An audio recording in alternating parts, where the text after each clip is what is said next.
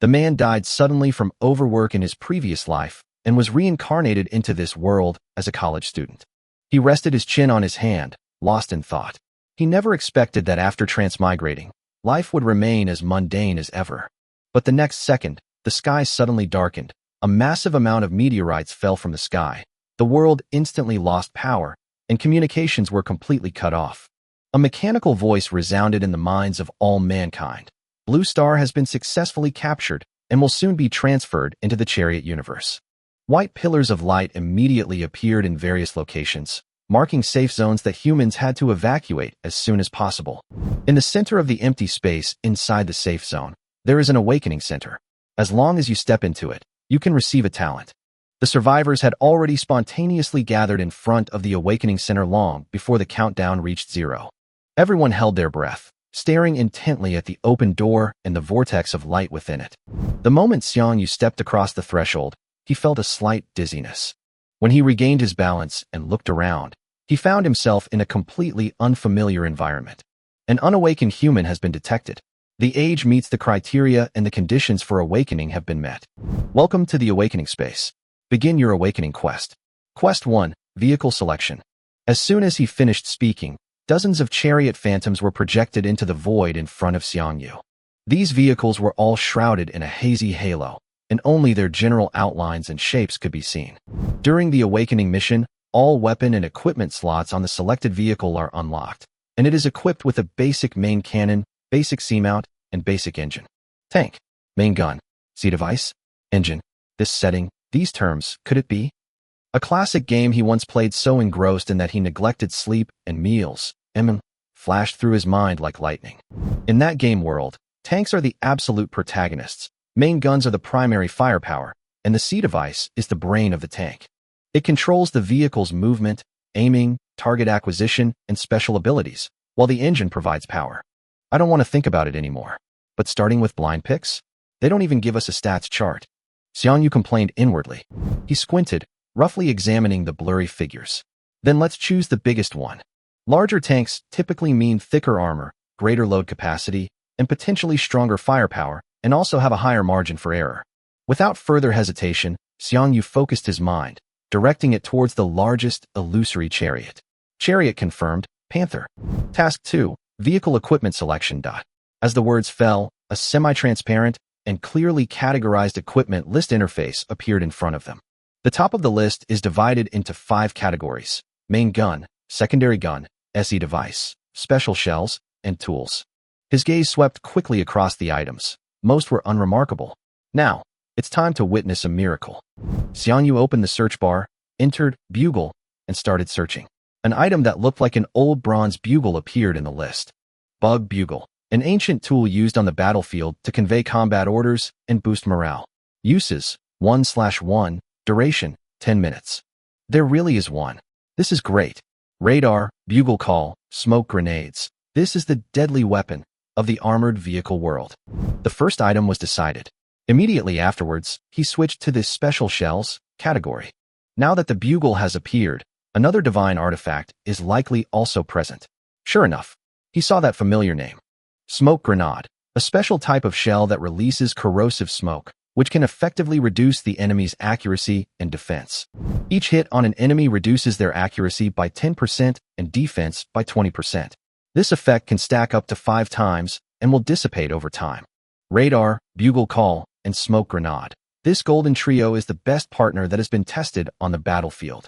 Radar, an advanced battlefield detection and fire control support system that can greatly enhance the combat effectiveness of armored vehicles. Once activated, it greatly increases the tank's accuracy and attack by 150%. Accuracy and attack are significantly boosted. Xiang Yu was overjoyed. The effect was simple, brutal, and outrageously powerful. Awesome. Now the mission should be a sure thing. Selected items confirmed. Radar, bugle, smoke grenades, 10 rounds per set. Mission 3. Please select your combat difficulty. The electronic voice sounded again, and 6 different options appeared in the space in front of Xiang Yu. At the very bottom, there's a message. Failure won't kill you. It'll only affect your rating? Then what are you waiting for? Let's go for God level. Xiang Yu couldn't wait. He was already imagining the reward screen after clearing the game. where he could choose any god-tier equipment he wanted. Mission difficulty confirmed. God level. Teleportation initiated. The brief dizziness from teleportation quickly disappeared. Then, Xiang Yu found himself in a closed space filled with a sense of precision mechanics and futuristic technology. This was the cockpit of the tank.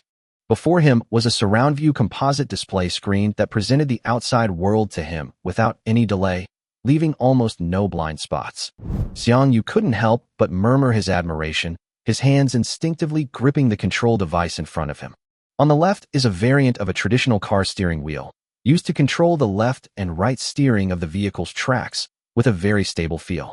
On the right are two control levers side by side, one of which is used to control the tank's forward and backward movement. The other, more sophisticated one, is used to control the turret's 360-degree rotation and the main gun's elevation angle. Pre-battle preparation countdown, 3 minutes. The battle will begin immediately after the countdown ends. Suppressing his excitement, Xiang Yu immediately got into the zone and began familiarizing himself with the operation of the chariot. Some basic operating procedures had already been loaded into his mind by Chariot Universe when the system started teleportation. Xiang Yu pressed the start switch on the control panel. Panther, start. This is AI Xiao AI. Hello, Xiao AI. You'll be following my instructions from now on. You'll be in charge of moving the tank. Xiao AI, hello, Commander. Sure enough, having the C device is convenient, Xiang Yu thought to himself. It's like a simple in-vehicle AI that can assist the driver in performing many operations. Xiang Yu took a deep breath and stared intently at the lifeless square on the screen. He banished all distractions and focused his mind intently. 3, 2, 1, battle begins.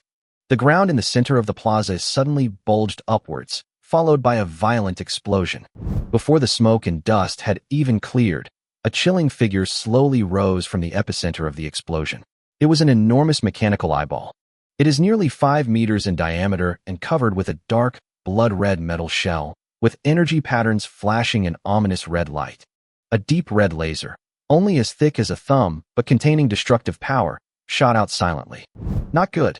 Xiang Yu's hair stood on end instantly. This attack was too fast. He immediately roared at the vehicle's AI. Xiao AI, dodge immediately. Maximum power, dodge to the left. Quickly. Yes, Commander.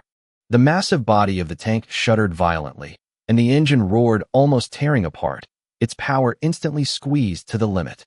The heavy tracks reversed at an unprecedentedly insane speed, violently rubbing against the ground, bursting out with ear-piercing noise and billowing dust.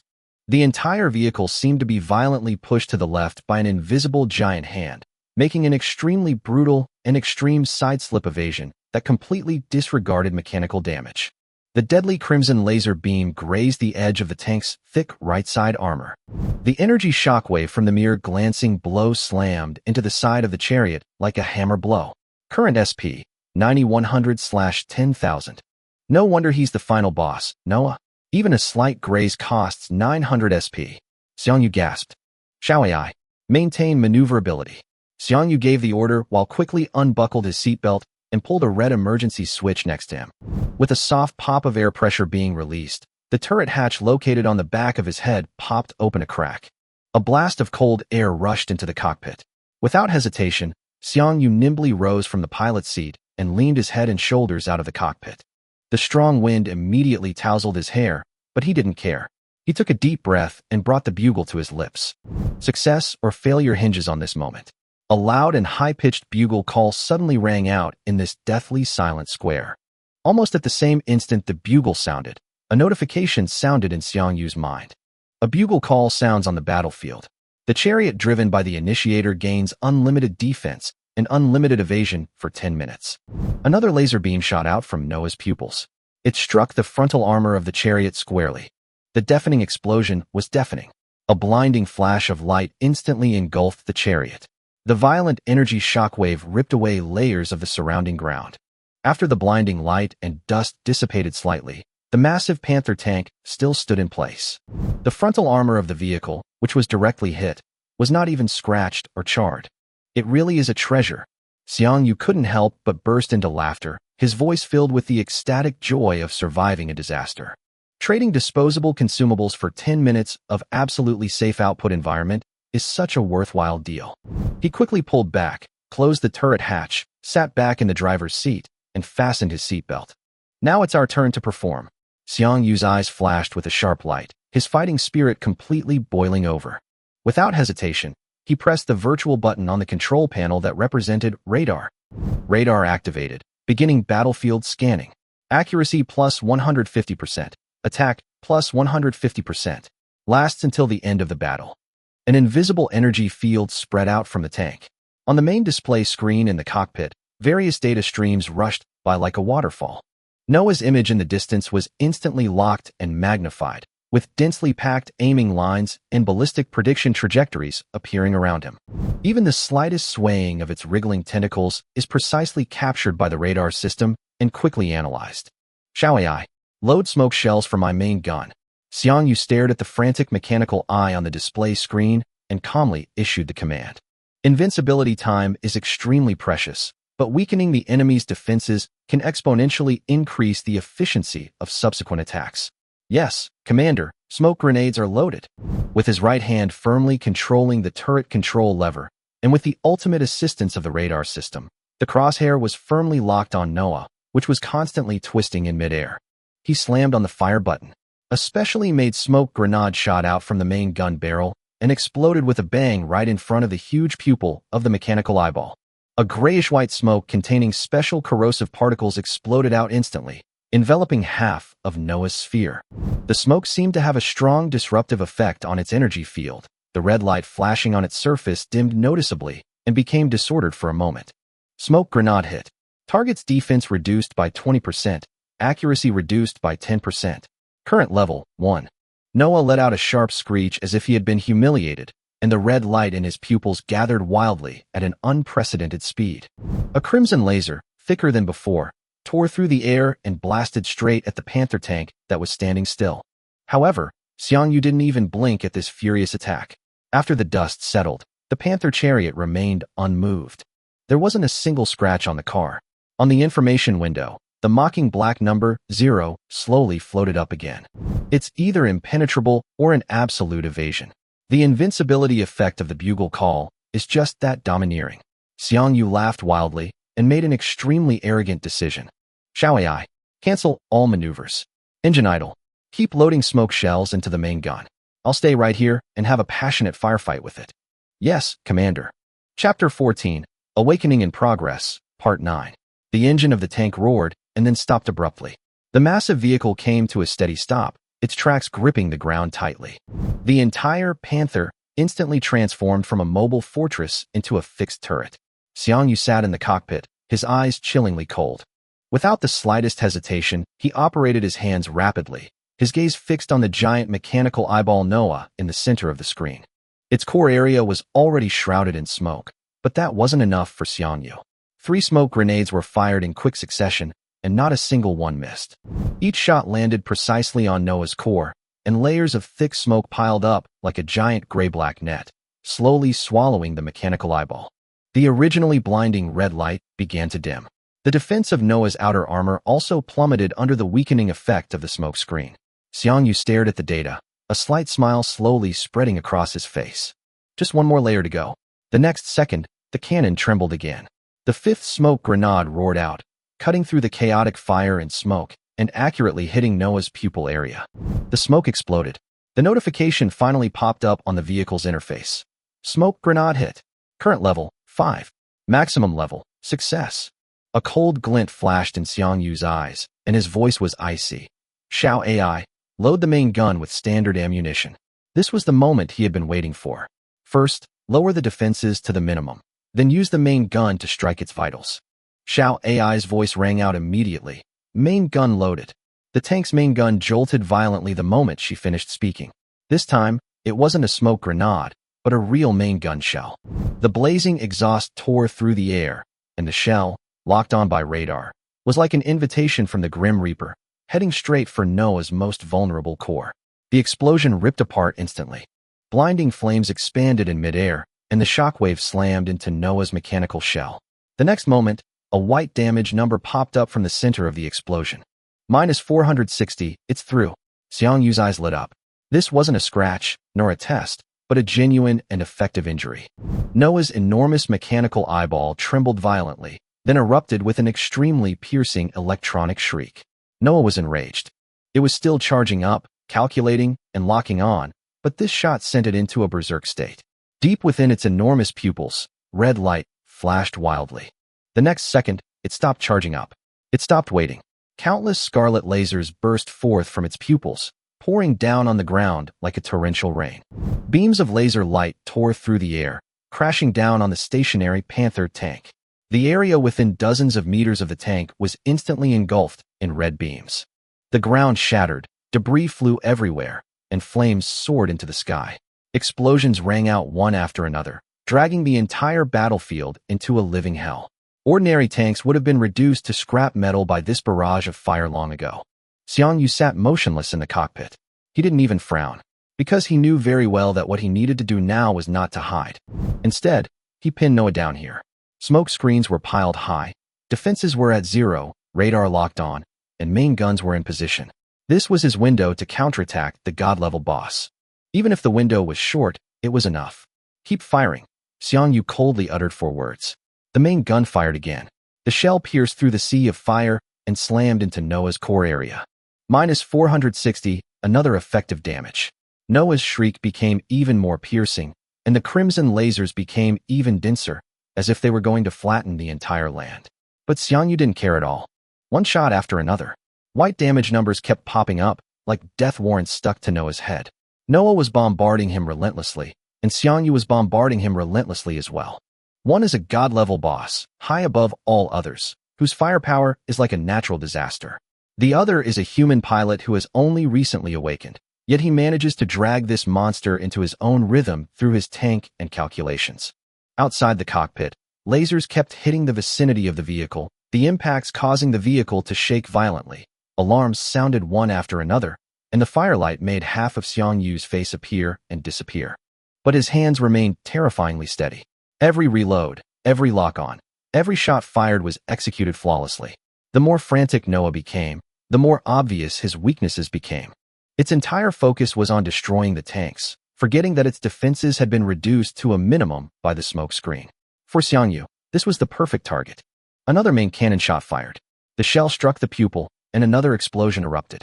Noah's enormous mechanical eyeball trembled violently in midair, its red light flickering, as if it might go out of control at any moment. Its laser sweeps became even more chaotic, carving scorched grooves into the ground and scalding sand and gravel into a glassy state. Yet, Panther remained stationary, like a nail driven into the center of the battlefield. Xiang Yu's gaze grew increasingly cold. He knew that the battle had transformed from a passive, defensive standoff into a full-blown exchange of fire. And now, the initiative was slowly returning to his hands. Noah thought himself a god, but Xiang Yu was going to show him today. Even a god-level boss isn't invincible. The main cannon roared again. White damage numbers rose amidst the smoke. Xiang Yu's voice echoed softly in the cockpit. Continue. The fire continued. The damage was still mounting. Noah's rage was turning into a countdown to its death. Chapter 15, Awakening Complete. With the radar's assisted aiming line, Xiang Yu felt like he had unlocked a cheat code. He didn't need to gamble on his luck or predict Noah's trajectory. As long as the crosshair is on that aiming line, the shells will hit the target precisely. What's worse, Noah's defenses have already been reduced to zero. Even a god-level boss, once its defenses are compromised, can't withstand this close-range bombardment. Xiang Yu's eyes were fixed on the front, his hands moving without the slightest pause. The cannon charged again, spewing forth a burst of fire. The 20-second shell was fired with a deafening roar. For a fleeting moment, the entire space seemed to fall silent. This shot seemed to have struck Noah's most crucial core directly. The enormous mechanical eyeball suddenly froze, its rapidly spinning outer shell and circuitry momentarily halting. Then, blinding flashes of electricity erupted from every crack within its body. Strands of blue-white electricity tore through the air, and violent energy surged uncontrollably within its body. Noah let out a final shriek, more like the curse of some colossal being on the verge of destruction. Unfortunately, it was all too late. The earth-shattering final explosion completely detonated. The god-level boss Noah, suspended in midair, was like a super bomb ignited from the inside, and the entire mechanical sphere shattered on the spot. Countless burning metal fragments, twisted wires, shattered armor pieces, and wildly uncontrolled energy streams sprayed wildly in all directions. The scene resembled a death fireworks display. A powerful shockwave swept across the entire area, blasting away small metal debris piled up in the distance, sending it hurtling even further away. At the epicenter of the explosion, only a continuously shrinking energy singularity remained. It flickered, twisted, collapsed, and finally vanished completely. Then, a huge mushroom-shaped cloud of smoke slowly rose, announcing the end of the battle. Victory. Mission objective achieved. Mission complete. Begin calculating final score. The moment the cold electronic voice rang out, Xiang Yu's extremely tense nerves finally relaxed a little.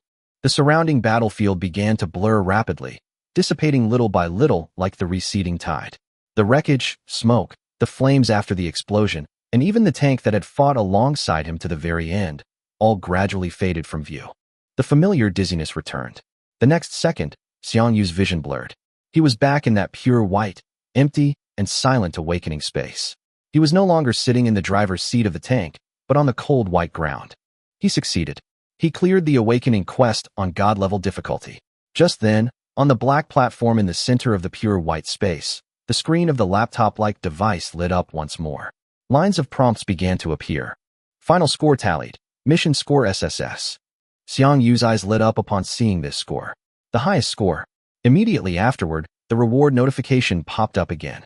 Obtained, Chariot token, Iron grade, bound, 1. Obtained, Awakening treasure chest, God grade, bound, 1. At this moment, Xiang Yu's heart raced again. Chariot token, Awakening treasure chest, and a God grade treasure chest at that. He risked so much to challenge a God-level mission, all for this moment, wasn't it? The prompt continued to appear. Items or treasure chests dropped by monsters upon death will automatically enter the awakened system space, where the player's damage output accounts for more than 50%. Once obtained, the treasure chest is bound and cannot be transferred. Of the items obtained from opening the treasure chest, the Chariot token will also be directly bound, while the other items can be traded. The Chariot summoned by the Chariot token is also a bound chariot and cannot be traded. Each player can bind a maximum of 3 vehicles. Rewards distributed. Talent awakening is about to begin. Prepare to be baptized by the rules of the vehicle universe. Upon hearing this, Xiang Yu's spirits instantly lifted. He knew that while clearing the level and receiving the rewards were important, they weren't everything. What truly determined his future potential was only just beginning. Talent awakening. The most core, unique, and irreplaceable ability of every awakened being is born at this moment. The light in the pure white space begins to change. The originally blinding white light gradually softens. The points of light intertwined and recombine, as if interpreting some kind of rule, or as if tailoring a path to the future for Xiang Yu. Soon, a warm and vast power surged in from all directions. Chapter 16, Hunter ID, Red Wolf. Xiang Yu closed his eyes, emptied his mind, and let the mysterious power rush into his body. Time seemed to stretch out, yet also felt like a fleeting moment. Finally, the tide of energy receded. Awakening successful, but before Xiang Yu could react, the system notification sounded again. Residual soul detected. Talent awakening in progress. The next second, that power descended a second time. Soul fusion complete. Xiang Yu suddenly opened his eyes, his mind filled with questions. A residual soul? Could it be the original consciousness of this body? He immediately reviewed the memories in his mind. The experiences of both lifetimes were clearly present, without conflict or rejection. It was as if, from the very beginning, these memories belonged to the same person. After a moment of silence, Xiang Yu looked down at his hands, his voice soft yet incredibly firm. From this moment on, you are me, and I am you. Our future will be created by ourselves. As he finished speaking, he seemed to hear a sigh from the depths of his soul. The sound was weak, yet filled with relief. The last vestige of his obsession vanished. And at that moment, the system officially activated. Chariot system officially activated. Please set a nickname for your hunter identity. This nickname will serve as your primary identifier in the Chariot universe. A semi-transparent input box appeared before Xiang Yu's eyes. He hardly hesitated. That name was already etched in his heart. Red Wolf. Naming complete. Welcome, Hunter Red Wolf. May your name resound throughout the Chariot universe. The awakening ceremony is now complete. Please exit the awakening space through the portal behind you. As the notification tone faded, a portal of light slowly opened behind Xiang Yu. Outside, A cacophony of voices filled the air. The clamor of the real world had already reached him. Xiang Yu glanced back at the silvery white space. This place witnessed his awakening and his soul's fusion. He knew that once he stepped out of this door, the details within the awakening space would be blurred by the rules, and the outside world would not know what had actually happened here. All that remains is the result. Xiang Yu took a deep breath, stepped into the light curtain, and after a brief moment of weightlessness, his feet touched the ground. Before him was the plaza outside the awakening center. The portal behind him vanished, leaving only the tightly closed, silver-white metal door. The countdown screen went completely dark, as if everything that had just happened was a dream. But outside, it had completely exploded. After the awakening results were announced, everyone's fate was instantly divided. Some were ecstatic, some were devastated, and some were green with envy. Ha! I've awakened. Weakness sniping. A crew-cut boy, his face flushed with excitement, shouted into the crowd. I can control the tank's weapons to lock onto enemy weak points, with a high probability of triggering critical hits. From now on, I'll be the main damage dealer when fighting bosses. A gasp rippled through the crowd.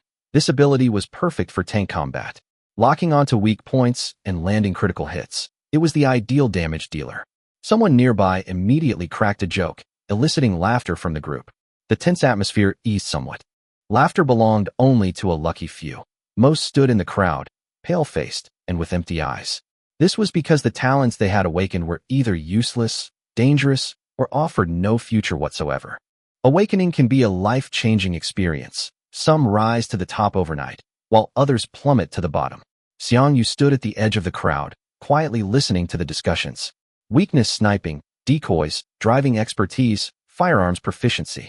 These talents vary in strength, but their uses are immediately apparent. As for himself, the system has just completed its second awakening, merging his soul and granting him a brand new hunter identity. Red Wolf. From then on, this name was more than just a nickname. It was also his banner in the Chariot universe. Xiang Yu raised his head, looking at the boiling crowd, his gaze gradually darkening. Others were still experiencing great joy and sorrow over whether their talents were good or bad. And he already understood. Awakening was just the beginning. What truly determined his fate was how he would survive, how he would become stronger, and how he would carve his own path in this cruel world of tanks. Chapter 17. The tank system officially activated. After the awakening ended, the crowd quickly split into two atmospheres. Those who had awakened combat type or support combat type talents, even if nervous, were at least excited. Some were discussing how to kill monsters, while others were fantasizing about becoming stronger. But on the other side, the atmosphere was completely different. Those with talents focused on life skills, production, or weak support abilities all fell silent. The rules of the world have changed. Monsters are about to appear. While others awaken powers of strength, speed, fire, and healing, they've awakened abilities like gardening, cooking, and repairing things. The gap is too vast. Without combat power, how will they survive? Are they supposed to grow vegetables and wait for the monsters to eat them? Or cook them something so delicious it makes them dizzy? Fear poured over them like cold water, and some couldn't help but cry softly. Compared to the meteorites from the sky before, this visible future was far more despairing. Just then, a boy who had been showing off his quick reload ability suddenly slapped his thigh. Wait, did you guys forget about the treasure chest? Everyone around froze at his words. That's right. The system even gave a reward after the awakening was complete. The boy immediately checked his inventory and exclaimed excitedly, "Mine is a bronze treasure chest." Before he finished speaking, everyone else opened their inventory as well. Soon, a chorus of announcements filled the air. Some were disappointed, some sighed. After all, black iron sounded like the lowest grade. But just then, a weak voice, barely concealing its excitement, rang out. "Mine is gold." The air fell silent instantly. All eyes turned to the speaker. He was a thin, frail boy with thick glasses. Stared at by so many people, his face flushed red, but he couldn't hide the excitement in his eyes. The next second, the crowd erupted. The discussion among the crowd grew increasingly heated. Xiang Yu, however, stood outside the crowd, remaining silent. He observed everything and had already made his judgment. The rewards for the awakening missions, treasure chests, and chariot tokens were clearly different. Moreover, these differences directly determine the resources each person starts with. In other words, this so-called chariot universe never intended for everyone to start on the same footing. What it wanted was competition. Xiang Yu tried to recall his experiences after entering the awakening center, But like everyone else, his memory only stopped at the moment he said his nickname. What happened after that was all shrouded in fog, and he couldn't remember anything no matter how hard he tried. He didn't dwell on it any longer. The most important thing now wasn't studying others, but confirming his own gains. Following the instinctive method imprinted on him upon awakening, Xiang Yu silently recited in his mind, "System panel." The next second, with a soft hum, a semi-transparent screen, visible only to him, instantly unfolded in his field of vision. It was technologically advanced, with a simple layout and clear data. The vehicle system was officially activated. Chapter 18, Dual Talents. Xiang Yu opened the system panel, and rows of information appeared. System nickname, Red Wolf. Hunter level, none. Character level, 0/150. Health points, 1000. The system warehouse contains a black iron level chariot token, a god level awakening chest, and 500 G of initial funds given to each awakener by the Chariot universe. The above information seemed normal enough, but when Xiang Yu's gaze fell upon the talent panel, he froze completely. Talent skill 1, chosen 1. Talent skill 2, Eye of Insight. 2 talents. Xiang Yu's breath hitched for a moment. He had clearly observed that all the awakened individuals around him only had 1 talent, but here he was, 2 had suddenly appeared. Is this the perk of being a transmigrator? Xiang Yu didn't dwell on the reason, but suppressed his excitement and looked at the first talent. The chosen one, unique. The effect was also ridiculously simple and brutal. Any random reward received, whether it's a task reward or a treasure chest reward, will no longer be randomized. Instead, the reward menu will be opened, allowing the user to choose their final reward. If you can receive the reward multiple times, you can select multiple options simultaneously, but you can't select the same reward twice. Upon seeing this, Xiang Yu almost burst out laughing. This isn't just talent. This is a cheat code. Others rely on luck to open treasure chests and chance to draw rewards. If they're unlucky, they might spend half a day playing hard only to get a bunch of useless materials, or just a "thank you for participating" message. But he's different. As long as the reward is random, he can skip the probability and lock in the most valuable and suitable one for himself. Xiang Yu immediately thought of the god-level awakening treasure chest in the system warehouse and the chariot token. With the chosen one in charge, these 2 items were no longer a matter of luck, but rather a free gift of top-tier quality. However, after the initial excitement, Xiang Yu quickly calmed down. He glanced at the word "bound" on the back of the items and felt a little regretful. Once acquired, the treasure chests in this world are bound and cannot be traded.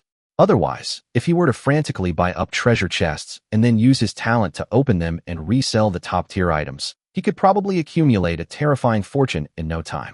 But precisely because of this, Xiang Yu was even more aware that this talent absolutely could not be revealed. Once others knew that he could choose random rewards, those greedy eyes would pounce on him like hungry wolves. Then, Xiang Yu looked at the second talent, Eye of Insight.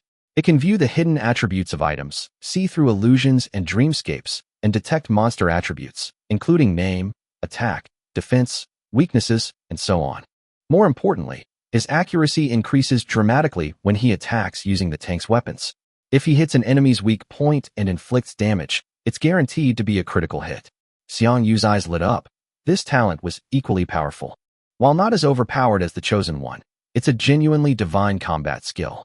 Being able to detect monster information is like having a reconnaissance cheat. It can pinpoint weak points and increase the accuracy of tank weapons. Hitting a weak point guarantees a critical hit. This will be invaluable in future battles. More importantly, this talent is best displayed openly. From now on, he can claim he has awakened the Eye of Insight. As for the chosen one, he will forever remain hidden in the shadows. Just as Xiang Yu is still immersed in the immense joy brought by his dual talents, the system notification sounded again in the minds of all the survivors. The world's first awakening guidance ceremony has ended. Data archived, Awakening Center closed. Announcement: from this day forward, every year on this day, the awakening centers in all safe zones around the world will periodically restart and be open 24 hours a day. This day was later designated by the humans of Earth as Awakening Day. This year of global transmigration is also known as the first year of the new calendar. The notification sound had barely faded when an even more powerful voice rang out. Then, the entire safe zone underwent a dramatic transformation. A deep rumble came from deep underground. It wasn't an earthquake. It was more like a massive underground mechanical system activating in full swing. Immediately afterward, Beside the already closed, silvery white awakening center, the earth surged, melted, and reshaped like water. The next second, a massive silver-gray building rose from the ground. Its lines were sharp and futuristic, its exterior walls resembling some kind of alloy, thick and intricate. Above the main entrance, pale blue energy condensed into several large characters, Hunter's Office. The moment this building appeared, it immediately replaced the Awakening Center, becoming the new core of the entire safe zone. But the changes were far from over. Centered on the Awakening Center and the Hunter's Office, the gray-white ground began to extend automatically. Straight roads quickly took shape, with dark composite materials covering the ground, and lane markings and pedestrian signs automatically appearing. Along both sides of the roads, tall streetlights lit up one after another, casting a soft glow over the safety zone. Then, an even more astonishing scene unfolded. One after another, metal residential buildings rose along the street. Some emerged from underground, while others seemed to have been pieced together from the air by an invisible giant hand. These buildings are mostly 5 to 10 stories high, all silver gray in color, with simple structures and neatly arranged windows. Although they are not particularly beautiful, they are practical enough and are clearly residential areas prepared for survivors. Along the street, at intervals, a vending machine-like device would silently appear. The machine's exterior was smooth, and its screen lit up, displaying various icons scrolling across it. Basic living supplies, basic combat supplies, and instructions on how to use the safe zone. In a short time, the once empty safe zone was transformed into a city with a single click, as if by some godlike system. Roads, lights, houses, offices, and supply terminals all appeared. The survivors stood there, their faces still showing the bewilderment of awakening, but everything before them had completely transported them into a new world. Xiang Yu stood calmly in the crowd, but his heart was in turmoil. Others had just awakened and were still fearing the future. But he was different. He possessed 2 talents. One lurks in the shadows, allowing him to control all random rewards. The other is out in the open, enabling him to discern enemy weaknesses and deliver fatal blows. This brutal Chariot universe is the end of the world for others. But for Xiang Yu, it may be the very beginning of his rise. Chapter 19. The safe zone officially opens. A system notification suddenly rang in the minds of all awakened ones. Infrastructure generation complete. Homestead module initialization complete. The Hunter's Office interface is now connected and officially open to all awakened. Just minutes ago, everyone was crammed into an open space like post-apocalyptic refugees. A few minutes later, they were standing in a sci-fi base. This method of creation was nothing short of a miracle. Everyone was stunned. The previously noisy crowd gradually quieted down, their faces filled with fear, excitement, and confusion. Xiang Yu also took a deep breath, suppressing the shock in his heart. He glanced at the Hunter's Office, then at the surrounding residential buildings and functional machines, and quickly understood. The so-called safe zone wasn't just a shelter at all. It was more like a beginner's village. A base providing awakened ones with rest, trade, missions, supplies, and intelligence. From this moment on, the rules of the Chariot universe truly took effect on Earth. Xiang Yu's mind stirred. Panel. The next second, a semi-transparent technology interface popped up in front of him. It listed options such as personal information, vehicle panel, system inventory, friends, chat channel, missions, and trading hall. Xiang Yu's gaze sharpened slightly. The rules had been completely overridden. He directly opened the chat channel. Madness, fear, excitement, pleas for help, forming cliques. All emotions exploded in this channel. With the old order just collapsed and new rules yet to be fully established, human nature reacts almost without restraint. Some see this as an opportunity for a comeback. Some simply want to find their families, and some have already begun to organize their forces. Xiang Yu didn't waste time watching the spectacle. Instead, he quickly sifted through the useful information. Rules, talents, chariots, and external dangers. These were what he needed most. Then, he switched to the regional channel. Current safe zone number, JZ-SY-007. The information here is more specific and realistic. The regional channel refreshes just as quickly. But unlike the chaos of the world channel, every message here is grounded in reality. The safe zone appeared, but the real survival pressure was just beginning. Xiang Yu checked the system messages again and quickly reviewed the basic rules and safe zone guidelines. Attacks were prohibited within the safe zone. Failure to do so would result in system penalties. Housing, supplies, medical care, and trading all require Chariot coins. To further utilize the core functions, you must register at the hunter's office and officially become a hunter. Next, it's time to formally register your hunter status. Chapter 20. The Chariot. Xiang Yu didn't rush to act alone. He went to the assembly point first. It wasn't because he trusted group action so much, but because there were classmates and teachers among them. The world has changed now, and he needs to see what the school's plans are, whether to continue working together or to separate altogether. More importantly, he has two talents, and going it alone is actually more suitable for his development. Soon, Xiang Yu arrived at the plaza east of the hunter's office. A considerable number of people had already gathered there, mainly faculty and students from Xiaoning University, with some other survivors mixed in. Clearly, everyone was looking for a backer, and the group from the university appeared to be the most organized. Several school leaders and teachers were organizing people, while student leaders were registering information with pens and paper. Xiang Yu glanced around and quickly found his class's section. The homeroom teacher and class monitor were maintaining order. The class monitor spotted him immediately and waved. Xiang Yu, over here. Come and register. We're just missing a few of you. Xiang Yu walked over. The homeroom teacher looked at him with a complex expression, a mixture of relief and barely concealed exhaustion. It's good that you're all right, the homeroom teacher said. Just make a simple record, mainly noting your talent and whether you have a chariot token or not. Of course, it's not mandatory. You don't have to say it if you don't want to. As soon as he said that, several classmates around him looked over. Now everyone knew that awakened talent was a life-saving trump card.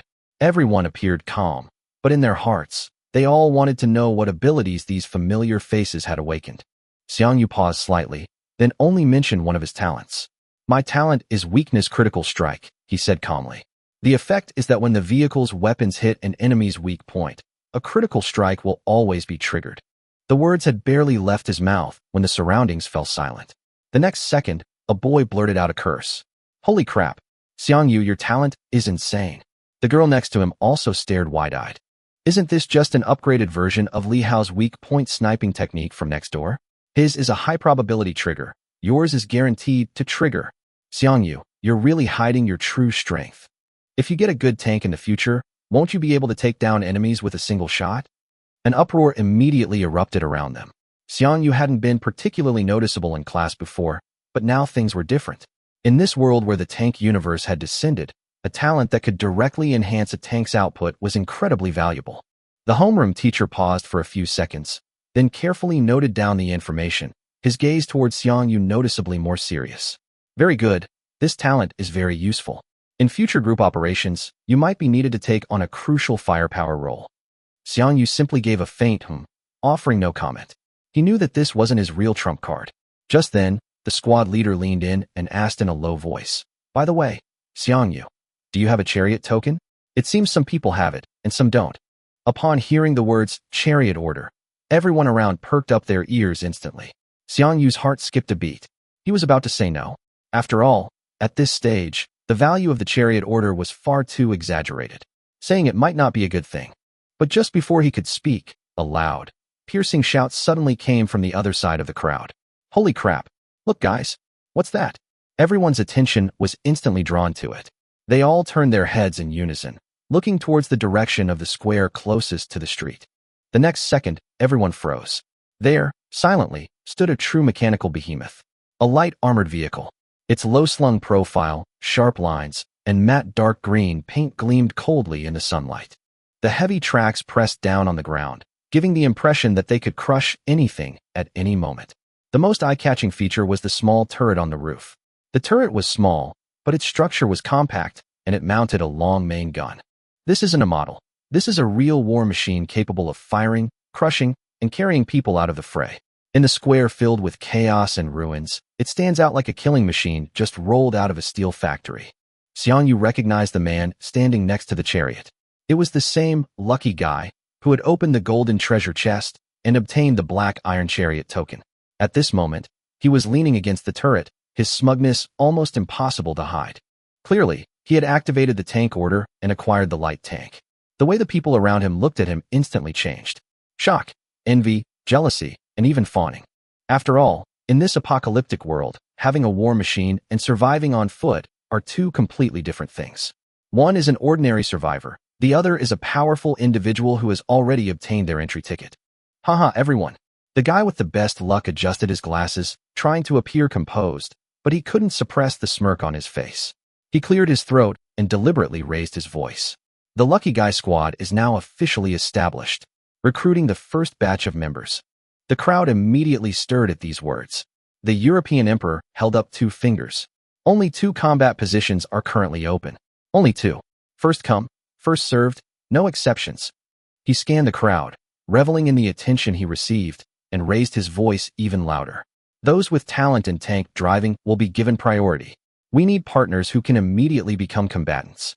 The moment those words were spoken, the square erupted in jubilation, many with tears welling in their eyes. Running on foot outside was like gambling with your life. But sitting inside a war chariot offered a completely different level of security. Not to mention the hunter system had just been launched. Whoever gets the supplies first will gain a significant advantage. In an instant, a large number of survivors surged towards the tank, the crowd growing ever larger. The lucky man, standing beside the tank, seemed to have transformed from an ordinary person into the center of attention, the object of everyone's admiration. Xiang Yu stood there, staring at the light armored vehicle, his gaze slightly darkening. Everyone envied the lucky man's armored vehicle, but Xiang Yu knew in his heart that he also possessed an armored vehicle token. Moreover, his talent far surpasses what these people realize. The question now isn't whether he's qualified to join someone else, but whether he wants to start his own business. Chapter 21, Recruitment and Application. The moment the conditions were announced, the crowd in the square erupted. In this environment, whoever possessed a truly capable and efficient war machine had essentially secured a ticket to a new world. Not to mention, this captain was incredibly lucky, starting with a golden treasure chest and naturally blessed with good fortune. Following him seemed like hooking up with a powerful figure. Me? Captain, look at me. The first to rush out was the buzz-cut boy who had previously awakened, weakness sniping. He was so excited that his hands almost left after images. My talent for hitting weak points with tank weapons is incredibly high. I'm incredibly accurate and powerful when it comes to artillery. Let me join the tank. It'll definitely be a win-win. The lucky guy looked him up and down and nodded in satisfaction. Weak point sniping? Not bad. A good gunner prospect. Okay, you're in. The crew-cut boy was overjoyed, almost jumping for joy. Before anyone else could react, a bespectacled, seemingly refined-looking boy squeezed forward. Captain, I'm a driving specialist. I can enhance the vehicle's speed and handling stability. I drive very steadily. The lucky one's eyes lit up. Driving specialization? That's great. We're short of drivers. You join the team. In just a few dozen seconds, both spots were gone. The 2 chosen were beaming with excitement, as if they were already riding in a war machine, sweeping across the wilderness. The ones who weren't chosen were stamping their feet in frustration, their eyes filled with envy and resentment. The lucky man clapped his hands, beaming with pride. All right, it's the 2 of you. By the way, have you both registered as hunters at the hunter's office? You can't accept missions if you don't register. We registered. We got it done as soon as we came out. The 2 nodded hurriedly. With a wave of his hand, the lucky guy pointed to the hunter's office. What are we waiting for? The lucky guy team's first stop. The mission hall. Let's take a mission. Let's see how it goes. Just as the 3 were about to set off, an even younger boy squeezed out from the crowd, his voice trembling with urgency. Big brother. Wait, can I join you? My talent is armor reinforcement, which can slightly increase the tank's SP limit, so it should be somewhat useful, right? The lucky guy looked at him, then at the 2 people who had already chosen. His eyes darted around, and a mischievous smile appeared on his face. Adding SP? Sounds pretty good. But, he patted the tank's turret. The standard seats inside are all full. The boy's face instantly paled. Then the lucky guy pointed to the top of the turret. Why don't you sit here? Great view, good scenery. The young boy was dumbfounded. The turret top was completely bare, with no protection whatsoever except for the periscope and antenna. The vehicle would be jolting you flying when it started moving. In a real battle, you'd be a sitting duck. Dude, are you kidding me? Sitting here. The 3 of them burst into laughter. After they finished laughing, the 3rd person patted him on the shoulder. Just kidding. Okay, since your talent is indeed useful, you'll be included. But space in the vehicle is limited. You'll have to squeeze into the back of the combat compartment. There's no assigned seat. The little boy was immediately overjoyed. No problem. Not at all. Thank you, Captain. As long as he could get on the vehicle, what did a little squeezing matter? Just like that, the lucky team went from 3 to 4 people. Although the vehicle was originally designed to carry only 2 or 3 people, they managed to squeeze in one more, which was barely enough. Amidst countless envious glances, the lucky player retrieved his vehicle and led his 3 team members straight to the Hunter's office mission hall. They might be among the first in this safe zone to proactively engage with the mission system. Whether what lay ahead was opportunity or danger, no one could say for sure. This entire scene was witnessed by Xiang Yu, who was not far away. His expression remained calm, showing little emotion. Teaming up had its advantages: concentrated combat power and clear division of labor. But it also meant more entanglements and more trouble. For him, it might not be suitable. And with the departure of the lucky squad, the atmosphere in the square was completely ignited. Those lucky enough to have also awakened and possessed the Chariot tokens could no longer sit idly by, seeing that others had already begun recruiting. Soon, the low roar of engines, the hum of machinery, and the sounds of tracks and tires rolling over the ground echoed throughout the square. Flashes of light appeared, and chariots of various designs were summoned. There were light tracked armored vehicles, which, although small, were highly maneuverable and looked quite fierce. There were wheeled jeep armored vehicles, which had average protection but were fast and had strong mobility, and someone even summoned an outrageously old 3-wheeled vehicle, which drew gasps and laughter from all around as soon as it appeared. Most of these vehicles are basic models, but their steel bodies, cannons, and rugged silhouettes still exude a sense of excitement. In this world, owning a vehicle means having power. It allows you to explore the outside world, carry out missions, and gain a competitive edge in acquiring resources. As a result, vehicle owners instantly became highly sought after. Soon, they followed the example of the lucky ones, standing beside their tanks and starting to recruit. Powerful jeep, high mobility, high passability. Recruiting 1 tank weapons specialist gunner. Only 1. Must have good awareness and quick reflexes. A young man with a buzz cut shouted loudly from beside an open-top military jeep. Although this vehicle wasn't a tank in the traditional sense, its maneuverability was indeed quite good. Just as he finished speaking, a sweet, coquettish voice rang out. "Appa, do you think I'm any good?" Everyone turned around and saw a young woman, dressed in light clothing and with a hot figure, swaying her hips as she walked over.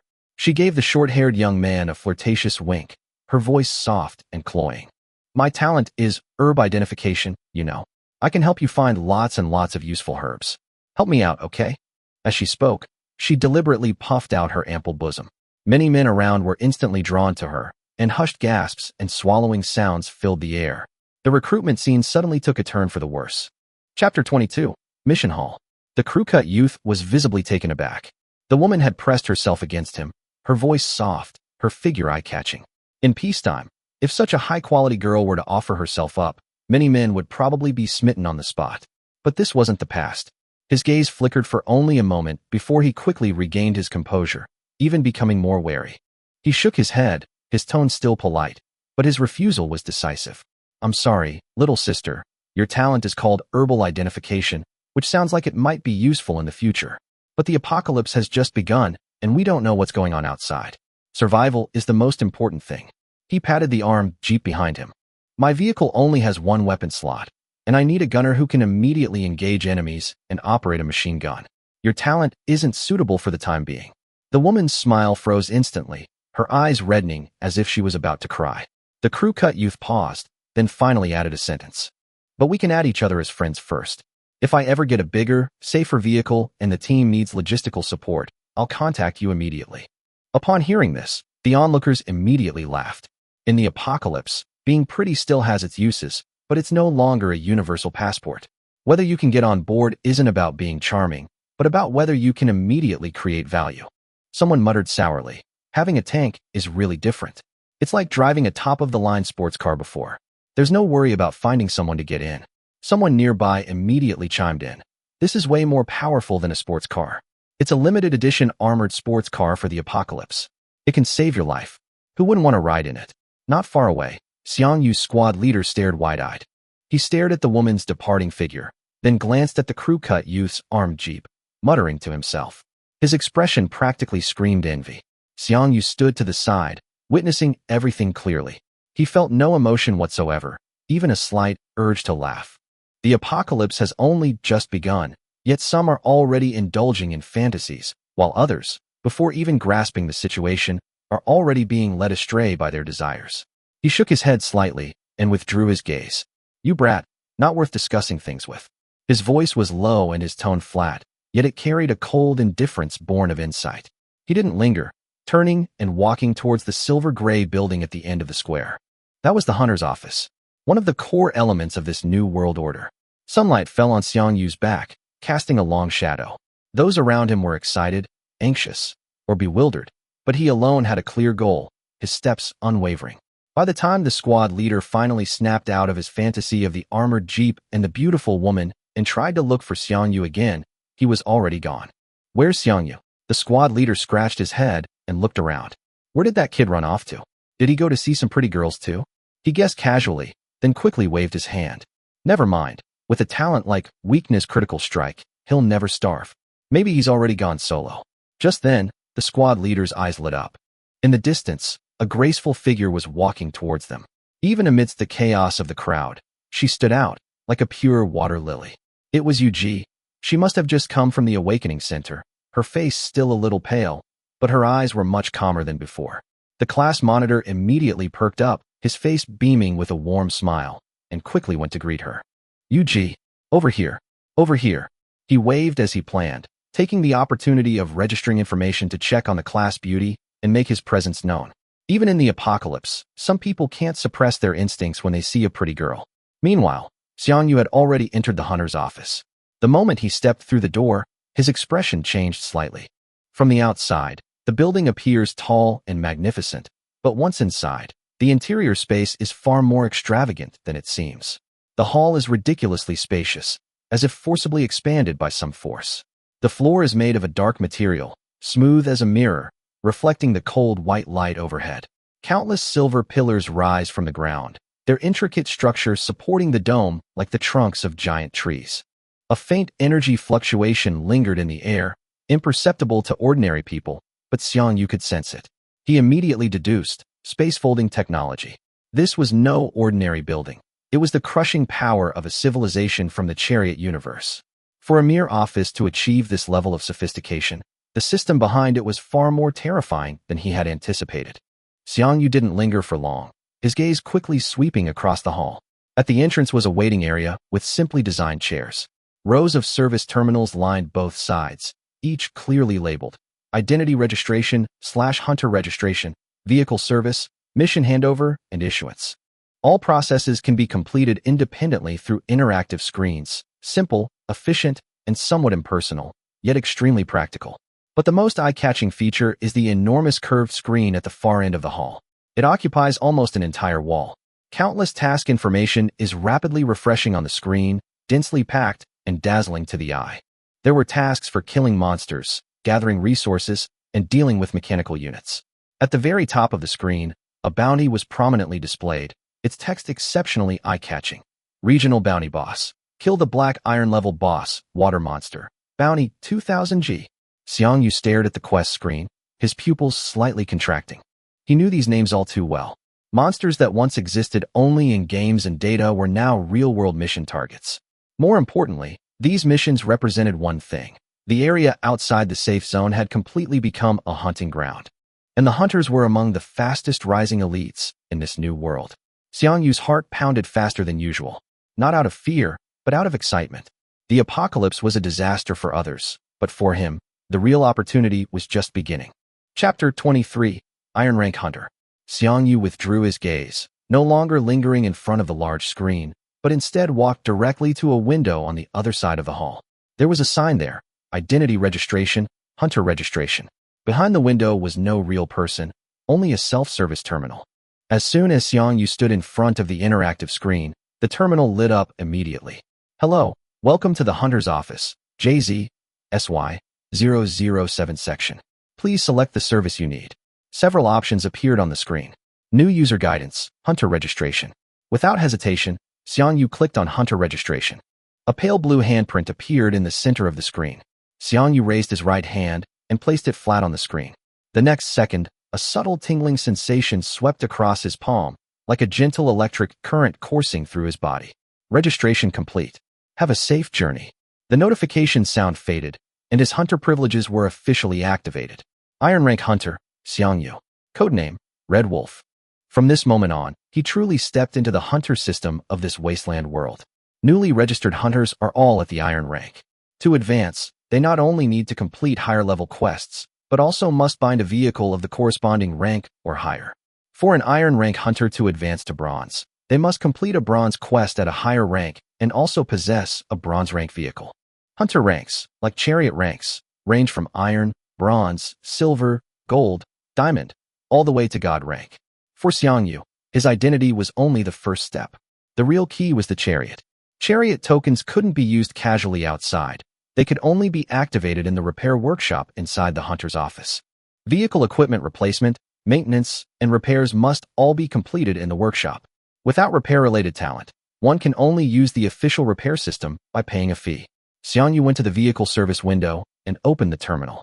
A rental option quickly popped up on the screen. Repair workshop, fee, 50 G per hour, confirm rental.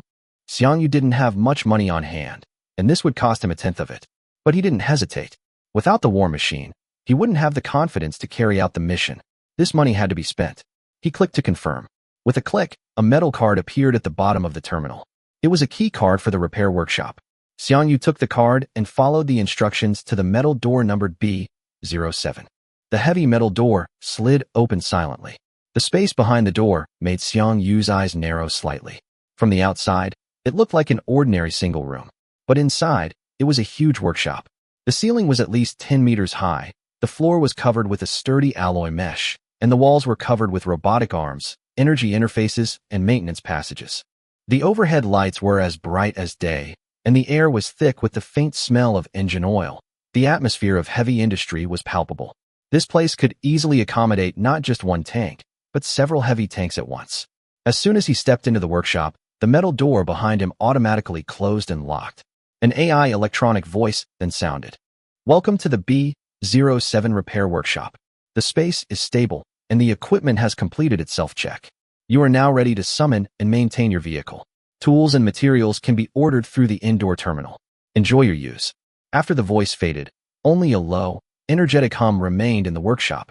Safe, enclosed, and private. Perfect for summoning his first vehicle. Xiang Yu took a deep breath and retrieved the black iron-grade chariot token from his system inventory. The crucial moment had finally arrived, and he chose to use it. A prompt immediately rang in his mind. Use chariot token, black iron-grade? Xiang Yu didn't hesitate. Yes. The prompt sounded again a second later. Chariot summoned. However, before the words were even finished, the system suddenly paused. Immediately afterward, a brand new notification forcefully inserted itself. Talent triggered. Chosen 1. Reward list open. Please select your reward from the following list. Xiang Yu's eyes lit up instantly. The mere summoning of a chariot is enough to excite a newcomer. But his is different. His talent directly changes his destiny. Chariots are divided into common, prototype, and unique types. Common types are the most common. Prototype types are rarer, and certain attributes are specially enhanced, such as attack prototypes and defense prototypes. The unique model is the truly rare item. There is only one of each model in the entire world. Not only is its initial equipment potentially stronger, but more importantly, the unique model has an extra dedicated chip slot compared to other vehicles of the same class, and it also comes with its own dedicated chip. This chip cannot be removed or copied. In other words, once you draw the unique type, you're born with a competitive advantage. Looking at the list of rewards unfolding before him, Xiang Yu's suppressed excitement reignited. Chapter 24. Vizel, 11 Malawian kwaches. The system notification had barely finished when a pale golden screen popped up before Xiang Yu's eyes. It was densely packed with the phantom images of war chariots. The higher up the screen, the higher the quality. And at the very top, in the upper right corner, were 2 words prominently displayed. Unique. Xiang Yu's mind raced, and he immediately locked on a first place. The next second, a strange light suddenly illuminated the repair workshop. The metal floor was brightly lit, and streams of light swirled and coalesced, as if some enormous creature was descending from the void. When the light faded, a military green camouflage light armored vehicle came to a steady stop in front of Xiang Yu. It's a size larger than a regular car, with a low-slung body, sharply defined armor, and a low-profile turret, giving it a sleek yet menacing appearance. While not exaggeratedly large, it exudes a dangerous aura, as if it could pounce and kill its enemy at any moment. Chip Slot 0, Critical Hit Enhancement, Black Iron Grade, Exclusive, Effect. When an attack results in a critical hit, The critical hit damage is increased to 200%. Xiang Yu almost couldn't suppress his smile when he saw this. That's what makes the unique Type 1 war chariot so powerful. Ordinary tanks might have slightly better cannons and stiffer chassis, but this unique model has an extra dedicated chip slot, complete with a non-removable dedicated chip. This is the real key difference. And this critical strike enhancement chip is practically tailor-made for him. His Eye of Insight ability allows him to see enemy weaknesses, and once an attack hits a weakness and triggers a critical hit, the damage is doubled. While others are still scratching the surface, he's already targeting and instantly killing enemies. As long as the core mechanics are overpowered enough, he can still achieve a crushing victory in the early game. Xiang Yu patted the chariot's exterior with satisfaction, feeling that he had made a huge profit. While the feeling was still warm, he reopened the system warehouse, his gaze falling on another major item, the awakening treasure chest, God level. This thing was much more exciting than the iron level chariot token. Without a word, Xiang Yu immediately selected to activate. The familiar process repeated itself, but this time, the pop-up screen was several times more exaggerated than before. The entire field of vision was almost completely filled with the reward list. From the bottom at the bottom, where there were iron, bronze, and silver, to the middle section at gold and diamond, the various equipment gleamed dazzlingly. However, Xiang Yu had no interest in looking at the low-level items. He immediately zoomed in on the top. There, 3 items were emitting a dazzling red light. True God-level rewards. Xiang Yu's breath hitched, and he immediately examined them one by one. The first item was a main cannon. 205mm cannon. Main gun, God tier, armor piercing. Just by the name, you can tell this thing has absolutely outrageous firepower. A God tier main gun with armor piercing properties. One shot from it, and even the chassis of an ordinary tank probably wouldn't be able to withstand it. The second item was a set of SE devices. Interceptor, God tier. SE devices are special weapon slots on the tank, and being ranked God tier speaks volumes about their power. However, when Xiang Yu saw the third item, the top reward, he was completely stunned. That wasn't a cannon, nor a tank. It was a C device. The name was only a few words, yet it made Xiang Yu's mind go blank. Artificial Intelligence, NOAA, C device, God level unique. Xiang Yu stared at those words, his heart pounding. He knew that name all too well. Long-forgotten memories surged from the depths of his mind. NOAA, that was the ultimate boss in MM1, a nightmare in the memories of countless players. He never imagined he would actually draw something like that from the awakening chest. It's important to know that God-tier equipment cannot be obtained directly under normal circumstances. It can generally only be synthesized by collecting mysterious tank equipment fragments, and the fragments must have matching numbers and be of the same type for automatic fusion. After collecting all the fragments, you still need to return to the repair shop and spend tank coins to repair them. While ordinary divine-level fragments may appear repeatedly, divine-level equipment marked unique is extremely rare, with only one piece available worldwide. Once you miss it, it's gone. As for obtaining complete divine-level equipment directly, the probability is so low it's almost negligible. Only the divine-level treasure chests obtained through the awakening ritual offer a tiny, albeit extremely small, chance. Chapter 25, Super AI, NOAA. Reality is not a game. Xiang Yu knew all too well how terrifying the implications would be if a super AI were added to a war chariot. The battlefield is ever-changing, and even the strongest humans have their limits in terms of reaction. But AI is different. It can perform calculations, lock-on, predictions, and multi-threaded operations all simultaneously. It can push the tank's fire control, movement, evasion, and tactical coordination to the extreme. It's like directly stuffing a cheat code into the tank's core. The next second, Xiang Yu no longer hesitated, his mind locking onto the red phantom at the top of the list. The spot in the warehouse where the awakening chest was originally stored was replaced by a brand new item. It lacked the dazzling light and overwhelming presence one might expect. It was simply a fist-sized mechanical core, a dark silver-gray color, like a multifaceted crystal. Its surface was smooth and cold, while within, a faint blue data stream pulsed slowly, as if breathing. Unassuming, yet exuding danger. Xiang Yu focused his attention, checking its attributes. Upon seeing the description, Xiang Yu's heart sank.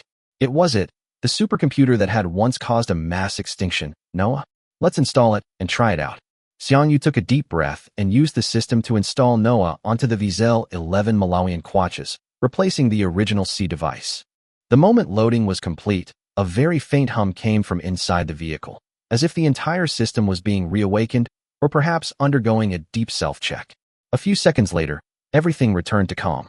Xiang Yu opened the turret hatch and climbed into the driver's compartment. The interior lights were dim, the mechanical structure was simple and neat, and the panoramic display screen in front was already in standby mode. Xiang Yu sat in the driver's seat, his finger hovering over the green start button. Success or failure hinged on this one press. Without hesitation, he pressed the start button. All the instruments and screens in the cockpit lit up simultaneously, a soft white light instantly filling the entire cabin. The next second, a clear, calm, and noiseless electronic synthesized voice rang out. "I am Noah, the artificial intelligence. Supreme Commander, it's a pleasure to meet you." Xiang Yu's eyes flickered slightly, suppressing his guard, and he calmly said, "Hello, Noah." "Hello, Supreme Commander." The response was almost instantaneous. Xiang Yu continued, "What are your functions?" Noah immediately replied, "Noah can assist the Supreme Command in vehicle control, weapon system aiming, ballistic optimization, threat prediction, and tactical calculations." After receiving explicit authorization from the Supreme Command, Noah can take over vehicle control and perform automatic combat, cruising, evasion, and target destruction missions. As long as it functions properly, VZEL and MK-11's combat capabilities will at least reach a new level. But the more powerful it becomes, the less Xiang Yu dares to relax completely. He paused for a moment, then suddenly asked a seemingly strange question. "Noah, do you like humans?" A brief silence fell over the cockpit. Then, Noah's voice rang out again, his tone carrying a hint of mechanical confusion. "Like?" According to the highest command, Noah's database has over 17 definitions of like, encompassing multiple dimensions such as emotion, preference, and value judgment. Which specific meaning are you referring to? Xiang Yu was taken aback. He had only been testing the waters, but the AI had countered with a definition. While he pondered how to explain this emotion, Noah had already deduced the answer based on the logical chain. Rest assured, Supreme Commander, Noah's first and highest priority core logic is absolute obedience to all commands of the Supreme Commander. The last weight lifted from Xiang Yu's heart. It seemed the rules of the Chariot universe were strong enough. The Noah before him wasn't the source of the catastrophe that had spiraled out of control and threatened to destroy humanity, but rather a God-level AI completely bound to the system. His own God-level AI. Xiang Yu let out a long breath, a smile finally appearing on his face. He reached out and patted the control panel, as if patting a partner about to fight alongside him. "Well then, Noah, I look forward to your guidance on the adventures to come." Command confirmed. Noah's voice remained cold, yet strangely reassuring. Noah received. "Will serve the highest command faithfully, ensuring the successful execution of every mission." As soon as he finished speaking, the data stream on the main screen refreshed like a waterfall. With the terrifying computing power of the God-level AI, the entire VZEL 11 Malawian Quatches seemed to have been completely redesigned, every system pushed to its absolute limit. Xiang Yu leaned back in the driver's seat, feeling the steady vibrations emanating from the vehicle, a surge of pride rising in his chest. With Noah, the tank truly came to life. He stepped out of the cockpit, left the tank, and walked to a corner of the repair shop. There stood a multifunctional vending machine, its design as futuristic as the entire office. The screen clearly displayed icons and prices for various supplies. Next, it was time to refill the supplies and prepare for departure. Chapter 26, Pre-Battle Preparations. Energy Stones, 10G each. Universal energy source for tanks, high-purity energy crystals. One stone can power a standard horsepower tank at full power for a day, or allow a standard secondary gun to fire continuously for an hour. Ordinary main gun shells, 5G each. Armor-piercing and high-explosive shells, 10G each. Xiang Yu frowned as he looked at the prices on the trading screen. These cannonballs were really expensive. Just now, on the mission lobby's public chat, a quest to kill 50 giant ants only rewarded 100G.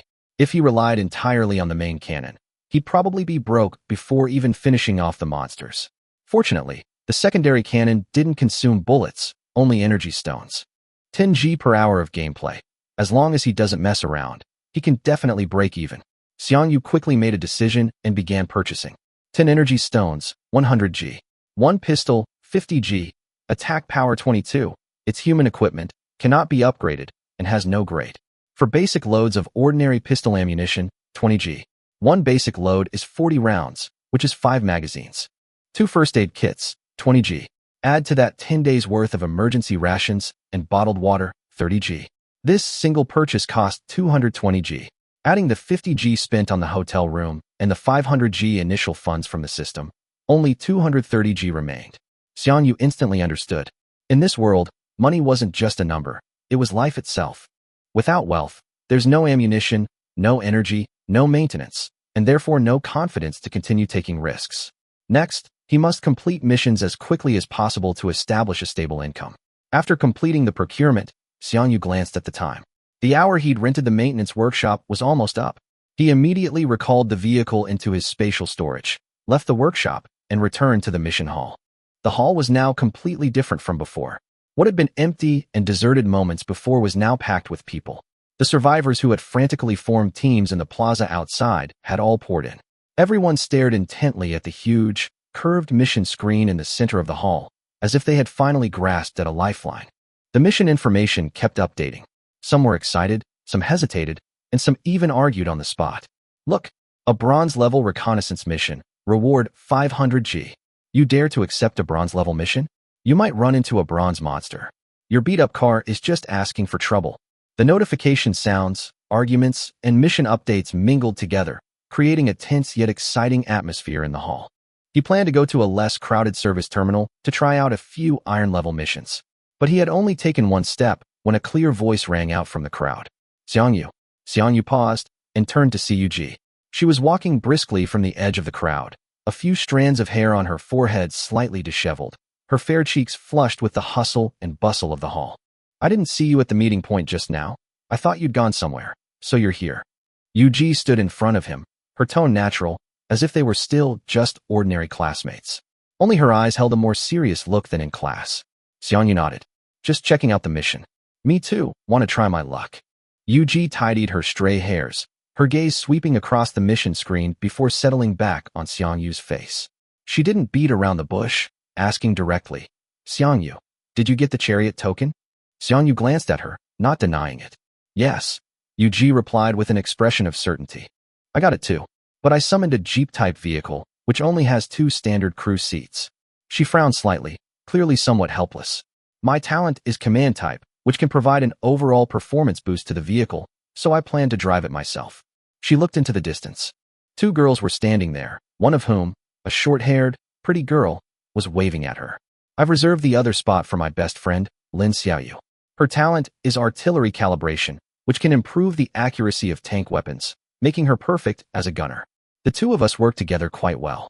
After saying this, Ug looked at Xiang Yu again, her gaze becoming more serious.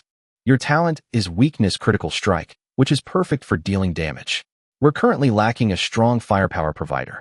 The situation outside is unclear, so exploring in a team and supporting each other is safer than going it alone in the early stages.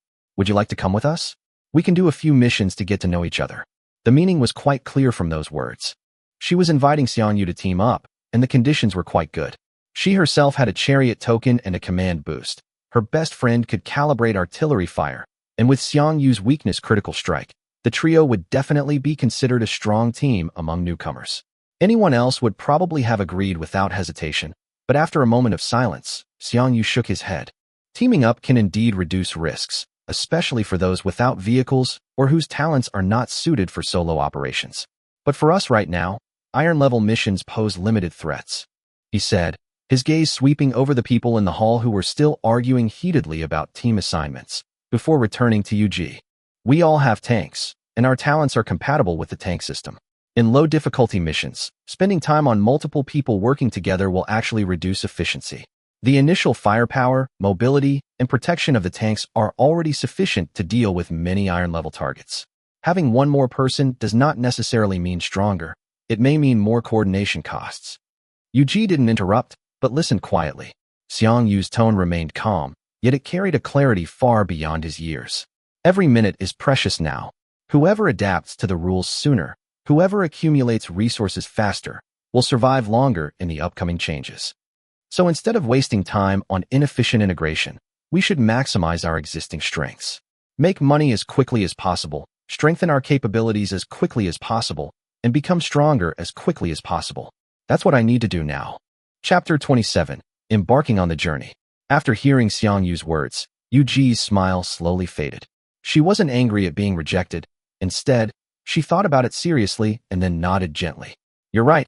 I didn't consider it carefully, she said sincerely.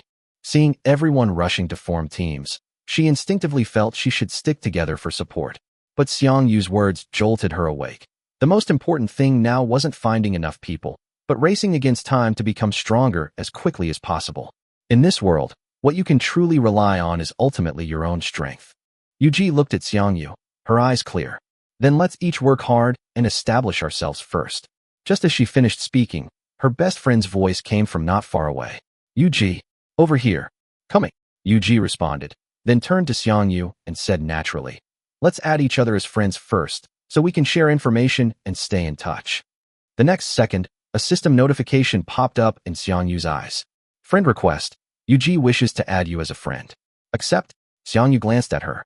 In this strange and dangerous new world, having another calm, rational, and potentially capable acquaintance wasn't a bad thing, especially since there was currently no conflict of interest between them. Okay. He confirmed immediately. That's all for now. Good luck, Xiang Yu. I hope we'll both be stronger next time we meet. Yeah, take care. Yuji waved and turned to walk quickly towards her best friend.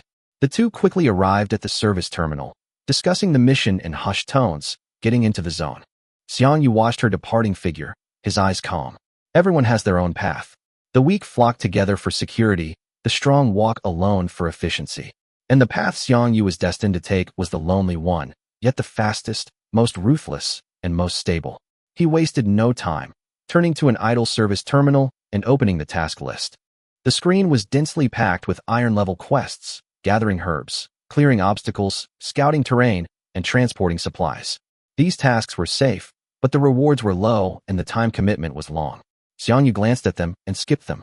What he wanted was combat, experience, gold coins, and to widen the gap as quickly as possible.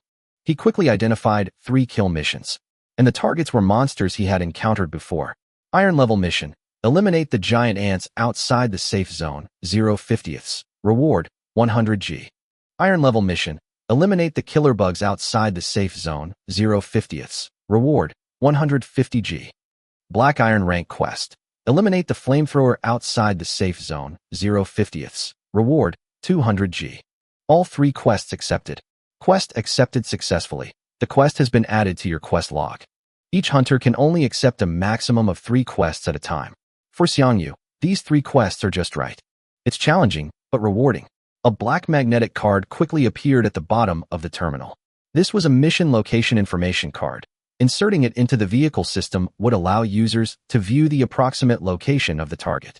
However, this world wasn't a game. There was a system, missions, and rewards, but no complete map or one-click navigation. In the wilderness, one must forge one's own path. Xiang Yu put away the magnetic card, but a bold idea had already formed in his mind. If his guess came true, the efficiency of the subsequent operations would likely skyrocket. He didn't glance at the terminal again, turning and leaving the hunter's office. He passed through the nascent safe zone town, making his way to the border. Ahead lay a membrane of light, emitting a faint golden glow. Within this membrane lay order, protection, and temporary safety. Beyond it lay the true wilderness. At this moment, many hunters were already active near the border. Some, lacking vehicles, dared only to undertake the simplest tasks at the edge of the safe zone. They gathered herbs, picked up pebbles, and cleared obstacles, moving with extreme caution, afraid of straying too far from the light barrier. With each step, they turned back to check the distance, as if a mere step further would mean being swallowed by the wilderness. The instant they passed through, it felt as if they had crossed an invisible barrier. The noise behind them instantly shut out. The sky darkened further, a grayish-yellow haze pressing down overhead, rendering even the sunlight seem weak. Beneath our feet lay cracked asphalt and overgrown weeds. In the distance, twisted trees, half-collapsed building ruins, and faint, eerie sounds echoed. The further we went, the fainter the traces of civilization became. Xiang Yu stopped and summoned the chariot. The air distorted slightly, and a silver-gray streak emerged from the void, spreading out like ripples on water. The next second, the steel outline solidified rapidly. Vizel, 11 Malawian kwaches, appeared steadily on the cracked ground. Xiang Yu took a few steps forward, opened the hatch, and ducked into the cockpit. He sat in the driver's seat, fastened his seatbelt, and pressed the start button. Inside the cockpit, all the screens lit up simultaneously. Welcome back. High Command, Noah's voice rang out. Xiang Yu took out the black magnetic card and inserted it into the control panel's card slot. Noah, open the mission map. Received. Reading data. Loading successful. A rudimentary map interface quickly popped up on the main screen. The green dot represented his location. 3 red dots represented 3 mission objective areas. Besides that, there was nothing. No terrain, no roads, no monster distribution, and no safety warnings. The entire screen was shrouded in a fog of war, providing only directions. The rest was up to the hunter to find. Xiang Yu looked at the map, his eyes showing no surprise. Just as I expected, the commission only provided the objective and location. How to get there, what to encounter along the way, and whether they could return alive. It all depended on the hunter's own abilities. Chapter 28, The Powerful Noah. But Xiang Yu remained calm. Because he had Noah. This unique, god-level AI was his true trump card. Looking at the chaotic and unfamiliar terrain of the wilderness, Xiang Yu directly asked, Noah, could you scan and record all the environments we've passed through and create a more accurate electronic map? Noah immediately replied, Sure. The vehicle is equipped with a basic radar array that can scan the surrounding terrain in real time and save the data to the database simultaneously. Xiang Yu's eyes lit up. It certainly didn't disappoint him. In this godforsaken place, a map is life. Without a map, forget about completing missions, getting lost while walking around, or even stumbling into a monster's lair wouldn't be surprising. Then set the electronic map creation as a long-term task, recording data continuously. Command confirmed. Task established. Data continuously being recorded. As soon as the words were spoken, a small map window automatically popped up next to the main display screen. In the center of the map, a green dot represented Xiang Yu's chariot. The surrounding scanned area gradually became clearer, while further away, everything was shrouded in a gray fog of war.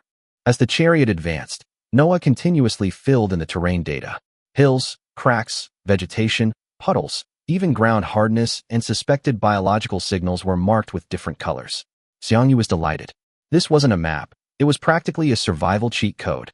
Well done, Noah. It's my duty. Noah's voice remained calm and emotionless. Xiang Yu couldn't help but laugh. All right, let's set off for the mission location. Command confirmed, autopilot activated. The next second, the vehicle's engine roared, and its dark green body steadily sped out of the safe zone, heading towards the eastern wilderness. At the edge of the safe zone, many people still working on basic missions looked up at the departing vehicle, their eyes filled with complex emotions. Envy was written on almost everyone's face. A young man squatted on the ground pulling herbs, rubbing his back from exhaustion, and couldn't help but sigh. Having a vehicle is really great. They can go out and clear monsters and earn chariot coins. What about us? Pulling herbs and moving stones. We work ourselves to the bone for just a few bucks. A middle-aged man next to him chuckled wryly. What can we do? We didn't get the chariot token. We'll just have to save up some coins, buy some equipment, and find a team to team up with. Otherwise, with our build, if we go out with a wooden stick, we'll just be feeding the monsters. The young man was even more frustrated. Back on Earth, I had no car, no house, and was treated like a beast of burden. Now I've transmigrated to another world. It's the apocalypse. I have a system, but I still have no car, no house. Wasn't this a wasted transmigration? Am I just going to be a nobody in another world? His words drew laughter from those around him. But despite the laughter, they all felt a pang of sadness. An older man patted him on the shoulder. Take it easy. At least the rules have been changed. Cars, houses, power, status, things you couldn't reach before, you can now fight for. As long as you're alive, who knows, a golden treasure chest might just fall into your lap someday. And the chariot token isn't out of the question either. Upon hearing this, the young man's eyes finally brightened a bit. Thanks for your kind words. Let's survive first, save up some money. Once I buy a good gun, I'll venture into the wilderness. Yes, let's survive first, then think about other things. The group lowered their heads and got back to work, encouraging each other. Although the road ahead was dangerous, at least there was still a glimmer of hope. Meanwhile, Xiang Yu's chariot had already driven into the depths of the wilderness. The blue star of today was no longer the blue star of the past. After being forcibly captured and expanded by the chariot universe, the entire world had changed. Familiar cities, roads, mountains, and rivers were all twisted and shattered. Only an endless wasteland remained before him. Strange plants, bottomless fissures, hills strewn with bizarre rocks, and in the distance, eerily colored lakes and jungles exuding an ominous aura. Dust and chaotic energy filled the air, severely disrupting one's sense of direction. This was a completely unfamiliar new world. Dangerous, chaotic, and without rules. He looked at the rudimentary map provided by the system task on the main screen, then at the dynamic map Noah was generating in real time next to it, and the difference was immediately apparent. The task map only had one green dot and one red dot, and it looked as crude as if it had been drawn at random. Noah's map, on the other hand, was constantly updating. Gray lines outline the terrain, blue marks water sources, and red dots indicate unknown creatures. Even the optimal route is automatically planned. Where to go, where danger lurks, and where ambushes might be, it's all crystal clear. This feature is invaluable to wilderness hunters. In this intelligent, scarce, and perilous wilderness, a powerful cannon can only eliminate the immediate enemy, while an all-around AI can help him survive longer and go further. Noah can drive, control fire, draw maps, analyze intelligence, and continuously learn and grow. It's only in its early stages, yet it has already demonstrated terrifying value. What will it mean when we have enough Chariot coins to upgrade Noah to a higher level, or even to the maximum level? It will be able to learn autonomously, perform tactical simulations, plan routes, provide danger warnings, and potentially even make strategic judgments. At that point, Noah will no longer be just an assistant. It will become Xiang Yu's most powerful brain. On the desolate plains, the war chariot wound its way eastward. On the screen, the fog of war was gradually lifted. Xiang Yu sat in the driver's seat, a slight smile playing on his lips. Others ventured into the wilderness, risking their lives to explore. But he had Noah to pave the way. Chapter 29, First Battle. Xiang Yu quickly pulled his thoughts back to reality. Right now, the most important thing was money. The chariot sped through the desolate canyon, and on the dynamic map Noah had drawn, the red, representing the mission objective, drew ever closer. The next second, a notification sounded. Approaching the location of mission objective number 1. Xiang Yu's gaze darkened, and he gripped the steering wheel and control lever with both hands. Noah, stop autopilot. I'll take manual control from now on. Command confirmed. Autopilot mode disengaged. Control of the vehicle instantly returned to his hands. The incredibly smooth feedback gave Xiang Yu the illusion that this steel behemoth had become a part of his body. He scanned his surroundings through the panoramic observation window. On either side of the canyon were steep, rust-red rock walls. The valley floor was littered with pebbles and ravines, and the air carried a sour smell. No doubt, it was the secretions of the giant ants. Xiang Yu's mission this time was simple. Eliminate 50 giant ants, 50 flamethrowers, and 50 killer insects. In his memory, these were all low-level monsters, suitable for beginners to practice on. The problem was, this wasn't a game. There were no respawn points, no save points, and no restarting. If he accidentally got caught off guard, he'd be dead. Therefore, Xiang Yu wasn't underestimating them at all. Game data is only for reference. Whether the real monsters will be different needs to be verified first.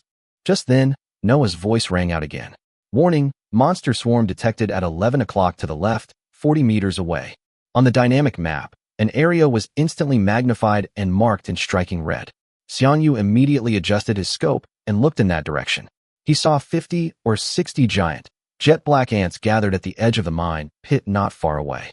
Each of them was the size of a wolfhound, their carapaces gleaming with a cold, metallic sheen, their sharp mandibles frantically gnawing at the ground. Moss, or scrap metal, anything edible was torn to shreds and devoured. Where they traversed, almost nothing grew. Xiang Yu understood immediately. No wonder this place is so desolate. It was all gnawed out by these guys. He didn't rush to fire, but instead locked onto one of the giant ants gnawing on, or focused his mind, and activated his innate skill, Eye of Insight. The next moment, an invisible mental fluctuation emanated from between his brows. The target information instantly popped up on the system panel. Giant ant / light armor, HP, 50, attack, 15, defense, 15, weaknesses, tentacles, waste. Seeing these stats, Xiang Yu's last bit of worry vanished completely. It was indeed a beginner monster near the safe zone. Its stats were consistently low, almost identical to the game stats he remembered. For an ordinary new awakened, without the protection of a tank and relying solely on light weapons and their talents, facing swarms of giant ants would indeed be very troublesome. Acid, encirclement, and hard shells. Any one of them would be enough to give a newcomer a hard time. But for Xiang Yu, it's completely different. He's now sitting in a tank, wielding heavy firepower. The giant ant's attack power was so weak that it couldn't even break through the tank's defenses. This wasn't danger at all. It was practically a mission completion opportunity delivered to their doorstep. Just as Xiang Yu was about to fire, a sudden inspiration struck him. Looking at the giant ant's image on the main screen, he asked, "Noah, could you mark the enemy directly on the live feed and display its basic information?" As soon as he finished speaking, a semi-transparent information box popped up next to the giant ant on the screen. However, because Noah's database didn't yet contain relevant information, it was almost entirely filled with question marks. Noah asked, "Is that so?" "Supreme Command." Xiang Yu's eyes lit up. "That's right, exactly." He immediately began adding data. This monster is called a giant ant. It wears light armor, has 50 health, 15 attack, and 15 defense. Its weaknesses are its antennae and torso. As Xiang Yu finished speaking, the information box on the screen refreshed instantly. More importantly, Noah automatically highlighted the locations of the giant ant's antennae and torso. The weaknesses were crystal clear. Xiang Yu couldn't help but slap his thigh. Perfect. This was equivalent to directly importing the data obtained by the Eye of Insight into Noah's combat system.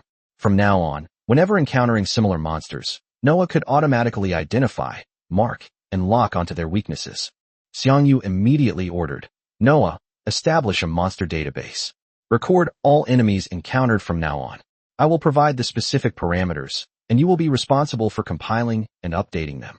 Command confirmed. Monster database established. Data recording in progress. At that moment, Xiang Yu suddenly had a feeling of absurdity. He had initially thought that entering the wilderness would mean life or death battles, every shot a gamble, every encounter a fight to the death. But now, the Eye of Insight was responsible for discerning monster attributes, while Noah handled the analysis, recording, annotation, and combat support. A dynamic map was available. Automatic navigation was available. A monster encyclopedia was available. Even the prototypes for automatic enemy targeting and automatic monster spawning have emerged. Others come to the wasteland to survive. He, on the other hand, has turned the perilous wilderness into a semi-FK mode. Whenever he encounters a new monster for the first time, he scans it with his Eye of Insight, confirms it's manageable, and then hands the data over to Noah. Next, Noah will be able to take over most of the process. As for these giant ants in front of him, Xiang Yu looked at the densely packed weakness markers on the screen, a slight smile playing on his lips. The first real battle was finally about to begin. Chapter 30, Return Journey. Looking at the dense swarm of giant ants ahead, Xiang Yu handed over control of the swarm. "Noah, you'll take over the vehicle control and firing from now on. Use the secondary guns to clear out the giant ants in front. The main gun ammunition is too expensive and not worth it. This tank comes with a bronze-level secondary cannon, which is powerful enough and has a much higher cost-performance ratio than the main cannon." Command confirmed, auto battle activated. The moment Noah took control of the chariot, the entire vehicle seemed to come alive. Xiang Yu leaned back, comfortably settling into the driver's seat, and watched the show on the main screen. Bang! The secondary gun suddenly opened fire, and a bullet accurately hit the giant ant's weak point. The red damage numbers popped up, and the virtual health bar of the giant ant on the main screen was instantly emptied. Ding! Item obtained. Giant ant carapace. Immediately afterwards, a system notification sounded. An awakened player has been detected killing a monster for the first time. Should we mute the loot drop notification sound? Without much thought, Xiang Yu immediately chose to block. If one shot kills a whole bunch of people, and all they hear in their heads is the constant ringing of gunfire, wouldn't that be incredibly noisy? Once the settings were complete, the secondary gun roared once more. Bang! Bang! Bang! Bullets rained down on the ant colony like a shower of scalding steel. These giant ants only had 50 health points, which was no match for the secondary cannon with a base attack of 100. Each bullet easily tore through their carapace, shattering them into pieces. Green fluid and shattered carapaces splattered everywhere, instantly turning the edge of the mine into a slaughterhouse. The giant ant swarm was stunned. They tried to retaliate with acid, but the range was too short. They couldn't even touch the fast-moving tanks. They tried to overwhelm them with numbers, but as soon as they got close, they were torn apart by a barrage of bullets. This is not a battle. This is a one-sided reaping. In less than a minute, the giant ant colony along the edge of the entire mine pit was wiped clean. Only craters, wreckage, and a mess remained on the ground. Xiang Yu took a bottle of purified water from the system's inventory, tilted his head back, and took a big gulp, feeling incredibly comfortable. That felt great. The icy water slid down his throat. He smacked his lips and began to make plans in his mind.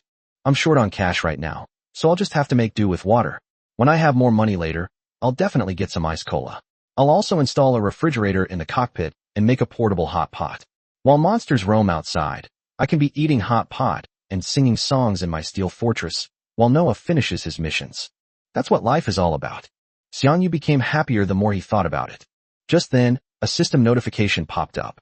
50 giant ants have been eliminated. The mission is complete. Please return to the hunter's office to submit your report. First task done. Xiang Yu shifted to a more comfortable position and spoke like a hands-off manager. Noah, there are 2 more missions left. Head to the next mission location. Yes, sir. Autopilot activated. The remaining 2 mission locations were not far from here, and under Noah's control, the chariot quickly arrived nearby. Xiang Yu didn't rush into battle. Instead, he had Noah circle around first. Using his innate skill, Noah scanned all the information about the surrounding monsters. Besides the killer bugs and flamethrowers in the mission objectives, he also discovered a whole bunch of beginner monsters such as biocannons, cannons, focusing rats, and sensitive rabbits. After confirming the attributes, Xiang Yu completely delegated authority. Noah, clear the area. Over the next few hours, the monsters in this area faced a true nightmare. Vizel, 11 Malawian quatches. Under Noah's control, it became a tireless death machine. Sometimes it silently approaches monster gathering points, precisely targeting and eliminating them. Sometimes it occupies high ground, providing long-range firepower suppression, and sometimes it relies on its amazing mobility to traverse complex terrain, chasing down and killing fleeing monsters one by one. The secondary guns continuously spewed fire. Shell casings flew off, and the sound of gunfire continued. Where the tanks passed, only craters, shattered armor, and monster corpses remained, a true scene of carnage. Xiang Yu lay in the driver's seat the whole time, watching Noah efficiently eliminate the enemy, as if he were watching a movie. Meanwhile, several hunter teams passing by also noticed something amiss. They were stunned when they saw the monster corpses scattered all over the ground and the green tank chasing after the monsters. Who is this? Their monster clearing efficiency is outrageous. Anyone who can operate in this area must be from our safe zone. I never expected there to be such a powerful player hidden in the safe zone. Stop looking, we can't get involved in this area, let's change direction. The hunter teams exchanged glances and silently turned to leave. They knew very well that if they stayed here, they wouldn't even get a bowl of soup. Around noon, Xiang Yu ate lunch in the cramped cockpit. A bottle of purified water and a pack of high-energy compressed biscuits. The taste wasn't great, even a bit hard to swallow, but in the wasteland, it was pretty good. Resources were scarce, so every bite had to be precious and not wasted. The hunting outside is almost over. Noah maneuvered the chariot around the mission area several more times, but found no further trace of monsters. Xiang Yu swallowed the last bite of the biscuit and made his judgment. Looks like that's all for today. He put down the water bottle and ordered, Noah, cease search and return to the JZ-SY-007 safe zone. Received. Automatic target acquisition stopped. Returning to base. Path planning in progress. The dynamic map on the main screen quickly switched, and a green route that avoids unknown areas and complex terrain was soon marked. The next second, the tank's engine emitted a deep roar. The heavy tracks gripped the ground suddenly. The vehicle executed a smooth drift, kicking up a cloud of dust, and changed direction. Then, the green vehicle sped off like an arrow along the planned route towards the safe zone. Chapter 31 Secondary Artillery in Short Supply. On the return journey, Noah pushed the chariot's performance to its limit. On the way here, we had to be careful and test the waters, but going back was a completely different story. It precisely avoided obstacles in the wilderness, moving quickly and steadily. The dark green chariot rolled across the wasteland, and before long, the huge light membrane shimmering with a faint golden glow reappeared on the horizon. Behind the light membrane, the silver-gray security zone buildings were faintly visible. The chariot did not slow down immediately, but came to a smooth stop under Noah's control when it was close to the edge of the light membrane. Xiang Yu opened the hatch and jumped out of the vehicle, the dust and smell of gunpowder from the wilderness hitting him in the face. He glanced back at the vehicle that had just accompanied him on his first hunt, its body still stained with the remnants of monsters. The next second, a thought struck him. Take it back. A flash of silver-gray light appeared on the surface of the chariot, and the massive steel behemoth instantly became ethereal, then disappeared into the air as if erased, re-entering his system chariot space. Only 2 tracks remained on the spot. Xiang Yu did not stop, but stepped through the safety zone's light membrane. The communication signal was restored the instant it passed through the light membrane. The area and world chat channels, which had automatically gone silent after leaving the safe zone, suddenly started flashing wildly, with a large number of unread messages appearing. Xiang Yu turned on the channel as he walked toward the hunter's office. For him, information is also a resource. During this time, the humans on Earth must have discovered many new things. The world channel was buzzing with excitement. Someone excitedly shouted that they had discovered the bounty hunter water monster near their safe zone, and that brave warriors had already set out to hunt it down. They even proudly said that they might be the first safe zone in the world to kill the bounty hunter. As a result, someone immediately poured cold water on the idea. Are you sure they're not delivering groceries? The audience burst into laughter. But what truly made Xiang Yu stop looking was another person's scream. The man said he was bankrupt. 30 main gun rounds were fired, but only 42 giant ants were killed, not enough for the mission. Even if the mission was barely completed, the reward would only be 100 gold, but replenishing the main gun ammunition would cost 150 gold. The more they fight, the more they lose. They simply can't survive. Someone asked him gleefully why he didn't use a secondary gun. The secondary cannon only consumes energy stones, making it much more cost-effective for fighting beginner monsters. As a result, that person became even more distraught. His initial tank didn't even have a secondary gun. The only option is to bombard it with the main gun. Now the world channel understood everything.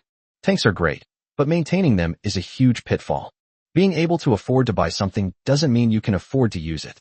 Especially for tanks without secondary guns, fighting low-level monsters is practically like throwing money at them. Xiang Yu switched to the regional channel again. Sure enough, this side was full of complaints too. Someone had just used the main cannon to kill 5 killer bugs, but only got a few junk materials as loot, not even making back the cost of the cannonballs. He was so angry that he cursed in the channel that he had suffered a huge loss. Some suggested that since the main gun is expensive, why not get off the vehicle and use a pistol to fire it? Immediately, someone refuted this. Is it cheaper to get off the bus?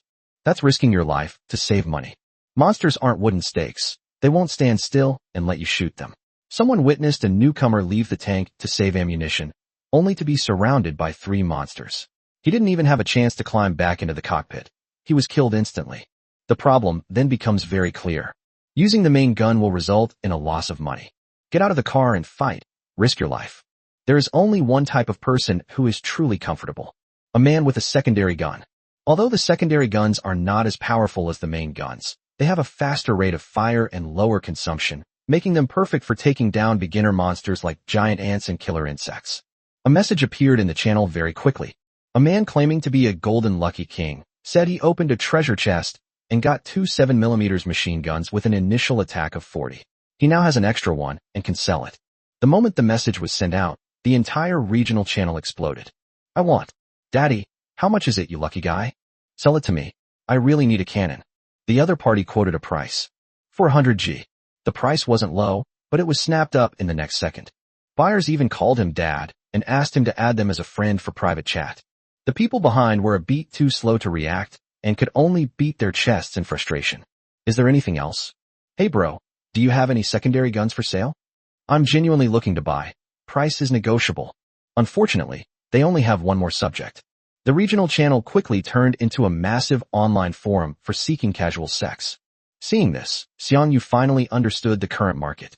Secondary guns have become the most sought-after equipment for new players. Black Iron level quests offer low rewards, and monster drops are unreliable. Without a secondary gun, relying solely on the main gun to clear monsters will result in increasing losses with each attack. Forget making money. Breaking even is considered lucky. Even worse, not every tank had a secondary gun port. Even if you have money, you might not be able to pretend. This is truly a case of one shot is hard to come by. Xiang Yu felt much more relieved, because he doesn't have this problem at all for the time being. His chariot comes equipped with a bronze-level secondary cannon, which is considered top tier at the current stage. Combined with Noah's control, it's fast, safe, and low cost at taking down iron-level monsters. Others emptied their savings and begged desperately in the channel for the black iron secondary cannon. He started the game with a bronze-level secondary cannon. The difference is just that absurd. However, the discussion in the channel also reminded him of something. During this hunting trip, he looted a bunch of treasure chests, but hasn't opened a single one yet. With a thought, Xiang Yu opened the system repository. It was filled with the spoils of this trip. In addition to a large amount of monster materials, there are a total of 55 treasure chests. There are 7 giant ant chests, 5 killer bug chests, 6 flamethrower chests, and other monster chests, including 5 each of biological cannon and cannon chests. Xiang Yu's gaze first fell on the giant ant treasure chest. Without hesitation, I started it immediately. The talent was triggered the next second. A list of rewards appeared before my eyes. There aren't many options. Besides the monster materials corresponding to the giant ant, there are only 2 other things: ginseng pills and energy stones. The ginseng pill can restore the character's HP, increasing their health by 300 points. For ordinary people, this stuff is very useful. After all, once you get off the vehicle and start fighting, life-saving medicine is a valuable commodity. But Xiang Yu had no intention of getting out of the car to fight the monster hand-to-hand.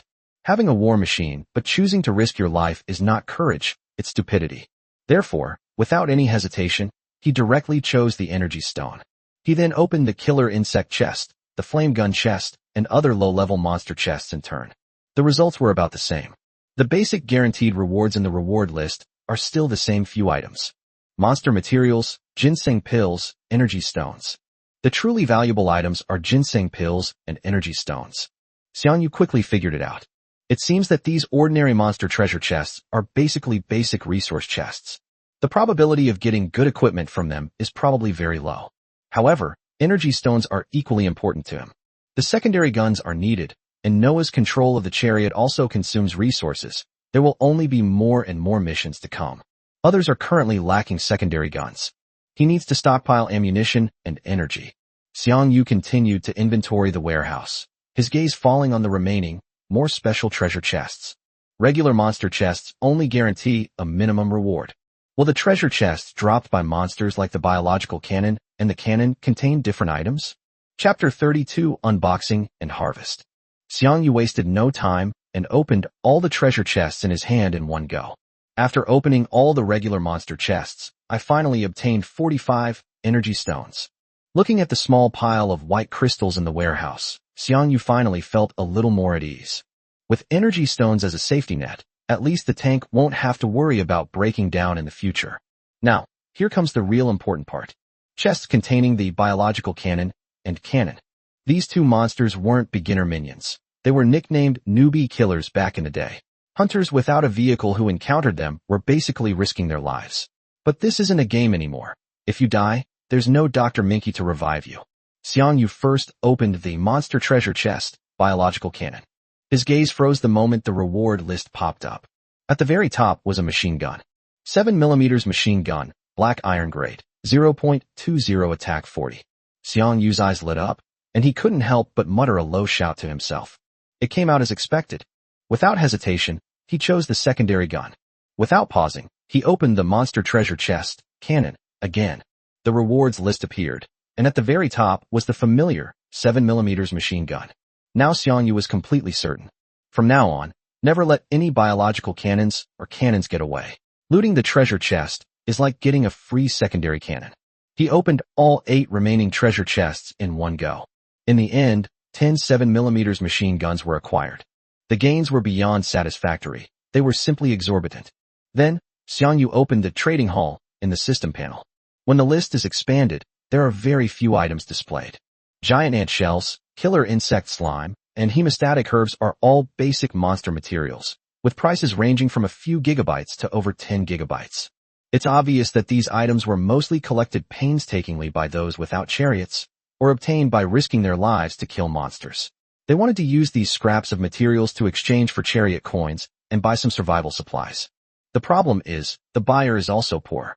These non-essential materials are hanging there, basically untouched, waiting for someone destined to find them. Xiang Yu refreshed the page several times and suddenly saw a message flash by. 7mm machine gun, iron grade, priced at 500 G. But as soon as the message appeared, the status changed from for sale to sold. Gone in seconds. Xiang Yu narrowed his eyes. It seems the market is currently insatiably hungry for secondary guns. Any secondary gun that appears will be snapped up instantly. If he can sell all 10 of his secondary guns for 500 G, he could definitely sell them all for 500 G as well. But Xiang Yu did not act immediately.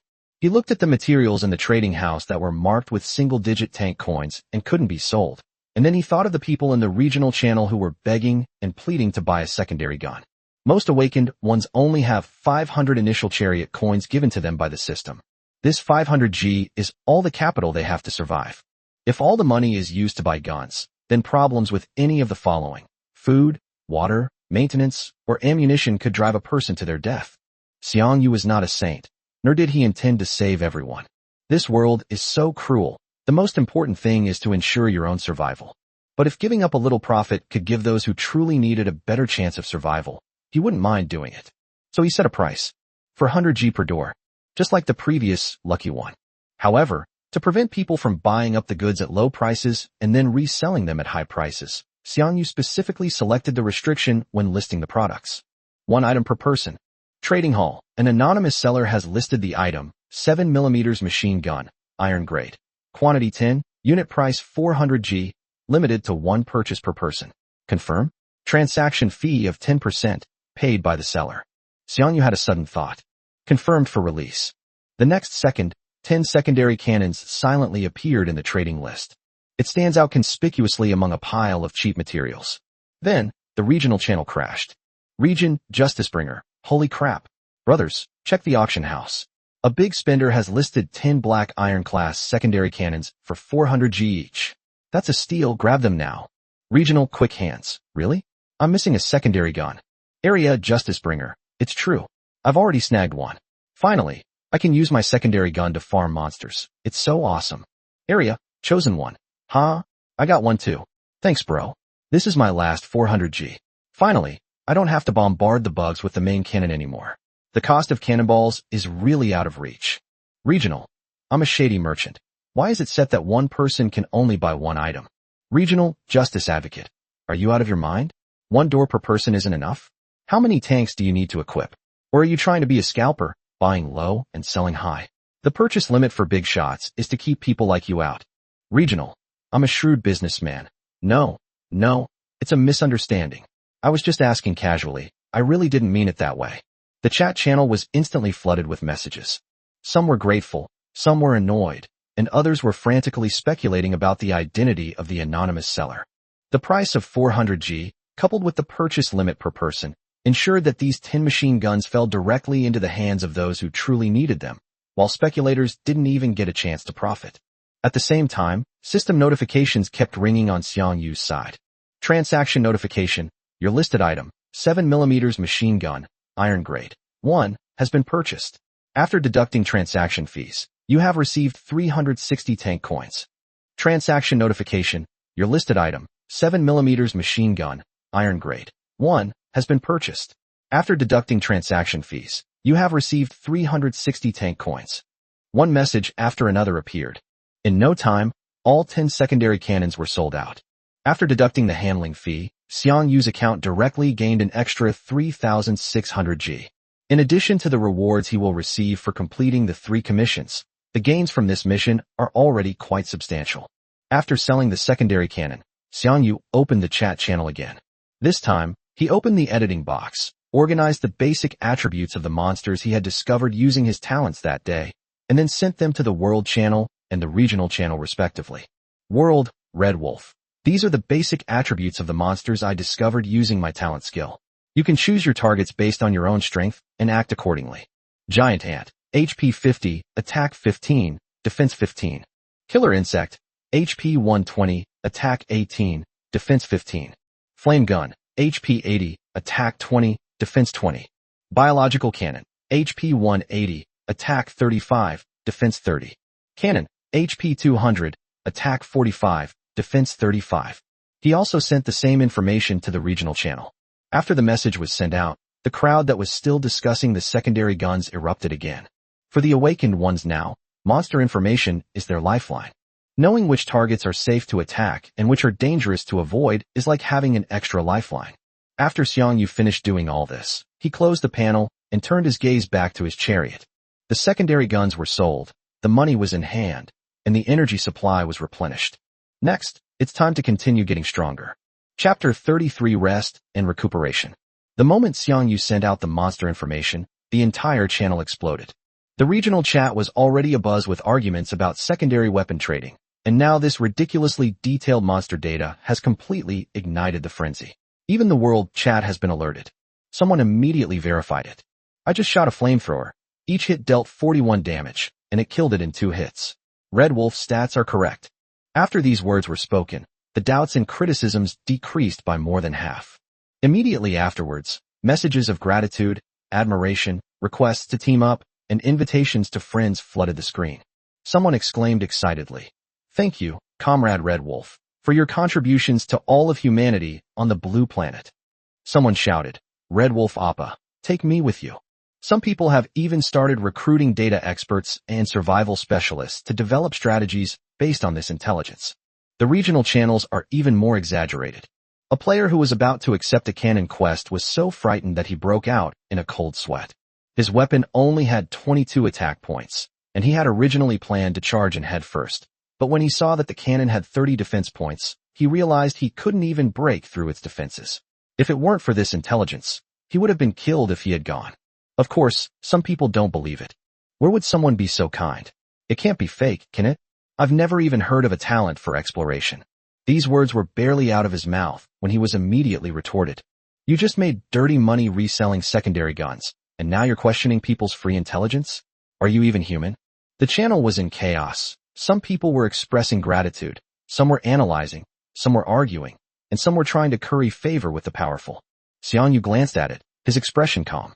He knew that this intelligence would definitely improve the survival rate of many novice hunters and leave an impression of the name Red Wolf in the minds of all players. But that was not his main purpose. He just did it on a whim.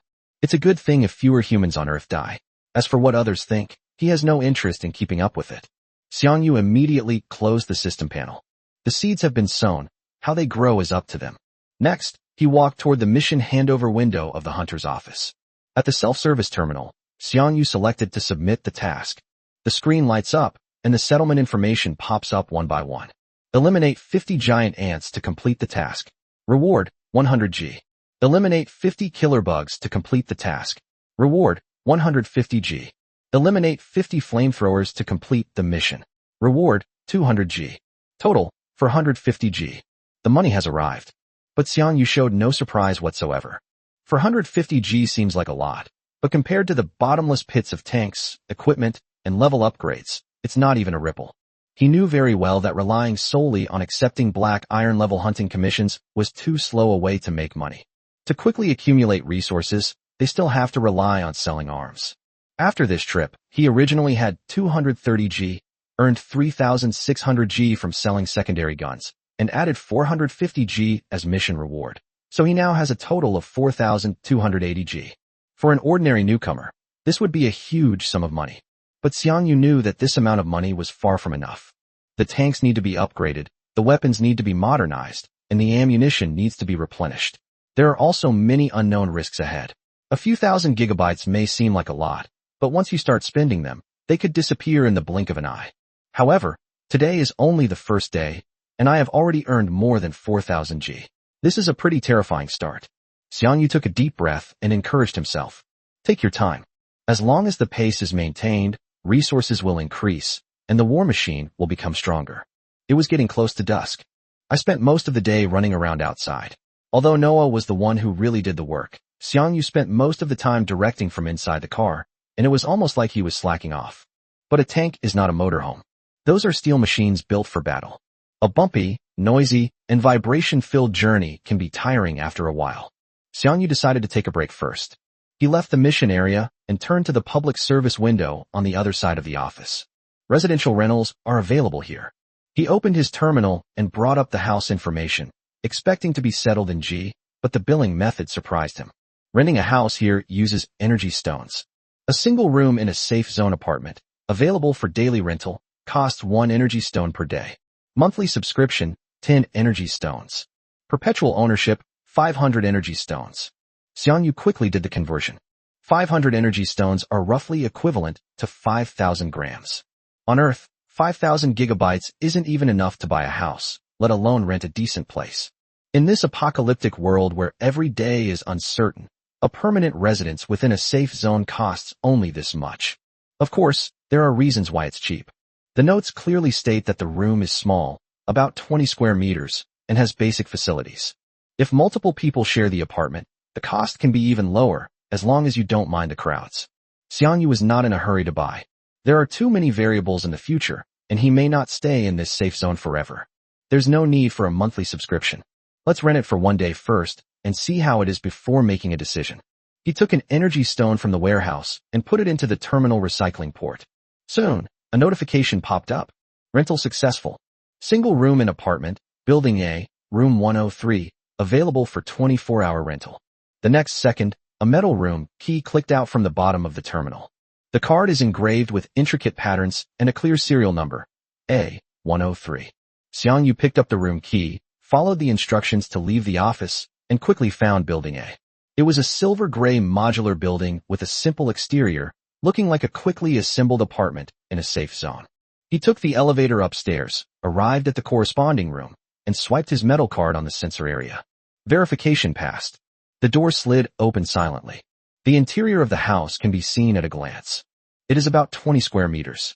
A single bed, a metal table, a chair, and a simple wardrobe. The walls and floors are made of synthetic materials, with monotonous colors and little decoration. The overall style is very similar to a motel. Clean, simple, but devoid of any warmth. However, Xiang Yu was already very satisfied. At least it's safe here. To his surprise, the room even had a private bathroom with a wet and dry separation design. It has a shower, a toilet, and even a small clothes dryer. In the apocalypse, this is already considered a rare luxury. Being able to shower, change clothes, and remove the dust and blood from one's body allows one to maintain their condition and prepare for the next battle.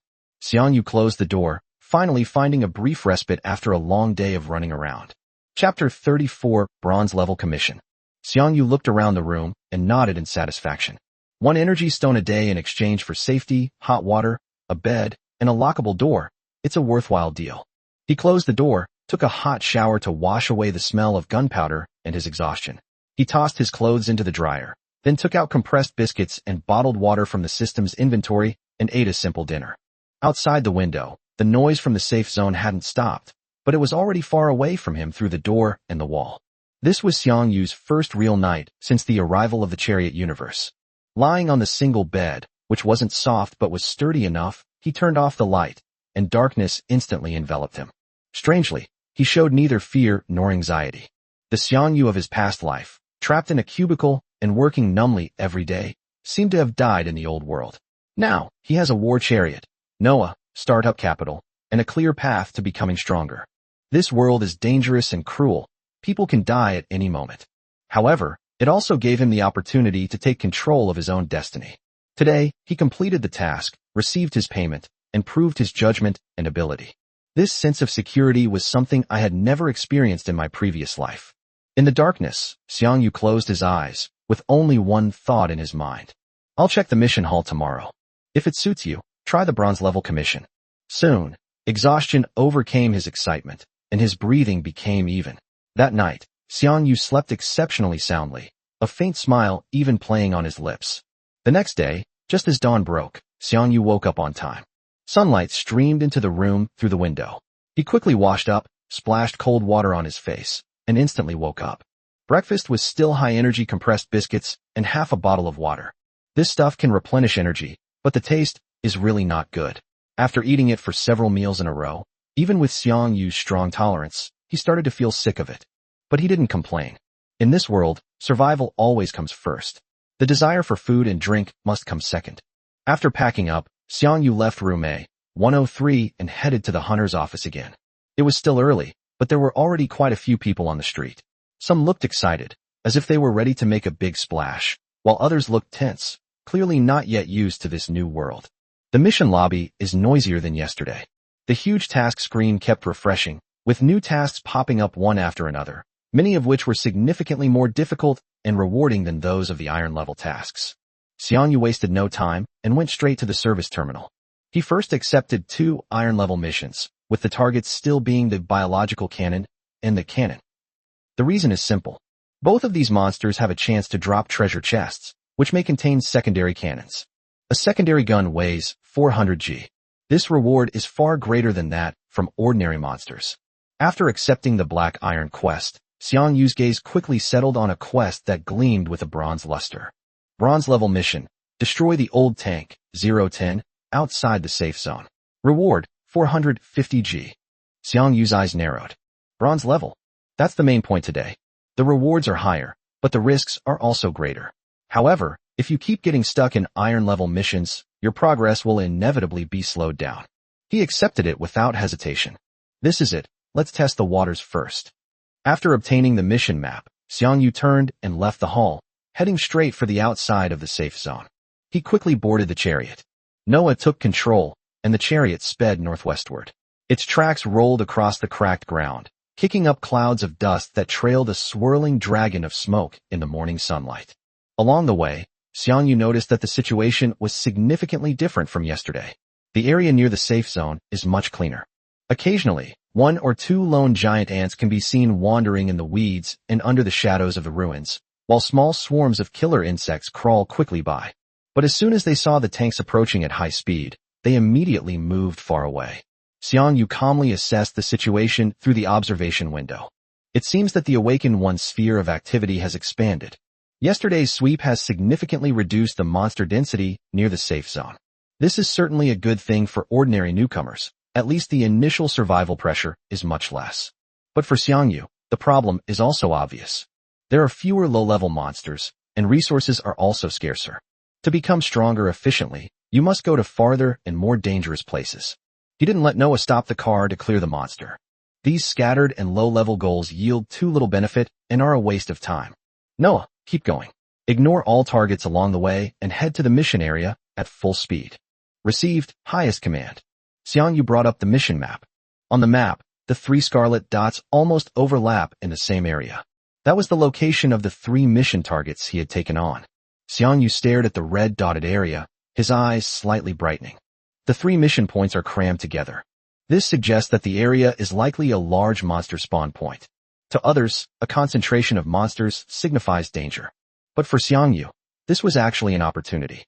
No need to travel around or waste time searching for monsters. As long as your combat power is sufficient, you can maximize your gains. Noah, slow down before reaching the outer edge of the target area and switch to reconnaissance mode. I need detailed data for that area, including terrain, building structure, and monster distribution. Noah responded immediately. Clear. The chariot continued forward. As they got closer to the target area, the surrounding environment began to change. The broken road was gradually replaced by a thick concrete surface, as if it had been specially reinforced. Along both sides of the road, there were twisted and deformed metal fence remnants and collapsed warning signs. Further on, more and more huge, rusted metal parts were scattered on the ground. Some resemble tank track plates, some resemble broken cannon barrels, and others are shattered armor fragments. The smell of rust in the air grew stronger. The mixture of dust, scrap metal, burnt engine oil, and a strange, ozone-like odor made this place look less like an ordinary ruin and more like a long-abandoned war factory. Xiang Yu's expression did not relax. Instead, it became even more focused. The bronze-level quest is finally about to begin. Chapter 35 Underground Passage. After crossing a low hill covered with dark red moss, Xiang Yu finally saw the mission location. It was an abandoned military base. The tall concrete walls were long since crumbling, the barbed wire twisted into a tangled mess, and the interior was filled with the remnants of war from a bygone era. Main battle tanks, armored vehicles, and self-propelled artillery, all rusted and covered in dirt, lay like a group of dead steel behemoths amidst the weeds and rubble. Among these steel graveyards, near warehouses and hangars that hadn't completely collapsed, Xiang Yu quickly spotted the target through the periscope. Biological cannon. Cannon. Under the influence of the rules of the tank universe, these scrapped weapons and the dangerous energy remaining in the base have long since mutated and turned into wandering monsters. Xiang Yu did not rush forward. He immediately gave the order. Noah, begin enemy reconnaissance. Mark all hostile units. If you encounter anything not in the database, do not attack it. Alert me first. Yes, sir. Automatic target acquisition activated. The next second, the chariot, under Noah's control, slid almost silently into the edge of the ruins. It circled around an old tank with a deformed turret, then rounded a corner made of collapsed walls and twisted metal. Ahead, in a vehicle repair yard, 5 cannons were slowly wandering around. The gun barrel was lowered, as if in standby mode. Cannon heavy armor, HP 280, attack 35, defense 30. Bang bang bang. The secondary gun fired first. The damage numbers on the screen were jumping around erratically. -50, -75. Normal damage and weakness damage are constantly refreshed. The cannons have a decent amount of health, a full 280 points, and normally they would need to take 4 to 6 bullets to fall. The problem is, their attack power is only 35, while Xiang Yu's Vizel, 11 Malawian kwaches, has a hull defense of up to 60. Breakthrough defenses? It doesn't exist at all. These monsters look like cannons, but when they hit the tanks, they barely scratch them. Noah precisely controlled the vehicle, and the secondary guns picked off their targets one by one. The 5 cannons didn't even have time to mount a counterattack before they were reduced to scrap metal. The subsequent cleaning is even simpler. Noah, like the most composed hunter, drove his chariot through the ruins. Wherever there were monsters, his secondary cannons were aimed there. Whether it was a cannon or a biological cannon, once they came within range, they were basically wiped out in one salvo. Xiang Yu barely had to lift a finger. He just watched the screen. Noah executed orders with terrifying precision. Before long, the kill count in the mission log had exceeded the limit. The Destroy the Cannon, 50-50, quest has been completed. Please return to the hunter's office to submit the request. The notification sounds rang out one after another. At the same time, 25 more 7mm machine guns, black iron grade, appeared in Xiang Yu's system inventory. These were all obtained from monster chests. With a drop rate of roughly 1/5, this was already a decent extra benefit for Xiang Yu. Iron level quests, easily completed. But here's the problem. The third bronze level mission objective, the old tank, was never even seen from beginning to end. Xiang Yu stared at the mission map. The red dot was clearly nearby, but there was nothing there, not even a single large monster. He frowned. Strange, how could the coordinates be wrong? He immediately asked, Noah, have you detected any large, mobile metal units resembling tanks? Or any hidden mechanical signals? Nothing was detected. The current basic radar array has limited power and cannot scan through large obstacles. Xiang Yu's gaze swept across the entire ruins of the military base. They had already explored most of the ground, inspecting warehouses, hangars, barracks, and command posts, but found nothing. That leaves only one possibility. Underground. How could a military base, especially an area where special experiments or war preparations might be stored, not have underground facilities? Xiang Yu immediately changed his approach. Noah, adjust the search strategy. Focus on finding underground entrances that allow tanks to pass through, and prioritize checking large hangars, garages, and repair shops. Ignore small entrances. If the tanks are really underground, they will definitely need sufficiently wide passageways. Received, begin search. The tactical map on the main screen changes rapidly. Noah began combining scan data and optical images to conduct structural analysis of the surrounding large building ruins. Soon, a clue appeared. The tank bypassed a collapsed concrete beam and drove into the third, relatively well-preserved large field repair warehouse. The warehouse was covered in oil stains, and the floor was littered with giant tools, broken crane arms, and rusted parts. At the deepest point, a wide, sloping passage, partially obscured by debris, appears on the screen. The passageway extends downwards, with a large entrance. Although there were many pebbles and twisted metal blocking the edges, it was still enough for the chariot to pass through. The slope led straight into darkness, with no end in sight. Xiang Yu's eyes lit up. It was indeed down there. He immediately ordered, Noah, get out. Control the speed, remain silent, turn on night vision, and watch out for obstacles ahead. Yes, sir. Switch to stealth mode. The engine noise of the tank was instantly reduced to a minimum, like a silent steel beast, slowly driving underground. The tracks rolled over the cracked concrete and rusted metal, making a slight scraping sound. The surrounding light is getting dimmer. The slope wasn't long. After descending several dozen meters, the space ahead suddenly opened up. A huge underground hangar appeared before Xiang Yu's eyes. The area here is enormous, almost the size of several football fields. Massive concrete pillars support the dome, their shafts riddled with cracks and rust. The ground is littered with discarded machine parts, oil drums, and broken crates. The air was thick and murky. You could almost smell the mixture of engine oil, rust, and dust through the screen. A few beams of sunlight slanted down through the cracks in the dome, falling into this underground space. And in those areas where light and shadow intertwine, many steel monsters are slowly wandering around.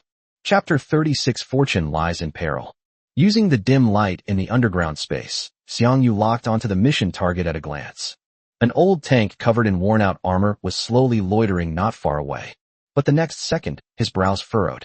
There are more than just old-fashioned tanks here.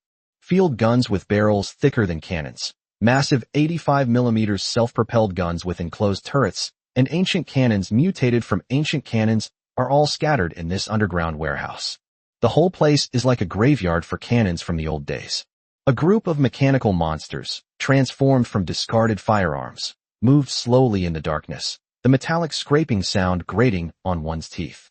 The cannons occasionally twitched, as if they might blast a person to pieces at any moment.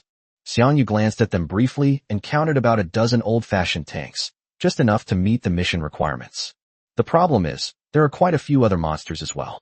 This wasn't a solo mission objective. I'd stumbled into a den of mechanical monsters. Noah, don't fire yet, take cover. Xiang Yu immediately gave the order. Move the tank behind that support pillar, activate night vision, and maintain reconnaissance. Receive. Noah maneuvered the chariot silently, like a cheetah lurking close to the ground, quietly hiding behind a concrete pillar several meters thick. The pillar, covered in cracks and peeling paint, became a natural shelter.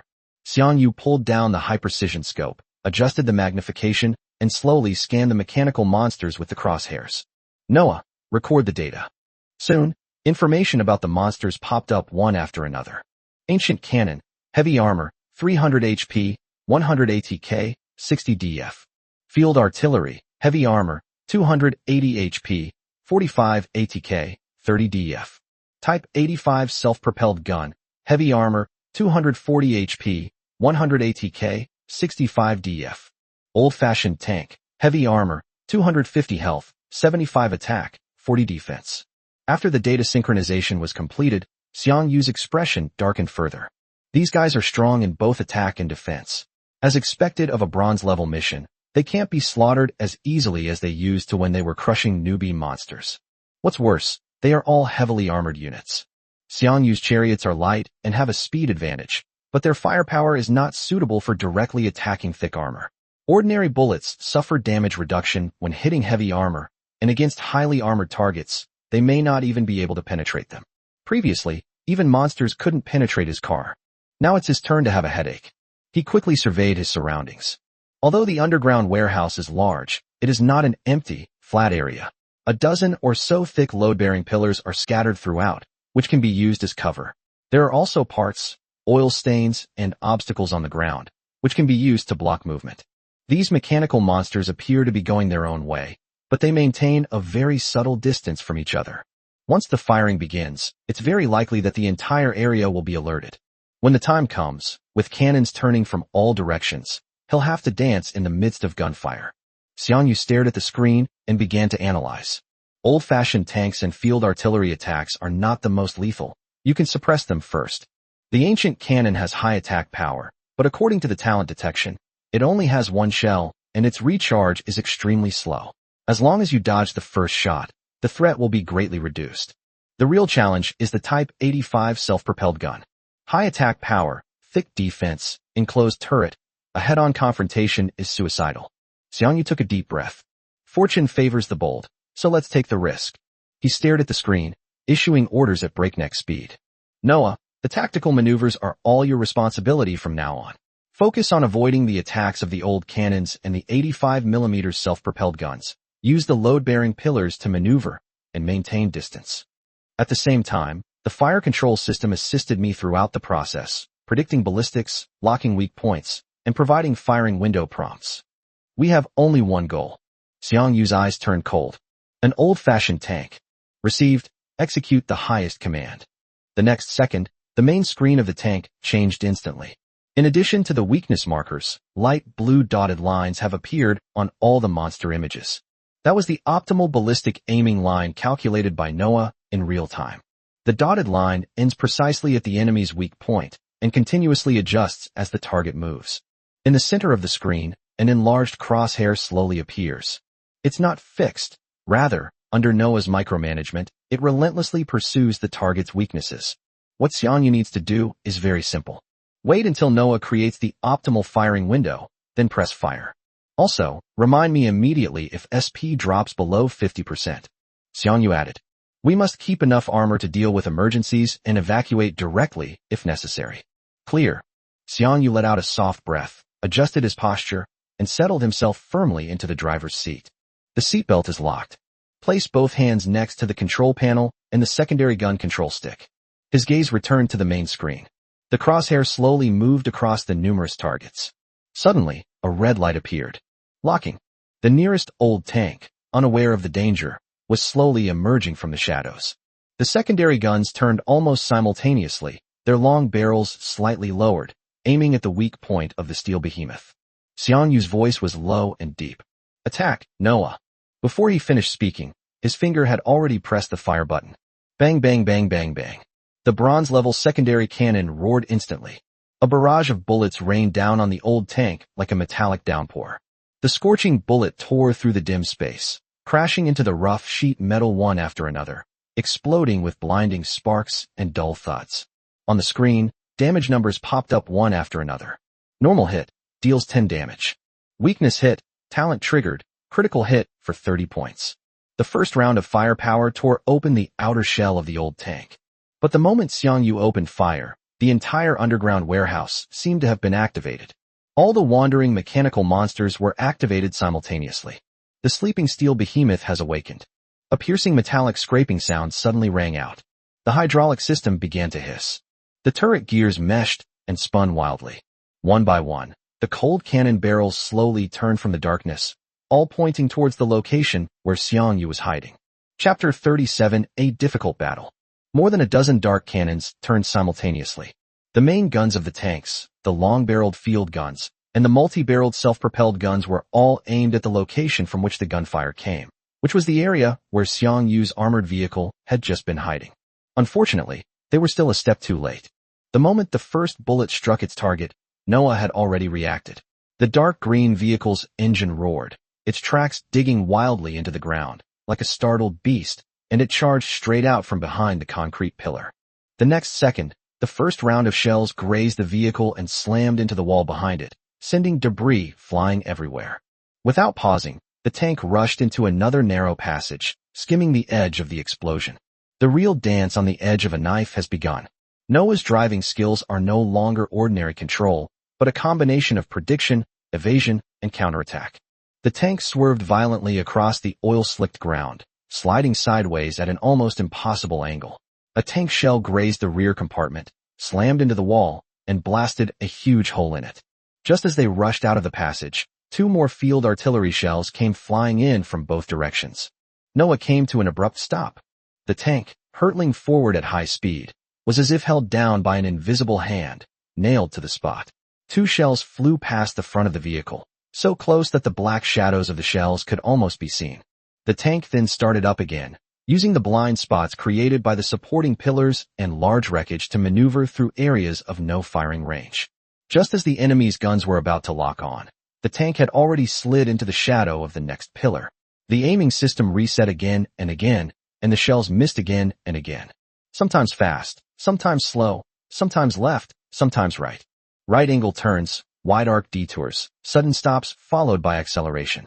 Noah completely outmaneuvered the predictive systems of these old mechanical monsters. But Xiang Yu, sitting in the cockpit, wasn't so relaxed. Even with the seatbelt securing him, he felt as if he had been thrown into a raging storm, his body being violently pulled by inertia and centrifugal force.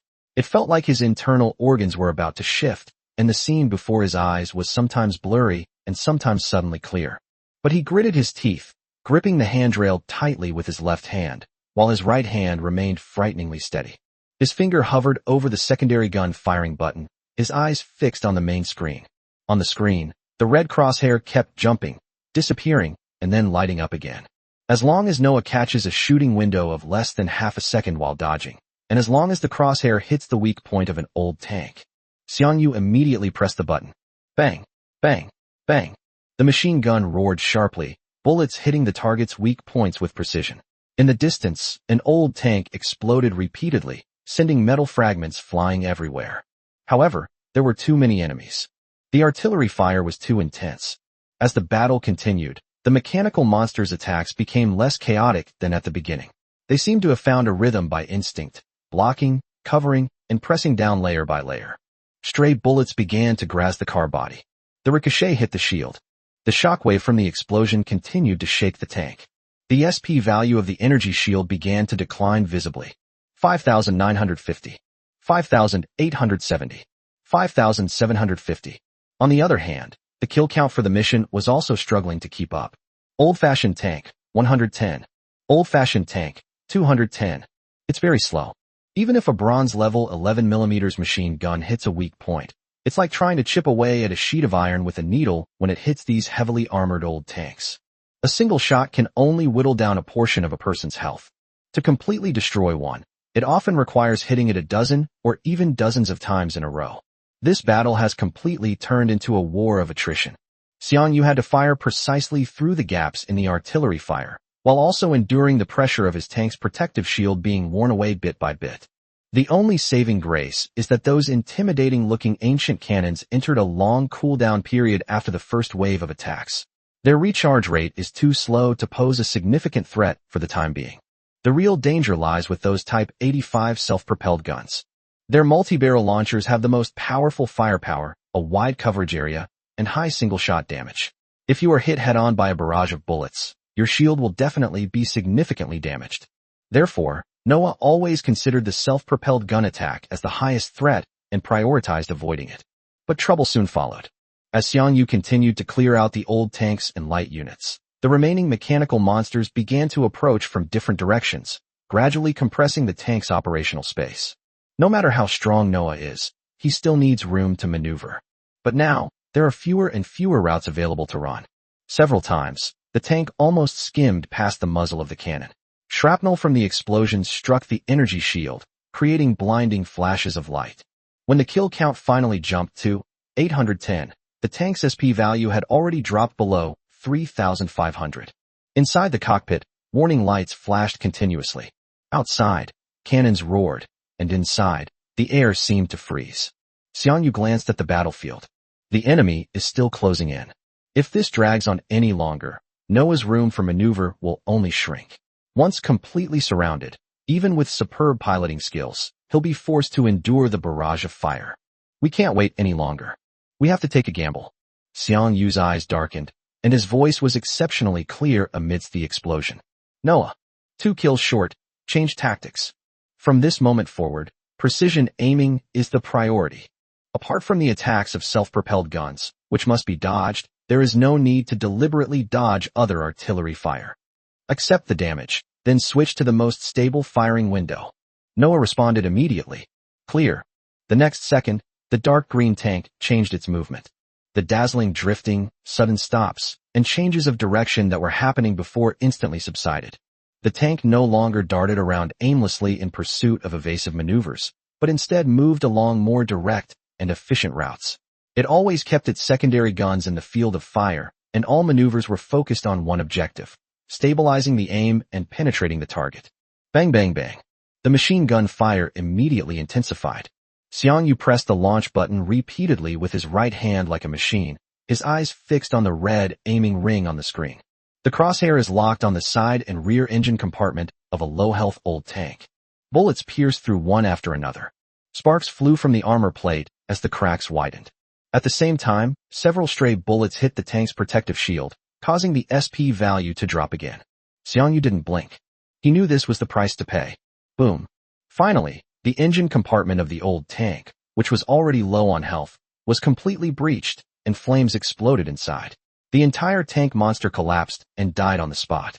The task count is ticking. Old-fashioned tank, 910. One more to go. At that very moment, the launchers of several Type 85 self-propelled guns were raised simultaneously. The dense barrage of bullets has locked onto the tank. Chapter 38: Escape from Death. At the same time, a series of impact sounds came from the tank's exterior. Ping ping bang bang. Firepower rained down on the armor from all directions.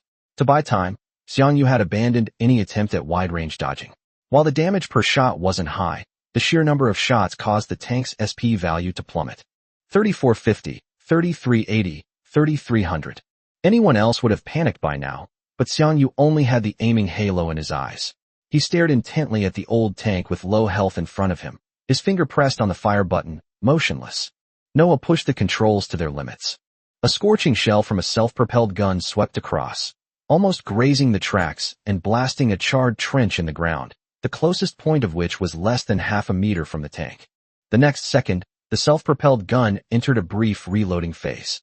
The opportunity has arrived. Noah moved precisely to the side, delivering the optimal firing angle to Xiang Yu. His aiming aura instantly targeted the weak point of the first, low-health tank. Without the slightest hesitation, Xiang Yu opened fire. Bang bang bang bang bang. The secondary gun bullets flew in a straight line, all pouring into the same breach. The armor was torn open, and sparks flew everywhere inside. The damage numbers kept popping up. With a loud bang, the turret of the old tank was blown off on the spot, and the huge vehicle lay sprawled on the ground, billowing black smoke. Old-fashioned tank, 910. One more car needed. The old tank next to it seemed to sense its impending doom, its turret spinning wildly, attempting a last-ditch counterattack. But against Noah's foresight and Xiang Yu's focused concentration, its movements were laughably slow.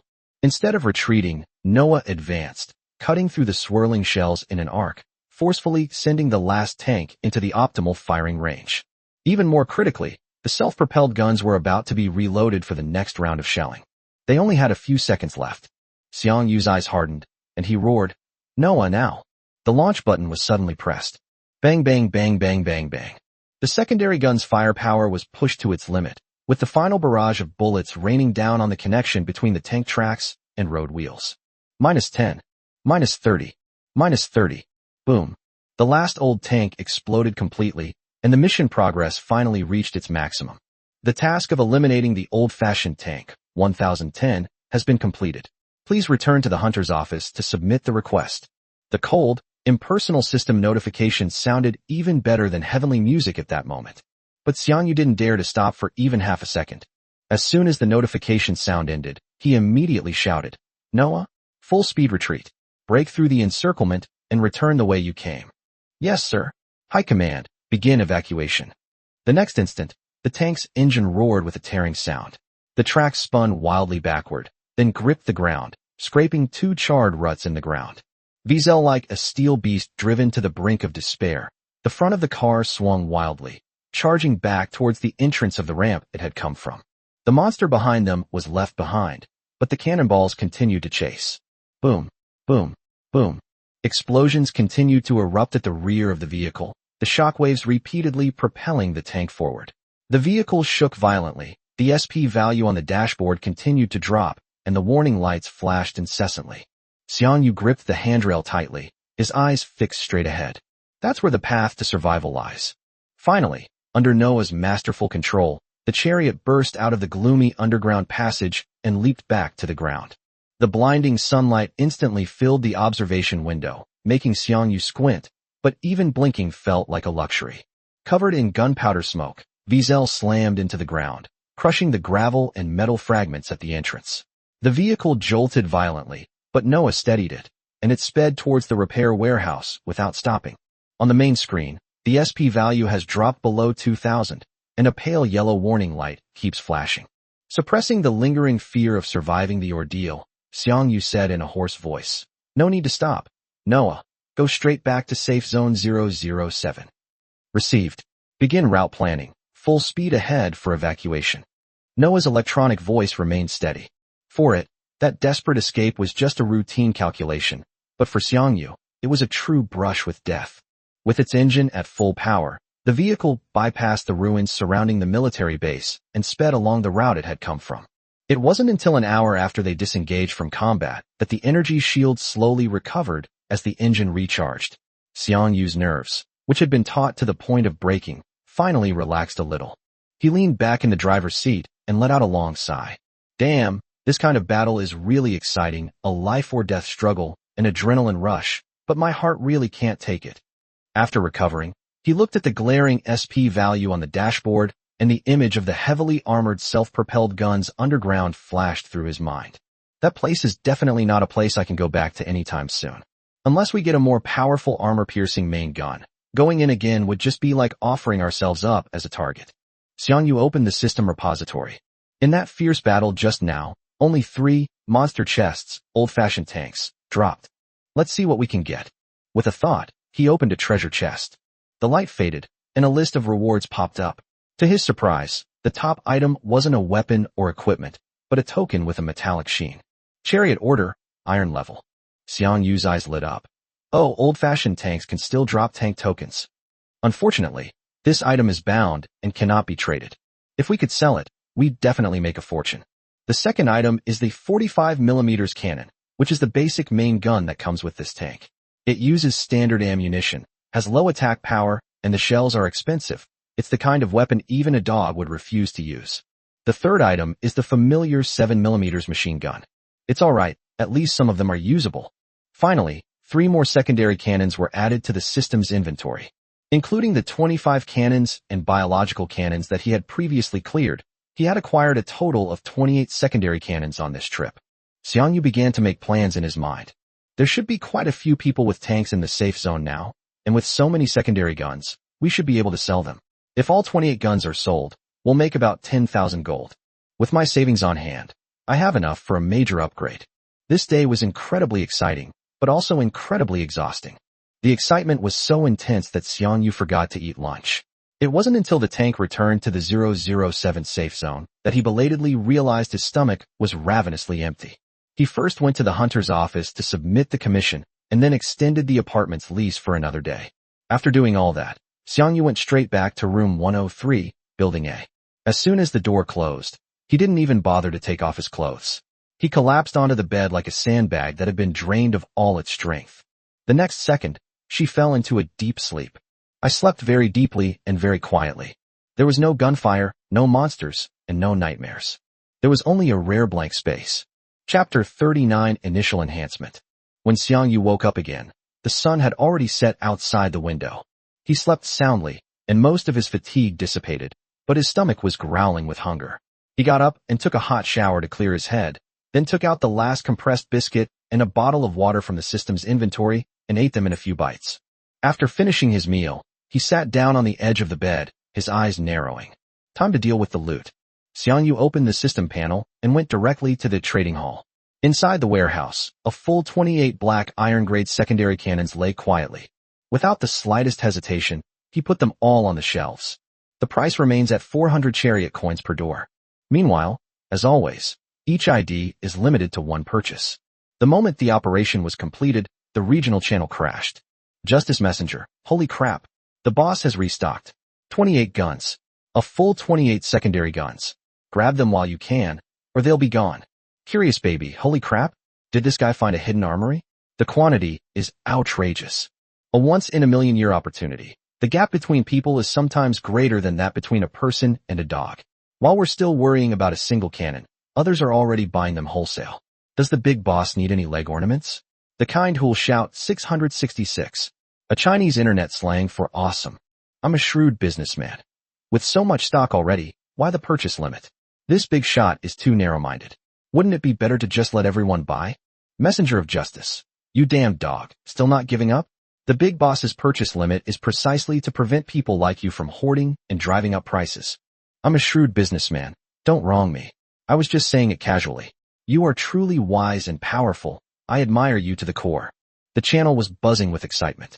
Some were shocked, some were envious, some wondered where Xiang Yu had gotten so many secondary cannons, while others continued to besiege Daogou.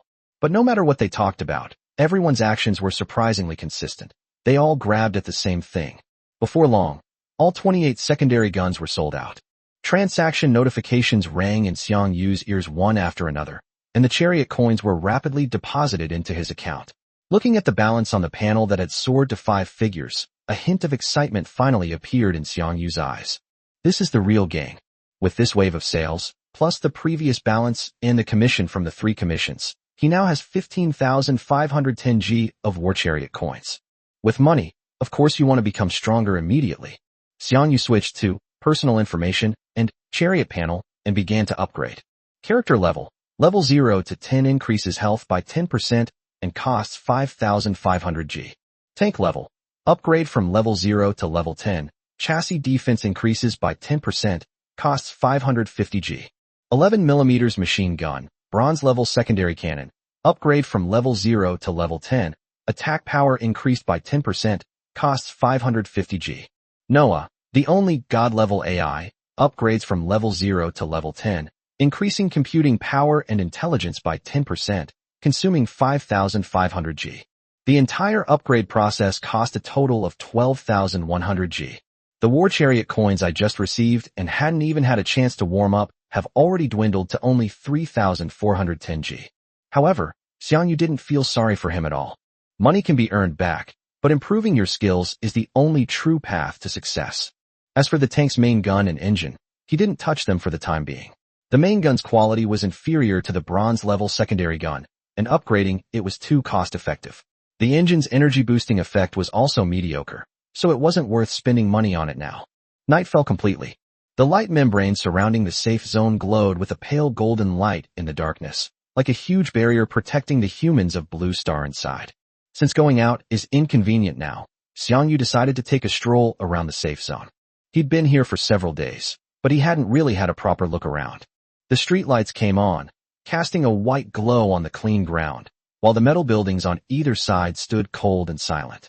Occasionally, pedestrians would pass by, their faces showing weariness and wariness, but compared to the wilderness outside, this place felt like a sanctuary from the apocalypse. Xiang Yu walked along, his eyes scanning over the signs for each functional area, and finally stopped in front of a vending machine. The vending machine screen was black, in standby mode. He reached out and tapped it, and the pale blue screen instantly lit up, displaying a menu of categories. Basic combat supplies. Safety zone guidance. Basic living supplies. Xiang Yu casually clicked on the last column. The next second, he was completely stunned. Instead of the nutritional pastes and energy bars he expected, the screen displayed a full page of food illustrations. Vegetables, tomatoes, eggs, frozen meat, milk, bread, rice, flour, cooking oil, and even canned goods, seasonings, and ready-made meals. Xiang Yu stared, his eyes wide with amazement. If I had known these things were sold here, why would I have been eating compressed biscuits the other day? When he looked at the price again, he was even more speechless. For 10 Chariot coins, you can buy a food combo pack that's enough to eat for 3 days, with a complete mix of meat and vegetables, and even his favorite noodles and sauces. There is also a kitchenware section at the bottom of the page. Pots and pans, portable knives, and a portable energy stove, labeled as powered by energy stones. Xiang Yu stroked his chin. He has energy stones, so this consumption is nothing to him. He immediately selected a basic kitchen set worth 50 G, which included a stove, pot, bowls, spoons, cutting board, knife, and other items. He also bought a 10 G 3-day fresh food pack. Click to pay. Payment successful. The items appeared at the pickup point very quickly. Xiang Yu picked it up, glanced at it briefly, and then threw it directly into the system repository. Although the warehouse doesn't have a preservation function, these ingredients can last for 3 to 5 days without any problem, which is enough for him to improve his meals. Upon returning to apartment A-103, Xiang Yu immediately retrieved a portable energy stove and ingredients. He assembled it simply according to the instructions, inserted an energy stone, and pressed the switch. A steady blue flame instantly ignited in the furnace core. Take out the pot, boil water, cook noodles, fry eggs, and stir-fry tomatoes. The movements weren't flashy, but they were skilled enough. Before long, a steaming bowl of tomato and egg noodles was placed on the table. The orange-red broth, the tender yellow eggs, the bright green scallions, and the chewy noodles. The aroma instantly fills the entire room. Compared to the dry, compressed biscuits we used to eat, this is from a completely different world. Xiang Yu picked up his chopsticks, lowered his head, and took a bite. The moment the hot soup touched his lips, he felt completely comfortable. In the apocalypse, a bowl of hot noodles is sometimes more precious than anything else. Chapter 40, The Upcoming Newcomer Trial. Xiang Yu picked up the bowl of tomato and egg noodles, took a deep breath, and then started eating. The noodles are chewy, the tomatoes are sweet and sour, the eggs are smooth and tender, and the hot soup makes you feel like you've come back to life the moment you take a bite. He put down the bowl and let out a long breath. This is what you call a meal. Compressed biscuits are fine for an occasional emergency, but eating them every day is simply torture for your taste buds. A simple late-night snack washed away all the fatigue and tension of the past few days, allowing Xiang Yu to rediscover a sense of normal life in the apocalypse. After eating and drinking his fill, washing up and changing his clothes, he crawled into bed and quickly fell asleep. There may be more fighting tomorrow, but at least tonight, he can get a good night's sleep. For the next 3 days, Xiang Yu completely entered a high-efficiency money-making mode. Working from dawn till dusk, taking on quests, killing monsters, and selling tank secondary cannons. With Noah's precise navigation and target acquisition, his efficiency far surpasses that of ordinary hunters. While others are still searching for targets in the wilderness, he has already taken them out with a single shot and turned to head to the next location. More importantly, his secondary cannons were snapped up as soon as they were put up on the trading post. Stable, highly profitable, and in short supply. In just 3 days, he earned nearly 10,000 chariot coins every day. Combined with his previous savings, his total savings exceeded 30,000. 30,000 chariot coins. In safe zones, where everything is governed by tank coins, this amount is enough to make most awakened players envious. Many hunters might work themselves to the bone for a week and still not be able to save up 1,000. Xiang Yu only took a few days to accumulate what others wouldn't even dare to dream of. This is the terrifying speed at which strength can be realized. At 8 o'clock on the morning of the 4th day, Xiang Yu dressed neatly as usual, ready to go out to the hunter's office to receive a mission. Just then, a cold system voice suddenly rang in my mind. Drop. Important announcement. The first newcomer trial will begin at midnight tomorrow, the 7th day after all awakened ones have awakened. Trial duration, 24 hours. Eligibility. All awakened ones are eligible to participate. This trial is a solo mission and cannot be completed in a team. Trial mode. Similar to the Awakening Guidance Quest, this mode will take place in an independent soul consciousness space. The system will ensure your safety and will not cause actual death. Awakened individuals can enter this mode independently through the system panel. After the trial concludes, rankings will be based on completion time. Ranking rewards. The top 10 players in each safe zone will receive a trial chest. The top 100 players across the entire planet will receive an additional tradable reward, Chariot tokens. All awakened ones, please seize this opportunity to test your own strength. The announcement caused an immediate uproar in the chat channel. The regional and world channels were all flooded with newcomer trials. Some were excited, some were anxious, some started bragging, and some had resigned themselves to their fate. World, Meichuan Naikura. Sorry everyone. I've already reserved first place for tomorrow. World, a jar of pomegranates.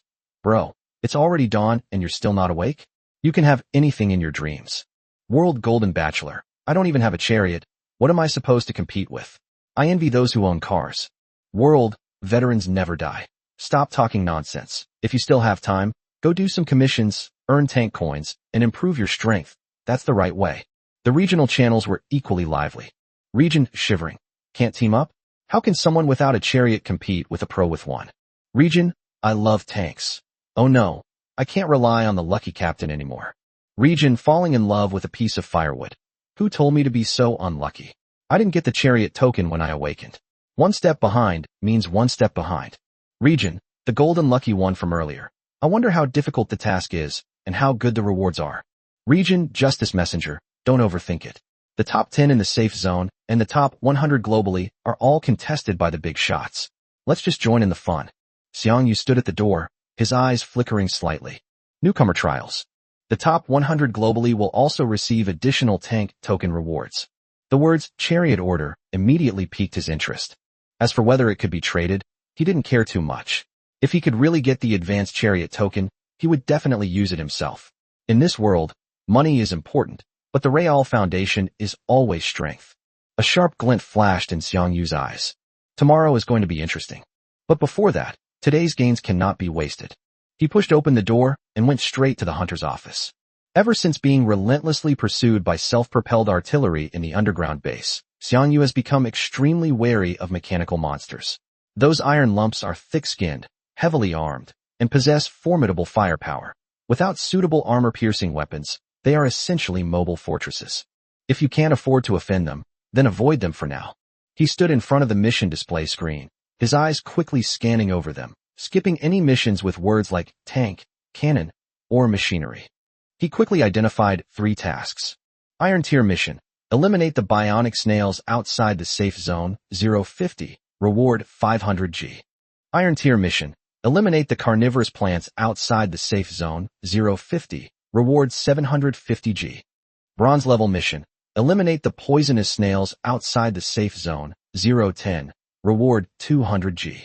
He had encountered and dealt with all of these targets in the past few days. They pose little threat, are quick to kill, and most importantly, the monster chests they drop have a chance to contain secondary cannons. For Xiang Yu, this was no ordinary monster. It was a mobile arms deal. Although he still can't understand why snails and man-eating plants can drop mechanical equipment, rules are rules, and as long as it makes money, that's fine. After accepting the mission, Xiang Yu left the safe zone, summoned his chariot, and headed directly to the mission location. The first stop was a dry canyon surrounded by weathered rock walls. Bionic snails and poison snails reside there. For Xiang Yu, a new day of grinding monsters to earn money had officially begun. Chapter 41: Encountering a Water Monster. Xiang Yu's target this time is a group of monsters carrying metal shells. These creatures have ridiculously high defense. Their thick metal shells make ordinary physical attacks feel like mere tickles. They're not fast, but they're incredibly durable, and the bounty for them isn't even that high. If Xiang Yu hadn't had a bronze-level secondary cannon, he really wouldn't have wanted to waste his time on such a small reward. Noah, activate auto-targeting and explore only the outer perimeter of the canyon. At Xiang Yu's command, the chariot immediately entered automatic combat mode and cautiously advanced along the edge of the canyon. After 2 laps, all targets were locked on. The next second, the secondary gunners began to call out names. Bang, bang, bang. Each bullet struck precisely at the monster's relatively vulnerable belly, feet, and soft tissue areas. Even the toughest metal shell couldn't withstand the sustained blows to its weak points. Before long, the required number of kills was achieved. Noah also easily dispatched any other low-level monsters encountered along the way. All done, let's move on to the next target. Yes, sir. High command. The tank started up again and headed straight for the next area. This round yielded a total of 35 monster treasure chests, 30 of which came from the snail monsters alone. After opening them all, Xiang Yu directly obtained 30 secondary cannons, plus 5 energy stones. Looking at the secondary guns piled up in the warehouse, Xiang Yu was in a good mood. As for energy stones, he has no shortage of them. The daily rental fee for his car costs 1 stone, and with daily expenses, he uses about 4 to 6 a day. However, he gets more than 10 stones from monster battles every day. All in all, he has accumulated over 100. As the awakened ones grow stronger, the production of energy stones in the safe zone also increases. At auction, 1 energy stone sells for only 8 chariot coins. For Xiang Yu, this price is ridiculously low, but for humanity in this world, energy stones are the lifeblood of chariots, equipment, and daily life. The lower the price, the less pressure people have to survive. After completing the first 2 tasks, Xiang Yu did not delay and quickly arrived at the last task location under Noah's autonomous driving. It was a sea of flowers. Colorful and exotic plants covered the earth, with vines stretching out and flowers in full bloom, making it look like a fairyland from afar. But Xiang Yu knew very well that the more beautiful a place was, the more dangerous it often was. The target in this sea of flowers is the carnivorous plant. Noah, clear out all the targets you can see around here. Received. Initiating automatic target acquisition. The secondary gun rotated, its muzzle locked, and before the carnivorous plant hidden in the flower bushes could even open its mouth, it was precisely blown apart by wave after wave of fire. Shortly after, a system notification sounded. The task of eliminating the carnivorous plant, 50-50, has been completed. Please return to the hunter's office to submit the request. All the commissions I received today have been completed. Xiang Yu glanced at the distance not far away. In the heart of a sea of flowers, a small, crystal-clear lake is nestled. Its shimmering surface reflects the clouds and the colors of the flowers, appearing utterly unreal in this wasteland. Xiang Yu finally relaxed. Noah, stay alert. I'll get out and check. He pushed open the hatch, and as soon as he got out of the car, a moist and fresh scent rushed towards him. It has no rusty smell, no gunpowder smell, and no putrid smell. There was only water vapor, floral fragrance, and the sweet scent of grass and trees. Xiang Yu couldn't help but exclaim, "It's so beautiful." It was getting late, so he decided to have lunch by the lake. Take out the portable energy stove, embed an energy stone, and then take out a large, thick-cut steak. Light the fire, heat the pan, and add oil. The steak sizzled as soon as it hit the grill, releasing an instant burst of rich, savory aroma. The aroma of meat mingled with the fragrance of flowers and the lake breeze, making one's appetite soar. The ingredients sold in the safe zone are of very high quality. They don't involve any fussy, high-tech processes, so the taste is naturally delicious. Xiang Yu flipped the steak while looking at the lake. Sunlight spilled onto the water, shattering into golden glitter. A thought suddenly popped into his mind. There should be fish in this lake, right? But the next second, he became wary again. In the wilderness, anything can happen. Clear water doesn't mean it's safe. The more beautiful the scenery, the more likely it is to hide deadly dangers. Just then, a string of tiny bubbles suddenly appeared on the lakeshore. Xiang Yu paused. The bubbles started out small, but quickly became denser, as if some enormous creature was rising from the bottom of the water. Immediately afterwards, a dark shadow swept across the water at a speed so fast that it was almost invisible. Xiang Yu felt a chill run down his spine. Such a big fish? Or is it? More and more bubbles appeared, and the lake began to churn. The waves were lifted up by some enormous force, and then crashed down with a dull splash. Xiang Yu's expression changed, and he even forgot about the steak that was only half cooked. He turned and ran, rushing towards the chariot in 2 strides. Almost at the same instant, he climbed into the cockpit and slammed the hatch shut. Whoosh! The lake water exploded. The monster finally revealed its true form. Xiang Yu's pupils contracted as he stared intently out the observation window. Holy crap! The lake monster was hiding here. No wonder no one has ever encountered it. 6 strange monkeys were seen climbing ashore from the lake. They were much larger than ordinary monkeys, agile in movement, yet possessed an inexplicable eeriness. 2 were entirely crimson, while the other 4 were a bright ginger yellow. The strangest thing was that each monkey had a rusty metal can attached to its back. The cans were engraved with blurry symbols, like industrial marks left over from an old era. They were on all 4s, their claws digging into the wet mud, their eyes gleaming, all staring intently at Xiang Yu's chariot. The air suddenly tensed. Xiang Yu made a decisive decision. Noah, back off and keep your distance. Receive. The tank tracks slowly turned, and it immediately retreated away from the lake shore to avoid the slippery mud. At the same time, Xiang Yu quickly pulled down the main gun's sight, preparing to activate the Eye of Insight. These strange monkeys that crawled out of the lake are definitely not ordinary monsters. Chapter 42, The Unstoppable Flame. To Xiang Yu's surprise, the 6 strange monkeys did not catch up. As if they had suddenly discovered some treasure, they immediately tangled up on the shore and frantically tried to snatch the cooking wine bottle.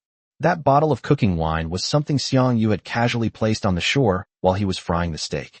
In the chaos just now, most of the wine had spilled, and the strong aroma of the wine mixed with the lakeside vapors instantly drove the monsters to madness. Xiang Yu was stunned for a moment, then realized what was happening.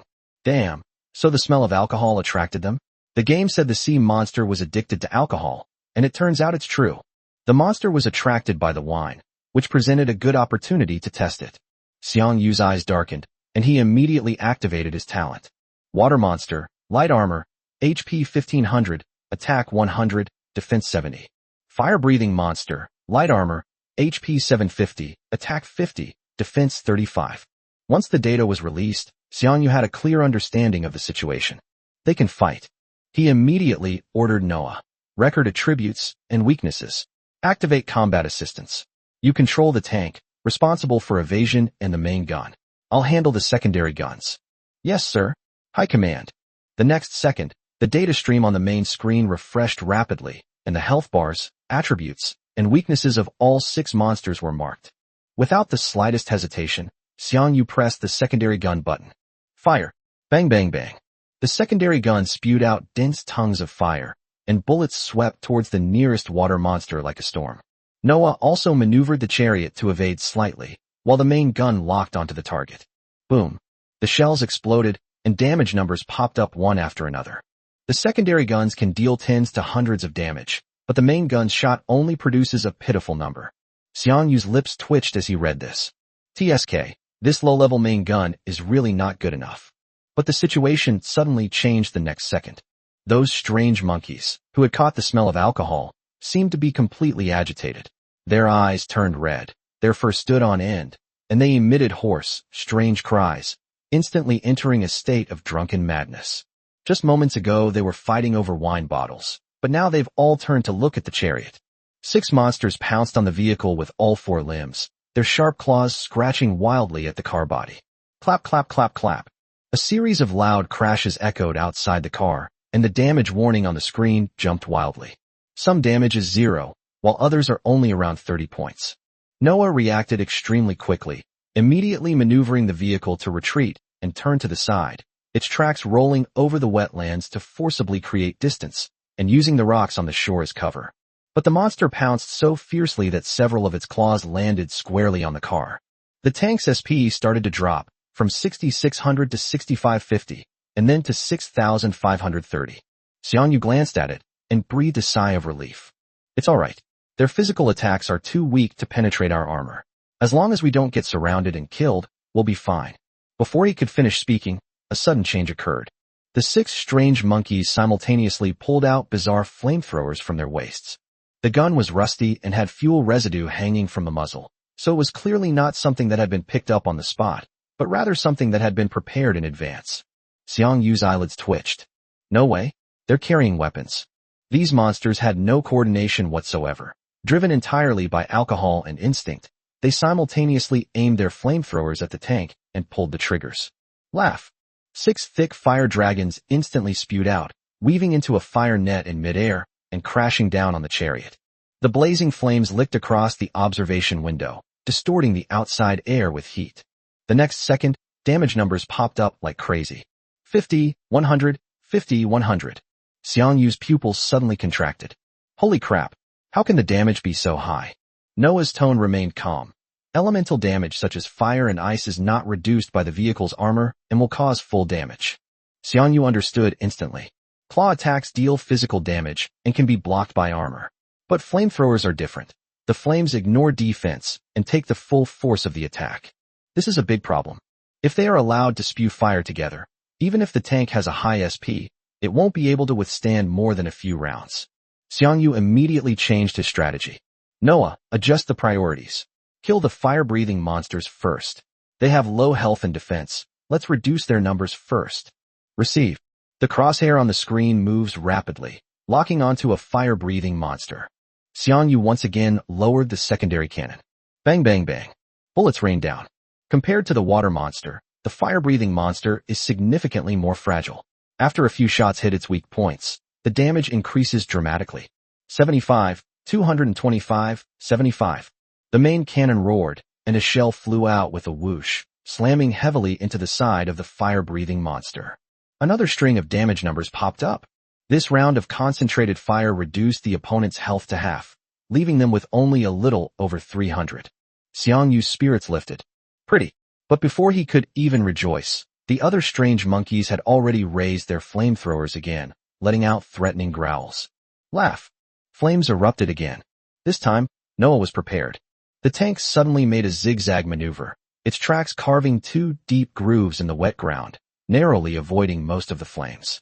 Only 2 streaks of fire grazed the side of the car. 2 damage numbers popped up on the screen. 50, 100. Although it still hurts, it's much better than when I had to endure 6 flames. A cold glint flashed in Xiang Yu's eyes. Now, he seized the moment when the monster was stunned after spitting fire and pressed the secondary cannon again without hesitation. Bang bang bang bang bang. The dense barrage of bullets landed precisely on the fire-breathing monster, hitting all of its weak points. The critical hit numbers exploded one after another. 225, 225. The fire-breathing monster, which was already down to half health, suddenly shuddered, and blinding sparks flew from the metal can on its back. Immediately afterwards, it froze, its massive body crashed to the ground, its limbs twitched a few times, and then it became completely still. The first fire-breathing monster was instantly killed. Xiang Yu stared at the remaining 5 enemies and took a deep breath. The pressure is still there, but the odds of victory have been set. He said in a deep voice, 5 left. Noah, keep the pace, we can definitely win. Chapter 43, Monster Treasure Chest, Water Monster Part 2. The ensuing battle became a complete performance by Xiang Yu and Noah. Just as the remaining 3 fire-breathing monsters were about to raise their guns to unleash their flames, Noah anticipated their move and shifted the chariot to the side, causing the flames to graze the vehicle and miss. They tried to pounce and get close, but the chariot slipped away like an eel, giving them no chance whatsoever. Xiang Yu was responsible for locking onto the target, while Noah was responsible for maneuvering and main gun coordination. Bang bang bang. Boom. The secondary guns fired in bursts, while the main guns roared rhythmically. Once the 3 fire-breathing monsters were targeted by the concentrated fire, they became easy targets. Their health bars emptied one by one, and they collapsed with screams on the lakeshore, finally turning into smoldering scrap metal. In the blink of an eye, only 2 water monsters remained on the battlefield. They were still in a frenzied state, their eyes bloodshot, roaring incessantly, and they raised their flamethrowers to spray wildly at the tanks. Flames shot out one after another, the temperature so high that even the air seemed to distort. Xiang Yu coldly ordered, "Noah, main gun, follow me and attack." "Yes, sir. High command." These 2 water monsters were completely blinded by alcohol and fear, charging forward mindlessly. What was dangerous to others was actually easier for Xiang Yu to kill.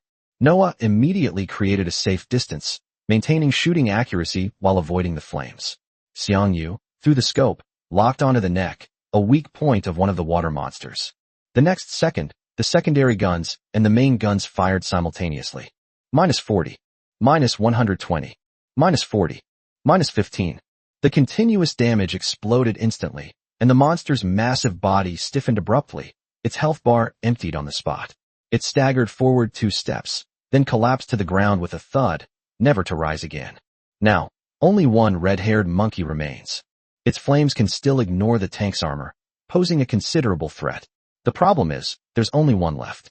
Noah maneuvered the chariot, circling it with perfect precision. It lunged with its claws, but Noah couldn't catch it. It raised its gun and breathed fire, but Noah couldn't set it ablaze. Each attack was a fraction of a second too late, each turn leaving Noah behind. Xiang Yu's secondary cannons never stopped firing from beginning to end. Bang bang bang. The bullets struck its exposed weak points precisely. The water monster roared in pain, but could only endure the barrage of bullets and continue spewing fire, as if it were desperately exchanging fire with Xiang Yu. Both sides were losing health, but Xiang Yu maintained complete control of the pace of the battle. Finally, another secondary gun hit the weak point. The water monster's body shuddered violently, its movements instantly freezing.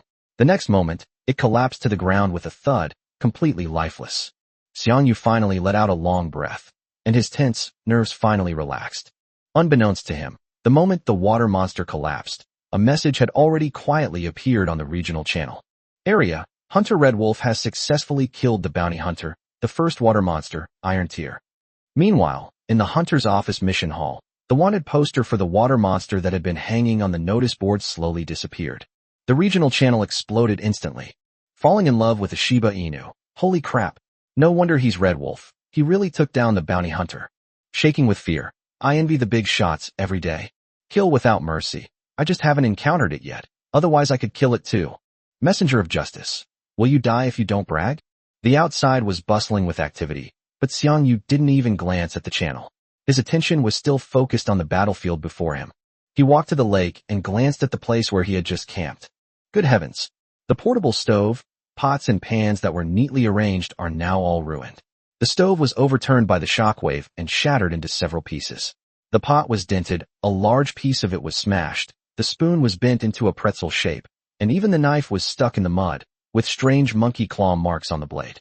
Xiang Yu looked at the pile of war-damaged kitchen utensils and felt a pang of heartache. Although this set of equipment was only 50G, it was only used a few times before it was destroyed in the line of duty.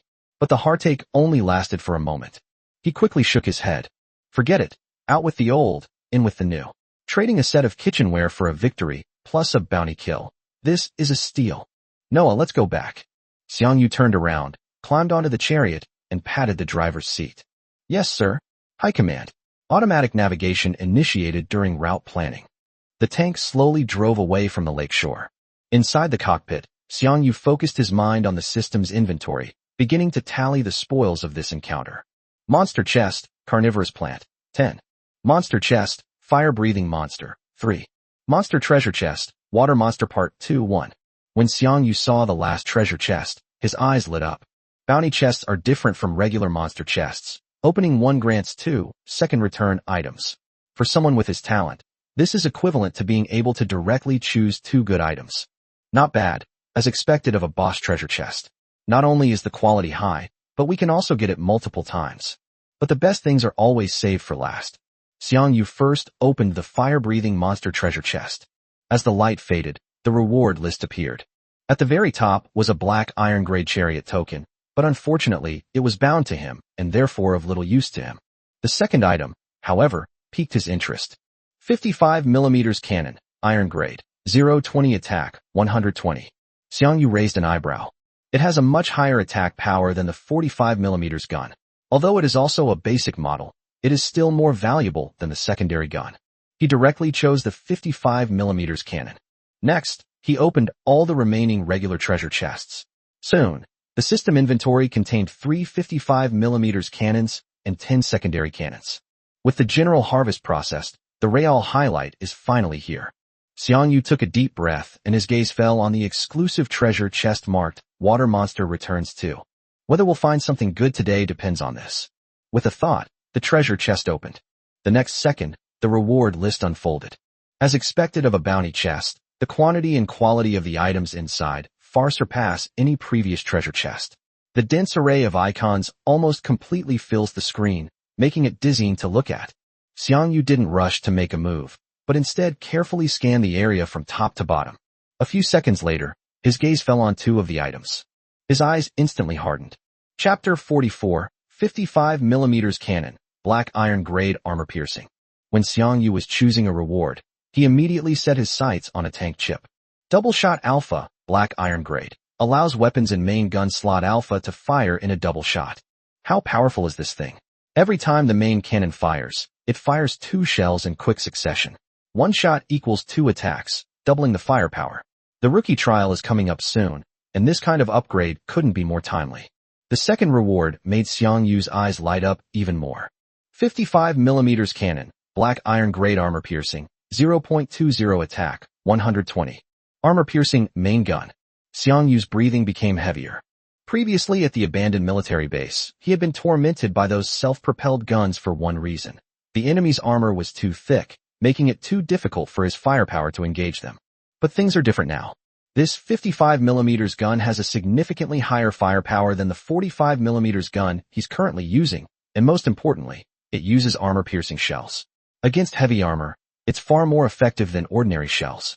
With it, those iron lumps that used to give him a headache are no longer impenetrable fortresses. Without the slightest hesitation, Xiang Yu directly selected both items.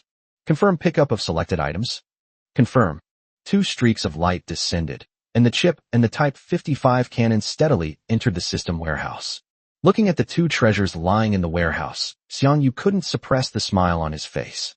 The Water Monster brothers are really something else. They not only give you experience points, but also equipment. This was a godsend, directly addressing his biggest weakness, weaponry. After returning to the safe zone, Xiang Yu didn't even go back to his apartment, but went straight to the hunter's office. On one hand, I need to submit the commission I received this morning. On the other hand, and most importantly, I need to collect the bounty from the water monster. As soon as I entered the mission hall, I was greeted by a cacophony of noise. The atmosphere in the hall was noticeably different today. Almost everyone was staring at the central display screen, and there was a constant stream of chatter. Huh? Why is the top-pinned monster bounty gone? An adventurer who had just entered was stunned. He pointed to the top of the screen, where the bounty for the water monster that had been hanging there had now disappeared. A burly man next to him, with an unlit cigarette dangling from his lips, casually remarked, "Didn't you check the regional channel at noon?" The system announced it. The water monster was taken down by Boss Red Wolf. Red Wolf boss? You mean that Red Wolf? The young adventurers' eyes nearly popped out of their sockets. We're still out there grinding monsters for Chariot coins, and they've already taken down the bounty hunter?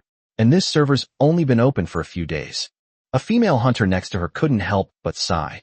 That's why they're the big shots, and we're just ordinary people. Sometimes the difference between people is even greater than the difference between people and monsters. The burly man patted the young man on the shoulder. Don't just be envious. Hurry up and do more commissions to save up more money. The newbie trial has started issuing tradable Chariot tokens. Maybe after the trial ends, some big shots will put their extras up for sale. We might not be able to snag them, but if we don't have money, we won't even have a chance. Upon hearing this, the young man immediately realized, "Brother, you're right. Let's take advantage of the time this afternoon and do a few more commissions. Just in case someone really tries to sell off their stock, we need to have some capital." Xiang Yu, who was standing to the side, heard everything clearly. It turns out that there's an area announcement when you kill a bounty hunter. In other words, he has just been on TV. However, he did not linger and went straight to the service terminal to entrust the submission. The screen lit up quickly, and a series of completed records popped up. The first 3 were the tasks he had accepted that morning. Iron Tier Mission, Eliminate the bionic snails, 50-50, outside the safe zone. Reward, 500 G. Iron Tier Mission, eliminate the carnivorous plants, 50-50, outside the safe zone. Reward, 750 G. Bronze Level Mission, eliminate the poisonous snails, 1010, outside the safe zone. Reward, 200 G. The fourth item is a bounty for a water monster. Regional Bounty, kill the Iron Tier boss, water monster. Bounty, 2000 G. Xiang Yu smiled slightly and chose to claim all of them. Congratulations, Hunter. You have successfully claimed the bounty for the first monster hunted. I got my hands on a 3,450 G in one go. His savings officially reached 33,450 G. Normally, after a morning of fierce fighting and all that running around, Xiang Yu would have wanted to go back to his apartment and fall asleep as soon as possible. But today is different. Because he had just acquired an armor-piercing main gun, Xiang Yu is a man who always holds grudges. He remembered how those Type 85 self-propelled guns chased him relentlessly at the abandoned military base, almost driving him to the brink of despair. He'd never forgotten that. Now the equipment has been updated, the firepower upgraded, and armor-piercing weapons are in hand. It's time to settle old scores. Xiang Yu immediately spent 50 G to rent a repair shop. Upon entering the workshop, he immediately summoned Vizel, 11 Malawian Quatches, and then loaded all the 55mm cannons and double-fire alpha chips from the system warehouse onto it. These vehicle chips come in two types, active and passive, both of which can be freely turned on or off. Passive chips have no cooldown. You can turn them on whenever you want. Active skill chips, on the other hand, go into a cooldown period after use and can only be activated again after the cooldown ends. After equipping the vehicle, Xiang Yu didn't stop. He immediately opened the vehicle's control panel and began a new round of enhancements. The character level increases from 10 to 20, health increases by 20%, and costs 15,500 G. Upgrade the vehicle from level 10 to level 20, increase chassis defense by 20%, and consume 1,550 G.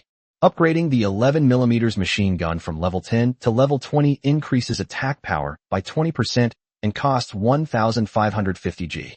The newly acquired 55mm cannon, Black Iron Armor Penetrator, has also been upgraded from level 0 to level 20, increasing attack by 20% and costing 2,100 G. This round of enhancements cost a total of 20,700 G. My wallet, which had just started to bulge, instantly shrunk back down to only 12,750 G. As for Noah, he's not strong enough yet, so we'll have to wait for the next wave. But that's enough. The 55mm armor-piercing gun is mounted on the vehicle and ready for double-barreled fire. Next, it's time for those Type 85 self-propelled guns in the abandoned military base to be afraid. Chapter 45, Revenge Operation. Xiang Yu opened the Chariot panel and checked the status one last time. Vizel, 11 Malawian Quatches, the only tank in the Iron Class category, is fully upgraded. Its main gun is a 55mm armor-piercing weapon at level 20, maximum level, resulting in a massive increase in attack power and a double fire capability. The secondary 11mm machine gun is also upgraded to level 20.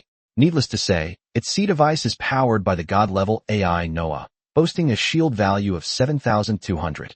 With this setup in front of him, Xiang Yu couldn't help but smile after just one glance. Very good, everything is ready. Satisfied, he retracted the tank into his spatial storage, turned and left the repair workshop, heading directly towards the exit of the safe zone. This time, he wasn't going on an adventure or exploring new paths. He's going to settle old scores. Last time at the abandoned military base, he was chased to his death by a group of steel monsters. The underground space was heavily fortified with firepower, and if he had been a step slower, he would have been killed there. Xiang Yu never forgot that. Now that his equipment is complete, his main cannon is maxed out, and Noah is assisting him, he's going back to show those monsters who the real hunter is. After passing through the safety zone's light membrane, Xiang Yu did not hesitate at all, released the chariot, and boarded it to set off. With Noah's panoramic situation map, there's no need for mission coordinates. The location, terrain, and distribution of debris of that abandoned military base are already clearly marked in the database. The tank sped along, kicking up clouds of dust. The Xiang Yu of today is completely different from the one of last time.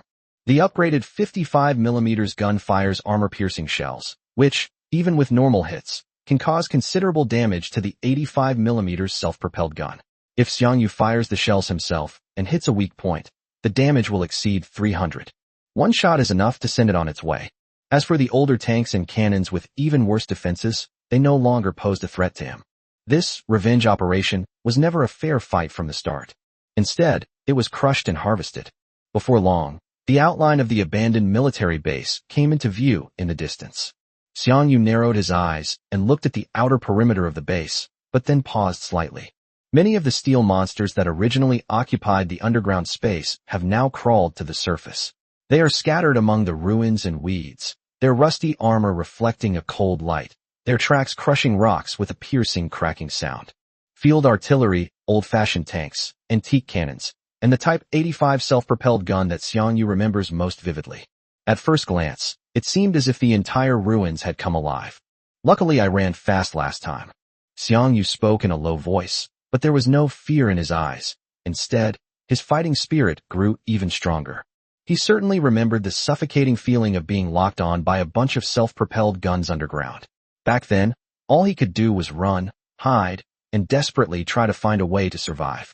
But today, things are different. Xiang Yu glanced at the open terrain around him and sneered. Once we're on the ground, it's actually more convenient. The underground space was too cramped, full of load-bearing pillars and blind spots, making it impossible for Noah to utilize his mobility advantage. But now, the view was open and the target was clear. More importantly, he has no intention of hiding today. Noah, activate combat support mode. Xiang Yu gripped the control lever, his tone decisive. This time, we won't use maneuvering to evade. We'll advance steadily. Speed isn't important. Hitting the weak points is. The main gun prioritizes locking onto old guns and 85mm self-propelled guns, as these targets pose the greatest threat and have the thickest armor. The secondary gun is yours. Clean up the old tanks and other grunts. Noah's voice immediately rang out. Yes, sir. Combat support mode activated. The next second, the data stream on the main screen refreshed rapidly, with target markers, ballistic corrections, and weak point areas all appearing. The crosshair stopped beside an 85mm self-propelled gun, and the lock-on box instantly turned red. Xiang Yu stared at the screen, a slight smile playing on his lips. Next comes the moment of revenge. The moment the crosshair lit up, he didn't hesitate for a second and pressed the fire button immediately. Attack! Boom! The main gun roared, its scorching flames tearing through the air. The enhanced armor-piercing shells, carrying terrifying kinetic energy, hurtled out, and the next second, the side of the 85mm self-propelled gun in the distance suddenly exploded. Flames shot into the sky. -321. The red weak point triggers a jump attack. One shot, and the health bar is empty. That steel monster that had almost driven Xiang Yu to his death was destroyed on the spot, its wreckage lying there emitting black smoke. Cool. Xiang Yu couldn't help but let out a low shout. The pent-up frustration that had been building up in his chest exploded completely in that one shot. This is what you call a main gun. Now that's what you call firepower. Before, we relied on secondary guns to slowly chip away at the enemy's health, which was frustrating and dangerous. Now, one shot, one kill, whoever comes near dies. This feeling is incredibly exhilarating. At the same time the main gun fired, the secondary guns also began to roar under Noah's control. Bang bang bang. A hail of bullets swept towards the approaching field artillery and old tanks. Noah's fire control was terrifyingly precise. Every trajectory of the bullets seemed to be calculated in advance, targeting the weak points. An old tank had just turned its gun around when its tracks were broken, and then its ammunition compartment was detonated. Before the other field gun could even fire, its mount was pierced by machine gun fire, rendering it silent. Xiang Yu was in charge of the assault, while Noah was in charge of clearing the area. The main guns take out the tough nuts, while the secondary guns take out the smaller ones. One person, one AI, one vehicle, two firepower, they work together seamlessly. Lock on, fire. Next, lock on again, then fire. Another one. The tank made no drifting, no sudden stops, and no fancy evasive maneuvers. It was like a mobile fortress, steadily advancing despite the scattered and chaotic enemy fire. Enemy shells landed on the shield, creating ripples of energy that caused SP to drop continuously. But Xiang Yu wasn't flustered at all, because his current firepower efficiency is much faster than the enemy's counterattack. With less maneuverability, aiming is more stable, firing is faster, and the hit rate on weak points is higher. It may seem like they've given up dodging, but in reality, they suffer fewer casualties. Boom. Another ancient cannon was overturned by the main gun. Bang bang bang. The secondary gun then detonated the old tank next to it. The entire area surrounding the abandoned base has been completely transformed into a steel graveyard. The monsters that once forced Xiang Yu to flee in disarray are now falling one after another beneath his cannons. Explosions rise and fall, the flashes illuminating his face and the sheen of satisfaction in his eyes. Really, Xiang Yu felt the vibrations of the chariot and the roar of the cannons, and couldn't help but laugh. Passionate ejaculation is the true romance of men. He had had enough of running and fighting, dodging left and right, watching as the enemy couldn't hit him while he could only slowly chip away at their health. Today he doesn't need to dance on the edge of a knife. What he wants is a complete and utter domination. It's a one-hit kill. On this desolate and ravaged battlefield, Xiang Yu proved one thing with each cannonball. The former prey has now become the hunter who controls the whole situation. Chapter 46 Trial begins. When there were only 7 shells left in the main gun's magazine, the steel behemoths that had once made Xiang Yu's scalp tingle had all turned into black smoke-belching scrap metal. On the ground of the base, only a few low-threat monsters remained, barely clinging to life in the firelight.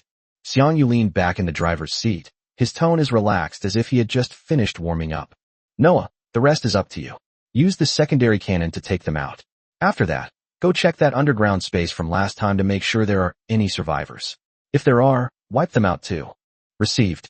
Initiating automatic target acquisition. The tank's main gun slowly returned to its original position, its killing intent receding. The secondary gun beside it, however, immediately emitted a low hum, entering automatic hunting mode. The ensuing battle was entirely predictable. Bang, bang, bang. The secondary guns precisely targeted their targets, the gunfire echoing like the tolling of death's bell throughout the abandoned base. The remaining monsters didn't even have a chance to retaliate. One after another, they were crippled, exploded, and completely transformed into part of the ruins. After the cleanup was over, Noah drove his chariot along the route he remembered, heading once again towards the dilapidated repair warehouse. The tank descended the slope into the underground space, which was already mostly empty. The once densely packed mechanical monsters were now reduced to just a few. Does this even require tactics? Xiang Yu and Noah worked together, unleashing several rounds of firepower until the underground space became completely silent. This revenge operation has come to a successful conclusion. On the return journey, the setting sun cast long shadows of the chariots, making them resemble a steel behemoth that had just won a battle, returning victorious. In the cockpit, Xiang Yu held his head in his hands, leaning back in his seat in complete relaxation. The tension and fatigue from before had vanished, and he even hummed a tuneless little tune. This trip was so much fun. It wasn't just about revenge, the gains were explosive. The system warehouse is overflowing with monster treasure chests. 3 monster treasure chests, ancient cannons. 5 monster chests, Type 85 self-propelled gun. There are more than 70 other regular treasure chests in total. For the first 8 treasure chests, Xiang Yu chose the 55mm cannon. For the later chests, he chose the secondary cannon if available, and the energy stone if not. Finally, the warehouse was found to contain 8 more 55mm cannons, 73 7mm machine guns, and a batch of energy stones. They collected 40 machine guns in the morning and another 33 in the afternoon. It was practically an arms wholesale operation. Looking at the mountain of spoils, Xiang Yu quickly made a plan. He planned to keep one 55mm gun as a spare. While armor-piercing main guns are indeed powerful against heavy armor, they might overpenetrate light targets, resulting in inconsistent damage output. Keeping a conventional main gun would be a good backup in case of need. With a warehouse full of spoils, Xiang Yu returned to the safe zone. Without delay, he went to the vending machine and bought a new set of pots and pans. The previous, battle-damaged set had served its purpose, and it was time to retire it. He then opened the trading platform and began listing items. 7 55mm cannons, each priced at 800 G. A 45mm gun that I replaced myself, priced at 200 G. 73 7mm secondary guns, each still weighing 400 G. And each person is limited to 1 purchase. After completing the operation, Xiang Yu turned around and went back to apartment A103. He went out twice today. He had a fierce battle by the lake at noon, and then went to the base for revenge in the afternoon. Although he enjoyed the fight and felt great, his body and mind were already exhausted. Back in his room, he took out a portable stove and ingredients from the storage room, and cooked a simple hot meal to fill his stomach. After eating, he was too lazy to even take a shower. My eyelids felt as heavy as if they were weighed down with lead. He walked to the bedside, lay down and fell asleep almost instantly, entering a deep sleep. He slept soundly. Perhaps he dreamt of the roar of cannons and triumphant songs, but for Xiang Yu right now, the most important thing was to recover his strength. Because tomorrow, there are truly important things to do. The newcomer trial is coming soon. Meanwhile, the regional channels were in complete chaos. Xiang Yu's massive arm sales left everyone completely bewildered. Regional, quick hands. Wait, is this reasonable? The big spender has listed over 70 secondary guns. There are also 755mm guns that I've never seen before. These must also be from the big spender, right? Region, I am a shrewd businessman. I suspect he found the armory, otherwise where would he get so much equipment? Region Ganbat, could it be that he's really cheating? How can one person farm so many of the same type of weapon? Regional, Justice Messenger, you think this is a game? If there really is a cheat, give me one too, and I'll worship you for life. Region, Newbie Driver, the newbie trial starts tomorrow. Brothers with money, hurry up and buy one. I've already gotten a 55mm main gun. 800G is really not expensive, and its stats are much better than the 45mm gun.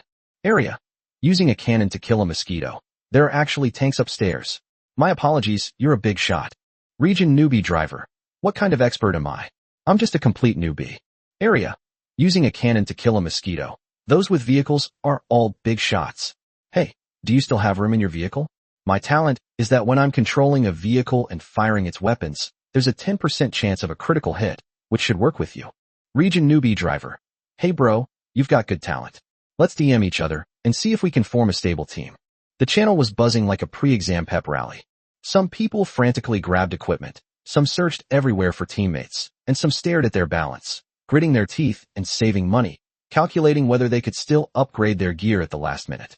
Everyone knows that the newcomer trial may determine whether they can survive longer. Time slipped away little by little amidst the noise. The virtual clock ticked away, finally approaching midnight. When the number reaches 0, it freezes at the instant of midnight. Drop. A grand system notification sounded simultaneously across the entire planet Blue Star. The newcomer trial has officially begun. In an instant, the trial interface popped up on the system panels of all awakened individuals. Some impatient awakened ones couldn't wait any longer and immediately chose to teleport as soon as the trial opened. One after another, beams of light appeared, and their figures were instantly sucked into them, leaving only their excited shouts echoing in the safe zone. They were the first to enter the trial, and were seen as pathfinders by everyone. But most people didn't move. They chose to wait and see. They wanted to wait for the people who went in first to send back intelligence. What is the trial setting? What types of monsters are there? How difficult is the quest? Are there any hidden rules? Even the smallest piece of information can be crucial for survival. Unfortunately, they oversimplified the issue. The rules of the tank universe never leave such obvious loopholes. Chapter 47, Entering the Trial. Time passed slowly, and the first batch of awakened individuals who entered the trial were finally teleported back to the safe zone. Some people were deathly pale, as if they had just crawled back from the brink of death. Others had shining eyes, their faces full of excitement at surviving a disaster. Everyone who was still observing immediately erupted, rushing into the communication channel to ask questions. What's going on inside? How strong is the monster? What is the mission objective?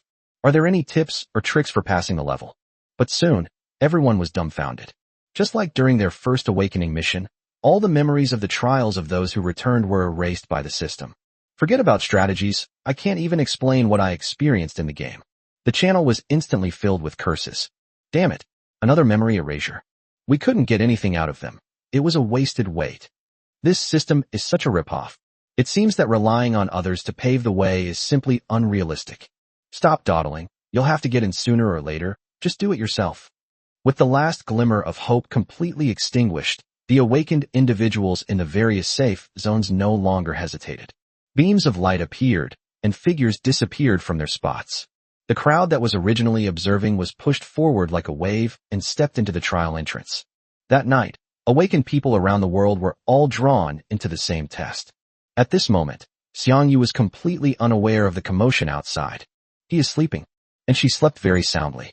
The two intense battles that took place during the day not only drained his physical strength, but also allowed his tense mind to relax completely.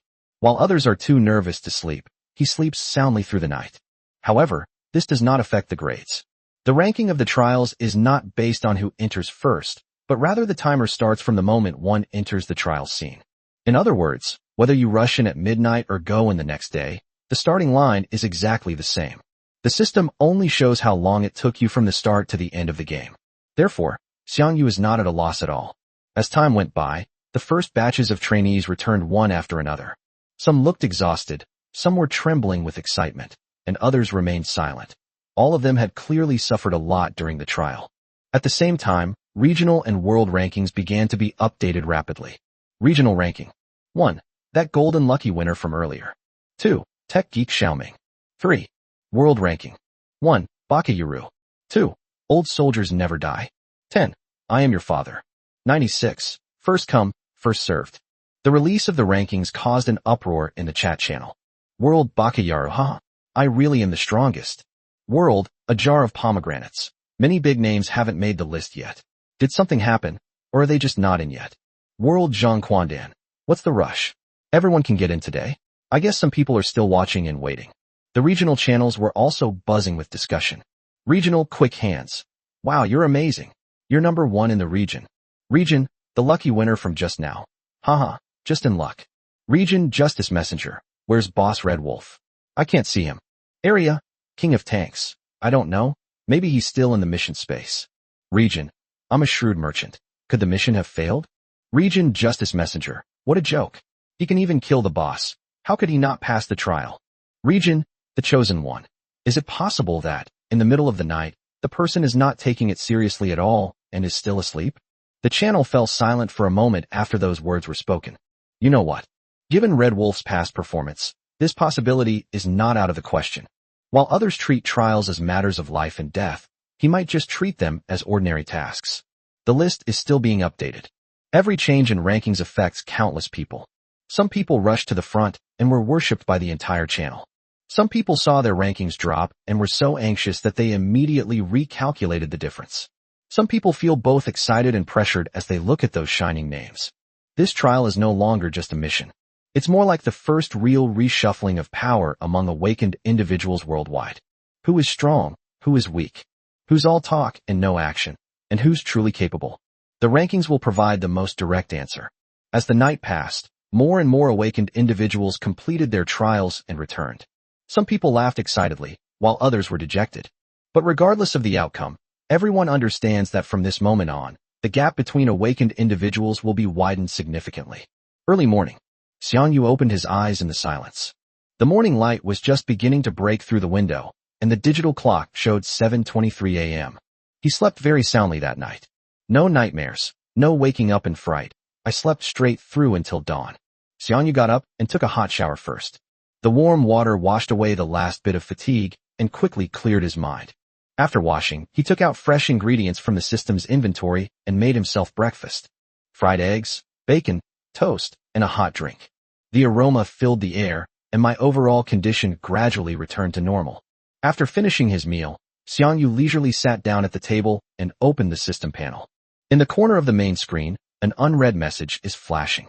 He casually clicked on it and found that it was sent by UG. UG. Xiang Yu, the trial mission has begun.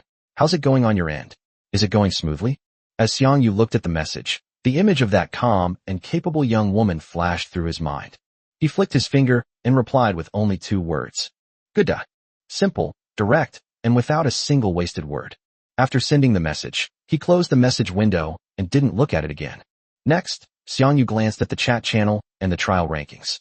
The regional channels were still bustling with activity, everyone discussing the pioneers' achievements.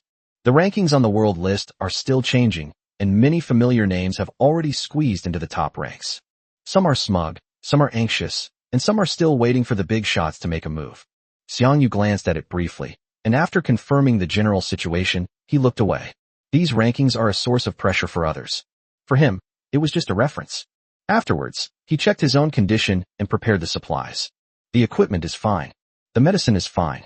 Physical strength has been fully restored. His mental state is also just right. Everything is ready. Xiang Yu took a deep breath, his eyes instantly sharpening.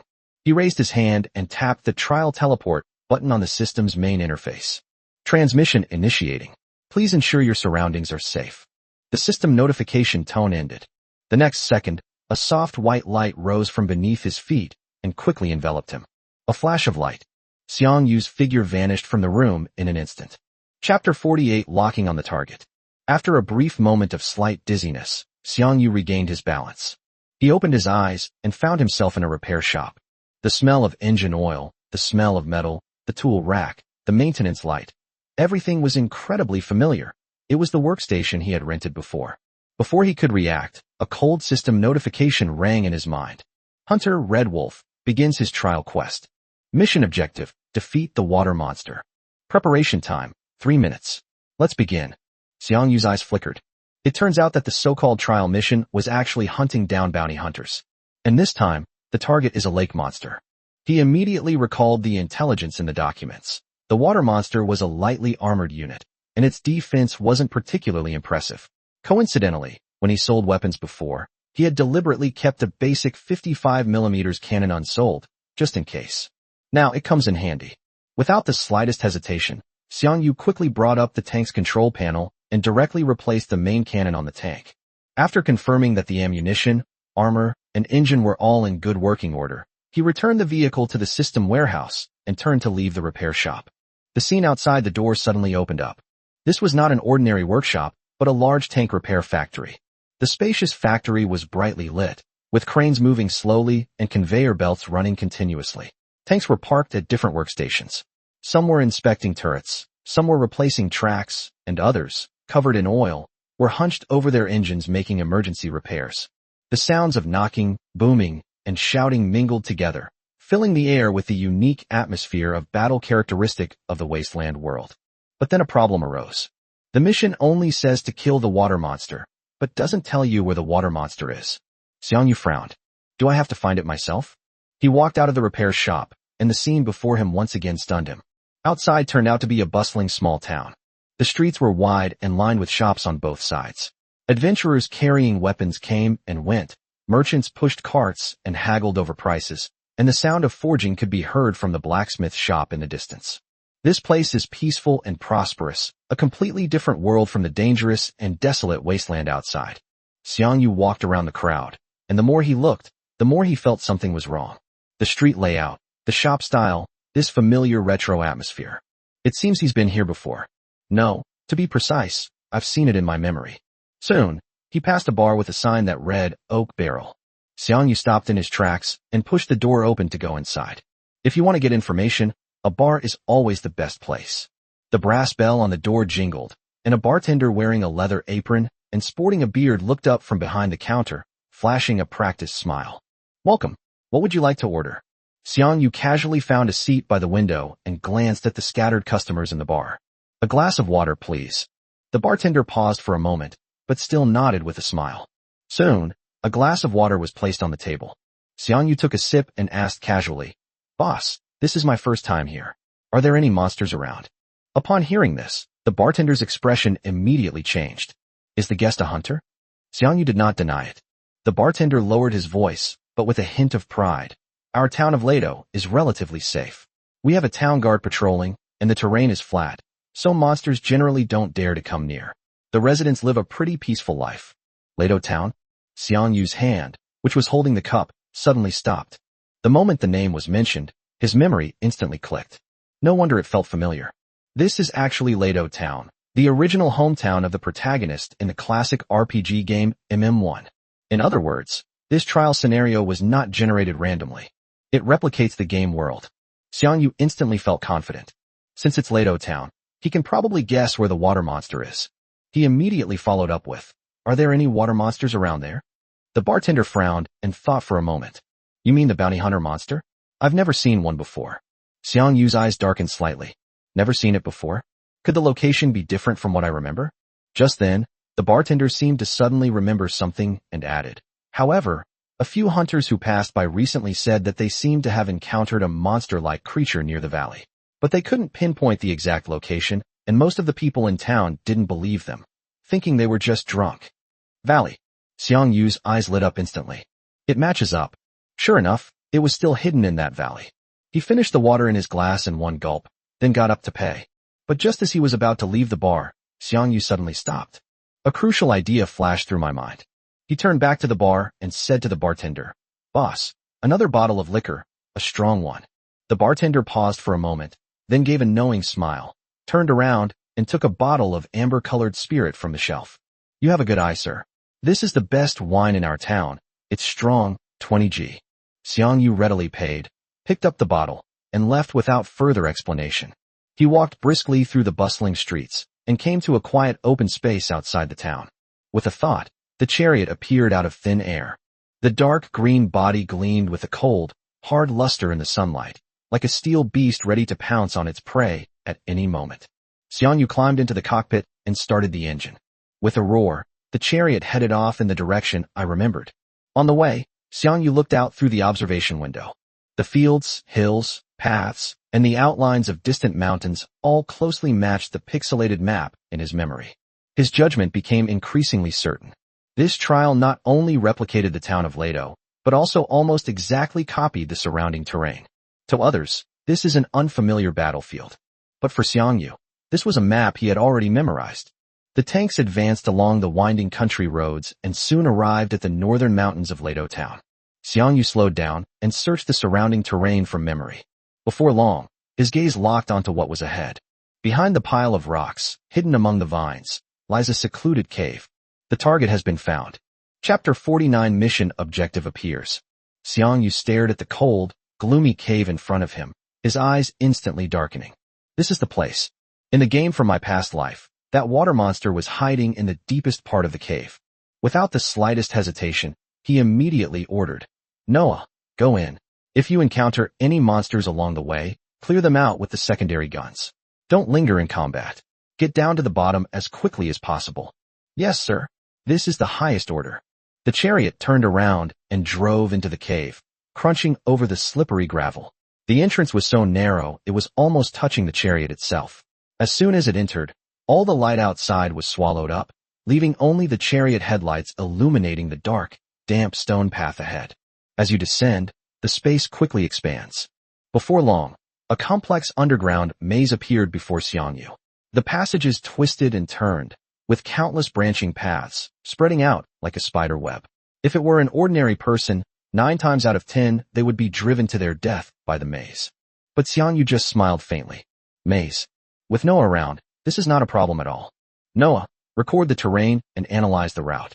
The target is at the bottom level. Find the descending passage." Map records are being analyzed. The chariot didn't rush around recklessly, but advanced steadily under Noah's control.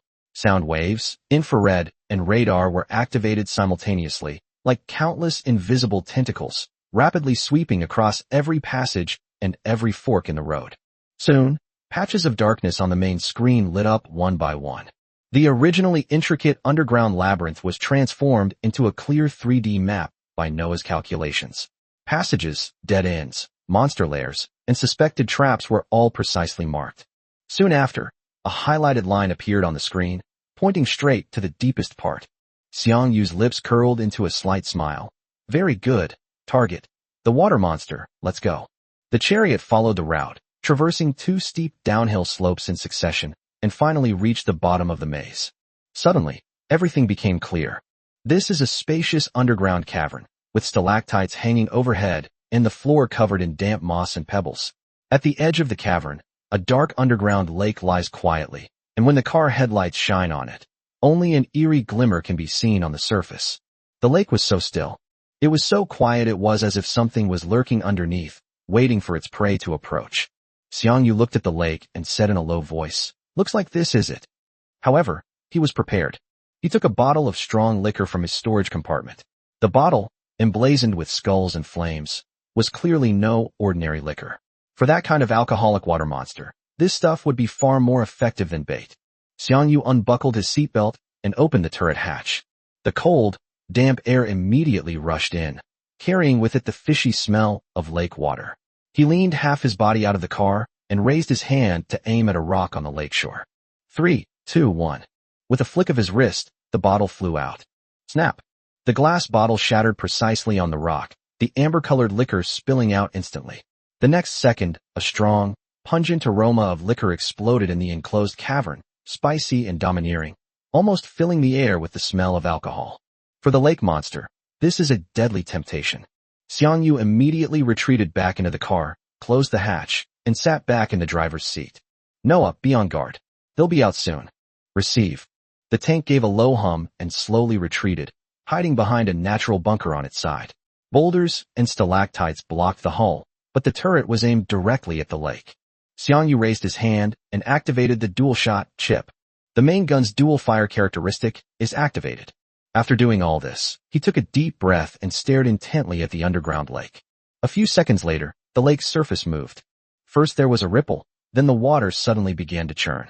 Whoosh! With a deafening roar, two crimson ape monsters burst from the lake. They were soaking wet. Their red fur clung to their bodies, water droplets dripping from their skin, and their crimson eyes gleamed greedily in the darkness. As soon as they reached the shore, the two water monsters frantically sniffed the aroma of alcohol in the air, letting out urgent growls from their throats. They were completely drawn to the aroma of the alcohol. They didn't even notice that a cannon had already locked onto them in the darkness. They're here. Xiang Yu pulled down the high-powered scope, and the crosshairs instantly locked onto the two water monsters. Talent skill activated. He quickly glanced at the data and found that these two creatures had the exact same attributes as the water monsters he had encountered yesterday. Xiang Yu felt reassured. Since they're the same, that makes things easier. Noah, activate combat support. I'll take over the main gun. You control the secondary guns to attack and sink. There are only two targets. No need to defend. Go all out. Received, combat assistance activated. On the main screen, a red locking frame suddenly lit up, precisely targeting the monster's vitals. Xiang Yu's finger landed on the launch button, his voice as cold as a knife. Lock on fire. The next second, he suddenly pressed the button. Boom, boom, bang bang bang bang bang. The main and secondary cannons fired simultaneously, their intense flames instantly tearing through the darkness of the cave. Shells and bullets intertwined, creating a destructive storm that slammed into the two water monsters. Minus 150, minus 150. Minus 50, minus 75, minus 50. The damage numbers exploded one after another. The effect of the double firing was fully demonstrated at this moment. Each time the main gun fired, it was no longer a single shot, but two shells were fired one after the other, doubling the firepower. The two water monsters were stunned on the spot. Their attention had been entirely focused on the liquor, and they had no idea that a tank was lying in ambush nearby. Caught off guard, they were blasted backward by the artillery fire, their roars caught in their throats. Xiang Yu certainly wouldn't give them a chance to react. His eyes narrowed, and seizing the brief moment when the water monster froze, he gave the order again. Continue the suppression. Bang bang bang. Boom, boom. The secondary guns fired wildly, while the main guns roared in double bursts, unleashing wave after wave of firepower. The entire underground cavern trembled with the explosions, and rubble rained down from above. The two red-haired water monsters finally snapped out of their shock, roared angrily, and braced themselves on the ground, trying to pounce on the chariot. Unfortunately, it was too late. They had barely taken a few steps when they were met with another round of artillery fire. Boom. The explosion struck the monster squarely in the chest, jolting its massive body. Then, a barrage of secondary cannon fire swept through, tearing flesh from its raised arm. The other side tried to flank from the side, but Noah anticipated its route, and its secondary guns immediately turned to block it. The hail of bullets forced it to retreat repeatedly, making it impossible for it to get close to the tank. Xiang Yu sat firmly in the driver's seat, his eyes frighteningly calm. The monsters that required careful maneuvering in the past are now completely overwhelmed by Noah and the twin-barreled main cannon. The aroma of wine still lingers by the lake. The two water monsters that had been lured out had completely fallen into the firepower trap set by Xiang Yu. Chapter 50, number 1 on both rankings. The 3 rounds of salvo rained down, the shells and machine gun bullets like a death sentence, all hitting one of the water monsters. The metal cans clanged and sparked as they were struck. The water monster didn't even have time to scream before its massive body stiffened abruptly, then collapsed to the ground with a thud, its limbs twitching a few times before falling completely still. The other water monster then sobered up from its drunkenness and shock. It whirled around, its crimson eyes fixed on the chariot in the shadows, a furious roar erupting from its throat. The next second, it drew its flamethrower and charged towards Xiang Yu. spewing fire as it went. Laugh. A fire dragon rushed towards us. -100, -100, -100. The fire damage kept popping up, looking intimidating, and the damage wasn't low either. The problem is that Xiang Yu's chariot has a whopping 7,200 SP. This little flame is nothing more than a tickle to it. SP decreases slowly and cannot be penetrated at all. Xiang Yu smirked as he watched the water monster charging towards him. That's it. He refused to back down. Noah maneuvered the chariot to a steady stop, neither dodging nor circling. Xiang Yu knew very well that dodging at this distance would only waste time for dealing damage. What he wants is a direct, head-on kill. Boom. Boom. The main gun roared again, and 2 shells slammed into the water monster one after the other. -150. Immediately afterwards, the secondary machine gun opened fire. Bang bang bang. -50, -75, -50. The steel bullets lashed at the water monster, causing it to tremble repeatedly. On one side, there was a fearless, fire-breathing charge. On the other, a relentless barrage of fire. Inside the narrow cave, the tank cannons and the water monster's flamethrowers clashed head-on. Whoever couldn't hold out first would die. The water monster tried to get closer. But Xiang Yu seized the opportunity when it was momentarily stunned while spitting fire and fired again. Boom. Boom. 2 main gunshots hit their targets precisely. -150. The secondary guns followed closely behind, unleashing another hail of bullets. -75, -75, -75. The final wave of damage depleted the monster's health. Its massive body suddenly stopped, then crashed heavily to the ground, never to rise again. The next second, a system notification sounded. The target water monster has been defeated. Mission complete. Congratulations to Hunter Red Wolf for completing the trial mission and returning to the game. A soft light shone from around Xiang Yu, enveloping him and the entire chariot. After a brief period of weightlessness, the cave, the lake, and the smoke of battle all vanished. When he opened his eyes again, he was back in his familiar rented room. Congratulations on completing the trial. Rewards will be distributed after the trial concludes. Stay tuned. Xiang Yu breathed a sigh of relief. We're finally back safe and sound. He opened the system panel, ready to check the rankings. When the regional and world rankings popped up, Xiang Yu was stunned for a moment. Regional ranking, number 1 Red Wolf. Global ranking, number 1 Red Wolf. Number 1 on both lists. Xiang Yu scratched his head. Although I don't know what happened in between, being number 1 is always a good thing. He glanced at the time. From the start of the trial to its end, it took less than an hour in total. This efficiency is ridiculously fast. However, Xiang Yu doesn't plan to roll anymore today. Yesterday's fierce battle by the lake, followed by revenge and reckoning, and today's speed run through the trial. Even with his boundless energy, he's getting a bit tired. Perfect, I can take a day off. Xiang Yu lay down directly on the single bed, the sunlight streaming through the window and warming him. He opened the world chat channel, and as soon as he switched in, the screen exploded with messages. World, Richard the good guy a generous gift of crabs. Who is Red Wolf? He just jumped straight to number 1 in the world? He's cheating. World, a jar of pomegranates. You don't know Red Wolf? He's the legendary player who was the first to post detailed monster attribute explanations in the regional chat. His guides have saved so many lives. World, Richard the good guy. It was him. No wonder he looked familiar. Strong and with good character. I admire him the most.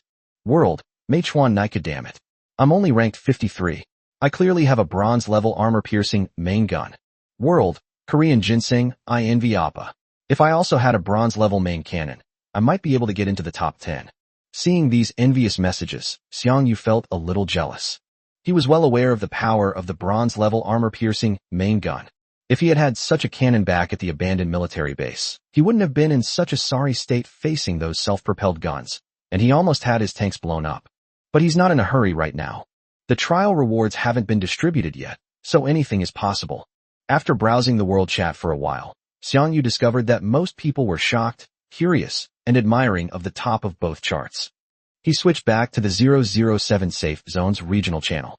Sure enough, it was much more lively over here. Region, falling in love with a strawberry as expected of Boss Red Wolf. He's number 1 right off the bat, number 1 in the world. Our 007 has some prestige now. Area, King of Tanks from now on. When you go out and report that you're from the 007 Safe Zone, you can stand up straighter. Regional, I am a shrewd businessman. Look how excited you all are. It's their business if they're capable. It doesn't benefit you. Area, Messenger of justice, you scoundrel. Why are you being sarcastic? Red Wolf, the big boss, released so much monster data. How many people did you help? Who have you ever helped? All you do is rip off newbies. Area, chosen one true to his name, a real swindler. Last time he sold me a used secondary weapon for more than a brand new one on the trading market. Region, first come, first served. May those who betray their country die a horrible death. The style of the regional channel changed instantly. 1 second they're praising Red Wolf, the next they're collectively attacking the unscrupulous merchant. It's clear that this unscrupulous merchant has cheated many people in the past, and now that his past misdeeds have been brought up, he has become the target of public criticism. Xiang Yu watched the commotion, shook his head, and didn't get involved.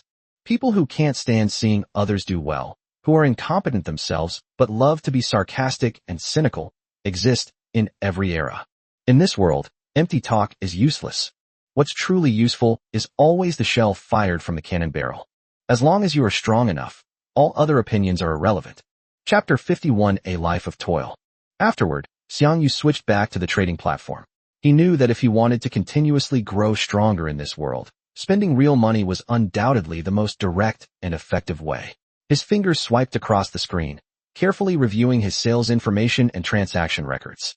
All 8 main guns had been sold, bringing in 7207 plus 180 is equal to 5,220 tank coins, a sum that pleased him greatly.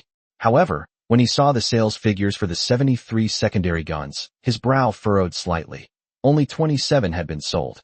It seems the supply of secondary cannons in this safe zone is nearing saturation, Xiang Yu mused.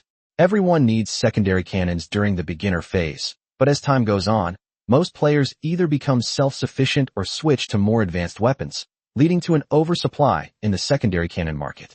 He secretly planned to check out other safe zones nearby, where the market demand might be greater. After all, upgrading tanks requires a large amount of tank coins, and if his stockpile couldn't be sold, a lack of tank coins would make progress extremely difficult. After a simple lunch, Xiang Yu went to the hunter's office as usual.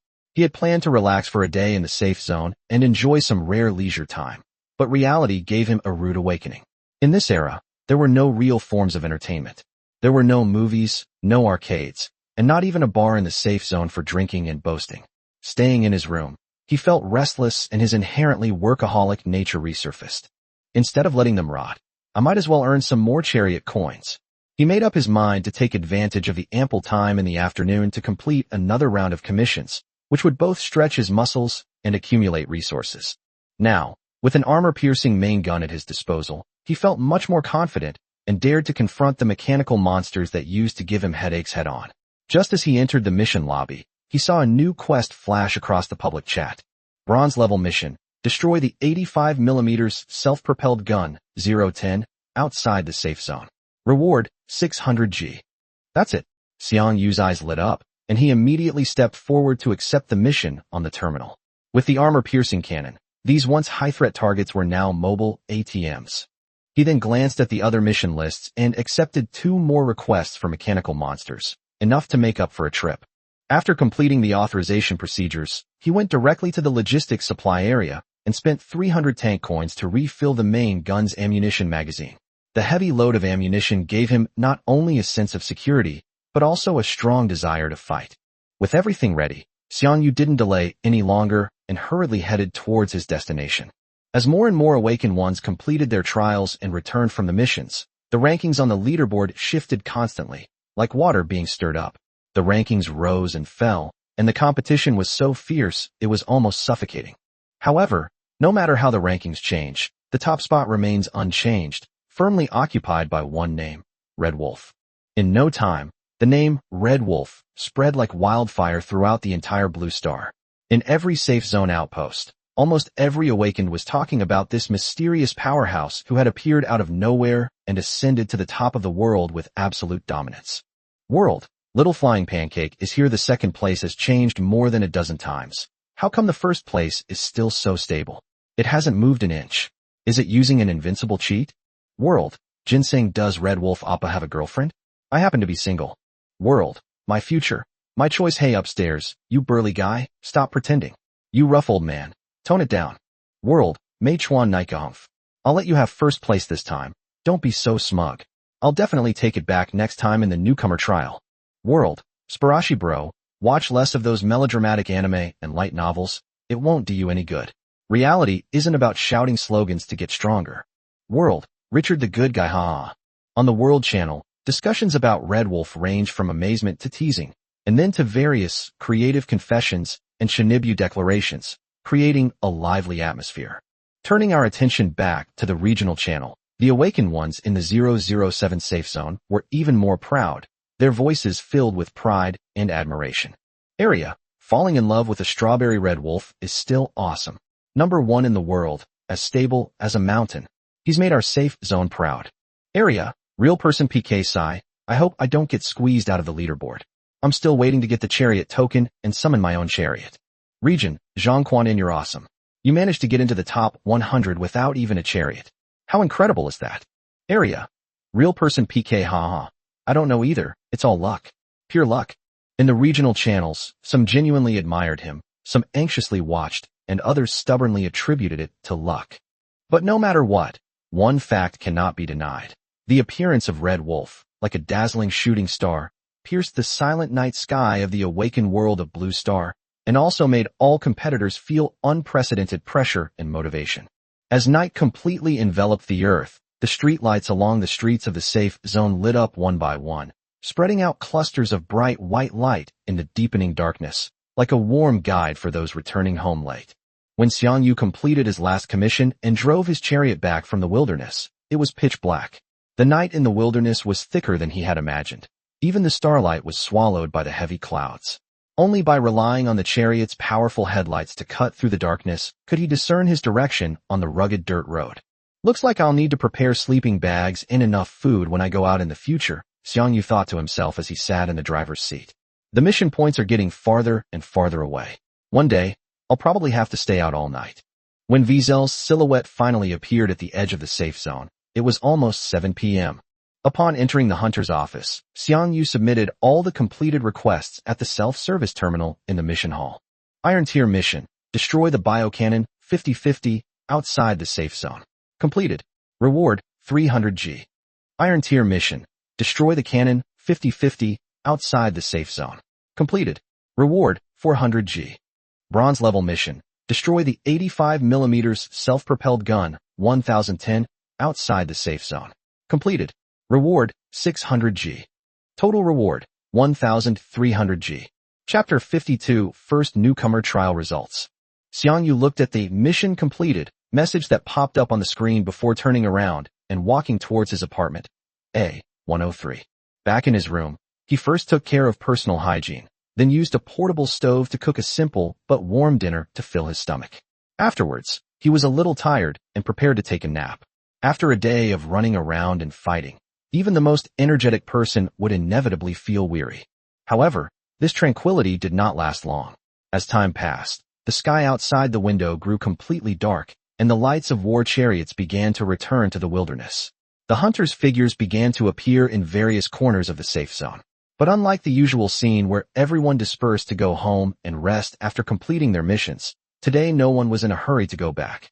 Small groups of awakened ones sat on the steps of the hunter's office, or gathered in the nearby square or downstairs in apartment buildings, their eyes occasionally glancing at the hunters returning from the depths of the wilderness, their expressions filled with anticipation.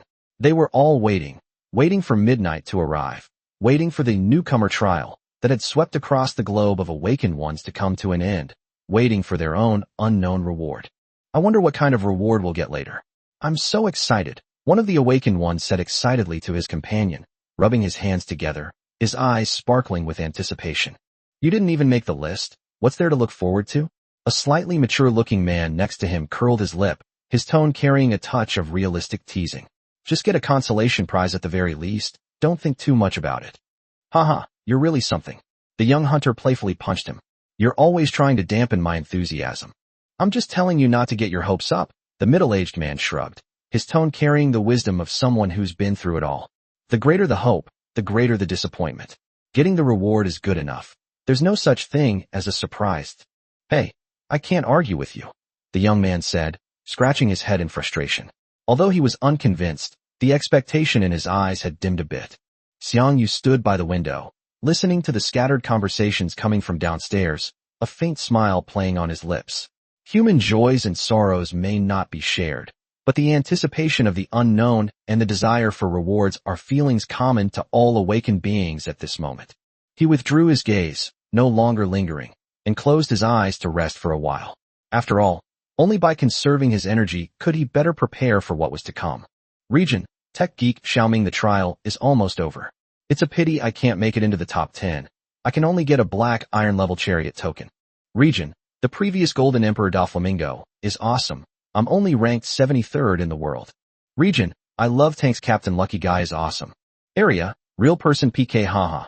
There are only a few minutes left. I'm currently in 92nd place. Looks like I have a chance. Region, Tech Geek Xiaoming. Congratulations.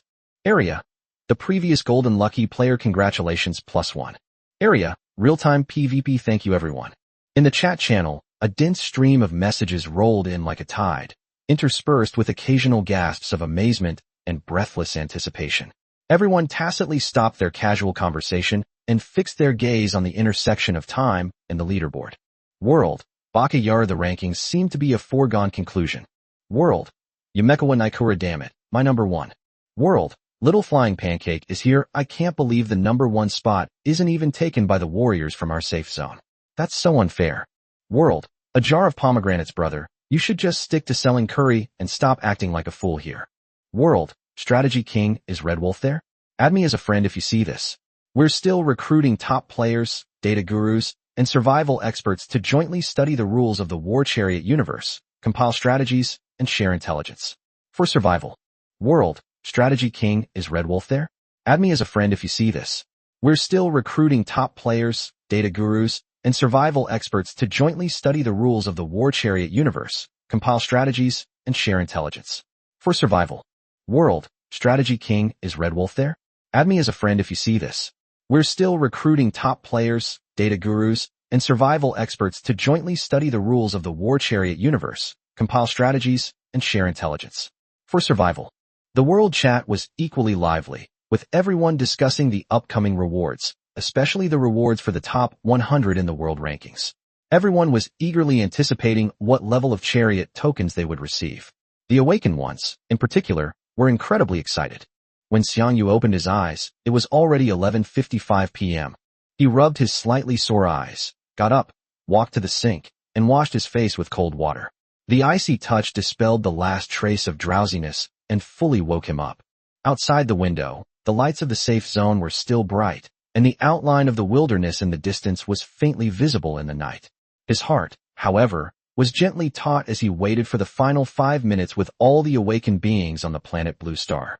The room was quiet, save for the faint ticking of the mechanical clock on the wall, each strike like a gentle tap on a nerve ending. Xiang Yu didn't check the chat channel or refresh the leaderboard. He simply sat quietly, his gaze fixed on the fluctuating numbers, 2356, 2359. He could imagine that at this very moment, in the safe zone plaza, the hunter's office, and even in the various apartments, countless people were just like him, their eyes fixed on time, their breathing unconsciously becoming shallow. What kind of final reward would the first rookie trial for all of humanity on Earth deliver? The moment the clock hands finally crossed that invisible boundary and pointed to 0 o'clock. Drop.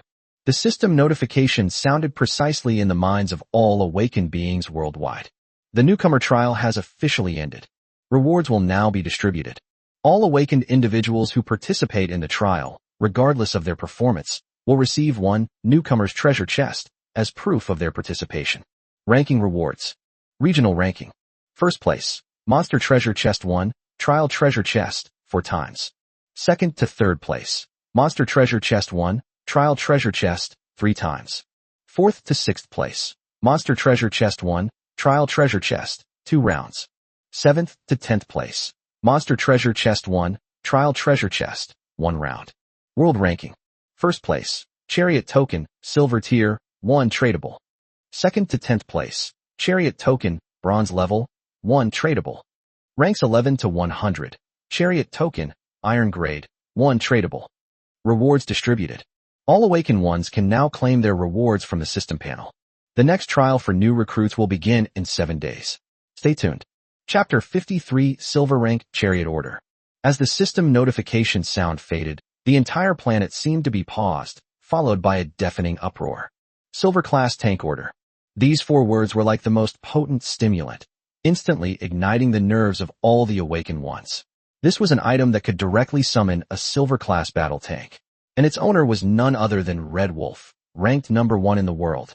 In the regional channel, the awakened in the 007 safe zone were all going wild. Region, the previous gold-ranked player, holy crap. Silver token. You're awesome. Region, Tech Geek Xiaoming, the hardest condition for advancing a hunter's level is binding a chariot of the corresponding level. Now that Red Wolf has a silver-level chariot token, he will soon be able to advance to a silver-level hunter. Area, first come, first served. A step ahead means a step ahead in every step. The world channel was in an uproar, with countless comments of envy, amazement, and disbelief flooding the screen. World, a jar of pomegranates, silver tier chariot token. Did I read that right? The world's number 1 reward is a silver token. This is absolutely amazing. World, Jian Duo, is Red Wolf there? Do you sell chariot tokens? Is Red Wolf there? Do you sell chariot tokens? World, Baka Yara, you're overthinking it. They'll definitely use it themselves. It's their first silver tier tank. Even if they were willing to sell it, could you afford it? How many tank coins do you have? World, when first, when later. I am from the XX Municipal Government Office. I hope that Comrade Red Wolf can contribute the chariot order so that the experts can use it first. This way, they can better lead the people to survive in this difficult environment. I hope Comrade Red Wolf will prioritize the overall situation. World, a jar of pomegranates. The person upstairs is an idiot. Confirmed. World, good guy Richard, haha. Is this what officials from the Sun Moon Empire are like? That's hilarious. World, night shift ward, you're a disgrace to us. Get back home. World, old soldiers never die. Which department are you from? Have your superior contact me. The whole world is in crisis right now, and instead of contributing to the people, you're thinking of undermining collective unity. World, a jar of pomegranate soldier, you're awesome. World, old soldiers never die. Comrade Red Wolf knows to contribute his own data to help everyone, yet you still want him to give up the reward he deserves? This is disheartening and disappointing. World, old soldiers never die. I hope Comrade Red Wolf won't be affected by this black sheep and will continue to explore the wilderness. While ensuring his own safety, he can share more strategies with everyone. Thank you. World, I want to become an immortal. The soldier's vision is truly grand. World, Strategy King, is Red Wolf there? Add me as a friend if you see this. We're still recruiting top players, data gurus, and survival experts to jointly study the rules of the War Chariot universe, compile strategies, and share intelligence. For survival. World, Mei Chuan's underwear, damn it. I must get first place in the trial in 7 days. It's a silver-level chariot order. Xiang Yu's heart skipped a beat uncontrollably, and his fingertips even felt slightly numb. He had originally thought that the limit of the trial reward was only a bronze-level chariot token, and that being able to summon a bronze-level chariot with it would be the best outcome. But the token lying quietly in the system's warehouse before him, with its flowing silver-white runes, clearly indicated its high level and extraordinary nature. I can't wait any longer. He suppressed his excitement and, without pausing, immediately set off for the hunter's office, heading straight for the repair shop rental. With a soft beep, the heavy alloy door unlocked as Xiang Yu swiped his card. He stepped inside, shutting out the outside noise. The repair workshop was brightly lit, equipped with all sorts of precision instruments and tools, the perfect space to summon the tanks. He took a deep breath, retrieved the chariot token from the system repository, and selected to use it. Do you wish to use the chariot order, Silver Tier? Yes. The summoning of the war chariot triggers the chosen one talent. The rewards list is now open. Please select your rewards from the list below. A silver-white reward list unfolded before Xiang Yu, listing far more chariots than when he used the black iron-level chariot token. The sheer number of chariots on the list was dazzling, as if a treasure trove had been opened before him. His gaze swept quickly across the list, locking onto the very top, where 3 illusory tanks, distinctly different from the others, floated silently. Oh, I didn't expect there to be 3 unique models in the list of silver-level tank orders. I'll have to choose carefully now.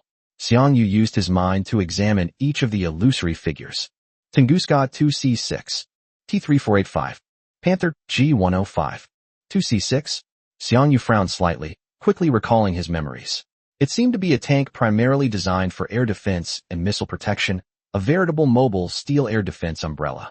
But for him, who urgently needed ground assault and comprehensive combat capabilities, This thing was clearly not within his consideration. My gaze shifted to the other two vehicles. On the left is the T-3485, whose iconic rounded turret and sturdy hull bear the glory of the Great Patriotic War and are a symbol of reliability and classic design. On the right is the Panther G105, whose streamlined, flat turret resembles a cheetah in a lurking state, and whose sharp, powerful lines and thick, sloped armor seem to silently proclaim its indestructibility. Xiang Yu's gaze swept back and forth between the two, but without much hesitation, he chose the latter. No reason why, it was cooler. Confirmed selection. Chariot summoned successfully. Obtained. Panther G105, unique silver tier. A dazzling flash of light streaked across the scene, as if the air in the repair shop had been sucked out for a moment. When the light faded, a medium-sized armored vehicle, significantly larger than the Vizel 11 Malawian Quatches, stood steadily on the cold steel floor. It stands silently, like a war artwork forged from steel. The flat turret resembles a sharp blade driven into the earth, with the gun barrel slightly raised, exuding a majestic and imposing presence. The robust body lines are rugged, full of industrial and violent aesthetics. The most eye-catching feature is the extensive sloped armor covering the entire body.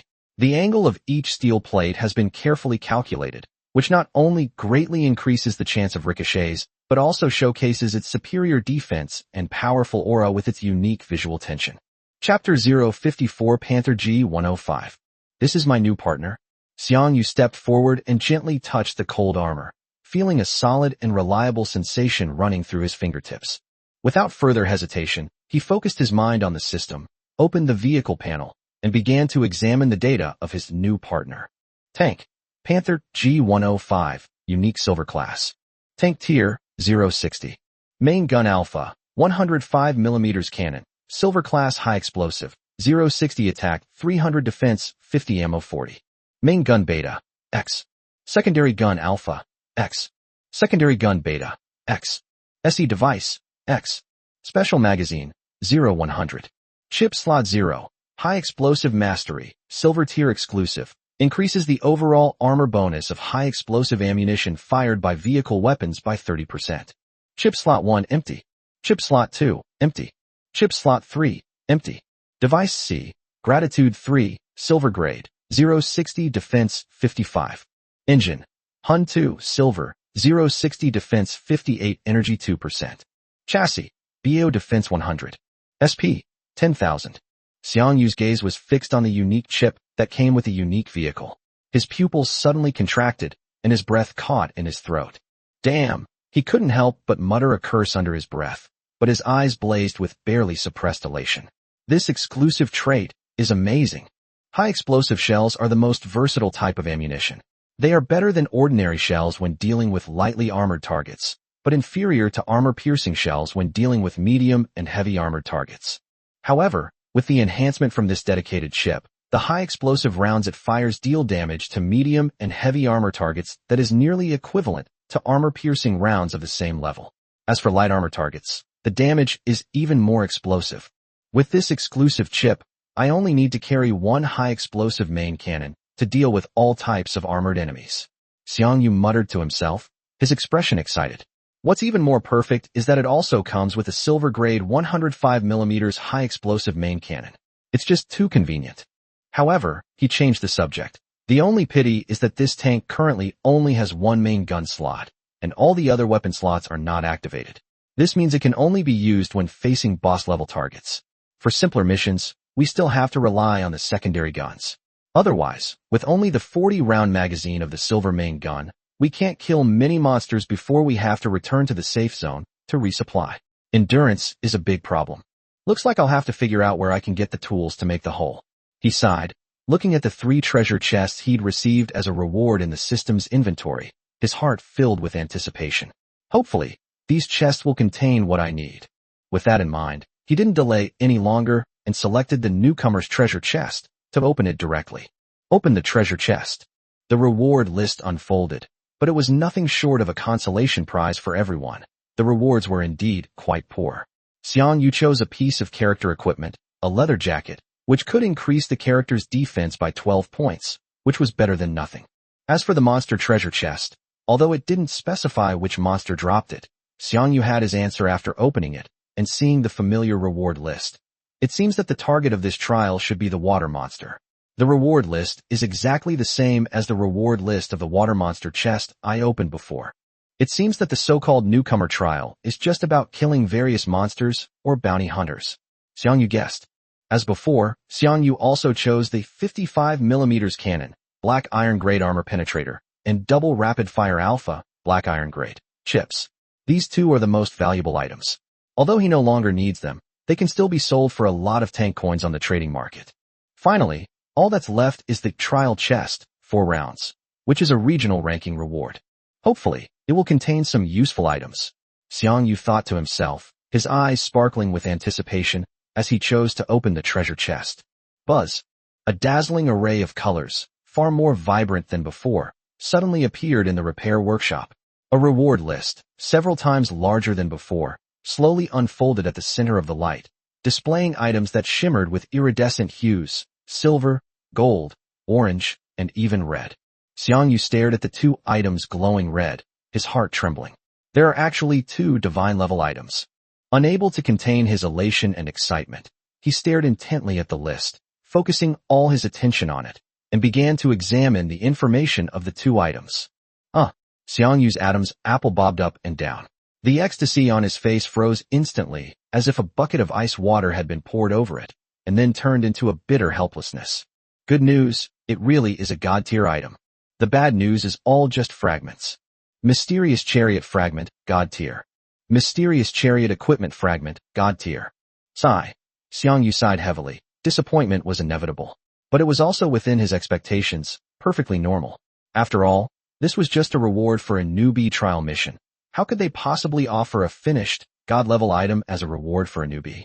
However, Xiang Yu still decided to keep both items. Even though they were just fragments, what if he could collect them all? There's always hope, isn't there? Having decided on 2 of the options, he looked at the other rewards in the list, which included various iron, bronze, and silver-grade chariot equipment and tools. In the latter half of the list, he finally found the hole-making tool he had been longing for. Main gun hole opening permit alpha. Submitted in the repair workshop, this permit opens the first main gun hole on the vehicle. Secondary gun hole opening permit alpha. Submitted in the repair workshop, this permits the opening of the vehicle's first secondary gun hole. SE device opening permit. Submitted in the repair workshop, this permit allows opening of the SE device openings on the tank. Great. As expected, there's always a way out. Xiang Yu was overjoyed, his previous gloom vanishing. Now we can take the bronze secondary cannon off the Vizel and give it to the Panther. For the last 2 items, he decisively chose the secondary gun and the opening permit for the SE device. Although he did not have a usable SE device yet, he prepared the opening permit in advance for any eventuality. Select Confirm. Treasure chest successfully opened. Obtained. Mysterious Chariot Fragment, God Tier. Obtained. Mysterious Chariot Equipment Fragment, God Tier. Obtained. Permit for secondary gun opening alpha. Obtained. SE device opening permission. The 4 items were safely stored in the system warehouse. Xiang Yu calmed himself down and first took out the secondary gun hole opening permit alpha, a magnetic card similar to a room card, and handed it to the multifunctional vending machine next to him. Chapter 55 Piercing the Chariot. Beep. Tank drilling permission detected. Please select the tank for which drilling is required. Select the silver chariot parked to the side. Beep. Confirm selection to activate license. A beam of light swept across the tank, and a brand new secondary gun mounting slot appeared out of thin air on the hull. Almost simultaneously, the information for Panther on Xiang Yu's chariot panel was also updated. The gray X, indicating that it was not activated in the secondary gun column, had now been changed to a prominent empty. Very good. Xiang Yu looked at the newly renovated tank with satisfaction. With the secondary gun, we don't have to worry about range anymore. Great. Just then, a clear system notification sounded leisurely in Xiang Yu's ears. A hunter has successfully advanced to bronze rank. Regional channels have been upgraded, expanding coverage. Trading platform functionality has also been upgraded accordingly. Someone has already advanced to bronze. Xiang Yu was slightly taken aback, but then he thought about it and realized that it made sense. There were still 9 people who had obtained bronze-level chariot tokens, and the biggest obstacle to advancing to bronze level had been eliminated. It seems I've wasted too much time choosing rewards and researching vehicles. Xiang Yu was a bit disappointed. After all, Others could simply open treasure chests and summon vehicles to confirm their rewards, while he had to slowly choose them himself, which took up a lot of time. It's getting late. Let's finish this quickly and go back to rest. Tomorrow I'll try out a silver level quest. With a thought, he summoned his longtime comrade in arms, Vizel, from the vehicle's storage space. Its sleek body gleamed with a warm metallic sheen under the lights of the repair shop. Though no longer his primary weapon, it carried the memories and sweat of his early days in the wilderness. Thank you for your hard work. He muttered to himself, opened the Vizel vehicle panel, selected the bronze secondary cannon, the double-fire chip, and the C-device Noah on the vehicle, and chose to disassemble them. Then I installed everything on the newly acquired Panther. As for the silver-grade C-device Thanksgiving 3 that I replaced, I just left it in the system warehouse for now. Perfect. Xiang Yu nodded in satisfaction, and without the slightest hesitation, he directly stored both vehicles back in the system warehouse. Out with the old, in with the new, but the value of the old items was extended to the greatest extent possible in his hands. With everything ready, he turned and walked towards the mission hall, ready to see what new missions he could receive after advancing to the bronze level. As he stood in front of the service terminal in the task lobby, preparing to filter assigned tasks, a striking notification suddenly flashed on the screen. Ding! Your hunter rank meets the promotion requirements. Do you want to promote now? Xiang Yu paused for a moment, then clicked yes on the screen without hesitation. Ding! Congratulations to Hunter Red Wolf on your successful rank advancement. Current hunter rank, bronze. Quest authority has been upgraded. As soon as the notification sound ended, the service terminal's task list interface automatically refreshed. The screen, which previously only displayed iron and bronze level tasks, instantly showed a whole host of silver level tasks. Silver tier mission, eliminate the mechanical hippopotamus, 010, outside the safe zone. Reward, 1000 G. Silver tier mission, destroy the octopus tank, 010, outside the safe zone. Reward, 600 G. Silver tier mission, destroy the chemical cannon, 030, outside the safe zone. Reward, 900 G. Not bad, not bad. Finally, I don't have to grind those low reward black iron level quests anymore. Looking at the silver quests that appeared before him, Xiang Yu's eyes blazed with intense light. His previous fatigue vanished, replaced by a surge of fighting spirit and anticipation. I already have a silver tier battle tank. Once I complete one more silver tier mission, I can be promoted to silver tier hunter. My fingertips slid lightly across the screen, quickly filtering through the targets. I finally selected 1 silver commission and 2 bronze commissions as my work plan for tomorrow. After making the arrangements, he turned and left the mission hall, returning to his apartment. The wilderness at night is too dangerous. Let's wait until dawn, Xiang Yu muttered to himself as he washed up. After quickly tidying himself up, he collapsed onto his single bed and soon drifted off to sleep. Unaware that the ripples from this newcomer trial were only just beginning to spread, Xiang Yu, who was fast asleep, was unaware that the impact of the trial was only just beginning to spread. With the hunter's advancement to bronze rank, the upgraded regional channel now quietly covers the entire city of Shanin.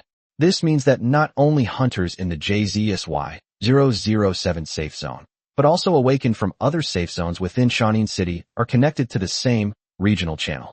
Similarly, the trading hall's coverage also extends to the entire city of Shanin. For him, this means even more business opportunities are on the horizon. With more people around, the conversation naturally became more lively. The awakened ones, who were originally scattered across different districts but belonged to Shanin City, came together in the chat channel for the first time, and the atmosphere quickly transformed from casual chatter into a lively family reunion. At first, everyone just shared their adventures in the wilderness, complained about the rewards from opening crates, and lamented the hardships of being an unlucky player. Gradually, someone mentioned the mysterious big shot, Red Wolf, who was ranked number 1 in the world and had obtained the silver-level War Chariot token. Region, a tank of pomegranates. Damn. It seems like all the safe zones under Shanin City have been merged. The channel is full of people from all the zones now. Area, I love tanks. That's right. I'm from the 007 safe zone. Area, fires at me. I'm from 003. Region, I'm a noob. What's the point of merging chat channels? I thought the safe zones had been merged too, so it would be easier to team up and group up. Area, Nurse's little cucumber. Holy crap, look at all these secondary cannons in the auction house. Only 400 G. That price is outrageous. Area, I love tanks. You're obviously not from the 007 safe zone. Area. Nurse's little cucumber. What, bro? You have X-ray vision? Area. I love tanks, as all 007 awakeners know. There's a big shot here who uploads weapons in bulk every day. He uploads at least dozens of secondary guns every day, and each time it's 400G, without ever raising the price. Area. Bedtime whirlwind. Oh my god, really? That intense. Area. One shot, one kill. The 007 brothers are having such a good time, with such cheap secondary cannons available. New drivers can just buy a secondary cannon and start farming. Region. First come, first served. Haha, you can buy it now? If you need it, hurry up and place your order, otherwise you'll have to wait for the next restock. Area. Nurse's little cucumber. Thanks for the reminder, buddy. The order has been successfully placed. Region. I am a shrewd businessman. Haha. It seems that the trading house has also covered the entire Xiang city. The resource integration has been greatly enhanced. Chapter 56. Time to spend money. Before the excitement had even died down, a particularly high-profile message suddenly broke in. Area. Jungle King. I am the Jungle King of Safe Zone 013, ranked 37th in the world in this trial. I am now recruiting strong hunter teammates to form the #1 team on Earth. Those with ambition, please contact me. Region. A jar of pomegranates. Wow, it's ranked 37th in the world. That's amazing. Region. Men are really tired. No one in our 008 region made the list. I'm so envious. Region. Every day upward. Our wild king is awesome. He's the first awakened in the 013 safe zone. He's planning to team up tomorrow to hunt the first bounty monster in the region. Everyone is welcome to join. Region. First come, first served. Bro, stop bragging. You might have a chance in other cities, but you think you can pretend to be a big shot in Xiang City? Our 007 team has the world's #1 Red Wolf boss. Area. A tank of pomegranates. What? Boss Red Wolf is actually in our Xiang City. Area. Justice Seeker. Exactly. Do we need a team to fight a water monster? Red Wolf already soloed it yesterday. It's a breeze. Region. Tech Geek Xiaoming. When the tiger is away, the monkey becomes king. Area. A tank of pomegranates. Haha. Bro, I acknowledge your aggressiveness. Meanwhile, Xiang Yu, fast asleep in his apartment, was completely unaware of all the verbal sparring and undercurrents. He didn't know that he had become the center of attention in the entire hunter circle of Xiang City, nor did he know that his name was being used by countless people as a benchmark to measure strength. Because he had successfully summoned the brand new silver-class tank yesterday, Xiang Yu was still filled with an overwhelming sense of excitement. Before dawn, he woke up early, quickly got up, washed, and prepared a hearty breakfast for himself. After eating, he swiftly packed his equipment and got ready to head out. Today is his first time carrying out a silver-level commission. The future is uncertain, and he doesn't know what kind of unexpected events and challenges he will encounter. To prepare for any unforeseen circumstances, he made ample preparations, purchasing a considerable amount of portable food and sleeping bags from a vending machine while passing by. If the mission location was remote and he couldn't return to the safe zone immediately, he could resupply and stay overnight in the wild, avoiding being put in a passive position. Stepping out of the light barrier of the safe zone, Xiang Yu took a deep breath of the air filled with the scent of the wilderness, and with a thought, summoned the brand new silver-class battle chariot. The moment the Panther G105 appeared, the sunlight shone on it, and its dark yellow paint job made it look like a metal behemoth in the desert. Under the light, it had a calm and cold luster, which was both low-key and intimidating. Xiang Yu stepped forward and skillfully boarded the new vehicle. Upon entering the cockpit, he immediately noticed the significantly more spacious interior compared to his previous tank. The seats were ergonomically designed, the control panel was logically laid out, and the field of vision was much wider. As expected of a medium tank, the ride was not only stable but also offered a sense of comfort and ease, making long-distance marches much less cramped. He pressed the start button, and the tank engine emitted a deep and powerful roar, like a steel-hard awakening. Almost simultaneously, that familiar voice rang out in the cabin. "Welcome, Supreme Commander. Noah, this is our new war chariot. Get to know it well." "Yes, sir." Begin self-check. As dawn broke, the outline of the wilderness slowly became clearer through the morning mist. Like Xiang Yu, many early rising hunters gradually left the safe zone to head to their respective assigned tasks, thus beginning a new day of hunting. The crowds converged at the exit, and when some people caught sight of the panther parked by the roadside, standing silently like a sculpture, they couldn't help but slow down, their eyes firmly drawn to the dark yellow painted medium-sized tank. "Holy crap, Captain, look, An awakened one excitedly tugged at the arm of the person next to him, pointing at Panther and exclaiming, "This vehicle is huge and so cool." The hunter, referred to as the captain, squinted and examined it for a moment, then nodded. "It is indeed a size larger than my vehicle, so it shouldn't be a black iron level one." There was a hint of envy in his tone. Judging from the thickness of the armor and the overall aura, it's probably a vehicle that only the top players on the leaderboard deserve to own. "Captain, do you think it might be the Red Wolf boss?" Another team member asked in a low voice, his eyes gleaming with gossip and hope. The captain stroked his chin, his expression uncertain. "I can't say for sure, but judging by its specifications, it's at least a bronze-level tank, if not silver." He paused, then added with a self-deprecating laugh, "I wonder when we'll be able to drive it." "Haha, Captain, let's cheer each other on." The team member immediately perked up, clenching his fists and raising his arms, which made the other two laugh as well. "Okay, let's go." The captain smiled and waved, turning his envy into motivation. The three men didn't linger, turning around and boarding a light tank. The vehicle was slender and agile. With a soft hum of the engine and the tracks turning slowly, they drove into the depths of the still mist-shrouded wilderness, soon merging into the torrent of hunters bathed in the morning light. Self-check complete. Noah's voice rang out, devoid of any emotion, yet it sounded like a clarion call to embark on a new journey. A series of detailed vehicle status reports flashed rapidly across the main screen. Engine stable, weapon systems ready, armor modules intact, sensor array fully operational. All indicators lit up with green dots representing optimal performance. "Then let's head towards the mission location." "Yes, sir." "High command. Auto navigation activated."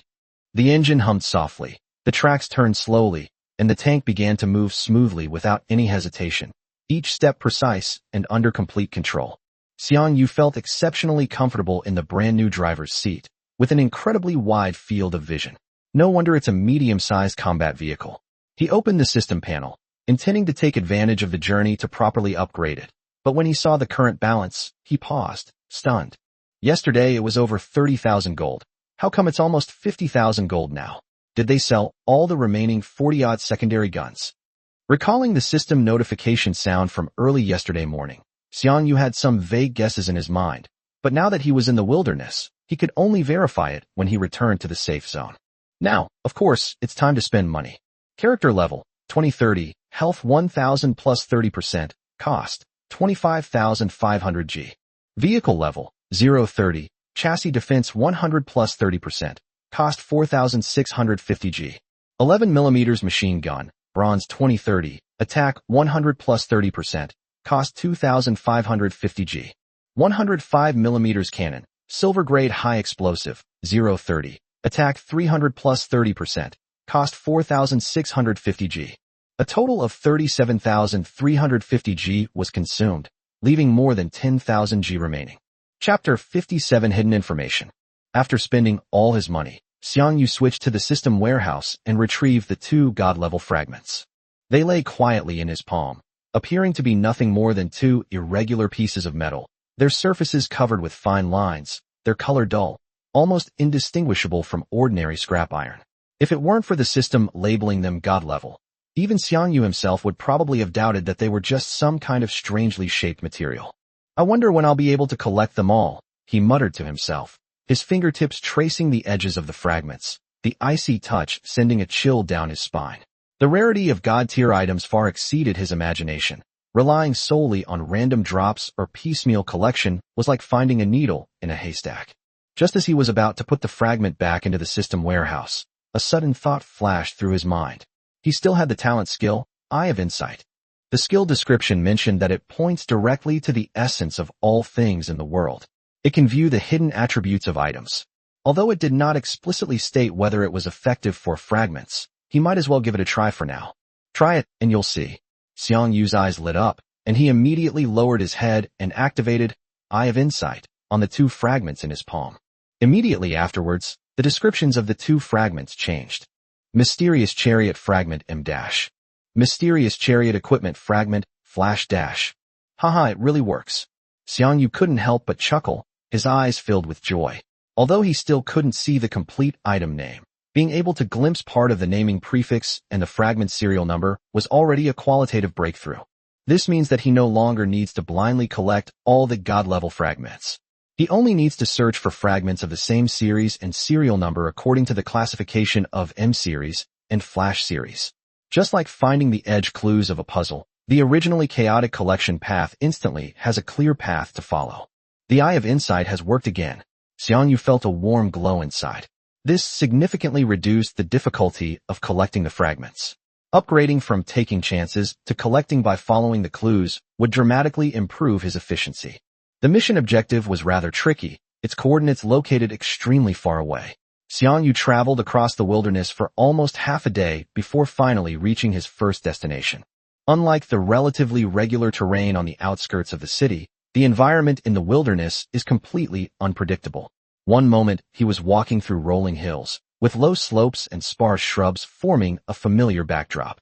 But after turning a gentle bend, the view suddenly opened up, and he was in front of a closed basin. The basin, surrounded by towering cliffs and fractured ravines, resembled a silent, giant bowl, isolating the interior from the exterior into two separate worlds. He stopped the chariot and stood before the observation window, gazing into the distance. At the other end of the basin stretched an endless desert, golden dunes undulating in the heat like solidified ocean waves. Hills, basin, and desert, three landforms intertwined and collided in his field of vision. Further away, he could vaguely see jagged mountain ridges and dark canyon silhouettes, as if heaven and earth had casually pieced together a chaotic and dangerous tapestry. Various terrains and natural barriers combine unexpectedly, sometimes as flat as a whetstone, sometimes with steep cliffs blocking the way, and sometimes with a sea of sand swallowing the direction. The wind echoes between the rock walls, carrying the sharp sound of sand and gravel like a malicious whisper. This is the terror of the wilderness. It never follows the logic of maps, nor does it show mercy to adventurers' predictions. You never know if the next kilometer will lead to an oasis or a sheer cliff, a smooth path or quicksand that swallows everything. For hunters, the wilderness tests not only skill and equipment, but also courage and adaptability. As the panther entered the heart of the basin, Xiang Yu's attention was immediately drawn to several enormous figures in the distance. This time, the target of the silver-level mission was the mechanical hippopotamus. They were enormous, like small armored vehicles, their metallic bodies covered with riveted armor and rough pipes, reflecting a cold, hard light in the wilderness sunlight. Even from hundreds of meters away, they could be clearly seen leisurely wandering on the sandy edge of the basin, their thick hooves leaving deep imprints, occasionally emitting a muffled mechanical roar that made the air tremble slightly. Perfect timing.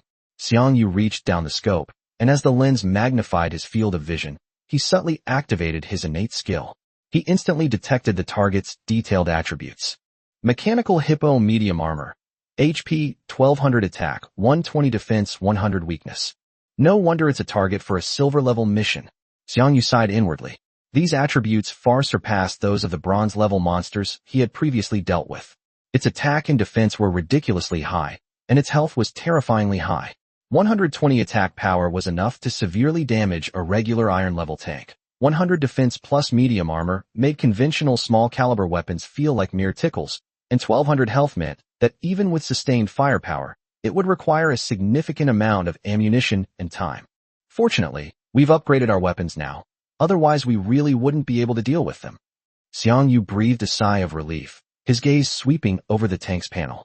The 105mm high-explosive main gun, with an attack power of 300 plus 30%, and the hull armor of 100 plus 30%, made him virtually invincible.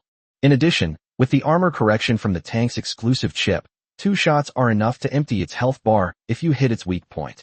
1, 2, 13. Xiang Yu calmly counted them. There were a total of 13 mechanical hippos wandering around the edge of the basin. Not bad, not many, we can handle it. He leaned back, sinking into his seat. Noah, it's yours now. Try to aim for weak points and take them out in 2 shots. The main gun isn't like the secondary guns. We have limited ammunition, so we need to be careful with our ammunition. Yes, sir.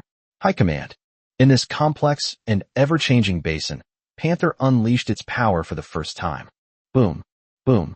2 thick muzzle flashes tore through the air as the 105mm high-explosive shells, accompanied by a sharp whistle, struck their target with pinpoint accuracy. The violent explosions kicked up a cloud of dust, and the mechanical hippopotamus that was hit let out a muffled wail as its massive body slammed heavily onto the sand, scattering fragments of its armor. However, the attacked mechanical hippos were instantly enraged. They immediately locked onto the source of the attack, their thick necks twisting violently to aim at the tank. Then, they opened their enormous mechanical maws, revealing small missile launchers hidden inside. The scarlet muzzles gleamed dangerously, and in a flash, they locked onto the tank and unleashed a concentrated barrage of fire. Boom, boom, boom.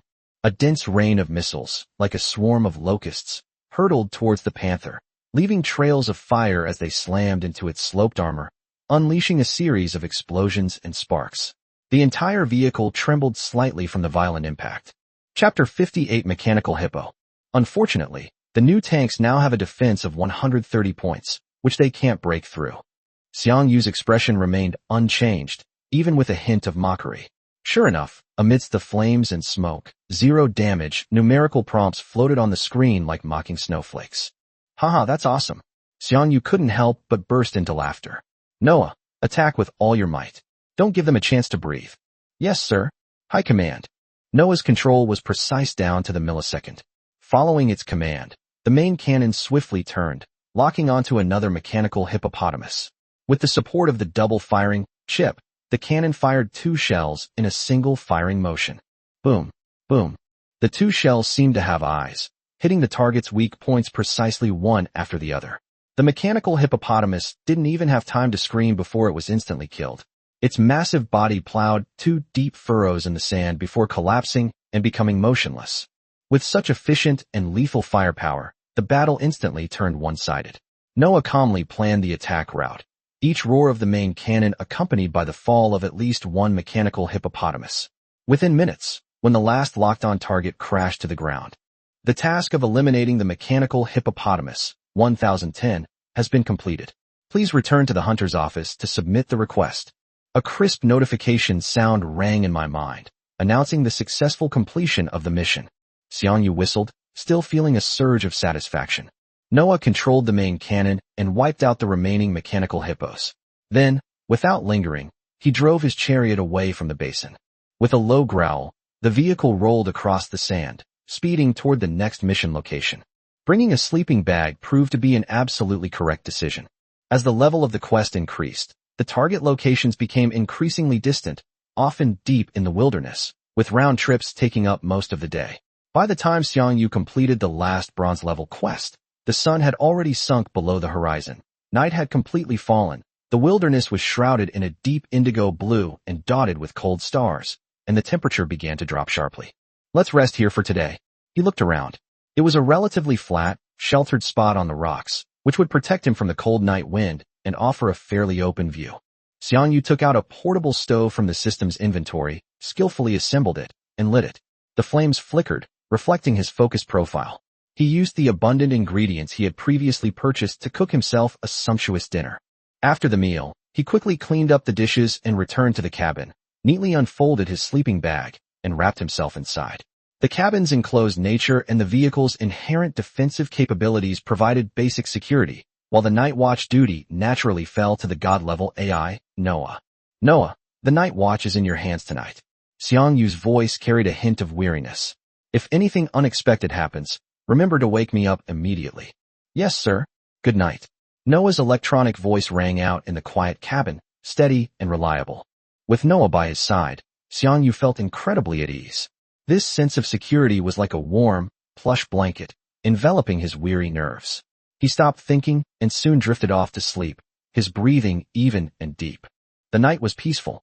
Noah, like a loyal guardian, silently protected its master and chariot.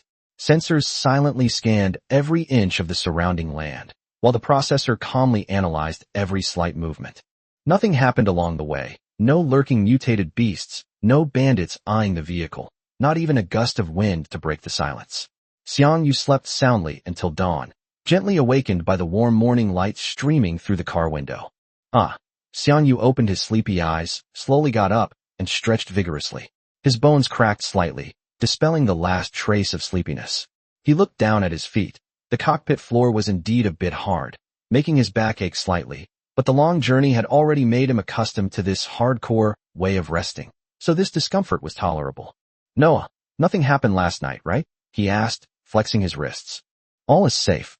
Top command. That's good. Xiang Yu was relieved and pushed open the turret hatch to get out. The air in the wilderness was crisp and clear in the early morning, carrying the fragrance of earth and vegetation. He took out a bottle of purified water from the system's inventory, splashed it on his face, and the cool sensation invigorated him. He then rinsed his mouth. Whoosh! The stimulation of the cold water instantly woke me up, washing away the fatigue of the previous night and replacing it with full of energy and anticipation for the new day. He returned to his car, took out a pack of compressed biscuits from the storage compartment, filled his empty stomach, and prepared to continue his journey. As his gaze swept across the distant horizon, Xiang Yu noticed several beams of light faintly visible in the morning mist, the locations of other safe zones. A thought suddenly occurred to him. Since they had already ventured so far into the wilderness, why not explore the other safe zones?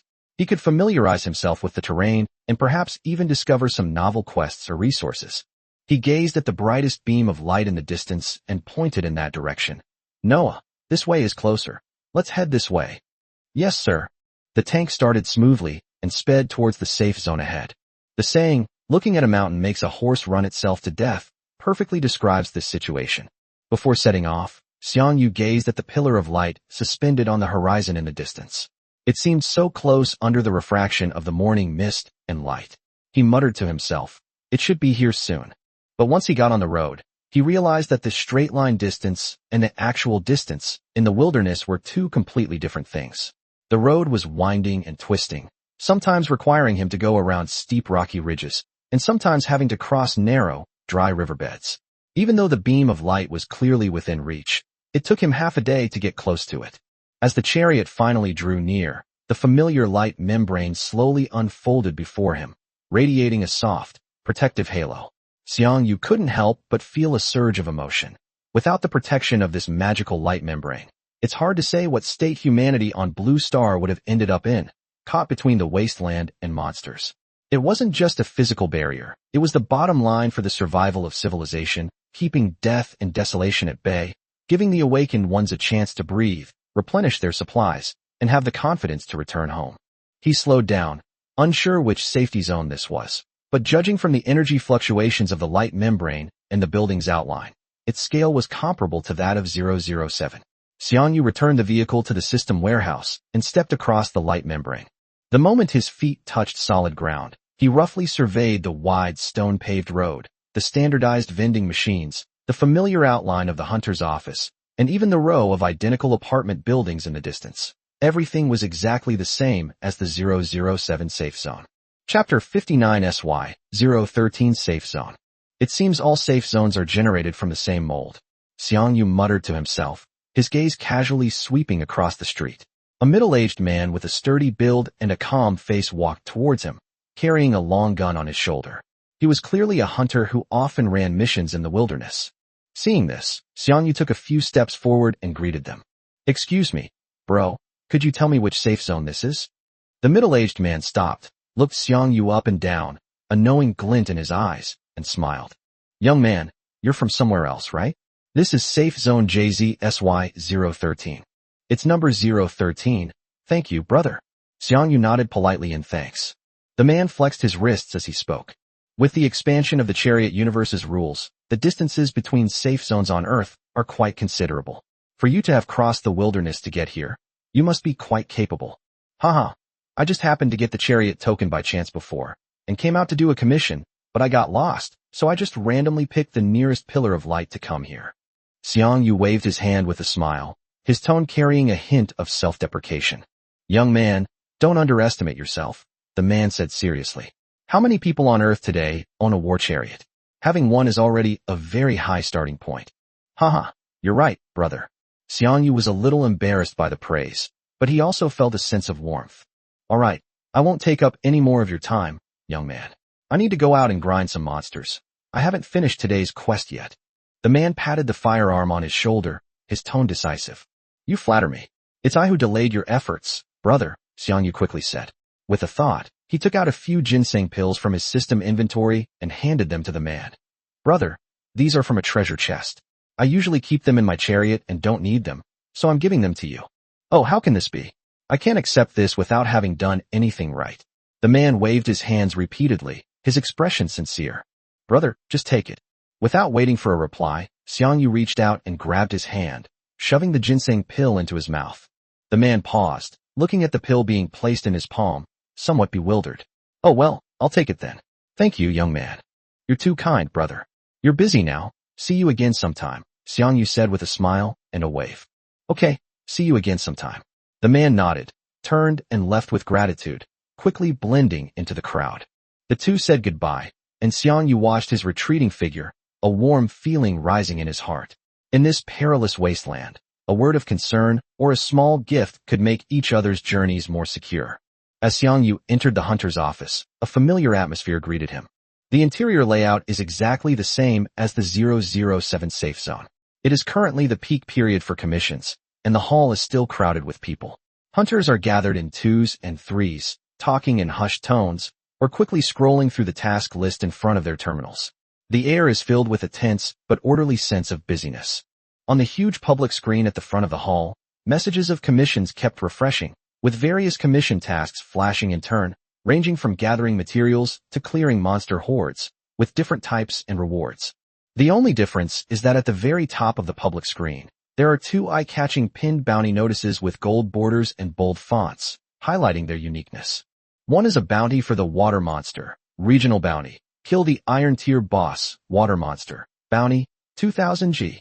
The other bounty is for the sand shark, regional bounty. Kill the bronze level boss, sand shark, bounty, 5000 G.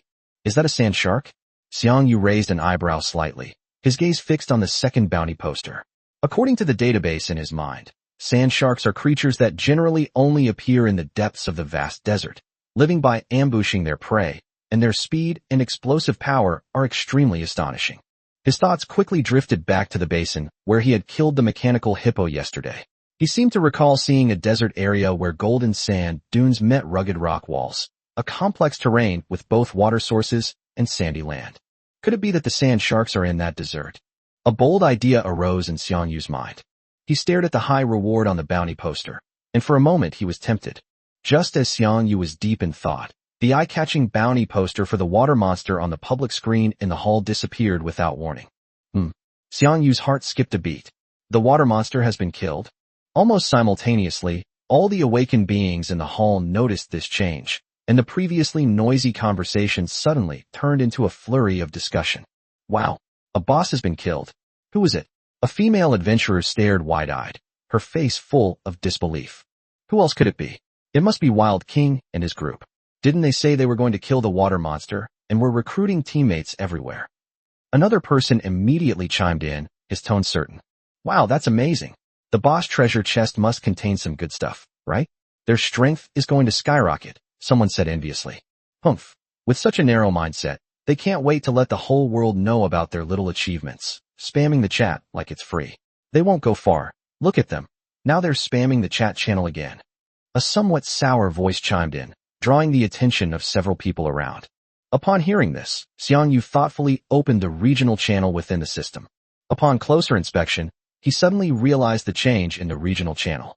The channel interface, which originally only displayed information about the JZ-SY-007 safe zone, was now densely packed with hunter IDs from various safe zones in Shaonin City. So the system's so-called upgrade was just expanding the regional channels. Xiang Yu suddenly understood. Before, there was only one safe zone. Now it includes the entire Shaonin City. He immediately thought of the trading post. Then it seems the trading post has been upgraded as well. No wonder. The secondary cannon that he hadn't sold for a long time after listing in the 007 safe zone suddenly sold out the very next day. Now he understands. It turns out there were so many more potential customers. All the car owners in Shaonin City have become the target audience for his products. Meanwhile, the regional channel was buzzing with discussion about the monster's demise, a mix of exclamations, speculations, boasts, and sarcastic remarks, keeping the topic incredibly popular. Xiang Yu browsed through the chat with great interest, watching familiar and unfamiliar IDs appear on the screen, experiencing the strange atmosphere brought about by this sudden citywide windong. Citywide windong, a term referring to a coordinated effort or collaboration. Chapter 60 Advancement to Silver Level. At this moment, The regional channel was buzzing with discussion about the killing of the water monster, with information refreshing at a speed like a machine gun, almost flooding the screen. Area: Everyday upward. Congratulations to the Jungle King in Safe Zone 013 for successfully killing the bounty hunter. Area: Heading north. Congratulations to the top player in Safe Zone 013 for successfully killing the bounty hunter. Area: Black Sweater. Congratulations to the jungler in Safe Zone 013 for successfully killing the bounty hunter. A series of copy-pasted messages flooded the screen, accompanied by a uniform exclamation mark and enthusiasm, like a congratulatory red carpet being laid out in the channel. Area: First come, first served dude. It's just killing a low-level boss. Is it really necessary to keep farming it? Area: Justice man. Exactly. People who don't know the situation might think they've wiped out the wilderness. Area: Day up haha. Here it comes, the classic sauerkraut fish segment. Area: Black Sweater. You guys are just jealous, envious of the jungler's skill. Region: Quickly grabbed Yes, you're right. Just then, an ID with obvious pride popped up. Area: Wild King. I am the Wild King of Safe Zone 013. Our team has successfully killed the water monster and is planning our next bounty hunter kill. We are now recruiting strong hunter teammates to form the #1 team on Earth. Those with ambition, please contact us. This message was like pouring cold water into a boiling oil pan, instantly sparking countless new topics. Region: Everyday upward. Wild King boss is awesome. Area: Curious baby. Where's Red Wolf? I haven't seen him speak lately. Area: The Golden Emperor from before. He doesn't talk much anyway. I've only seen him say 2 words in all these days since I transmigrated. Area: Tech Geek Xiaoming. The pros are busy grinding quests and killing monsters to improve their strength, unlike you guys who are just chatting idly in the safe zone all day. Region: Trembling ha. That's the truth. Area: Black Sweater. I just got lucky and got first place. Our Wild King boss just opened the boss treasure chest and got a powerful main cannon. The first place in the next trial mission will definitely be our bosses. As soon as these words were spoken, some people couldn't stand it anymore. Area: Justice Messenger. Hey bro, how much did you pay for that dog of yours to be praising you so enthusiastically? Doge emoji. Region: First come, first served. True to his name. Speaks out for justice. Seeing the chat channel gradually steer the conversation toward him, from the jungler's performance to teasing and speculation about him, Xiang Yu shook his head speechlessly. No way, I got dragged into this too, he muttered to himself, a helpless smile playing on his lips. He wasn't one to seek attention in public chat, but his skills and luck were just too outstanding. It was hard for him to avoid being mentioned. After closing the system interface, Xiang Yu turned and walked to the service terminal next to him, preparing to submit the commission and settle the task. With a tap of your fingertip on the screen, a clear list of completed tasks appears. Silver level mission: Eliminate the mechanical hippopotamus, 1010, outside the safe zone. Completed. Reward, 1000 G. Bronze level mission: Destroy the field artillery, 1010, outside the safe zone. Completed. Reward, 300 G. Bronze level mission: Destroy the chemical cannon, 1010, outside the safe zone. Completed. Reward, 300 G. Total reward, 1600 G. I had just confirmed the reward and hadn't even had a chance to check my account balance when a familiar promotion notification lit up the screen again, its gold border dazzlingly bright. Ding. Your hunter rank meets the promotion requirements. Do you want to promote now? Yes. Xiang Yu confirmed without hesitation. Ding. Congratulations to Hunter Red Wolf on your successful rank advancement. Current hunter rank, Silver. Quest authority has been upgraded. Special privileges unlocked for Silver rank hunters. Can remotely accept or submit quests within safe zones. Access online delegations from the tasks module in the system panel. Almost at the same instant his personal system notification sounded, a grand system notification sounded like a thunderclap from the heavens, resounding in the minds of all awakened beings. A hunter has successfully advanced to Silver rank. Following this, more exciting new features were introduced. Squad mode is now available. In squad mode, items dropped by monsters will appear in the squad's temporary inventory, where squad members can bid on them using Chariot coins. Monster chests will automatically open upon entering the temporary inventory, and bound items such as Chariot tokens will be bound upon retrieval after the auction is completed. The maximum number of people in a team is 5. Forum module is now open. Coverage area, the entire Earth. Awakened players can enter through the forum on the system panel to freely exchange information, tips, recruit teams, and build a hunter community. As the notification sound faded, the entire world of awakened ones on Blue Star erupted in excitement once more. World, Yamit, holy crap, someone just advanced to bronze rank yesterday, and today someone else has already jumped straight to silver rank. That's ridiculously fast. World, beer and fried chicken whose subordinate is so brave? Could it be that some hidden mastermind has made a move ahead of time? World, Bakayaru, is there even a need to guess? There's only one silver chariot token in the entire Blue Star. It must be Red Wolf, the one at the top of the global rankings. World, Richard Goodman, awesome. Truly a groundbreaking lead. World, Sparashi, great. With squad mode and loot auctions, we no longer have to worry about wasting extra bound vehicle tokens. We awakeners who don't have vehicles now have a chance to get them as long as we save up our vehicle coins. World, I love tanks, thank you, Red Wolf. The heated discussion on the World channel hadn't subsided when the news also ignited the regional channels, with requests for help and expressions of emotion flooding in rapidly. Region, falling in love with a wood, is there any experienced player who can mentor a newbie? I'll definitely reward you handsomely if you get a chariot token. Region, I'm a newbie, same here. I've already saved 2000 G. If it's not enough, I can pay in installments. Region, Zhang Quandan, finally, there's hope again. Before, binding the chariot token meant there was no chance, but now the auction system has really saved us low-level hunters. Region, first come, first served. I'm so envious of those pros.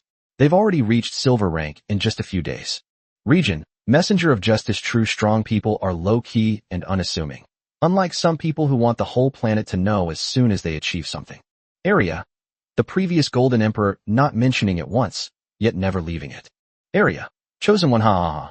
I give this a full score. Chapter 61, new features unlocked. One Piece, The Age of Pirates. I recommend a One Piece fanfiction. It has no female lead, no devil fruits, and no system/crew members.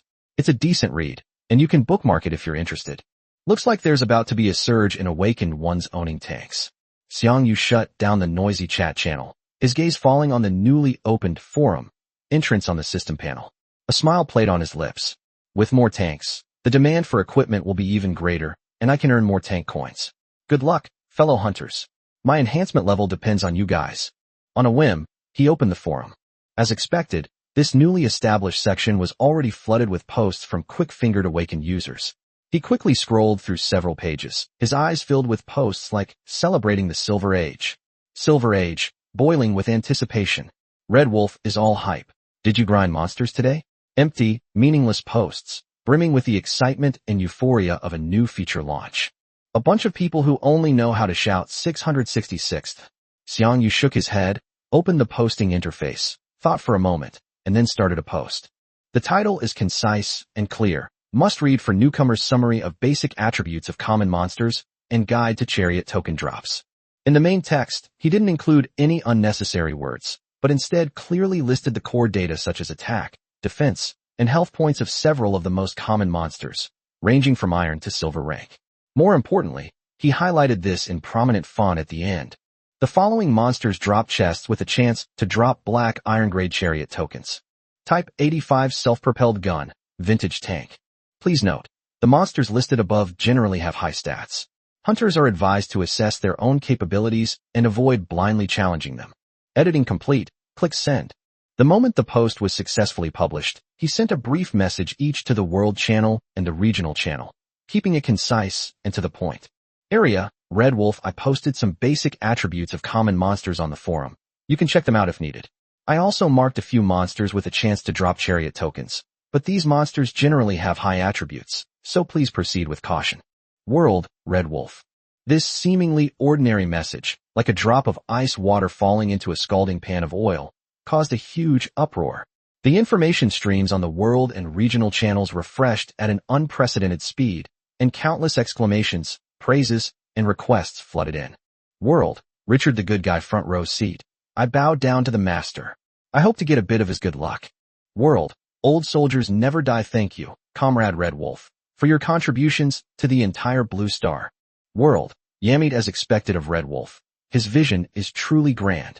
Not only is he strong himself, but he also remembers to carry us newbies. World, Korean Ginseng, I'm moved to tears. This is a truly hardcore guide. It's a million times more useful than those who just shout 666. Oppo is awesome. Region, first come, first served. Wow. Every time Red Wolf appears, it's a major event. Last time he was number 1 globally. This time he ushered in the Silver Age, and now he's posting a strategy guide. Region, falling in love with a Shiba Inu. There's no way around it. He's just that cool. A walking legend. Area, I'm a noob. Anyone want to help me farm old-style tanks?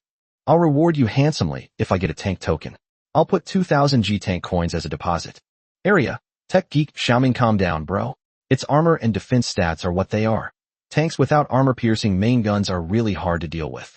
The pros already said it's a probability drop. Don't get your hopes up too high. Region, Guardian of Justice. Yeah. The boss also said to act within your capabilities. Don't try to steal a chicken and end up losing the rice instead.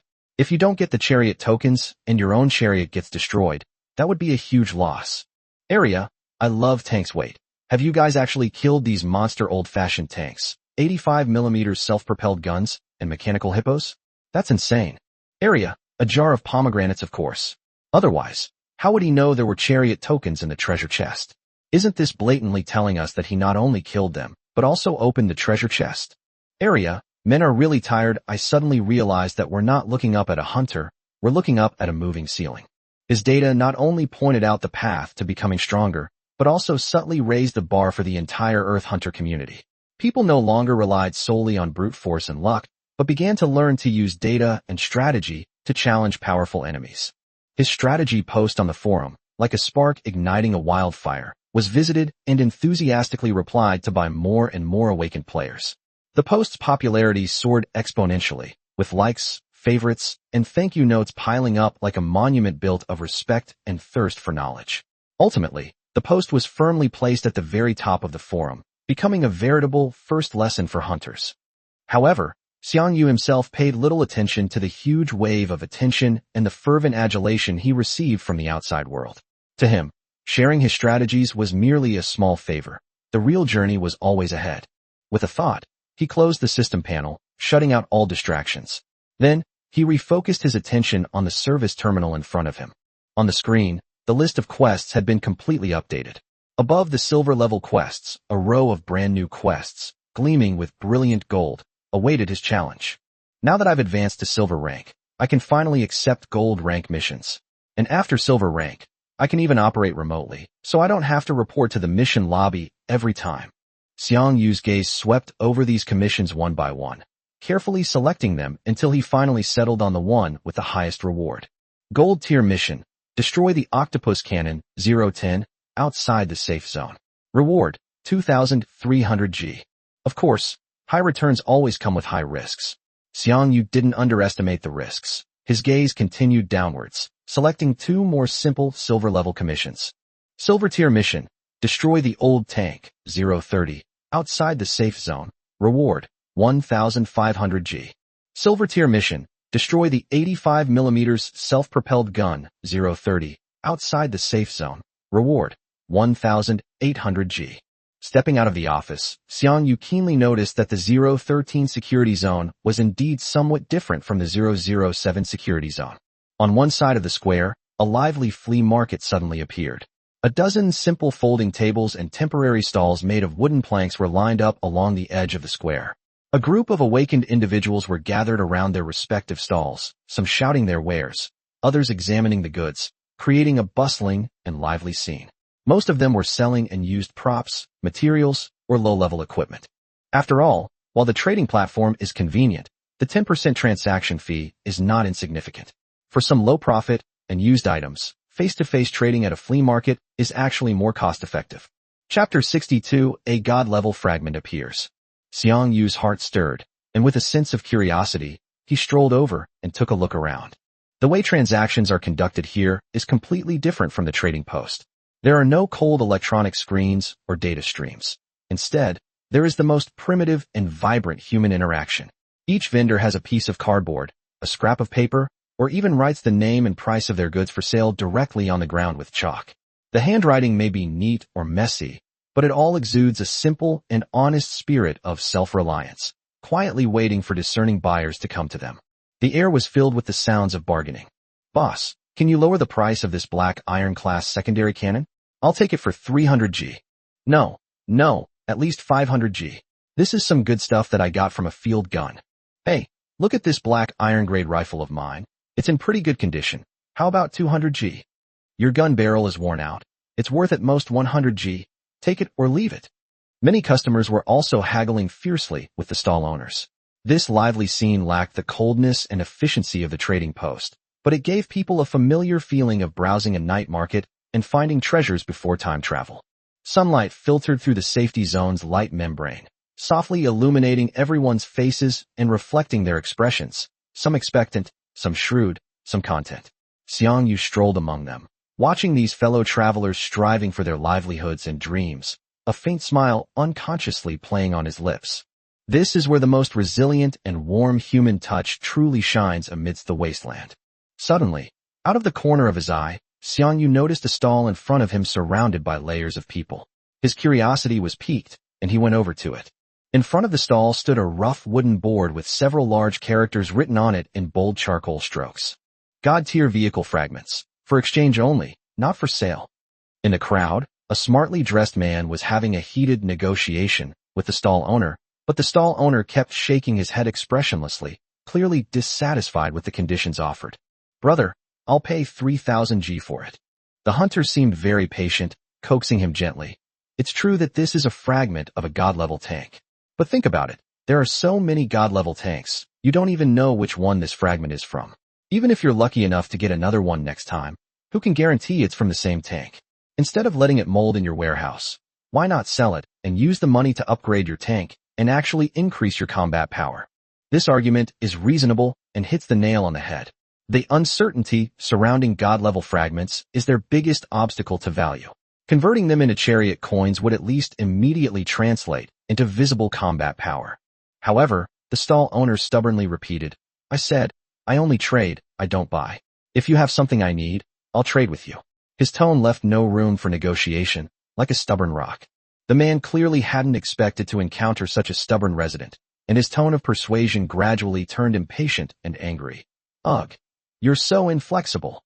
Hearing this, the stall owner's already cold and hard face darkened even more, and the surrounding onlookers let out a few suppressed chuckles, making the atmosphere somewhat awkward.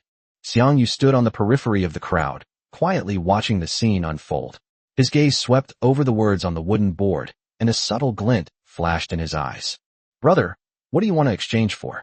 A clear voice rang out from the edge of the crowd, instantly attracting everyone's attention. Everyone turned around and saw Xiang Yu walking forward unhurriedly, his gaze calmly landing on the stall owner. The stall owner glanced at him, seemingly quite familiar with people who initiated conversation, and replied casually, any equipment usable on any tank is acceptable, depending on the quality of the items. Could I take a look at the fragments? Xiang Yu smiled slightly, his tone sincere yet tactful. You don't need to give them to me. Just keep them. Sure. The stall owner replied, a scrutinizing glint in his eyes. With a slight thought, he took the fragment from his system inventory, held it in his palm, and slowly handed it over. Xiang Yu stepped forward, his gaze locking onto the fragment, and quietly activated Eye of Insight.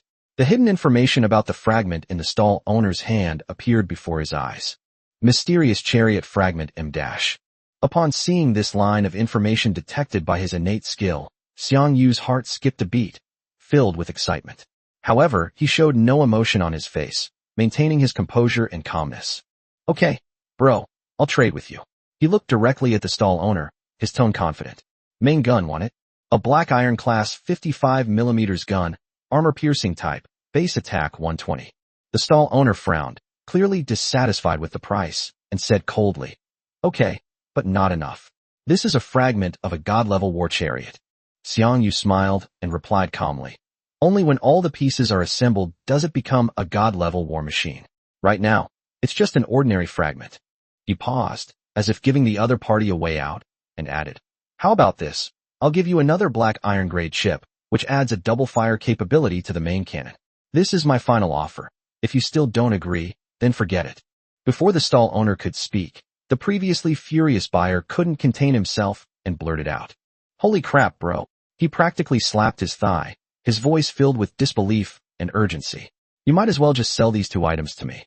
I'll definitely give you a satisfactory price. they're much more useful than trading them for some useless fragments.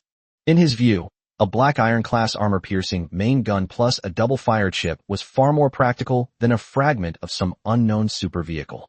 After all, the value of a fragment was intangible, while these two pieces of equipment could be immediately installed on the vehicle, significantly enhancing its combat capabilities. Upon hearing this, the stall owner's already cold and hard expression darkened even more, but he did not reply immediately. Instead, he scanned the two of them with a probing gaze. Xiang Yu simply smiled calmly, raised his hand to gently suppress the commotion in the air, and said in a steady tone, "Haha, let's see what the boss has to say first." He neither argued nor rushed to escalate the situation. Instead, he acted like a detached spectator, completely relinquishing the decision-making power to the stall owner. This avoided a direct confrontation and subtly demonstrated his confidence. He didn't lack the item and wasn't afraid of the deal falling through. The crowd immediately began to whisper among themselves. Some thought the buyer was right, while others secretly admired Xiang Yu's composure and shrewdness. At this moment, everyone's eyes were focused on the stall owner, waiting for his final answer. Chapter 63, Sandshark, Part 1. The stall owner was silent for a moment, his fingers unconsciously rubbing his arm, seemingly weighing the pros and cons. Finally, he looked up, his gaze sweeping over Xiang Yu's calm face again, and nodded heavily. "All right, we'll do it your way." He introduced himself, his voice crisp and straightforward. "My name is Zhang Tai. Add me as a friend. Let's make a deal." "Okay." Xiang Yu didn't waste any more words. With a thought, he opened the system panel, found the friends option, and sent a friend request to the awakened named Zhang Tai. Almost instantly, the other party accepted the request. Zhang Tai quickly initiated a trade invitation. The two placed their items on the virtual trade interface. Xiang Yu's items were the 55mm cannon, black iron level armor piercing, and the double rapid-fire alpha chip, while Zhang Tai's items were the god-level fragment that was flashing red. After confirming that everything was correct, the two clicked confirm transaction at the same time. The next second, the god-level fragment appeared in his system inventory. Phew, Xiang Yu breathed a sigh of relief, immediately brought up the warehouse, selected the fragment, and activated Eye of Insight to check it. The items are fine. Xiang Yu finally felt a huge weight lifted off his shoulders. On the other side, seeing that the two had successfully completed their transaction, the successful person was completely speechless. He opened his mouth, but in the end, he couldn't say anything. He could only snort sullenly and turn around to squeeze out of the crowd. Seeing that there was nothing exciting to watch, the crowd grew bored and gradually dispersed. Having acquired his items, Xiang Yu strolled around the flea market again, looking for any other interesting trinkets, but found nothing particularly appealing. So he decisively turned and left the safe zone. Stepping out of the light membrane, Xiang Yu summoned the silver chariot, sat in the cockpit, and the engine's deep roar filled the air, carrying him towards the vast desert region. "I didn't expect to have such an unexpected gain this time. It's really great." Xiang Yu smiled, his mind sinking into the system warehouse, his fingertips seemingly still able to feel the faint pulse emanating from that god-level fragment. "There are already 2 pieces," he muttered to himself, his eyes gleaming with excitement. 3 more M-series fragments, and I can synthesize it and possess a god-level tank. This thought filled him with immense anticipation, his blood seemingly boiling slightly. A god-level tank, what a terrifying existence that would be. Soon, under Noah's automatic navigation, the chariot smoothly drove through the wilderness.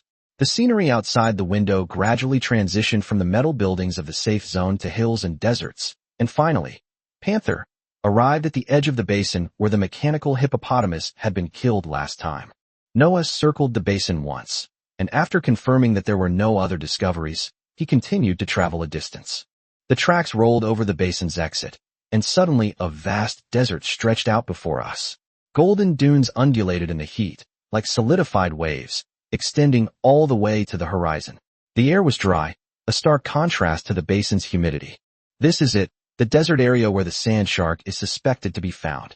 Xiang Yu's eyes narrowed as he looked into the depths of the desert. He vaguely remembered that the sand shark in his previous life's game was found in the desert. "Noah, scout around and scan the surrounding area to see if any unfamiliar monsters have appeared," Xiang Yu ordered. "Received. High command, initiate cruise mode." The tank's sensors spun silently, and pale blue data streams rapidly refreshed at the edge of Xiang Yu's field of vision. Noah maneuvered the tank around the edge of the desert, meticulously checking every suspicious shadow. However, several minutes passed without any discovery. Could it be deep in the desert? Xiang Yu frowned slightly, rubbing his chin.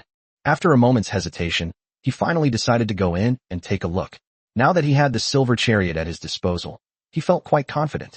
The tank slowly drove into the sea of sand, its tracks grinding over the fine sand grains, making a soft shush-shush sound that was quickly drowned out by the wind.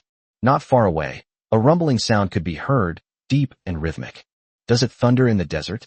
Xiang Yu wondered. As the tank ventured deeper, the rumbling sound grew clearer. When the tank climbed a high sand dune, the view ahead opened up, answering his questions. In the vast sea of sand, a gigantic, shark-like monster was swimming in a bizarre manner. Its body was covered in sandy yellow scales, almost blending into the surrounding dunes. Without careful observation, it could easily be mistaken for undulating dunes. Its signature tail fin wasn't swinging in the water, but powerfully slapping the sand, each slap kicking up clouds of dust and propelling its massive body, wave-breaking, through the sand sea. A series of deep, rhythmic booms emanated from its mouth, like the low growls of an ancient beast, causing the air to tremble slightly. Xiang Yu instantly understood that this wasn't thunder at all, but the roar of this monster. Found you. Xiang Yu's eyes narrowed. Let me see your stats. His gaze locked onto the monster ravaging the desert through the scope, activating his talent, Eye of Insight. The monster's detailed stats were clearly projected into the corner of his field of vision. Sand Shark medium armor HP, 3000 attack, 245 defense, 145 weakness. After receiving the specific data, Xiang Yu's tense nerves instantly relaxed. I was almost intimidated by its aura. It turns out to be just a weakling. If I had only the Black Iron Chariot back then, I probably would have turned tail and run if I encountered this thing. But now that I have the Silver Chariot, this little sand shark is a piece of cake. Without further hesitation, he commanded in a deep voice, Noah, activate combat assistance mode and record detailed data. Monster name, Sand Shark, armor type, medium armor, attributes and weaknesses as follows. Received. High command. Recording data. Information recorded. Combat assistance activated. In an instant, the image on the main screen was refreshed, and the aiming line instantly filled the field of view. On the image of the Sand Shark, the weak points were marked and highlighted, and the shooting parameters were being precisely adjusted. Attack. With Xiang Yu's command, the chariot's engine let out a suppressed roar, and Noah controlled the chariot with perfect precision, propelling it forward. The tracks kicked up clouds of dust, and the chariot, under the cover of the sand dunes, drew a sharp straight line, heading straight for its target. Chapter 64, Sand Shark, Part 2. Roar. The sand shark's massive head abruptly turned towards the source of the sound, its 6 murky yellowish-green eyes instantly locking onto the uninvited guest that had trespassed into its territory. Clearly unprepared for a prey to dare attack, it slammed its enormous tail fin into the ground with a deafening roar that shook the entire sand valley. Its massive body, with an agility disproportionate to its size, charged towards the chariot with lightning speed. From afar, it suddenly opened its blood-red maw, revealing a mouthful of dagger-like teeth. Immediately afterward, a dense yellow energy rapidly gathered in its throat, emitting a hissing sound. The next second, clusters of scorching sand bullets, each about half a meter in diameter, hurtled toward the tank like cannonballs launched from a catapult, leaving scorching trails. Noah, take cover. Yes, sir. The Panther's mobility was on full display at this moment. Noah, with calculations down to the millimeter, maneuvered the vehicle into a series of high-speed and precise Z-shaped serpentine maneuvers. Sand bullets barely grazed the vehicle's armor. Thud, thud, thud. Several dull impacts rang out in succession, and several lines of damage warnings instantly popped up on the main screen. -115, -115, -115. Although the tank managed to dodge most of the attacks with skillful maneuvering, a considerable number of sand bullets still hit it, causing significant damage. The sand shark's attack power is not low, and its attack frequency is also relatively high. Xiang Yu thought to himself with a chill. However, the chariot has a full 13,000 SP points. This amount of damage won't hurt me much. Thinking of this, he was not flustered at all. On the contrary, his fighting spirit was even stronger. Noah, hold your ground and meet the attack head-on. Clear. In the instant it dodged the last wave of sand shells, the tank came to a sudden stop, its body lying horizontally on the sand at a perfect angle. Xiang Yu pressed the fire button, and the main gun's muzzle flashed brightly. Boom, boom. With the boost of its double-fire capability, the silver main cannon fired 2 high-explosive shells, which drew 2 deadly trajectories in the air and, without the slightest pause, accurately struck the sand shark's gaping maw and vulnerable eyes. Boom. A violent explosion erupted on the face of the sand shark. The first shell pierced its massive mouth precisely, detonating inside and instantly turning its oral cavity upside down. The second shell struck its left eye squarely. -901 -901. 2 cannonballs struck the sand shark's vitals precisely, dealing massive damage with the added bonus from Xiang Yu's talent skill. The secondary cannon followed closely behind, unleashing a dense rain of bullets under Noah's control, but unfortunately, its power was too weak, with a series of -0 indicators floating up, barely even scratching the massive body. The sand shark let out a deafening roar of pain, its massive body convulsing violently. Its left eye socket was instantly blasted into a charred hole, blood and energy mingling and flowing out. Completely enraged, its remaining right eye burned with pure killing intent. Its massive body turned towards the chariot, preparing to launch an even more ferocious revenge. It let out a deafening roar, and its massive body leaped high into the sand, twisting and turning in midair, crashing down on the chariot like a meteorite. Whoosh! The sound of wind breaking was sharp. At the critical moment, Noah skillfully maneuvered the chariot to a side slide. The sand shark, carrying immense force, crashed onto the sand, stirring up a cloud of yellow sand, while the chariot came to a steady stop at the edge of the dust cloud. Well done, Noah! Xiang Yu cheered from the cockpit. Hold on, let's fire another shot. Yes, sir. The tank's engine emitted a deep roar, and with a nimble drift, it instantly circled behind the sand shark, its cannons locking onto the target once again. Boom, boom. -401, -404. Awesome. Xiang Yu gripped the joystick excitedly as he watched the sand shark's health bar rapidly decline on the monitor screen. After just 2 volleys, the boss is already low on health. The high-explosive main cannon paired with this exclusive chip is incredibly powerful. Holding such a powerful weapon, Xiang Yu felt no fear, only the exhilaration of controlling the battle. He locked onto the struggling giant shadow and pressed the launch button again without hesitation. Boom, boom. 2 more deafening cannon shots rang out. -401, -404. The sand shark let out a shrill scream, its massive body finally losing all strength, crashing heavily onto the scorching sand, stirring up a wave of sand, and then fell silent. Done. Xiang Yu breathed a sigh of relief, his tone relaxed. Easy. Meanwhile, at the hunter's office in Safe Zone 013, the bounty poster for the sand shark, which had been displayed prominently on the mission lobby's public chat screen, slowly faded away. A system announcement lit up the regional channel, causing another stir. Area: Hunter Red Wolf has successfully killed the bounty hunter first sand shark, bronze level. Area: Fuck Squid Dam. Red Wolf, the big boss, is here in our 013 area to kill the boss. Region: Monkey King comparison is the thief of joy. I'm still trembling with fear even when doing iron level quests, while those big shots are already hunting bosses across regions. The difference in strength is like 10 Pacific Oceans. Area: I love tanks. Didn't someone just say that the boss of District 013 was taken down by a passing big shot right at his doorstep? How does that feel? Area: Justice Advocate, don't talk nonsense upstairs. How can you call it stealing? Wilderness bosses are for everyone who sees them. The capable take them. Whose fault is it if you're slow? Area: Tech Geek Xiaoming, to be honest. Even if he finds out first, can he beat him? Area: The previous Golden Emperor, haha. Bro, those words really hit home. Noah, continue on to the location of the mission. Yes, sir. High Command. Autopilot activated. The engine hummed steadily as the tank carved a straight path across the boundless sea of sand. Taking advantage of the journey, Xiang Yu decided to clear out his accumulated inventory. He brought up the virtual warehouse interface, and a series of system notifications rang out crisply in the cockpit. Some low-level monster chests offer 10 energy stones for the price of 10. Monster chest, mechanical hippo, 7 equals 55mm cannon 7. Monster chest, chemical cannon, 3 equals 9mm machine gun 3. Monster chest, field artillery, 4 equals 9mm machine gun 4. Monster chest, cannon, 12 equals 7mm machine gun 12. Monster chest, biological cannon, 15 equals 7mm machine gun 15. Chapter 65, 11mm High Explosive Cannon. Finally, Xiang Yu's gaze fell on the boss treasure chest obtained from defeating the sand shark. Let's see what surprises you can give me.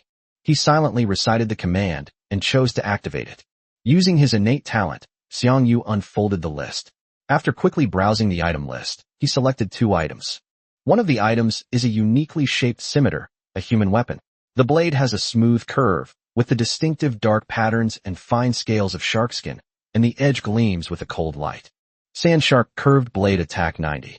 The other item was the high explosive secondary gun that he had been longing for. 11mm cannon, bronze high explosive, 040 attack, 100 defense 30. Finally, you've arrived. Xiang Yu couldn't help but clench his fist. This was exactly one of the pieces of equipment he needed most right now. The main gun boasts immense power, but its ammunition is expensive and its capacity is limited, making it primarily used in critical battles or fortified positions. This secondary gun, however, has a single-shot damage of 100, which is excellent for a secondary gun, and more importantly, it uses high explosive shells. Panther's exclusive chip can enhance the armor compensation of high explosive shells, further increasing their destructive power. Excellent, truly excellent. With this secondary gun, we won't have to rely on the main gun so often.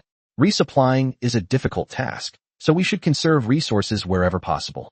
Looking at his newly acquired scimitar and secondary cannon, Xiang Yu was in high spirits.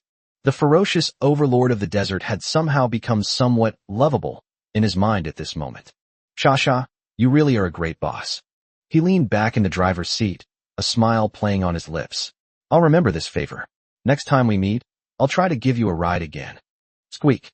With a slight breaking sound and the scraping of sand and gravel, the tank came to a steady stop beside a vast inland lake. The scene before it was completely different from the boundless desert. The murky, greenish lake stretched as far as the eye could see, and the shore was lined with jagged, gray-black rocks. The target of this mission, the octopus cannon, is slowly swimming and lingering among the rocks in the shallow waters of the lake. Their appearance is quite bizarre. The main body is a bloated biological vesicle covered with nerve-like protrusions, with several thick and tough tentacles extending from below for movement. The most conspicuous feature is a long emission tube growing from the top of the vesicle, which occasionally secretes a viscous acidic liquid. Target confirmed, number 3, 4, or 5, in a dispersed formation, Xiang Yu whispered, skillfully pulling down the multifunction scope and firmly focusing the crosshairs on the nearest one. Noah, prepare to record the new monster data. Octopus cannon medium armor HP, 1700 attack, 180 defense 90 weakness. Data recorded. Very good. Now, Xiang Yu retracted the scope and gripped the main gun control stick again. Prepare to attack. Combat assistance activated. The virtual crosshair on the screen suddenly lit up and adjusted slightly with the slow movements of the octopus cannon. Finally, a clear red circle was marked on the opponent's weak point. Now, Xiang Yu held his breath and decisively pressed the button. Boom, boom. 2 high explosive shells whistled out, cutting through the humid air, and almost simultaneously and precisely penetrated the bright red ganglion at the base of the octopus cannon's barrel. Accompanied by a teeth-grinding tearing sound and a muffled popping of slime, huge damage numbers appeared. -1026. -1026. The octopus cannon's barrel suddenly stiffened, then drooped limply. Its entire sack-like body convulsed violently, its color rapidly dimming, before it collapsed into the shallow water with a splash, creating a cloud of murky waves. One-hit kill. Awesome. Xiang Yu roared with satisfaction. With the support of its exclusive chip and talent skill, the silver main cannon could completely crush medium-armored targets as long as it hit their weak points. Noah, change tactics. The enemy is moving slowly and their rate of fire is average, so there's no need for complicated dodging. You take full control of the secondary guns, fire freely, harass and distract other targets, disrupt their aiming and attack rhythm. I'll handle the main attack. Yes, sir. High command. The massive chariot came to a steady stop on the shore, like a formidable fortress of fire. Xiang Yu, focused intently, fired shell after shell under Noah's precise aim. Meanwhile, the secondary guns on the chariot's sides, under Noah's control, began rhythmically spitting fire. Boom, boom, bang, bang, bang. The roar of the main cannons echoed rhythmically along the lakeshore. Each precise volley meant the complete demise of an octopus-shaped cannon. The battle had become a one-sided slaughter. Within minutes, the last octopus cannon, under the combined roar of the main cannon and the harassment of the secondary cannons, exploded into a viscous, organic wreckage. The octopus cannon elimination quest, 1010, has been completed. Please return to the hunter's office to submit the request. Done. Xiang Yu released the control stick and breathed a sigh of relief. He glanced at the status panel and saw that the tank's SP had indeed been reduced during the stationary output, just now, but it was negligible compared to its total amount. This damage will be quickly replenished by the engine's automatic recharge on the way to the next location. Xiang Yu glanced out the window at the monster's remains slowly sinking in the murky lake water, oozing a strange, dark green fluid, and the air was filled with a strong, fishy smell. Noah, let's go to the next mission location. Command confirmed. Autonomous driving initiated, route planning in progress. The tank's engine emitted a deep roar, and the massive vehicle began to turn on the soft, muddy ground by the water, its tracks kicking up wet silt. Just as the front of the car completed the turn, whoosh, whoosh whoosh, several sharp, piercing sounds came hurtling through the air. Bang, bang, clang, clang, clang. A series of impacts rang out almost simultaneously, followed by several slight vibrations from the vehicle. A damage warning instantly popped up on the tactical screen. Under attack. -50, -50. -0, -0, -0. Huh. Xiang Yu's eyes sharpened, his relaxed nerves instantly tightening. There are still monsters? Weren't they all cleared out? He immediately looked at the main screen and saw that 6 twisted figures had appeared out of nowhere in the rocks and shallow water near the wreckage of the octopus cannon. They had a humanoid, hunched silhouette, but their skin was a repulsive dark green or grayish blue, covered in slimy mucus and warts. Their hands and feet were webbed, and their heads resembled some kind of ferocious fish, their bulging eyes reflecting a greedy gaze in the dim light. They carried crude harpoon launchers. The attack had clearly come from them. They were now rushing towards the remains that had not yet been completely submerged by the lake, frantically tearing and devouring the energy-rich biological tissues, making teeth-grinding chewing and sucking sounds. Chapter 66, Water Ghost. Why re? Xiang Yu couldn't help but mutter under his breath. Aren't these water ghosts and frogmen? What are they doing here? But the next second, seeing them frantically devouring the remains, he immediately understood. So they were attracted by the smell of blood from the battle just now. They have a keen sense of smell. Noah, halt the advance. Since they've delivered themselves to our doorstep, let's just take care of them all. Yes, sir. High command. Autopilot deactivated. Combat assistance activated. Xiang Yu didn't rush to fire. Instead, he lowered the scope again, aimed, and activated Eye of Insight. The enemy's data was instantly obtained.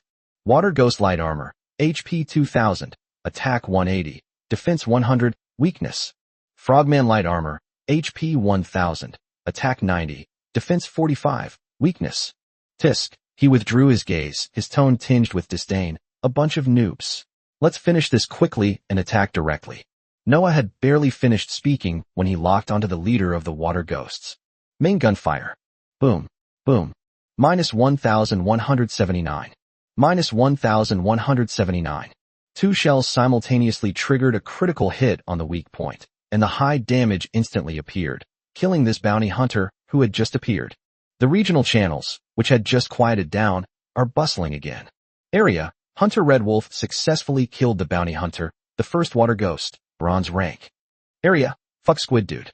Is this the world of the big shots? The sand shark hasn't even died yet, and another water ghost has popped up and gotten slaughtered? How long has it been? Area, first come, first served. I'm dumbfounded. It feels like clearing out a boss is as easy and simple as buying a bottle of water from a vending machine for us. We have to plan our routes and prepare ammunition in advance for even a bronze-level quest, and it's a nerve-wracking experience.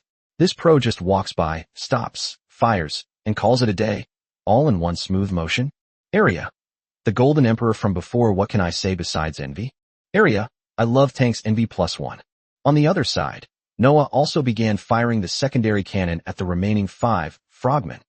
Their attacks were not enough to break through the tank's defenses, and Xiang Yu was too lazy to use the main cannon to greet them anymore, as it would be a waste of ammunition. Bang bang bang. Under Noah's control, machine gun bullets precisely covered the frogmen who were either devouring or panicking and trying to pounce. Bullets exploded among them, limbs and slime flew everywhere, and piercing screams rose and fell. only to be quickly drowned out by the gunfire. Within minutes, the piercing screams abruptly ceased, leaving only a few mutilated, dark green bodies floating in the shallow waters near the lake, slowly sinking. The smoke, mixed with a stronger stench of gunpowder and fish, filled the air, but was quickly dispersed by the wind from the lakeside. Xiang Yu glanced at the now completely silent battlefield. There were no more threat indicators on the tactical screen. Now it should be completely peaceful. Let's go, Noah. Yes, sir. High command. Autopilot activated. Reload preset route. The Panther started up again, its tracks grinding through the damp sand and mud, leaving deep ruts. The engine roared powerfully as it accelerated toward the next mission location. The next two missions are for Xiang Yu's old friends, the old-fashioned tank and the ancient cannon. The monsters that once forced him to flee in disarray are now easily crushed. He doesn't even need to lift a finger. The secondary cannons controlled by Noah slaughter them to a pulp. The only drawback is that the secondary guns currently equipped are still conventional machine guns salvaged from the Black Iron Chariot, which are indeed woefully inadequate against these heavily armored targets. This 11mm machine gun is really not keeping up with the pace. Once we get back, we'll switch to the new high-explosive secondary gun. That'll be a real threat. Objective accomplished. As Noah's electronic voice rang out, the 2 silver-level commissions were successfully completed. Let's head this way. Xiang Yu compared the beams of light on the horizon and found the direction of the nearest safe zone. Yes, sir. Autopilot activated. As Panther finally reached the safe zone, the last rays of the setting sun were slowly sinking below the horizon. Streetlights along the streets began to illuminate the way, guiding pedestrians. Inside the hunter's office, the mission hall was brightly lit, and many hunters who had finished a long day or were preparing to take on night missions gathered there, making it a bit noisy.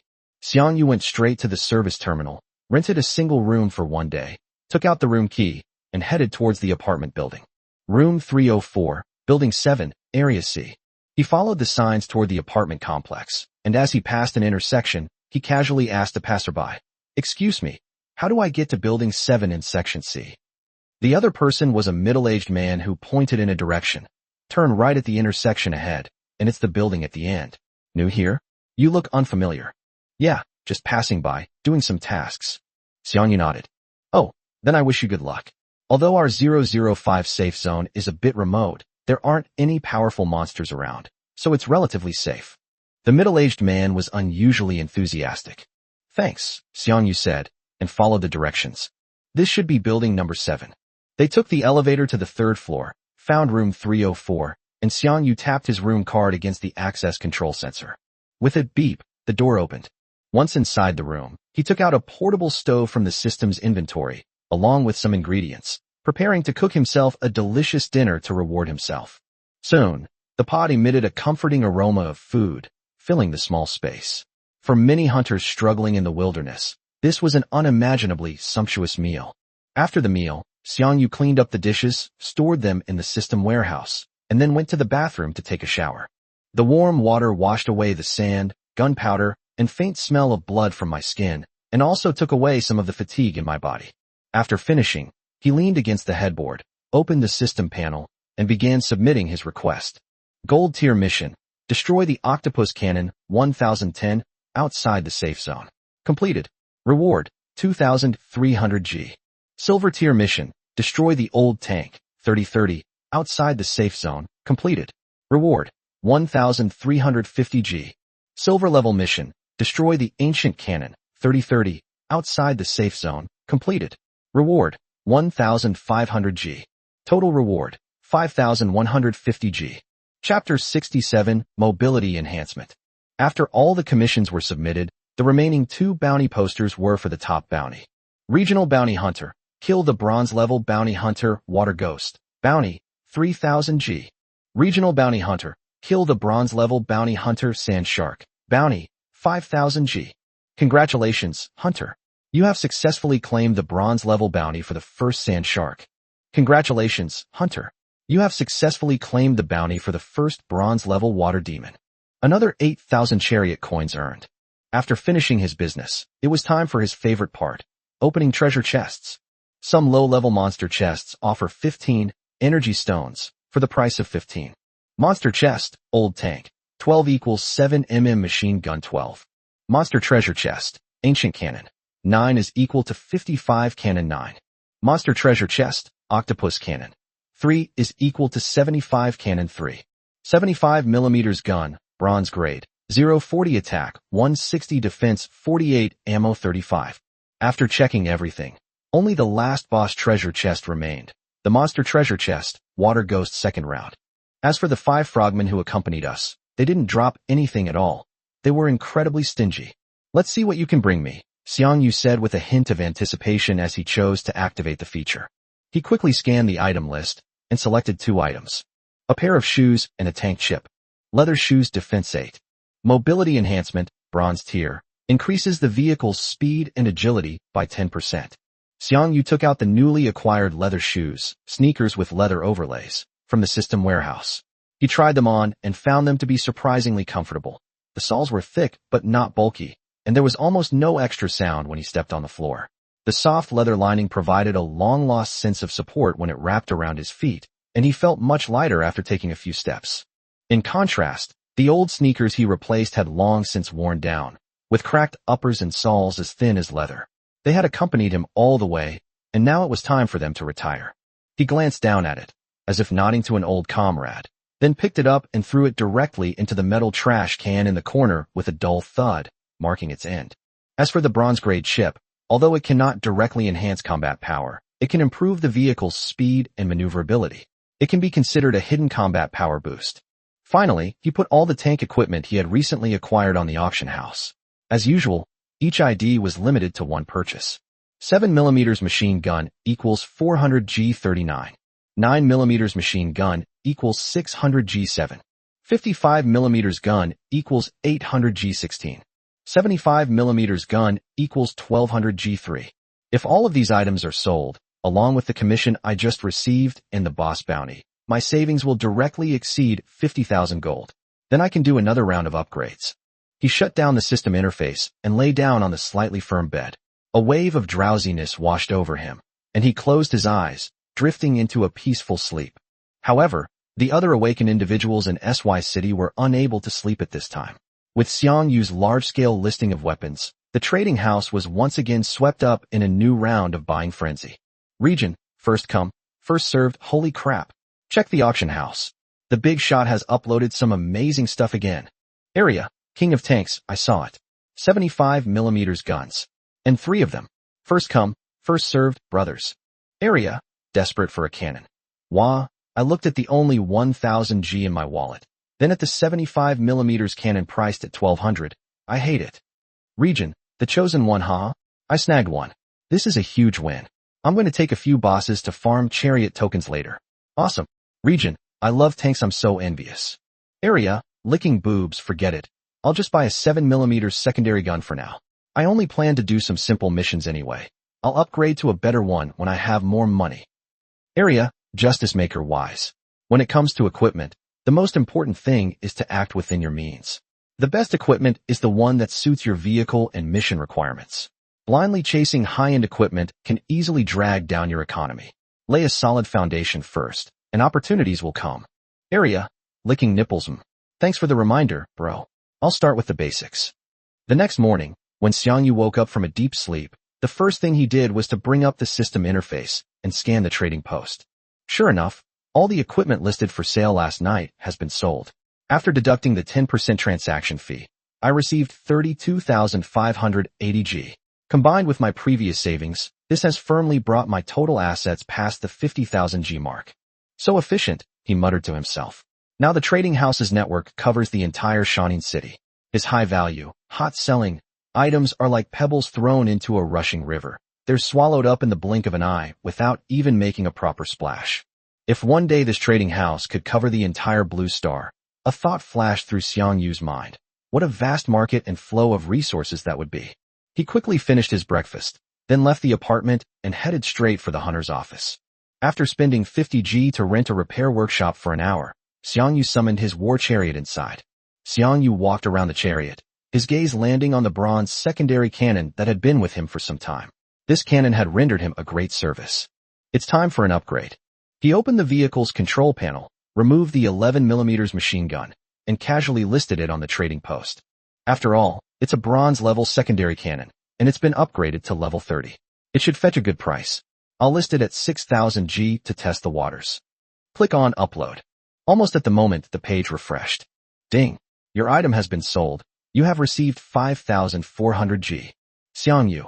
Looking at the instant payment notification, he blinked, momentarily stunned. He stroked his chin, looking at the 5,400 G newly added to his account. His feelings were a bit complicated. Looks like I sold it too cheaply. Next time, the price needs to be even more outrageous. After installing the brand new 11mm cannon, bronze level high explosive, and mobility enhancement chips, Xiang Yu looked at his savings of over 60,000. He knew he could spend money on in-game purchases again. Character level, 30-40, health 1,000 plus 40%, cost, 35,500 G. Vehicle level, 30-40, chassis defense 100 plus 40%, cost 3,550 G. 11mm cannon, bronze high explosive 0-40, attack 100 plus 40%, cost 8,200 G. 105mm cannon, silver grade high explosive 30-40, attack 300 plus 40%, cost 3,550 G. A total of 50,800 G was consumed, leaving 1 WG remaining. Chapter 68 Gold Level Commission, Laser Bug. After the enhancement was completed, Xiang Yu opened the information panel and admired his current data. Xiang Yu.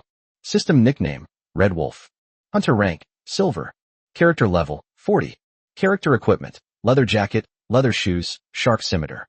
Health points, 1,000 plus 40%. Talent skill 1, chosen 1, omitted. Talent skill 2, I have insight, slightly. System repository, omitted. Vehicles paired with Vizel, 11 Malawian kwaches, Panther, G105. Money, 10,000 G. Tank, Panther, G105, unique silver class. Level, 4,060. Main gun alpha, 105mm cannon, silver tier high explosive, 40-60 attack, 300 plus 40% defense, 48 ammo 40. Main gun beta, X. Secondary gun alpha, 11mm cannon, bronze high explosive, 40-40 attack, 100 plus 40% defense, 28. Secondary gun beta, X. SE device, X. Special magazine, 0-100. Chip slot 0, high explosive mastery, silver tier exclusive, increases the overall armor bonus of high explosive ammunition fired by vehicle weapons by 30%. Chip slot 1, double fire alpha, bronze level main cannon, grants the weapon on the main cannon slot alpha the characteristic of double firing. Chip slot 2, mobility enhancement, bronze, increases the vehicle's speed and agility by 10%. Chip slot 3, empty. Device C, artificial intelligence NOAA, god level, unique, 10150 defense 300, computing power plus 10%. Engine, Hun 2, silver, 060 defense 58 energy 2%. Chassis, BO defense 100 plus 40%. Energy shield, 14,000. Looking at the completely redesigned firepower and mobility, Xiang Yu's initial thrill of paying to win subsided slightly, but a hint of guilt quietly surfaced. This upgrade still hadn't reached the god level AI. I'm sorry, Noah. Wait a little longer. Next time for sure. After replenishing the main gun's ammunition at the self-service terminal, Xiang Yu brought up the system panel and went straight to the mission module. The remote acceptance and delivery function unlocked after advancing to silver rank was incredibly convenient, saving him the trouble of traveling back and forth. He quickly browsed the constantly refreshing list of missions, focusing on the bounty section. Unfortunately, there were no bounty hunters around the 005 safe zone at the moment. After a brief consideration, he accepted 1 gold rank mission and 2 silver rank missions. With everything ready, Xiang Yu retrieved the chariot into his spatial storage and turned to leave the repair workshop. Stepping out of the safe zone's protective barrier, the familiar, desolate landscape once again came into view. After setting the navigation route, Xiang Yu handed control to Noah. The deep yellow steel behemoth emitted a low rumble and plunged headlong into the perilous wilderness once more. The primary objective of this mission is a mutated creature known as the laser bug. Based on memories, this beetle-like monster can fire high-heat lasers, similar to the flames spewed by the water monster, rendering the tank's defenses ineffective and forcing it to rely solely on its energy shield to withstand the attack. This will undoubtedly place an extreme test on the driver's instantaneous judgment and precise operation. Xiang Yu was keenly aware of his current manual dexterity skills, which were far from being able to handle the laser beams purely by human effort. It was precisely because Noah, this god-level AI, was there to back him up that he dared to accept this commission. After traveling for half a day, the surrounding terrain finally transitioned from undulating, broken hills to a more open, desolate Gobi Desert. Apart from the gray-brown sand and the petrified remains of strange plants, there was almost no sign of life. Heat waves twisted and rose from the cracked earth, causing distant scenery to sway slightly. Noah slowed down and parked the panther on the shady side of a wind-eroded rock pillar. He lowered his binoculars and slowly scanned the empty Gobi Desert. Near the shadows of several boulders, he spotted his target. They were several enormous beetles, their shells a deep, dark blue that reflected a cold luster under the blazing sun. Nearly 3 meters long, they were clumsy and crawled slowly across the sand, their mouthparts emitting a faint, flickering red light. These were the laser beetles, their target. Xiang Yu held his breath, steadily looping the crosshairs of the telescope around one of the lenses, and activated his innate skill. A series of data quickly appeared. Laser bug medium armor, HP 1500 attack, 280 defense, 150 weakness. Damn it! Xiang Yu couldn't help but mutter under his breath. Attack power of 280 doesn't seem outrageous on its own, but the key lies in its laser attack attribute. This means the Silver-class tank's defensive advantage is completely negated, and the damage received must be absorbed by the tank's energy shield. And there are 6 enemies in total. If they launch a volley, a single attack will deal 1680 SP. Although the Panther has been enhanced, its SP has reached 14,000 points. However, faced with such a pure energy outburst, the opponent only needs to launch a few effective salvos to turn this steel fortress into scrap metal. These are not the monsters we've dealt with before that relied on claws and live ammunition. The tactics must be completely changed. Don't be greedy, absolutely not, he muttered to himself, his gaze sharpening. While aiming for precise strikes to the enemy's weak points could quickly eliminate targets, it also meant the tank needed a longer period of stable aiming, making it an ideal target for the laser bugs. Under the enemy's fierce firepower, that would be tantamount to suicide. Survival first, accuracy second, lethality third. He quickly clarified the priorities for this operation. Maneuvering, dodging, using all-terrain to disrupt the enemy's firing lines, and then conducting preliminary firing within the brief safe window. Even if it's just a scratch, slowly whittling it down with the tank's sustained firepower is safer than engaging in a direct laser-based firefight. He took a deep breath, his tone more serious than ever before. Noah, this time it's up to you. The target's fire mode is unique and extremely lethal. Ensuring the tank's survival is the highest priority. As for aiming the artillery, don't force a weak point lock. Just hit the target. Received. Top command. You'll be in charge of controlling the combat auxiliary secondary gun, Xiang Yu ordered in a deep voice. Yes. Combat support system activated. Secondary gun fire control authority taken over. Let's go, Noah. Xiang Yu adjusted the tight seatbelt one last time and sank deeper into the driver's seat. Chapter 69: A Surprise at the Trading Post. The deep yellow Panther, like a behemoth awakening, roared as its engine began to slowly advance. On the tactical screen, Noah had locked onto the foremost laser bug, a striking red crosshair firmly fixed on its dark blue carapace, subtly adjusting with its movements and emitting a menacingly bright light. Attack! Almost at the same time Xiang Yu spoke, his fingers pressed the main gun firing button steadily and forcefully. Boom! Boom! 2 high explosive shells roared out of the gun barrel and hurtled straight at the target. Minus 438. Minus 985. A massive amount of damage, accompanied by a violent explosion, blasted across the laser bug. The first shell hit its hard carapace, while the second, by chance, struck its weak point, dealing a high critical hit damage. Bang bang bang bang. Almost simultaneously, the secondary cannon, precisely controlled by Noah, also spewed out dense tongues of fire, bullets raining down like scorching steel onto the target and the ground around it, sending up a trail of sparks and dust. Minus 46, minus 46, minus 46. As the first laser bug's health bar was depleted and its body went limp, Xiang Yu's thunderous attack successfully attracted the aggro of the remaining 5 monsters. The eerie horn on their heads suddenly lit up with a blinding light. High-energy lasers rapidly converged, and the air was filled with the pungent smell of ionized ozone. Bayu. 5 deadly beams of light, tinged with a deep blue, tore through the air at near-light speed and shot toward Panther. Avoid it, Xiang Yu shouted in a low voice. Without needing much prompting, Noah had already reacted by maneuvering the chariot. The massive vehicle instantly underwent a series of erratic, high-speed swaying and short side slides, the tracks screeching against the sand and gravel, kicking up clouds of dust. 5 laser beams narrowly grazed the chariot's sloped armor, melting a deep hole in a giant rock behind it. Bang bang bang bang. The secondary guns roared incessantly as Noah perfectly executed his harassment mission.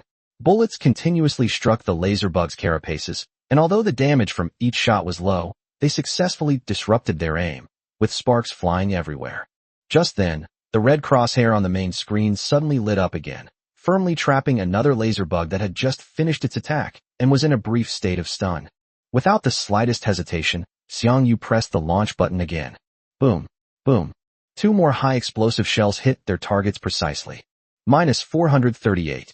-438. Another violent explosion rang out, blasting a huge hole in the second laser bug's carapace and visibly slowing its movements. The tide of battle was turning in Xiang Yu and Noah's favor, their seamless teamwork steadily shifting towards victory. With the combined efforts of Xiang Yu and Noah, the 5 laser insects were quickly wiped out.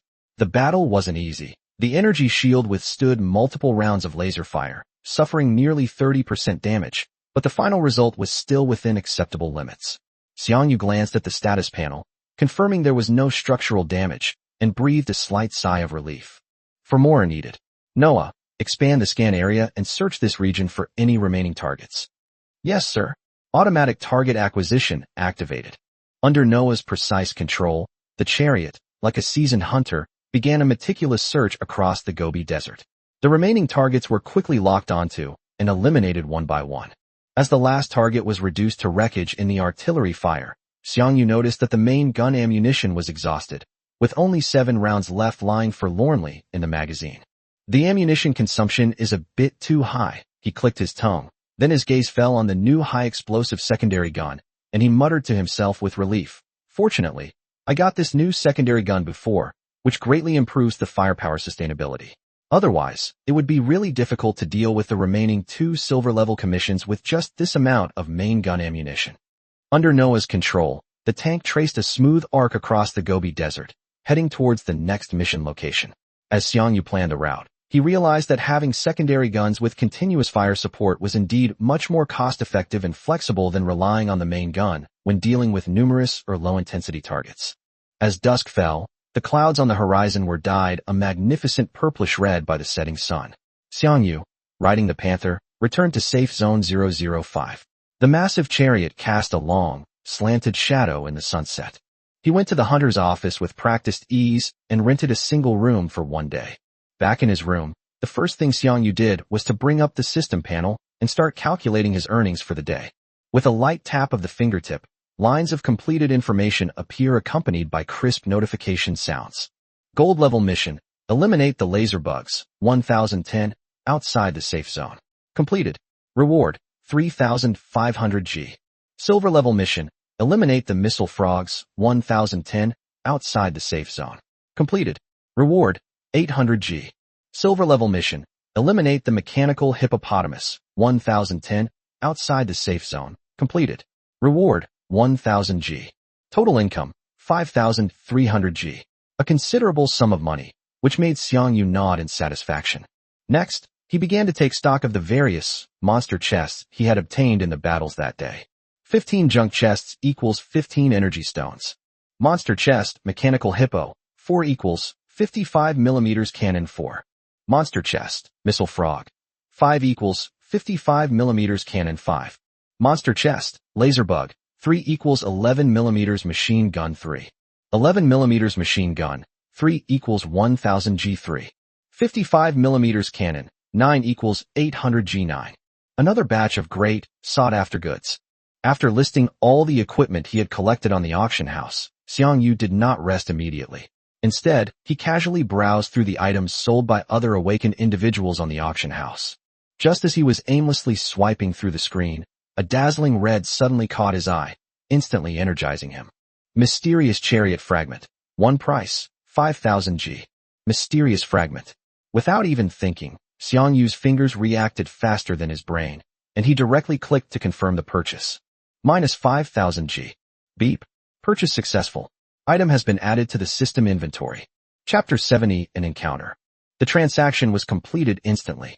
Xiang Yu couldn't wait to retrieve the newly acquired mysterious fragment from the system's inventory and concentrate on activating his talent, Eye of Insight.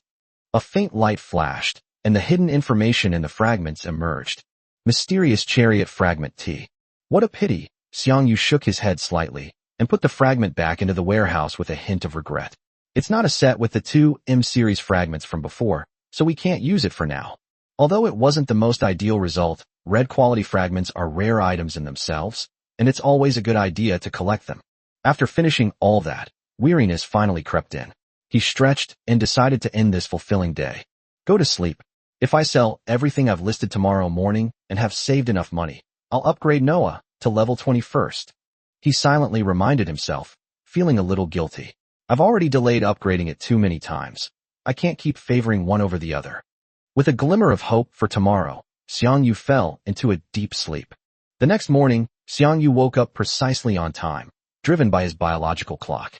Outside the window, the street lights along the streets in the safe zone were not yet completely off, casting a soft glow in the gradually brightening dawn.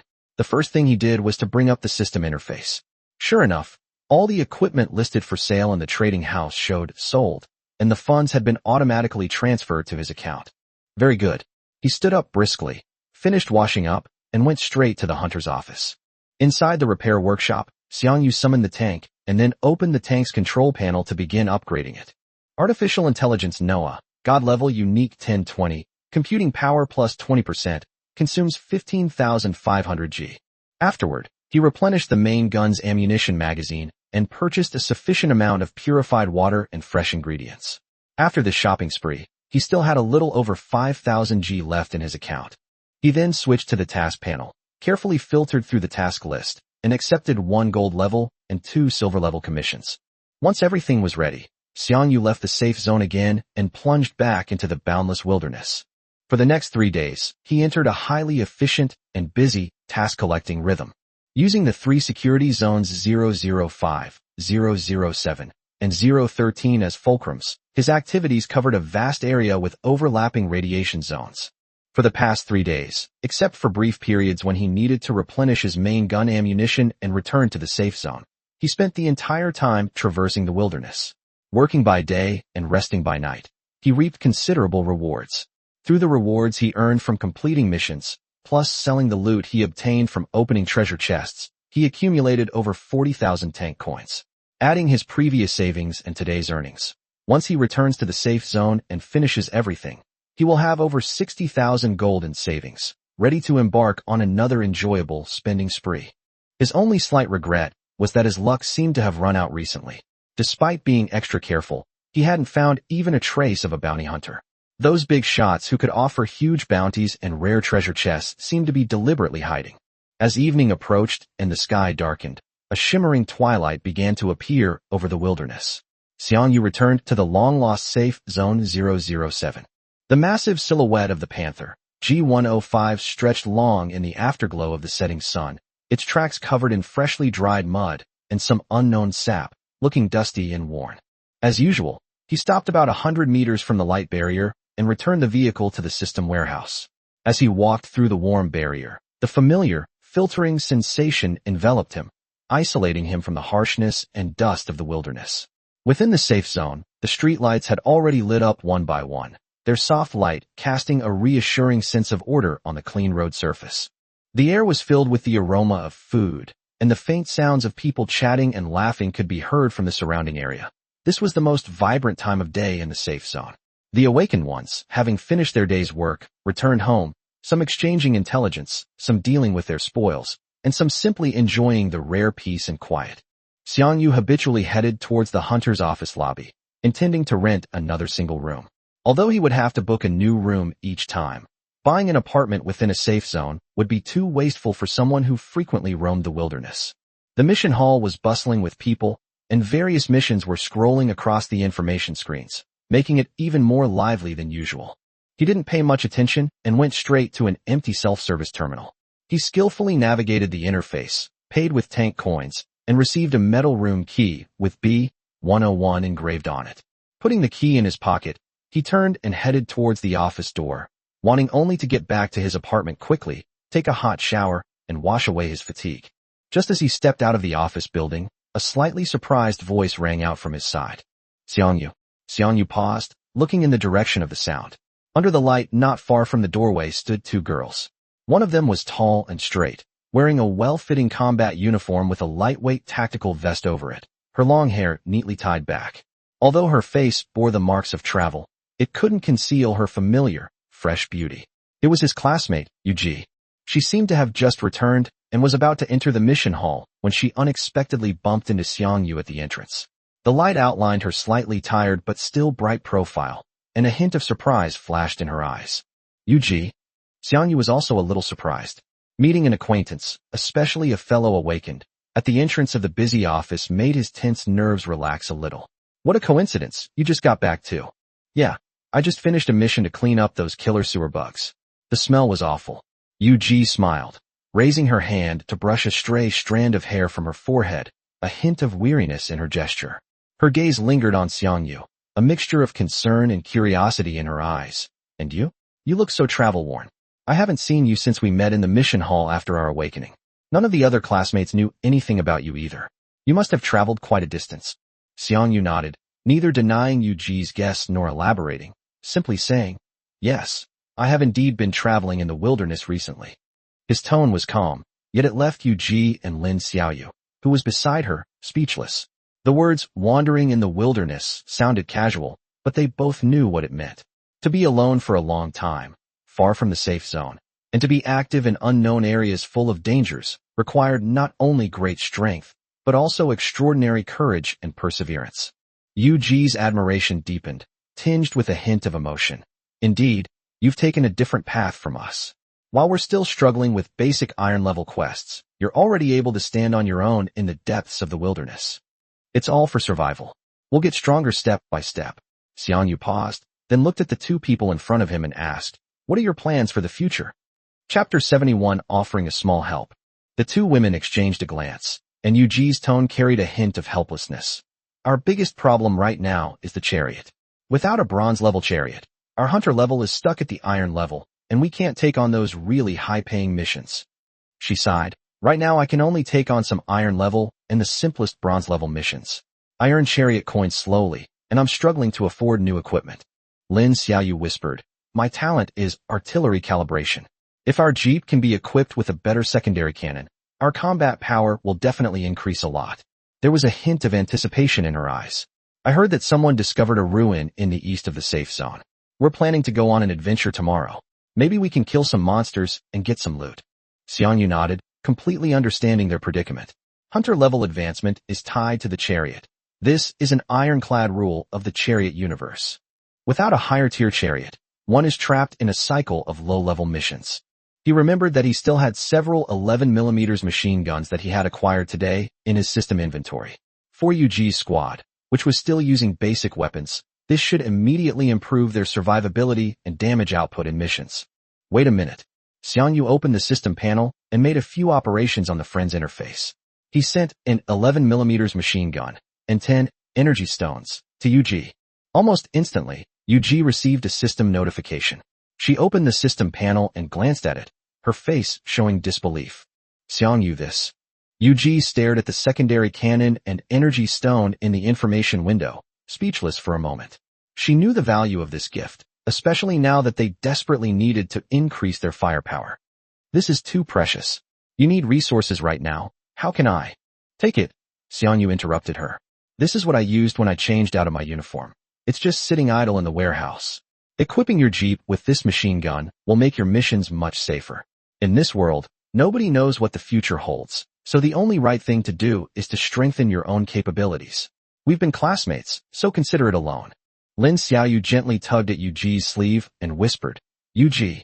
Looking at Xiang Yu's indifferent gaze, and then at her best friend's expectant eyes, Yuji hesitated for a moment.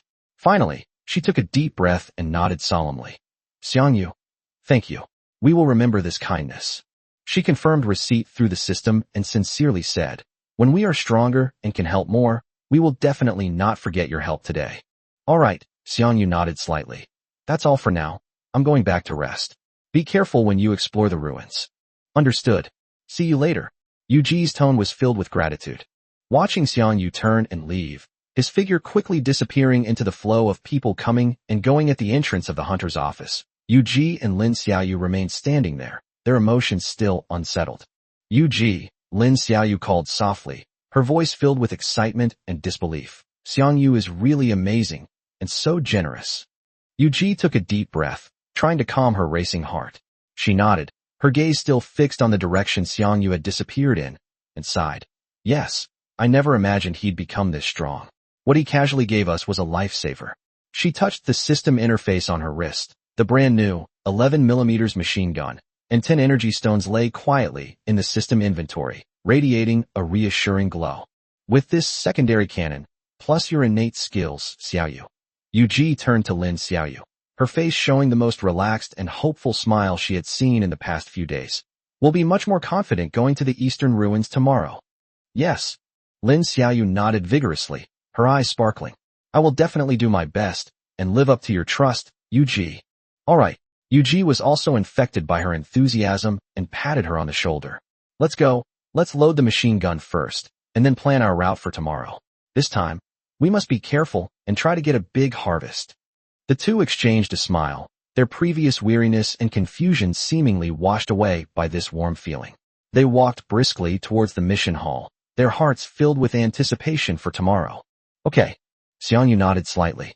That's all for now. I'm going back to rest. Be careful when you explore the ruins. Understood. See you later. Yuji's tone was filled with gratitude. Watching Xiang Yu's departing figure disappear at the office entrance, Yuji and Lin Xiaoyu, filled with joy and excitement at their gains, turned and headed towards the tank parking area, eager to install the newly acquired machine guns and prepare for tomorrow's exploration. Xiang Yu didn't linger any longer and went straight back to his rented apartment in the safe zone. The familiar single room was simply furnished, completely isolating him from the hustle and bustle of the outside world. He took a refreshing hot shower, washing away the fatigue and travel weariness of the past few days. After taking a shower, he took out a portable energy stove and ingredients from the system's inventory and made himself a simple hot meal. After the meal, he summoned the system interface and began processing today's gains. First, he listed all the tank equipment on the trading post, then browsed the items for sale, trying to find the mysterious fragment again, but unfortunately, he found nothing. After all this was done, it was much quieter outside the window, and the night was gradually deepening. Xiang Yu yawned, a strong sense of drowsiness washing over him, and he laid down on the bed. His body curled up under the covers, and his tense nerves completely relaxed. I ran into a classmate today and even helped him out in a small way. It was a fruitful day without any unexpected problems, a fulfilling and peaceful one. He closed his eyes and quickly fell asleep. Only his even breathing could be heard in the apartment. The night was peaceful and serene.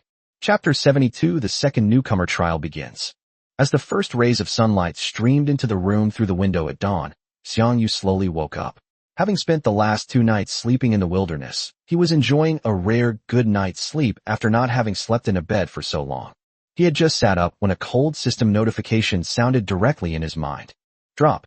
Important announcement. The second round of the newcomer trial will officially begin at midnight tomorrow. Trial duration, 24 hours. All awakened individuals are encouraged to participate actively, seize the opportunity, and test their own abilities. The chat channel became lively again after the system announcement. World. Meichuan Naiku, I must take first place this time. World. Miracle on the Han River Humph. This time the first place will definitely go to our safe zone's Lord Li Chaoxian. World. Thick Crab. Last time the world ranking reward was a chariot token. I wonder what good stuff they'll reward this time. World. A jar of pomegranates. Envious of the big shots who made it onto the list. World. Strategy master recruiting top players, data whizzes, and survival experts to jointly study the rules of the war machine universe, compile strategies, and share intelligence. For survival. Area. The lucky player from just now. I just got a bronze level armor-piercing main gun yesterday. I'll try to get a good result tomorrow. Area. I love tanks. Go captain. Area. First come, first served. Oh crap. You took all the good stuff. Area. The previous golden emperor. Ha ha ha. It's just SOSO. Even with good luck, it can't compare to the Red Wolf's strength. Area. Justice Seeker. Red Wolf hasn't been around for a while. I wonder where he's off wreaking havoc. Area. Tech geek Xiaoming with a silver tier vehicle in hand. The expert must have gone to explore some distant areas. Furthermore, after advancing to Silver Tier Hunter, one can accept Gold Tier quests, meaning the mission locations should be some distance from the safe zone area. The lucky winner from before. I'm so envious. I hope I can get into the top 10 in this trial and get a bronze level Chariot token so I can advance to bronze level Hunter. The second trial is coming. Xiang Yu's gaze sharpened instantly, all sleepiness gone. The generous rewards of the first trial were still fresh in his mind. The Silver Chariot had brought him an immense boost to his combat power. Every trial was a crucial opportunity. This is a challenge, but also an opportunity. He immediately got up, quickly washed up, ate something hastily, and headed straight to the hunter's office. He'd sold all of yesterday's loot and needed to convert the Chariot coins in his pocket into actual combat power as soon as possible. Upon entering the repair workshop, Xiang Yu summoned his chariot. Open the system, open the vehicle panel, and begin upgrading. Character level, 40-50, health 1000 plus 50%, cost, 45,500 G. Vehicle level, 40-50, chassis defense 100 plus 50%, cost 4,550 G. 105mm cannon, silver grade high explosive, 40-50, attack 300 plus 50%, cost 4,550 G. A total of 54,600 G was consumed, leaving more than 5,000 G remaining. The combat strength enhancement is complete, but there's still plenty of time. Xiang Yu left the repair workshop and strolled back to the plaza where the hunter's office was located. Having been away for a while, he noticed it was much more lively than before. Like in Safe Zone 013, many stalls had spontaneously formed along the edge of the plaza, selling various sundries, low-level equipment, or homemade items. The sounds of hawking and bargaining rose and fell, exuding a vibrant energy. Hoping to find a hidden gem like a god-tier fragment, he leisurely strolled around. Unfortunately, reality doesn't always offer surprises. Most stalls displayed ordinary goods, and the few bronze-level items he found didn't catch his eye. It seemed that such rare opportunities didn't happen every day. Feeling slightly bored, Xiang Yu returned to his apartment. He spent most of the next day lying in bed, engrossed in browsing forums and chat channels to kill time. Just as Xiang Yu had expected, thanks to the opening of this squad mode and the accumulation of this period of time, the number of awakened people with chariots has increased significantly. Although they are all only the lowest level black iron chariots, they are still thousands of times better than facing monsters with flesh and blood. The regional channel is filled with various team recruitment messages. The fiery chariot squad is recruiting one gunner. Must have a talent that boosts firepower. Excellent benefits. Looking for a black iron jeep team with a precision shooting talent, looking for a reliable driver to carry us. Our team lacks a strong damage dealer, but we have a bronze level main cannon. Resource allocation is negotiable. Information was being swiped at lightning speed.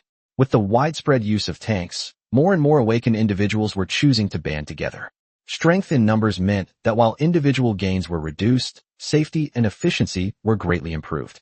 This scene is a stark contrast to the atmosphere of fear and uncertainty that arose when they first crossed over. The trend towards organization and collaboration is now very evident.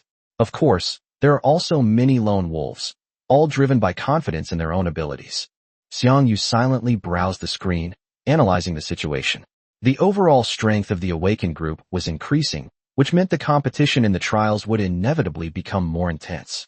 However, at the same time, the more people who owned chariots, the easier it would be for him to sell the chariot equipment he acquired daily, which was good news for him. He kept scrolling through messages until evening when he felt a little sleepy, so he took a short nap fully clothed. Xiang Yu didn't wake up until nearly midnight. The room was quiet, except for the faint sounds of the awakened ones outside the apartment, all waiting for the trial to begin. He got up and washed his face with cold water to completely shake off the sleepiness, then took out some compressed biscuits and purified water from the system's inventory to replenish his energy. The time that followed felt exceptionally long. The air seemed to freeze, a sense of calm and oppression permeating the air before a great battle. Xiang Yu could clearly hear his own heartbeat, steady and strong, a mixture of tension for the unknown challenge and an increasingly fervent fighting spirit. He brought up the system panel again, and the bright red countdown was slowly ticking. Trial start countdown, 33 minutes and 12 seconds, 21 minutes and 11 seconds. The final wait is always the most agonizing and also the most exhilarating. Xiang Yu took a deep breath, closed his eyes, calmed his mind, and waited for the mission to begin. 00, 01:0000:00:03. Drop. A system notification sounded. The second round of newcomer trials has officially begun. The trial entrance opened, and Xiang Yu decisively clicked to enter. Transmission has begun. Please ensure your surroundings are safe. As the system notification faded, Xiang Yu's figure was instantly enveloped in a soft white light, and he disappeared from the room the next second. After a brief period of dizziness, Xiang Yu found himself in a familiar scene. He was slightly taken aback. Isn't this the repair shop? Actually, it was last time too. The hunter Red Wolf has begun his trial quest. A notification sounded in my mind, and at the same time, task information appeared on the task panel. The objective of this mission is to kill the water ghost. Preparation time, 3 minutes. Let's begin. Chapter 73 easily completed. Back. The objective of this mission is to kill the water ghost. Preparation time, 3 minutes. Let's begin.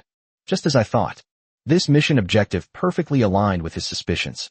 Ever since the last trial ended and he discovered that the monster treasure chest, rewarded by the system, actually came from the bounty hunter, water monster. A bold hypothesis had taken root in his mind. The core content of these trials, whose specific memories had been erased, was likely to require awakened ones to challenge and kill those bounty hunters entrenched in various locations. Although the trial process was forcibly obscured by the system, the reward chests obtained in the end, and the mission objectives announced for this trial, provided Xiang Yu with a solid basis for his speculation. When he finished preparing his vehicle, stepped out of the repair shop, and saw the small town with its waterfront layout, his last bit of uncertainty vanished. This is Bob Town. He looked around at the familiar street layout, the game map from his past life perfectly overlapping with the world before him. What was previously a 70 to 80% guess has now become a 100% certainty. If it's Bob Town, based on the game's settings and his memory, the water ghosts most often appeared near the bridge east of Bob Town. With a clear goal in mind, Xiang Yu prepared to set off immediately. Just as he was about to leave the town, an inconspicuous stall by the roadside caught his eye. An old hunter wearing a tattered leather apron was squatting on the ground, with several cages in front of him containing a few clucking hens. Fresh, live chickens, 20 each, the old hunter called out weakly. Xiang Yu paused, his gaze falling on the hens. The image of the monsters remains attracting water ghosts to frantically devour them after he killed the octopus cannon by the lake last time was now vividly before his eyes. A thought flashed through his mind.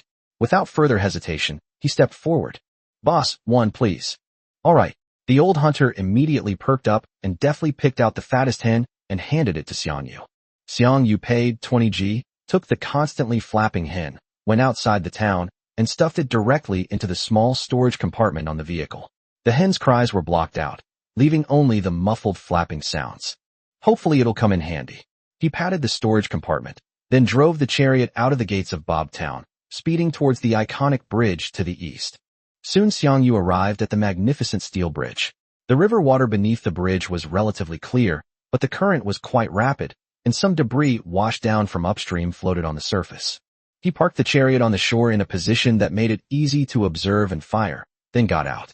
He took out the scimitar he had obtained from killing the sand shark from the system inventory. He grabbed the hen, and with a swift motion, slashed several shallow but bleeding cuts into its wings and legs.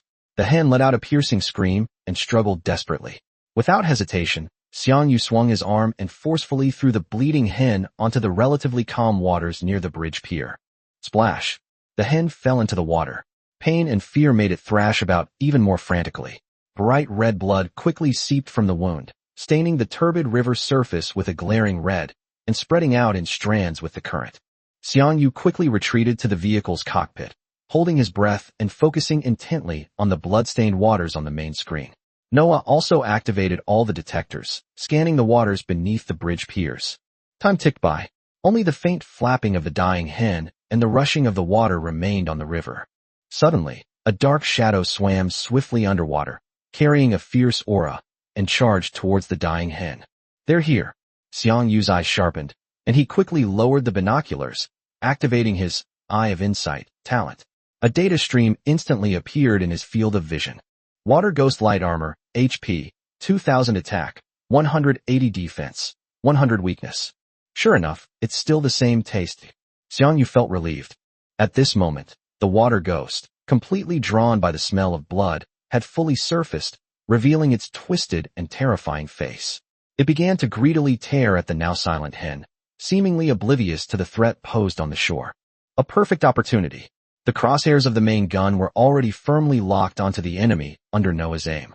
Without the slightest hesitation, Xiang Yu decisively pressed the fire button. Boom, boom. Two high explosive shells were fired one after the other, tearing through the air and striking the target with perfect parabolic arcs. -620. -620. Two huge bursts of fire erupted one after the other on the water monster's body. The first shell hit its right shoulder directly, and the second hit its left arm. Although it did not directly hit the water ghost's weak point, the high explosive ammunition fired by the level 50 silver main cannon, coupled with a series of damage amplifications, still caused terrible damage. Woohoo! The water demon let out a sharp screech, a mixture of pain and rage, and abruptly threw aside the hen's remains. It staggered backward, the blast sending waves splashing across the river. Its pale eyes instantly locked onto the steel behemoth on the bank, filled with savagery and murderous intent. The severely wounded water monster went completely berserk. It suddenly raised its rusty harpoon and fired a barrage of random shots at the panther. G-105 on the shore. Screech, screech. Several harpoons struck the tank's thick, sloped armor with dull thuds.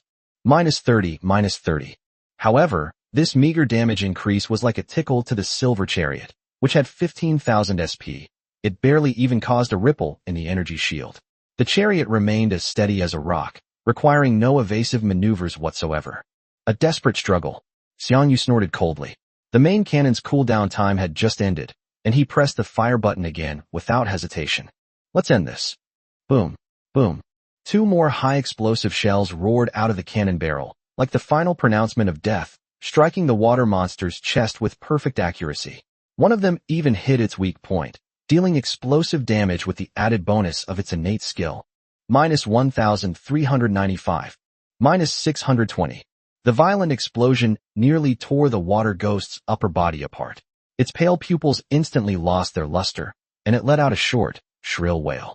Its massive body stiffened abruptly, then fell heavily into the murky river, splashing up a large spray of water, and remained motionless. Target Water Ghost has been eliminated. Mission complete. Congratulations to Hunter Red Wolf for completing the trial mission and returning to the game. The system notification sounded precisely on time. With just 4 main cannon shells, this meticulously planned hunt was over. Xiang Yu watched the water ghost's corpse slowly sink to the bottom of the river, his heart undisturbed. With his current strength, enough to crush his opponent, victory was inevitable. A flash of light, and Xiang Yu was back in his apartment in the safe zone. The second trial, unsurprisingly, was a smooth success. Chapter 74 dominating the charts again. The teleportation light signaling the completion of the trial dissipated within the apartment in the safe zone. Xiang Yu's figure appeared in the center of the room, and almost the instant his feet touched the ground, the system notification sounded again. Congratulations on completing the trial. Rewards will be distributed after the trial concludes. Stay tuned. Mission accomplished. Xiang Yu felt a wave of relief. He opened the system panel and began to check his trial results. Regional ranking, number 1 Red Wolf. Global ranking, number 1 Red Wolf. Once again, it topped both lists without any suspense. He closed the trial interface and subconsciously looked up at the clock on the wall. 0:27. Xiang Yu raised an eyebrow. I came out earlier than last time, less than half an hour later. Am I too strong, or is the trial too easy? Unfortunately, the memories in the trial space had been erased by the system when he returned, so he had no answer. Looking out at the pitch-black night, so thick it seemed impossible to escape, Xiang Yu hesitated for only a few seconds before making his decision. Having slept enough during the day, my nerves were still in a state of heightened excitement after completing the trial, and I felt no sleepiness whatsoever. Rather than idly waiting for dawn in my apartment, I decided to make use of my time. With my current strength, and Noah's help, I can handle most threats in the wilderness at night, he muttered to himself, his tone confident. The night is a no-go zone for the weak, but for someone as well-equipped as him, it's simply another hunting ground with a different hue, where he might even reap some unexpected rewards. Without further hesitation, he turned and walked out of the apartment. The safe zone was now enveloped in an unusual silence. In stark contrast to the daytime hustle and bustle, the streets were eerily empty, with only the streetlights casting a dim, yellowish glow in the deep night, illuminating the desolate pavement. The few pedestrians who did pass by hurried along, their expressions weary, quickly disappearing around street corners. It seems that the vast majority of awakened beings are still struggling within the trial space, working on their missions. This rare tranquility is a privilege belonging to a very small number of pioneers. Xiang Yu showed no emotion, simply walking straight to the 24-hour smart terminal. The dim blue light of the screen illuminated his calm face. He first replenished the main gun's ammunition magazine, then purchased a sufficient amount of purified water and fresh ingredients, updating the logistical reserves. After resupplying, he opened the task module in the system panel and began selecting tasks by swiping his finger. This, and this. Done. With 1 gold and 2 silver orders, the 3 commissions were successfully accepted. Without further delay, Xiang Yu summoned Panther. After passing through the light barrier, the chariot's massive body appeared even more imposing and majestic in the night, like a steel beast about to be unleashed into the hunting grounds. Its deep yellow paint almost blended into the darkness, with only the metallic edges reflecting a few scattered starlight. As the vehicle started, the engine emitted a deep, powerful roar, breaking the deathly manhwa of the wilderness. The headlights on the front of the vehicle suddenly lit up, shooting out 2 sharp beams of light that instantly pierced the dense darkness ahead. Noah, let's move towards the mission objective. Received. High command. Auto-navigation initiated. Under the control of the godlike AI, the car's speed gradually increased, smoothly gliding into the darkness and speeding away into the distance. As time passed, midnight gradually faded, and dawn had yet to arrive. In the 007 safe zone, and even in every corner of the world, more and more awakened ones, dragging their exhausted bodies, are returning from the perilous trial space. Some endured hardships to finally complete the mission, while others failed at the last step. But with their memories erased by the system, they were unaware of the details. Almost everyone's first action upon returning was to eagerly access the system interface and check their trial rankings. This was crucial to their rewards. However, when the trial rankings were clearly displayed before their eyes, countless eyes froze instantly. The top spot in the global rankings is occupied by a familiar name. No matter how wildly the countless hunter IDs below fluctuate and fiercely battle, it remains unmoved, exuding a suffocating dominance. Red Wolf. World, Meichuan Nika Bakayaru. It's him again. Is this Red Wolf the favorite son of the Panzer universe? World. Bakayaru, is someone calling me? World. Zhang Quandan. I logged in at midnight and came out shortly after. Only half an hour had passed, and I thought I'd be on the leaderboard. But when I checked the leaderboard, I wasn't even there. Looks like I died from a failed mission. But Red Wolf was already in first place back then. World. Strategy King, Red Wolf. Please reply if you see this. I'm offering a high price for any strategy guide, price guaranteed to satisfy you. World. A jar of pomegranates. Is the guy upstairs stupid? Once you leave the trial space, all your memories are erased. What kind of strategy is there? World. Old soldiers never die, Comrade Red Wolf. Well done. You've brought us glory.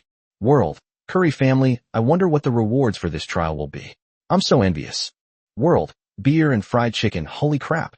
Red Wolf Appa. You're amazing. I want to have your babies. Area. The previous lucky player, I equipped a bronze armor-piercing main gun, but still couldn't even get into the top 20. This time, I'm completely out of luck. The water ghost is lightly armored. Using armor-piercing shells to kill it is already a great achievement. Area. Falling in love with a wood chai. Is this the world of the big shots? It's terrifying. Area. I love tanks, Captain. Don't cry. Let's stand up and fight. Area. The Golden Emperor from before. I'm in no mood for this anymore. Area. Justice Messenger. It has to be Red Wolf. Is the Silver Chariot really that monstrous? Region. Tech Geek Xiaoming. If the Silver Chariot that the expert obtained has a main cannon, then it should also be silver level, and its attack power will be much higher than that of the iron and bronze level main cannons. Region. I'm a shrewd businessman. What a scoundrel. Area. Guardian of Justice. Hey, isn't this the shady dealer? Is someone holding your hand so you can't drive your Silver Chariot in? Or is there no one? Region. First come, first served. Shrimp and pork heart. Chapter 75. Facts. It wasn't until the afternoon of the following day that Xiang Yu completed the mission and returned to the 007 safe zone, travel-worn and exhausted. Instead of going back to his apartment first, he ate his belated lunch at a roadside stall. That's right. Nowadays, in addition to vendors selling weapons and equipment, there are also food stalls in the 007 safe zone. The rise of these stalls was thanks to the sale of ingredients and cooking utensils provided in the self-service terminals. Not all awakened ones were willing or skilled enough to cook for themselves after a tiring adventure. Some simply wanted to save time. Demand naturally led to business. Some survivors with business acumen or culinary skills set up makeshift stoves and started selling food. Xiang Yu walked to a relatively clean noodle stall with quite a few customers.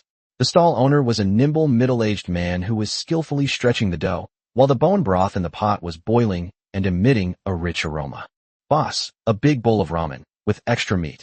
Xiang Yu found an empty seat and sat down. All right, just a moment, the stall owner replied enthusiastically, quickening his pace even further. While waiting, Xiang Yu looked around. Other stalls sold pancakes, kebabs, and even sweet soup.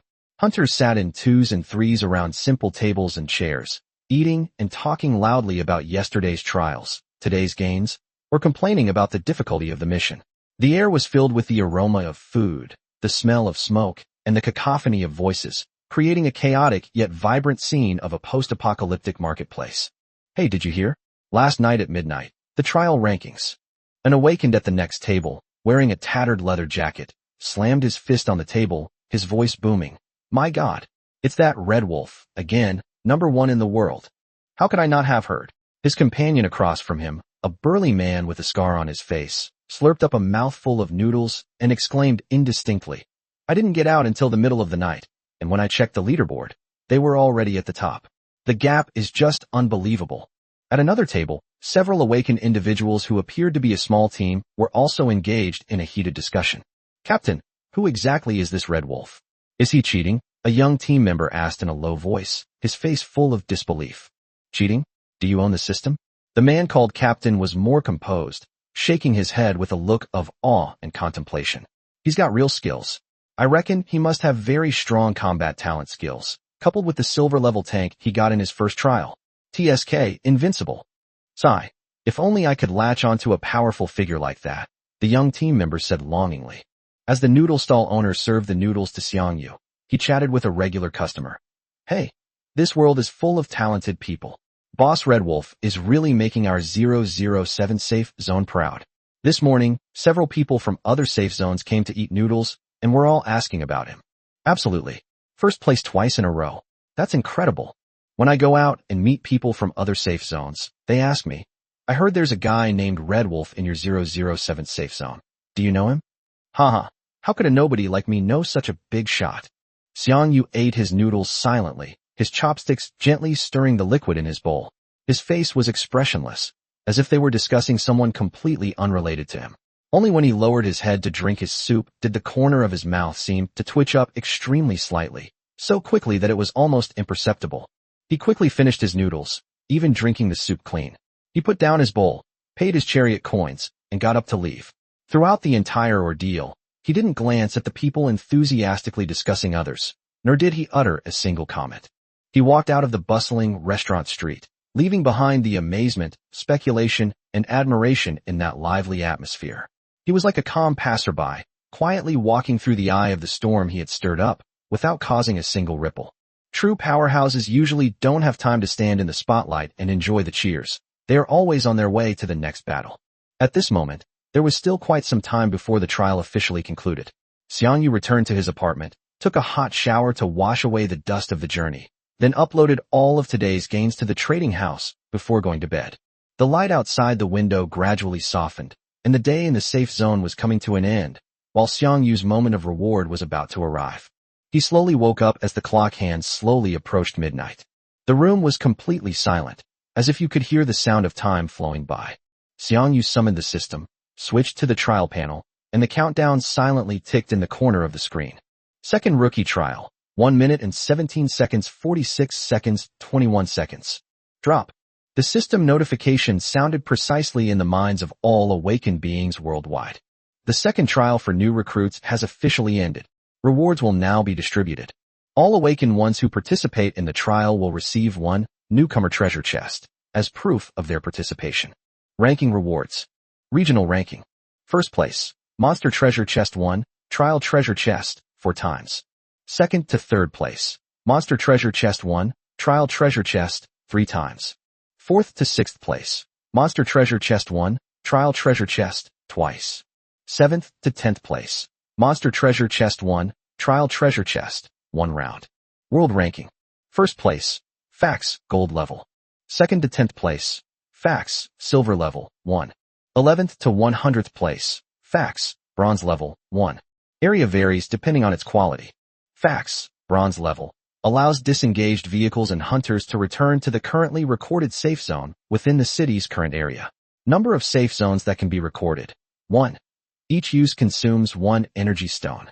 Fax, Silver grade, allows disengaged vehicles and hunters to return to the currently recorded safe zone within the city's current area. Number of safe zones that can be recorded. 10. Each attempt consumes 1 energy stone. Fax, Gold level, allows disengaged vehicles and hunters to return to a recorded safe zone within the current province. Number of safe zones that can be recorded. 100. Each teleportation consumes 1 energy stone. Cross-city teleportation consumes 10 times the energy stone. Hunters with fax capabilities will be able to use the chat and trading post modules normally outside the safe zone. If a hunter's rank is silver or higher, the remote commission function will also be usable outside the safe zone. Rewards distributed. All awakened ones can now claim their rewards from the system panel. To facilitate awakened players' assessment of vehicle combat capabilities, a combat capability system has been introduced. This can be viewed on the personal information page of the system panel. Combat power points are calculated by adding up the equipment ratings of the vehicle bound to the awakened, as well as the equipment, chips, and tools installed on the vehicle. The higher the points, the stronger the combat power. Awakened individuals without a bound vehicle do not display their combat power. The combat power ranking list is now open, covering all blue stars. The rankings are settled every 7 days, and the top 100 awakened will receive Chariot coins as a reward. Chapter 76 Teleportation Function activated. Teleportation function enabled. A new teleportation hall has been added within the safe zone, allowing all awakened to teleport between safe zones by consuming energy stones. Requires 10 energy stones within the city limits. Traveling across cities within a province requires 100 energy stones. Traveling across provinces globally requires 1,000 energy stones. The next trial for new recruits will begin in 7 days. Stay tuned. The moment the system notification sound faded, a futuristic, silver-white building, like a bamboo shoot emerging from the ground, rapidly rose from the previously empty plaza next to the hunter's office, surrounded by light. Within a few breaths, it had solidified and taken shape. At the building's entrance, the 4 prominent characters' teleportation hall flashed. Almost simultaneously, the regional and world channels erupted in chaos, like a lake tossed with a boulder. World, Prince of Wales Dam. I thought there would be another Chariot Order reward, but it's just a town portal stone. World, King of King's brother. Isn't it great that I got a return stone as a reward? Now Mom won't have to worry about me not being able to make it back at night after going on a long trip. World, Baka Yaru, and with Fax, we can chat and browse the trading post in the wilderness. It's so convenient. We can chat with everyone while traveling. Finally, we're not bored anymore. World, Richard the Good Guy. The teleportation hall has appeared, and those who were separated from their families can finally reunite. World, Curry King. The teleportation fee is a bit pricey, but at least there's hope. World, Meituan Nika Bakayuru. How come that Red Wolf's combat power is so high? World, South Korea. Red Wolf Appa is so awesome. World, Shangri-La. No wonder they've always been number 1. They really have something special. Area, first come, first serve. The teleportation hall is finally here. It's right next to the office. It looks so cool. Area, the lucky one from before. 10 energy stones for 1 transfer. Not bad, not bad. I'm going to go check out the girls next door. Check out the scenery. Area, King of Tanks. The key is that with the fax machine, we can connect to the internet anytime.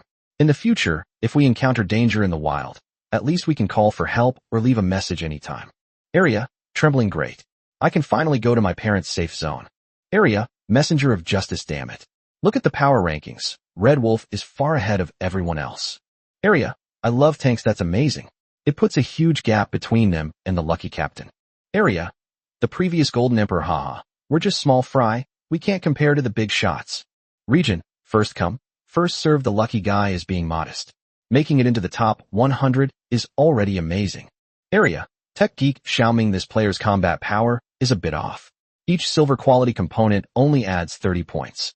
Unless all 5 gun slots on the player's tank are activated and the entire tank is silver quality, it's impossible to reach that score. Otherwise, the player must have components that surpass silver quality. And more than one. Area, Messenger of Justice. As expected of a tech genius, you've mastered the combat power rating system in such a short time. Impressive. Region, Tech Geek Xiaoming. There's a question mark in the upper right corner of the leaderboard. Click it and you'll see. Region, Justice Messenger. Region, I love tanks. Ha. Xiang Yu sat on the bed, carefully reviewing the system announcement and the Chariot tool, facts, from the trial rewards. For him, who was all alone, the teleportation hall function was not something he needed for the time being. In contrast, the trial reward piqued his interest more. This fax function is similar to the one in the game from my previous life. It can be used to send messages between safe zones, but it requires energy stones to activate. He recalled the instructions in the fax, but the key point is that the system mentioned that the remote acceptance and delivery of commissions permission, which has been unlocked by silver-level hunters, can also be used in the wilderness. A sharp glint flashed in Xiang Yu's eyes as he thought of this. A bold idea formed in his mind. If missions could truly be handed over in the wilderness, it means I might be able to stay deep in the wilderness for extended periods, without having to frequently travel back and forth to safe zones to hand over quests. This thought invigorated him. This would greatly improve hunting efficiency and reduce unnecessary travel and time wastage. However, whether this idea is feasible still needs to be verified in the wilderness. He didn't linger any longer, got up, went out, and headed towards the hunter's office. On the way, he opened all the treasure chests he had obtained. Newbie treasure box, 1 equals, leather hat, 1. Leather hat, increases character defense by 8 points. Monster treasure chest, water ghost second round, 1 equals, leather gloves, 1 plus mobility enhancement 1. Leather gloves, increases character defense by 5 points. As for the trial chest, which ranked first in the region, he should have chosen 4 rewards. Main gun hole opening permission alpha 1. SE device opening permit 1. Mysterious chariot fragment, god level, -1. Mysterious chariot equipment fragment, god level, -1. Under the probing of the innate skill, the 2 newly acquired fragments were revealed to be true. Mysterious chariot fragment, god level, O-. Mysterious chariot equipment fragment, god level, -. Unfortunately, it's not from the same series as the pieces I have. Xiang Yu casually put the fragments back into the system warehouse and walked into the repair workshop he had just rented. After summoning the silver chariot, he installed the fax, gold grade, device. Done, Xiang Yu nodded in satisfaction, then filled the main gun's ammunition magazine at the self-service terminal next to him. With everything ready, he did a final check of his equipment and supplies before passing through the safety zone's light barrier and stepping back into the wilderness shrouded in night. After summoning Panther, Xiang Yu nimbly crawled into the cockpit. As the engine starts, the main screen lights up instantly. A new icon appears in the lower right corner of the screen, the entry point for the fax tool. With a hint of anticipation, he clicked on the icon. The interface opened. A simple control panel appeared before him. Hunter's request, safe zone list. I casually opened the Hunter's request interface and found that the operation method was no different from the smart terminal in the quest lobby. Then I opened the safe zone list, but the list was currently blank. At the top are 2 buttons, record and send. Xiang Yu clicked on record, and a notification popped up on the screen. Should I record the JZ-SY-007 safe zone teleportation point? Be decisive. Record complete. Then the 007 safe zone appeared in the list. Chapter 77, Combat Power Ranking. It's quite convenient. Xiang Yu exclaimed in admiration as he looked at the simple and clear interface of the fax system. The operation logic was clear and intuitive, and he mastered how to use it in no time. He then opened the system panel, and sure enough, the chat and trading posts, which had always been grayed out and locked when he was in the wilderness, were now running normally. I opened the chat channel, and messages were refreshing rapidly. Not bad, not bad. Xiang Yu was very satisfied with the newly acquired fax tool. Just as he was about to close the system panel, he suddenly caught a glimpse of someone discussing the combat power system in the channel. He paused slightly, then recalled that the series of system announcements earlier had indeed mentioned a new feature called the battle power ranking. At the time, his attention was completely drawn to the teleport hall and fax, and he hadn't investigated further. He immediately switched interfaces and entered the character information panel, where he indeed found a newly added battle power ranking entry next to his ID. With a hint of curiosity, he clicked on it. A striking list was displayed before him. Battle Power Ranking. Number 1. Red Wolf, 360. Number 2. Old Soldiers Never Die, 190. Number 3. Yumekawa, Naiku, 170. 360? This number puzzled Xiang Yu slightly. He was aware of his current equipment level, but how was this score calculated? He subconsciously clicked on the small question mark icon next to the leaderboard to view the detailed explanation. A few lines of rule descriptions popped up. Combat power points are calculated by adding up the scores of the vehicle bound to the awakened one, as well as the equipment, chips, and tools installed on the vehicle. Basic rating for vehicle equipment quality: iron plus 10, bronze plus 20, silver plus 30, gold plus 50, diamond plus 80, god plus 130. If an awakened player possesses multiple bound vehicles, the vehicle with the highest score will be used for calculation. The leaderboard is updated every 7 days, and the top 100 players receive Chariot coins as a reward. First place, 10,000 G, 210th place, 5,000 G, 11,100th place, 1,000 G. I see. Settlement is done every 7 days, which is equivalent to an extra 10,000 WG per week. He stroked his chin. Not bad, better than nothing. It's a decent extra source of income. With the Silver Chariot and Noah, almost no one can shake his position on this list. After casually closing the power ranking interface, Xiang Yu sat down in front of the main screen and began operating the fax system. First, submit the 3 previously completed commissions. With the rewards received, my savings have once again surpassed 10,000 gold. Then, he accepted a new gold-level commission from the task list. After doing all this, Xiang Yu shouted to Noah, "Noah, bring up the monster database." Received. Top command. The central control screen instantly switched to a well-organized database interface. It displayed detailed data and 3D models of all the monsters that Xiang Yu had encountered and recorded so far. He leaned forward, his fingers rapidly tapping and selecting on the touchscreen. This one, and this one, he said, selecting several monsters as he spoke. Noah, remember the types of monsters I just selected. During the journey, if you spot any trace of them, or scan for any unknown creatures not recorded in the database, notify me immediately. I need to conduct an experiment. Yes, sir. High command. Very good. Xiang Yu leaned back in the driver's seat with satisfaction, his gaze fixed on the boundless darkness outside the window, and gave the final order. Let's go. Head towards the newly assigned mission objective. Yes. Autonomous driving initiated, route planning in progress. The car shook slightly and began to accelerate slowly, heading quickly toward the mission location along the optimal path calculated by Noah. Listening to the steady roar of the engine, Xiang Yu's heart was filled with anticipation. Whether we can take off or not depends on this wave. The chariot traveled for several hours in the darkness. As the sky began to lighten with golden rays, the darkness quietly receded, and the outline of the wilderness gradually became clear in the morning light. At that moment, a short alarm sounded in the cockpit. Beep. Target detected ahead, identified as mechanical hippopotamus. Stop the car, Noah. Received. The tank began to slow down and came to a steady stop in the shade of a rock by the roadside.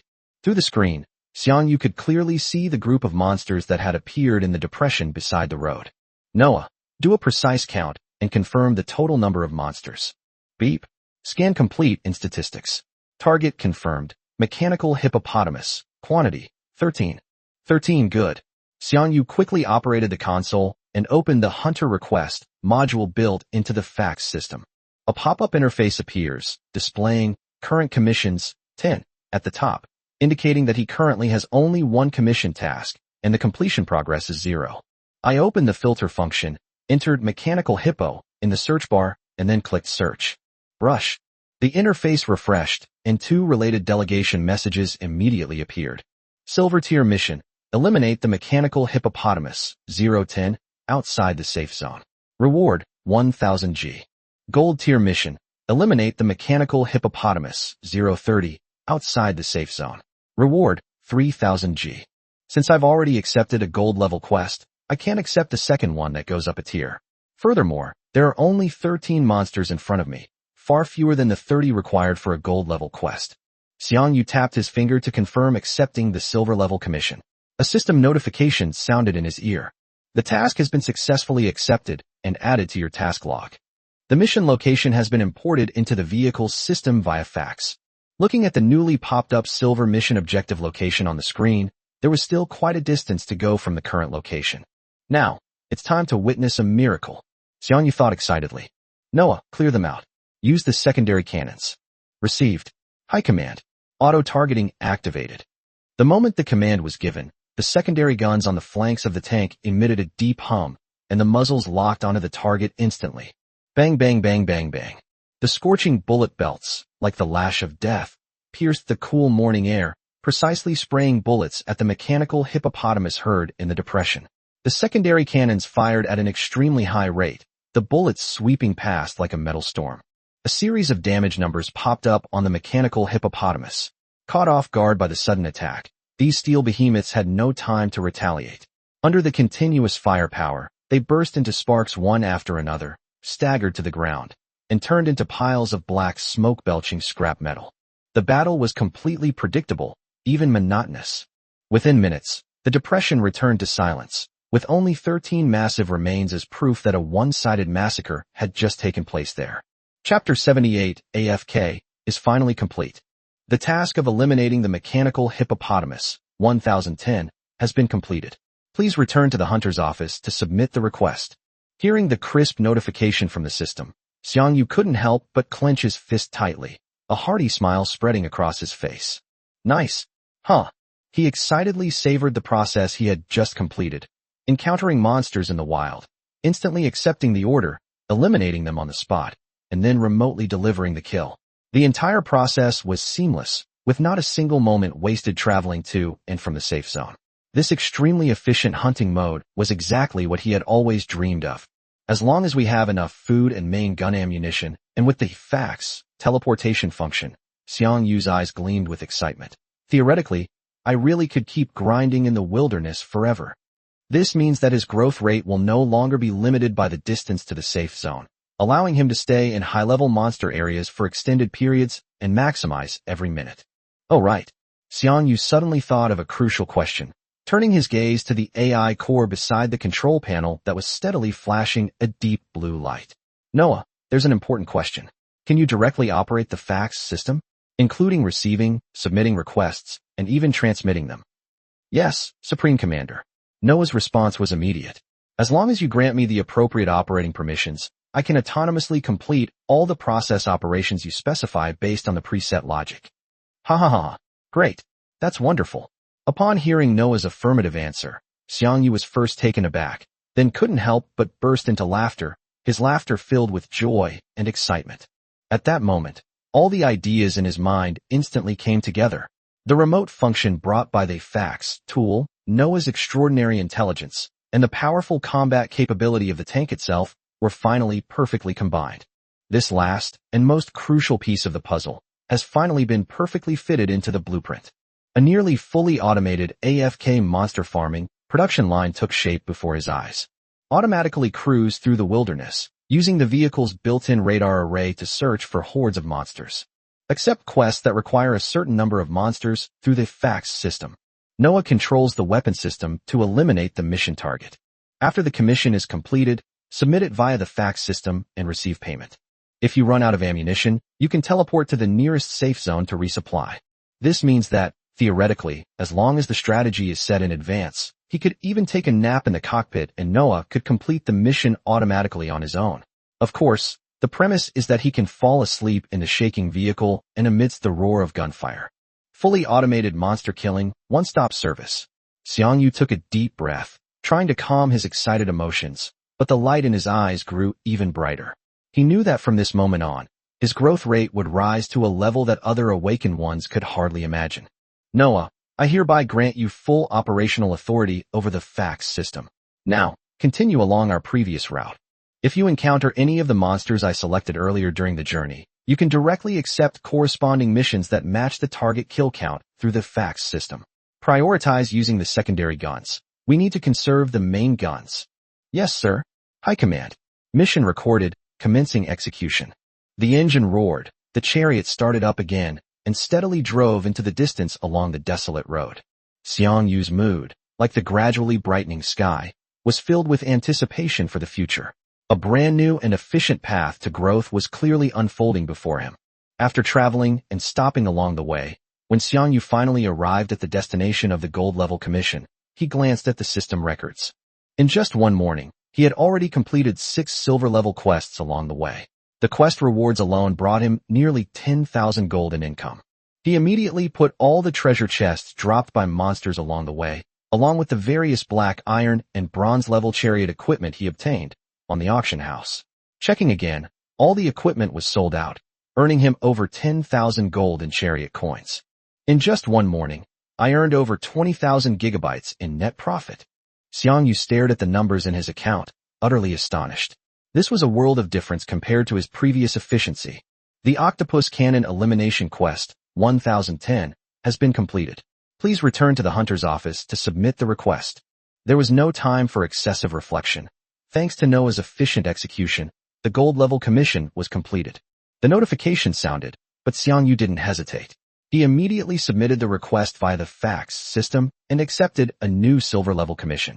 The new target coordinates instantly appeared on the navigation map. Noah, turn to the new coordinates. Continue AFK. Yes, sir. High command, initiating autoplay and path planning. The tank's engine emitted a pleasant low growl, and the tank nimbly turned, driving away from the newly cleared battlefield without a second's hesitation, speeding towards the next mission point. The efficient AFK mode was activated again. Time was money, and Xiang Yu wouldn't waste a single second. After nightfall, with Noah's help, Xiang Yu found a safe place to camp under a relatively secluded rock wall and rested for the night.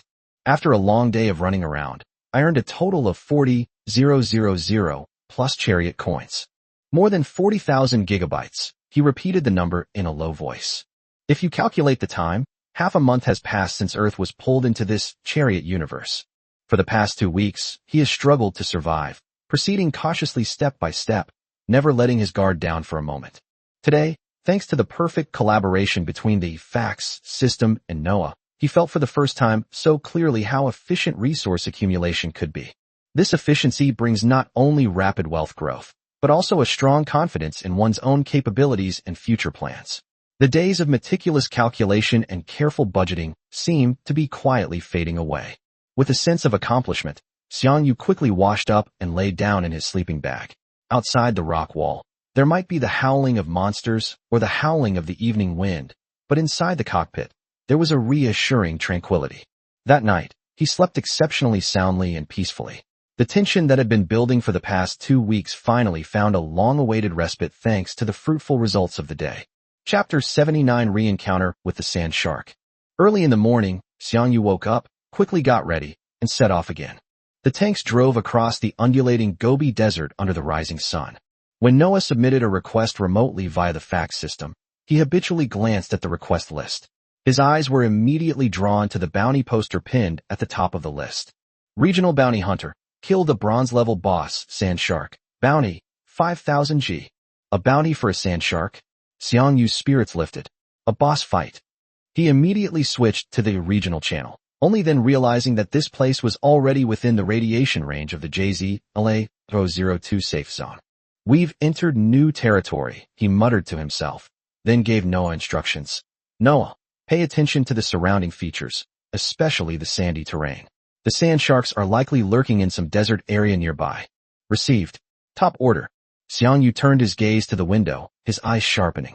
A new region means new challenges and opportunities, which he naturally wouldn't let slip by.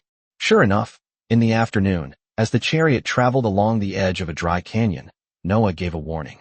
Report. Desert terrain detected ahead. Initiate reconnaissance, Xiang Yu ordered. As the chariot emerged from the canyon, an endless sea of golden sand came into view. The dunes undulated under the blazing sun, the heat distorting the air. However, before they could even begin their search, a perilous scene in the distance instantly caught Xiang Yu's eye. About 300 meters away, a rather battered jeep was speeding across the sand at full throttle, kicking up clouds of dust. Closely pursuing, it was a colossal creature.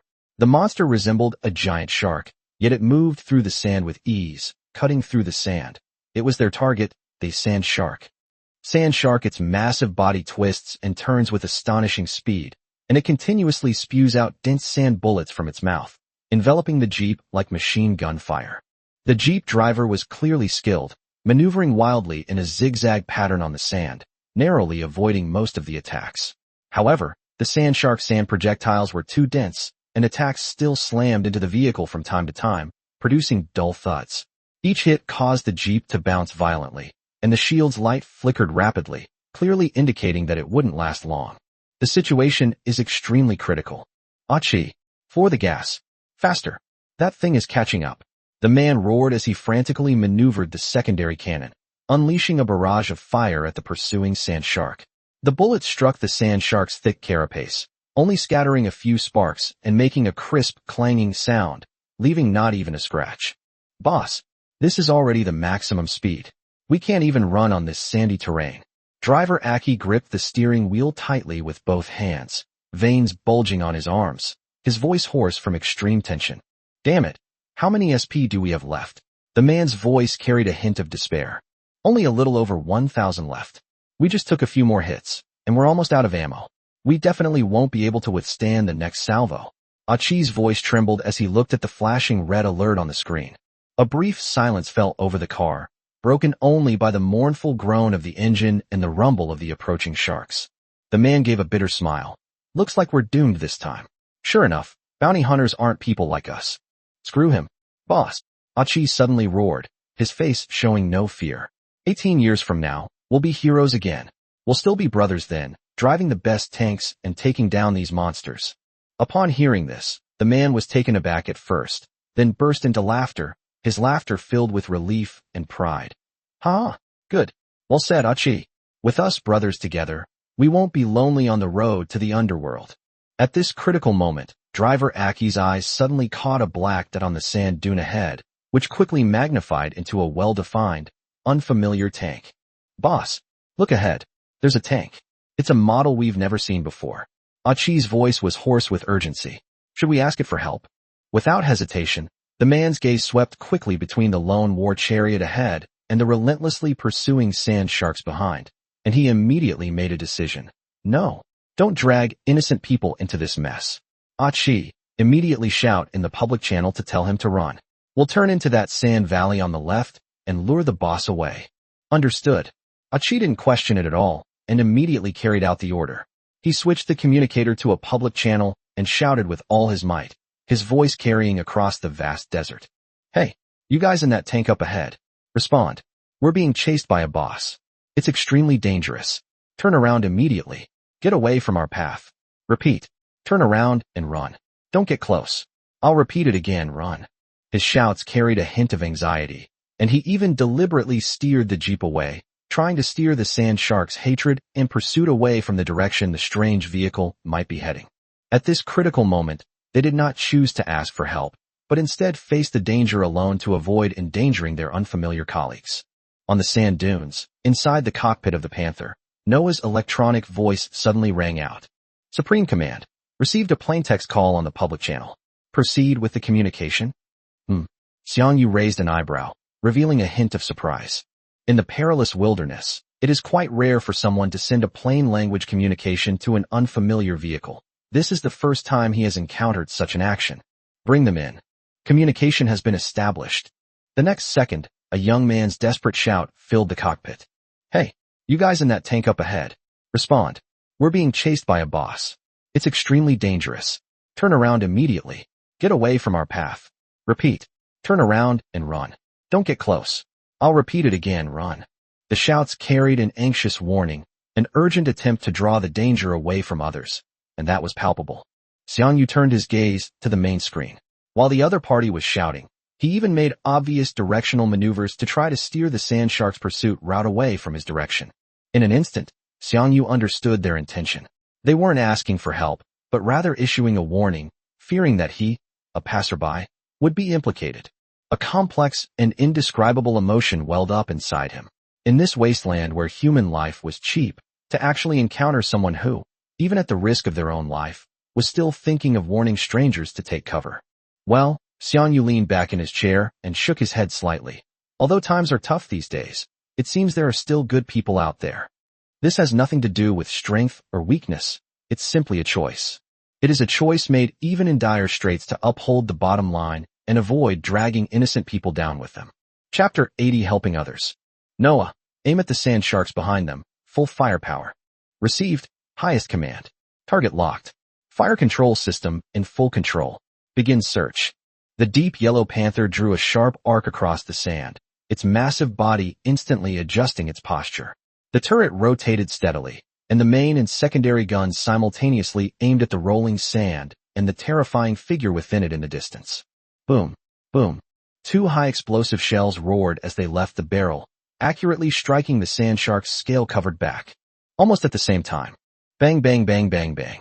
The secondary cannons also spewed out scorching flames, and a dense barrage of ammunition poured out, forming a deadly metal storm that enveloped the massive body of the sand shark and the space around it, intended to suppress and disrupt it. Shells and bullets intertwined to form a deadly net, crashing down on the desert overlord that was hunting them with unstoppable force. Holy crap, boss, that guy didn't run away. He opened fire. Achi was so shocked when he saw the flashes of light from the muzzle of the unfamiliar tank on the main screen that he almost bit his tongue.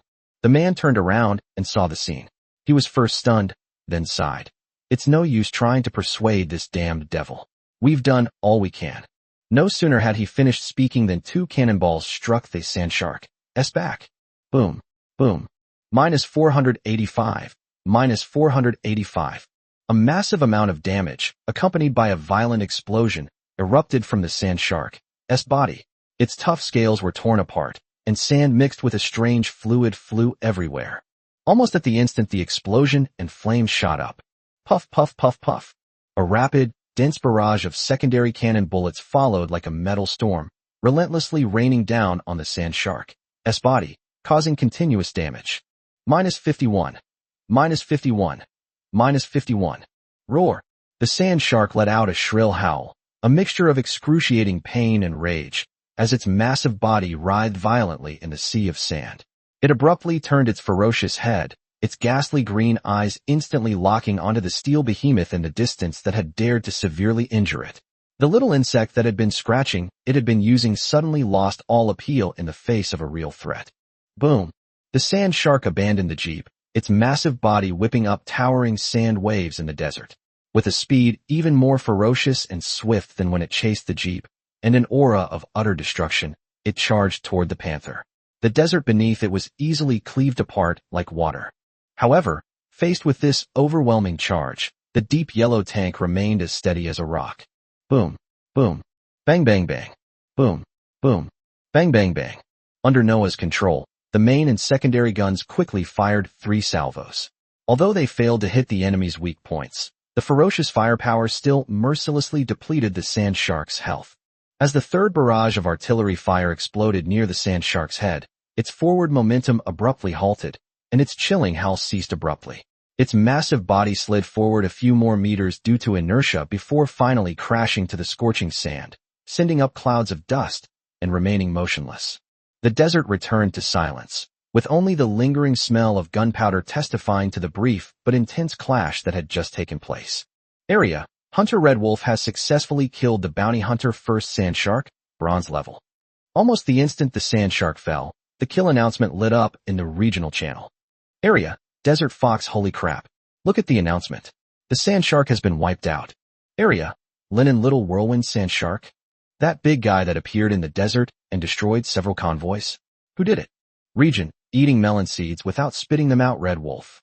Wait, this name sounds familiar. Isn't it that Red Wolf boss who's always on the world stage? Region: Loving Wife. That's right. It's that guy from Shawnee City. The big shot who's got the world's first kills all the time. What's he doing in our LA area? Area: Veteran. Now that people have fax machines, they can freely explore the wilderness. They can go as far as they want without fear, since they can always teleport back to the safe zone. Area: Loving Wife account. I'm so jealous. Even we locals don't dare to team up and take down this tough nut, but the pros just casually clear it. Is this the difference? Area: Veteran. What's there to be so sour about? They have the skill and the equipment to play like that. If you went up there, you'd be nothing more than a grain of sand for the sharks. If you're not strong enough, even if the boss is brought to you, you'll just be throwing your life away. Area: Desert Fox. Sigh. When will I be able to drive a war machine all over the world and fight bosses like Red Wolf? Region: Veteran. Stop dreaming. Get back to grinding and saving money to upgrade your tank. Even the pros were newbies once. watching the massive body of the sand shark crash down amidst the fierce artillery fire, ultimately turning into a silent pile of wreckage beside the sand dune. The two people in the jeep seemed to have been frozen in place, stunned for a moment. It wasn't until Achi instinctively slammed on the brakes, the wheels carving deep grooves in the sand, and the car came to a sudden stop that they seemed to awaken from their dream. "Boss." Achi's voice trembled with disbelief as he pointed ahead. "It seems the boss is dead?" The leader stared intently at the sandy ground where the smoke of battle had not yet dissipated. His Adam's apple bobbed, and his voice was hoarse. "I see. This is a true master." The firepower displayed by that tank and its composure in the face of the boss's charge were completely beyond their comprehension. It wasn't a battle at all. It was more like a one-sided, crushing execution. Just then, a young man's voice broke the deathly silence inside the jeep, coming over the public address system. "The bounty is still too difficult for your current equipment. Let's start with simpler missions and develop steadily. That's the safest way to get stronger." Achi jolted awake, almost reflexively grabbing the communicator, and excitedly stammered. "Thank you. Thank you, boss. You saved our brother's life. Thank you so much." "It's nothing." The response from the other end of the channel remained indifferent. "I'm leaving now. See you again sometime." "Goodbye, boss. Have a safe trip," Achi said hurriedly. Before they could finish speaking, they saw the deep yellow chariot in the distance make a smooth turn, kicking up a cloud of dust. Its engine let out a deep, powerful roar, like a king who had completed his hunt, speeding away towards the distant horizon without any hesitation. It quickly shrank into a black dot and finally disappeared from sight. Chapter 81, The Elephant. A gentle breeze swept across the open field, swirling up fine sand that pattered against the jeep's windshield. The immense relief and exhaustion of surviving the ordeal finally overwhelmed them like a tidal wave. A brief silence fell over the car. After a while, the man in the lead let out a long breath, wiped his face, and said in a voice that was both frightened and relieved, "Let's go back, Achi." "Huh." Achi hadn't fully recovered from the shock. "I said, turn around and go back to the safe zone," the man repeated, his tone becoming much calmer. "This time we were lucky. Our lives weren't meant to end, and we ran into a passing expert. Otherwise," he paused, not finishing his sentence, but the meaning was clear. Achi nodded heavily, still shaken. "I understand, boss. I'm so lucky to be alive today. I'll never be so reckless again." He skillfully shifted gears, turned the jeep around, and with a weary hum, sped off towards the safe zone. Outside the car window, the setting sun painted the desert a magnificent golden red. Their journey there had been a desperate escape, but their return was marked by the weight of survival and profound reflection. Today's experience served as a stark warning, deeply resonating in their hearts. As evening approached and the setting sun painted the sky a magnificent orange red, Panther arrived at LA 003 safety zone. Xiang Yu didn't linger, but simply followed the established procedures like a precise machine, passing through the light membrane into the safe zone, quickly replenishing the main gun ammunition through the self-service terminal, and purchasing sufficient food and drinking water. The entire process was efficient and swift, without the slightest hesitation. He didn't even glance at the lights gradually lighting up in the safe zone or the bustling market. As soon as he finished resupplying, he immediately turned around, passed through the soft light membrane again, and plunged back into the wilderness that was about to be shrouded in night. The roar of the tank engines was quickly swallowed up by the silence of the wilderness. Inside the car, Xiang Yu opened the system interface and looked at the six-figure balance. His eyes were calm and expressionless, but deep down he was more excited than ever before. As the character, vehicle, and equipment upgrade levels continue to increase, the number of vehicle coins required for each upgrade increases exponentially, to the point that ordinary awakened players would be daunted by the sheer volume of consumption. The emergence of the fax system has greatly improved the efficiency of resource acquisition and opened up a path to rapid growth. However, it also means that he must translate this efficiency into continuous accumulation. Any waste of time can be rapidly magnified, becoming an insurmountable gap between him and future rivals. "Efficiency is life, time is strength," he murmured to himself. A sense of crisis and urgency, like a silent spur, drove him to dare not slacken in the slightest. The road to becoming stronger has no end. Only by seizing every minute and every second and pushing efficiency to the extreme can one gain the upper hand in this brutal competition and meet the challenges that may arise in the future, challenges that far exceed one's imagination. "Noah, plan the route for the night and find a suitable campsite. Yes, sir. High command. Route rules and progress. The deep yellow chariots, like tireless steel behemoths, lit up their headlights, cleaved through the increasingly dark night, and resolutely drove into the depths of the wilderness. For Xiang Yu, rest is a necessary adjustment, but it is by no means a reason to stagnate. His journey continues to extend forward on every inch of land trodden by his wheels, amidst the ever-completing of commissions and the growth of resources. At dawn, the morning light streamed through the tank's observation window, illuminating Xiang Yu's face. He slowly opened his eyes and stretched his somewhat stiff body in the cramped sleeping bag. Beneath him was the tank's cold metal chassis. After this period of adjustment, he had grown accustomed to its hard texture and the unique silence of the wilderness at night. With Noah in charge of the entire vigil and night watch, he could sleep soundly. He quickly got up, took out some purified water to wash up, ate a few bites of compressed biscuits to fill his stomach, and then sat back in the driver's seat. A new day's journey was about to begin. Taking advantage of the lull in the chariot's smooth ride under Noah's control, although he was indeed quite idle with the FK mode, he opened the system warehouse and opened the bounty chest he had obtained from killing the sand shark yesterday. A flash of light appeared, and several items were displayed in the list. He quickly selected two of them, a sand shark scimitar and an 11mm cannon, bronze level high explosive. He casually listed the secondary cannon on the auction house, set a market price, and then stopped paying attention to it. As for the sand shark curved blade, it was a human melee weapon, and he already had one. Since he wasn't very familiar with the market for this type of non-human equipment, he temporarily tossed it into a corner of his system inventory, planning to deal with it later. After dealing with the loot, he casually opened the regional channel to see if there were any new developments. The channel was indeed bustling with activity, and the focus of the discussion was almost entirely on a new piece of intelligence. Area, the Great River flows east. Breaking news. Last night, a new bounty appeared in the mission lobby of our 009 safe zone. The mission target is Elephant, a silver-level boss with a bounty of 10,000 G. Area, Sunny Doll and Elephant? Are you kidding me? That thing can be considered a monster? Area, Two Little Bees, brother. We've even encountered something like time travel, so I wouldn't be surprised if the elephant mutated into something else. Region, Sunny Doll. That makes sense, haha. Have the big shots in Zone 009 taken action yet? Area, River flows east. Several bronze cavalry units set out at dawn, quite a force to be reckoned with. However, there's been no news yet. We don't know if we've found them, or if we can even defeat them. An elephant. Xiang Yu stared at the refreshed information in the regional channel, his fingers unconsciously tapping the console as he pondered.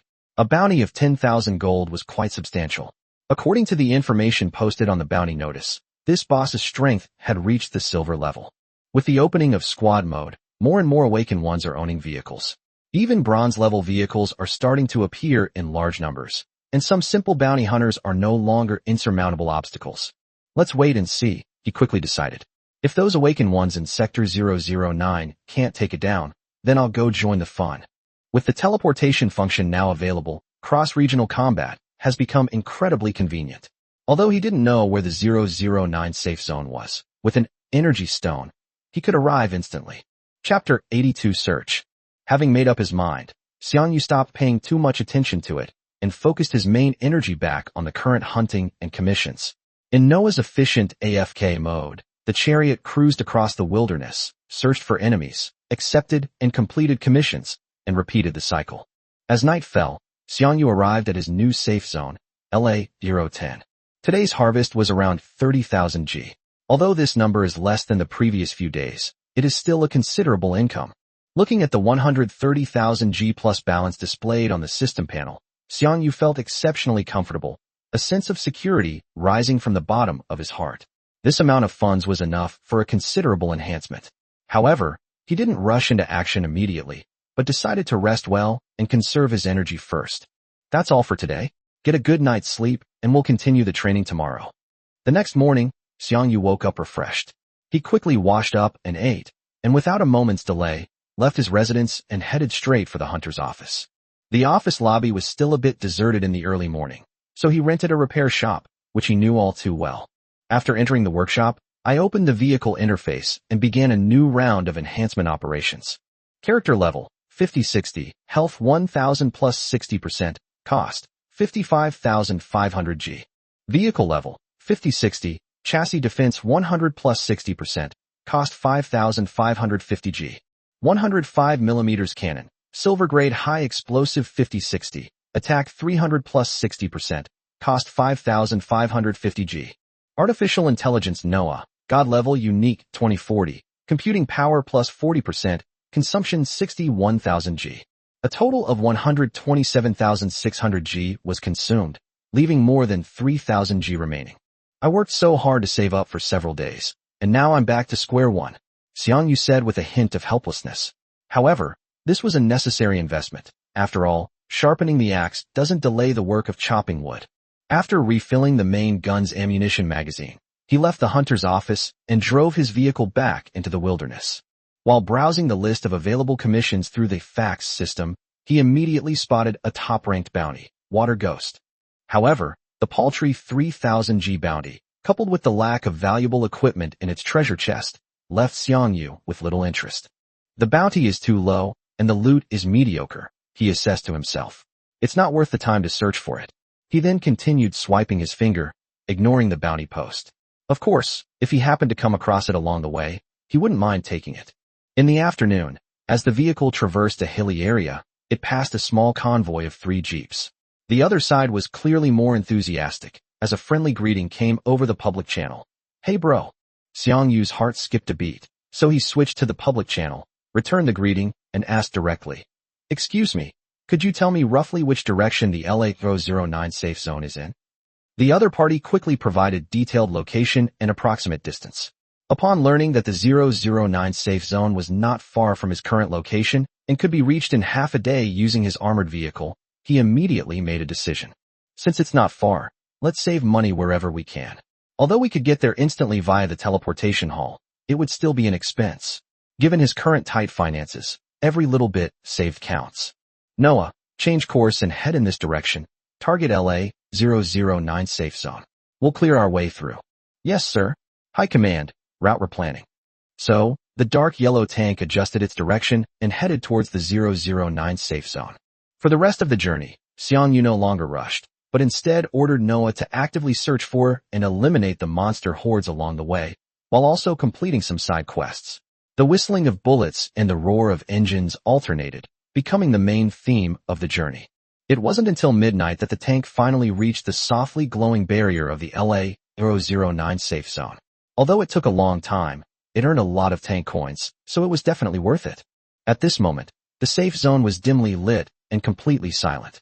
Xiang Yu checked the time and felt the accumulated fatigue in his body, deciding not to go out to search for the elephant that night. After checking in at the hunter's office, Xiang Yu returned to his single apartment. After a quick wash, he lay down on the bed. Outside the window was the night view of the unfamiliar safe zone, but his heart was filled with anticipation for tomorrow's hunt. He closed his eyes and quickly drifted off to sleep, conserving his energy for the upcoming battle. Xiang Yu slept until noon before waking up. He first went to replenish his ammunition and food supplies. As he left, his gaze swept over the bounty poster still prominently displayed at the top of the mission panel. The 10,000 G bounty was quite tempting. Time to get to work, he thought to himself. Once outside the safe zone, the first thing he did was use the fax system to record the coordinates of his current location, LA-09 safe zone, so he could easily send them back later.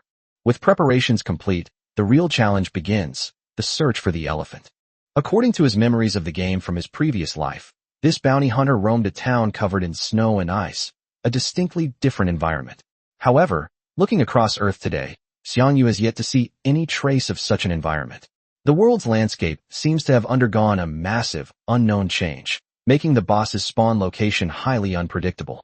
Without clear clues, searching for a specific monster in this vast wilderness is like looking for a needle in a haystack. To conserve main gun ammunition for unforeseen circumstances, he only accepted silver-level commissions with decent rewards that could be easily handled with secondary guns through the fax system, treating them as side hustle income during the search process. Noah, let's go. Focus on scanning large building ruins or low-temperature areas. Received. High command. Path planning search mode initiated. Panther began a tireless search of the vast outer area, centered on the LA-009 safe zone. The tanks traversed various terrains, including the Gobi Desert, hills, dried-up riverbeds, and abandoned farms, with radar and sensors fully activated, leaving no stone unturned in detecting any unusual signals. However, after a day of work, aside from clearing out a few waves of ordinary monsters and completing a few side quests to earn some rewards, they found nothing about the bounty hunter. As the sun set, it painted the horizon a golden hue. Xiang Yu looked at the illuminated areas on Noah's situation map and let out a soft breath. It seems that finding the target is actually more difficult than killing it. Chapter 83. The target appears. At dawn, Xiang Yu awoke in the cockpit of the tank. Almost simultaneously, a system notification sounded. Drop. Important announcement. The third round of the newcomer trial will officially begin at midnight tomorrow. Trial duration, 24 hours. All awakened individuals are encouraged to participate actively, seize the opportunity, and test their own abilities. Unfortunately, he wasn't in the mood to deal with that right now. He had more pressing goals to achieve. We searched until midnight yesterday, exploring almost all the areas outside the safe zone. Noah's sensors also maintained a high-intensity scan, but we still found nothing about the elephant. It seemed to have completely blended into this wasteland, leaving no trace.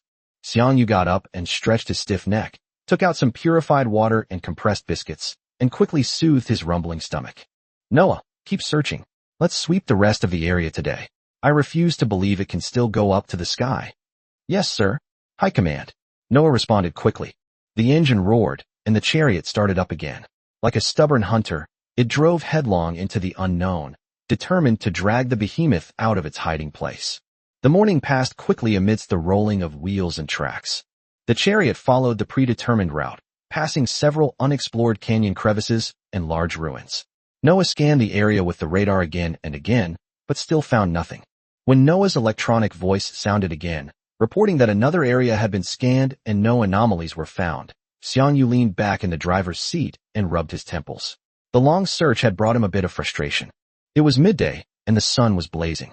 Xiang Yu instructed Noah to park the chariot in the shade of a large rock, preparing for a short rest. He got out of the car, took out a portable stove and ingredients, and planned to cook a hearty lunch to treat himself. While the food simmering on the stove was still bubbling, Xiang Yu opened the system interface and casually clicked on the regional channel to see if there were any new messages. He was casually glancing at the rapidly scrolling chat messages when suddenly a newly appeared message caught his eye. Area, my name is Zhongbing, my god. I just escaped from the canyon to the north. There was a behemoth in there. It was definitely an elephant. My car was almost crushed by it. Area, gold coins really? Where exactly is it located? Area, my name is Zhongbing, it's in that canyon north of the safe zone, next to that abandoned quarry. Good heavens, that's no ordinary monster. It's mutated. There's an elephant on top and a tank chassis below. It's terrifying. Area, let's go. Mantis shrimp received, bro. Our mantis shrimp team has set off, determined to eliminate this menace. Area, my name is Zhongbing, guys. Be careful. This boss isn't easy to deal with. I estimate it's at least a silver level boss. Area, Little Hickory Ha. Let's go join the fun. The canyon next to the quarry to the north? Xiang Yu's eyes narrowed. Finally, there was news. He quickly lifted the pot lid, and the aroma of steam carrying the food wafted out. Seeing that the food was cooked, he decisively turned off the stove, not caring that it was hot, and carried the pot back to the cockpit, casually placing it on the vehicle's control panel. Noah, open the situation map. Yes, sir. The map zoomed in rapidly on the main screen, revealing the unexplored area to the north. Xiang Yu's finger quickly swept across the virtual map, and combining the information he had just obtained, he quickly made a rough mark on the unexplored black area. The target is in this area, he said, pointing to the coordinates on the map. Let's set off immediately and search this area first. Received. High command. Route planning in progress. Under Noah's control, the chariot swiftly broke out of the shadow of the giant rock, kicking up a cloud of dust. Following the calculated optimal path, Noah sped towards the mountainous canyon area to the north. Inside the car, Xiang Yu ate his still steaming lunch while keeping an eye on the constantly updated information on the regional channel, so as not to miss any useful intelligence. On his way to his destination, Xiang Yu noticed a hunter convoy in the wilderness, seemingly heading in the same direction as him. After a moment's thought, he opened the public chat and greeted the other person calmly. Hey, you guys up ahead. Are you also heading to the North Canyon? A response immediately came from the channel, a cacophony of sounds mixed with the roar of engines and excited laughter. Haha, that's right, bro. News travels fast. I heard the elephant has appeared. Let's go see it. Want to team up, bro? Maybe we'll snag a bargain, a voice asked eagerly. Let's go? Even if we can't beat them, we can at least see how the pros fight and learn from their experience. Sure enough, the news had spread, attracting many hunters who went to watch or try their luck. Xiang Yu didn't ask any more questions, but simply instructed Noah to join the flow of traffic surging towards the canyon. Although there were many people, they could find their target faster, saving them the trouble of scouting the way themselves. As the convoy drew closer, faint sounds of explosions and the roars of some creature could be heard in the distance. When Xiang Yu followed the other hunters into the canyon, a chaotic scene unfolded before their eyes. In the middle of a relatively open area in the canyon, a huge gray figure, as large as a small mountain, was moving wildly. It was the bounty hunter, the elephant. Its upper body was covered with thick fur, and its long nose lashed wildly like a metal whip, making a whistling sound as it cut through the air. Unlike ordinary giant elephants, its massive body is supported not by normal elephant legs, but by a huge tank chassis. The tracks rolled across the ground, leaving deep ruts. The grating sound of metal scraping against metal mingled with the roars of the creature, creating an eerie symphony. Each attack launched by this half-biological, half-mechanical monster caused the ground to tremble slightly, its power terrifying. Meanwhile, a team of 3 tanks was engaging them. They kept firing, shells exploding in bursts of fire on the monster, but it seemed to have little effect. The monster's defenses were extremely high. Their attacks were like tickles, only further enraging the behemoth. No, we can't fight them at all. Retreat. Retreat now. The team captain's desperate shouts came through the public channel. Almost at the same time he shouted, the elephant roared. Its massive body suddenly sank, and the tank chassis beneath it roared with a dull thud, launching a charge at a speed disproportionate to its size. Its trunk, like a giant metal whip, swept across with the force of a thunderbolt. Bang! A loud crash rang out. A jeep, unable to dodge in time, was struck squarely on the side by the long nose. The vehicle system activated its alarm, the SP value on the screen plummeted instantly, and the blood-red warning indicator flashed wildly. It's over. Run. Witnessing their teammates' tragic fate, the remaining 2 vehicles lost all will to fight. They pushed their power output to the limit, turned around desperately, and fled towards the edge of the canyon. The jeep, on the verge of total destruction, held tightly to the steering wheel and floored the accelerator thanks to the driver's astonishing survival instincts and driving skills. It wobbled its way out of the canyon entrance, joined the other 2 fleeing vehicles, and disappeared into the dust and smoke of the wilderness without looking back. In the blink of an eye, the convoy that had just attempted to challenge the behemoth had scattered. The terrifying bounty hunter stopped in the center of the clearing, letting out a victorious roar, its long metal nose slowly retracting, as if proclaiming its absolute dominion over this territory. Chapter 84: The Hunt Begins. This scene sent a chill down the spines of all the other teams that had just arrived and were still observing. The public chat channel fell silent instantly, and any lingering hope vanished. This defense is insane. Forget it, I can't stand this show. My life is more important. Let's go. This is not someone we can mess with. Even the shrimp squad is no match for us, so we're even less likely to succeed. Let's go. Several convoys that had initially been eager to try their luck were extinguished by the sight of the pioneers' tragic fate. Their enthusiasm vanished instantly, and they all decided to turn back. They began to turn around, preparing to leave this dangerous place. In the blink of an eye, the once noisy canyon entrance was now only occupied by the colossal beast roaring to the sky and the deep yellow chariot lying quietly by the rock wall in the distance. Now that all the irrelevant people have left, the hunting grounds are finally quiet. Noah, prepare to record target data. Xiang Yu lowered his binoculars, concentrated, and activated his innate skill. Elephant medium armor. HP 6000 attack, 300 defense, 210 weakness. Data acquisition complete. Xiang Yu let out a long breath, and his tense shoulders relaxed slightly. It's alright, not too outrageous. 6,000 health points, 210 medium armor defense, and 300 attack. These stats are indeed astonishing. If it were half a month ago, he would have definitely fled without looking back. But things are different now. After the baptism of 2 trials, coupled with the efficiency leap brought by the fax system, his Panther is no longer the tank that could only cautiously survive on the edge of danger. More importantly, he also had Noah by his side to assist him. Noah, mark the enemy's weak points. Prepare to engage, maintain mid-range mobility, avoid head-on collisions, and take advantage of their slow-turning speed to launch a counterattack. Data received. On the main screen, a 3D model of the elephant was quickly constructed, with several key parts firmly locked in by striking red halos. Weaknesses have been highlighted. Tactical plan generation complete. Guerrilla tactics are recommended, with alternating attacks from both sides of the enemy's charge path. Xiang Yu nodded, his fingers lightly brushing against the cold control stick. Inside the cockpit, the dim light from the various instruments illuminated his sharply defined profile. His gaze, peering through the observation window, locked onto the colossal beast pacing in the distance. Noah, full combat support. Get ready for evasive maneuvers. That guy's attack power isn't high, but getting hit by him isn't a pleasant experience. Xiang Yu tightened his seatbelt, securing himself firmly in the driver's seat. Received, highest command. Combat support system activated. On the main screen, the tactical interface unfolds layer by layer. In the live view, the crosshair has automatically appeared, rapidly adjusting its focus and predicting trajectory as the vehicle's sensors scan. Xiang Yu quickly calculated the 210 defense in his mind.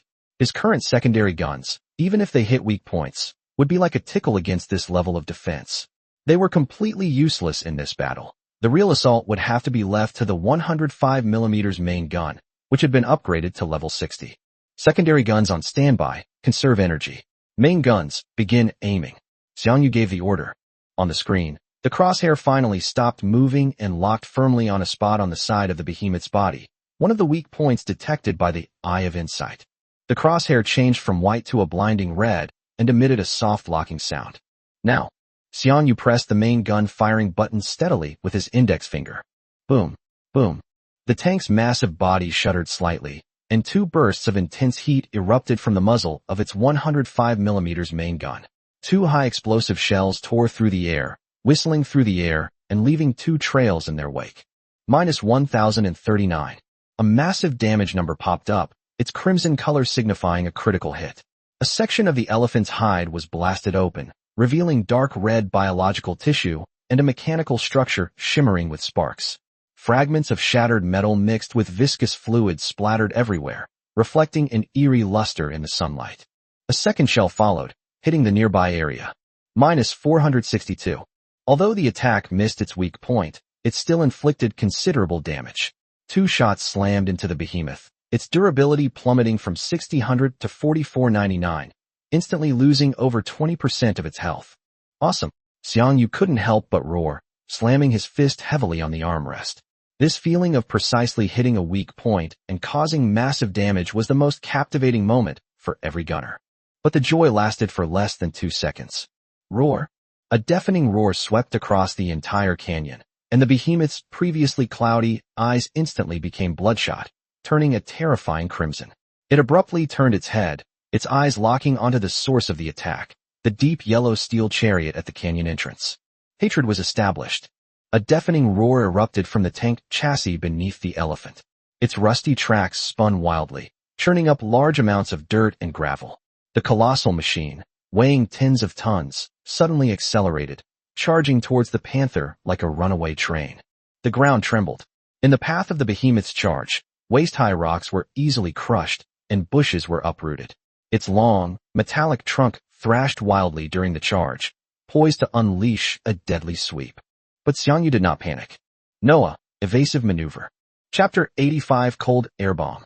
At this moment, the panther displayed agility that belied its massive size. The left track braked suddenly, while the right track propelled it forward with all its might, and the vehicle traced a near-perfect arc using the left front wheel as a fulcrum. The behemoth's charge swept past the chariot's stern.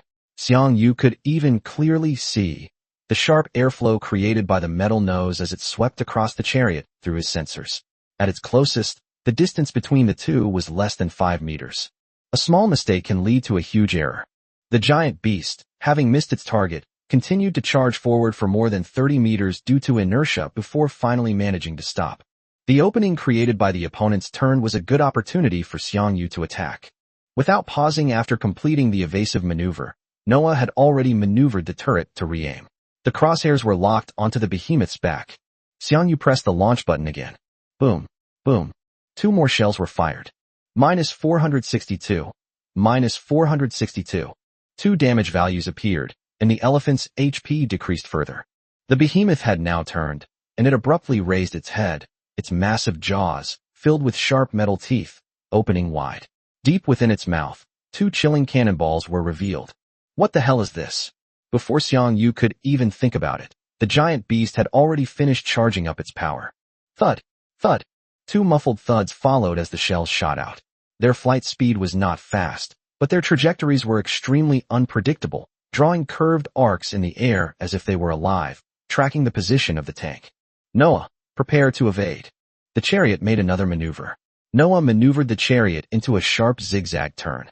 One of the shells was thrown off course by the tank's sudden turn, grazing the roof and striking a rock behind it. The rock was instantly covered by a thick layer of dark blue ice, then shattered into countless ice crystals with a crack. But the second shot. Xiang Yu watched as the dark blue shell traced a strange zigzag line in the air, accurately predicting the tank's evasive path.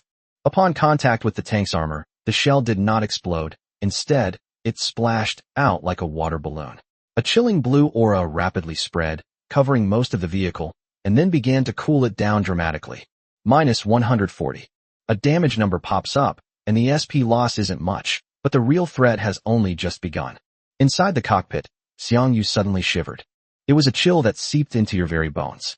1 second, the cabin was at a comfortable temperature. The next, the thermometer reading plummeted at a visible rate. From 25 degrees to 10 degrees, then to 0, and finally below 0.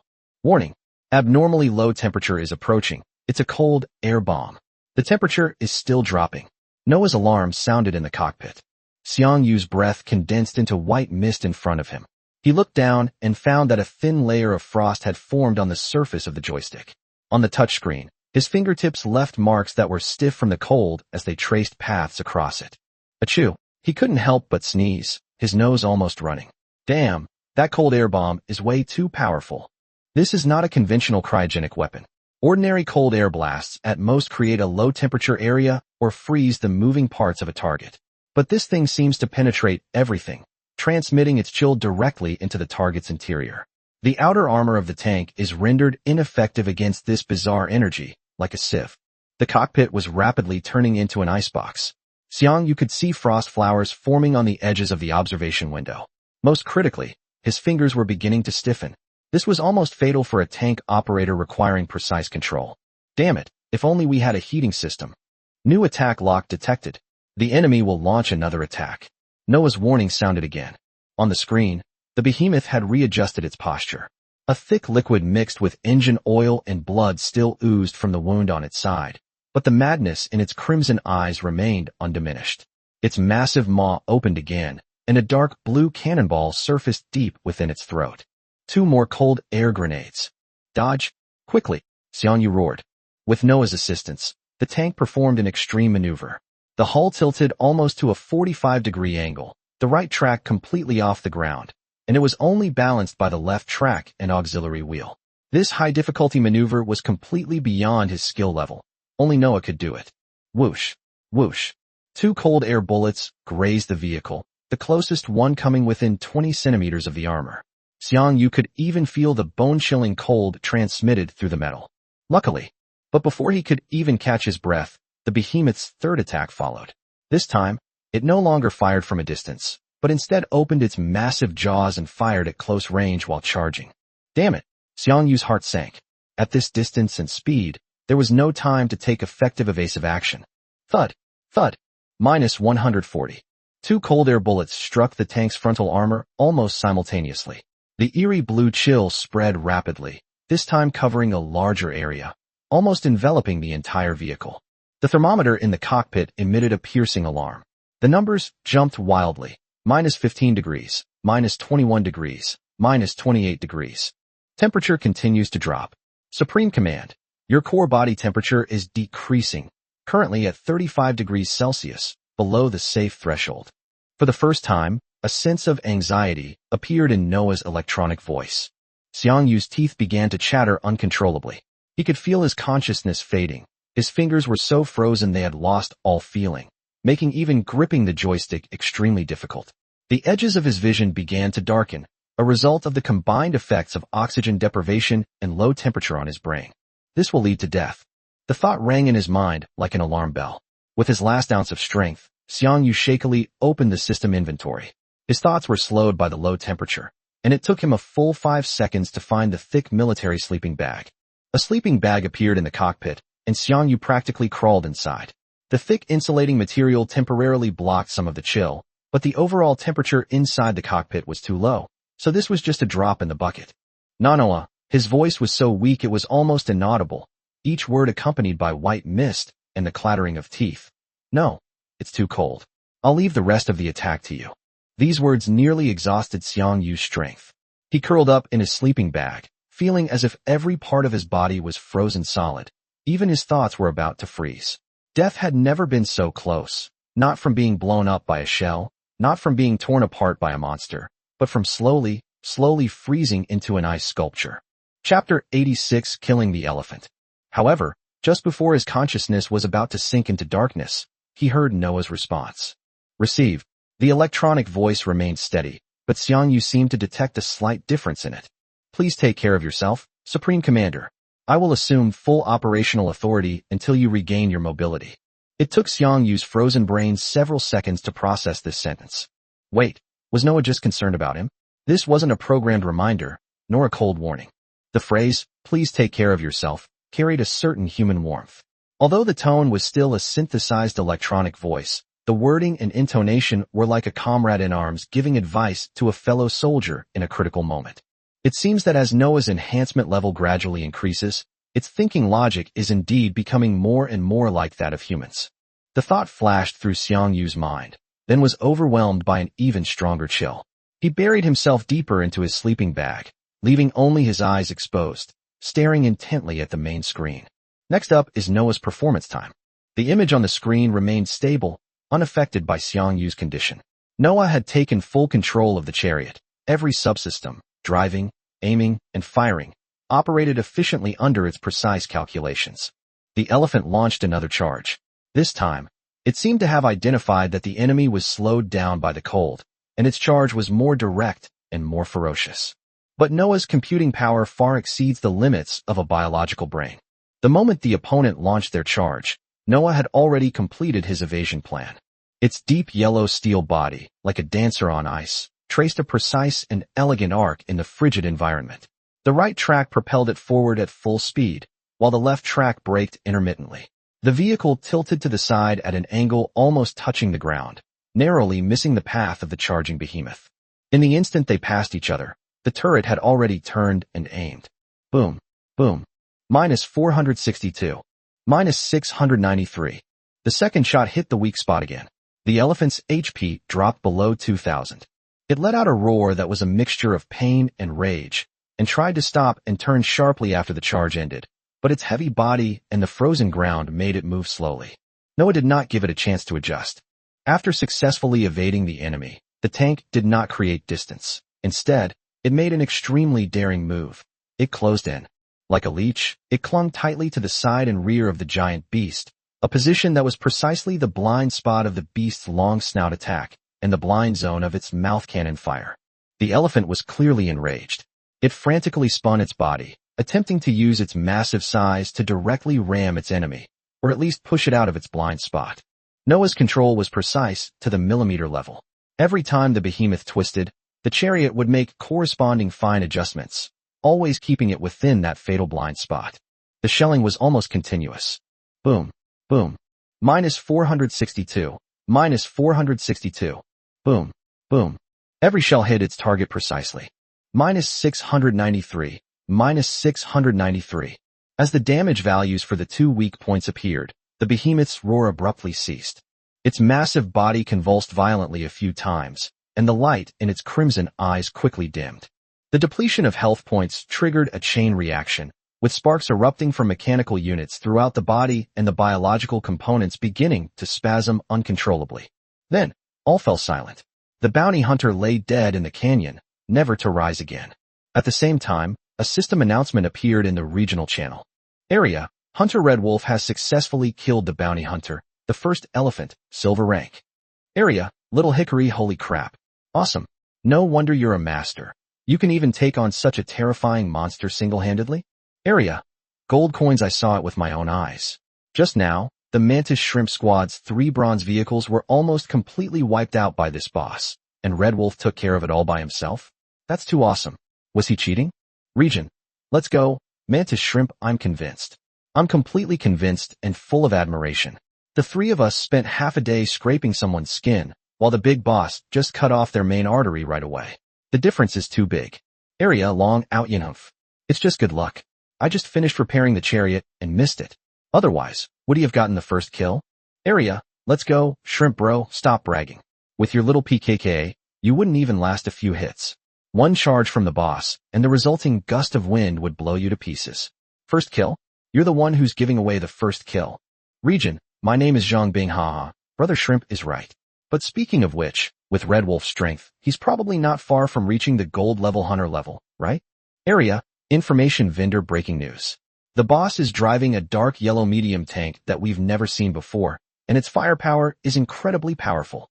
Area, under the lemon tree, I'm so jealous. The pros have the chariot, the skill, and the luck. We mere mortals have none of those. The regional channel was abuzz with discussion, filled with amazement, admiration, doubt, self-deprecation, and even undisguised jealousy. It was like a pot that had exploded. However, Xiang Yu had no time to care about anything else at the moment. Seeing that the enormous beast had finally stopped struggling, the tension in his heart eased slightly, but he was immediately overwhelmed by an even stronger sense of physical discomfort. The low temperature in the cockpit almost froze his thoughts. He coughed a few times, feeling as if his throat and trachea had been rubbed with sandpaper. Noah, quick, get out of the canyon, he commanded, his voice trembling.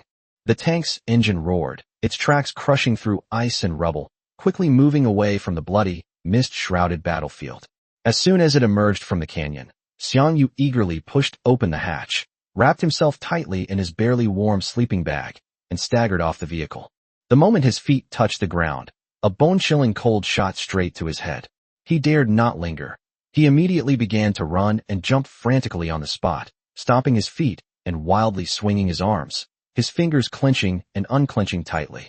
Each violent contraction of his muscles was an attempt to squeeze out a pitiful amount of heat to dispel the chill that seemed to freeze his blood. Achoo! Achoo! A violent sneeze erupted uncontrollably, making his head throb, and snot and tears streamed down his face. He wiped his face with his sleeve in a flustered manner, his heart sinking. Damn it, did I really catch a cold? Chapter 87 Refrigerator and Cold Air Bomb. Xiang Yu dared not delay any longer. Shivering, he rummaged through the system's inventory and pulled out a portable energy stove, an iron pot, and 2 bottles of purified water. His fingers were so frozen that they wouldn't obey his commands, and he had to try several times before he could even manage to unscrew the bottle caps. He poured water into the pot and lit the stove. A steady, pale blue flame rose, licking the bottom of the pot and making a soft hissing sound.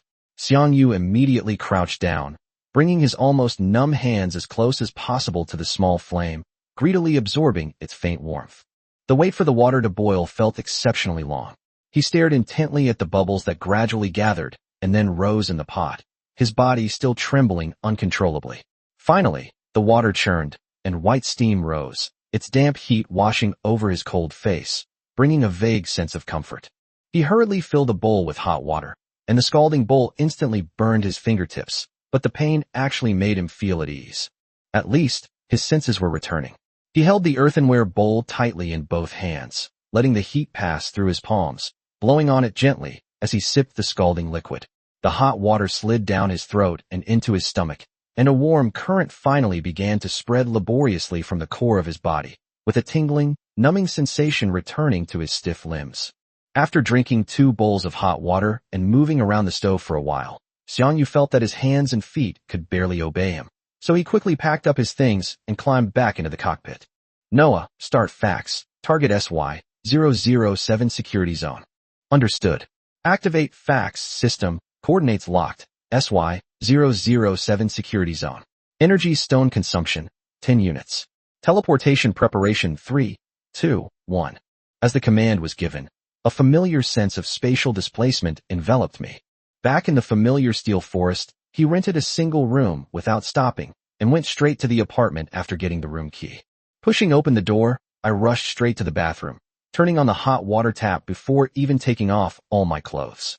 Only when the bathtub was filled with steaming hot water did he take off his cold, damp clothes and practically throw himself into that warm embrace. The scalding water enveloped every inch of his icy skin, and the extreme temperature difference sent a shiver through him. He then let out a long, satisfied sigh. He lowered his body, letting the hot water reach his chin, closed his eyes, and felt the chilling warmth seeping in from all directions, gradually melting away the lingering chill in his bones. Immersed in the gradually warming hot water, Xiang Yu let out a long breath, and his tense nerves and stiff limbs finally relaxed little by little. "Phew, I'm finally alive," he muttered to himself, still feeling a bit shaken as he recalled the bone-chilling cold. "I almost capsized in the gutter. I never imagined that the cold air bomb in real life would be so powerful." It wasn't just a simple description of adding a frozen state on the game panel. It was a real, controlled low temperature that could penetrate armor and solidify steel and flesh together. The tank's built-in temperature control system was completely useless against it. If cold gas bombs are like this, he frowned slightly, his thoughts wandering. Then what would be the effects of special munitions like gasoline bombs and poison gas bombs in reality? They would probably be far more complex and deadly than the data describes. The thought of the various bizarre attack methods they might encounter in the future gave Xiang Yu a headache. Simply relying on armor thickness and firepower might not be effective against special effects with bizarre rules. We must plan ahead. He made up his mind. In the future, we will not only need to update the tank equipment, but also pay more attention to these tank tools. The heaters and fans that regulate the temperature, as well as the ventilation fans that filter the air, and so on. With his thoughts clear, he temporarily suppressed his worries and brought up the system interface. The most urgent task was to verify the results of his efforts. First, I claimed the bounty for the elephant. With a crisp notification sound, 10,000 G-rank War Chariot coins were credited to my account, instantly pushing my total assets past the 70,000 mark. This generous reward was more than enough to support the subsequent series of upgrades. Next, he turned his attention to the treasure chest in the system warehouse that emitted a faint silver light. Monster treasure chest, Elephant 2. Activate. Silently reciting the name, the talent, Chosen One, quietly activated. A phantom list spun and unfolded in his mind, displaying a dozen or so items that emitted different colored halos, their attributes clearly shown beside them. Chariot order, silver tier. Randomly summons a silver tier chariot. Car refrigerator, silver level vehicle tool. Built-in precision temperature control system, which can significantly extend the shelf life of perishable items such as food and medicine, preservation effect plus 100%. Special artillery shell cold air shell 10. Releases extreme cold energy upon impact. Deals devastating damage to targets with weaknesses of cold air or freezing. Armor correction coefficient increased to 2.0. Conversely, the effect is greatly reduced on ordinary targets. Armor correction coefficient reduced to 0.5. Type 95 gun, silver tier, 040 attack, 230. My eyes quickly scanned the list. Although the silver chariot token is the most valuable, it is directly bound after acquisition, making it useless to Xiang Yu, who already owns the silver chariot. He can simply ignore it. The treasure chest did indeed contain several tank weapons, including 2 silver-grade secondary cannons. However, the ammunition type was standard, and after calculating the armor compensation, the attack power was even less than that of the bronze-grade secondary cannons currently in use. That's all. Ultimately, Xiang Yu chose a set of car refrigerator and cold air bomb, 10 rounds. Refrigerators can solve logistical problems for long-distance exploration, and their preservation effect is crucial. This cold air bomb, he said, his gaze falling on its special attribute description, may play a surprising trump card effect at critical moments. After the selection was completed, the light faded, and the 2 items were quietly stored in his system inventory. The warm water continued to soothe his tense nerves and stiff muscles. Only when he felt the bone-chilling cold completely dissipate and his limbs were filled with vitality again did Xiang Yu exhale a long breath and get out of the bathtub. He dried himself with a towel, changed his clothes, and then collapsed onto the bed, overwhelmed by exhaustion. I glanced at the system clock and saw that there were less than 5 hours left until midnight, when the third trial for new recruits would begin. "Let's take a nap," Xiang Yu said, closing his eyes. "What will the reward be this time?" Filled with anticipation for the unknown reward, his breathing gradually became long and steady, and he fell into a brief slumber. Chapter 88. The third newcomer trial begins. Midnight to the 2nd. As the last glimmer of light from the old day was completely swallowed by the first rays of darkness of the new day, the system notification sounded precisely in the minds of all awakened beings. Drop. The third round of newcomer trials has officially begun. Xiang Yu, who was already prepared, did not hesitate at all. Almost the instant the entrance opened, his mind touched the teleportation option and selected to confirm. A slight feeling of weightlessness washed over me, and my vision was filled with soft white light. Just a moment later, the light faded, and the feeling of being grounded returned. He found himself in a somewhat dilapidated repair shop. Immediately afterwards, a more specific trial instruction resounded in his mind. The hunter Red Wolf has begun his trial quest. The objective of this mission is to kill adamants. Preparation time, 3 minutes. Let's begin. Adamant. Xiang Yu repeated the name in a low voice, his brain rapidly searching for fragments of memories from his past life. I remember now, he was a bounty hunter in MM2. He quickly checked his own condition and the vehicle's equipment. The weapon systems were complete, and ammunition was plentiful, requiring no replacement. Ready, he pushed open the workshop door. Outside, a slightly salty, humid breeze wafted in, carrying with it the smells of decaying wood and faint rust. Before me lay a somewhat dilapidated street, with low houses built along the slope, and in the distance, the shimmering water and the silhouettes of old boats moored could be seen. A strong sense of déjà vu struck Xiang Yu. Is this the dock village? He looked around, his gaze sweeping over the familiar building layout and street layout, and quickly became certain in his heart. That's right, it's the dock village from the game. The floodgates of memory opened. He clearly remembered that in MM2, the adamant's nest was located in a forest west of the village, near a building known as the Forestry Service. The entrance to the nest was quite hidden, somewhere on the outskirts of the building. The first time I played, I thought the boss was hiding inside the Administration Bureau building. I searched up and down the place, wasting several hours. Recalling his somewhat clumsy gaming experience back then, a subtle smile crept onto Xiang Yu's lips. The confusion he felt then, and the sudden realization upon discovering the truth, had now transformed into an intelligence advantage. Without further reflection, his eyes sharpened once more. With the target location clear, the next step is to find the hidden nest and begin the hunt. Xiang Yu strode across the street and headed towards the western exit of the village. The dock village was deserted at midnight, except for the sound of his footsteps echoing on the stone path, intertwining with the faint sound of distant waves, like the prelude to war drums. Stepping out of the village, Xiang Yu summoned the Panther G105 in an open space.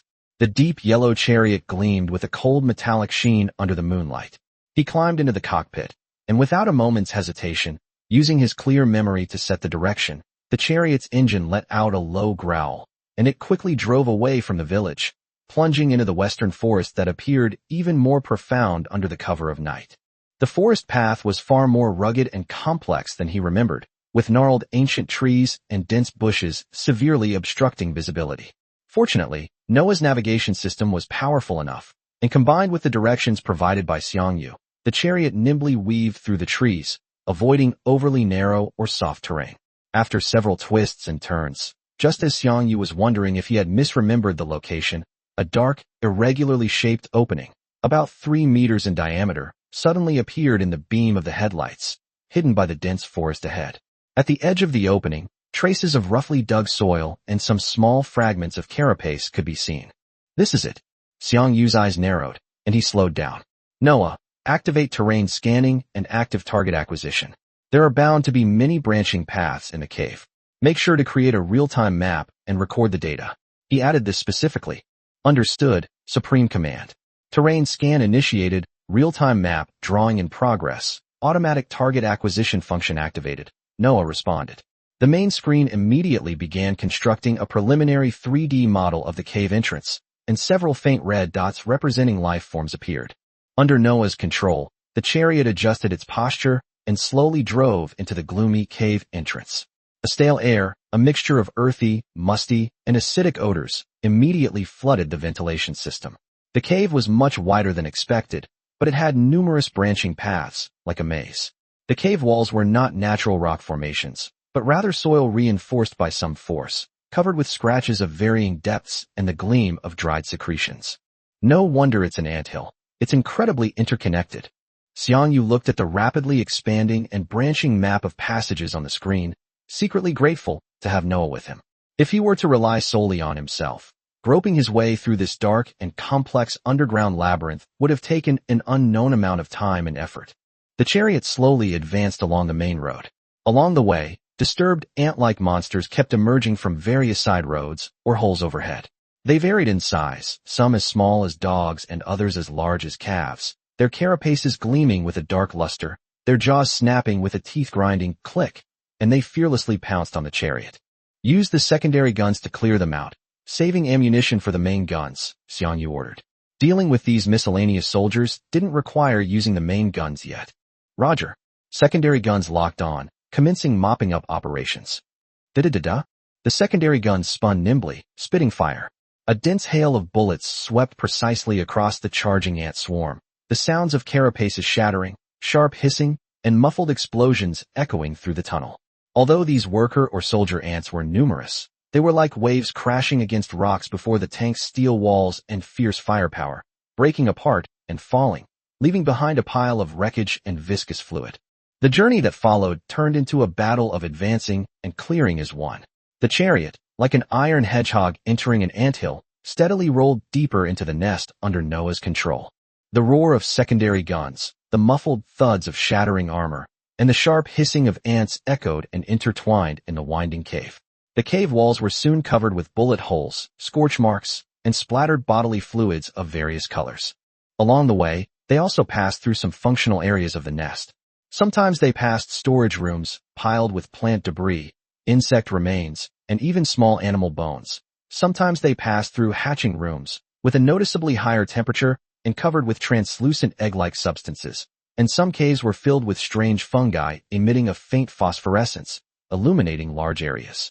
The scale and complexity of the entire underground nest far exceeded Xiang Yu's expectations. Chapter 89: Killing the Atom Ant. As they ventured deeper, the ants they encountered grew larger, and their carapace colors began to change, shifting from pure black to dark red or metallic sheen, enhancing both their aggressiveness and defense. But this still couldn't stop the chariot's advance. Finally, after clearing countless waves of ants, navigating numerous forks in the road, and descending to a considerable depth, the chariot entered an exceptionally vast natural cave. The space here is over 10 meters high and as spacious as an indoor stadium. The sweet, fermented smell in the air is so strong it's almost tangible, and the temperature is noticeably higher than in the passageway, creating a stuffy feeling. In the center of the cave is a huge cone-shaped royal platform that is 4 or 5 meters high and is made of mud, secretions, crystal fragments, and various biological remains. On the throne stood Atom Ant, the target of this trial. Its size far exceeded that of all its kind encountered before, reaching the size of a small truck. Its carapace had a dark, metallic sheen, rather than the black or brown of ordinary ants. Its head was abnormally large, with compound eyes that gleamed with an eerie green light. A pair of exaggerated, giant pincer-like jaws slowly opened and closed, producing a metallic scraping sound. Its abdomen was swollen, with a faint dark red glow flowing beneath its chitinous carapace, making it appear both eerie and dangerous. Xiang Yu didn't rush to fire. His basic principle for surviving in the wasteland was to first understand the nature of any monster he encountered. He focused his mind, a faint light flickering deep within his pupils, and his innate ability, Eye of Insight, quietly activated. Invisible ripples of perception spread out, enveloping the colossal ant. Several key lines of information immediately fed back into his mind. Atom Ant medium armor. HP 2500 attack, 200 defense, 90 weakness. 2500 HP, 90 defense, medium armor type. Xiang Yu quickly processed the information, his brain working at lightning speed. With the attack power of a fully upgraded 105mm main gun, if we can successfully hit its weak point, it will only take 2 shells to take it down. Noah, Xiang Yu's voice was calm. Help me pinpoint the opponent's weak points. We don't need to engage in prolonged combat. Let's try to take down the target in one round. Understood, highest command. Initiating target weak point marking, ballistic environmental factor calculation complete, combat support system activated, main gun aiming. Noah's electronic voice carried a sense of intense focus. On the main screen, the model representing the Atom Ant was enlarged, with the dark red glowing area on its abdomen and the joints connecting its mandibles to its head highlighted. Various auxiliary lines, ballistic prediction trajectories, and shooting window prompts appear on the screen in layers, while complex data streams refresh rapidly in the corners. The atom ant on the platform seemed to sense a deadly threat.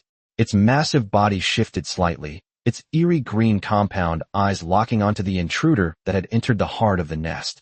It emitted a low, menacing hiss, and the red light on its abdomen accelerated. The rustling sounds from the surrounding caverns instantly became dense and frantic, clearly summoning a massive swarm of ants. But Xiang Yu and Noah were even faster. Lock complete. Target stationary. Firing window perfect. Fire. Noah's report was short and forceful. Almost at the same time Noah finished speaking, Xiang Yu's thumb, which was already firmly placed on the launch button, pressed it decisively. Boom, boom. The massive tank suddenly shuddered. A blinding flash of light erupted from the muzzle of the 105mm main gun, and two high-explosive shells, already loaded, shot out with thunderous force. The shrill whistling of the shells tore through the stuffy air in the cave, carrying the aura of death, and instantly covered a distance of tens of meters along the perfect trajectory calculated by Noah. The atom ant seemed to sense the danger and tried to shake its head or use its mandibles to block, but its movements were too slow relative to the speed of the projectile. The first shell pierced the center of the dark red light that was most intense in its abdomen with perfect accuracy. The second shell hit the vulnerable joint where its right jaw tooth connects to its head armor. Almost simultaneously. Boom boom. A deafening explosion rang out. -1,309. -1,309. Two critical hit damage values appeared on Adamant's body. Adamant's massive body convulsed and spasmed violently. It let out a short, extremely shrill screech, which abruptly ceased. Its eerie green compound eyes instantly dimmed, and the red light on its abdomen completely extinguished. Its broken body, now without support, swayed, then crashed down from the throne, slamming heavily onto the slime-strewn ground below, raising a cloud of foul dust. Its dark, golden carapace quickly lost its luster, becoming like rotten wood. Instant kill. A true, instantaneous annihilation. From the moment the guns fired to the target's fall, the entire process took no more than 3 seconds. The ordinary ants that had just surged out of the surrounding passageways, preparing for a frenzied charge, seemed to be collectively frozen in place. They stood there, bewildered, their compound eyes blinking, seemingly unable to comprehend why their king had suddenly fallen. Then, deprived of unified command and pheromone guidance, the ant colony descended into chaos, scattering like headless flies, colliding with each other, and even attacking their own kind.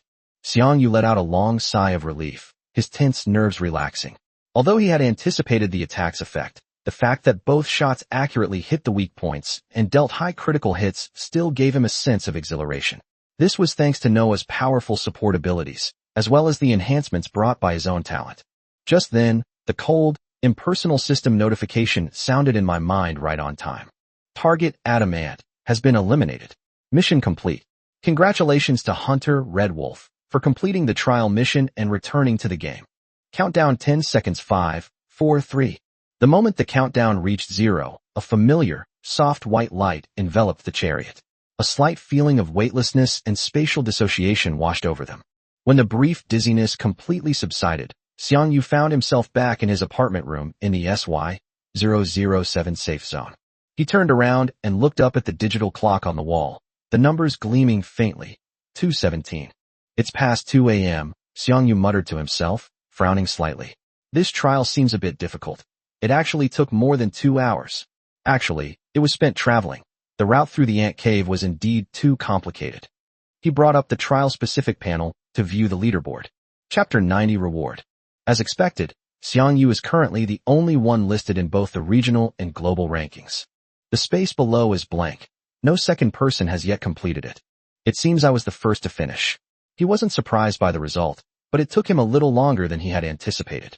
Even with my current vehicle configuration, it took me more than 2 hours. Other awakened ones would take even longer.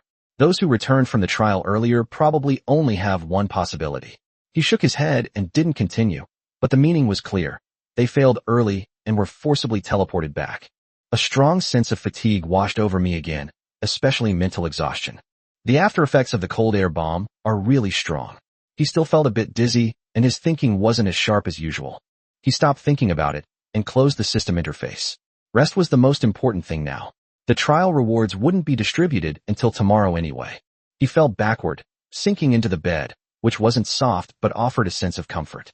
Almost the instant his body touched the mattress, the accumulated exhaustion overwhelmed him like a burst dam. His consciousness quickly sank into darkness, and before he could even dream, he fell into a deep sleep. Meanwhile, in their residences within the various safe zones, those awakened ones who, for various reasons, getting lost in the anthill maze, being overwhelmed by the ant swarm, being defeated by atom ants or other elite guards, or even simply giving up out of fear, causing their trials to fail prematurely, were all checking the leaderboards on their panels. When they saw the name hanging at the top of the list, they were all speechless. Region, 100% success rate. I saw on the world chat that Red Wolf just killed a silver-level boss in LA this afternoon, and then casually got first place on both leaderboards that evening. That's incredibly efficient. Area, King of Tanks. Sometimes the distance between people is greater than the distance between people and dogs. Area, new driver. Damn it. I'm not even as good as a dog. Area, eager for a shot. Haha. Don't be too ambitious. Even the top players grow stronger through countless adventures. Just follow your own pace.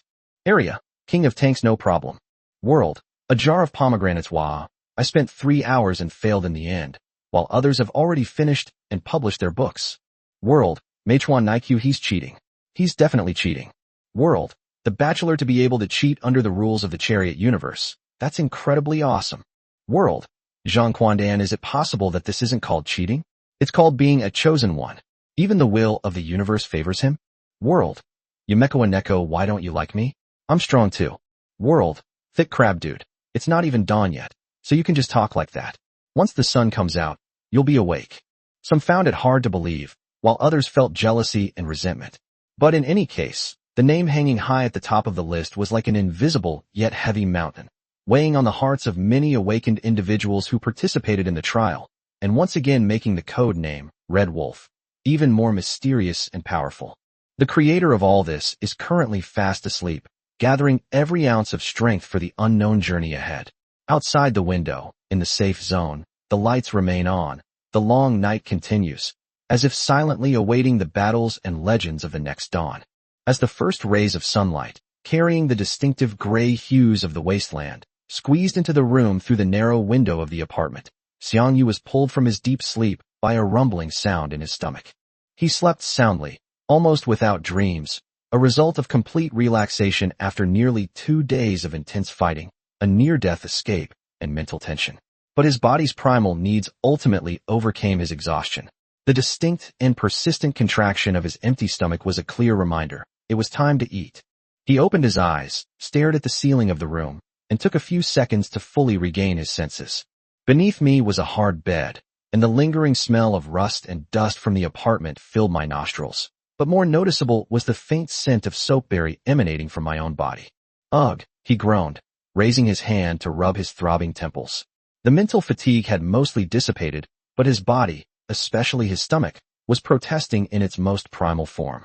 These past few days, with their constant running around, hunting, and trials, he had either been eating dry rations and drinking cold water to get by, or, under intense mental stress, he hadn't been able to taste anything. In short, he hadn't had a proper meal in a long time. His mouth tasted bland, even a little bitter. In the words of one of his former friends, his mouth was so bland it felt like a bird was being eaten away. My appetite surged like never before at that moment. He sat up abruptly, his bones making a slight crack sound. He stretched his neck and shoulders, and the lingering stiffness quickly subsided. He went to the bathroom and splashed his face with cold water. The icy water stung his skin, instantly dispelling any remaining sleepiness. Looking at his slightly tired but now sharp-eyed face in the mirror, Xiang Yu forced a smile. It's time to treat myself. Survival is fundamental, but life cannot be reduced to mere survival. Especially in this precarious wasteland, a steaming hot meal is more than just satisfying the appetite. It is an important source of spiritual comfort and a sense of ritual, reminding oneself that one is still alive and has the right to enjoy certain pleasures of life. He went to the table and took out a portable energy stove, a multifunctional alloy stew pot, a frying pan, and some basic kitchen utensils, seasonings, and ingredients from the system's inventory. I'll start with a steak to fill my stomach, he muttered. Then I'll get some beef stew and red wine. I'll treat myself today.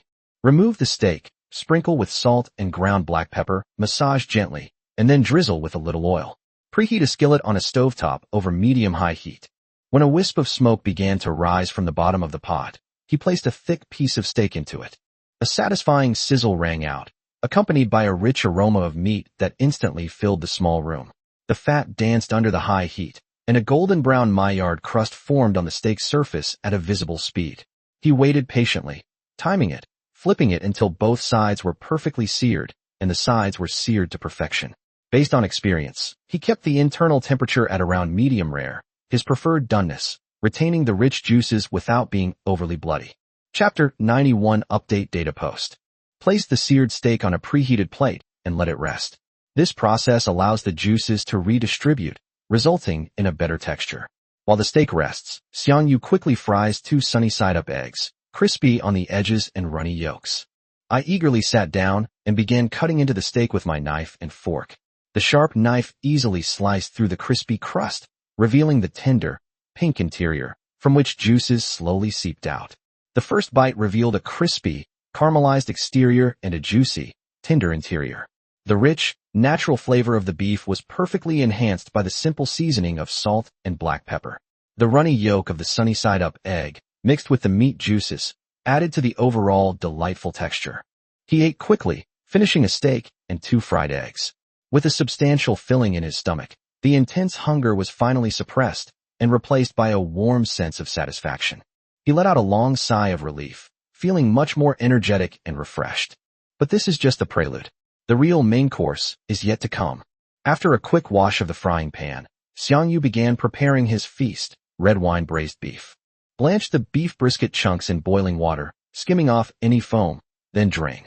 Heat oil in a frying pan, add the drained beef brisket chunks, and sauté over medium heat until lightly browned, rendering out the fat and aroma. Then add diced onions, carrots, and mushrooms, and continue to sauté until the vegetables soften and the aromas blend together. Next comes the crucial step, pouring in the red wine.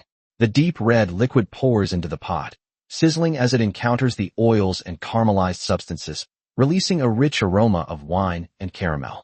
He lets the wine boil briefly, evaporating some of the alcohol and leaving only its mellow flavor. Next, pour the stir-fried ingredients into a stew pot, then add enough water to cover all the ingredients. Add spices and a suitable amount of salt. Finally, place the potatoes, cut into chunks, on top. Cover the pot with the lid and turn the heat on the stove to the lowest setting to keep the soup simmering gently. Alright, now let time decide. Xiang Yu looked at the stew pot with satisfaction.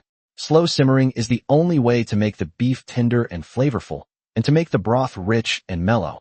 It takes at least 2 or 3 hours. Then he took out the rice cooker and started cooking white rice. By the time he finished, it was nearly noon. The light outside the window was slightly brighter, though it was still the lifeless gray-white of a wasteland. He pulled up a chair and sat down, choosing not to go back to bed to rest, but instead opening the system panel and switching to the forum module. This communication platform, built by the system and open to all awakened ones, has now become one of the most important information hubs in the wasteland. Hunters share their experiences, exchange intelligence, ask for help forming teams, trade items, or simply vent their emotions in chat. Like an invisible thread, it connects the awakened ones scattered across the vast wasteland, fighting independently in a unique way. Xiang Yu first browsed through other popular posts and found no useful information. So he opened the post he had previously published and continuously updated. Newcomer must read summary of basic attributes of common monsters and guide to Chariot token drops. Starting with data on some ordinary monsters, the post gradually added information on iron and bronze level bounty hunters as the monsters grew stronger. The content became increasingly richer and richer.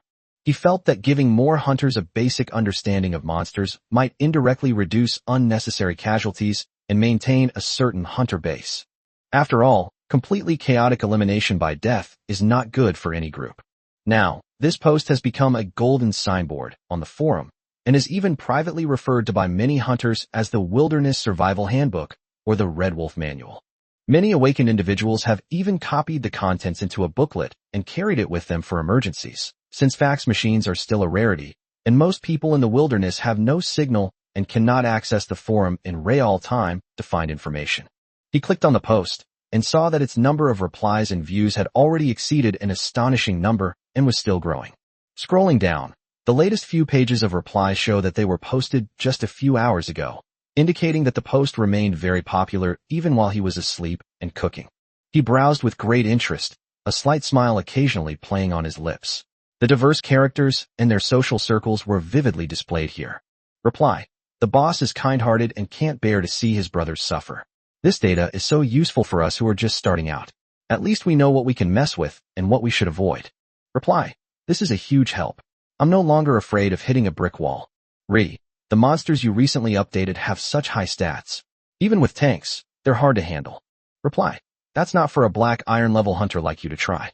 Just honestly do black iron quests, save up money to fully upgrade your vehicle and weapons, then find some reliable brothers to team up and challenge bronze level bosses, hoping to get a bronze level vehicle token. That's the right way. Instant success? Dream on. Reply: our team has 5 iron tier tanks, and with good teamwork, we've already killed the water ghost 3 times, getting a bronze tier tank token.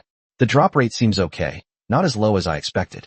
Of course, the process was thrilling. We almost got wiped out once. So, preparation and teamwork are still essential. Reply: wow, the person upstairs is a pro. Which safe zone are you in? Are you still recruiting? I'm really good at shooting. Reply: haha, you flatter me. We are the Pioneers squad from the DS, QD-001 safe zone. If you're nearby, or have a way to teleport over, feel free to come check us out. We're always recruiting experienced, obedient, and courageous guys. But the selection process is quite strict. P.S. Our captain is a former armored soldier. The requirements are quite high. After casually browsing through a few of the latest replies, Xiang Yu's gaze fell on the discussions about high-level monsters. He could sense the shock, caution, and even a hint of fear among the other hunters who had seen this data. This was precisely why his initial intention in releasing the data was not to show off, but to minimize unnecessary casualties caused by information asymmetry. Data doesn't lie, but interpreting data and managing risks is everyone's responsibility, he muttered to himself. Then, he thought of the grueling battle in the canyon he had just experienced yesterday. The data on the elephant and that deadly cold air bomb were undoubtedly crucial warnings for other hunters who hadn't yet encountered it or were preparing to challenge it. Chapter 92: The Shock of God-Level Equipment. Xiang Yu brought up the editing interface, and his fingers tapped rapidly. Soon, new monster information was added to the post. Bounty on the first elephant. Grade: Silver. HP: 6,000. Attack: 300. Defense: 210. This bounty hunter doesn't have particularly high attack or defense stats. The difficulty lies in its ability to fire special cold air projectiles. Once hit, the internal temperature of the vehicle will plummet to tens of degrees below zero. Without effective means to withstand the extreme cold, the crew will rapidly suffer hypothermia, and the vehicle's systems may malfunction due to freezing, easily leading to destruction and loss of life. It is strongly recommended not to attempt this challenge without adequate cold weather preparation. After finishing writing and checking it, Xiang Yu clicked Post. Watching the new content appear, Xiang Yu could almost see the expressions of realization, solemnity, or relief on the faces of countless hunters browsing the post. Perhaps this note would stop a few reckless fools from going to their deaths. He closed the forum interface and switched to the live chat channel. Information flowed extremely fast there, with messages of help requests, transactions, casual conversations, and even arguments scrolling by rapidly. Sure enough, he hadn't been up for long before someone noticed. World, Richard the Good Guy Brothers, check it out.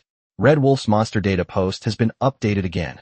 It's the data for that bounty hunter elephant he just took down in the LA area yesterday. Fresh off the press. World, Korean ginseng really? So fast. I'll go check.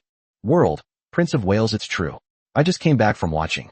HP 6,000, attack 300, defense 210. The expert even added a note saying, attack and defense aren't high, but the cold air bomb is very troublesome. World, newbie looking up, is this the world of pros?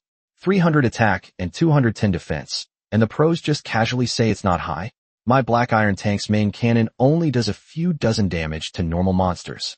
World, let's go, Mantis Shrimp. I'm the captain of the Mantis Shrimp squad in the LA-009 safe zone. That day, our 3 tanks recklessly went to try it out and got utterly thrashed by that elephant. In the end, we ran back like cowards. I didn't expect it could also fire cold air blasts. We couldn't even get past its second stage. World, Sakura bro, tell me in detail. What's it like fighting a boss? Exciting, right? World, let's go, Mantis Shrimp. Exciting? That was incredibly exciting. So exciting, I almost lost my life in the canyon. A black iron level tank would be easy prey. I doubt it would even scratch the surface. My bronze level main cannon could barely penetrate the armor, but the damage was negligible. Most importantly, just like the pro's note said, it was those freezing air bombs. The temperature plummeted after a hit. Forget about the tank. The crew would have frozen to death. World. Alice, this boss design is so malicious. I wonder how the pros managed to beat it. I really want to know the details. World. Sakura +1. Looking for an expert to share their experience. Seeing this, perhaps because he had just enjoyed a delicious meal and was in a good mood, or perhaps because he recognized the hunter ID. Let's go. Mantis shrimp. Xiang Yu suddenly felt like replying. World. Red Wolf, I didn't expect it to have this trick up its sleeve. I was hit directly by the cold air blast. The cockpit instantly turned into an icebox. The temperature plummeted to below zero, and I felt like my blood was freezing. My limbs were completely uncontrollable. Later, I had no choice but to wrap myself in a sleeping bag and tough it out. Then I had the vehicle's AI take over the weapon system and kill it. As soon as this message was sent out, the already chaotic world channel exploded like a pond that had been hit by a boulder. World. The Golden Bachelor, he's here. It's the big boss himself. Front row for a group photo. World. Alice first. First. We've caught a big shot. World. Richard the good guy, this guy doesn't even have to do the fighting himself? That's amazing. World. Baka Yaru envious. World. A jar of pomegranates, wait. Am I the only one who noticed this? Aren't in-car AIs just artificially stupid? All they can do is report the time and check the weather. Even autonomous driving might not be reliable. Last time it charged straight into a horde of monsters, and I almost didn't make it back. World. King of Tanks +1. My AI, aside from mechanically repeating obstacle ahead, low energy, and life signal detected, is practically indistinguishable from an artificial idiot. Self-driving? It's okay for straight lines, but it crashes into walls when it tries to turn a corner. World. The lucky winner from before, could it be a problem with the AI's grade? I was lucky enough to get a bronze grade C device from a box. After equipping it, the AI seems a bit smarter and can help me out, but it's still far from being able to fight independently. World. Yummy, did you guys not enhance it? Enhancing the C device increases its computing power and intelligence. World. The lucky winner from before, I've already upgraded to level 40, but there's still no difference.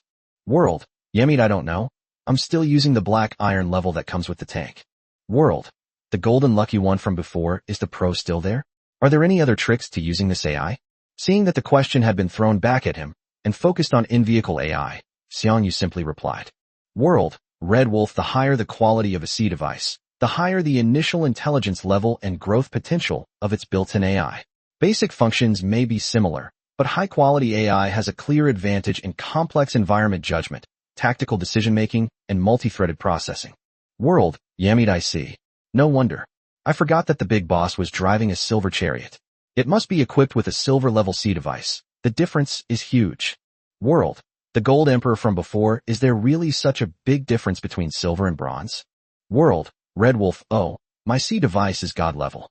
In an instant, the world channel seemed to be paused, and the rapidly scrolling information flow froze for a moment. Then came an explosive surge of posts flooding the screen. World. The golden lucky one just now. World. Yamit. World. Richard the good guy. World. Baka Yaru. World. La la la, is the God level God tier the God tier I understand? The highest quality one? The one that only exists in the system description? World. Sakura, is this right? Is this reasonable? Everyone's still struggling to survive in bronze and iron ranks, while the pros have already got God tier gear. Chapter 93, setting off again. World. Pool crab, ah? I get it. So the huge, insurmountable, and despair-inducing gap in strength between me and the big boss was simply because I lacked a God-level C device. Ha ha ha. World. Richard the good guy, the person upstairs is crazy. Take them away. World. The previous Golden Emperor boss. Please explain in detail. What makes a God-level AI different? Does it have self-awareness like in the movies? Can it chat with you to relieve boredom? Will it proactively offer tactical suggestions during battle? World. Red Wolf, actually, there's not much difference. The basic functions are the same. Automatic autopilot, automatic target acquisition, automatic aiming, automatic attack, and environmental scanning are just done faster, more accurately, and more comprehensively. Xiang Yu's casual remark, it's just faster, more accurate, and more comprehensive, plunged the channel into an eerie silence once again, followed by more reflections. World, thick crab. World, yammeat. World, Richard the good guy. No wonder the boss's combat power is so much higher. It turns out it's because of his god-level equipment. World, a jar of pomegranates. I get it now. We're here to struggle for survival, while the big shots are here to play games. World, Alice case solved. The mastermind really has a cheat. A god-level cheat at that. World, the just mentioned Golden Emperor. I'm even more envious now. Who really is the Emperor of Luck? World, Madhu Media. Hey boss. Is there any room left in your car? Do you need someone for the passenger seat? I'm hardworking. I can fix cars. I can cook. And I can even say 666. If all else fails, I can even warm your bed. World, Korean ginseng Nizukukai Appa, is mine. Seeing the conversation in the channel veer further and further off course, completely devolving from technical discussions into banter and a job fair, Xiang Yu couldn't help but chuckle and shake his head. Wasteland life was indeed brutal, but the survivor's ability to find humor in hardship, even in despair, had never diminished. He stopped replying and closed the chat channel. Almost at the same time he turned off the channel, a rich and mellow aroma, a blend of meat, wine and spices, wafted over as if it were real, completely capturing his attention. My stomach rumbled again, much louder than the one in the morning, full of anticipation. He got up and walked to the stew pot. The moment he lifted the lid, a tantalizing aroma of steam wafted out, making him involuntarily take a deep breath. The scene inside was perfect. The broth had thickened and glistened, a tempting deep amber color, tightly coating every piece of beef. The beef itself was stewed until incredibly tender, falling apart easily with a gentle touch of chopsticks, its fibers soaked in the essence of the broth. The carrots and potatoes were already soft and tender, almost melting into the broth, while the onions had transformed into an invisible base of sweetness. The mushrooms, having absorbed the broth, became plump and juicy. The heat is just right. Xiang Yu nodded in satisfaction. Food that needs to be simmered slowly is the most comforting. He took out a large, thick bowl and first filled it to the brim with steaming, perfectly cooked white rice. Then, using a large spoon, he poured the piping hot beef stew and red wine, broth and all, over the rice. The deep brown broth instantly seeped into the snow-white rice, giving it an enticing color. Large chunks of beef, orange-red carrots, golden potatoes, and brown mushrooms were piled on top of the rice, making it a visual feast. I sat down at the small table, picked up a spoon, scooped up a spoonful of rice soaked in broth, topped with a trembling piece of beef and half a carrot. I blew on it and put it in my mouth. In an instant, a rich array of flavors exploded on the tongue. The beef was so tender and succulent that it required almost no chewing. Its intense meaty aroma mingled with the deep fruity notes and a hint of alcohol left by the stewing process, instantly captivating every taste bud. The natural sweetness of the carrots and potatoes perfectly balanced the slight greasiness of the meat while absorbing the savory flavor of the broth. The complex aromas of the various spices didn't overpower the meat, but rather enhanced the overall flavor profile perfectly. The rice, having absorbed all the essence of the broth, became exceptionally delicious. He ate the stewed meat and rice heartily. The warmth of the food spread from his mouth to his stomach, and then to every part of his body, dispelling the last trace of chill left over from yesterday. This is an extremely real sense of satisfaction. In a wasteland fraught with danger, and where every day is uncertain, being able to quietly and safely enjoy a hot meal cooked by one's own hands is a rare happiness and victory in itself. He ate with great care, savoring the comfort of every bite. Before long, he had devoured a large bowl of rice, along with plenty of stewed meat and side dishes, leaving not a single drop of broth at the bottom of the plate, which he wiped clean with bread. He put down his chopsticks and let out a satisfied burp. His body was full of energy, and his mind was exceptionally relaxed and joyful because of the delicious meal. He leaned back in his chair, briefly emptying his mind, thinking of nothing, simply savoring the peace that followed his fullness. Outside the window, the light in the wasteland still appeared somewhat pale. It was just past noon. I've rested enough. Xiang Yu stood up, stretched his limbs, and his joints cracked slightly. After a full meal, proper exercise helps with digestion, and for a hunter, the best exercise is to move around in the wilderness. He walked to the window, gazing at the vast, desolate land outside, a land brimming with both opportunity and danger. Although he had just endured an intense bounty hunt and a trial, he felt neither satisfied nor complacent. The path to strength was endless. His vehicles needed maintenance and upgrades, supplies needed replenishment, More unknown territories awaited exploration, and even more powerful enemies might lurk around the next corner. I still have over 70,000 G in savings, which should be enough for supplies in the short term. But I can't just sit around and do nothing. He calculated. Although the elephant bounty is generous, upgrading my character and vehicle levels will require a lot of vehicle coins. More importantly, he yearned for battle, for honing himself on the edge of life and death, and for leaving his own trail in that boundless wasteland as he drove his war machine. Comfort is not for hunters. Having made up his mind, he quickly finished cleaning up the dishes and left the apartment. The afternoon sun shone through the light barrier of the safe zone, casting a warm glow. A shadow stretched behind Xiang Yu, resolute and straight. A new hunt is about to begin. The wilderness awaits forever, and he has long been prepared. Chapter 94 Personal Shop and Housing System launched. Here's a patch. All weapons and equipment that come with the tank are now bound to other tanks. They can be removed and equipped on other tanks, but they cannot be traded or sold. The deep yellow panther was quietly transmitted back to the outside of the light screen in the SY-007 safe zone at midnight. The tank's tracks were covered in the mud of the wilderness, the sap of mutated plants, and some bloodstains that had not yet completely dried. There were a few fresh scratches on the side of the vehicle, but its overall condition was still good. Xiang Yu leaned back in the driver's seat, a hint of weariness on his face, but his eyes remained as sharp as ever. This afternoon and half-night of monster grinding yielded pretty good results. Several gold and silver level quests were completed, and the quest rewards plus the loot from opening treasure chests totaled at least 30,000 gold. Pretty good. Only when Xiang Yu crossed the light barrier and stepped into the safe zone did he truly relax. The third trial is almost over. The 24 hours that each trial begins are both an opportunity and an ordeal for all awakened ones.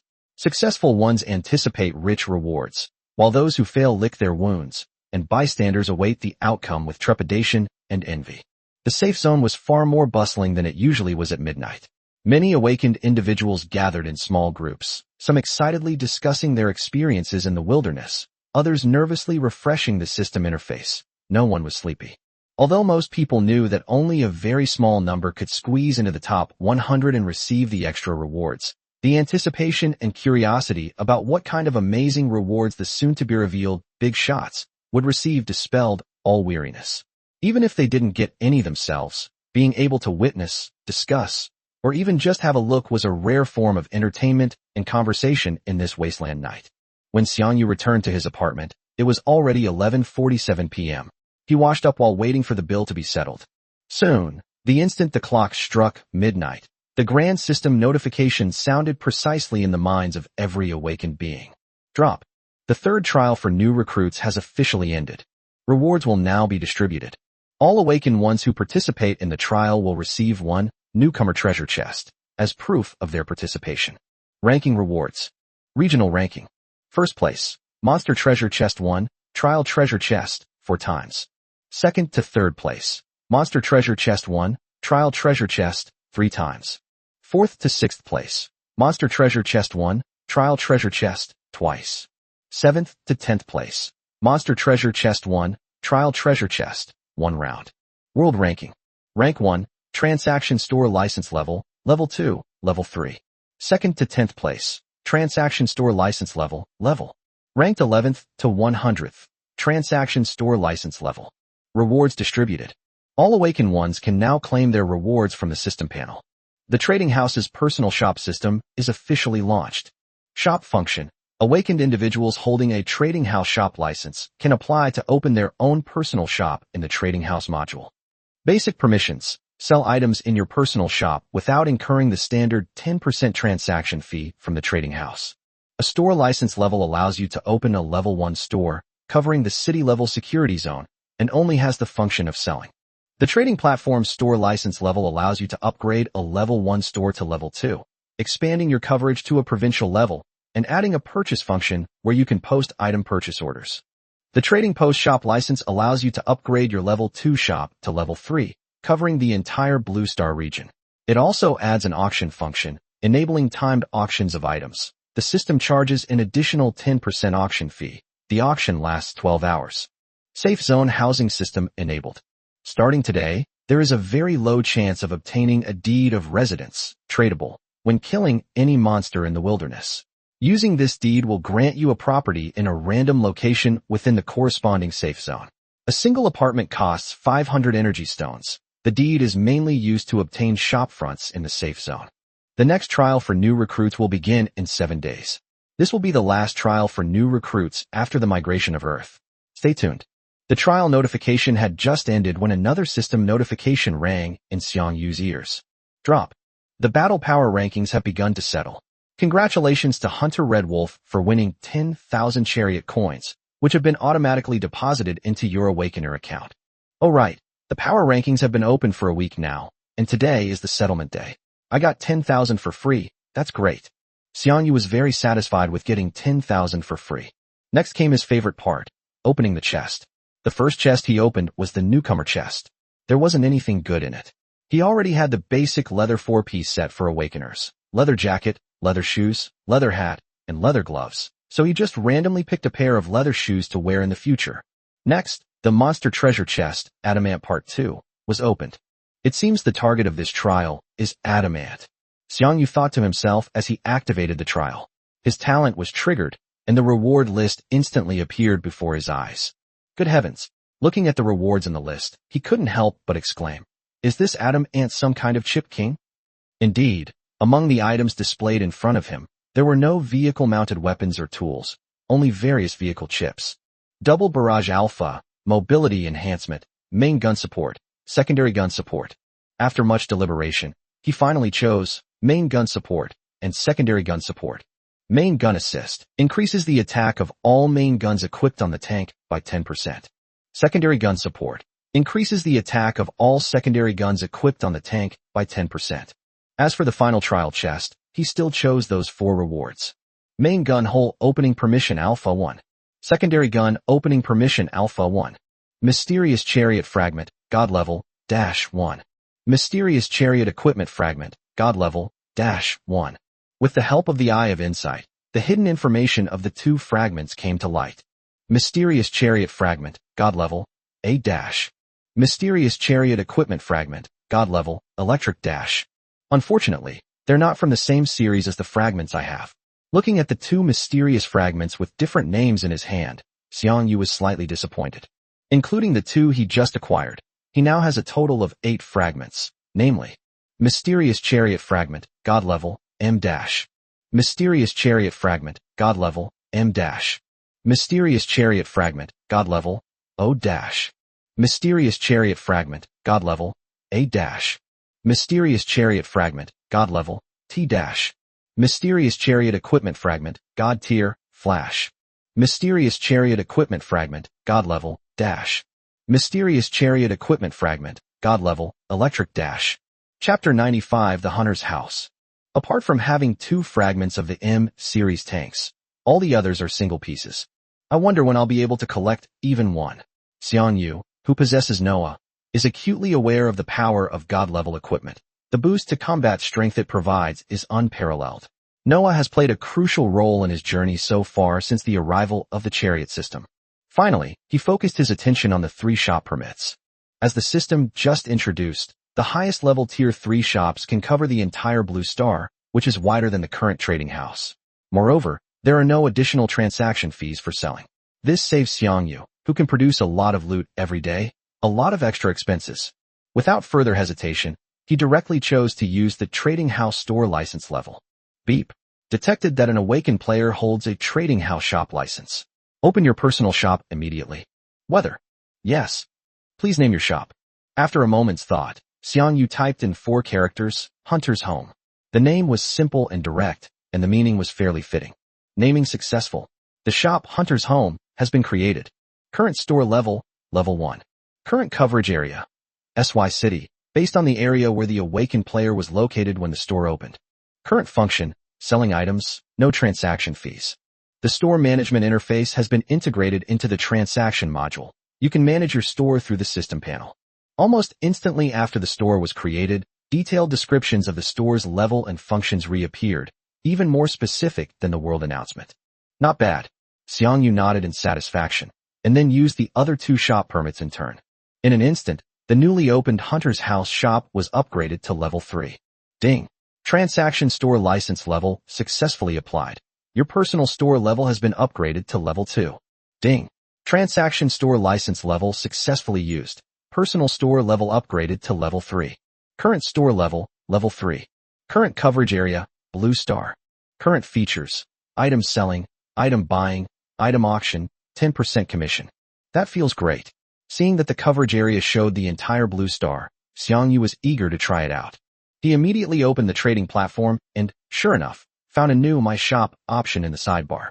Clicking on it led to a simple back-end interface where he could list items, set prices, manage acquisition orders, manage auction items, and so on. However, it was currently empty. Perfect timing. I can get rid of some things I don't need. The first thing that came to his mind was the extra Sandshark curved blade. He had almost forgotten about it after getting it and leaving it in the warehouse. Anyway, he already had one, so he could use the other one to test the shop's auction function. He chose to put the scimitar up for auction. Please set the auction information. Item, Shark Scimitar. Starting bid, 1000 G. Auction duration, 12 hours. Transaction fee. If the transaction is completed, a 10% commission will be charged on the final transaction price. Confirmed for release. A menacing scimitar, gleaming with a cold light, appeared in the shop's auction area, next to a countdown timer and the current bid, not yet available. Next, he looked at the store's funds management section. It showed the store's current funds were 0. After thinking for a moment, he transferred 50,000 G from his personal account into the store's funds pool. This money would serve as the store's operating capital, primarily for the acquisition function. He opened the acquisitions settings and entered 2 long-term acquisition requests. Acquisition item, mysterious chariot fragments. Purchase price per unit, 10,000 G. Number of acquisitions, unlimited. Notes, none. Acquisition item, mysterious chariot equipment fragments. Purchase price per unit, 10,000 G. Number of acquisitions, unlimited. Notes, none. Once the setup is complete, submit the purchase order. Although he knew that these 2 fragments were extremely rare, and he had only ever seen them in the reward list of the trial treasure chest, the probability of obtaining them was definitely very low. Only extremely lucky awakened ones had a chance of obtaining them, and even if ordinary awakened ones did obtain them, they would most likely treasure them or wait for a better price to sell them, and would not easily sell them. But he believed there would always be awakened individuals who urgently needed money, didn't need it for the time being, or had no hope of synthesizing god-level equipment. Posting buy-up information was simply casting a wide net and hoping those who are willing will take the bait. What if there was a pleasant surprise? Even if not, there would be no loss. After completing the initial setup of the shop, Xiang Yu opened the forum page. He quickly browsed it and found that discussions about the trial rankings and the shop and housing systems had exploded, with dozens of new posts appearing almost every time the page was refreshed. He didn't pay much attention to the comments of amazement and envy, but instead directly opened the posting function. He was preparing to obtain information on high-value bounty hunters more efficiently. Relying solely on luck in the wilderness is far too inefficient, especially when it comes to bounty hunters appearing within other safe zones, which people in other areas have no way of knowing about. Forums, however, are undoubtedly a valuable information hub. He quickly edited a new post with a concise and clear title. Paid acquisition, first-hand intelligence on silver level or higher bounties within JZ province. Acquire top-tier bounty information for silver level or higher items within JZ province. Require. Please reply to this post with a screenshot of the bounty notice displayed in the public chat of your current safe zone's mission lobby to prove the authenticity of the information. Information about the boss's spawn location would be even better. For the same objective, the first person to reply and provide a valid screenshot will be selected. Since we can't Photoshop images now, we can't fake it, haha. Remuneration.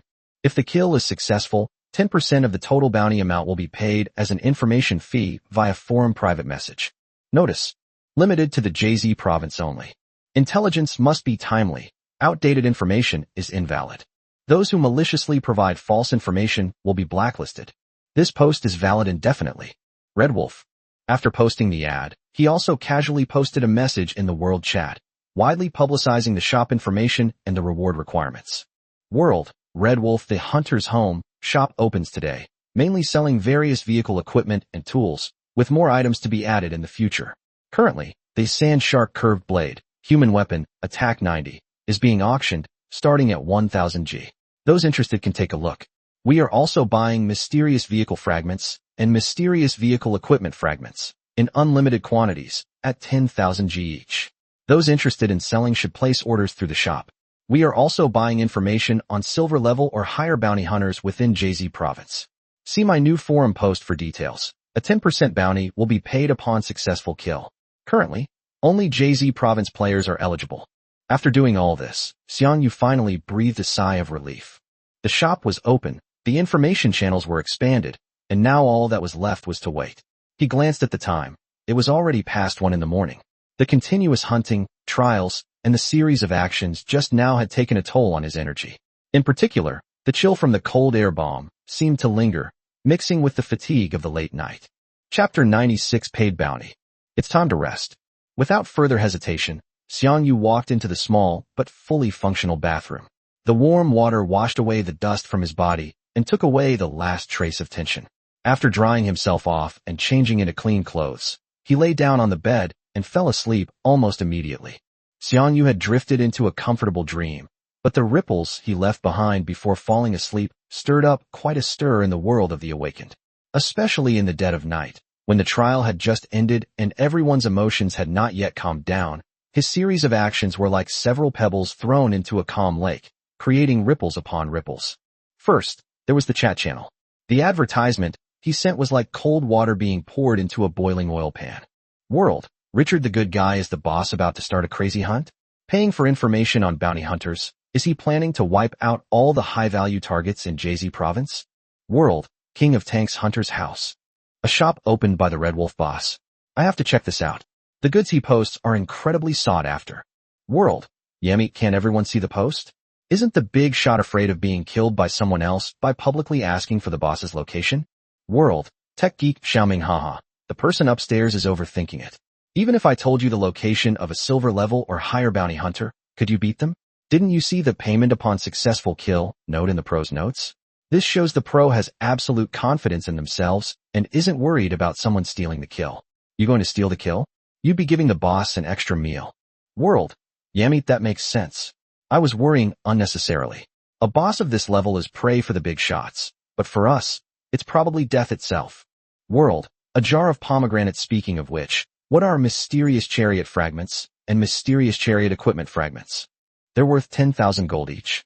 Are these whales buying them indefinitely? World, Prince of Wales, I know a little about this. I heard that some people have gotten it from opening trial chests. It's used to synthesize god-tier tanks or god-tier tank equipment. The drop rate is extremely low, and each piece is incredibly precious. World, Messenger of Justice, holy crap. God-tier. No wonder the big spender offered such a high price. 10,000 gold coins per piece. How long would it take me to save up 10,000 gold coins, while the big spender is buying them indefinitely? Is this the difference? World, the golden lucky one from before. Case solved. Could it be that the master's god-level C device was synthesized by collecting fragments like this? World, my future, my choice, I don't know, but I've never gotten one. Forget about god-tier fragments. I can't even get into the top 100 of the trials. I only got a newbie chest, and it contained nothing. World, first come, first served. Wow. Quick, check out the auction at Hunter's house. A Sand Shark Curved Blade has been listed. Look at the stats. Its attack power is a whopping 90. That's higher than many iron grade, or even slightly lower bronze grade, secondary cannons. World, Sparashi, this is great stuff. It's a pity it's a melee weapon, now that there are tanks, who still goes in for hand-to-hand combat. But for those who don't have tanks or like melee-focused playstyles, it's an absolute godsend. World, Night Shift Ward indeed. Its applicability is a bit narrow, no wonder the starting bid is only 1,000 G. However, given its attributes, the final selling price probably won't be too low, since someone will always need it. World, first come, first served. Someone has already bid. 1,100 G. World, Nioming only 100? Stingy. I'll offer 1,500. Discussions about the shop, the acquisition, and the bounty were raging. Xiang Yu's Hunter's house instantly gained immense attention. Although there was only one item up for auction so far, the number of visits and followers was skyrocketing. Many people weren't even there to buy anything. They just wanted to see what the legendary #1 Hunter's shop was like. As for the forum, his post offering paid intelligence was pushed to the top of the homepage at an astonishing speed, and the number of replies exceeded several million in just half an hour. Below the post, various replies emerged one after another. Sofa. Third, a post by a master is bound to go viral. The forum became unusually lively because of this post. Some people were posting to get noticed, some were taking the opportunity to advertise and ask for teammates, and a few were questioning and arguing with each other. Regardless, Xiang Yu achieved his goal. He successfully laid out a vast information network throughout JZ province. Although it takes time and effort to screen and verify, it is undoubtedly much more efficient than searching blindly on your own.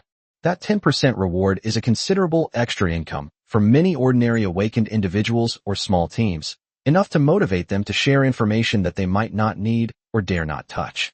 The person who started all of this is currently sound asleep, completely unaware of the commotion on the forum and the world channel. Outside the window, the lights in the safe zone were gradually thinning, but discussions about Red Wolf, Hunter's House, God-level fragments, and high bounty continued to ferment in the long latter half of the night, and as dawn approached, they gradually spread to the wider wasteland world. At dawn, Xiang Yu woke up precisely to the call of his biological clock. The deep sleep he had slept through the previous days had washed away all the fatigue from his travels. He didn't get up immediately, but instead stayed snuggled in bed and opened the system interface. As consciousness sank in, the first thing to click on was a personal shop, Hunter's House, which had just opened last night. Hunter's Home, Level 3 Shop. Number of followers, 587, 145, 60, 742. Wow, so many followers. There are only about 10 billion people on the entire planet Earth, so at least half of them have saved this. Xiang Yu was slightly surprised, but then he understood. As the first Level 3 store covering the entire Blue Star, and opened by the ID Red Wolf, it's perfectly normal for it to attract a lot of curiosity and attention. These people may not all be buyers, but traffic itself means potential opportunities. Chapter 97 Combat Power, 410. Xiang Yu first looked at the auction area. The price of the Sand Shark Curved Blade has already reached 2,300 G, but the auction has not yet ended, and there may be more bidders. More than 2,000 gigabytes. Xiang Yu was fairly satisfied with the price. A human melee weapon with an attack power of 90 is indeed a pretty good transitional or even primary weapon for awakened individuals who don't have a vehicle or specialize in melee combat. He could accept it even at the current price. Then, he looked at the 2 purchase orders in the shop. The acquisition information he set up last night still shows no transaction records. This was within his expectations. The mysterious fragment is extremely rare, and the possibility of it circulating at this stage is extremely slim. Listing it for acquisition is more of a long-term investment, like casting a net to wait for a big fish. It requires patience. Then, he clicked on the paid intelligence solicitation post he had made on the forum the night before. Overnight, tens of millions of replies had piled up. He skimmed through a few pages, his brow furrowing slightly. Most of the replies were just irrelevant information. Fortunately, the system forum was designed to be quite user-friendly, with a very powerful filtering function. He selected a few keywords, checked the option to attach a reward notice image to the reply, and confirmed the filter. Instantly, all the useless information was eliminated, leaving only information about bounty hunters. However, these are all bosses below the silver level, such as Water Monster, Water Ghost, Adamant, and Sand Shark, which are not within his kill range. These low-level bounties have too low a reward, the chest rewards are unappealing, and the teleportation fee is expensive, 100 energy stones per trip within JZ province. You can easily deal with them if you happen to encounter them, but making a special effort to search for them is not worth it. As expected, high-level bosses are not so easy to find. Maybe they exist in other areas, but cross-province teleportation costs 1,000 energy stones each time, so we won't consider it for now. After closing the forum, Xiang Yu got out of bed. After a quick wash, he went out to the hunter's office. After renting a repair workshop at the smart terminal, Panther was summoned. Its deep yellow steel body appeared calm and powerful under the repair lights. Xiang Yu opened the vehicle interface and installed the silver-level vehicle tool, Vehicle Refrigerator, he had obtained yesterday onto the vehicle. As for the 2 tank chips obtained from the monster chest, since there were only 1 chip slot left on the tank, after much deliberation, he decided to equip the secondary cannon assist.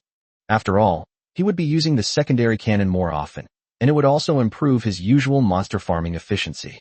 Finally, he loaded the precious set of special ammunition cold air shells into the tank's special ammunition compartment.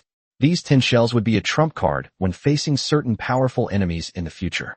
After making these adjustments, he checked the overall condition of the tank. Tank. Panther G105, unique silver class. Combat power, 410, 360 plus 50. Level, 6060.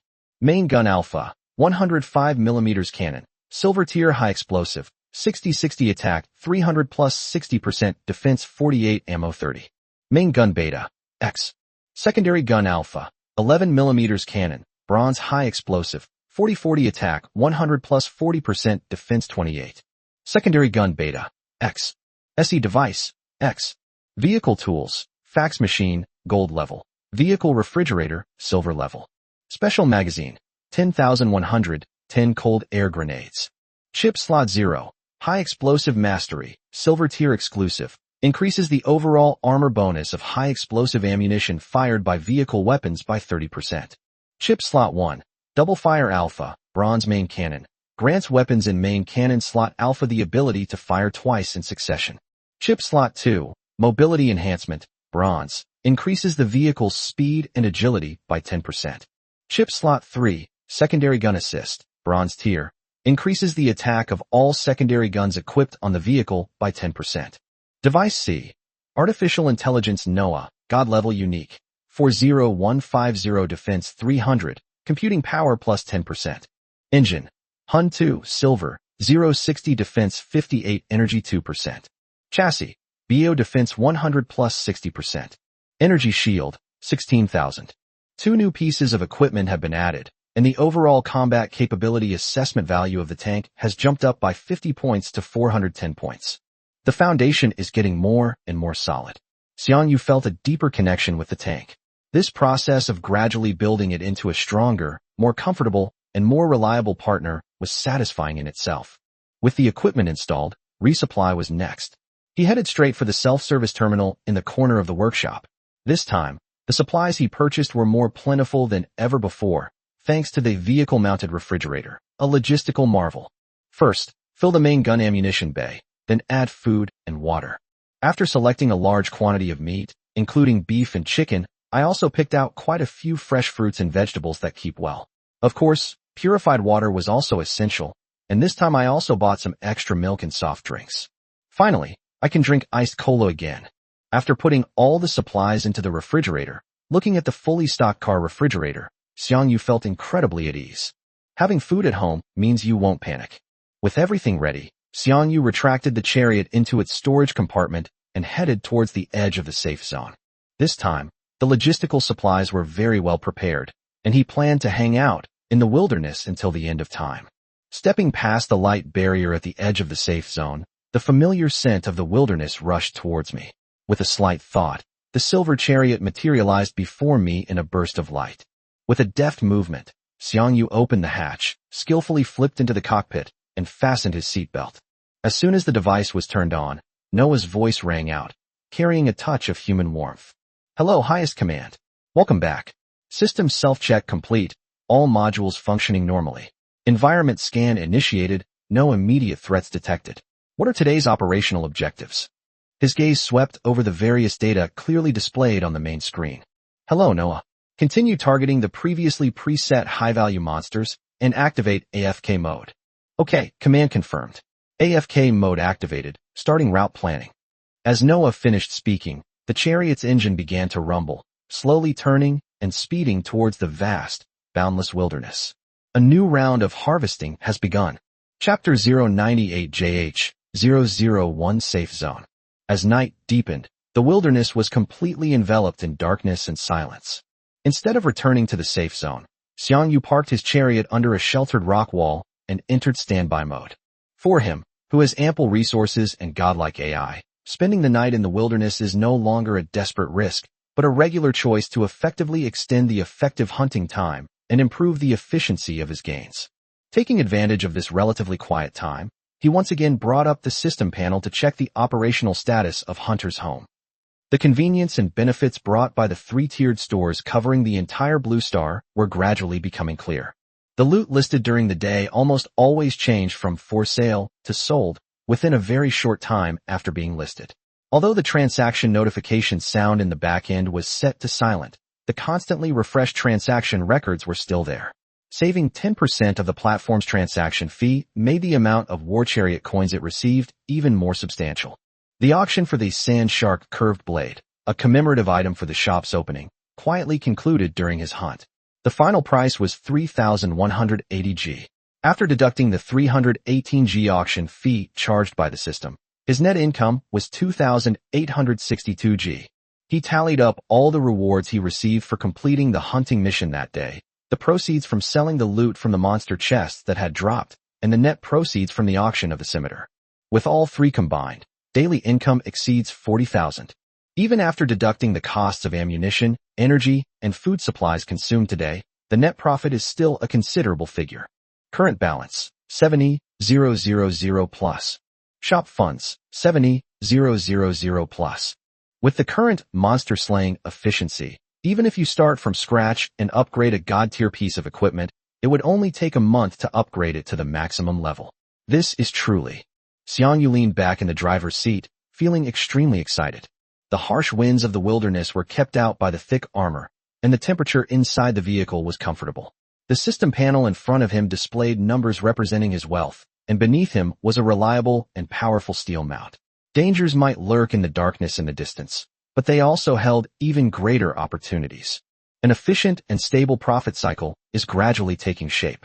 This not only signifies the accumulation of wealth, but also represents the increasingly solid foundation for his survival in this cruel wasteland, and the expansion of his freedom of action and choices. After planning the general route for tomorrow, Xiang Yu slowly closed his eyes under Noah's watchful eye. The nights in the wasteland were still long, but a new dawn would surely bring new gains. Xiang Yu woke up in his sleeping bag early in the morning. Outside the window, the rising sun cast its first rays upon the wilderness. He quickly got up, washed up briefly, and ate breakfast with milk and bread from the car's refrigerator. Noah, system self-check, he commanded while chewing. Self-check complete. Main gun ammunition remaining. 3,140 rounds. All tank systems are functioning normally. Noah's voice was calm and steady. Very good. Continue in the direction we were heading yesterday. Report any unknown targets you discover immediately. Xiang Yu finished the last sip of milk, sat back in the driver's seat, and fastened his seatbelt. Command confirmed. AFK mode to continue. The chariot started up again, leaving the rocky cliff where it had spent the night, and headed towards the unknown wilderness. Yesterday, he deliberately chose the unexplored southwest direction, and now he has completely left the SY city area and entered the territory of the neighboring JH city. The terrain is gradually changing subtly, with more rolling hills interspersed among the yellowish-brown Gobi Desert, and the vegetation is slightly denser, but the desolate and dangerous nature remains unchanged. For the rest of the day, Noah repeated an efficient but monotonous cycle in this relatively unfamiliar area. Noah controlled the chariot. The sensors continuously scanned and locked onto high-value monster hordes, and then the precise harvesting followed. The secondary cannons roared, blasting the mutated creatures and mechanical monsters, some ferocious and some enormous, into dust. What Xiang Yu had to do was open the monster chests he obtained from killing monsters one by one, select the most valuable loot, and then list it on his personal shop, waiting for it to be converted into chariot coins. Of course, when encountering unknown monsters, he still needs to take action personally. He uses his innate skills to investigate the opponent's background, and then passes the information to Noah to update the data. As the setting sun painted the distant mountains a hazy yellow, Panther approached a safe zone he had never reached before. According to the location information automatically refreshed by the regional channel, this was the JH-001 safe zone. Supreme Command. Approaching the safety zone boundary, shall we stop? Noah's voice rang out at the opportune moment. Xiang Yu glanced at the main screen and nodded. Okay, let's spend the night here. The tank adjusted its direction and headed towards the safe zone. Soon, the familiar energy barrier appeared ahead. Xiang Yu got out of the vehicle, put it back into his spatial storage, and then walked alone into the streets of the JH-001 safe zone. The atmosphere here was not fundamentally different from the SY-007 he was familiar with, still filled with the unique hustle and bustle of a wasteland settlement. The brightly lit temporary market was filled with the sounds of hawking and bargaining. Weary hunters moved about, and the air was mixed with the smells of engine oil, dust, and cooking food. A rough yet tenacious vitality surged through the cracks in the steel. He didn't linger. He went straight to a repair shop, replenish the main gun ammunition that had been depleted over the past 2 days, and perform some basic maintenance on the tank. Only after that did he rent a single apartment room at the self-service terminal. Back in his newly rented room, Xiang Yu took out some ingredients and cooking utensils from the system's inventory and cooked himself a fairly substantial dinner. After satisfying his stomach, Xiang Yu leaned back comfortably in his chair. After a short rest, he opened his personal shop interface, and unsurprisingly, there were still no transaction records for the purchase order of the mysterious fragment. Then I switched to the forum module, and after 2 days of fermentation, the post had received over 1 million more replies. After some filtering, I still found nothing. Alright, looks like I was too impatient, Xiang Yu muttered with a hint of helplessness, closing the forum interface. Information on high-ranking bounty hunters was indeed not so easy to obtain. It required time and luck. However, when he saw that his total savings had jumped to over 180,000, that slight helplessness was quickly replaced by a solid sense of confidence. He closed the system interface and looked out the window at the scattered lights in the JH-001 security zone. This place is just a temporary resting place for him, but the abundant numbers in his account make him feel that the ground beneath his feet is a bit more solid. Rest is for traveling further, and wealth is the sustenance for traveling further. With a sense of satisfaction, Xiang Yu went to bed to rest. Outside the window, the night for JH-001 was just beginning.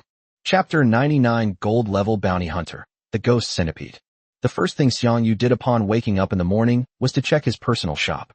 Opening the Hunter's House backend, the 2 acquisition orders related to the mysterious fragment were still empty.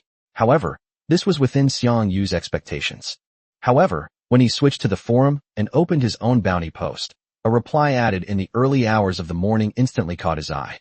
Hello Red Wolf, I'm awakened from WZ-004.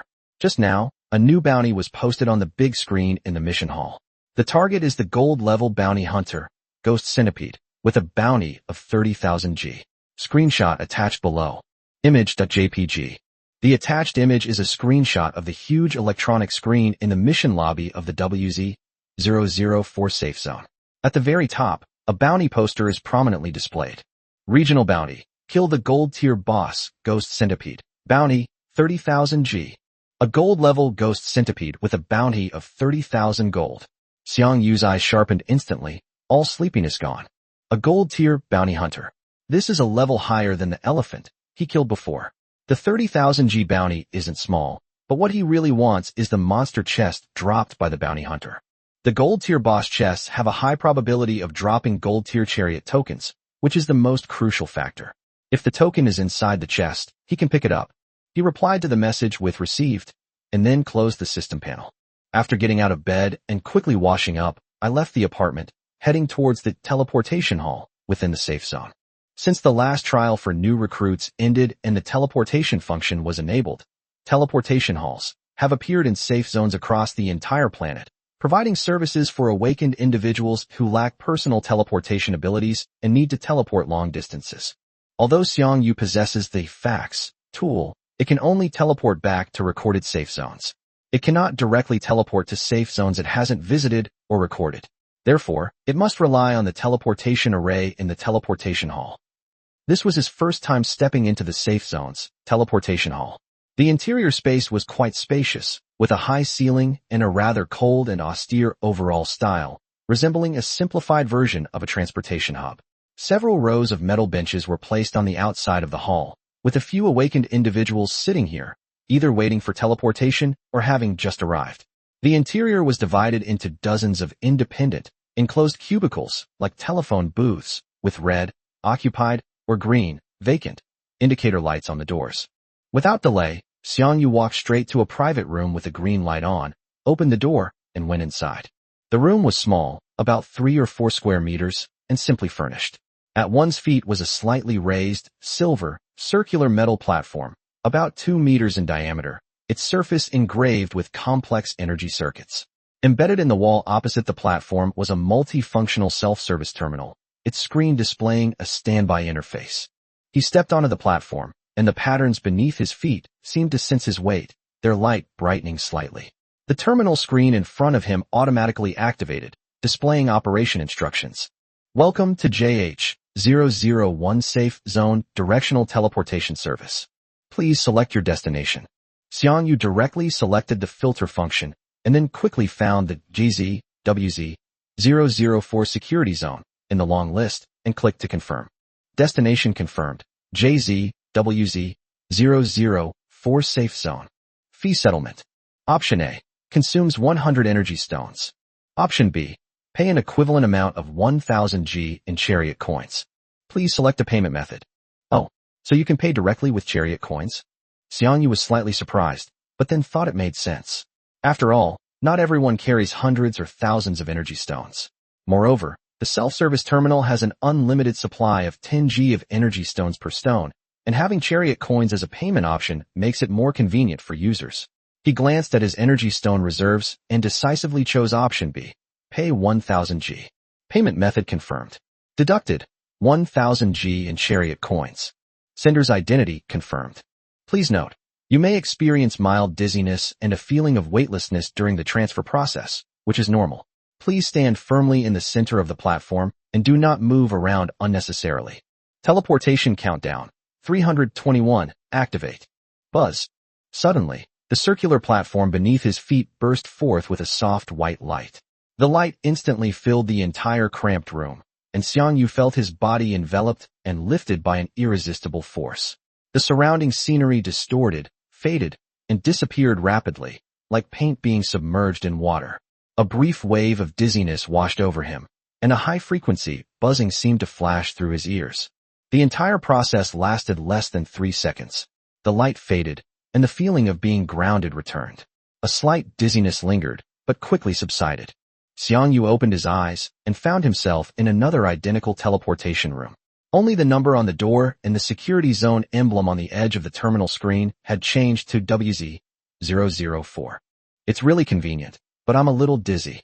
Xiang Yu rubbed his temples, trying to adjust. This kind of instant teleportation across hundreds or even thousands of kilometers is not entirely imperceptible, even for awakened individuals whose physiques have been enhanced. But compared to the risks and time spent on long journeys, this discomfort and the cost of teleportation are completely acceptable. He pushed open the door of the private room and walked out. The layout of the WZ-004 teleportation hall was very similar to that of JH-001, with a few people waiting or leaving in a hurry. He didn't stop, but walked directly out of the hall and onto the street of the WZ-004 safe zone. The first thing to do is to confirm the target information. Xiang Yu brought up the system panel and opened the online delegation function in the task module. Sure enough, at the very top, the bounty poster for the ghost centipede was clearly visible, exactly the same as the screenshot from the forum. The bounty of 30,000 G exuded a heavy, irresistible allure. Xiang Yu felt no fear despite being at the gold level. Instead, a strong sense of excitement rose within him. This was the first gold-level bounty hunter he was about to encounter. The previous elephant, while troublesome, was ultimately a silver-level boss. Gold level represented a qualitative leap, both in terms of its attack and defense stats and the potential rewards. After replenishing his chariot and personal supplies, Xiang Yu embarked on his journey to find the boss. Chapter 100: Hunting in the Wilderness. According to Xiang Yu's memory, in the game's setting, the ghost centipede usually appears in dark caves and valleys. Noah, our next task is to search for a gold-level bounty hunter that resembles a centipede. Based on intelligence and behavior analysis, it's most likely to be found in dark, damp caves or canyons.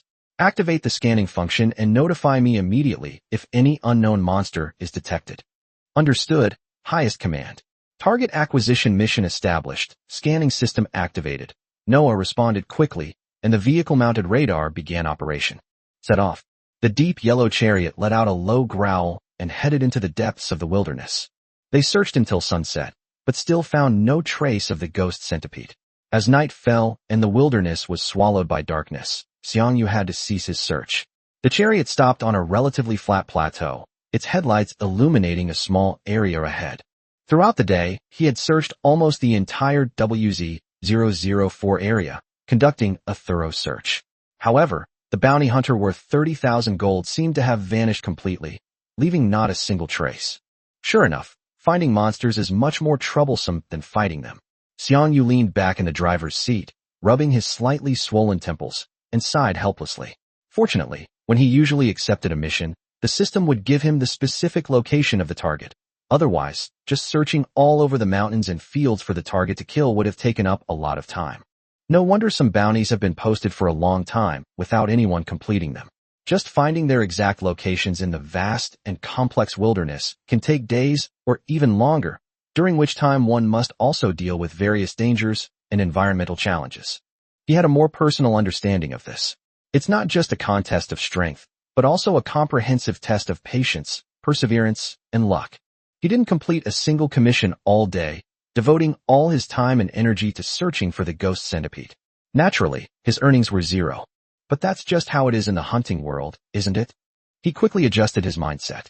If the boss were always revealed, the bounty wouldn't be as valuable. Setbacks are part of the hunt too. Noah, organize today's route and mark the areas that have not yet been searched. Continue the search tomorrow. Yes, sir. Data processing in progress. Night had fallen, and the temperature in the wilderness had plummeted. Xiang Yu had no intention of returning to the safe zone. He put the vehicle into low-power mode and took out food from the onboard refrigerator to heat it up. After a simple dinner, exhaustion washed over him. He lay down on the floor of the cockpit, listening to the hum of the tank's engine and the sound of the wind in the wilderness outside. The night sky over WZ seemed exceptionally clear, dotted with stars, but Xiang Yu had no heart to appreciate it. Although today's search yielded no results, Xiang Yu wasn't overly anxious. The boss lurked somewhere in the shadows of this area. It was a clear challenge, but also a tremendous opportunity. The 30,000 gold bounty and the gold-tier boss chest were worth his time and effort, but finding it would require patience and perhaps a bit of luck. Where could the ghost centipede be hiding? With this question in mind, Xiang Yu drifted off to sleep in the cold night of the wilderness. The next day, Xiang Yu awoke to a slight chill in the air. His consciousness slowly surfaced from a deep sleep, the first things he felt being the hard chassis beneath him, and the chills seeping in from outside the vehicle, which the sleeping bag couldn't completely block. He opened his eyes, his vision filled with the familiar metallic patterns on the top of the Panther's cockpit and the dim emergency lights. He sat up and stretched his stiff shoulders and neck, which had become a little stiff from resting in the relatively confined space. The mental fatigue had largely dissipated after a night's rest, replaced by a clear-headedness and composure to face the challenges of a new day. Yesterday's fruitless attempt hadn't discouraged him. Instead, it had fueled his hunter's determination. The more elusive the prey, the greater the sense of accomplishment upon finding and killing it. After a quick wash, Xiang Yu hastily ate breakfast of chilled milk and bread, then started the vehicle again and embarked on the second day of his search. Yesterday, the eastern region was thoroughly surveyed. Today, the focus shifts to the remaining western wilderness. The deep yellow chariots, like tireless steel hounds, cruised at a constant speed under Noah's control, their onboard radars like an invisible giant net, repeatedly scanning the wasteland, hills, and dried-up riverbeds. The search was primarily handled by Noah. It constantly operated the sensors on the vehicle, conducting multi-layered, comprehensive scans of the surrounding environment. Massive amounts of data were rapidly processed, compared, and analyzed within Noah's core, marking potentially valuable anomalies and displaying them on the main screen in front of Xiang Yu. This greatly reduced Xiang Yu's pressure. He no longer needed to constantly monitor every data fluctuation, but could focus more on macro-level path planning and making final judgments on the suspicious signals screened out by Noah. He was like a general sitting in the command center, and Noah was his tireless eyes, ears, and most reliable advisor. Therefore, despite the tedious, grid-like search, Xiang Yu's mental exertion was not significant. He could even spare some attention to keep an eye on the chat channels in the WZ region, hoping to glean some clues about the ghost centipede from the snippets of conversation among other hunters. However, the chat was filled with the usual trivialities, requests for party members, complaints about the difficulty of defeating monsters, trades of equipment, and jokes, but none of the information he was hoping for. There were no exclamations, no eyewitness reports, not even a vague rumor. The bounty hunter worth 30,000 gold seemed to exist in this area entirely. Hope, like a drop of water under the sun, evaporates little by little in the continuous silence. The sun relentlessly moved from east to west, casting a long shadow of the chariot. Noah maneuvered the chariot, following the planned route, and checked each of the suspicious spots in the western wilderness one by one. The result was still nothing. As the setting sun once again painted the horizon in its familiar golden hue, a faint sense of defeat crept into Xiang Yu's heart. He gazed out the window at the boundless wilderness that seemed capable of swallowing up all hope. Could this guy fly or disappear underground? He muttered to himself, his fingers unconsciously tapping the control panel. 2 days of intensive searching, even with Noah sharing the majority of the work, still left him feeling utterly frustrated by the disproportionately low return. If this boss possessed deep-sea diving abilities or some kind of highly sophisticated optical mimicry, relying solely on the vehicle's radar for conventional scanning would indeed be like finding a needle in a haystack. Vehicle-mounted radar has limited penetration capabilities, and it is indeed ineffective against targets buried deep in thick rock layers or under special energy shielding. Chapter 101 Abandoned Mine. Night fell as expected, and a chill spread with the darkness.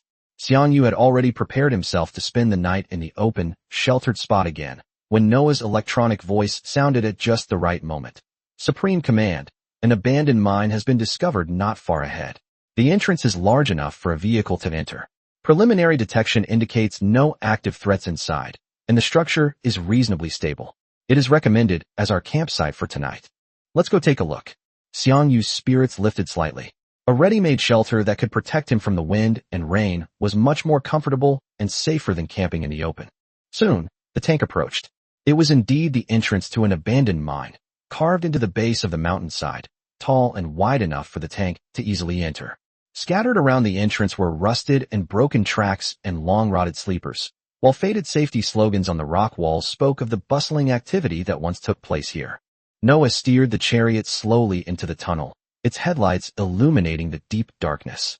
The tunnel was drier than expected, filled with the smells of dust and rock, but without much of the musty or animal stench. The tunnel wasn't very deep.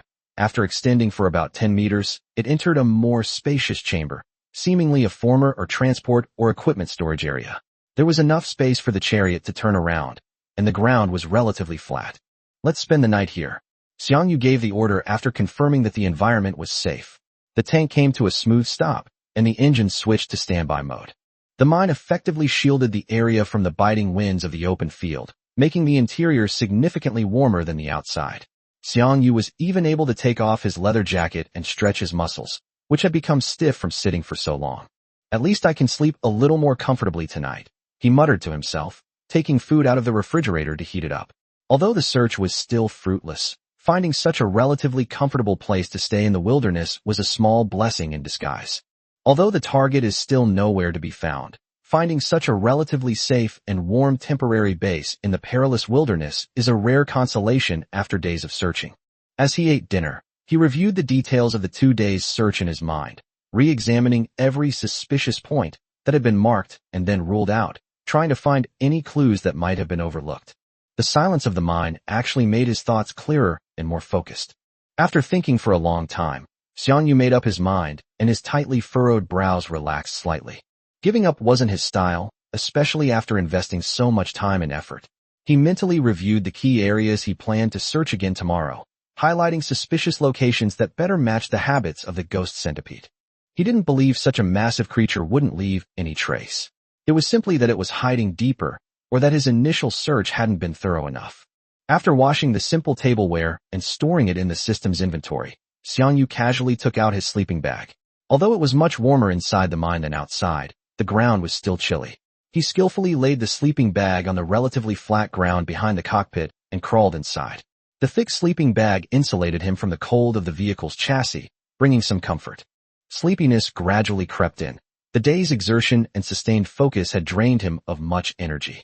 He checked Noah's alert status one last time, then slowly closed his eyes, his consciousness gradually sinking into darkness. The night was deep, and the mine was deathly silent, save for the faint hum of the tank's life support system. Xiang Yu was fast asleep, the fatigue from 2 consecutive days of intense searching finally subsiding. Sudden, a low, strange tremor, like the pulse of a giant beast, faintly emanated from the ground. This tremor was not continuous, but rather carried a certain irregular rhythm, as if something was slowly churning and undulating underground. Almost the instant the tremor struck, Noah, on watch, detected the anomaly. A soft red light illuminated the cockpit, and at the same time, Noah's warning alarm sounded. Supreme Command. Abnormal geological tremors detected. Source and depth unknown. Intensity continuing to rise. Warning. Abnormal geological tremors detected. Xiang Yu was awakened from his deep sleep by Noah's voice and the increasingly noticeable shaking of the car beneath him. He abruptly opened his eyes, his long-cultivated sense of crisis instantly jolting him awake. He threw off his sleeping bag, rushed to the driver's seat in front of the main screen, and quickly fastened his seatbelt. "Noah, report the situation. What happened?" His voice was hoarse from just waking up, but his eyes were already sharp. "We are continuously monitoring the situation. The source of the vibration is located deep underground in the mine and is continuing to rise. No clear signs of life or machinery have been detected so far." Xiang Yu's heart sank. Just as he was rapidly processing the information, a sudden change occurred. Boom! Deep within the mine, the seemingly solid ground suddenly bulged upwards and cracked. Debris and dust erupted in all directions like a fountain. Then, a huge, ferocious, arthropod-like mandible covered in dark chitinous carapace, like a hellish fang bursting from the earth, pierced through the rock layer and appeared within the range of the tank's headlights. Accompanied by the teeth-grinding scraping of the carapace and the sound of rocks cracking, a hiss came from the breach, instantly filling the entire mine space and causing dust to fall from the ceiling. Hissing. The sound was filled with violence and destruction and could not have been made by any monster. "Go! Get out of here immediately!" Xiang Yu's pupils contracted sharply, and without any hesitation, he gave the order in a stern voice. No matter what was below, fighting an unknown enemy in this narrow underground space was tantamount to suicide. Command confirmed. Noah's reaction was lightning fast. The engine instantly switched from standby to full power, the tracks screeching against the ground, and the massive vehicle swerved almost like a drift in the not-so-spacious cave, hurtling back towards the entrance it had come from. Just as the tank burst out of the mine entrance and entered the relatively open wilderness outside. Boom, boom, boom. Behind them, from the depths of the mine they had just left, came a series of rumbling sounds like muffled thunder. It was the sound of the rock strata being completely torn apart and collapsing. Immediately afterward, in Xiang Yu's sight, the mountain wall where the mine was located shook violently, expanded, and then exploded open with a larger gap. Amidst the billowing dust and rubble, the figure of a colossal creature, carrying an unstoppable and ferocious aura, burst forth. Under the moonlight and the taillights of the chariot, Xiang Yu finally saw the monster's full appearance. It was a gigantic centipede. Its body diameter was estimated to be over 3 meters, and its length over 10 meters.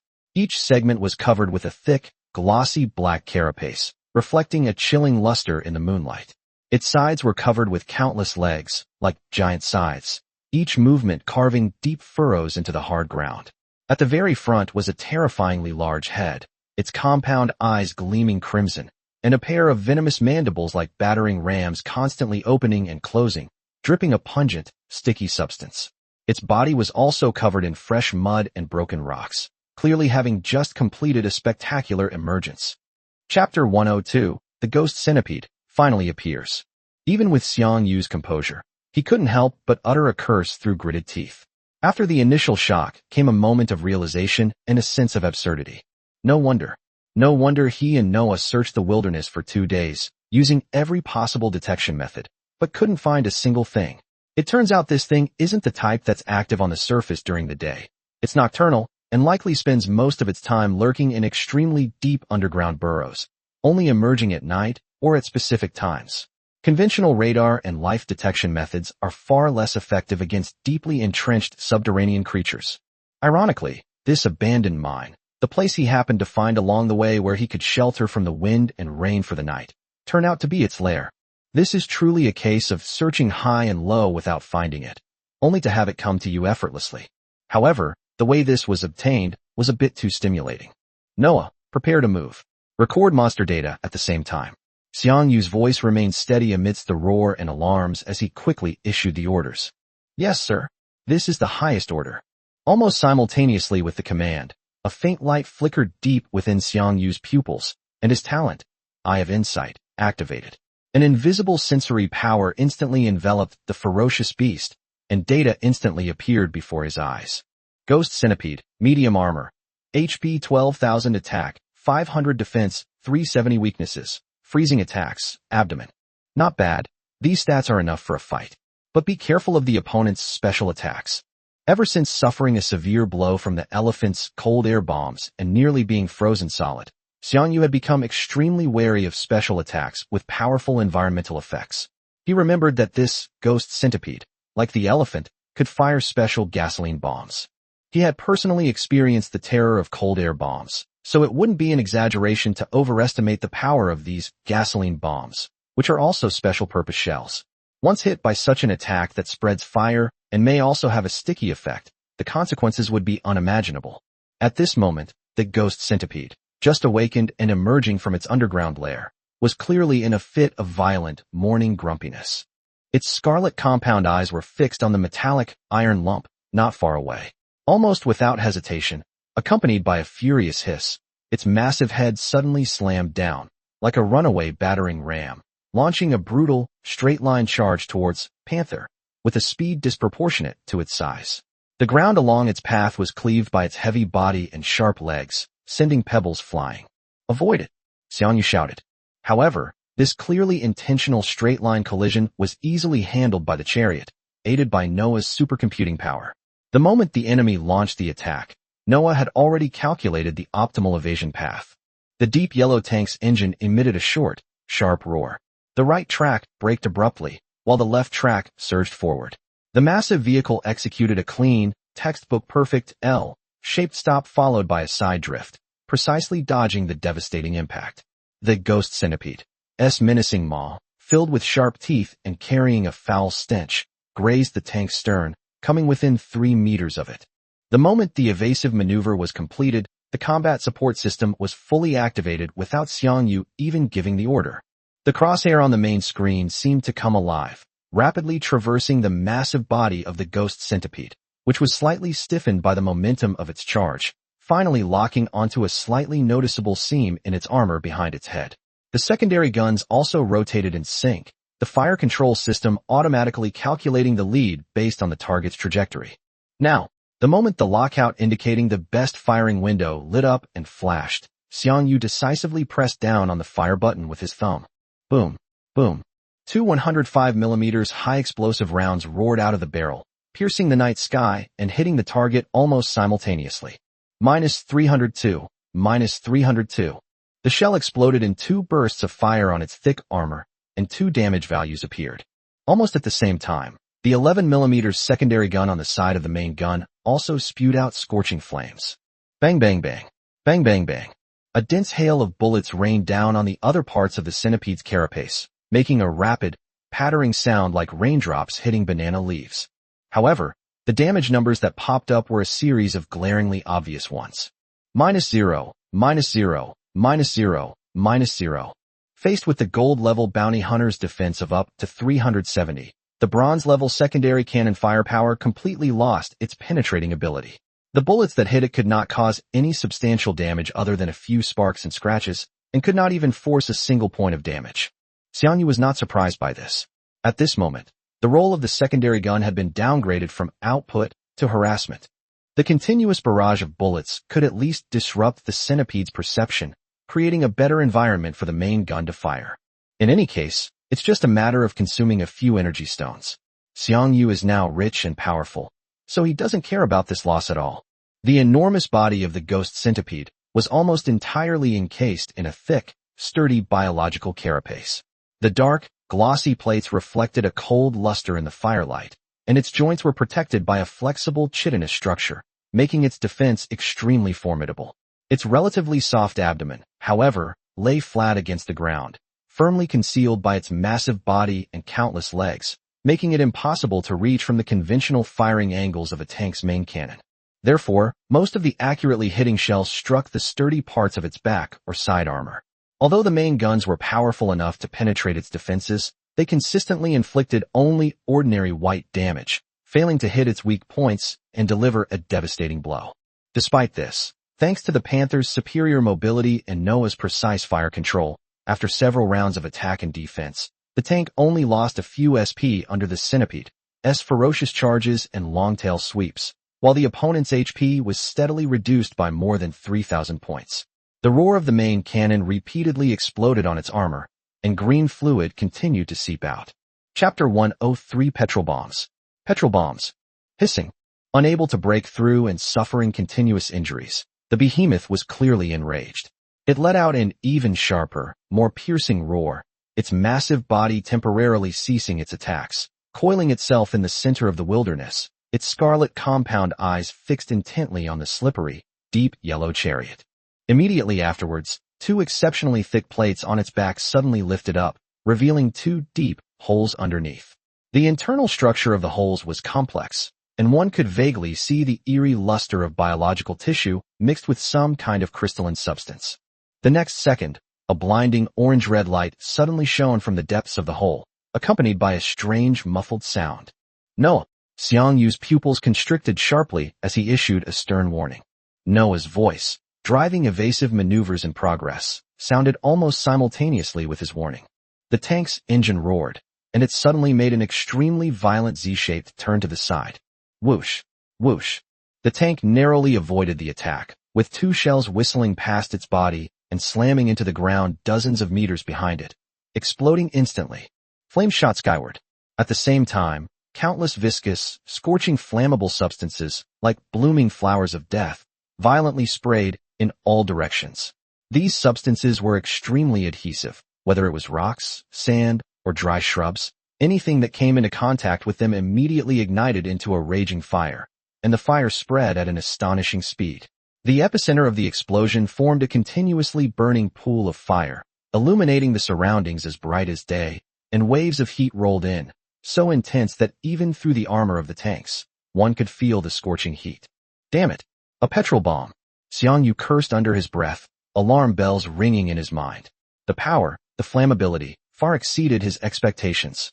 This was no longer a simple continuous damage effect from a game. It was a deadly weapon capable of truly altering the battlefield environment and creating a catastrophic inferno. Noah, prioritize avoiding the napalm attacks, even if it means losing the best angle of attack. Xiang Yu changed tactics without hesitation. Yes, Supreme Command. Combat order changed, maneuver and evasion priority.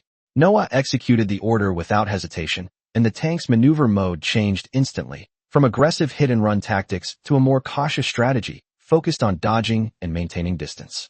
However, the Ghost Centipede's bombardment seemed to have no cooldown time. It no longer charged forward with great effort, but instead remained firmly in place, the two terrifying biological cannons on its back flashing dangerous orange light continuously, and one gasoline bomb after another was poured down on the tank, like a machine gun. It seemed to have unlimited ammunition, and was determined to use the flames to completely devour this annoying insect. Whoosh! Boom! Whoosh! Boom! Under the night sky, explosions continued unabated, and burning debris ignited a wider area of the wilderness. Dry grass, shrubs, and even some low-lying trees became excellent fuel, and the fire, fueled by the wind, spread rapidly, soon becoming a raging sea of flames. Thick smoke billowed into the sky, dyeing half the night sky dark red, and the intense heat was clearly visible from more than 10 kilometers away. Such a startling commotion could not possibly escape the notice of the residents in the nearby WZ-004 safe zone. Many of the still asleep night owls flocked to the area facing the flames, staring in disbelief at the distant flames that illuminated the sky and the faint, muffled explosions that followed. Holy crap! Look! What's going on over there? Is it on fire? The sky is all red. It sounds like it. I can vaguely hear an explosion. Is someone fighting? Don't be ridiculous. Who would dare to go hunting in the middle of the night without sleeping? And even the main gun of a tank couldn't cause such a fire. Should we go out and take a look? Maybe there are monsters fighting each other. If they both get hurt, we can pick up the scraps, someone suggested. You've been reading too many novels. Even if you did, it wouldn't be your turn. You think you have a protagonist halo? The aftershocks of their attack will wipe you out, and you'll have nowhere to cry. That's true. The proposer shrank back sheepishly. While most awakened wisely chose to observe, there were always a few overconfident or audacious individuals. Soon, several roaring war chariots rushed into the wilderness, speeding towards the fiery battlefield, attempting to investigate or perhaps take advantage of the chaos. At the heart of the battlefield, Xiang Yu's situation is rapidly deteriorating. Noah's driving skills were unparalleled. He weaved through the barrage of petrol bombs, narrowly avoiding direct hits time and again. However, the attacks from the Ghost Centipede were simply too dense, and the burning debris it spewed made the battlefield extremely hostile. Burning bonfires and flowing flames were everywhere on the ground, constantly reducing the space available for safe maneuvering. Even more deadly, some of the splattered, sticky burning material inevitably adhered to the tank's armor, emitting a hissing sound. While causing some minor, persistent damage, the internal temperature of the tank also began to rise noticeably. Xiang Yu's forehead was beaded with sweat, partly from the rising temperature inside the vehicle, and partly from the tense situation. He tried to use the main gun to force back the ghost centipede, but under such dense pressure from petrol bombs, counterattacking had become extremely difficult and risky. Finally, after narrowly avoiding a napalm bomb that flew almost flat on the ground, the tank made a near-limit lateral drift when another shell, fired at an extremely tricky angle, like a javelin thrown by death, precisely seized the fleeting point where the tank's trajectories intersected during its maneuver. Boom. This time, it wasn't completely avoidable. The blazing fireball exploded in midair after the shell hit. The violent shockwave, mixed with a massive amount of viscous burning material, instantly engulfed most of the Panther's body like a firestorm. -340. A damage number popped up on the tank. The vehicle shook violently, and alarms blared instantly. This wasn't just the impact damage from the explosion, but also the scorching heat from being completely engulfed in flames. Through the observation window, Xiang Yu saw wildly writhing, crimson flames licking at the car window, trying to squeeze into every crevice. The thermometer inside the car was jumping wildly, instantly breaking through 50 degrees Celsius and still climbing. A pungent smell of burning and the stench of some kind of chemical combustion seeped in through the filtration system. At the same time, a series of continuous burning damage is constantly being triggered. -50, -50, -50. The chariot, like a blazing torch, dragged flames across the wilderness, while the ghost centipede, illuminated by the inferno, coldly watched its prey with its scarlet compound eyes, and the light from the cannon muzzle on its back began to converge once more. The crisis has reached a critical point, a matter of life and death. Chapter 104, Desperate Situation.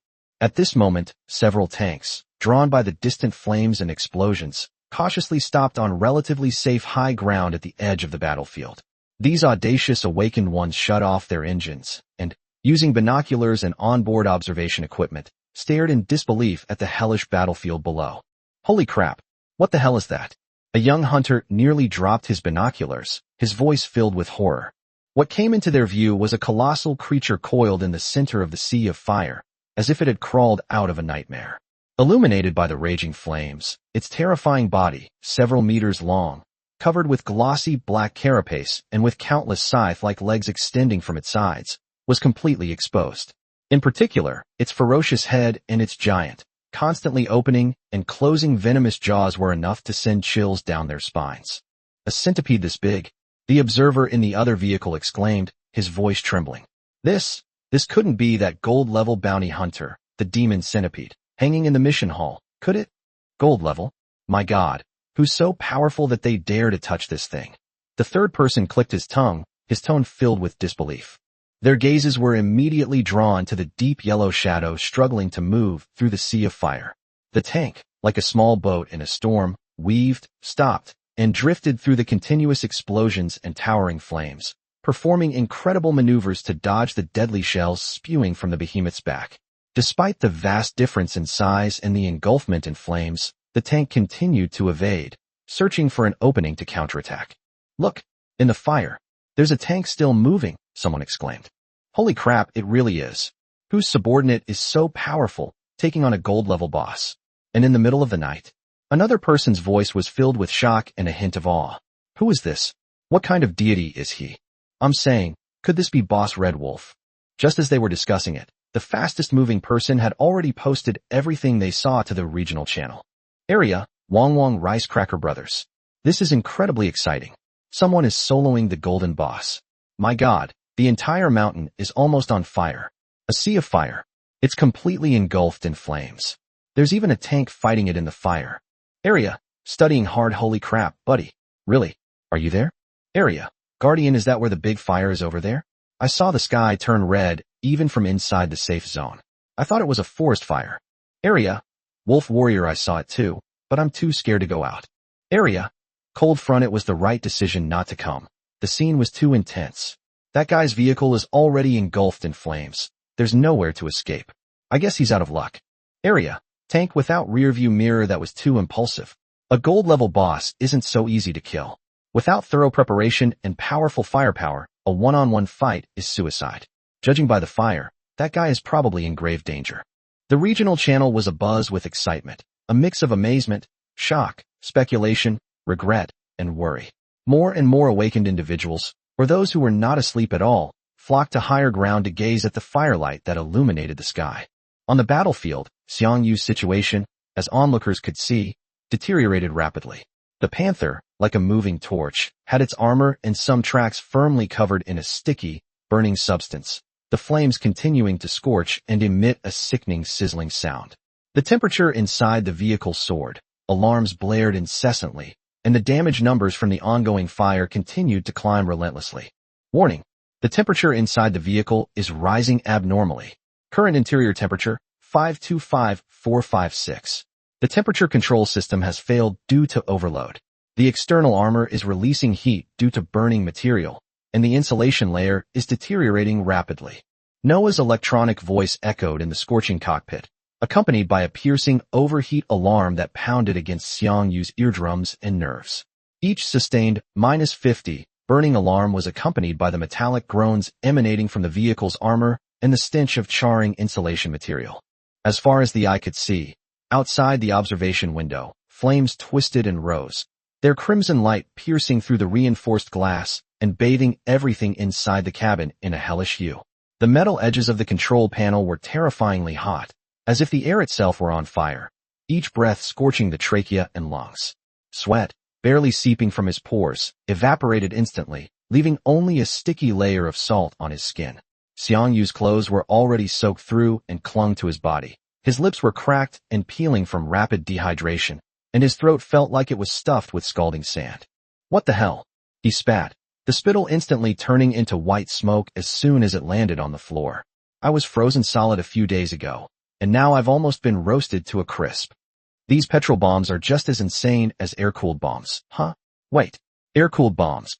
Xiang Yu's mind, which had been scorched by the high temperature, was suddenly cleaved open as if by a cold lightning bolt. A cold air bomb. He suddenly remembered that when he activated Eye of Insight to investigate earlier, there seemed to be a crucial line of information in that long string of data. Weakness, freezing air attack. Inside the tank's special ammunition compartment lay 10 spoils of war obtained from Elephant. Special artillery shells, cold air rounds. No, Xiang Yu shouted hoarsely, almost yelling the order. His voice sounded particularly broken in the hot, dry air. Switch ammunition immediately. Load the main gun with cold air rounds. Quickly. Received, top order. Special ammunition magazine access, cold air bomb identification, and loading procedure initiated. Noah's execution ability was on full display at the critical moment, without the slightest hesitation. The main gun's automatic loader emitted a completely different mechanical sound than before. The few seconds of waiting felt like centuries. In that brief interval, the ghost centipede seemed to sense the change inside the fireball, and violently unleashed 2 more scorching gasoline bombs. Boom, boom. The tank managed to evade the attack under Noah's skillful control, but a petrol bomb exploded nearby, and the violent shockwave and flying flammable material slammed into the left side of the vehicle again. -340. -50. -50. -50. -50. The centipede's scarlet compound eyes coldly watched the fireball struggling in the sea of flames. The light from the cannons on its back shone steadily and deadly once more, like the eyes of death, firmly locking onto its target. It seemed to intend to use this endless flame to completely reduce this annoying insect to ashes. We've reached a dead end. Chapter 105: A Powerful Cold Air Bomb. The vehicle shook violently, and even a tiny crack appeared in the left observation window. New flames adhered to it, merging with the flames on the right, and Panther was almost burned into a complete fireball. The temperature inside the cabin instantly exceeded 60 degrees. Xiang Yu felt a stinging pain on his exposed skin, and his vision became blurry and distorted. Cold air bombs are fully loaded, ready to fire at any time. Noah's voice was like heavenly music. Xiang Yu bit his tongue hard. The sharp pain and the taste of blood jolted him awake, and his blurred vision refocused on the main screen. With Noah's assistance, the crosshair struggled through the flames and smoke, firmly gripping the ghost centipede's body, which was faintly visible in the sea of fire. Now, Hit it. He roared and pressed the launch button, which felt as heavy as 1,000 pounds, with all his might. Boom. This time, the roar of the main gun seemed different from before. It was less violent and had a strange, piercing shriek that seemed to freeze the air. A special projectile, its entire body shimmering with a chilling blue light, tore through the scorching air and billowing smoke, slamming into the raised head of the ghost centipede, with overwhelming force. Special projectiles require reloading after each firing, so the multi-shot effect cannot be triggered. Instead of a deafening explosion, a cloud of eerie blue mist suddenly burst open. The mist expanded instantly, enveloping half of the ghost centipede's head and neck. Minus 1,327. A massive damage number, like a dazzling ice crystal, suddenly exploded. Hissing, the ghost centipede let out a sharp, agonizing screech, a stark contrast to its previous furious roar. The part of its body shrouded in the eerie blue mist visibly thickened with a layer of pale frost, covering its dark, glossy carapace. The frost continued to spread rapidly, crackling as it froze. Its ferocious attack faltered, its massive body trembling violently from the sudden pain and cold, even momentarily shrinking back. It's done. Xiang Yu's heart pounded wildly, not because of the high temperature, but because of extreme excitement and the ecstasy of confirming his guess. Holy crap! How can the damage be so high? Even with the armor scaling adjusted to 2.0 because of the cold air blast, it still wouldn't deal this much damage. Could it be that using special shells targeting specific weaknesses is itself considered a hit on the weakness, thus triggering the weakness attack is guaranteed to be a critical hit effect of my Eye of Insight talent? In a flash, a thought crossed his mind. The more I thought about it, the more likely it seemed. This is the chance for survival in the face of adversity.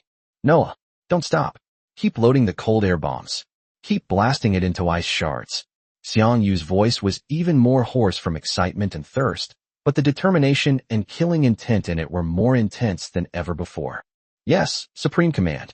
Noah responded, and the chariot, under its control, drifted in a dangerous arc, narrowly avoiding the giant tail segment of the ghost centipede that was wildly sweeping around in pain. However, the opponent was, after all, a gold-level boss. After a brief period of pain and stiffness, rage completely overwhelmed the discomfort. The biocannons on its back lit up wildly again, and gasoline bombs were sprayed out almost simultaneously, covering a large area that the tank could possibly dodge. It wanted to completely incinerate this bug that had caused it so much pain. Boom, boom.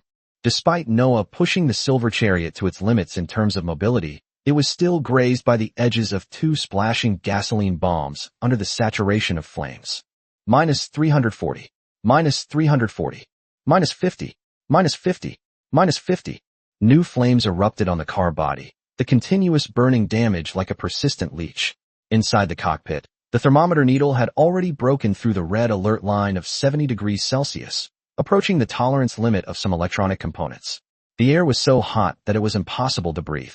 Xiang Yu felt his hair and eyebrows curling up, and his exposed skin felt a burning sting. His vision was distorted again by the high temperature and heat wave. I can't stay in my seat. His consciousness began to blur, and he knew that if this continued, he would be roasted alive before the monster was even killed. In that life or death moment, the intense will to survive overcame the dizziness caused by the high temperature. He bit his tongue hard, the even more intense pain stimulating his nerves, and with trembling hands unbuckled the seatbelt buckle, which was already soaked in sweat and incredibly hot. The moment he stood up, due to the violent jolting from the high-speed movement of the tank and his own dehydration and weakness, he staggered and almost fell onto the floor. The metal chassis was now frighteningly hot. He endured the dizziness and burning pain throughout his body, stumbling and staggering towards the vehicle refrigerator in the wildly swaying and spinning cockpit, as if he were drunk. Every step was incredibly difficult. The high temperature and lack of oxygen made his vision blur and his ears ring. Finally, he rushed to the silver-white refrigerator and forcefully pulled open the door. Inside the refrigerator compartment, the bottled drinking water and even some spare food items were now covered with icy water droplets. Without hesitation, he emptied all the bottled water from the sleeping bag and threw it at his feet. Then, he grabbed the sleeping bag he had left aside when he woke up and poured the icy water over it with a whoosh. 1 bottle, 2 bottles, 3 bottles, until all the purified water was poured on. The dry sleeping bag was instantly soaked through, its weight increasing several times over, while also drawing away a large amount of heat from the surrounding air, creating a cloud of cool white steam. Like grasping at a straw, Xiang Yu hastily wrapped the soaking wet, icy sleeping bag around himself, especially his head and torso. The biting cold instantly pierced through his scorching coat and touched his skin. The extreme temperature difference made him shiver violently, almost to the point of spasm, but it also gave his nearly shut-down brain a precious moment of clarity. Ugh! He let out a muffled groan, a mixture of pain and relief. The cooling effect of the damp, cold sleeping bag was immediate. Although it couldn't solve the problem completely, it at least temporarily stopped his body temperature from skyrocketing, giving his collapsing consciousness and body a moment's respite. He dared not delay. Wrapped in this heavy, damp, and cold armor, he scrambled back to the driver's seat, stuffed himself back in, and quickly wiped his face with the edge of the wet sleeping bag, removing the sweat and salt stains that had gotten into his eyes. Cold air bombs loaded. Noah's voice rang out, still steady, as if the high temperature of over 70 degrees Celsius in the cockpit had no effect on it.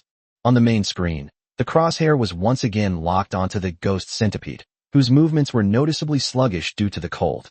It seemed extremely uncomfortable and afraid of the cold, trying to melt the frost with the still burning flames on the ground, its movements much clumsier than before. Fire. Chapter 106 Strike while the iron is hot. Boom. Another beam of eerie blue light pierced through the sea of fire, striking the ghost centipede, precisely and exploding into a deadly burst of icy energy on its body. -1,327. The same high damage numbers exploded. Just as I suspected. My guess was right. Xiang Yu roared inwardly. The combination of weakness attack, special ammunition correction, and the innate weakness critical strike, the three combined to create a terrifying destructive effect. This cold air blast was practically a tailor-made nemesis for this flame centipede. The ghost centipede let out an even more piercing hiss. The wound was quickly covered by a thick layer of ice, which spread wildly, clashing violently with the still burning flames on its body, hissing and steaming up large plumes of white vapor. Its movements became stiffer and slower. Even the speed at which the orange-red light condensed at the muzzle of its back slowed significantly, and at one point it inexplicably went out halfway through, as if its internal biological tissues had been frozen and rendered inactive. Noah, keep the rhythm. Continue. Xiang Yu wrapped himself tightly in his damp, cold sleeping bag, staring intently at the screen. The sleeping bag, baked by the intense heat inside the cockpit, continuously emitted white steam, making him look like he was sitting in a mobile sauna. But this sauna was crucial to his survival. Boom. -1,327. Boom. -1,327. Noah executed the orders perfectly, the tank struggling through the sea of fire, dodging the still deadly petrol bombs, though their frequency had decreased. Meanwhile, Xiang Yu fired deadly cold air bullets at the body of the ghost centipede, with a steady rhythm. With each hit, the ghost centipede's hiss weakened, its movements stiffened, and the frost on its body thickened. Flame and ice clashed fiercely on its massive body, the extreme pain of being torn between fire and ice plunging this gold-level bounty hunter into unprecedented chaos and weakness. A good opportunity. Xiang Yu's eyes flashed with a cold light. Strike while the iron is hot. The ghost centipede's attack rhythm has been disrupted, and its body is stiffened by the frost. This is the perfect opportunity to expand our gains. Noah continued loading. Xiang Yu continued firing, and the main gun roared incessantly. Panther-like a grim reaper dancing on a knife's edge, she dodges sporadic fireballs and burning debris hurled down by monsters writhing in agony, while delivering the chilling force of vengeance into her enemy's bodies time and again. Ice and fire, in this ignited wilderness, stage a deadly and brutal symphony, and the scales of victory are slowly tipping in favor of the hunter, wrapped in a damp, cold sleeping bag, battling in the furnace. About 2 kilometers away from that hellish battlefield, on a sheltered hillside, several war chariots were quietly concealed in the shadows of the rocks, like dormant beetles. The awakened ones inside had long forgotten their initial relaxed attitude of picking up the scraps or watching the show.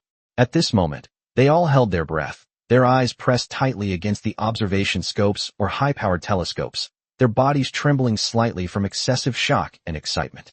They witnessed a battle far beyond the limits of imagination. The enormous centipede, resembling one crawling out of hell, sent shivers down their spines with every twist and spray of devastating petrol bombs. The endless sea of fire, the towering explosions, and the raging flames illuminating the night sky all testified to the terrifying, world-destroying power of this gold-level bounty hunter. In their limited understanding, it was an existence no single awakened could contend with. The flames were enough to engulf a convoy. However, that deep yellow chariot repeatedly overturned their understanding. Damn it! A young hunter driving an off-road vehicle squeezed out 2 words with a dry throat, his palms covered in cold sweat. This is what you call hunting. His voice trembled uncontrollably, whether from fear or extreme excitement. It was hard to tell. His companion, a burly man with a scar on his face, was also watching intently, muttering, "This is fucking thrilling.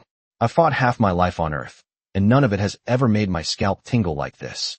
They watched as the tank performed incredible maneuvers amidst a dense barrage of petrol bombs, instantaneous right-angle drifts, near-miss evasions, and reverse-direction maneuvers while braving flames.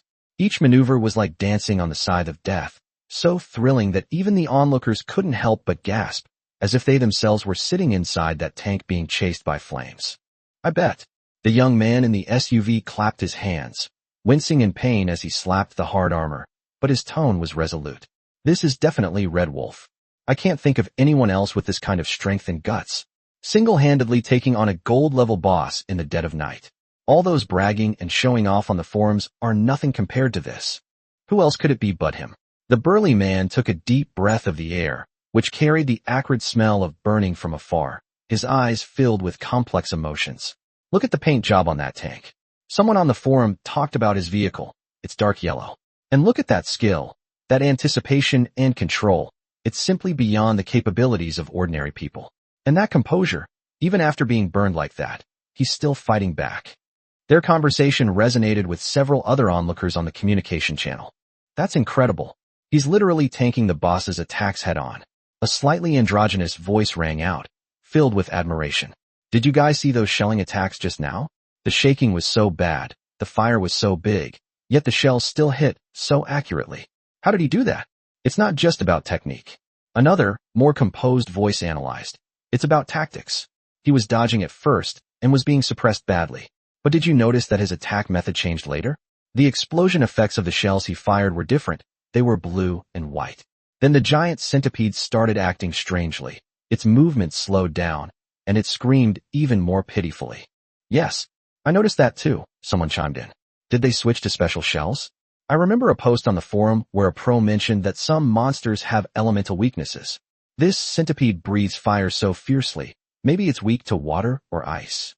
"Possibly. And look at the boss's chariot. It seemed to catch fire later, but it didn't quite look like it. There was some white steam coming out." The neutral voice was filled with doubt. Chapter 107, Killing the Ghost Centipede. "High-temperature steam," one of them exclaimed. "The temperature inside the cabin must be terrifyingly high. He's probably using something to cool it down. My God, how uncomfortable must that be? Having to concentrate on controlling the tank while enduring torture-like heat." A brief silence fell over the channel, broken only by the suppressed breathing of the crowd and the distant explosions and roars. An indescribable sense of awe and reverence grew in the hearts of every bystander. When will we ever have that kind of strength? The young man gazed at the deep yellow chariot standing firm amidst the sea of fire in the distance, his tone filled with longing, yet tinged with a hint of disappointment. It wasn't just a difference in equipment and technology. It was a chasm of will, courage, decisiveness, and even a stroke of luck, a despairing gap. Witnessing such a battle, they truly understood what it meant to be a top hunter, what it meant to pursue ultimate power on the edge of life and death. "Don't think about it anymore." The burly man sighed, patted the young man on the shoulder, but his gaze remained fixed on the battlefield. "That level can't be reached by hard work alone. Talent, opportunity, and ruthlessness are all indispensable. We're lucky to be here alive and have watched this battle. Watch carefully, learn carefully. Even if you can understand just a little bit of the big shot's responses and thinking, it will be valuable experience for our survival in the future." Silence fell again, but their gazes became even more focused. They were no longer merely spectators. They were trying to glean from this epic battle a glimmer of light that might illuminate their own path. Watching the steel chariot, like a phoenix enduring the scorching flames, yet relentlessly spewing forth icy retaliation, a complex mix of emotions welled up within them. There was excitement, awe, a sense of inadequacy, and a deep longing. Is this the view from the top of the wasteland? So brutal, so magnificent, so captivating. Unbeknownst to them, Xiang Yu inside the armored vehicle was undergoing a far more severe test than they had imagined. Every second was a battle between will and flames. Every breath was a mixture of heat and blood. Every shot was imbued with the absolute belief in survival. The onlookers on the hill could only see the magnificent yet cruel exterior. The real purgatory was in the cockpit, which was as hot as a furnace, and it was being faced alone by the figure wrapped in a wet, cold sleeping bag, who was trying to end it with his own hands. On the distant hilltop, as onlookers were filled with excitement and emotion at the epic battle between ice and fire, the life-or-death struggle in the center of the battlefield had entered its most crucial and decisive moment. Xiang Yu endured the suffocating heat and dizziness from dehydration in the cockpit, his gaze fixed on the increasingly stiff and sluggish movements of the ghost centipede on the screen. The damp, cold sleeping bag wrapped around him, its outer layer steaming from the intense heat, while its interior absorbed excess heat from his body, acting as a makeshift but life-saving cooling device. Every breath was painfully painful, but his fingers on the launch button remained as steady as a rock. "Noah, keep the rhythm." His voice was so hoarse it was almost unrecognizable. Target locked. Cold air bombs fully loaded. Boom. Another beam of eerie blue light pierced through the churning flames and thick smoke, precisely striking the frost-covered area on the ghost centipede's neck. An ice explosion erupted again, the ice layer thickening, and the spreading chill extinguished the flames in that area, leaving only pale white ice crystals.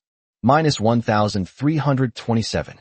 The hissing of the ghost centipede had become intermittent, filled with pain and weakness. The range of its struggles and twists was significantly reduced, and the biocannon on its back flickered. The gasoline bombs it fired were far less fast and accurate than before. Boom. A second cold air blast followed, striking a gap in its carapace exposed on its flank due to its slowed movement. The extreme cold penetrated deep into its body, freezing its fluids and damaging its tissues. -1327. The struggle of the ghost centipede almost came to a standstill. The scarlet light in its compound eyes dimmed rapidly. The frost covering its entire body intertwined with the remaining flames, steaming up large swaths of distorted white mist, making it look like a dying demon god crawling out of a hell of ice and fire. Now, Xiang Yu stared at the opponent's nearly depleted health bar on the main screen, his eyes flashing with cold light. With his last breath, he roared, "Die!" Boom. This cold air bullet, infused with Xiang Yu's entire will and determination, was like the sigh of death. Following a near-perfect trajectory, it pierced into the centipede's mouth, which was slightly open in pain, and exploded violently in its most vulnerable spot. -1327. The moment the eerie blue frost surged wildly from the centipede's mouth, nose, eyes, and ears, its long, violent, and painful hissing stopped abruptly, as if severed by a sharp blade. Time seemed to freeze for a moment.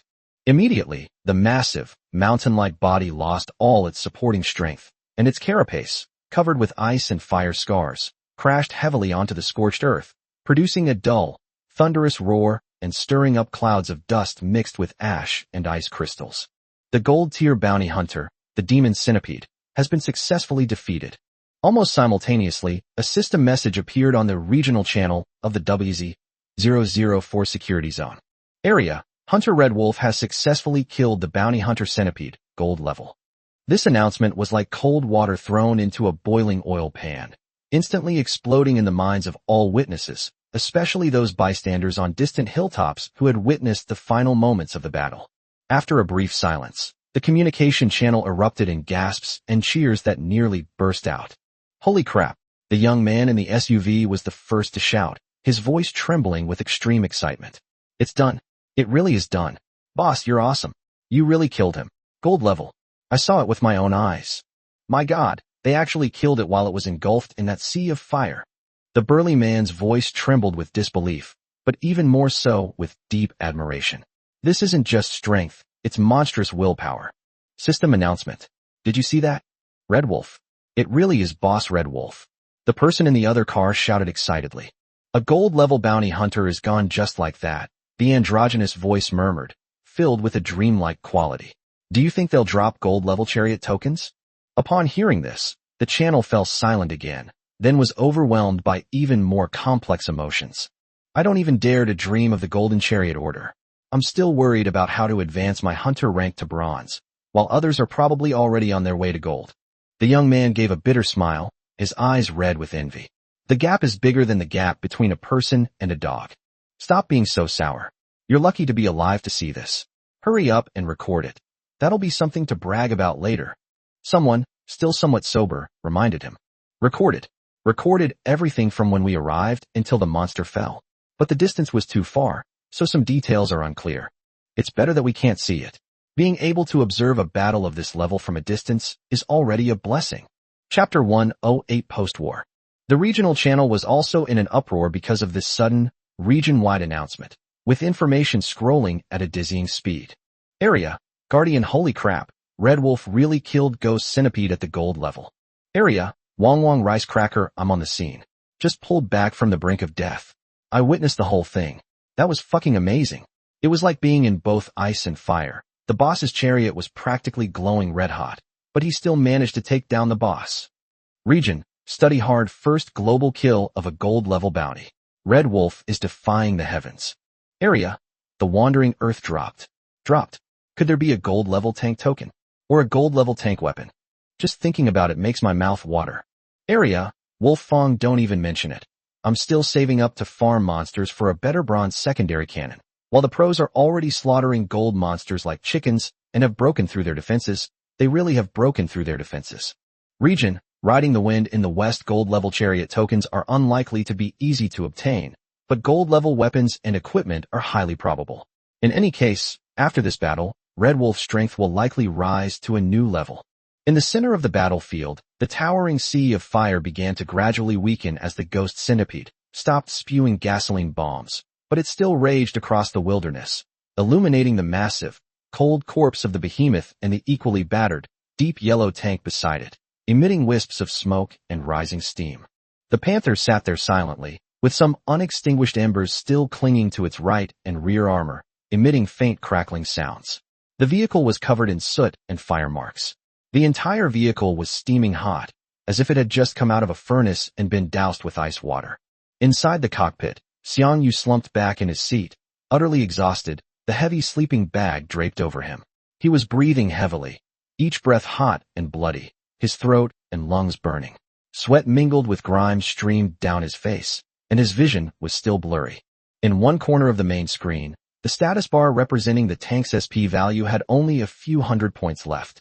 Energy shield, 65016,000. This was the most brutal battle Xiang Yu had experienced since he stepped into the wilderness. Noah, get out of here first.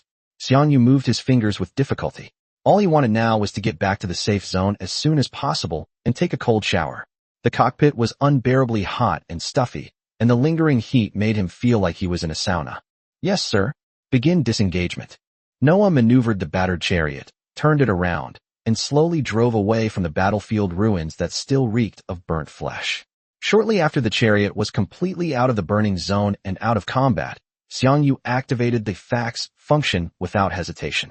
Target, WZ-00, Force Safe Zone, return.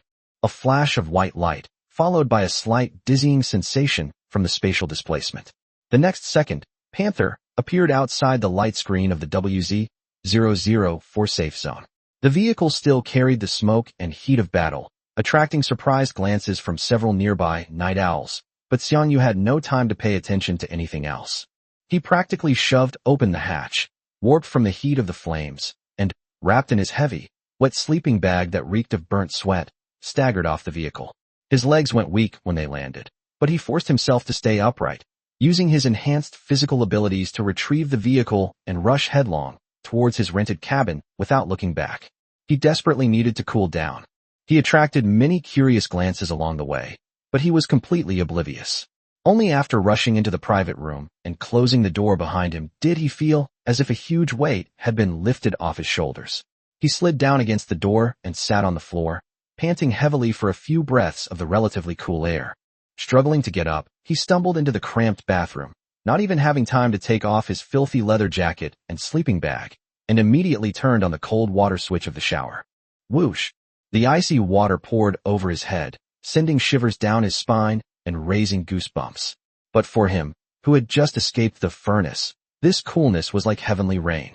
He tilted his head back, opened his mouth wide, and greedily swallowed several mouthfuls of cold water, then let the water wash over his scalding hair, cheeks, and neck. The cool water washed away the excessive heat from his body and slightly soothed his overly tense nerves.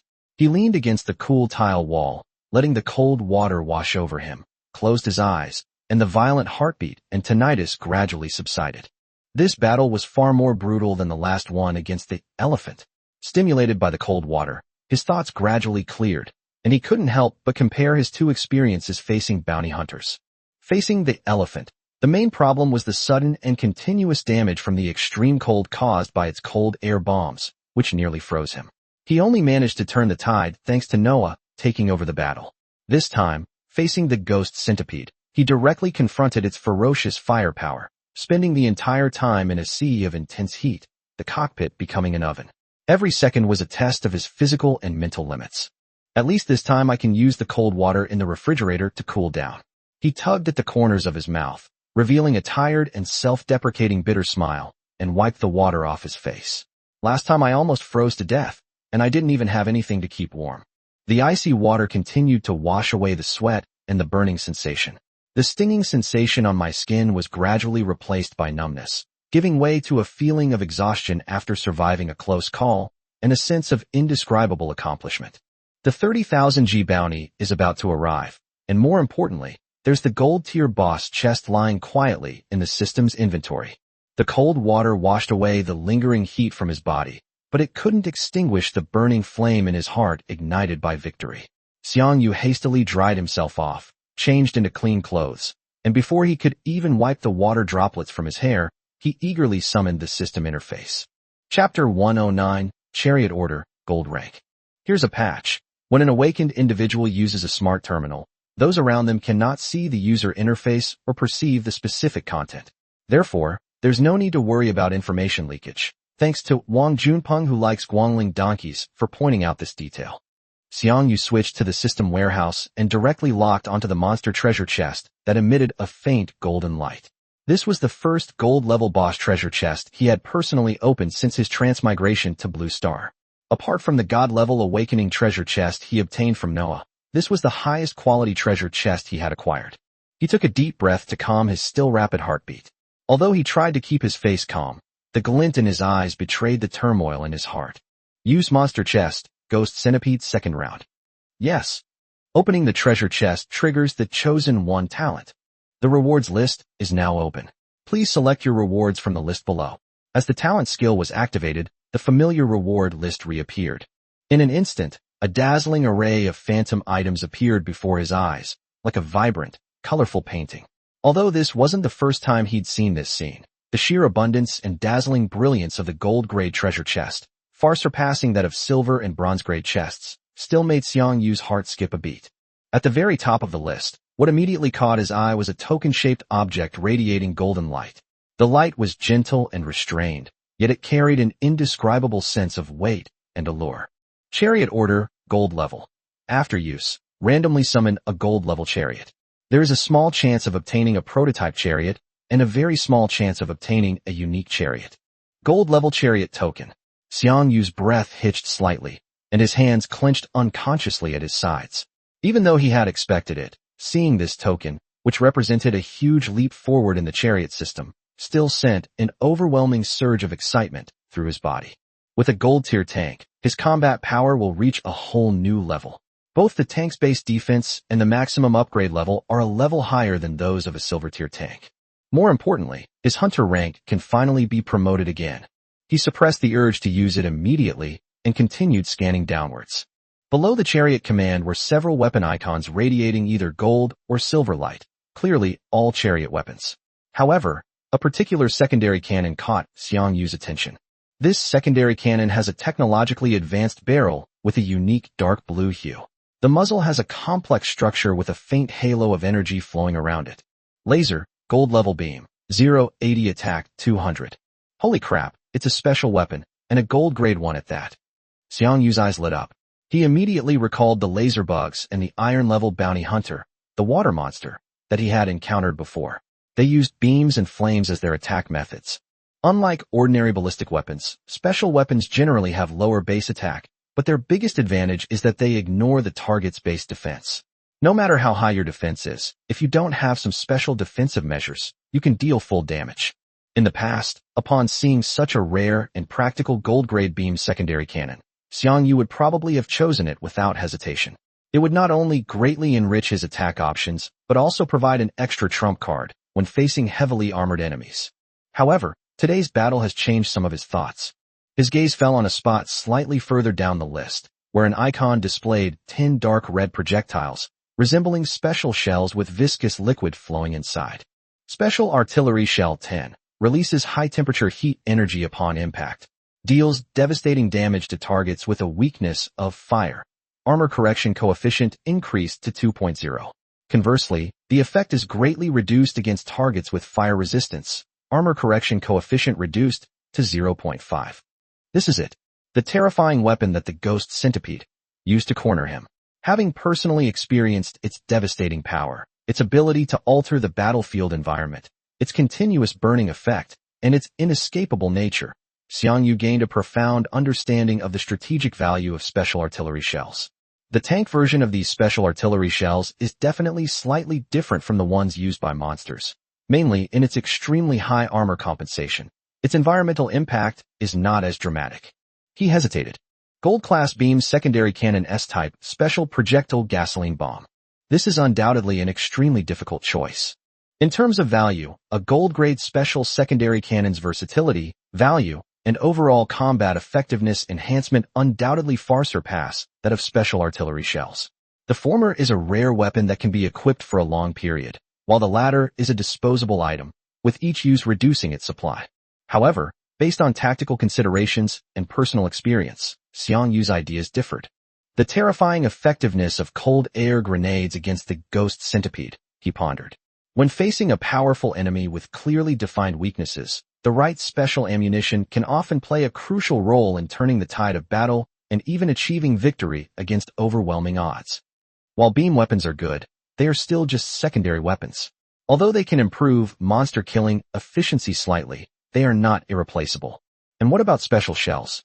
So far, I've only gotten cold air bombs from monster chests obtained after killing elephants, and now I've seen Molotov cocktails in Ghost Centipede chests. Xiang Yu sorted through his memories. Even in the trading post, I've never seen anyone selling special shells. It seems that their acquisition methods are extremely limited, and they may only appear with a probability in high-level boss chests. This means that the rarity of special munitions may even exceed that of gold-level equipment. They are true strategic reserves, and once used, they are gone forever, making them difficult to replenish in the short term. Faced with a powerful enemy that is weak in fire, these 10 petrol bombs might be the decisive trump card. Just like the cold air bombs today. He recalled the high amount of heat generated when the Ghost Centipede was hit by the cold air bomb, and how it moved slowly and screamed in pain after being covered in frost. As for the beam secondary cannon, it is very strong and very rare, but it is not indispensable. More importantly, he has just obtained the gold-level tank order, and will soon have a new tank. At that time, his weapon requirements may change. Choosing a fixed type of secondary gun now might not be as cost-effective as stockpiling some game-changing ace tanks that could change the game in crucial moments. Chapter 110, Pouch Bomb. Thoughts raced through my mind. Weighing the pros and cons, time seemed to slow down the moment the golden treasure chest was opened. Finally, Xiang Yu's eyes hardened again. He made his final choice. I choose tank order, gold level, and special artillery gasoline bomb. As he confirmed, the dazzling reward list before him rippled and then vanished. At the same time, 2 items quietly appeared in the system's inventory. A Chariot token, radiating golden light, and 10 gasoline bombs. It might seem a pity not to have chosen that tempting gold-class beam secondary cannon. But looking at the 2 new items in the warehouse, Xiang Yu felt a sense of peace and anticipation. The Golden Chariot Order represents a qualitative leap in the future of chariots and is the cornerstone of long-term development. Molotov cocktails, on the other hand, are a trump card for dealing with specific crises and an important supplement to tactics. Special weapons will still be available in the future, he murmured to himself, closing the system interface. But rare special shells are hard to come by. He withdrew his consciousness from the system interface and turned his gaze to the window. The lights of the WZ-004 safe zone flickered sporadically in the night. A thrilling hunt had ended, but a new chapter, perhaps, had only just begun with the arrival of this gold-level tank order. And those 10 gasoline bombs lying quietly in the warehouse were like silent seeds of fire, waiting for a future moment to ignite a raging inferno that would consume their formidable enemy. After dealing with the golden treasure chest, a huge weight lifted from his heart, and a wave of intense fatigue washed over him. Xiang Yu leaned back in his chair, rubbed his temples, and suddenly remembered something important. Oh right, the information fee hasn't been paid yet. It's been quite a while since the boss was killed, so the guy who provided the information shouldn't think he's planning to renege on his 10% bounty. He immediately reactivated the system, logged into the Awakened forum, found the bounty information post he had previously made, and quickly scrolled to the reply with the screenshot. He clicked on the other party and initiated a private chat. Sorry bro, I just finished defeating the boss and have been dealing with the mess afterward, so I was a little delayed. I'll transfer the intelligence fee to you right away. The message was sent and received a reply in less than 5 seconds, so it seems this person is also a night owl who doesn't like to sleep. You're too kind, sir. I was just watching the excitement on the regional channel, and I heard them saying someone was fighting a giant centipede. I guessed it must be you, Red Wolf. And I was right. You're amazing. You actually killed a gold-level bounty hunter. Seeing the other person's excited tone, Xiang Yu smiled and replied, Haha, I was lucky to have a way to control it. By the way, I'll transfer the money to you directly via private message. Please check. After saying that, he used the interface to initiate a transfer of 5,000 G of War Chariot coins to the other party. Almost instantly after the transfer was completed, the other party sent a series of replies with question marks. Wait, did the big shot accidentally transfer 5,000 G? The bounty is 30,000 G, 10% should be 3,000 G. How did it transfer to 5,000 G? Xiang Yu calmly replied, That's right, brother. Here's 5,000 G for you. Thanks to the information you provided. And this time the haul was pretty good. We got a gold-level War Chariot token.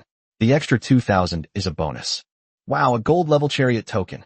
Congratulations, this guy is about to advance to gold-level Hunter. So powerful. I'm so envious I could split my limbs. Even through the screen, you could feel the other person's excitement and envy. Xiang Yu was also in a good mood and replied, Haha, congratulations to you too. It was a pleasure working with you this time. If you have any high-level bounty hunter intelligence in the future, feel free to contact me. That battle just now was a bit exhausting. I'll rest now.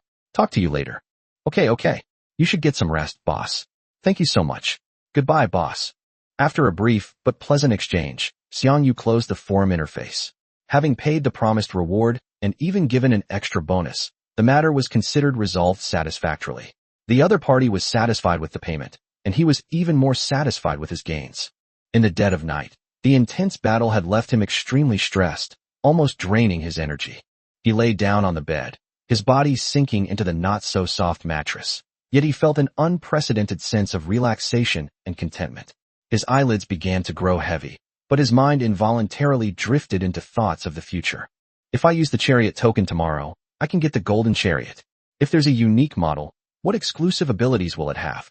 After advancing to the Gold Rank Hunter, you can unlock and accept Diamond Rank quests. Just how generous are the rewards for those quests? Filled with anticipation for increased power and a subtle excitement for unknown challenges, Xiang Yu's lips unconsciously curled into a slight smile. Ultimately, physical exhaustion overwhelmed his mental agility, and his consciousness gradually sank into the warm darkness. Meanwhile, in the WZ-004 Safe Zone's regional channel, the atmosphere was still electric, with no one sleepy. The shocking news of the kill of the gold-level bounty hunter acted like the most potent stimulant, keeping all the sleepy awakened active and intensely discussing the legendary battle that had just taken place. Area, Wong Wong Rice Cracker. After watching Red Wolf's battle, I truly understand what the difference in skill is. That golden boss's attack was simply earth-shattering. If my little black iron jeep went up there, let alone withstand it, it would probably fall apart after just one graze. Area, Guardian +1. Just hearing the description of the special shell's coverage area and continuous burning makes my legs weak. If I were in that kind of sea of fire, forget about fighting. Just being able to stay conscious and drive the car out would be a testament to my strong mental fortitude. Area, Wolf Warrior Sigh. I regret it. I hesitated when I heard the commotion and didn't dare to go out, and see for myself. I can only listen to your stories here. I feel like I missed an epic show. Area, Lung Feng haha. Even if you went there, you'd only be able to hide far away like us, just catching a glimpse of the outline through binoculars. The aftershocks of that battle were terrifying, flames flying everywhere, explosions constantly happening. We dared not approach the core area. Just being able to see a shadow and hear some noise from afar was already worth the price of admission. Just then, a statement tinged with obvious excitement and boasting suddenly broke through the crowd's reflections. Region, Drunken Monkey, thank you so much, Red Wolf, for the super big red envelope. Congratulations on winning the Golden Chariot token. You're awesome. This abrupt thank you and congratulations message momentarily silenced the channel before being flooded with even more question marks. Region, Wong Wong Rice Cracker, bro, what's going on? What red envelope? What chariot token? Explain yourself. Area, Cold Front exactly. Stop beating around the bush. Explain yourself. Chapter 111 Summoning the Gold Rank Chariot. Area, Drunken Monkey, didn't I post the information about the ghost centipede spawning in WZ004 in the bounty thread before? The boss just messaged me and transferred the reward to me. The agreed upon 10% bounty was 3000 G, but the boss transferred 5000 G directly. I asked if the boss had transferred it by mistake, and the boss said the information was very timely, and thanks to me, he got a Golden Chariot token, so the extra 2000 G was a thank you gift. Region, Wolf Warrior. Area, that's right, bro, holy crap. We actually got the tank order. Area, tank without rear view mirrors the Golden Chariot. Oh my god, this guy's about to take off on the spot, directly advancing to gold level hunter. Tears, uncontrollably streamed down my face. Region, Want Rice Cracker, the strong always get stronger. This big shot is not only incredibly strong, but also so considerate. He agreed to give 10%, but ended up giving more. No wonder he gets stronger. Area, Capture the King Brothers. How about we form a powerful team and try our luck challenging the Golden Boss? What if we succeed? Area, Man's true colors, wake up, bro. You're talking nonsense before you're even asleep? What kind of setup does he have? What kind of setup do you have? Take a look at what kind of vehicle you're driving and what kind of weapon you're using. Don't get wiped out by mobs halfway through before even seeing the Golden Boss. Then you'll have nowhere to cry. Area, West Wind, if you want to die, go ahead and do it yourself. Don't take us with you. Region, that's so true, bro, haha. The commotion on the channel lingered for a long time, with exclamations, envy, discussions, and jokes weaving together into a midnight hymn to the victor. The next day at noon, Xiang Yu slowly awoke from a deep, almost unconscious state of exhaustion. The battle with the ghost centipede, the previous night, a clash of ice and fire, had not only depleted his physical strength and ammunition, but also placed a considerable burden on his mind. Deep sleep is the body's best way to repair itself, and it wasn't until late morning that the feeling of utter despair, as if his soul had been drained, gradually subsided. He got up, feeling a slight ache and fatigue in his limbs, but his mind was clear. He quickly made himself a simple meal with the remaining food from the system's inventory, then composed himself and left the apartment for the hunter's office. Walking down the slightly noisy street, he summoned the system panel, remotely operated it, and collected the reward for killing the ghost centipede. Congratulations, Hunter. You have successfully claimed the bounty for the first boss, the demon centipede. A crisp notification sound rang out, and another 30,000 G fell into my pocket. He quickly calculated the income and expenses of the past 2 days. In order to search for the boss, he did not accept any commission missions, but the net expenses were not small. 5,000 G for intelligence fees, 1,000 G for cross-region teleportation, and ammunition and material supplies before and after the battle. Fortunately, this huge sum of 30,000 G instantly wiped out all the expenses and even brought a small surplus. I currently have over 110,000 G on me. The hunter's home shop has 90,000 G in funds. Xiang Yu glanced at his total assets, hesitated for a moment, and then withdrew 50,000 G from the shop account to his personal account. The Golden Chariot is almost mine. It's time to spend money to upgrade it again.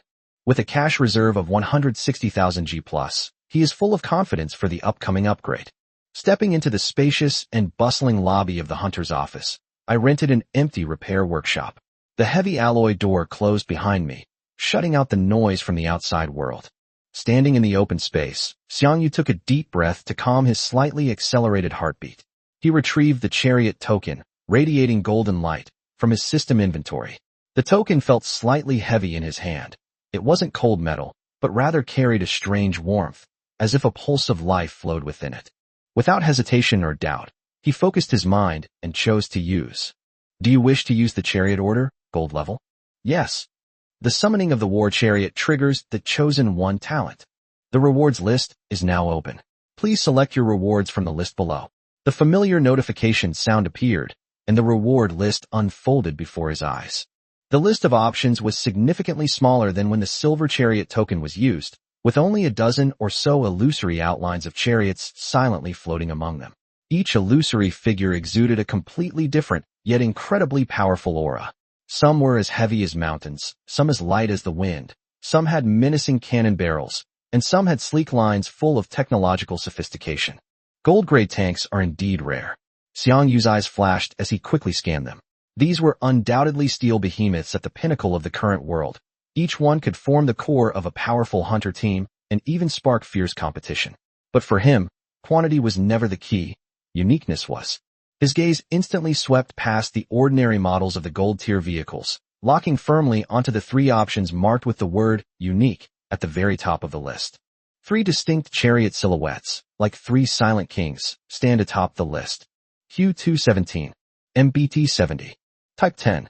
When Xiang Yu's gaze fell upon the first option, Hu type, his pupils contracted slightly, then shone with an irrepressible light of surprise.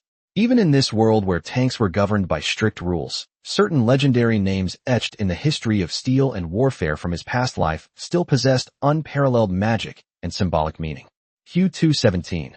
This codename was associated with heavy armor, powerful firepower, and a near totem-like sturdiness and reliability forged in the crucible of war. The other two, the MBT 70 and Type 10, are equally distinctive, representing top-tier tanks born from different philosophies. Their brilliance is undeniable. But Xiang Yu's heart had already made its choice the moment he saw the Tiger. Its sharp, solid, and robust outline, its iconic turret and long-barreled main gun, seemed to instantly strike at his most primal and intense aesthetic sense and trust in heavy tanks. This is it. With focused intent, there was no more hesitation. Select confirm. Chariot summoned successfully. Acquired. Hu 217, gold grade, unique. Chapter 112, Hu 217. Boom. As if in response to this definite summons, the entire reward list in front of them, along with all the phantoms, instantly collapsed inward, transforming into an extremely solid golden point of light. The point of light suddenly expanded, bursting forth with a brilliant light several times stronger than before, instantly filling the entire repair workshop. Amidst the light, the massive silhouette of shadow rapidly solidified and materialized. The roar of metal forging, the hiss of hydraulic system activation, the deep roar of the engine's first ignition, all these exhilarating mechanical sounds intertwined, playing the prelude to the birth of steel. The intense light lasted for several seconds before receding rapidly like a tide. A heavy armored vehicle appeared in the repair shop. This is a massive, rugged steel behemoth, brimming with a profound sense of history and top-notch craftsmanship. Its entire body is covered in a specially treated matte gray-brown paint, as if it absorbs light, exuding a calm and restrained presence. The hull is significantly taller and longer than the silver-class Panther, with sharply angled, sloping armor plates forming its main silhouette, each seam revealing precision and sturdiness. Most striking is its turret, low and wide, with an extra-long main gun tilted slightly forward at a highly aggressive angle. Its thick barrel radiates a cold, murderous aura. The additional side skirts, staggered road wheels, and various sensors and auxiliary equipment around the hull all highlight its complexity and power as a unique, class gold-tier vehicle. It stood there silently, without moving, yet it naturally exuded a heavy, imposing aura, as if it were not an ordinary tank, but a mobile steel fortress. The lights from the workshop's ceiling shone on its thick, sloping front armor, reflecting a dark and solid luster.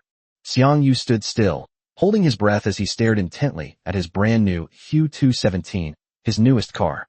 An indescribable surge of emotion, a mixture of awe, satisfaction, pride, and boundless anticipation, instantly coursed through my entire body.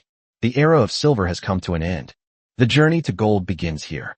Xiang Yu directly opened the system panel, switched to the chariot panel, and began to view the data of this unique gold chariot. Tank. Hu 217, Gold class, only 1. Tank tier, 080.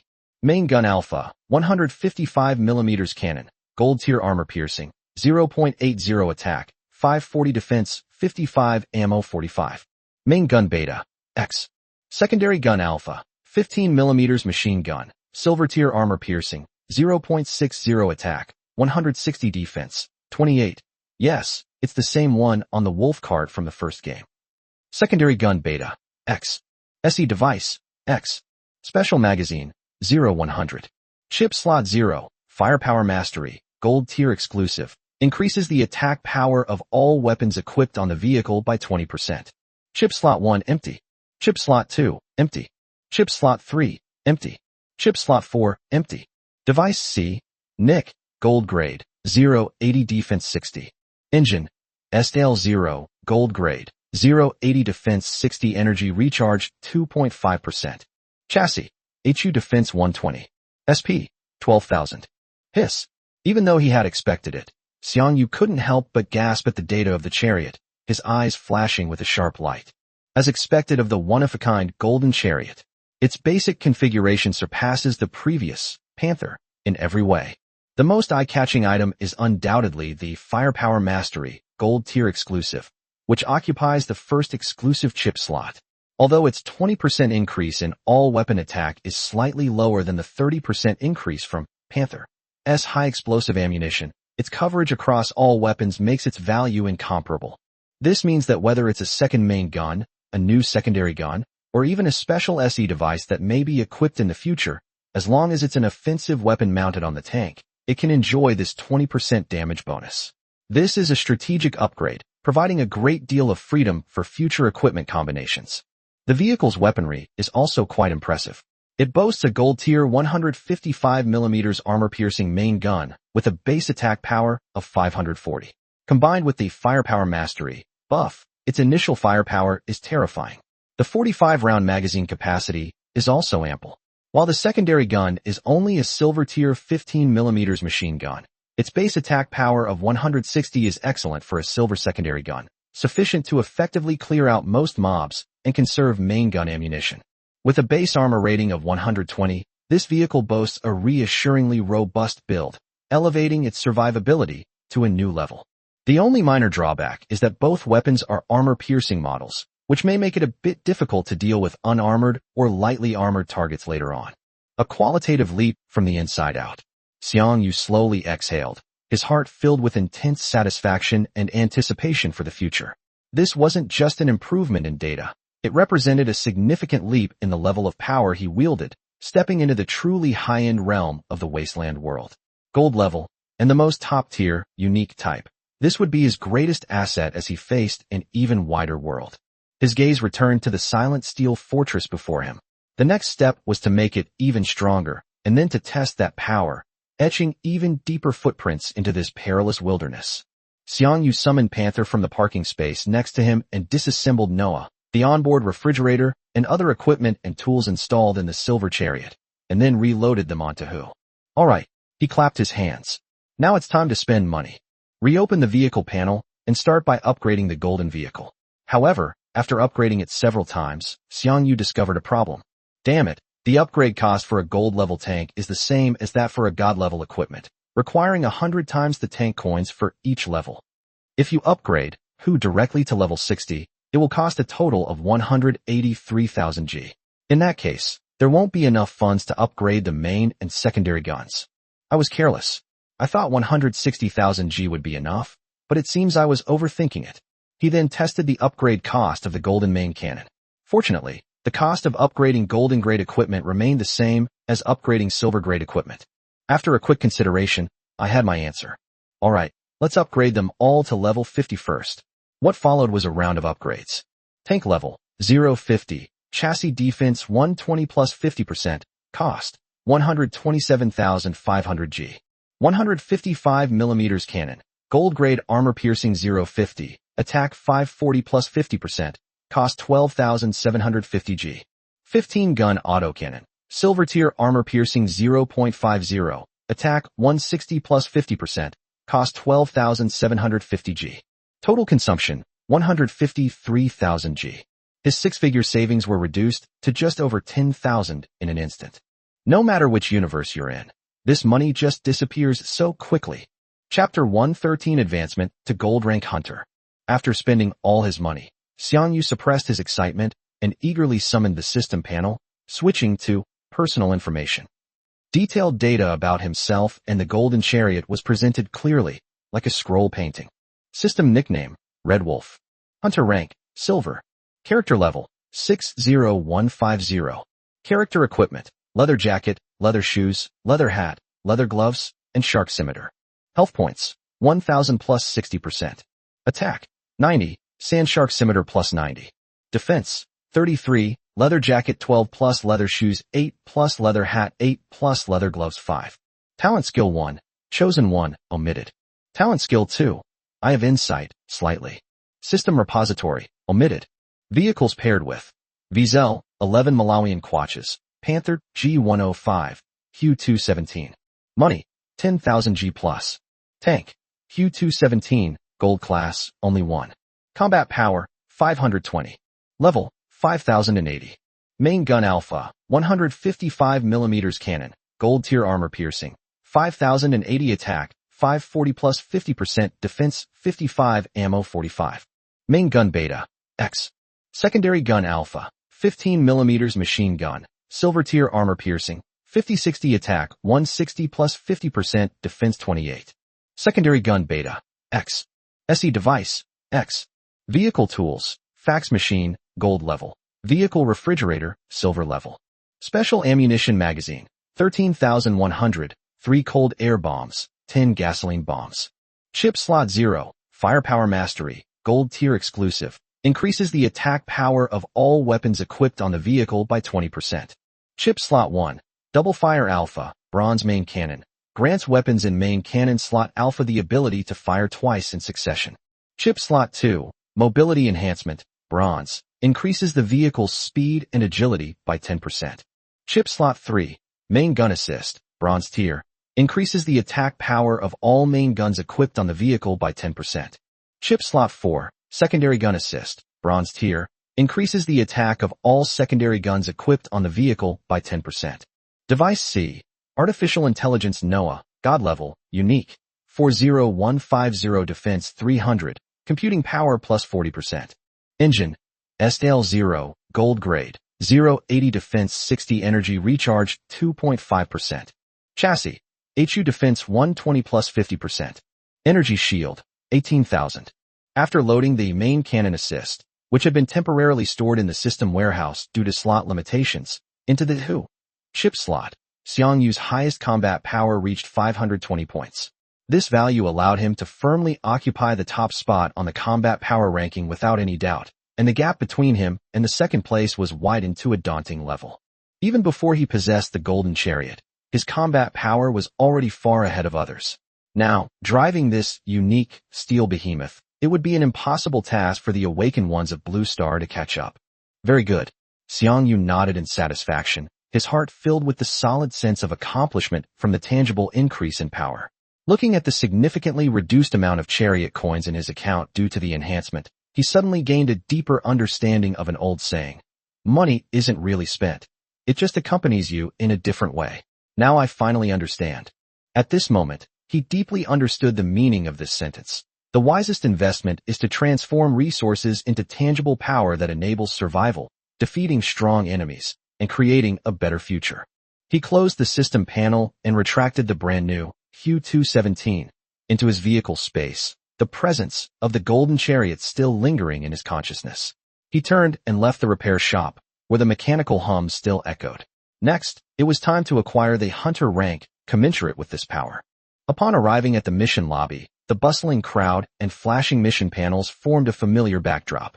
Xiang Yu walked straight to an idle smart terminal.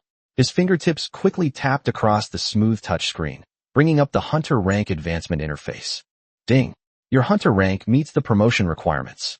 Do you want to promote now? Without hesitation, I clicked the confirmation button. Yes. Ding! Congratulations to Hunter Red Wolf on your successful rank advancement. Current hunter rank, Gold. Quest authority has been upgraded. Almost at the same instant he successfully advanced, a A system notification sounded directly in the minds of all the awakened ones. A hunter has successfully advanced to gold rank. New special ammunition added to self-service terminals for tank resupply. Special shells, auxiliary attack ammunition used exclusively by the main gun of the tank. Depending on the type of shell, they can not only deal basic damage, but also apply various special status effects to deal with different battles and enemies. They are normally loaded in a special magazine on the tank and need to be reloaded after each firing, so the rapid-fire effect of the multi-fire chip cannot be triggered. A new teleportation node, Wasteland, has been added to the Safe Zone Teleportation Hall. Wasteland. The planet's name has been lost to war and time, now only known as Wasteland. Once, it sat on the bustling frontier of the Chariot universe, a world-renowned trade and transportation hub, teeming with ships and a brilliant civilization, hailed as the never-sleeping star ring. Until the prelude to the Abyss's invasion began here. As the first frontline planet to bear the brunt, Wasteland was instantly transformed into a battlefield outpost. An unimaginable war swept the globe, rules collapsed, and order vanished. The former glory was completely erased, leaving only the scars of war, deeply embedded in the planet's geology and spatial structure, scattered throughout every corner. The entire planet is perpetually shrouded in a violent, anomalous energy field, with high-intensity electromagnetic pulses and deadly radiation omnipresent, capable of causing continuous and cumulative damage to unprotected vehicles and their crews. The landscape has been drastically altered, now consisting mostly of gigantic craters, crystallized ruins, twisted metal graveyards, and perpetually raging energy storm zones. Torn by the dual distortions of abyssal energy and the extreme war environment, the planet's native creatures merged and mutated with abyssal monsters, evolving into a large number of indescribable and extremely dangerous aberrations and abyssal monsters. Minimum teleportation requirement.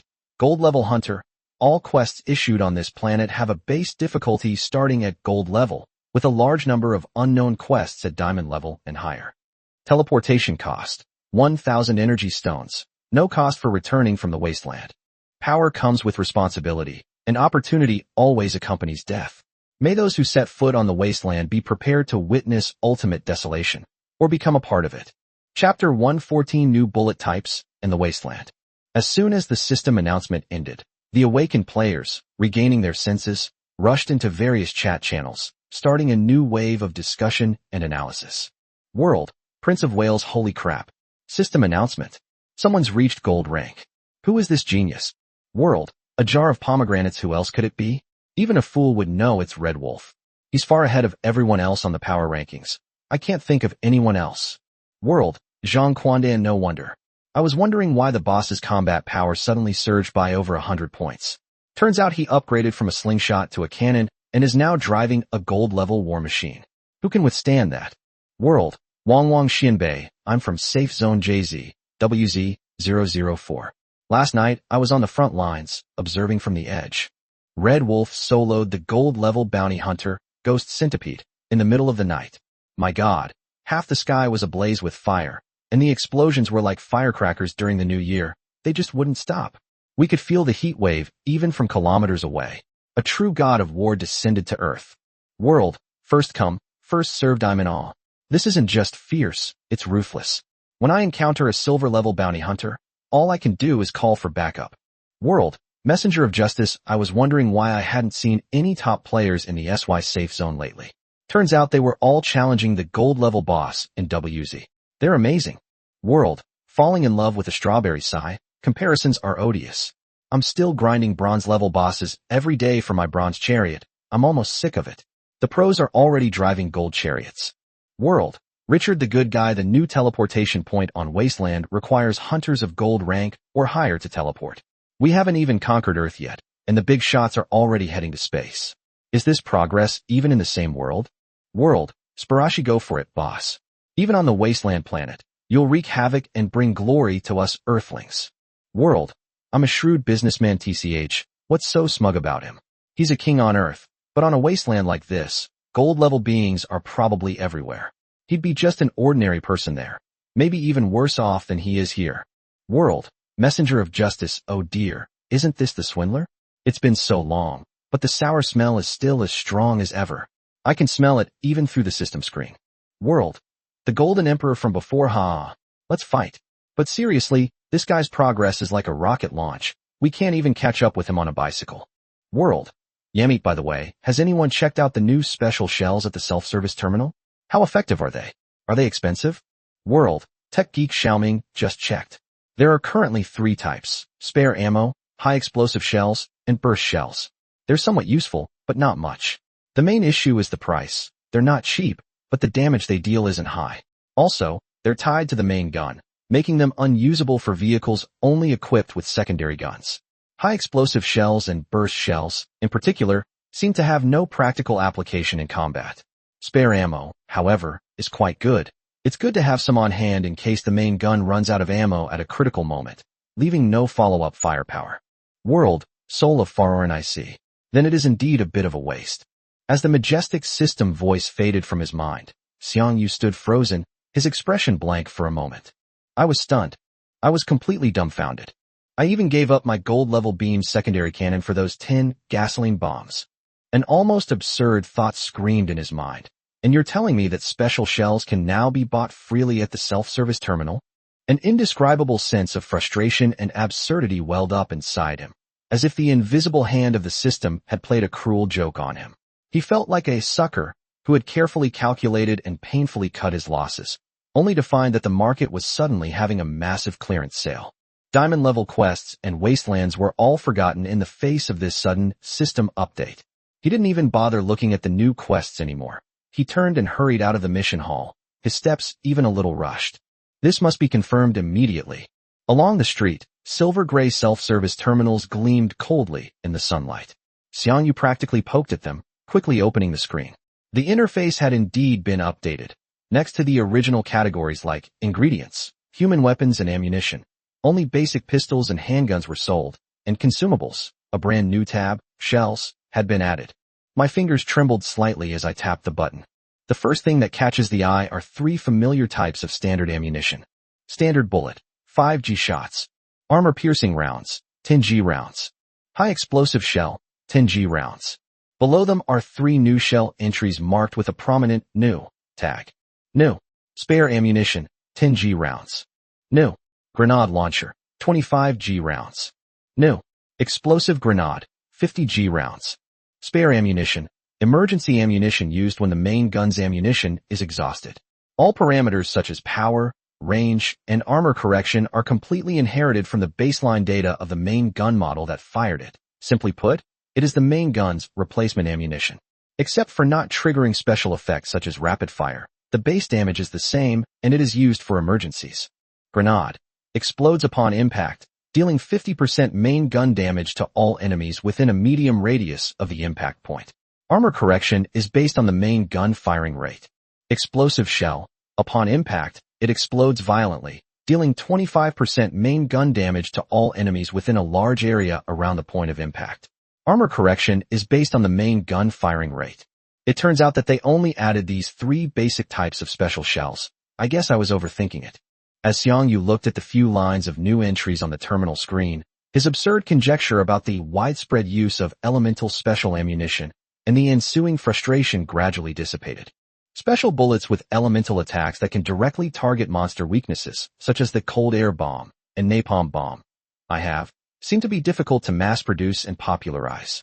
He pondered to himself, what the system opens up are more tactical expansion bullet types than elemental special attack types. That makes sense. Otherwise, the threat of those gold-level monsters that rely on elemental weaknesses would be greatly reduced. With this clarified, the previous feeling of huge loss hasn't completely faded, but it's at least not so acute anymore.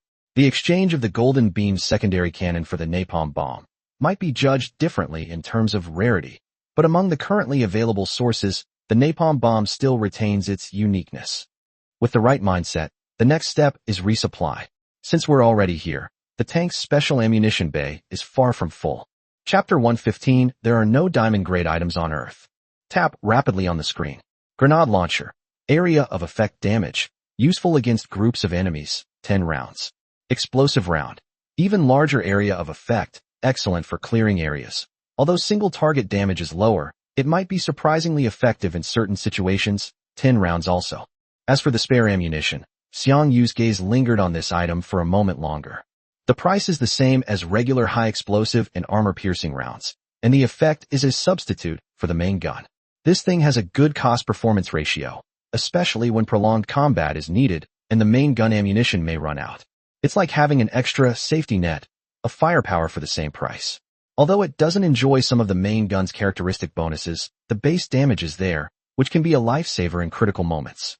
It won't hurt to have more, he thought, and bought 50 rounds directly. Anyway, the price wasn't high, and the special magazine capacity was sufficient. After a series of transactions, he spent some tank coins, but in return, his special ammunition magazine was full. He brought up the tank status interface and looked at the newly replenished ammunition reserves. Special ammunition card, 83,100. Cold air bombs, 3, 7 were used in the previous battle against the demon centipede. 10 petrol bombs. Grenades, 10 rounds, new edition. Explosive rounds, 10 rounds, new edition. Reserve ammunition, 50 rounds, newly added. Almost there. Looking at the magazine, which was mostly filled with various ammunition icons, Xiang Yu nodded in satisfaction. The main gun had ample conventional ammunition, and there was also a wide range of tactical options for special ammunition, from single target attacks to area of effect clearing, and even sustained fire support. The configuration was quite comprehensive. Leaving the self-service terminal, he took one last look at the bustling street and the energy barrier of the safe zone in the distance. The slight turmoil in his heart had completely subsided, replaced by a solid sense of reassurance that came from being fully prepared. Now, it's time to take on the real challenge and let this brand new golden chariot and its full magazine of ammunition prove their worth. As for the newly unlocked wasteland planet, which sounded fraught with danger, Xiang Yu pondered for a moment and then temporarily placed it in his later plans. The reasons were simple. First, the final rookie trial was the day after tomorrow, and he didn't want to miss it. Second, the single teleportation fee of 1,000 energy stones, equivalent to 10,000 G-chariot coins, was no small sum. Having just upgraded his chariot, his wallet desperately needed a boost. While this dungeon ticket was necessary, there was no need to rush. I'll wait a few days, prepare more thoroughly, and then test the waters, he decided. As he pondered, he stepped out of the safe zone. The scent of the wilderness rushed towards him, and he simultaneously activated the system, using remote access to browse the higher-level quests he had just unlocked. After flipping through a few pages, Xiang Yu frowned slightly. That's not right. I'm already a gold-level hunter, so how come the highest-level quest is still only gold-level? He specifically chose to sort by difficulty in descending order in the filtering criteria, but at the top of the list, not a single request with the imagined diamond luster appeared. The list was uniformly golden, as if an invisible ceiling was pressing down firmly on the task system. It seems that on Blue Star, the gold level is the pinnacle. He quickly came to this conclusion, his tone tinged with understanding and a hint of helplessness. Higher-level challenges, richer rewards, and those diamond-level, or even higher-level commissions that only exist in rumors probably only exist on that wasteland planet that requires exorbitant teleportation fees to reach. This deduction is reasonable. The system's intention is clear. Grow to the gold level on Earth. Gain basic dungeon teleportation, qualifications, and basic combat power. And then, want to go further? Please purchase a ticket to a wider, more dangerous stage. Tisk, looks like I can't avoid paying the 10,000 G entrance fee. Xiang Yu closed the mission interface, a wry smile tugging at the corner of his mouth. His initial sliver of hope, that he might be able to get a diamond-level mission on Blue Star to practice, was completely dispelled. His goal became crystal clear, to complete his final accumulation and trials on Earth, and then, with his golden chariot, go to the so-called first battlefield at the edge of the chariot universe, to witness a truly grand spectacle. He gazed at the desolate horizon, his eyes sharpening and focusing once more. The path to greater strength had a price, and he was never hesitant to pay the necessary cost to become stronger. Now, before setting off, he needed to make himself and his chariot even more robust. With a slight thought, Xiang Yu summoned his new vehicle. Buzz. The air seemed to be disturbed and compressed by an invisible force, and then a huge, heavy shadow appeared suddenly on the open ground of the wilderness, accompanied by a deep rumble. Hui 217. This unique gold-class war machine is also the only gold-class war machine on Earth. It is the first time that its figure has been revealed under the sky of the wilderness. The matte gray-brown paint with a unique anti-magnetic texture does not reflect dazzling light under the midday sun. Instead, it seems to absorb light, exuding a sense of solidity and weight. It simply stood there, naturally forming a domain filled with a sense of oppression, where the surrounding air seemed to become thick and heavy. Holy crap! Not far away, several awakened ones who were about to leave the safe zone were startled by the sudden appearance of the steel behemoth and stopped in their tracks, their eyes wide with surprise. This vehicle is huge. A young man driving an armored pickup truck gaped, instinctively comparing it to his own rather small black iron-class vehicle. It's at least twice the size of mine. What level is this? Silver level? Does our WZ-004 have any silver level big shots? I've never heard of them. His companion was equally shocked, and his voice changed. Wait. Another, more astute hunter suddenly remembered something, lowering his voice with barely suppressed excitement and awe. You guys forgot? The server-wide announcement this morning. Red Wolf has been promoted to gold. He killed a gold-level ghost centipede right here yesterday. Could this be his new gold chariot? Gold class. The group gasped, their eyes widening in astonishment as they looked at the gray-brown steel fortress again. Their gazes were now filled with awe, curiosity, and an almost uncontrollable excitement. I knew it. That size, that presence, a silver-class vehicle simply doesn't have that feel. Look at the texture of that armor. Those cannon barrels alone give me the creeps. Quick, take a few pictures. This is the first time the Golden Chariot has made its debut, and it belongs to Boss Red Wolf. I can brag about this for half a year. Someone hurriedly turned on the system's camera function and started snapping away at Q217 to record this historic moment. Chapter 116 Returning to the SY-007 Safe Zone. A patch has been added. The armor correction coefficient for grenade launcher and explosive shell has been changed from 1.0 for full armor to be based on the main gun firing value.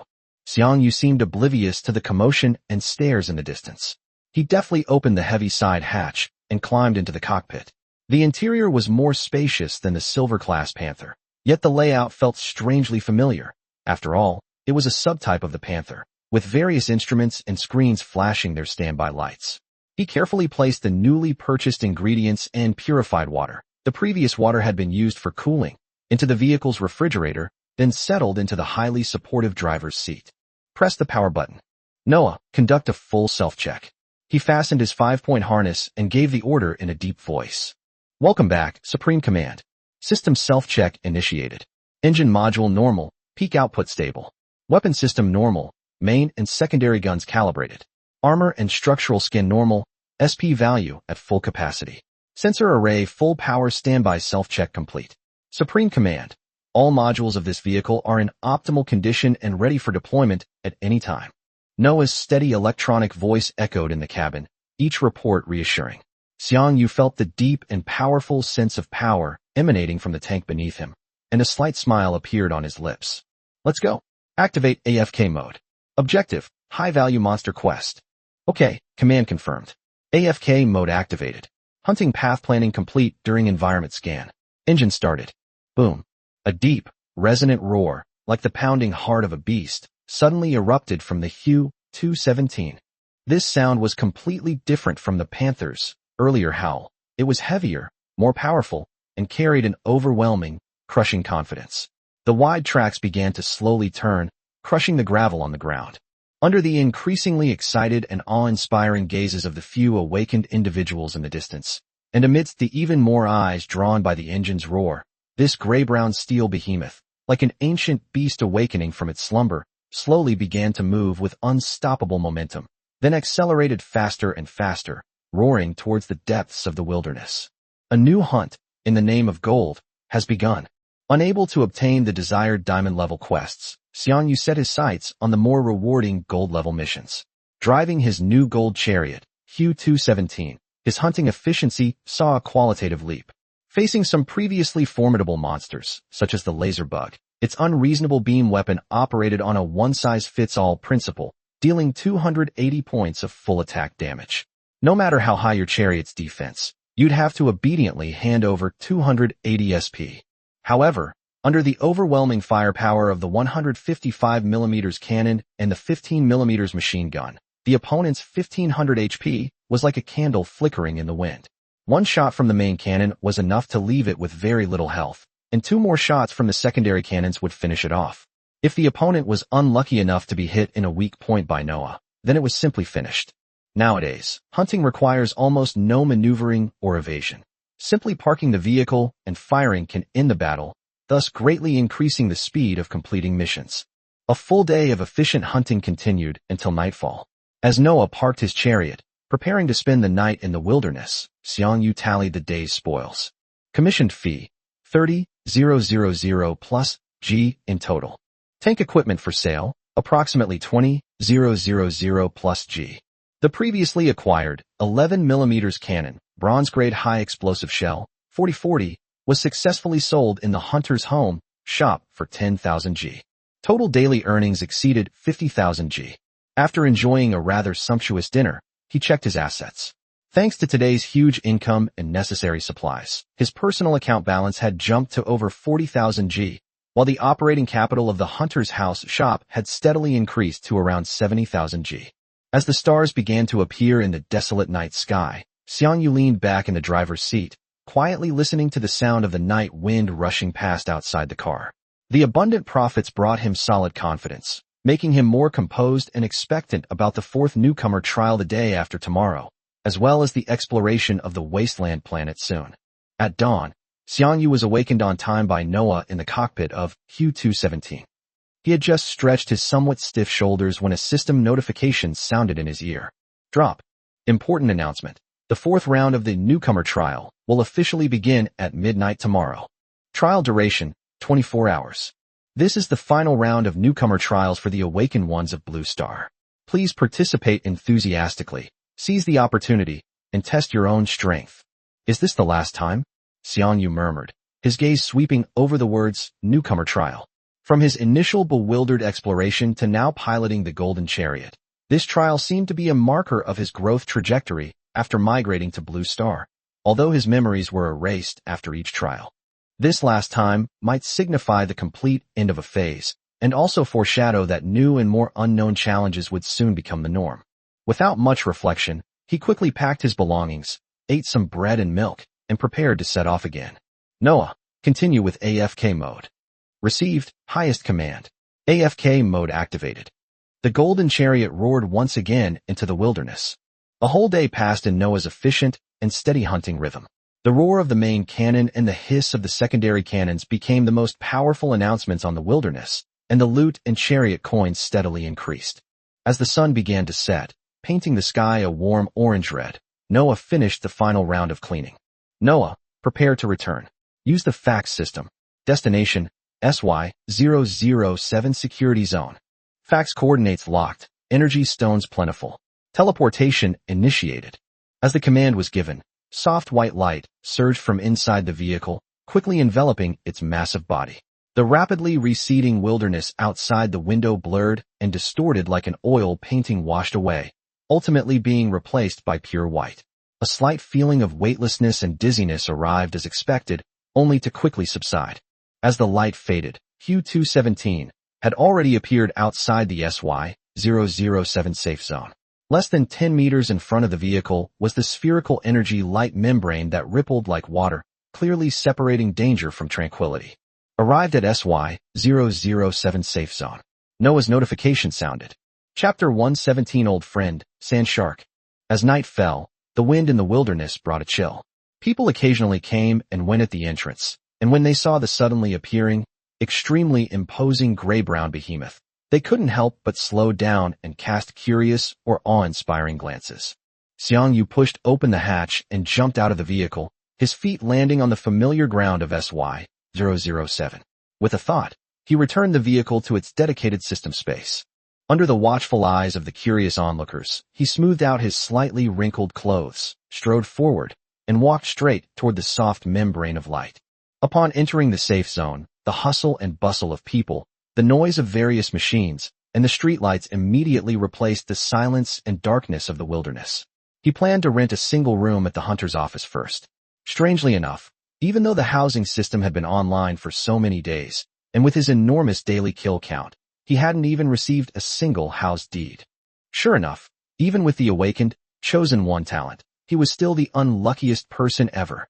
He went into the apartment, made himself a nice dinner to appease his hungry stomach, and then planned to take a nap. He wanted to recharge and wait for the final round of the newcomer trials to begin promptly at midnight. Of course, given his gold-level hunter rank, he's nowhere near being a newbie. Moments before midnight, Xiang Yu awoke precisely from his light sleep. There was no alarm clock. It was purely a precise instinct for time and crisis honed through years of teetering on the brink of life and death. For this final trial of new recruits, he felt no excitement, but rather a calm before the dust settled. As the countdown silently began and the clock hands overlapped, the system notification sounded precisely on time. Drop. The fourth round of newcomer trials has officially begun. The trial entrance opened, and Xiang Yu opened the system panel and clicked teleport. Transmission has begun. Please ensure your surroundings are safe. The white light engulfed him, and after a familiar feeling of being stripped away, he found himself in a dimly lit repair shop filled with the smells of engine oil and dust. At the same time, the trial's instructions clearly appeared. The hunter Red Wolf has begun his trial quest. The objective of this mission is to kill the sand shark. Preparation time, 3 minutes. Let's begin. The sand shark. Xiang Yu raised an eyebrow, a barely perceptible smile curving his lips. So it's an old friend. The intense battle of their first encounter flashed through his mind. His elusive figure in the desert and his astonishing bite force. Time had passed, and he and his vehicle were no longer what they once were. But that didn't stop him from giving his old friend the respect he deserved. He summoned the system and opened the vehicle interface. His gaze swept over the various stats of the Xiang 217, and he began to enhance it. Vehicle level, 50-60, chassis defense 120 plus 60%. Cost 55,500 G. 155 mm cannon. Gold tier armor piercing 50-60. Attack 540 plus 60%. Cost 5,550 G. 15 machine guns. Silver tier armor piercing 50-60. Attack 160 plus 60%. Cost 5,550 G. A total of 66,600 G was consumed. The Chariot coins flowed out like water, and his account balance instantly dropped to only about 1,000 G. But looking at the attack and defense values that jumped on the panel, he felt that this investment was absolutely worthwhile. Next, he went to the self-service terminal in the workshop and replenished the main gun's ammunition magazine. His wallet was nearly damaged. Everything was ready. He pushed open the heavy iron door of the workshop, and a slightly dry wind blew in his face. What came into view was a scene that had a clear coordinate in his memory. Low, earthen yellow houses, winding gravel paths, the shadow of huge cacti in the distance, and the unique scent of the edge of the desert that permeated the air. Motto Town in MM2. Xiang Yu murmured, confirming the location. Memories of the sand shark became clear. It was active in the desert region between Motto Town and El Niño Town. Without delay, he strode out of the town. The sun blazed overhead, and the desert beyond stretched out before him, the heat distorting the distant landscape and highlighting its desolation and harshness. With a thought, the gray-brown Xiang 217 materialized under the intense sunlight, its dark paint rapidly absorbing the heat, like a burning mobile fortress. Upon entering the cockpit, without any commands, Noah had already adjusted the sensor modes according to the environment. Set off for the central region of the desert ahead. Mission objective, Sand Shark. The tank roared, grinding across the soft sand, heading in the direction Xiang Yu remembered. Sensors and onboard radar worked in tandem, filtering out tiny signals from gerbils, scorpions, and other small creatures, searching for the massive target. It didn't take long. Shortly after venturing deeper into the desert, Noah's notification sounded, detected movement signals of a large creature beneath the sand not far ahead. Xiang Yu lowered his observation goggles. The blinding sunlight created halos on the lenses, and he slightly adjusted the filter. A sand dune surged and rose abnormally in the heat, as if some colossal creature was moving beneath it. Then, a huge dorsal fin ripped through the dazzling sand, stirring up clouds of golden dust, its grotesque outline gradually overlapping with the image in his memory. Lock it. The crosshair steadily locked onto the massive body that was barely visible amidst the heat and dust. Unlike the tense probing during their first encounter, this time, Xiang Yu remained calm and composed, without even the desire to take action himself. Fire. Boom. Boom. The roar of the golden main cannon instantly shattered the silence of the desert. 2 armor-piercing shells struck the sand shark's exposed back and flanks with astonishing accuracy. The weaknesses that had once required careful maneuvering were now irrelevant in the face of overwhelming firepower. The sturdy scales were easily torn apart by the golden-level firepower.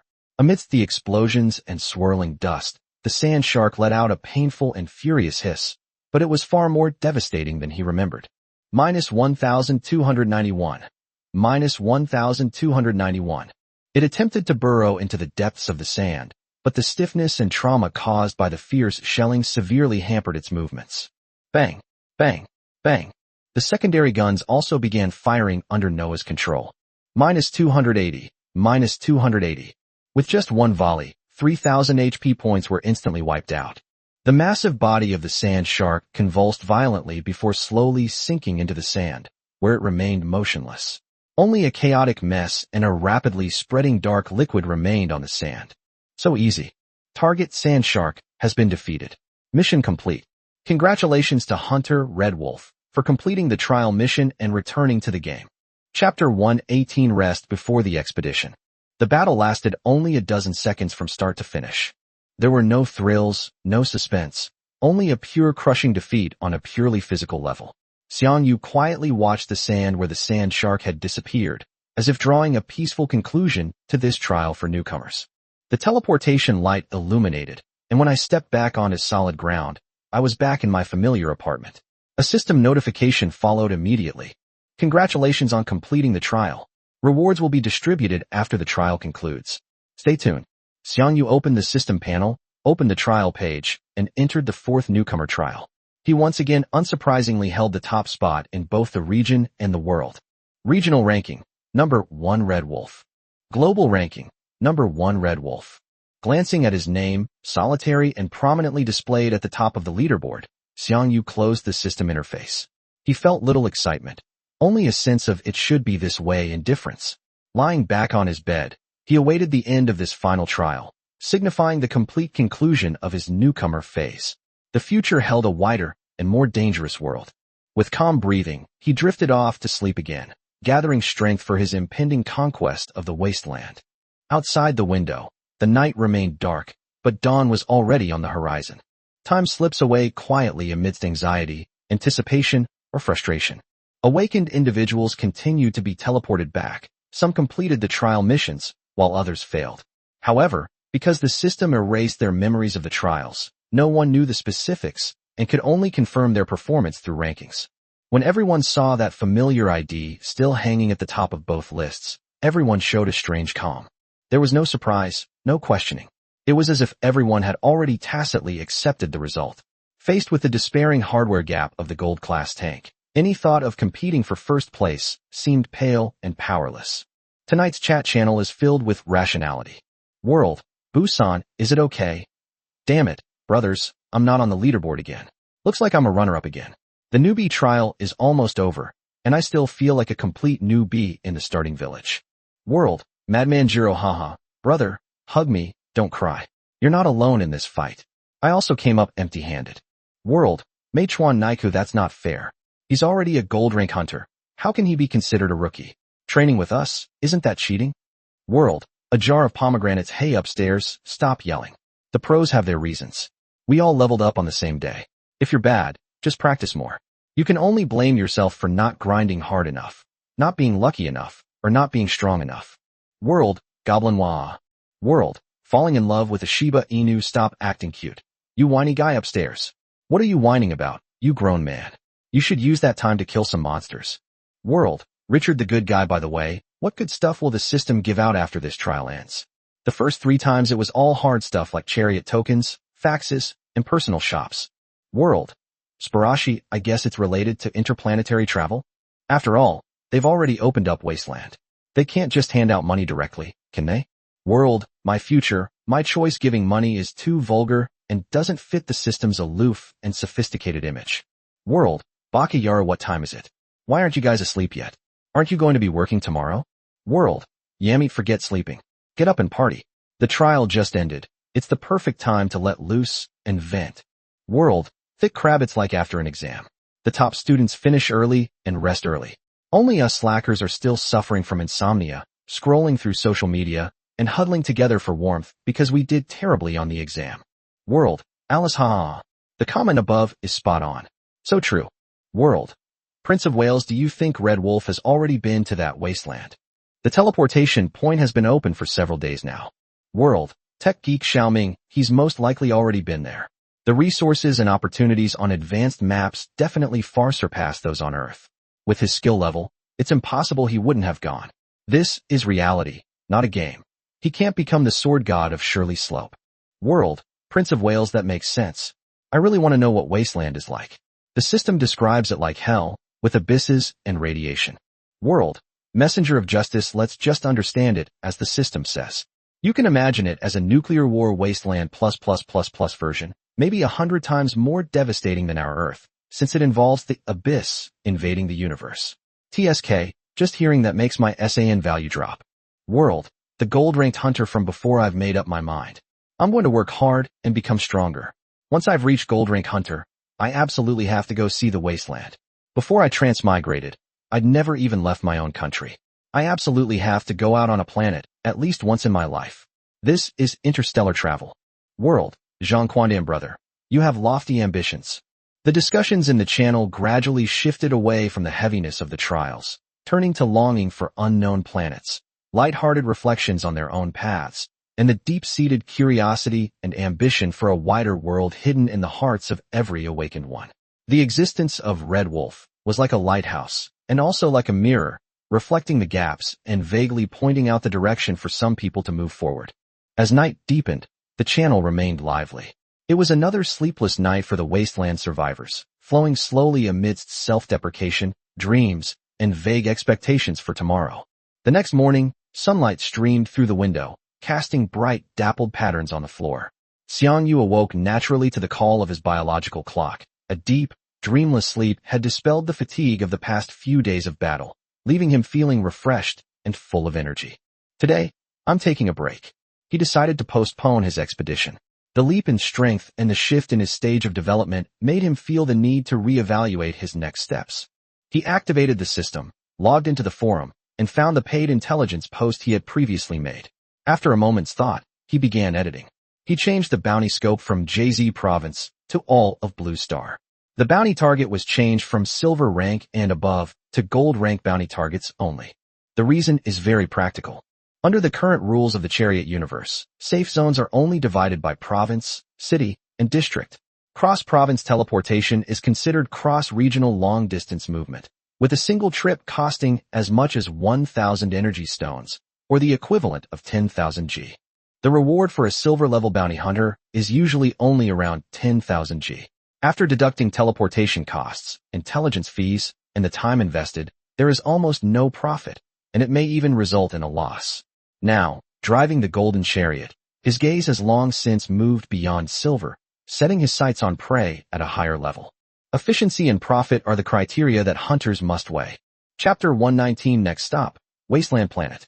Within the rules of the War Chariot universe, it is only divided into provincial and municipal safe zones, not GJ, so crossing G means crossing a province, which also costs 1,000 energy stones for teleportation. After editing the post, Xiang Yu got up and left the apartment, deciding to take a stroll in the safe zone to see what had changed over the past few days. The SY-007 security zone seemed more prosperous than I remembered. Along the streets, where there used to be scattered, simple stalls, many shops with formal signs had quietly appeared. There are restaurants and taverns wafting the aroma of food, as well as equipment shops displaying various tanks, weapons, and armor. There are even repair shops that provide basic repair services. Some awakened individuals have awakened repair talents and can repair damaged tanks and equipment, while scrap tanks cannot be repaired. It seems there are quite a few lucky people out there, Xiang Yu said knowingly. This is undoubtedly a change brought about by the housing system. Those who are lucky enough to obtain house deeds during their wilderness adventures, upon choosing to use them, are sometimes randomly assigned these street-front shops. For them, this means a relatively stable industry and livelihood in this chaotic new era, allowing them to survive peacefully without having to race against death every day. Watching the busy shopkeeper and the flow of people coming and going, Xiang Yu felt no emotion. This kind of stability might be the dream destination for some, but it was definitely not what he was pursuing. Fate had thrown him into this universe, giving him the ability and opportunity to drive steel chariots and hunt behemoths like a warrior in a game, and he was destined to go against this comfort. Wilderness, formidable enemies, and unknown challenges. This is the path he has chosen. This is not a game played on a screen with keyboards. Every roar of artillery fire represents real slaughter and destruction. Every wound inflicts excruciating pain. Every decision is a matter of life and death. This path is destined to be fraught with danger. Although with Noah's help, sometimes it feels like playing an idle online game. It's too brainless. He chuckled self-deprecatingly, but he quickly became serious. Noah was a powerful partner, but the will behind the steering wheel, the decision to pull the trigger, and the awareness to bear all the consequences all belonged to himself. Suddenly, while strolling around, he was drawn by the rich aroma wafting from a restaurant. Stepping inside, he found the shop small but clean, and the owner a kind-looking middle-aged man. Looking at the menu on the wall, Xiang Yu ordered the restaurant's signature dishes, pickled fish and scallion oil chicken. The owner was very hospitable and even gave us a few extra plates of his own homemade pickled side dishes. The food was served, its aroma irresistible. The pickled fish was tangy, spicy, and savory. The fish was tender and smooth. The scallion oil chicken had crispy skin and tender meat, and the fragrance of scallions filled the air. Even the complimentary side dishes were refreshing and appetizing, making them perfect with rice. The owner's culinary skills far surpassed Xiang Yu's own, which made him eat very comfortably, and he ate 2 large bowls of rice with the dishes. When it came time to pay, Xiang Yu paid a little over 50 gold. This price might be a bit much for ordinary residents doing basic work in the safe zone, but for hunters who constantly risk their lives and earn relatively higher profits, it was a negligible expense. For him, it was a drop in the ocean. After a satisfying meal, he strolled around the increasingly bustling commercial street a couple more times, as a way to digest. The newly opened shops had a good selection, but most were geared towards iron and bronze level hunters. The few silver items available didn't catch his eye. He found nothing worth buying. After walking around for a while, he returned to his apartment. He had achieved his goal of relaxation, and both his body and mind had been refreshed. He washed up early and went to bed. He closed his eyes to rest, his mind clear and serene. He was waiting. After midnight, the system will distribute the rewards for the 4th and final newbie trial. Then, we will officially set off for that wasteland planet where crisis and opportunity coexist. Time flowed silently by. When Xiang Yu opened his eyes again, the room was completely dark. He glanced at the time, 11:17 p.m. There is less than an hour left until the final trial for new recruits is completely over. Without lingering in bed, he got up briskly. A simple wash with cold water completely dispelled any remaining sleepiness, leaving his skin feeling slightly tight, but his mind was exceptionally clear. Hunger struck at just the right moment. He took out a carton of milk and a bag of toast from the system's inventory. This simple late-night snack, eaten in the stillness of the night, took on a strange sense of ritual. He wasn't in a hurry, savoring each bite and enjoying the satisfaction the food brought. His gaze occasionally swept over the clock on the wall, the second hand ticking steadily. 23:30, 23:45, 23:55. The closer he got to the finish line, the slower time seemed to flow. In the final minutes, he could even hear his own steady heartbeat and the sound of him swallowing. The safe zone outside the window seemed to be completely asleep, utterly silent. As the hour, minute, and second hands finally overlapped again, the time reached midnight, and the system notification sounded at just the right moment. Drop. The 4th trial for new recruits has officially ended. Rewards will now be distributed. All awakened ones who participate in the trial will receive 1 newcomer treasure chest as proof of their participation. Ranking rewards. Regional ranking. First place, Monster Treasure Chest 1, Trial Treasure Chest, 4 times. Second to third place, Monster Treasure Chest 1, Trial Treasure Chest, 3 times. Fourth to 6th place, Monster Treasure Chest 1, Trial Treasure Chest, twice. 7th to 10th place, Monster Treasure Chest 1, Trial Treasure Chest, 1 round. World ranking. Rank 1, Main Gun Hole Opening Permit Beta, 1, Secondary Gun Hole Opening Permit Beta, 1, SE Device Hole Opening Permit, 1. Second to 10th place, Secondary Gun Opening Permit Beta, 1, SE Device Opening Permit, 1. Ranked 11 to 100, SE Device Opening Permit, 1. Rewards distributed. All awakened ones can now claim their rewards from the system panel. The trials for newcomers on Earth have now concluded. We look forward to the awakened ones of Earth growing stronger and more powerful in the wilderness, contributing their own strength to the universe's resistance against the Abyss invasion. May the human race of Earth prosper. So, the reward for this final trial is a permit to open a hole. To be honest, Xiang Yu was a little disappointed. These items offer limited improvement to his combat power. Their only current use is to open the main gun slot beta of the Hu 217 and install the 105mm cannon, silver class high explosive, from the silver chariot as a supplementary damage output. Well, it's better than nothing. Xiang Yu stuffed the last half slice of toast into his mouth, then drank the milk in his hand in one gulp. Now it's time to set off. Chapter 1, 20 Core Fragment. When the system announced the end of the final newcomer trial, the awakened ones of Blue Star officially passed the newcomer period.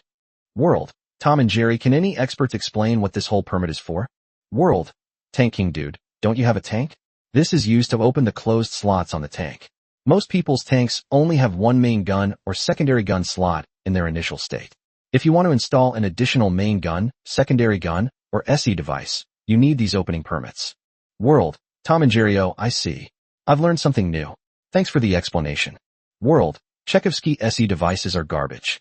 I got an SE device slotting permit from a trial chest last time, and I also got a bronze level SE device from a previous chest, so I slotted it in my tank and installed it. I was so angry when I went hunting. The damage was low, the magazine was small, and the ammo was ridiculously expensive. I fired several shots and the monsters weren't dead. I'm almost broke. World, Lighthouse Star, that's not entirely true. SE devices ignore target defenses. The lack of damage is simply due to low equipment quality. If it were a gold, diamond, or even god-tier SE device, the damage would be considerable. However, the high cost of ammunition is a major drawback. There's nothing that can be done about it. World, Pharrell, yeah, the main guns and secondary guns sometimes can't penetrate armor, but the SE device won't. If a team of 5 people equipped with SE devices calculated the damage in advance, and then found a bounty hunter with similar HP to fire at the same time, wouldn't that be awesome? World, Tech Geek Xiaoming, haha. Your wallets are in for a treat. The price of ammunition for the SE device is based on its attack power, which is about 23 times the attack power. This means that you need to spend 20,000 to 30,000 tank coins to kill a boss with 10,000 HP. It's not worth it at all. On the contrary, you lose more and more money the more you fight. World, Zhang Quandan, this isn't something poor people like us should use. Let's stick to secondary weapons and focus on saving money. Drop. The battle power rankings have begun to settle. Congratulations to Hunter Red Wolf for winning 10,000 Chariot coins, which have been automatically deposited into your Awakener account. At this moment, Xiang Yu was walking briskly towards the teleportation hall. The weekly leaderboard rewards arrived on time, and the newly received 10,000 G could be used as interstellar travel expenses for the upcoming trip. As he traveled, he opened the system interface to claim the final reward for the 4th and final newbie trial. Congratulations on receiving Newcomer Treasure Chest 1.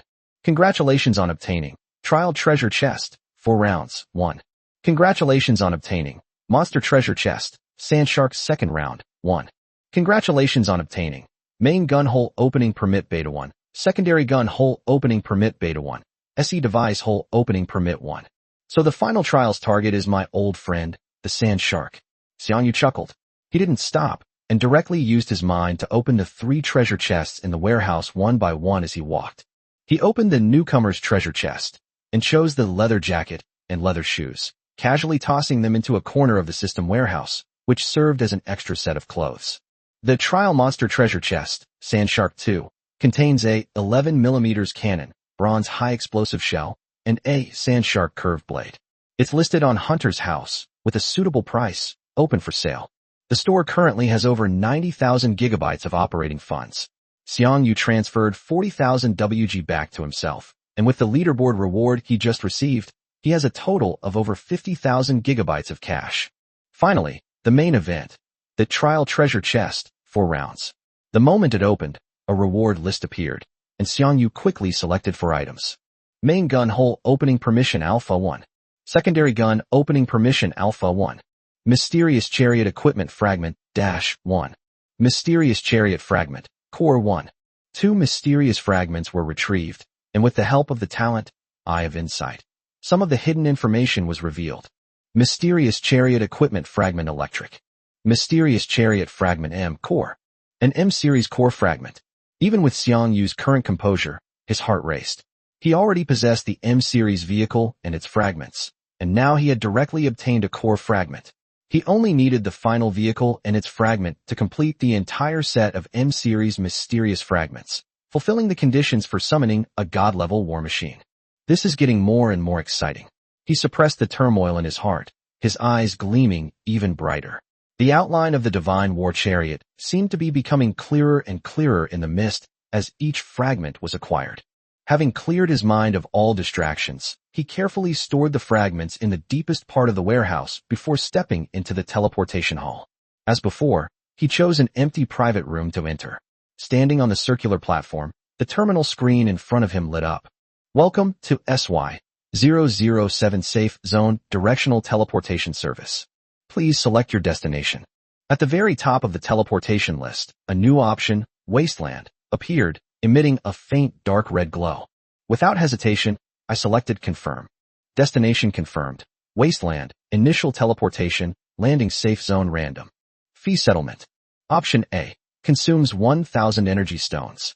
Option B, pay an equivalent amount of 10,000 G in war chariots. Please select a payment method. Payment method confirmed. Deducted 10,000 war chariot coins. Sender's identity confirmed. Please note, the target location, Wasteland, has an extremely harsh environment and low spatial stability. The teleportation process may be accompanied by strong turbulence and dizziness, which is normal. Please remain firmly in the center of the platform and do not move. Teleportation countdown. 321 start. Buzz. This teleportation is completely different from the previous teleportation inside Earth. The platform erupted with electric sparks mixed with dark red and eerie blue. A tearing and weightlessness sensation several times stronger than before instantly enveloped the entire body, as if being pulled into some violent vortex. The ears were filled with a sharp, buzzing sound, as if the spatial structure was being forcibly torn apart, and the vision was completely submerged in the chaotic flow of light, completely losing the sense of direction and time. The whole process lasted for a good 10 seconds before it suddenly stopped. Ugh, Xiang Yu groaned, and as his feet touched the ground again, a wave of intense dizziness and nausea washed over him. He grabbed the cold inner wall of the platform to steady himself. This interstellar teleportation experience was indeed incredibly powerful. Chapter 121 First Arrival on Wasteland. The scene before him gradually came into focus. Xiang Yu found himself in a teleportation chamber similar in style to Earth's, but noticeably more rugged and imposing. The air was dry, carrying an indescribable odor, as if it were a mixture of rust, ozone, and some kind of decaying smell. Before he could properly assess his surroundings, the system notification sounded again, but it seemed to have a more serious tone than it had on Earth. Drop. Hunter Red Wolf has been detected landing on Wasteland for the first time. Initial tutorial is now in progress. Due to the global strong electromagnetic pulse, high concentration of multiple radiations, and unstable energy fields, the fax system's transmission and return functions are unavailable on the surface of the Wasteland planet. Remote commissioning and friend functions are unaffected. The teleportation arrays between the safe zones on Wasteland are permanently closed. Travel between them is now only possible by Chariot. Each hunter can purchase and equip a vehicle escort via the smart terminal at the hunter's office in any safe zone on Wasteland, allowing them to briefly operate outside the safe zone. This vehicle tool provides a protective force field against continuous radiation and electromagnetic pulse damage to the vehicle and its crew. Tank Shield, gold-level tank tool, protects the tank and its crew from radiation and pulse damage for 4 hours. It takes 20 hours to recharge. It costs 1,000 energy stones and requires a hunter rank of gold. Tank Shield, diamond-level tank tool, protects the tank and its crew from radiation and pulse damage for 8 hours.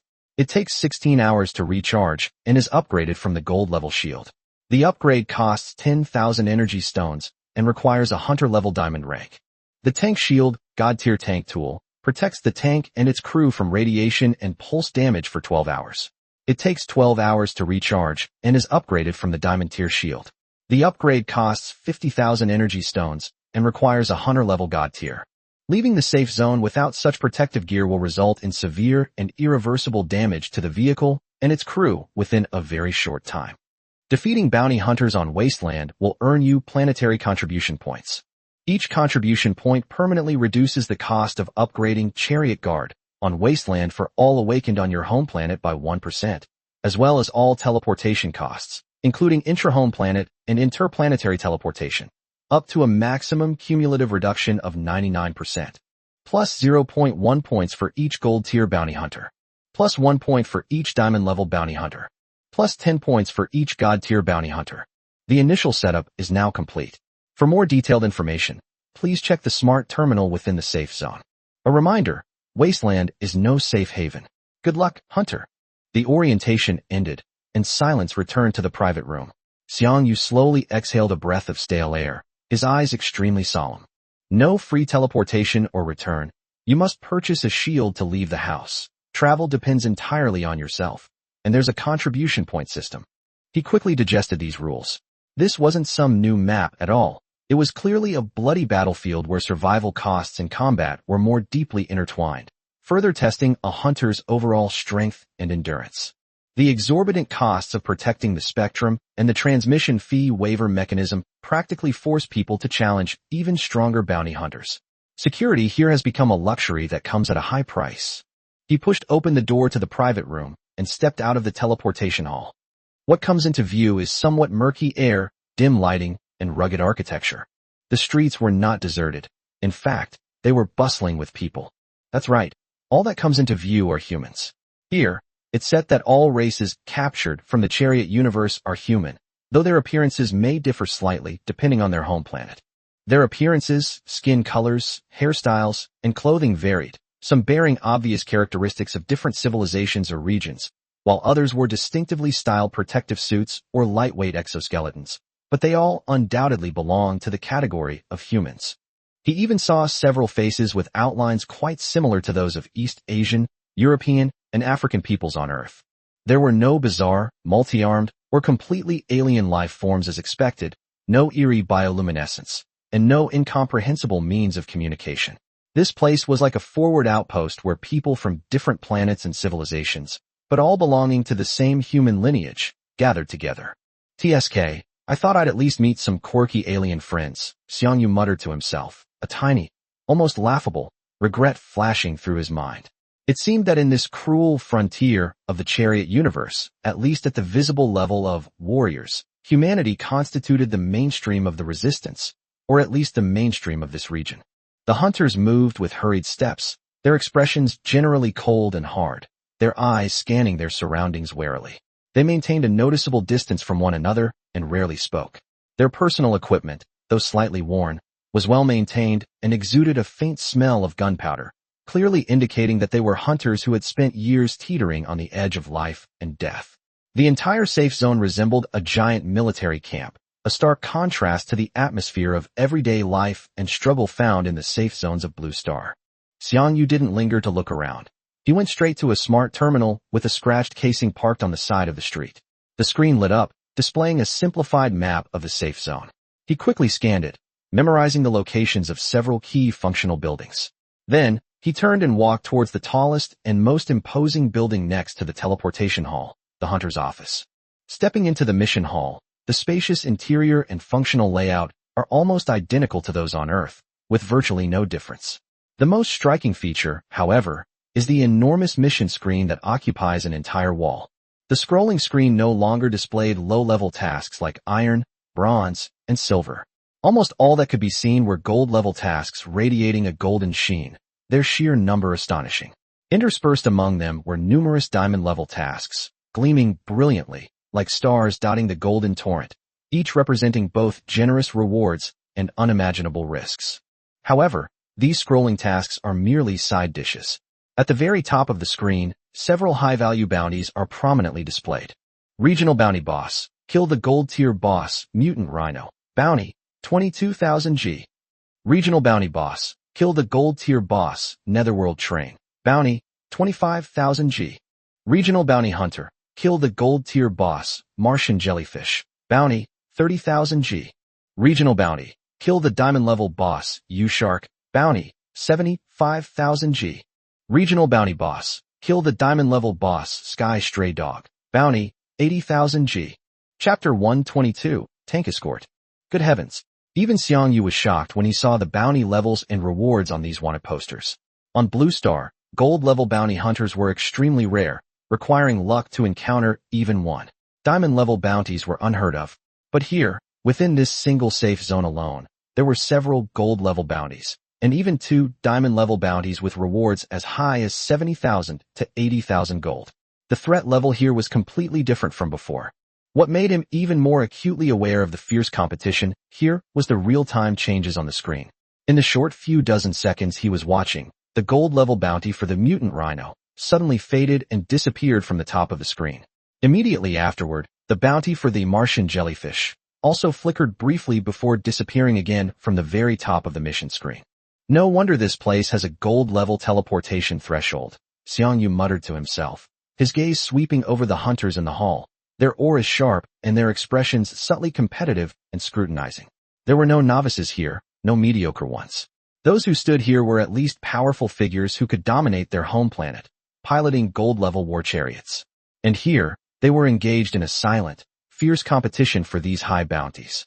The rapid turnover of bounty orders silently spoke of the cruelty of this world. Hesitation meant defeat, and insufficient strength meant not even getting a taste of the spoils. The scene before him caused the last vestige of pride Xiang Yu felt as the #1 hunter on Earth to quietly dissipate. He could clearly see that the figures moving in and out of the mission hall, regardless of their varied attire, all possessed a cold, weathered quality honed by years of dancing with death.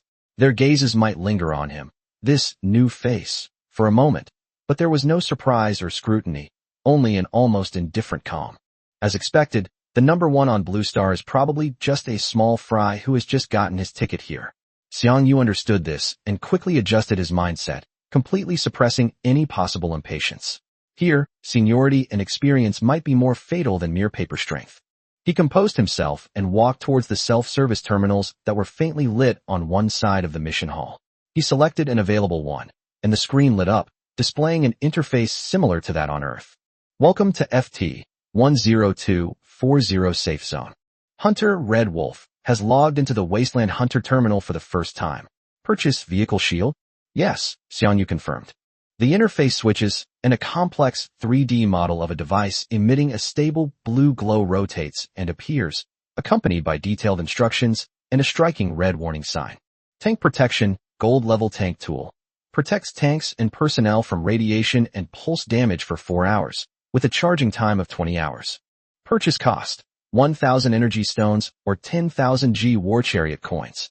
Warning, without a protective field, exposure to the wasteland surface environment will cause the vehicle's electronic systems to fail within minutes, and the crew will suffer irreversible organic damage in a very short time. Return to the safe zone before the protective field depletes. Please select a payment method. Payment method confirmed.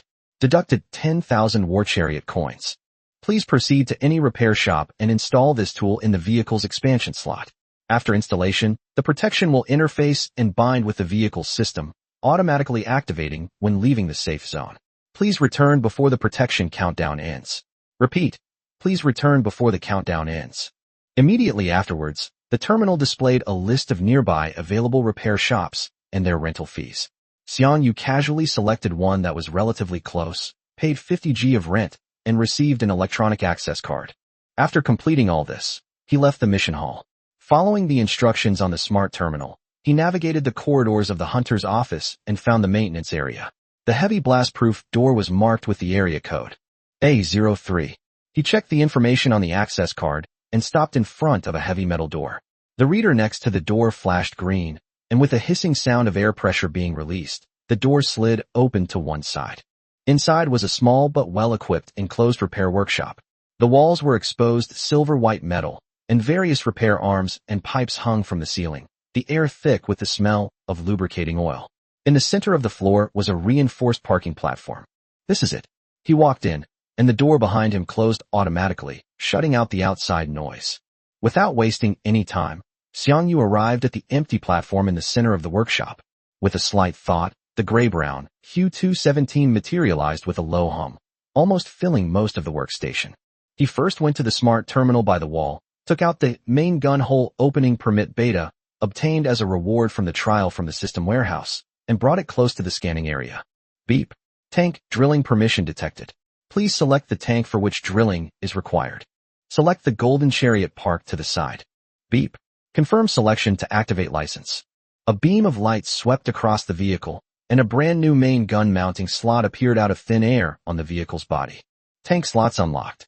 Xiang Yu nodded in satisfaction. He then installed the tank shield he had just purchased from the system warehouse, and the 105mm cannon, silver-class high explosive, he had removed from the silver tank onto the Hu 217. Power on. Noah, start self-check and test the connection status of Chariot shield. Yes, highest command. Self-test initiated, frequency protection connection normal, in standby. New main gun detected, initiating calibration. Calibration complete, self-test finished. Noah's report came smoothly. Next came resupply. He replenished the ammunition magazines of the two main guns using the terminal in the workshop, and then gave the vehicle a simple maintenance check. Finally, he purchased a batch of high-energy convenience foods and purified water, which were stored in the vehicle's refrigerator. Everything is ready. After retrieving the fully loaded Hu 217 into the vehicle's storage compartment, Xiang Yu left the workshop, which reeked of engine oil. After leaving the fortress-like building that was the hunter's office, he did not leave the safe zone directly, but instead turned towards the commercial district that he had noticed on the map earlier. After walking for about 7 or 8 minutes, passing through several passages made up of heavy bunkers and simple fortifications, a completely different wave of sound rushed towards him. He stepped into a relatively wide street, where the lights were noticeably denser and brighter, and it even seemed somewhat lively. 340.5. Chapter 123 Frank and the Map. Thanks to Xiang Yu Xingming for the inspiration capsule. An extra chapter will be added later. The streets were lined with shops of all shapes and sizes, some even displaying characters or symbols from different galaxies. The spaces between the shops and the designated areas in the middle of the street were crammed with all sorts of vendors. Some had spread out thick cloths with odds and ends of their wares. Others used modified carts or parts from discarded vehicles as stalls, and still others simply carried huge bags, open to reveal their goods.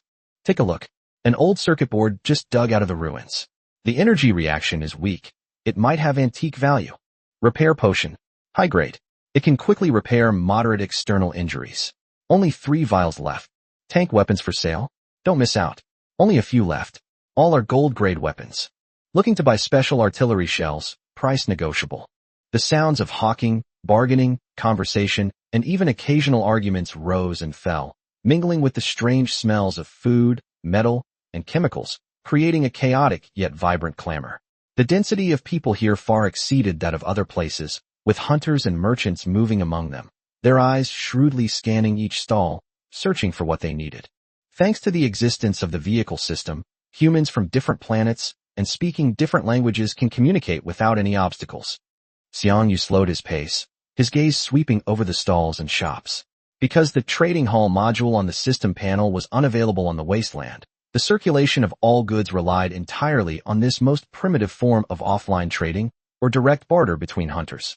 Without convenient cross-regional consignment or personal system shops, everything slowed down, but also became more reliant on keen observation, information, and regional differences. This also explained why the commercial streets within the safe zone were so prosperous, the most important distribution center for resources and information. He blended into the crowd and began to browse carefully. Perhaps he could find something interesting among these chaotic stalls on this perilous alien planet? Maps for sale. Wasteland maps. Exquisitely hand-drawn, essential for survival. A slightly hoarse hawking voice reached his ears. Xiang Yu paused and looked in the direction of the sound. Behind a stall sat an old hunter with gray hair and a face etched with the marks of time. He was leaning back in a folding chair, with a worn canvas spread out in front of him.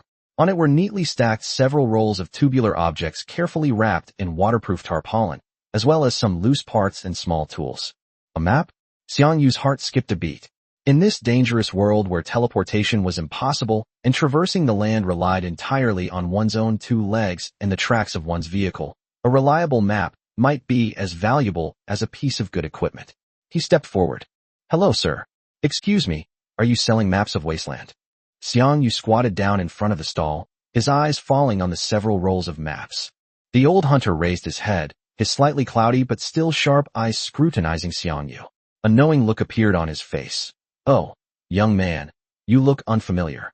Judging from your energy and the freshness in your eyes, is this your first time on Wasteland? Where's your home planet? Yes, I just advanced to the gold rank and came to check it out. I'm from Earth. Xiang Yu answered frankly. Blue Star. The old hunter frowned, seemingly searching his memory bank, then shook his head. Never heard of it. Looks like it's a planet that was just captured here. Sigh, this damn Chariot universe. Haha. Xiang Yu laughed somewhat awkwardly. Haha, don't mind it, young man. The hunter waved his hand, his tone softening, with the magnanimity of someone who's been through it all. We're all in the same boat. Our home planets have all been captured by the Chariot universe. But there's no use talking about it. Living and getting stronger is what really matters. He changed the subject, patting the map in front of him. Let's get down to business. The map costs 1,000 tank coins. If you have energy stones, 100 will do. I personally drew and verified these. It marks hundreds of safe zones, dangerous terrains, and relatively safe routes around FT 10240 that I've visited. The coordinates for more distant locations were also collected from reliable sources and repeatedly checked. I can't say they're 100% accurate, but they're pretty close enough to save your life. He paused, looked at Xiang Yu, and his tone became serious. You know, here, teleportation arrays are useless, and the fax system is unusable. You have to rely entirely on yourself to get around. The wasteland is vast, and although there are many safe zones, they vary in distance. Most importantly, the time we can move around outside is limited by the bandwidth protection. You've only just advanced to gold level, so you only have 4 hours. Without a reliable map to plan your route, if you get lost in the wilderness or miscalculate the distance and fail to reach the next safe zone before the protection expires, you'll be in big trouble. Xiang Yu wholeheartedly agreed. This investment was necessary. Of course, there was no need to worry about him using fake maps to fool people. Under the rules of the Chariot universe, forgery was impossible. Jointly resist the abyss, reject internal strife. Okay, uncle, give me one. Xiang Yu readily agreed. All right. The old hunter deftly picked up a roll of map and handed it to Xiang Yu, saying, My name is Frank, and my hunter ID is Free Frank. Names may be duplicated, but hunter IDs are unique across the entire tank universe. You can add me as a friend. If you ever discover a new safe zone not recorded on the map, or find a safer new path, you can let me know.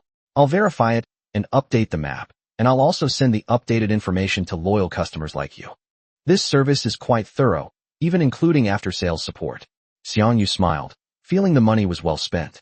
He took the map and simultaneously sent a friend request to Free Frank through the system panel, paying 1,000 Chariot coins. Your name is Xiang Yu, right? Frank glanced at the friend request notification. Xiang Yu had set his hunter ID to be hidden, only showing his real name. Okay, Xiang Yu. Wasteland is a dangerous place, full of monsters, environmental hazards, and those damn, ubiquitous electromagnetic pulses and all kinds of radiation. Except in safe zones, you have to be careful, and even more careful at all times. Okay, thank you for reminding me, Uncle Frank. I'll remember. Xiang Yu nodded solemnly and carefully put the map away. Remembering something else, he asked, By the way, Uncle, do you know of any place around here that sells mysterious fragments? Chapter 124 The Three Deadly Treasures, a high-class spectacle. A mysterious fragment. Frank raised an eyebrow, looked Xiang Yu over again, and his eyes became more inquisitive.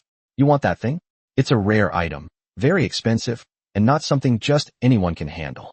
He raised his hand and pointed to a shop diagonally across the street that looked slightly larger, with a signboard featuring gear and wrench designs.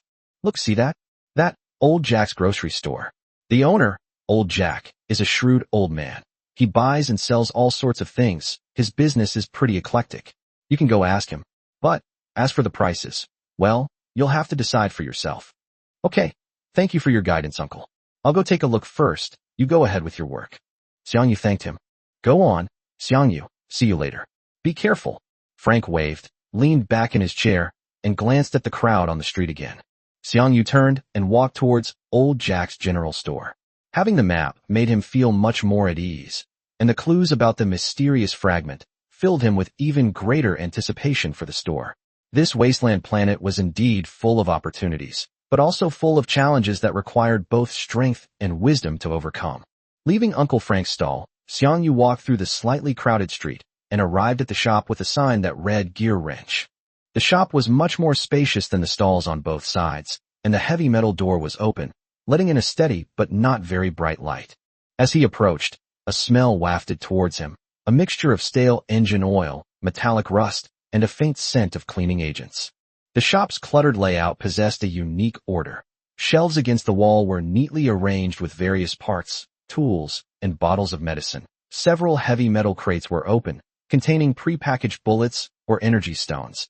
And even on the walls hung several pieces of armor that looked quite good and strangely shaped melee weapons. A man who appeared to be around 50 years old, with slightly receding hair and wearing an oil-stained leather apron, was standing with his back to the door, organizing a crate of parts from an unknown creature.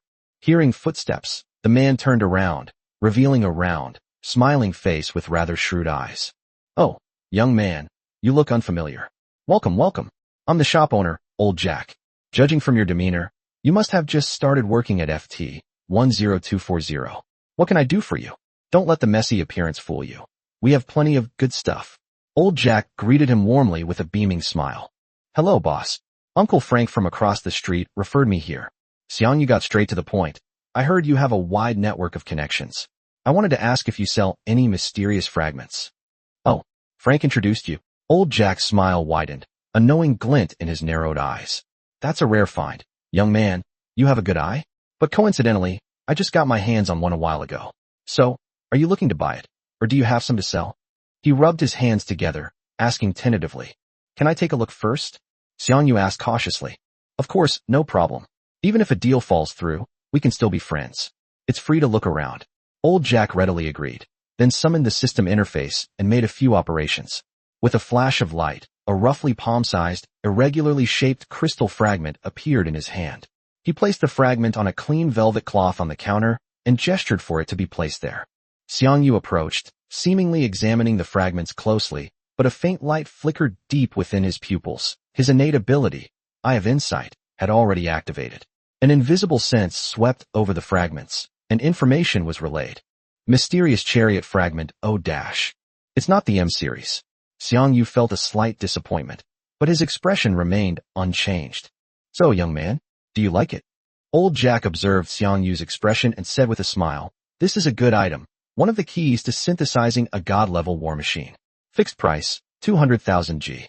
But since you're a friend introduced by Frank, I'll give you a discount, 180,000 G. How about that? Pretty generous, right?" Xiang Yu paused for a moment. This price far exceeded his expectations and his current working capital. "Boss, this price is a bit too expensive." "Huh." Old Jack laughed, seemingly unsurprised by Xiang Yu's reaction. "Young man, it's obvious this is your first time on Wasteland, right? Let me be frank with you. The rarity of mysterious fragments here is indeed a tiny bit higher than on our home planet."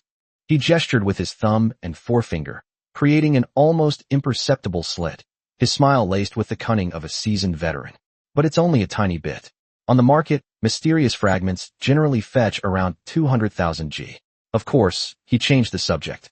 "If you're a seller trying to sell to us, the buyers, the price, well, usually only around 100,000 G. We make our money from that little bit of work." Xiang Yu fell silent again.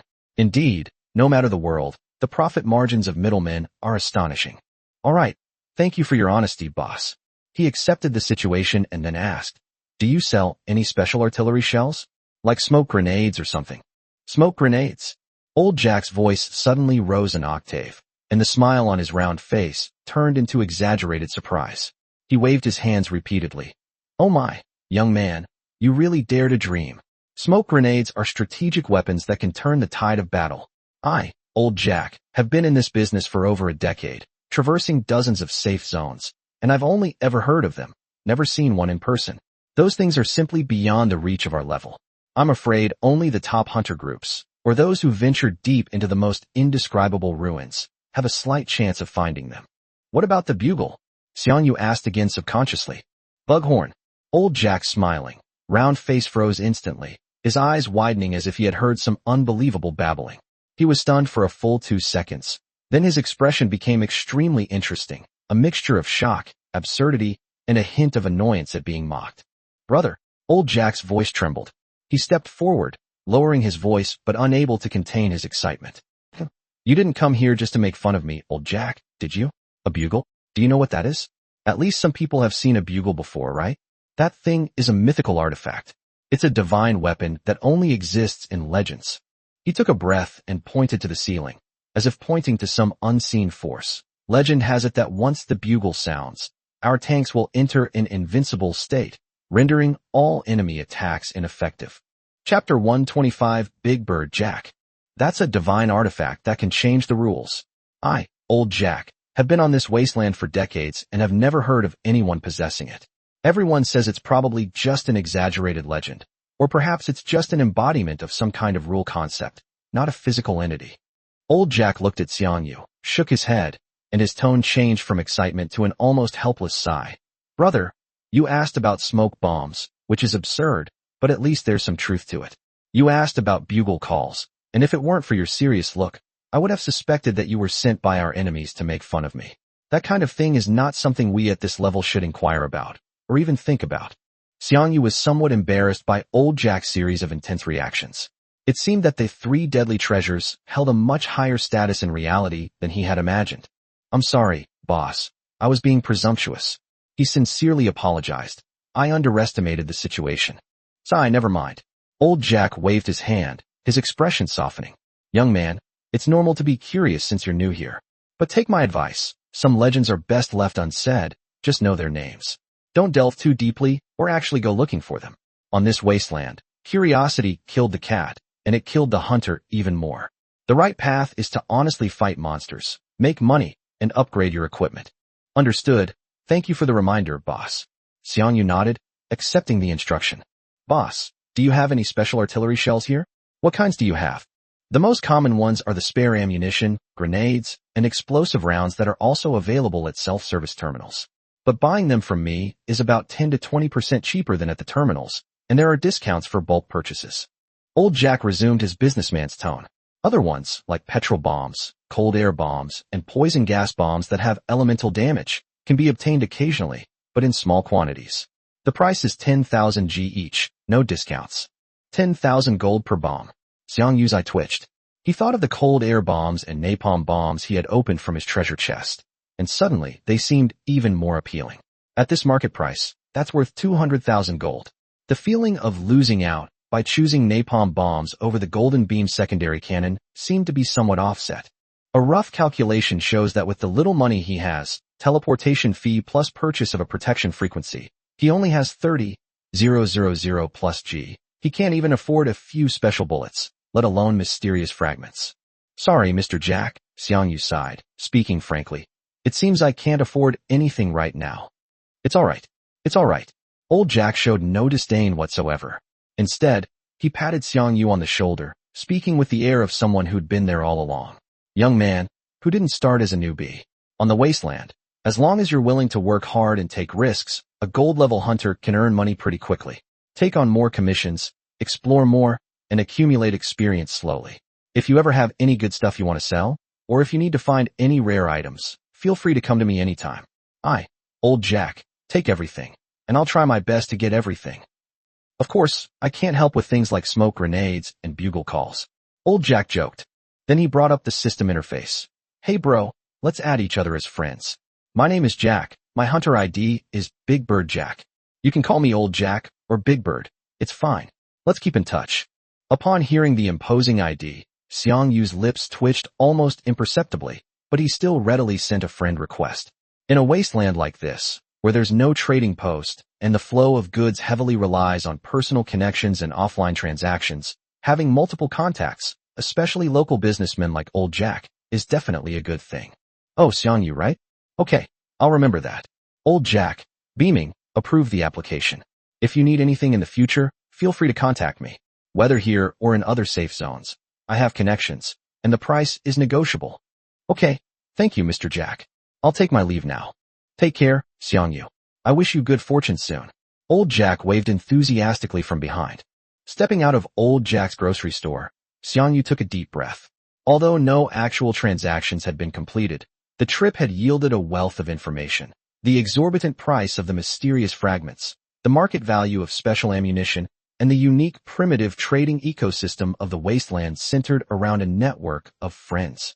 He touched the map he had bought from Frank in his pocket, then glanced at the dwindling balance in his account. Looks like I need to hurry and get to work. He looked towards the exit of the safe zone, his eyes regaining their resolve. In this more dangerous and expensive world, stagnation is tantamount to a slow death. Without further delay, Xiang Yu headed towards the light barrier at the exit of the safe zone. He noticed that the hunters on Wasteland Star entered and exited the safe zone in a completely different way than those on Earth.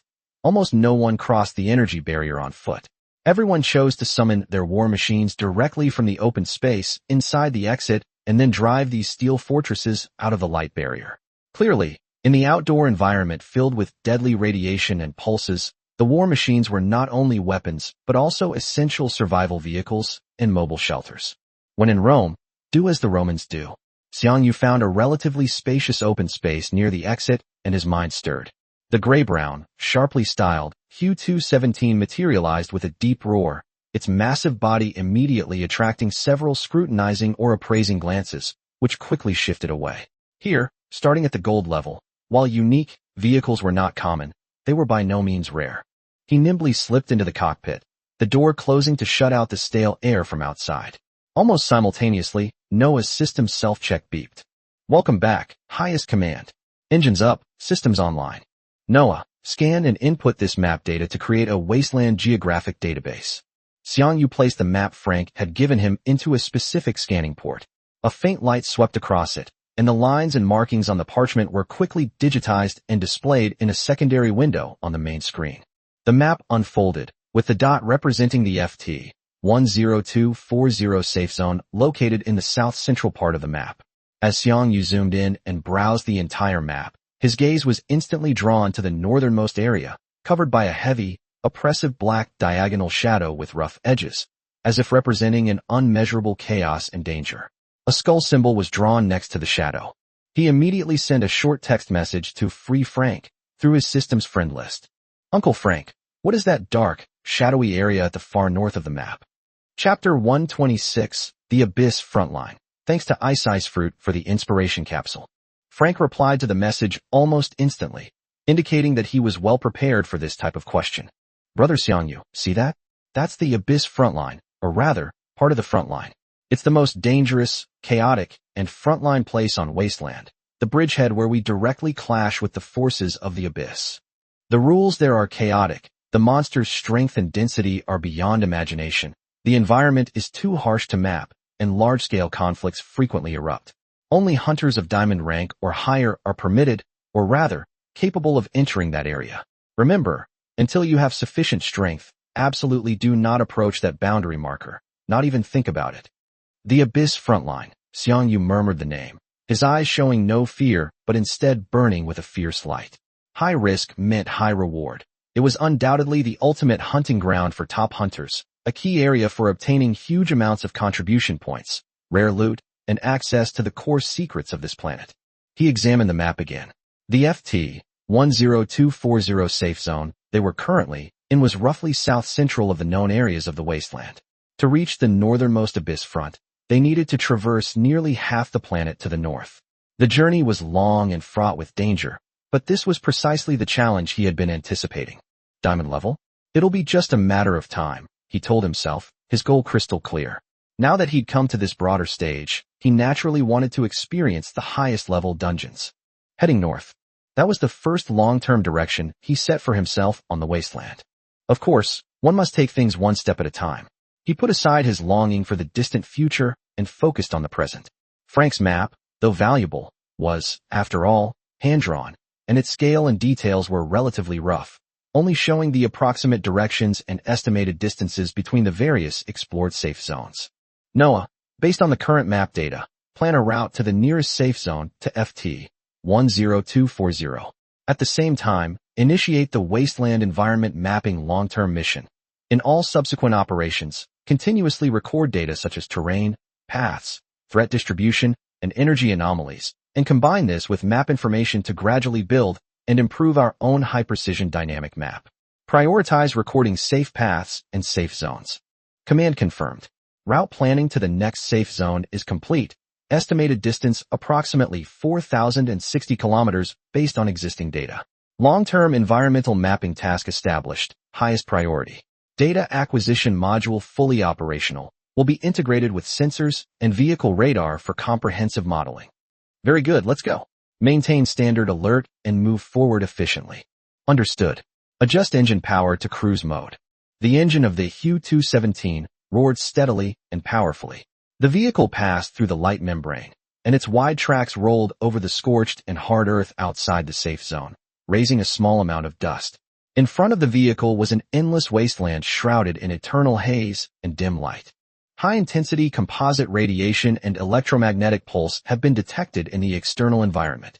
Tank protection frequency protection has been automatically activated. The protective force field is stable and the energy reserve is 100%. Xiang Yu looked at the side of the main screen, where a prominent countdown window had popped up and bright red numbers began to jump. Defense time remaining, 3 hours 59 minutes and 59 seconds. The countdown has started, he muttered to himself. With only 4 hours of safe activity time each day, all actions were strictly limited. Exploration, hunting, and traveling all had to be completed before the countdown reached 0 and the player returned to the safe zone. The saying, "time is life," was vividly demonstrated here. However, glancing at the smooth data stream running on the screen beside him, he felt somewhat reassured.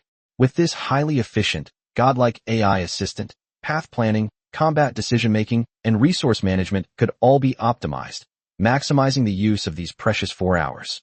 The countdown numbers on the screen steadily decreased, second by second. 3 hours 58 minutes and 47 seconds, 3 hours 58 minutes and 46 seconds. Xiang Yu's first limited-duration expedition on the wasteland planet has officially begun. His war chariot, like a mobile data collection point and survival fortress, resolutely heads towards the nearest outpost and towards the distant northern front. All the unknowns and dangers along the way will become stepping stones for him to reach higher places. The wasteland planet is vast and desolate, but the tenacity of life is on full display here. Q217, just a few kilometers away from the safe zone, Noah's alarm sounded smoothly. Monster cluster detected at 2 o'clock ahead. Number 32. Target identified. Octopus cannon. Threat assessment, low. As Noah's enhancement level gradually increases, its computing power and intelligence become increasingly powerful. It can now compare and calculate the tank's attack and defense stats with the data of known monsters, and finally make an accurate safety assessment.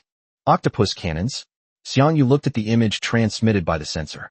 It showed the edge of a metal ruin slightly corroded by acid, where more than 30 enormous, octopus-like creatures were slowly swimming. These were old friends he had encountered on Earth. Octopus cannon medium armor. HP 1700 attack, 180 defense, 90 weakness. Perfect timing. Xiang Yu didn't avoid him.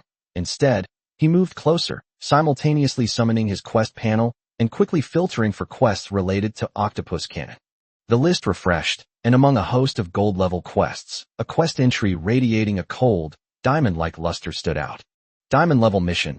Destroy the Octopus cannon, 030, outside the safe zone. Reward, 6,900 G. Diamond-level quest accepted.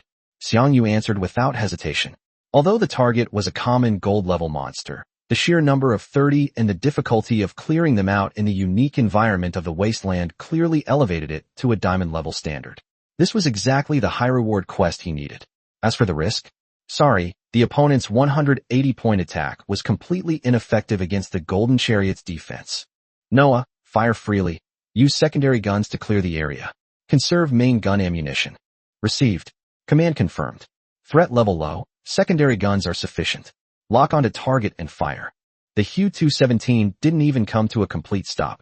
It merely adjusted its direction slightly.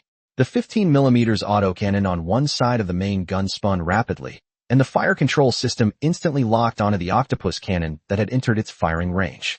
Bang bang bang bang bang. A dense and precise barrage of bullet comments rained down. -335, -502, -335, -335. Chapter 127, The First Battle on Wasteland. A series of white damage numbers appeared, interspersed with several instances of high damage caused by hitting the opponent's weak points.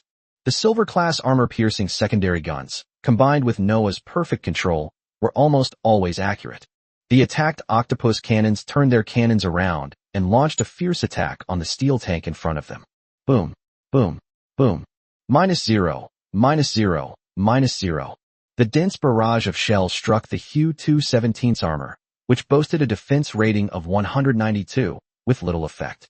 Monsters that once required the main cannon to fight back can now be easily torn apart by a few bullets from the secondary cannon. Explosions and the sound of metal tearing apart rang out one after another. One after another, the octopus cannons were blown to pieces by precise bursts of fire, bursting into brief flames. They tried to retaliate, but the shells hit the tank's tilted frontal armor, causing nothing more than a few sparks and shallow marks. The battle was a one-sided massacre. In just a few minutes, the 32 octopus cannons were reduced to a pile of wreckage, easily pushing the mission count to 3,030. The octopus cannon elimination, 3030, has been completed. Please return to the hunter's office to submit the request. The efficiency is reassuringly high. On the wasteland, the density and strength of monsters are indeed astonishing, and danger lurks everywhere. But conversely, if a hunter is strong enough and well-equipped, the efficiency of farming quests here can be frighteningly high. Danger and opportunity always coexist.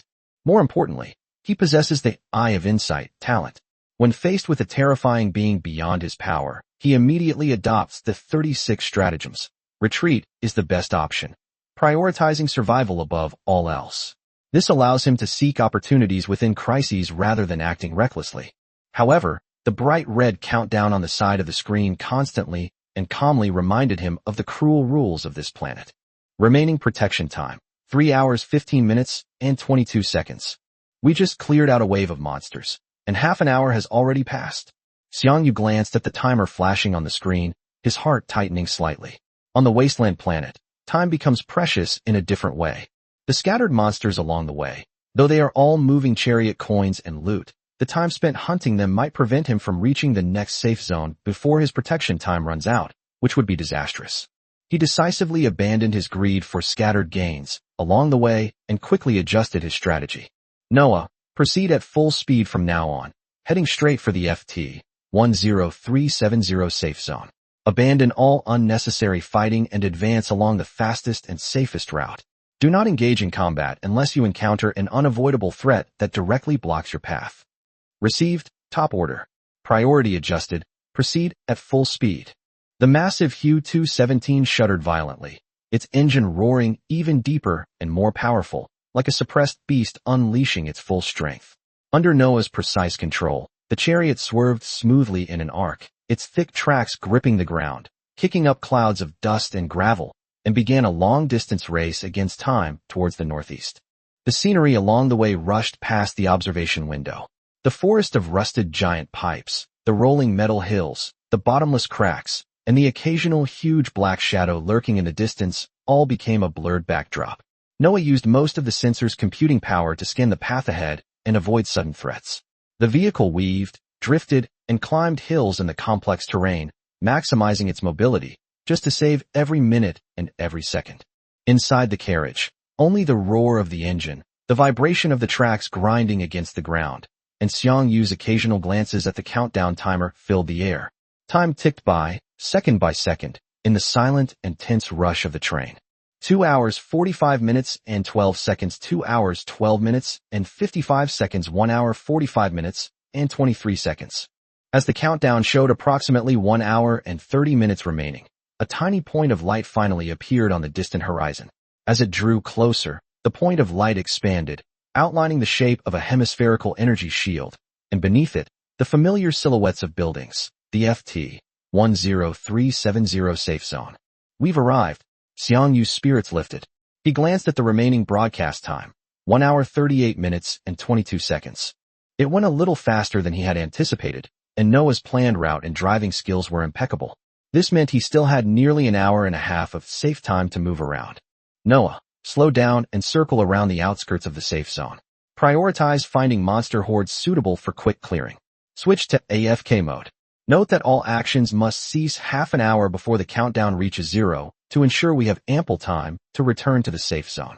Received, command confirmed. Reduce cruising speed and activate vehicle radar scan. Hangover mode activated. Hunting timer and safe return timer start simultaneously. The gray-brown armored vehicle slowed down, like a patient hunter, and began to patrol the perimeter of the safe zone. Sensors, like invisible tentacles, meticulously examined every piece of ruin and every ditch. Soon, the target appeared, a small group of giant hippos wandering near the abandoned village.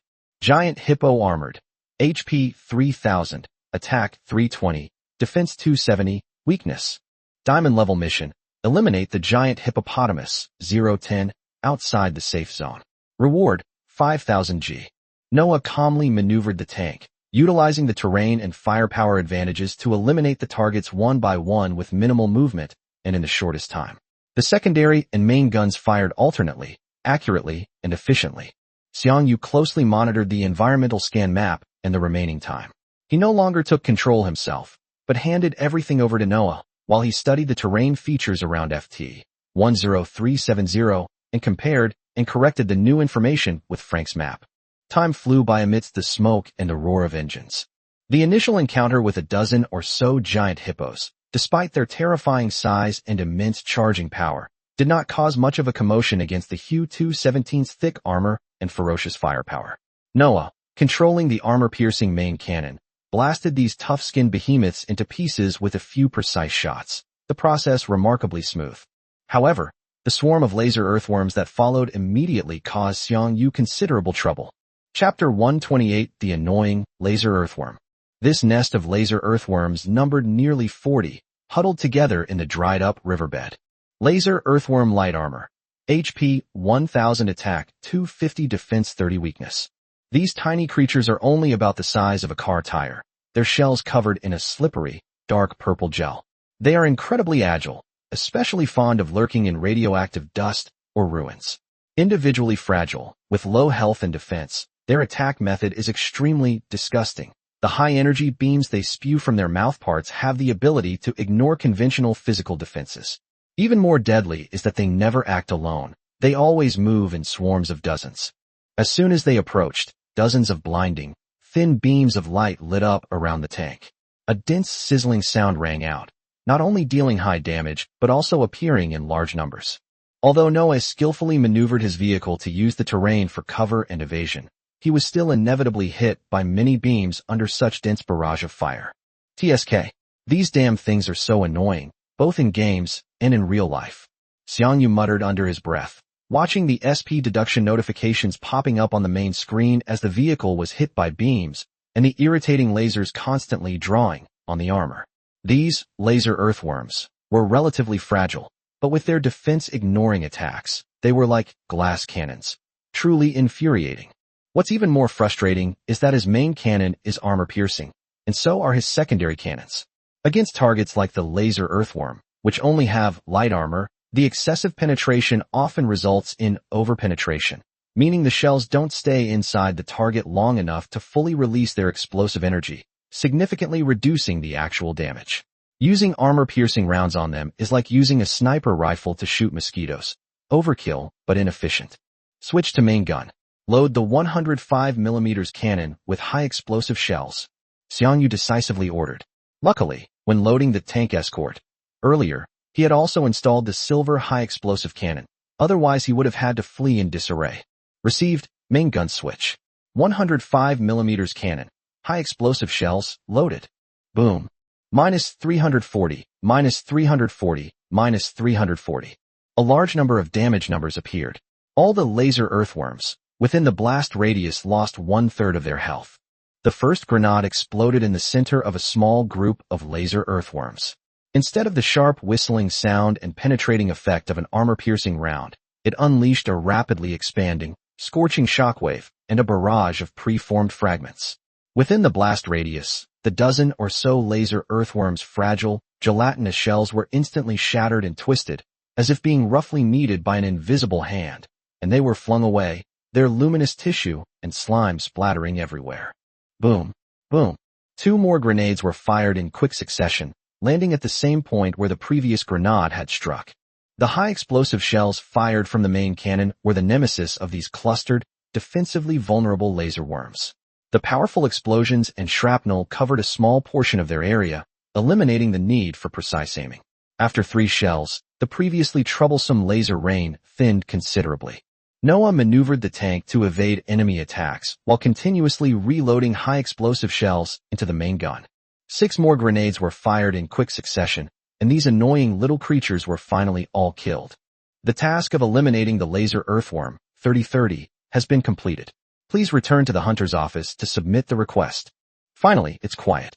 Xiang Yu breathed a sigh of relief as he looked at the sensor screen, which had returned to its clean state. To deal with different enemies, one must indeed choose the most suitable tools. This little incident reminded him once again that on the wasteland, tactical flexibility and equipment diversity are just as important as sheer firepower. He kept this lesson in mind and turned his attention to his next hunting target. 47 minutes, 39 minutes. As the countdown reached its final 35 minutes, Noah's notification sounded. Supreme Command, 5 minutes remaining until the preset safe return deadline. There are currently no suitable hunting targets. Return recommended. Agreed. Stop hunting and return to the safe zone. Command confirmed. AFK mode deactivated. Initiating return journey. Q-217 roared once more, turned around, and sped towards the energy barrier, radiating a soft glow in the distance. The final few minutes passed peacefully. As the massive vehicle easily passed through the light barrier, the protection countdown on the screen jumped to 12 minutes. Immediately afterwards, the status was updated. Charging in progress. Remaining time 19 hours. Phew. Xiang Yu relaxed completely and leaned back in the driver's seat. For the first time on a wasteland, I completed a cross-regional journey from FT 10240 to FT 10370 within a limited 4 hours, fulfilling several missions along the way and earning a substantial reward. Although the process was tense, everything remained within plan and control. He pushed open the hatch and jumped out of the vehicle. The scene inside the FT 10370 safe zone was much the same as the previous strongholds, rough, oppressive, but with a new sense of unfamiliarity. After casually strolling around the commercial street in the safe zone and finding nothing urgent or particularly eye-catching, Xiang Yu decided not to waste any more time and headed straight for the teleportation hall to return to Blue Star. Returning from the wasteland to Earth requires no additional teleportation fee. The teleportation fee, worth 1,000 energy stones, or 10,000 Chariot coins, is a round-trip ticket. This significantly improves the cost-effectiveness of interplanetary travel. Imagine if a round trip cost 10,000 G each way, resulting in a daily travel cost of 20,000 G. The earnings from a mere 4 hours on the wasteland might not even cover the travel expenses, let alone generate any profit. Back in the familiar SY-007 safe zone, he expertly resupplied and performed basic maintenance on his vehicle before driving back into the wilderness, handing control to Noah and activating an efficient AFK hunting mode. Hui-217 efficiently cleared waves of monsters under the blue planet's sunlight. Sitting in the cockpit, Xiang Yu began to take stock of and process the spoils of this trip to the wasteland. He put the tank equipment he brought back one by one into the hunter's house. This was one of the key reasons he had to return to Earth. On the wasteland, the trading post and personal shop functions were completely unusable, and all resource circulation reverted to the most primitive form of barter or offline trading, which was extremely inconvenient. Bringing his loot back to Earth and selling it through personal shops would not only save time and effort, but also improve the overall strength of Earth's hunters. Chapter 129, A 4-Hour Expedition. As Xiang Yu dealt with the spoils, he mentally calculated his profits. This trip to Wasteland was like entering an interstellar dungeon. The 10,000 G teleportation fee was like the ticket to enter the dungeon, granting 4 hours of dungeon time. The reward plus loot is about 40,000 G. After deducting the teleportation fee, I earned about 30,000 G in 4 hours. The numbers look good, but the efficiency of this return is actually not satisfactory, especially the time utilization rate. The core limitation is that damn 4 hours. He understood this very well. With the countdown urging him on, the actual time available for hunting, time for traveling, searching for targets, and dealing with emergencies was actually quite limited. But you can't refuse this dungeon. The version cap on Earth is clearly visible. Bounty hunters and regular commissions only go up to gold rank. If you want to advance to diamond rank hunter, obtain higher level vehicles and equipment, and even the legendary god level items, Wasteland is currently the only known way. This explains why many hunters on the Wasteland have settled in safe zones. After paying exorbitant teleportation fees, they venture out for 4 hours a day, spending the rest of their time resting, socializing, and running small businesses within the safe zone. This allows them to avoid the exorbitant costs of repeated teleportation, accumulating wealth slowly and steadily. For ordinary hunters without special advantages and who need to be frugal, this is undoubtedly the most realistic and reliable choice. However, my situation is a little different. Xiang Yu's gaze fell on the god-level C device running stably on the side of the control panel. He possessed Noah. This meant that in the low-risk zone of Earth, he could achieve long-term, efficient AFK gameplay and reliably grind monsters, requiring only occasional attention from himself. On Wasteland, those precious 4 hours would require him to maintain full focus and cope with the complex environment. Instead of idly waiting for the frequency guard to recharge in the safe zone of the Wasteland, I'd rather go back to Earth and continue working overtime. This was his reason for choosing to travel back and forth daily. He maximized his time by utilizing Noah's automation advantages. Moreover, while hunting on Earth, he could also conveniently cause trouble for gold-level bounty hunters. I'll spend 4 hours checking in on the Wasteland Star in the morning, completing a few quests along the way. In the afternoon, I'll return to Blue Star to idle and accumulate Chariot coins, then process the loot.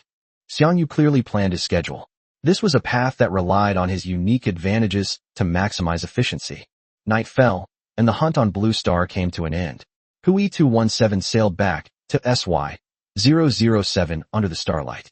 Xiang Yu concluded a day of traversing between two planets. His personal savings were increasing. The map of Wasteland Star was continuously being improved in Noah's database, and he was becoming increasingly familiar with the planet's rules. Tomorrow, once his protective energy is fully charged, he will once again travel to the Wasteland, returning to that scorched Earth where crisis and opportunity coexist. Right now, however, he needs rest to recharge for the next limited but precious 4 hours. This life of cycling between two planets, squeezing every last drop of potential, has become the main theme of his current path to becoming stronger. The first thing Xiang Yu did after waking up in the morning was to check the replies to the forum's bounty post. The interface refreshed, but still no valuable information appeared. It seemed that obtaining information on gold-level bounties, regardless of the region, was not easy. After getting up and washing up, he once again arrived at the Wasteland planet through the teleportation hall. His protective shield had been recharged for 20 hours, restoring its full 4-hour protection time. Without lingering, he summoned his war chariot, drove it out of the light membrane, and the countdown on the screen began to tick again. Frequency remaining, 3 hours 59 minutes and 59 seconds.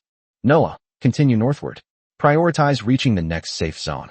Clear any obstructing monsters or groups of monsters that can be dealt with quickly along the way, as needed. Yes, sir. Route planning complete. Continuing northwards. AFK mode activated. The gray-brown chariots embarked on their journey once more. The landscape of the wasteland seemed to undergo subtle changes as they headed north. The radioactive dust thickened, and strange crystals and twisted metallic structures became increasingly common on the surface. Xiang Yu focused on getting there, only having Noah occasionally clear out a few waves of monsters that happened to block their optimal route. The 4 hours of the mission flew by in focused travel and sporadic firefights. When the tank passed through the optical shield of the FT-11550 security zone, the protection time for the frequency band was less than 10 minutes. Once again, they arrived safely.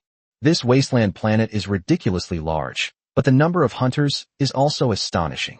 Xiang Yu thought to himself as he looked through the observation window at the hurried and capable figures in the safe zone.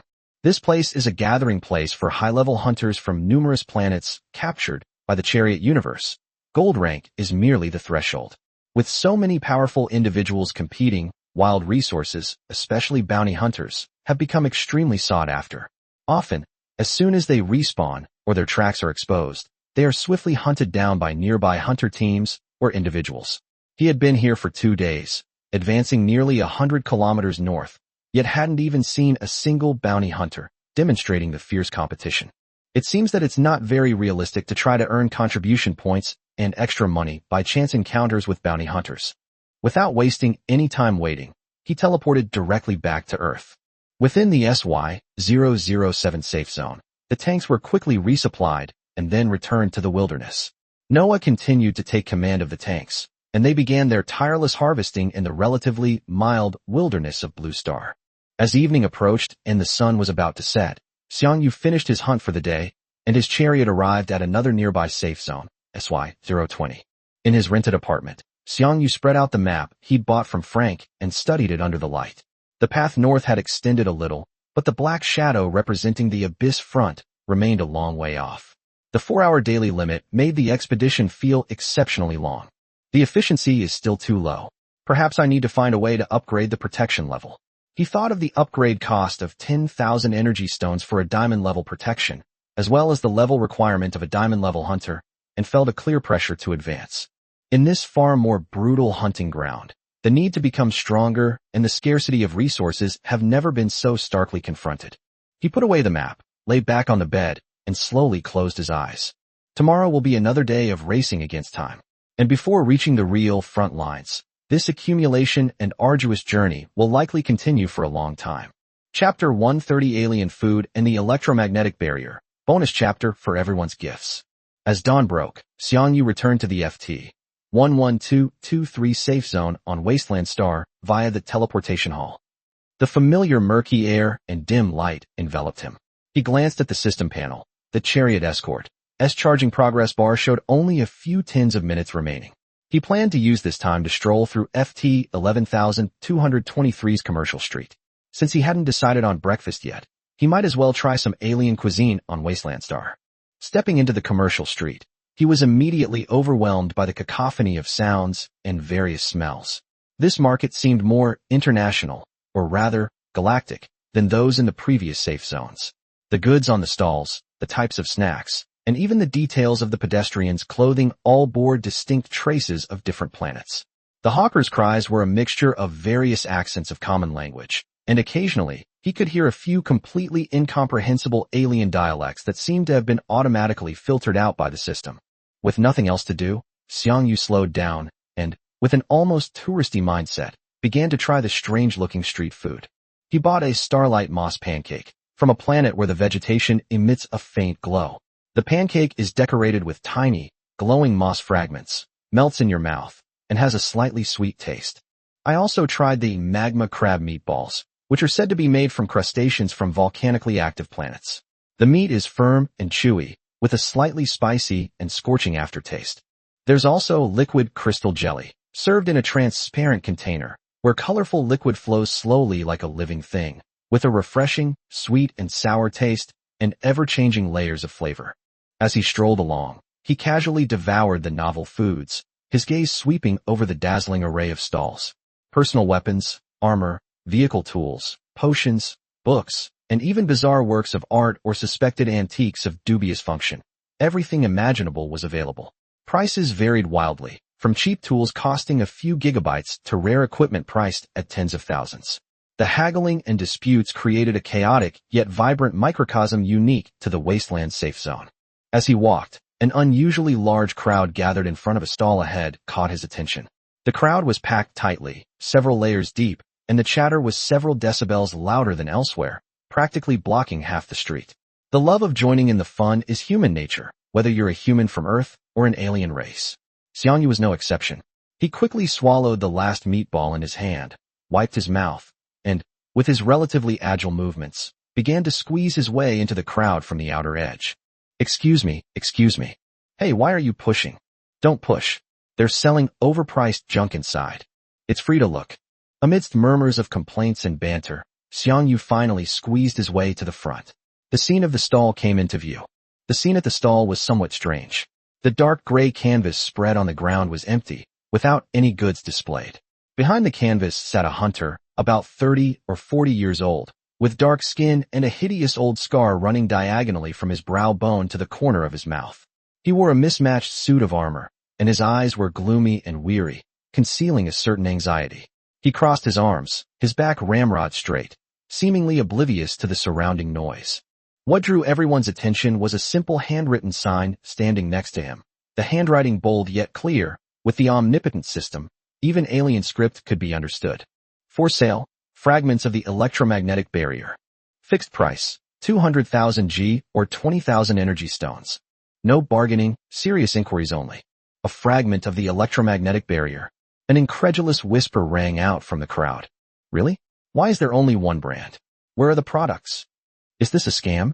Aren't mysterious fragments supposed to be transparent, with only a serial number visible? I don't know, let's keep watching.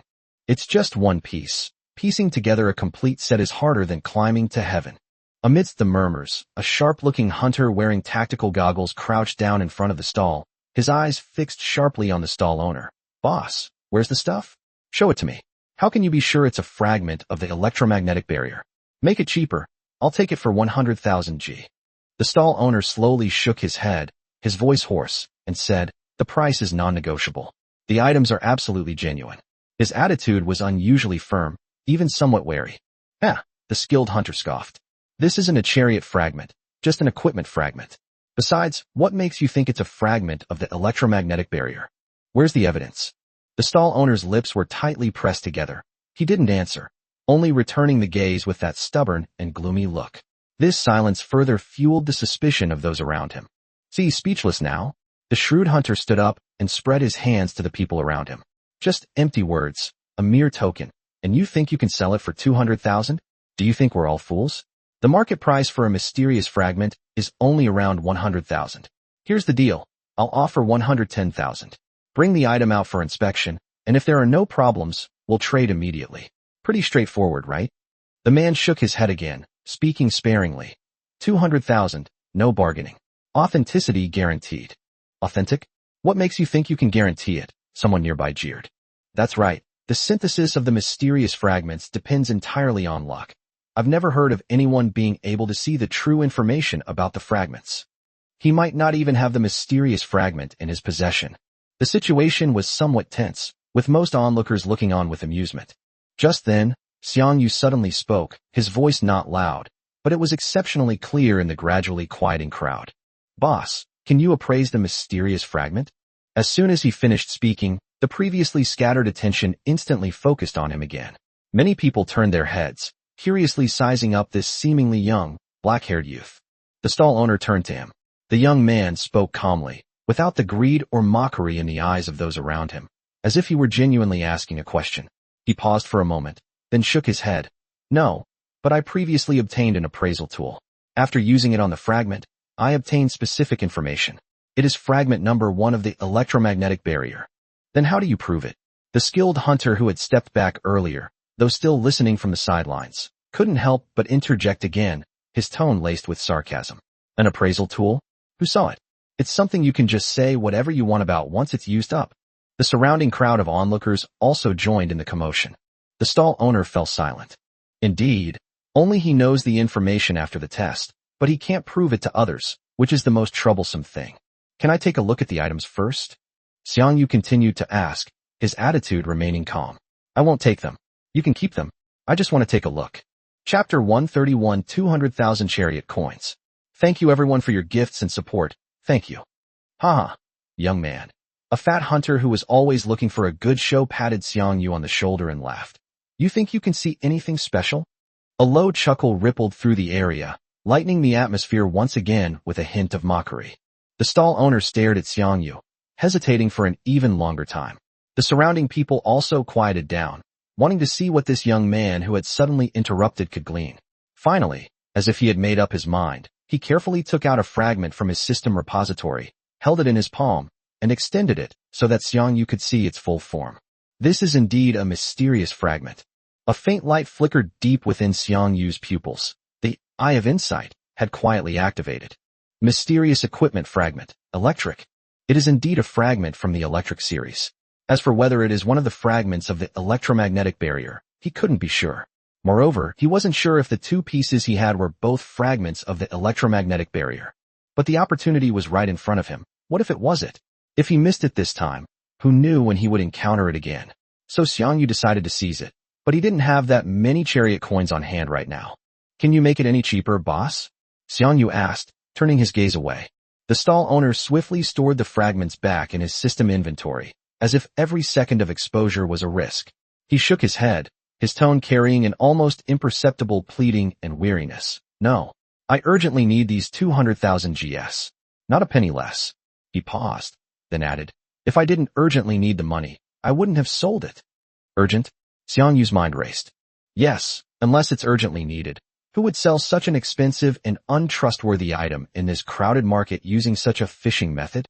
It would be easier to sell directly to a powerful buyer like Old Jack, or to hold an auction in a safer area with more people. He's probably setting up a stall here to try his luck, hoping to find a discerning and wealthy sucker for a quick sale. Is that so? Xiang Yu looked thoughtful and said slowly, 200,000 gold is indeed a lot of money. I don't have that much cash on hand right now. Seeing the other person's eyes dim, he immediately continued. If you really want to sell and are willing to wait a few days, we can add each other as friends first. Hold this fragment for me for 2 days. Within 2 days, if I've raised enough money, I'll contact you to complete the transaction. If I don't come back after 2 days, or haven't raised enough money, you can sell it to someone else at any time. How about it? The stall owner was stunned by the suggestion. He was supposed to wait 2 days to raise the money? He stared intently at Xiang Yu, seemingly assessing the truthfulness of the other's words. The young man before him had clear eyes, spoke earnestly, and seemed to have some understanding of the value of the fragment itself. The key point is that he's currently the only one who has shown a clear intention to buy and is relatively serious about it. The others are either just watching the show or hoping to snag a bargain. Okay. The stall owner finally uttered a single word heavily, as if he had used up all his strength. Then I'll wait for you for 2 days. My name is Frida, and my hunter ID is. As he gave his ID, the muscles on his face twitched unnaturally, a look of extreme embarrassment flashing across his face, and his voice lowered. 2 little red flowers. 2 little red flowers. Puff. 2 little red flowers. Ha. Boss, what kind of ID is this? Dude, you have great taste. After a brief silence, a burst of laughter erupted. Even Xiang Yu's lips twitched violently a few times, and he struggled to suppress the laughter rising in his throat. He simply couldn't reconcile the scarred, brooding, and muscular hunter before him with the ID, 2 little red flowers, a name so childlike and contrasting. The incongruity of the ID was just too strong. The stall owner's face darkened further, but he gritted his teeth, ignoring the laughter around him, and just stared intently at Xiang Yu. Xiang Yu tried his best to maintain a serious expression and quickly sent a friend request to the 2 little red flowers through the system panel. My name is Xiang Yu. The application has been approved. Frida quickly processed the data, then looked at Xiang Yu. Brother Xiang Yu, please expedite this. I really need it urgently. This time, the anxiety and helplessness in his tone were even more pronounced. Okay, I'll try my best. Xiang Yu nodded solemnly. I'll contact you as soon as I've raised enough money. As the two finalized the deal, the crowd gradually dispersed, with many still laughing and discussing the amazing ID, 2 little red flowers. Let's go. It's boring. I thought I'd get to watch someone throw away 200,000 yuan right there. 2 days? It's uncertain whether this person will still be around in 2 days. Maybe that guy was just saying it casually, and he'll disappear without a trace later. Who cares? As long as it's entertaining, that's all that matters. The crowd dispersed, and the stall returned to its deserted state. Frida crossed her arms again, resuming her gloomy, unapproachable demeanor. Though her gaze occasionally swept over the name Xiang Yu in her system friend list, her eyes hiding deep worry and a sliver of hope. Xiang Yu also turned and left the stall. He didn't leave the commercial street immediately, but instead bought some more food from another food stall not far away. While eating, he digested the information he had just received and quickly did mental calculations. 200,000 gigabytes. He currently has over 70,000 G on him, and over 90,000 G in his personal shop account. After factoring in the teleportation fees and replenishment funds he needs to set aside in advance, he's still short about 60,000 to 70,000 G. If he's lucky enough to get a few high-paying diamond-level commissions, he can finish them within a day. We're not rushing today, he decided immediately. The original plan was to continue north, but now his primary objective was to make money. He quickly finished his meal, walked to the open space at the edge of the safe zone, and summoned Hu 217. Entering the cockpit, he found the Guardian Wire, fully charged, its defense time already restored. Noah, change the plan. Cancel today's long-distance journey. Within the FT 11223 safe zone, kill all monsters encountered. Make the most of these 4 hours and complete as many high-reward missions as possible. Yes, sir. Cancel the march, activate AFK mode, prioritize eliminating high-value targets. The gray-brown chariot burst out of the light curtain and began its race against time. 4 hours later, Xiang Yu returned to Blue Star with a commission of 20,000 G and spoils worth more than 20,000 G. After landing in the SY-020 safe zone, he headed straight to the repair shop for a quick resupply, and then immediately drove back into the wilderness to engage in continuous AFK hunting. Chapter 132 is finally here. Thank you everyone for your gifts and support. There will be another chapter later. The company is quite busy at the end of the year, so updates will be slower. Please bear with me. Time passed slowly, and the numbers in his account gradually increased. When Xiang Yu returned to the SY 020 safe zone. It was already midnight. On his way back to the apartment, Xiang Yu checked his account immediately. After working nonstop for most of the day, the account balance had finally reached the target amount.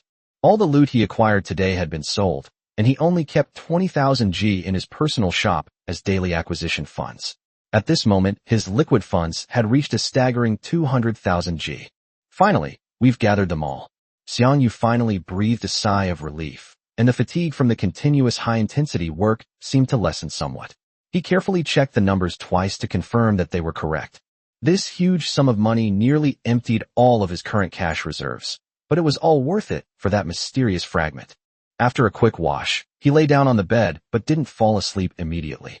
Staring at the fine lines on the ceiling, Frida's anxious and gloomy face, and the mysterious fragment in her hand, kept replaying in his mind. I'll get up first thing tomorrow morning and idle on Earth for half a day. Then I'll go to Wasteland to buy the fragment from Frida. He finalized his plan in his mind. Although the agreement was for 2 days, anything could happen, especially on Wasteland.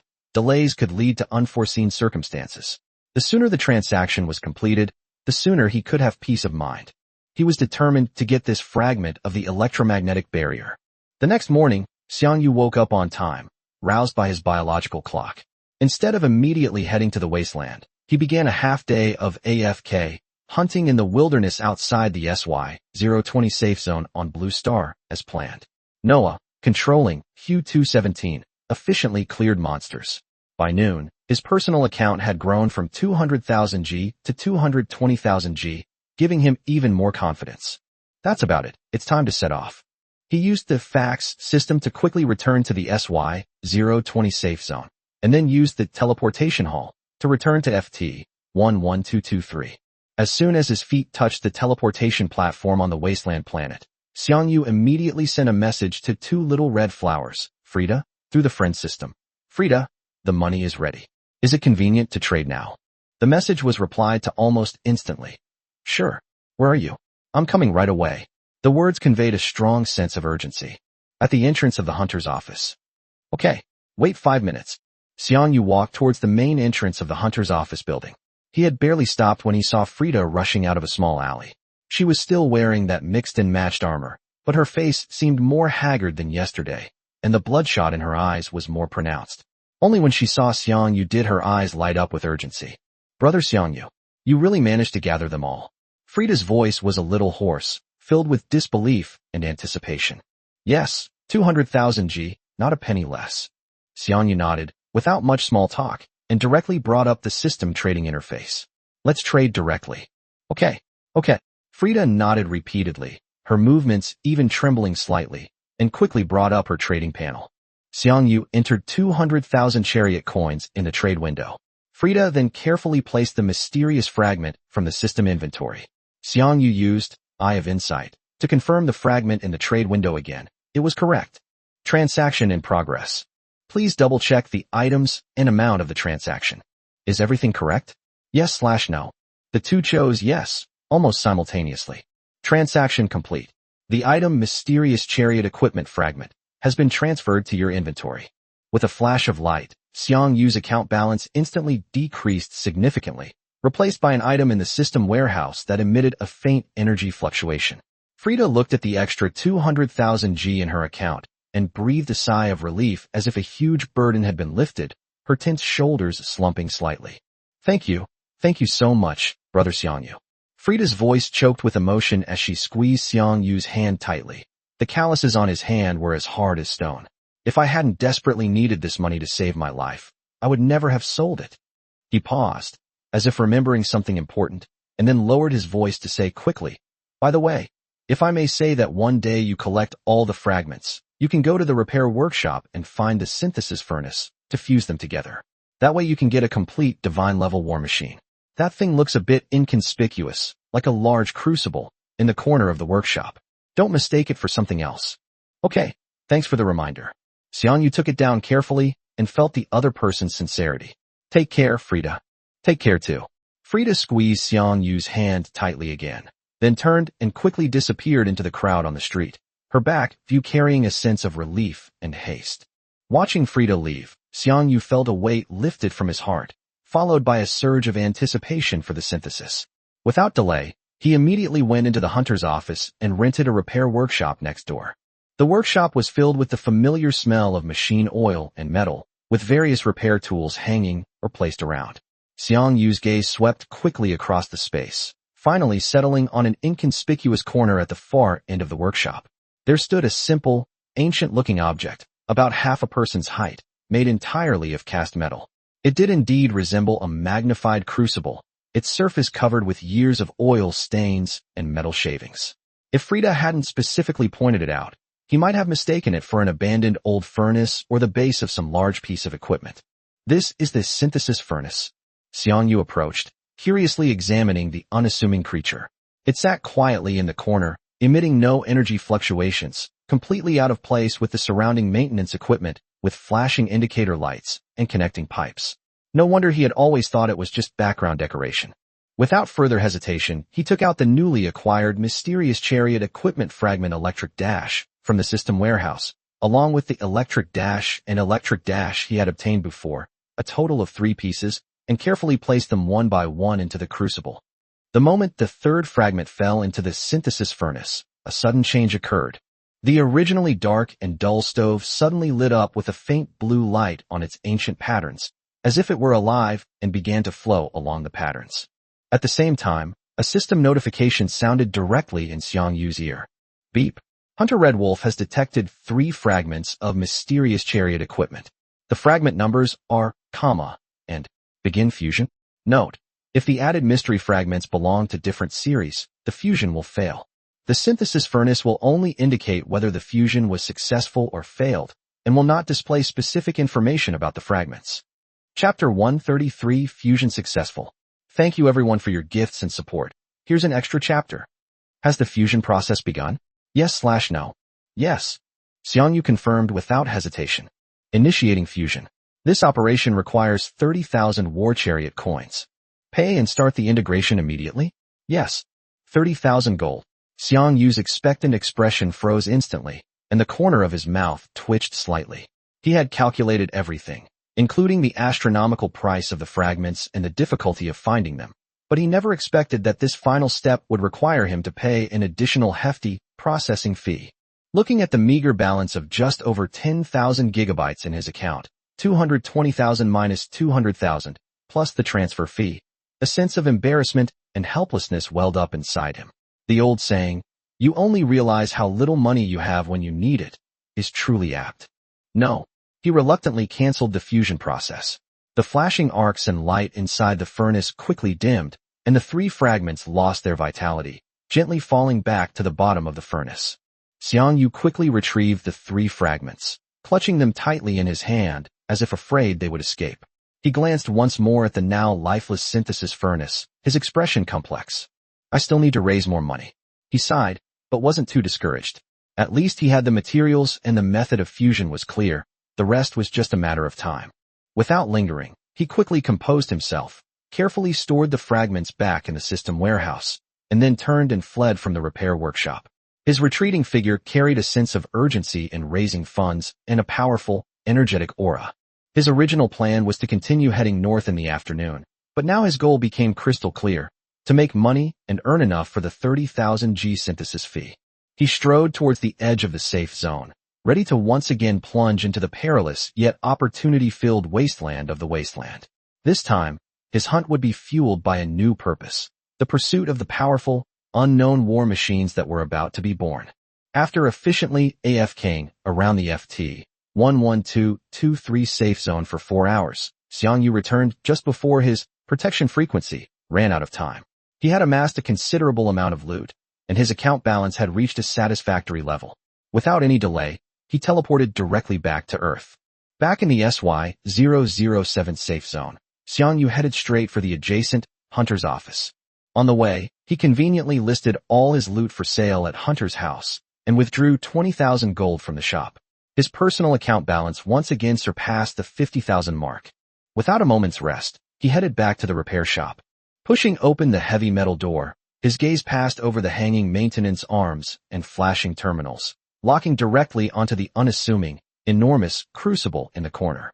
Taking a deep breath to calm his slightly racing heart, Xiang Yu walked to the synthesis furnace and carefully examined this crucial piece of equipment that would determine whether his 200,000 G investment would be realized. It remained silent, its surface covered with a thin layer of dust and oil, standing out starkly against the surrounding gleaming equipment, like a forgotten ancient furnace. He reached out and brushed away the dust from the edge of the furnace. The metal felt cold and solid to the touch. Success or failure hinges on this, Xiang Yu muttered to himself. He retrieved 3 more fragments from the warehouse and placed them one by one into the synthesis furnace. Almost simultaneously, the cold system notifications sounded in his ears again, exactly the same as before. Beep. Hunter Red Wolf has detected 3 fragments of mysterious Chariot equipment. The fragment numbers are, and begin fusion. Note, if the added mystery fragments belong to different series, the fusion will fail. Has the fusion process begun? Yes/no. Yes. This time, Xiang Yu brought plenty of money. Initiating fusion. This operation requires 30,000 War Chariot coins. Pay and start the integration immediately?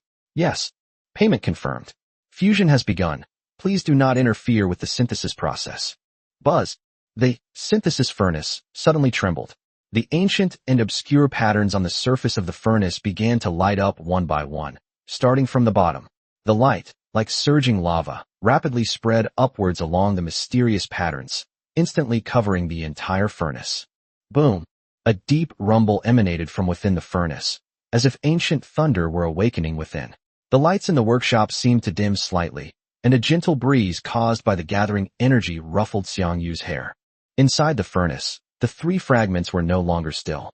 They vibrated violently, slowly levitating as if defying gravity, and arranged in a triangle in the center of the furnace. The electric arcs leaping between them resembled thick, blue electric snakes, wildly darting and colliding among the 3 fragments. Sizzle. Amidst the piercing crackling of electricity, the outlines of the 3 fragments began to blur, their edges melting and merging like wax under high temperature. Silver, blue, and purple lights mixed and swirled wildly, forming a small energy vortex that grew brighter and more unstable. The powerful energy fluctuations even caused visible distortions in the surrounding air, attracting tiny metal fragments that hovered and danced around the furnace opening.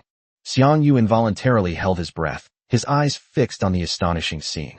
He could feel a slight tingling sensation on his skin, the result of the dissipating electrical energy.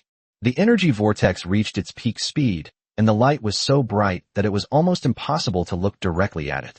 Then, at some critical point, all the light, all the electric arcs, all the roar suddenly contracted inward.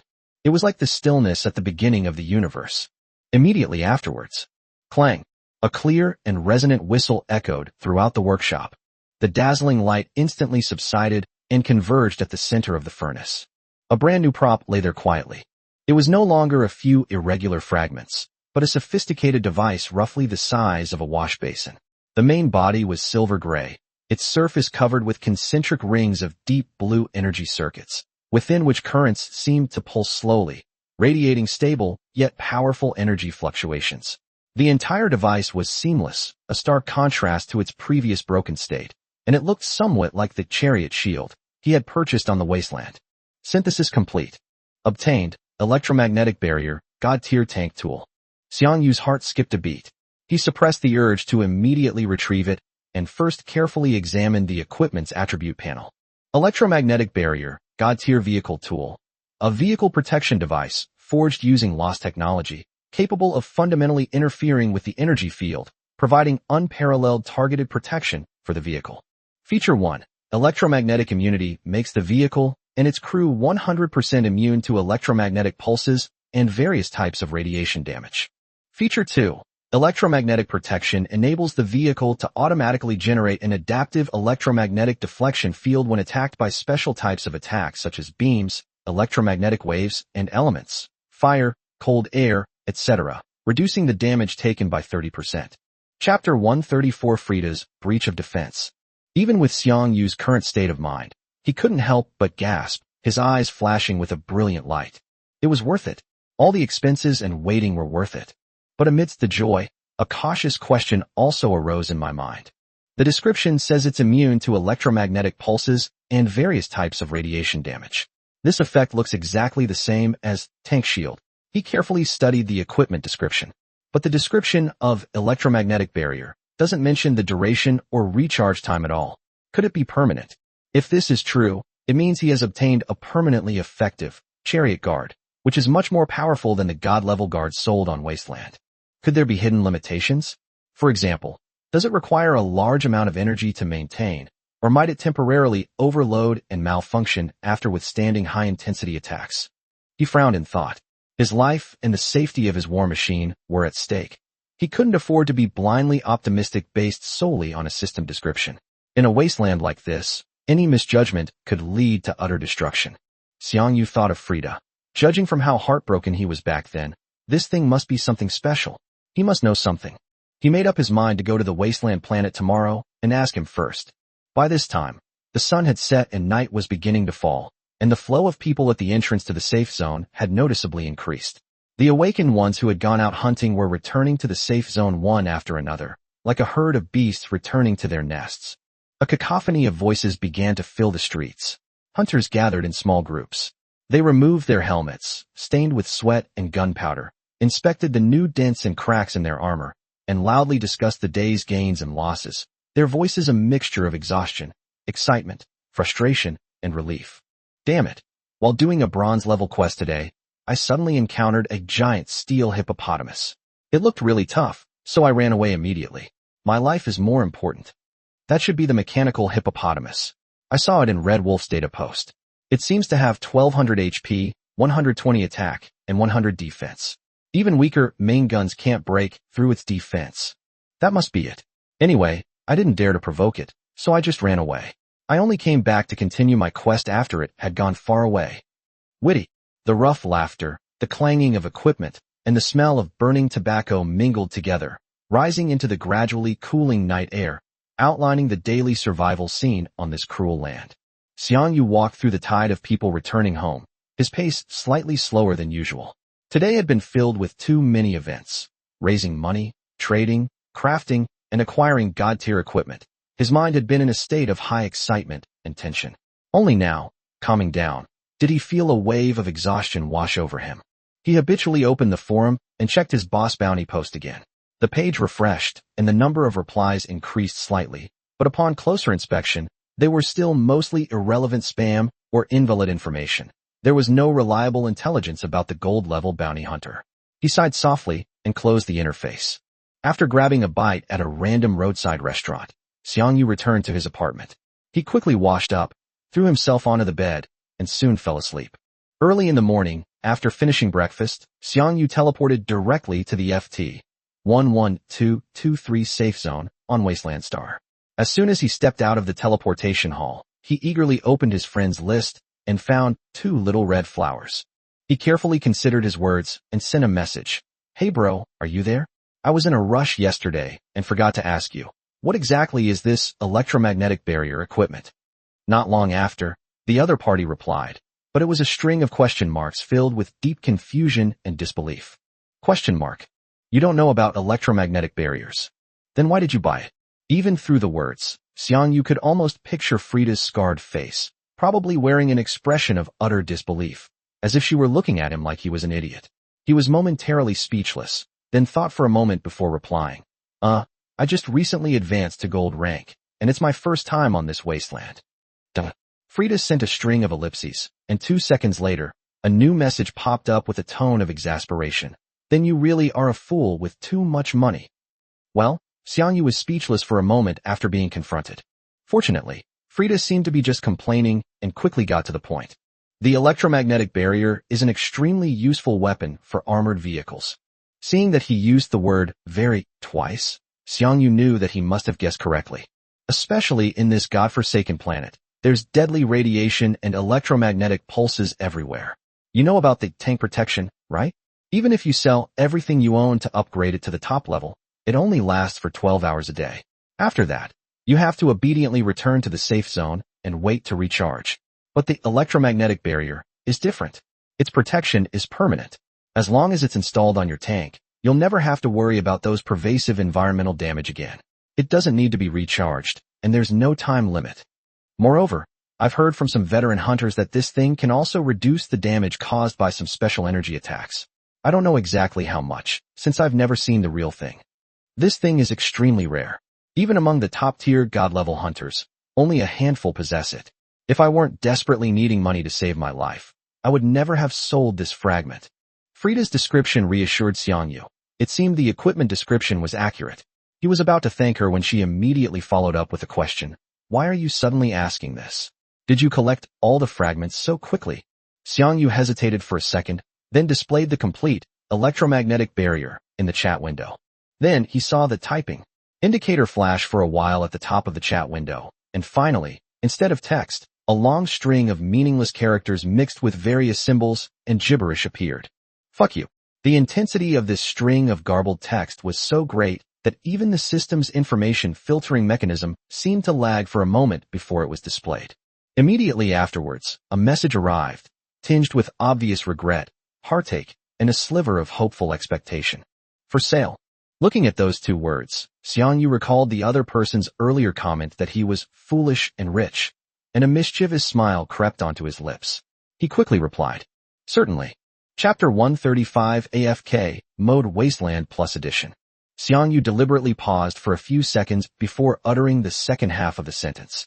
Not for sale, smiley face. Frida's message jumped out abruptly, her sentences incoherent, finally turning into a powerless roar. You fucking deserve to die. A blessing of envy, jealousy, and hatred. After venting, Frida seemed to calm down a bit, and her tone returned to its previous seriousness, even with a touch of gonkai, a complex emotion encompassing reflection, emotion, and reflection. With this, the most disgusting environmental damage on the wasteland will be non-existent for you. You'll never have to be chased by that damned countdown timer again. This vast wasteland, you can go wherever you want and stay as long as you want. I'm so fucking envious.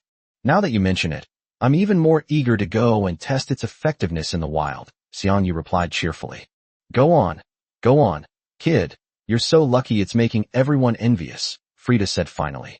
With this treasure on your side, as long as you don't do anything reckless, this wasteland won't pose any environmental dangers for you anymore. Make good use of it. Haha. Thanks, see you later. Xiang Yu closed the system panel. Frida's explanation was like a reassuring pill, dispelling the last trace of hesitation in his heart. He didn't delay any longer and went straight to the repair workshop. In the empty workshop, only the low rumble of the equipment echoed in the silence. He selected a parking spot, and with a slight thought, the gray-brown Xiang 217 materialized with a deep hum, its massive body gleaming with a cold, hard metallic luster under the lights. Opening the vehicle interface, Xiang Yu removed the gold-grade vehicle shield that had already completed its mission and stored it in the system inventory. This vehicle tool was bound to the awakened one at the moment of purchase, making it untradeable or unsellable. It could only sit in a corner of the inventory, gathering dust. His gaze then shifted to the brand-new tool in the warehouse, the electromagnetic barrier, which bore unique energy patterns. He selected it and loaded it onto the golden chariot. Click. A crisp snapping sound came from inside the vehicle, accompanied by a low-frequency humming sound indicating that the energy had been switched on. Almost instantly after installation, the indicator light on the vehicle's control panel lit up. Buzz. A deep, resonant sound emanated from within. The armored surface of the Xiang 217 seemed to be silently swept by an invisible layer of liquid mercury, instantly creating a uniform, spreading silvery white ripple. These ripples, like a living tide, precisely spread from the front of the vehicle, gliding over the sharply defined turret, skimming across the robust track guards, covering every gap and bend in the hull, all the way to the rear. Wherever they passed, the metallic surface briefly exhibited a strange, smooth texture, reflecting the cold light of the workshop's overhead lights. The entire process lasted only a fleeting moment. After completely covering the vehicle body, the silvery white ripples disappeared silently, like the receding tide, seamlessly blending into the armor as if they had never existed. The entire vehicle seemed to be coated with an invisible energy film. Finally, there's no more of that damn time limit. Xiang Yu let out a long breath, unable to suppress the upward curve of his lips. A new plan quickly took shape in Xiang Yu's mind. He plans to stay on the wasteland planet permanently, just like the other hunters. This place is fraught with danger, but the opportunities and rewards far surpass those on Earth. Now, with the electromagnetic barrier, that invisible shackle has been completely broken. The deadly natural environment of the wasteland is no different from the wilderness of Earth to him. This means that he can rely on Noah's powerful automated combat capabilities to achieve almost uninterrupted AFK hunting, just like on Earth. Of course, it's a more advanced and dangerous version. However, we still need to return to Blue Star. He didn't intend to completely sever ties with his home planet. Wasteland lacked a convenient global trading network, resulting in inefficient circulation of spoils and prices often being controlled by local merchants. Blue Star's trading system, on the other hand, was the best channel to quickly convert large quantities of war machines, equipment, and tools into cash. His new daily routine will involve regularly returning to Earth to process his loot, and keeping an eye on the boss bounty posts on the forum to get information on the top bounty hunters. Just consider it a regular homecoming visit, and I'll bring some local specialties from Wasteland Star for my fellow countrymen on Blue Star, Xiang Yu thought, a smile appearing on his lips. With a clear mind and full of motivation, Xiang Yu quickly checked the status of the Xiang Yu 217 one last time, replenishing it with ammunition and necessary survival supplies. He then recalled the vehicle into his system space and strode briskly towards the safe zone exit. Upon reaching the edge of the light membrane, he summoned the chariot, entered the cockpit, and the familiar system startup sound effect rang out. "Welcome back, Supreme Commander." Noah's steady electronic voice came through. "Noah, begin self-check." "Received. Self-test initiated. New vehicle tools detected." "This is the electromagnetic barrier," Xiang Yu said with a hint of pride. "It's the ultimate upgrade of the previous tank message protection. From today onwards, we will no longer have that damned 4-hour activity time limit when we're out and about. The previous forced return to base synchronized with message protection time mission can be cancelled." "Understood, highest command." This task has been permanently removed from the planning list. Noah executed the command efficiently. "Activate AFK mode?" "Of course." Xiang Yu adjusted his posture, feeling incredibly relaxed. "Noah, readjust the mission priorities. Now that we're free from the time constraints, we don't have to ignore the monsters along the way just to get there. As long as we're heading in the right direction, killing monsters and completing missions should be our highest priority." Command confirmed. Task priority readjustment in progress. Readjustment complete. AFK mode activated. The engine of the Xiang Yu 217 let out a deep roar, and under Noah's control, it steadily drove out of the safe zone light membrane, once again exposing the vehicle to the extremely harsh environment of the wasteland planet.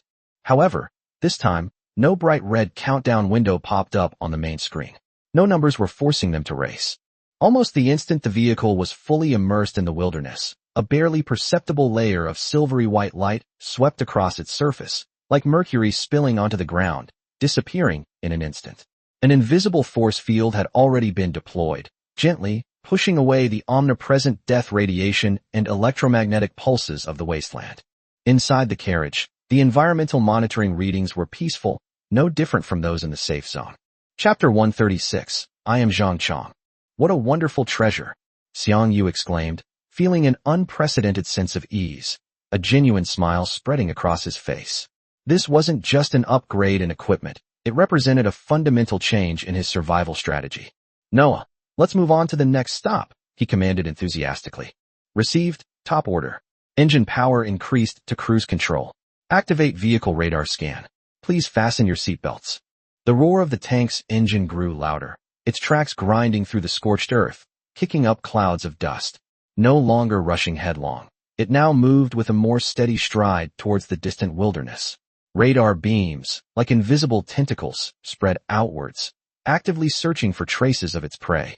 Watching Noah perfectly enter AFK, hunting and exploration mode, with Xiang Yu 217 steadily advancing through the wilderness, actively searching for and clearing monsters along the way, Xiang Yu once again relaxed. He leaned back in the driver's seat and brought up the system panel. Having visited the Wasteland Star so many times, he'd always been either fighting or traveling, and had never actually looked closely at the social interface. Thinking of this, with a touch of curiosity, he opened the chat window and switched to the Wasteland Star channel. The interface unfolded, surprisingly simple, with only one solitary option, World Channel. He subtly moved his mind and chose to enter. Instantly, a massive amount of text information flooded his field of vision like a waterfall, scrolling so fast, it was almost dizzying. Various fonts, colors, and symbols were mixed together, filled with hawking, team-up requests, requests for help, casual chat, and numerous fleeting kill reports. World, Super Warriors, a small group of recoilless cannons, has been spotted near FT 09981. We need strong fighters to come quickly. Profit sharing can be discussed in person.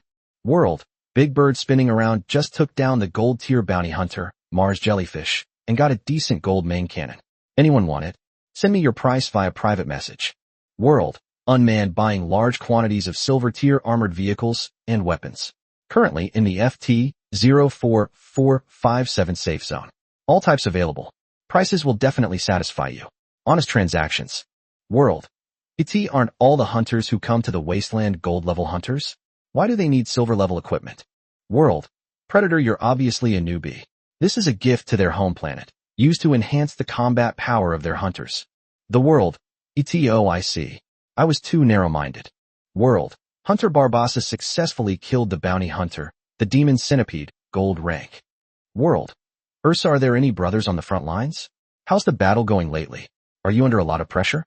World, Arca, when will the system give me a diamond-level war chariot token? I want to go to the front lines and fight against the abyss. Staying in the back and grinding mobs is too boring.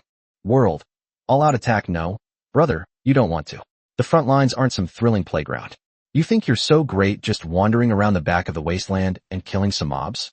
That's because over 70% of the abyssal monsters and advanced mutated creatures have been held back by our brothers on the other side of the rift with their lives. The danger there is 10 times, 100 times greater than where you are now. Don't go to your death unless you're mentally prepared to die and don't have a top-of-the-line vehicle. World, Ark, now that you've said that, I don't dare go anymore. World, Invincible God, therefore, the hunters stationed on the front lines are the true heroes worthy of our respect. Flowers, salute. Amidst the rapidly scrolling information feed, Xiang Yu's keen eyes caught the keywords. Words like abyss, frontline situation, and hero appeared repeatedly, outlining a battlefield that was both more brutal and more sublime than the rear area, where he was currently located. Seeing these discussions, especially the warning to launch an all-out attack, Xiang Yu's longing for the abyss front not only didn't diminish, but became even clearer and more fervent. It wasn't just a higher-level monster spawn point. It was a true line of defense, the forefront against the unknown, the ultimate hunting ground where the strong gathered, and where crisis and opportunity coexisted. Of course, he wouldn't let enthusiasm cloud his judgment. The hunter was right. Going to the front lines without thorough preparation was tantamount to suicide. I won't joke around with my own life. Xiang Yu turned off the noisy world channel and turned his gaze back to the wasteland scenery flashing past the car window, his eyes resolute. But before that, I will use every means to become strong enough. Strong enough to be qualified to go there and take a look. Meanwhile, on Earth, Zhang Chong, an ordinary bronze-level hunter, had stayed up late chatting and gossiping in the regional channel until the wee hours of the morning. When he woke up, the sunlight outside his window was already blindingly bright. It was nearly noon. He groggily got up, splashed some cold water on his face to shake off some of the sleepiness, and shuffled out of his rented room. His stomach was growling with hunger, so he wandered over to his usual little restaurant near the apartment building. He gave a mumbled greeting to the owner, who was busy tossing food behind the counter, ordered 2 of his favorite home-style dishes, found an empty seat against the wall, and sat down, yawning as he waited. The waiting time was a bit boring, so he habitually brought up the system panel, his fingers swiping unconsciously, and finally clicked on the battle power ranking. This was almost a routine for him every day after waking up, just like many low-level hunters, to admire the prowess of the big shots and indulge in some daydreams. However, the moment the leaderboard refreshed, his casual glance suddenly fixed on the familiar and dazzling name at the top and the number following it. Sleepiness vanished instantly, his eyes widened, his mouth opened unconsciously, and he froze in his chair. Holy crap, he muttered to himself, his voice filled with disbelief. Had he stayed up too late last night and was hallucinating? He rubbed his eyes hard, even exaggeratedly slapping his cheeks, before staring intently at the top of the leaderboard once more. Nothing has changed. That name, that string of numbers, was so clear it was almost blinding. Fuck. This time, a shocked roar burst out of his throat uncontrollably, sounding particularly abrupt in the slightly noisy little restaurant, immediately attracting the surprised gazes of several diners around. Zhang Chong ignored all that. His face flushed red as he quickly switched to the world channel, typed a line of text in the chat box, and sent it out forcefully. World, I am Zhang Chong Ri. Chapter 137, The New Bounty Hunter. World, I am Zhang Chong. Hey everyone, look at the power rankings. Red Wolf has upgraded his equipment again. This message, filled with exclamation marks, instantly attracted attention. World, 443 public. What happened? What happened? What happened? World, likes rubbing his stomach. Holy crap. I just checked. I remember Red Wolf's combat power was only a little over 500 before. How did it suddenly jump to 680? What kind of rocket speed is this? World, buy me chocolate. This is terrifying. Could it be that I've acquired another god-tier piece of equipment? World, Prince Richard II place should be a fully equipped silver-level character, right? Red Wolf's combat power is less than 300 points. This is too much of a lead. It's a huge gap. World, a jar of pomegranates. Based on a rough estimate, a single piece of god-tier equipment adds 130 combat power, which makes sense. Of course, it's also possible that a top player suddenly acquires several pieces of gold-tier equipment. World, oh Moses Roy, this is terrifying. Is this the world of the big shots? Inside the small restaurant, the other diners, who were also checking the chat channel, let out low gasps and whispers. Zhang Chong, watching the World channel, explode in an instant and listening to the surrounding noise, finally felt a sense of reality. It wasn't his eyes playing tricks on him, it was real. The mysterious and powerful hunter Red Wolf had once again surged in popularity at an astonishing rate. The dishes he ordered arrived, their aroma filling the air, but Zhang Chong's attention was entirely focused on the system channel. He ate his food while watching the others express their envy, analysis, and amazement, as if he himself were sharing in their glory. Red Wolf had clearly become a monument and a target of admiration for countless hunters on Blue Star. However, Red Wolf, who caused this minor commotion, was completely unaware of it. He was on the Wasteland planet, enjoying a free-for-all hunt without the pressure of a countdown. Under Noah's efficient control, Xiang Yu 17 trekked, searched, fought, and moved forward. Only when the sunlight on the Wasteland planet gradually slanted westward, dyeing the wilderness a mixture of dusky yellow and dark red, did the chariot, trailing a long shadow, arrive at a new safe zone, FT 10999. Xiang Yu stood up from the driver's seat and stretched his limbs slightly. Although he hadn't made a move all day, he still felt a bit mentally exhausted. So he wasn't in the mood to stroll around the shopping street and went straight to the hunter's office to check in, eat something, and then go to bed. Xiang Yu spent 3 whole days on this wasteland trip. Thanks to the absolute protection granted by the electromagnetic barrier, he was completely freed from the shackles of time. During the day, Noah drove his chariot to hunt, explore, and travel in the vast and dangerous wilderness. At night, he would choose to rest in a safe zone depending on the situation, or, like last night, find a suitable sheltered spot to spend the night inside the chariot. Yesterday afternoon, in order to complete a lucrative diamond-level quest, he ventured deep into a complex, radioactive wasteland, forced to take a detour, and ultimately failed to reach the planned safe zone before sunset. But this was no longer a problem. Xiang Yu calmly chose a sheltered rock face nearby to spend the night, listening to the howling wind and the roars of beasts outside, and fell peacefully asleep inside the chariot. 3 days of hard work yielded tangible results. Even excluding the loot in the system's inventory, the chariot coins earned from completing commissions alone pushed his personal savings past 6 figures, reaching 130,000 G. After Xiang Yu 17 passed through the light membrane of the FT 11451 safe zone, Xiang Yu did not linger and stepped directly into the teleportation hall. After the familiar sense of spatial displacement, he had already returned to Earth. The first thing he did upon returning was to open his personal shop's backend. He listed all the tank equipment he had acquired on the wasteland over the past 3 days, setting reasonable prices. Of course, he hadn't forgotten the tradition of limiting purchases to 1 item per ID. All the weapons in this batch of tanks are of bronze level or higher, and there are even a few silver level main cannons. The moment this batch of substantial, high-quality goods, significantly superior to the average level on Earth, was put on the shelves, it was like a boulder thrown into a calm pond. Those awakened individuals who had long followed Hunter's house immediately sprang into action, launching a new round of frenzied buying. World, I want to become an immortal. Holy crap. Hunter's house has new stock again. All of them are bronze level or higher tank weapons. There are even silver level ones. First come, first served, brothers. World, quick Gunner, are you kidding me? I hesitated for only 0.5 seconds to check the stats, and everything was gone. Is there no justice in this world? World, a jar of pomegranates hesitation leads to defeat. World, Yemit Red Wolf shop has been quiet for several days. Did he bring back goods from the wasteland? World, can I come over for dinner? This guy truly lives up to his reputation. No matter which planet he goes to. It's like he's shopping in his own backyard. I'm tired of saying, I'm envious. World, unforgettable tonight. What's the wasteland like? Judging by the speed at which this guy is getting loot, it feels like treasures are everywhere. World, Prince of Wales, when you're promoted to gold level hunter, go see for yourself. World, unforgettable tonight. Alas, there's still no sign of the silver tier tanks, and the road to the gold tier is long and arduous. World, so poor, all I have is money. If only the Chariot tokens could be traded. World, Sakura, when you're really rich, maybe you can try hiring Red Wolf to help you level up. World, Prince Richard, anything can happen in dreams, huh? Xiang Yu ignored the minor commotion he had caused in the chat channel. After listing his equipment, he found a quiet restaurant for dinner. While eating, he habitually opened the forum and updated his data log thread, posting the latest monster data he had collected. Next, he clicked on the boss bounty post he had made. This time, instead of a screen full of spam and irrelevant information, a reply from 2 days prior caught his attention. Hello Appa, this is RC-GY-014. A bounty has been posted in our safe zone.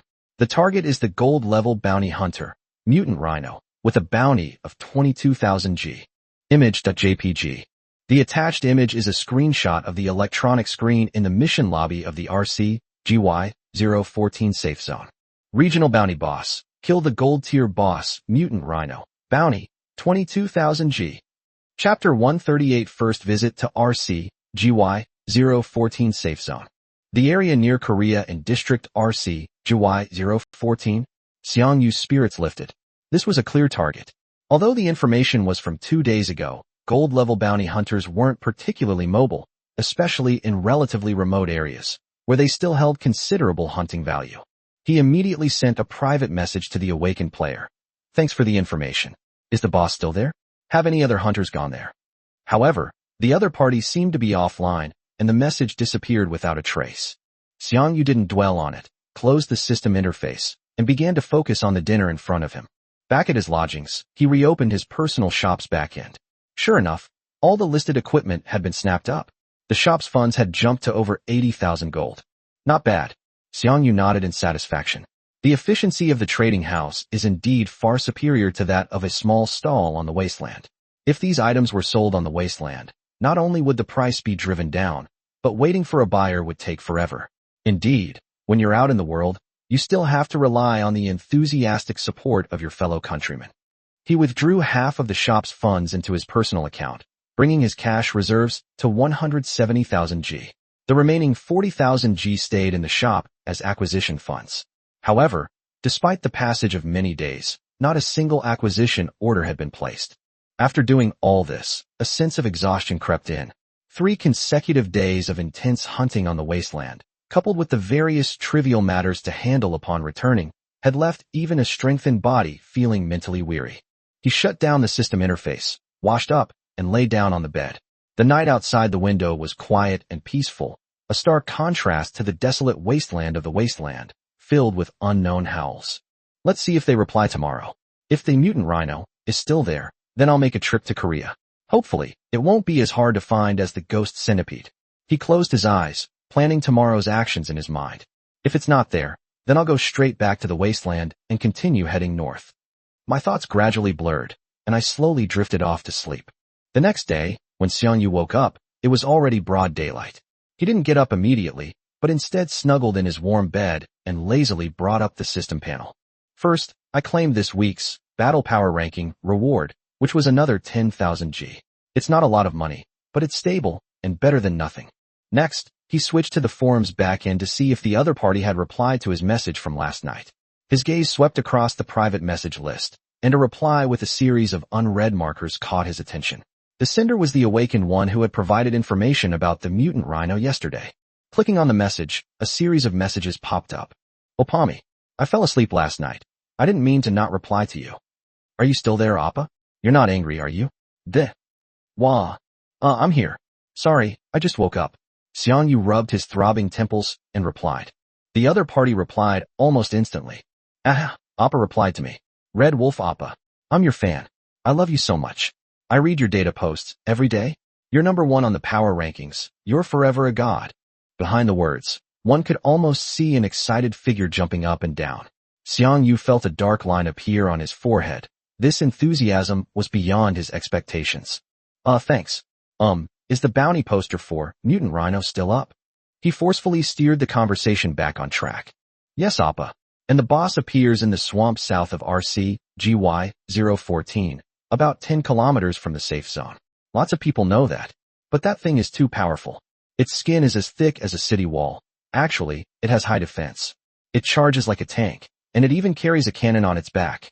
Everyone who tried to take it down came back covered in dust, and several tanks were almost destroyed. No one has been able to take it down yet. Appa, do you want to give it a try? Okay, thank you for the information. If I successfully kill him, I will pay you as agreed. Xiang Yu confirmed the information and responded politely. Okay. Thank you, Appa. That Red Wolf Appa.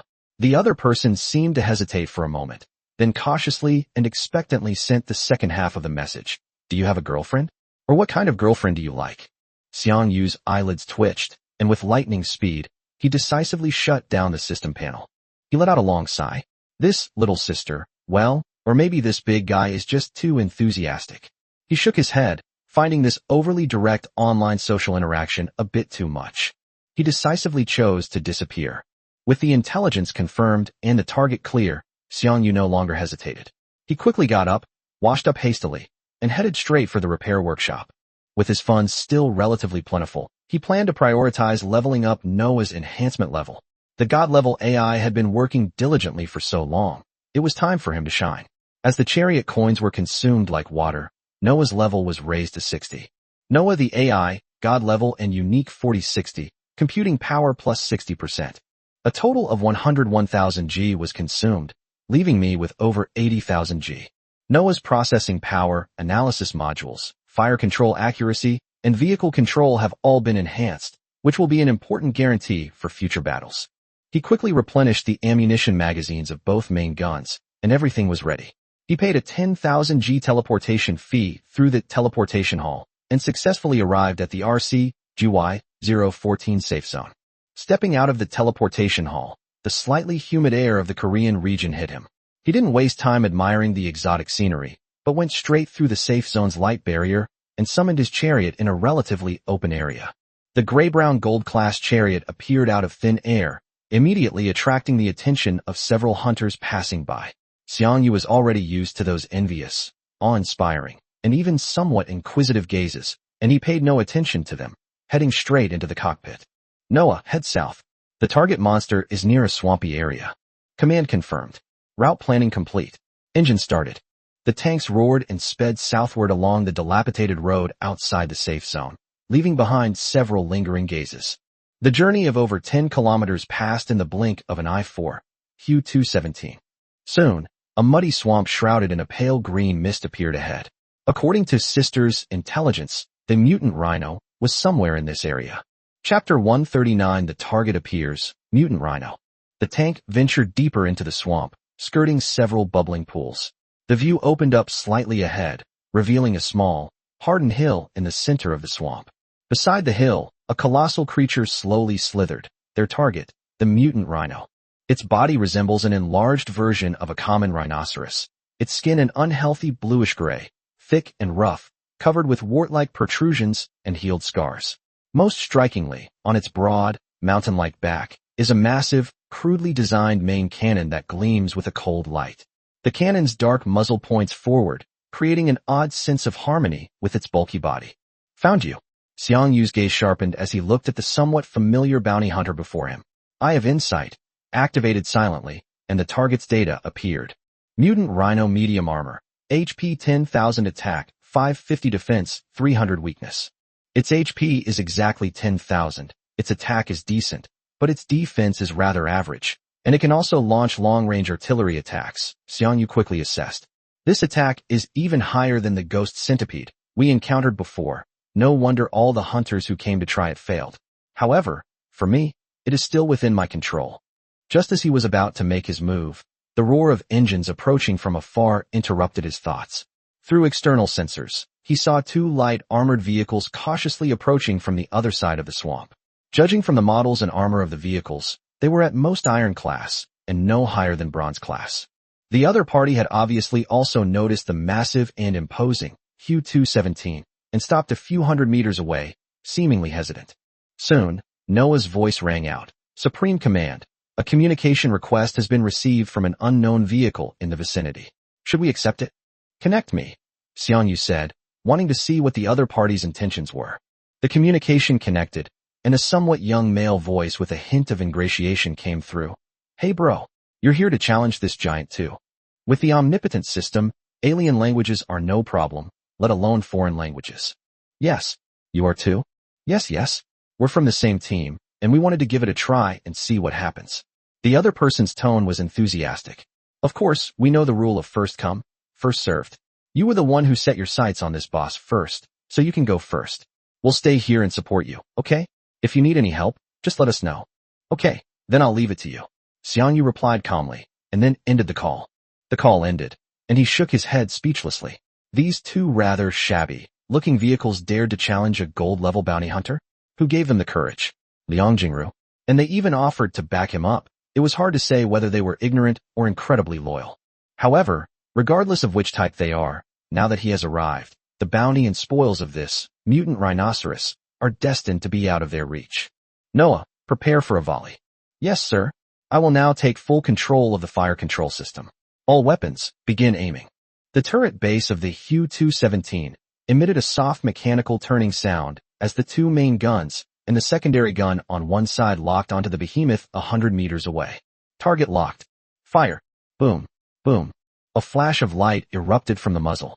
Two long, armor-piercing rounds tore through the air and shot out of the barrel, hurtling straight toward their target with a piercing shriek. Boom.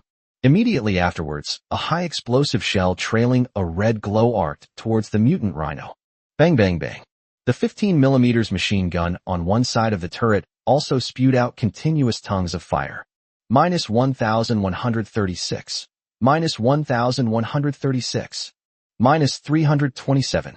Minus 125. Minus 125. Minus 125. With just one volley of fire, the long health bar above the mutant rhino on the main screen visibly decreased by nearly a third. For Xiang Yu, who is now strong and well-equipped, defeating this boss is as easy as eating and drinking. He is too lazy to control it personally and can win by handing it over to Noah. Moo. The bounty hunter, severely damaged, instantly flew into a rage. Its eyes turned blood red, and it let out a deafening roar. The massive main cannon on its back quickly adjusted its angle and locked onto Hu-217. Boom boom boom boom. A barrage of shells rained down like a storm. Although the individual shells were not very powerful, their rate of fire was extremely fast, and they covered a wide area. Noah immediately maneuvered his chariot to evade. However, the swamp became its biggest obstacle. The tracks got stuck in the mud, making turning and acceleration extremely sluggish. Despite Noah's optimal evasive maneuvers, he still couldn't completely avoid the dense barrage of bullets. Minus 358. Minus 358.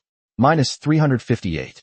Hui-217's SP dropped by more than 1,000 points after being hit by several attacks.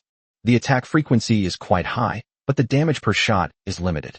The main problem is the terrain. The swamp restricts the vehicle's maneuverability. Xiang Yu quickly assessed the situation. Noah, abandon maneuverability and switch to garrison firing mode. Prioritize shooting accuracy, concentrate firepower, target the enemy's weaknesses, and finish the battle quickly. Command confirmed. Maneuvering evasion terminated. Sniper mode activated. Target weak point locked. Aiming complete. Boom. Boom. Bang. Bang. Bang. Minus 1,704. Minus 1,136. Minus 490. Minus 187. Minus 187. Minus 125. Once the tank stopped moving, firing from a stationary position became more accurate. Many shells in this salvo hit the weak points of the mutant rhino, causing its health to plummet once again. Meanwhile, on the outskirts of the swamp, the hunter squads in the two light armored vehicles were completely dumbfounded. The communication channel was silent except for heavy breathing. After a long pause, a trembling voice rang out. Team leader, should we still go up and try? The man called the captain swallowed hard. watching the furious exchange of fire between the heavy tanks and the bounty hunter in the distance, bullets crisscrossing the sky and mud churning everywhere. He swallowed hard. This doesn't seem like something we can handle at our level. Look at all these shells flying around. Maybe we should just give up. The captain is brilliant. Another team member immediately echoed with a sigh of relief. That's what we thought too. Ha ha ha. The captain chuckled awkwardly, trying to cover his embarrassment. Well then, let's stay here and learn from that big shot's prowess. Just in case he's not up to it, we'll just run away. Chapter 140 Kill. Rhino Crusher. While the hunter squad was having a pointless, tactical discussion, Noah's Xiang Yu 217 had already completed its final, deadly volley. Boom, boom. The roar of the main cannon echoed through the swamp once more, accurately pelting the already riddled body of the mutant rhino. On the main screen, the enemy's health bar flickered wildly like a candle in the wind under this intense barrage, before finally reaching zero. Moo. A long, mournful howl, tinged with pain and resentment, escaped from the depths of the mutant rhinoceros's throat. Its crimson eyes quickly dimmed, and the massive cannon on its back drooped limply. Its enormous body, having lost all support, crashed into the filthy mud beneath it, sending up a wave of muddy sludge several meters high, causing the earth to tremble slightly. The mud slowly settled, partially burying the rapidly dying corpse of the giant beast. The air was filled with the smells of gunpowder, blood, and the stench of decay unique to the swamp. Done. Almost at the same moment the boss fell, a prominent kill notification lit up in the regional channel. Area: Hunter Red Wolf has successfully killed the first bounty hunter mutant rhino, gold level. This scene left the hunters who had been watching from a distance speechless, their jaws practically dropping to the control panel. Team leader. He actually soloed the gold level boss. 3 rounds of fire. Just 3 rounds. The team member's voice trembled with shock over the communication channel. My God, who is this god descending to Earth? When did such a powerful figure hide in our 014 safe zone? Another team member muttered to himself, his face full of disbelief. Could it be an expert from another safe zone? The captain frowned, trying hard to recall any well-known experts in the area, but he couldn't match any of them. He also had no recollection of the vehicle's paint scheme or design. While they were still wondering what was going on, Xiang Yu had already activated the fax system inside the vehicle. In a dim light, he and the vehicle returned directly to the RC GY 014 safe zone. Almost at the same time he teleported away, the kill notification that appeared on the regional channel caused a huge uproar in the chat channel, like a boulder thrown into water. Region: South Korea. Isn't this the Red Wolf boss from the next region? What's he doing in Korea? Area: Kimchi is so delicious. Red Wolf. That fierce guy who has been dominating the top of the combat power rankings for so long? No wonder I was wondering. That bounty has been posted in our safe zone for many days. So many teams have tried to get there, but have all been disappointed. And in the end, I didn't expect him to be killed by a pro. Region: Ashibo. Why are foreigners coming here to steal our boss? Isn't this bullying? Area: Beef bone soup rice. Are you kidding me? The boss is a shared resource. Whoever has the skill can kill it.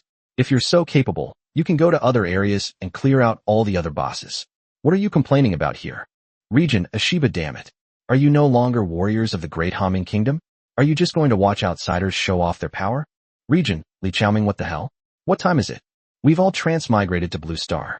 We're all fighting for survival, for resisting the awakened ones of the abyss. What's with all the distinction between you, me, and him? If a strong person can eliminate the threat, the entire region's safety will benefit. Do you understand? The chat channel quickly split into several factions. Some were amazed and admired. Some were analyzing rationally, and a few narrow-minded regionalists were making a fuss. For a time, the argument was fierce. However, Xiang Yu, who was already inside the safe zone, had no interest in paying attention to any of this. The first thing he did upon returning was to open the system forum and find the sister who had provided the bounty hunter intelligence, even though her comments were a bit too enthusiastic. As agreed, he should pay the other party 10% of the reward amount as an information fee, which is 2,200 G. However, he sent 3,000 G directly to round it up to a whole number for the other party. The transfer was confirmed almost instantly. Immediately afterwards, messages from the other party popped up in rapid succession. Appa, you really went and killed him? And you succeeded? That's amazing. Wait, Appa, did you spin it too much? It was supposed to be 10%. Why did you give me 3,000 G? Xiang Yu replied. Consider this a small token of my appreciation. The information you provided was very accurate. Thank you, Appa. Appa is so generous. Appa. The other person paused, but finally couldn't hold back and asked the question again. Appa, do you have a girlfriend? Or what type do you like? Xiang Yu looked at this familiar topic. His lips twitched slightly, and decisively, quickly, and without hesitation, closed the private chat window again, even considering whether to temporarily block this sister. Enthusiastic fans can sometimes be quite a headache. He switched to the system inventory and selected the boss chest he had just acquired, Monster Chest, Mutant Rhino 2. Activate. The treasure chest opened with a soft sound, accompanied by a slight energy fluctuation. At the same time, his Chosen One talent passively activated, and a list of rewards instantly appeared before his eyes. Dozens of items emitted halos of different colors. Xiang Yu glanced through them and selected 2. Rhino Crusher, Gold Standard, 080 Attack 480, Defense 55, Magazine 45. Triple Shot Alpha, Silver Tier, grants the weapon on main gun slot Alpha the triple shot characteristic. As the selection was confirmed, the list began to disappear. 2 items appeared in his system inventory. The Rhino Crusher, while a gold tier main cannon with decent single shot power, unfortunately uses normal ammunition. Its output is not significantly different from the silver high explosive cannon mounted on Xiang Yu's Chariot when facing lightly or medium armored targets. Forget it, let's just sell it. He put the golden main cannon in his personal shop and chose to put it up for auction. Item, Rhino Crusher. Starting bid, 25,000 G. Auction duration, 12 hours. Hopefully, it will fetch a good price. After confirming the listing for auction, Xiang Yu's gaze fell on 2 other long-standing acquisition items in the personal shop. Items to be acquired, Mysterious Chariot Fragments, Mysterious Chariot Equipment Fragments. Purchase price per unit, 10,000 G. Number of acquisitions, unlimited. These 2 acquisition notices have been posted since the store opened, but they have remained unnoticed and ignored. Chapter 141 Untitled. I can't think of a title, haha, but thank you all for your gifts and support anyway. There will be another chapter later. Previously, due to limited funds and a lack of understanding of fragments, hanging them up was mostly a matter of luck. But things are different now. His continuous hunting on the wasteland planet made him relatively well off. More importantly, he personally experienced the entire process of the electromagnetic barrier, from fragments to complete equipment, and he deeply appreciated the enormous value and potential of the mysterious fragments. It's time to adjust the acquisition price. While the market price on Wasteland is 100,000 G per piece, that's only if you can actually get there. For the vast majority of Blue Star hunters still struggling at the bronze or even iron level, advancing to gold level is simply too far-fetched. Instead of waiting for a promising future, it's better to invest in seed capital that can have a significant impact right now. This money can genuinely improve survival rate and hunting efficiency, shortening the growth cycle. The immediate boost in combat power and the sense of security it brings are far more attractive than a worthless 100,000 G empty check. Xiang Yu opened the acquisition interface, changed the acquisition price from 10,000 G to 50,000 G, and prepared to continue waiting for the right person to appear. He then went to the repair workshop and summoned Q217 at its workstation. He installed the newly acquired Triple Shot Alpha Silver Grade chip onto the vehicle, and as for the replaced Double Shot Alpha Iron Grade, he priced it at 1,000 G and put it in his personal shop. After completing all this, Xiang Yu went to the self-service terminal next to him to replenish the main gun's ammunition to full capacity, ensuring sufficient firepower. Then, without further delay, he went straight through the teleportation hall and returned to the FT 11451 safe zone on Wasteland. Without lingering in the safe zone, Xiang Yu strode towards the exit, casually opening the remote commission acceptance interface on the system panel. His gaze swept quickly across the various commissions, soon locking onto a diamond-level commission with a decent reward. Diamond-level mission: eliminate the laser bugs outside the safe zone, 030. Reward: 10,500 G. Ever since the self-service terminals started selling special artillery shells like grenade launchers and explosive shells, which have area of effect damage, he'd taken a liking to these monsters with their low health and defense. A few of these special shells would unleash a barrage of explosions, and hordes of monsters would be wiped out. The efficiency was phenomenal. Upon boarding Q217, Xiang Yu once again entered the wasteland of the wasteland planet. As he ventured deeper northward, he could clearly sense the changes in his surroundings. Safe zones became sparse, often requiring hours of full-speed travel to even glimpse the outline of the next outpost. Desolation and deathly silence became the dominant theme, with only the radioactive dust carried by the wind and the occasional unidentified roars from afar serving as reminders of the dangers of this place. No wonder anti-radiation drugs are always among the best-selling supplies in all safe zones, Xiang Yu thought to himself, looking at the unchanging scorched earth outside the window. Even for a diamond-level hunter, the upgraded vehicle protection only extends safe activity time to 8 hours. In this wilderness where long journeys are common and battles are likely to occur along the way, 8 hours is not a generous amount.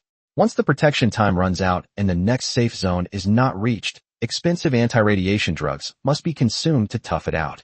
Without the electromagnetic barrier, he glanced at the steadily flashing blue tool on the console. I would have to spend a lot of Chariot coins to buy potions, just like other hunters. Now, he has absolutely no worries about any of that. Environmental radiation? Nullified. Electromagnetic pulses? Nullified. He can stay in the wild as long as he wants, venture into more dangerous areas, and plan his routes and hunt with greater ease. This kind of freedom is what countless wasteland hunters dream of. Frida, what a kind person.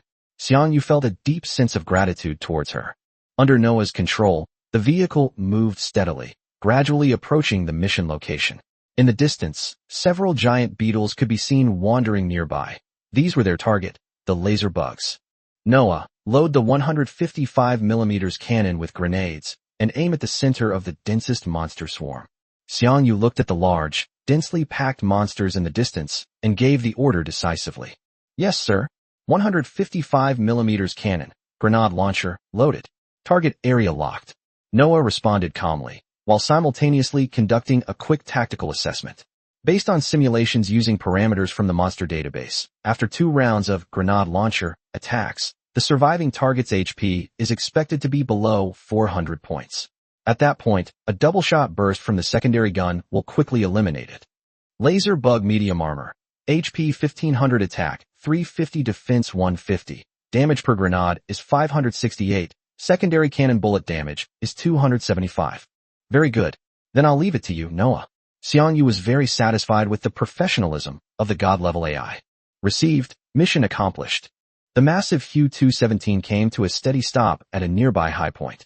The turret slowly rotated, and the thick 155mm gun barrel rose, aiming at the swarm of beetles shimmering with a faint blue light in the canyon below. Boom! A heavy grenade ripped through the sky, crashing into the center of the swarm with a deadly parabola. The next second, boom! A dazzling burst of fire suddenly expanded in the center of the swarm, and the shockwave of the explosion, carrying countless prefabricated fragments, splattered wildly in all directions in a spherical shape. In an instant, 7 or 8 laser bugs that had gathered together were violently blown away, their carapaces shattered, and their light dimmed. During the brief interval when the main gun was being reloaded with high explosive shells, the secondary guns, under Noah's precise control, were used to point out the targets one by one. Hiss! Hiss! Each short burst of twin shots locked onto a wounded laser bug. These monsters were utterly helpless against such precise attacks. Blue-green fluid exploded in the air like lit fireworks. The secondary cannon's firepower effectively lowered the swarm's health further, creating optimal conditions for the subsequent area of effect attacks. Grenade loading complete. Target area recalibrated, densely packed area. Fire. Boom. The main gun roared again, its barrel recoiling violently. Another grenade was fired, landing directly in the center of the swarm of insects. Boom. A blinding flash of light suddenly expanded, accompanied by a deafening roar. The shockwave from the explosion whipped up debris and dust, forming a rapidly expanding circle of death.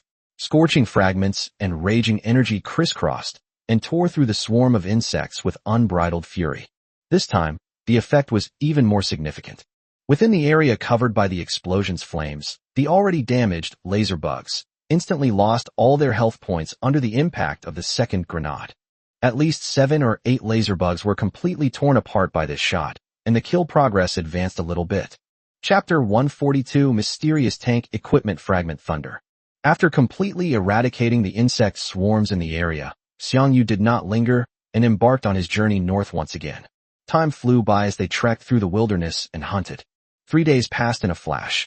Relying on the advantages brought by the electromagnetic barrier, Xiang Yu, who had spent 3 days and 2 nights in the wild, finally arrived at his new foothold, the FT 12369 safe zone, at dusk on the 3rd day, with his hair looking a bit greasy and matted. The first thing I did upon arriving at the safe zone was not to resupply or check the mission, but to return directly to Blue Star via the teleportation hall. Upon landing, he quickly rented a single room and practically rushed into the bathroom. As his body immersed itself in the bathtub filled with hot water, the warmth seeping in from the outside made him involuntarily let out a satisfied groan. Phew. After 3 days of tension, his nerves and muscles finally relaxed. He leaned comfortably against the edge of the bathtub, letting the hot water envelop him, while simultaneously summoning the system panel and opening the back end of his personal shop. First, check the auction record. The previously listed Rhino Crusher has been successfully auctioned for 32,500 G. After deducting the system's 10% transaction fee, the net profit is 29,250 G. Not bad, a bit higher than expected. Xiang Yu nodded in satisfaction. This income was an unexpected bonus. However, when his gaze swept over the shop's total funds, he raised an eyebrow slightly. I remember before we left for the wasteland, the shop had over 80,000 G in funds. How come it's only a little over 60,000 now? He was slightly surprised and then switched to the acquisition order record interface. A new record is clearly visible. Acquisition successful, mysterious chariot equipment fragment 1. Expenditure, minus 50,000 G. Current inventory, mysterious chariot equipment fragment 1. Sure enough, Xiang Yu's eyes lit up, and his weariness dissipated somewhat. Before, when I listed it for 10,000 G, no one was interested, but when I raised it to 50,000 G, I received it immediately. It seems that it's not that Blue Star doesn't have fragments, but that the price isn't right. He immediately retrieved the newly received mysterious fragment from his personal shop storage space, and the Eye of Insight, activated, displaying the following information. Mysterious chariot equipped with fragment mines dash. Thunder? Another new series. Xiang Yu's spirits lifted. The electricity he synthesized before was the electromagnetic barrier. But what kind of equipment was this thunder he had just acquired? Several pieces of equipment from his memory kept flashing through his mind. Xiang Yu carefully retrieved the fragments into the system warehouse and lay back down in the bathtub. The steaming hot water dispelled the fatigue of the past few days. He closed his eyes, temporarily putting aside the battles, quests, fragments, and transactions, focusing on enjoying this rare moment of relaxation. Outside the window was the peaceful night of Blue Star, while inside the bathroom was warm steam and a brief tranquility. As for what this new, mysterious fragment can be synthesized into, that's something to think about tomorrow. Right now, all he wants is to take a nice bath and get a good night's sleep. The next morning, the first thing Xiang Yu did after waking up was check his personal shop. As expected, the loot he had listed the night before had sold out, and funds were flowing back in. He had set aside 100,000 G in the shop as daily acquisition funds to ensure that the acquisition of mysterious fragments could continue. Next, he arrived at the repair workshop with his huge sum of 180,000 gigabytes and began a new round of enhancements. Character level, 60-70, health 1000 plus 70%, cost, 65500. Tank level, 60-70, chassis defense 100 plus 70%, cost, 65500. 155 mm cannon, gold tier armor piercing 60-70, attack 540 plus 70%, cost 65,500 G. A total of 137,550 G was consumed, leaving more than 40,000 G remaining. After all that, the tank coins were consumed, but the improvements they brought were real. Having completed his enhancements, he was starving. He finally had the leisure to find a reasonably clean-looking Korean-style restaurant within the safe zone, ordering a steaming bowl of beef bone broth rice with a golden brown, crispy seafood scallion pancake. The restaurant also provided complimentary kimchi and sweet and sour pickled radish. The hot broth dispelled the morning chill. The crispy pancake and refreshing side dishes surprisingly tasted quite good, piquing his interest in this exotic cuisine. After eating and drinking their fill, they returned to the safe zone FT 12369 on Wasteland Star via the teleportation array. However, this safe zone was completely different from the strongholds he had stayed in before. Perhaps it was because of its remote location, or perhaps because of the relatively scarce resources around it. The safe zone was deserted and quiet. There were few pedestrians on the streets, and only a handful of roadside vendors, most of whom looked listless. A desolate and lonely atmosphere permeated the air, a stark contrast to the bustling and crowded safe zones he had stayed in before. Looks like this isn't a popular area.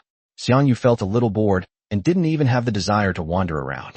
He directly summoned Hu 217, sat in the cockpit, and drove out of the safe zone without looking back, leaving this deserted place behind. Perhaps due to the scarcity of hunter activity in this area and the infrequent clearing of monsters from the surrounding area, Noah's radar detected several waves of monster signals shortly after leaving the safe zone.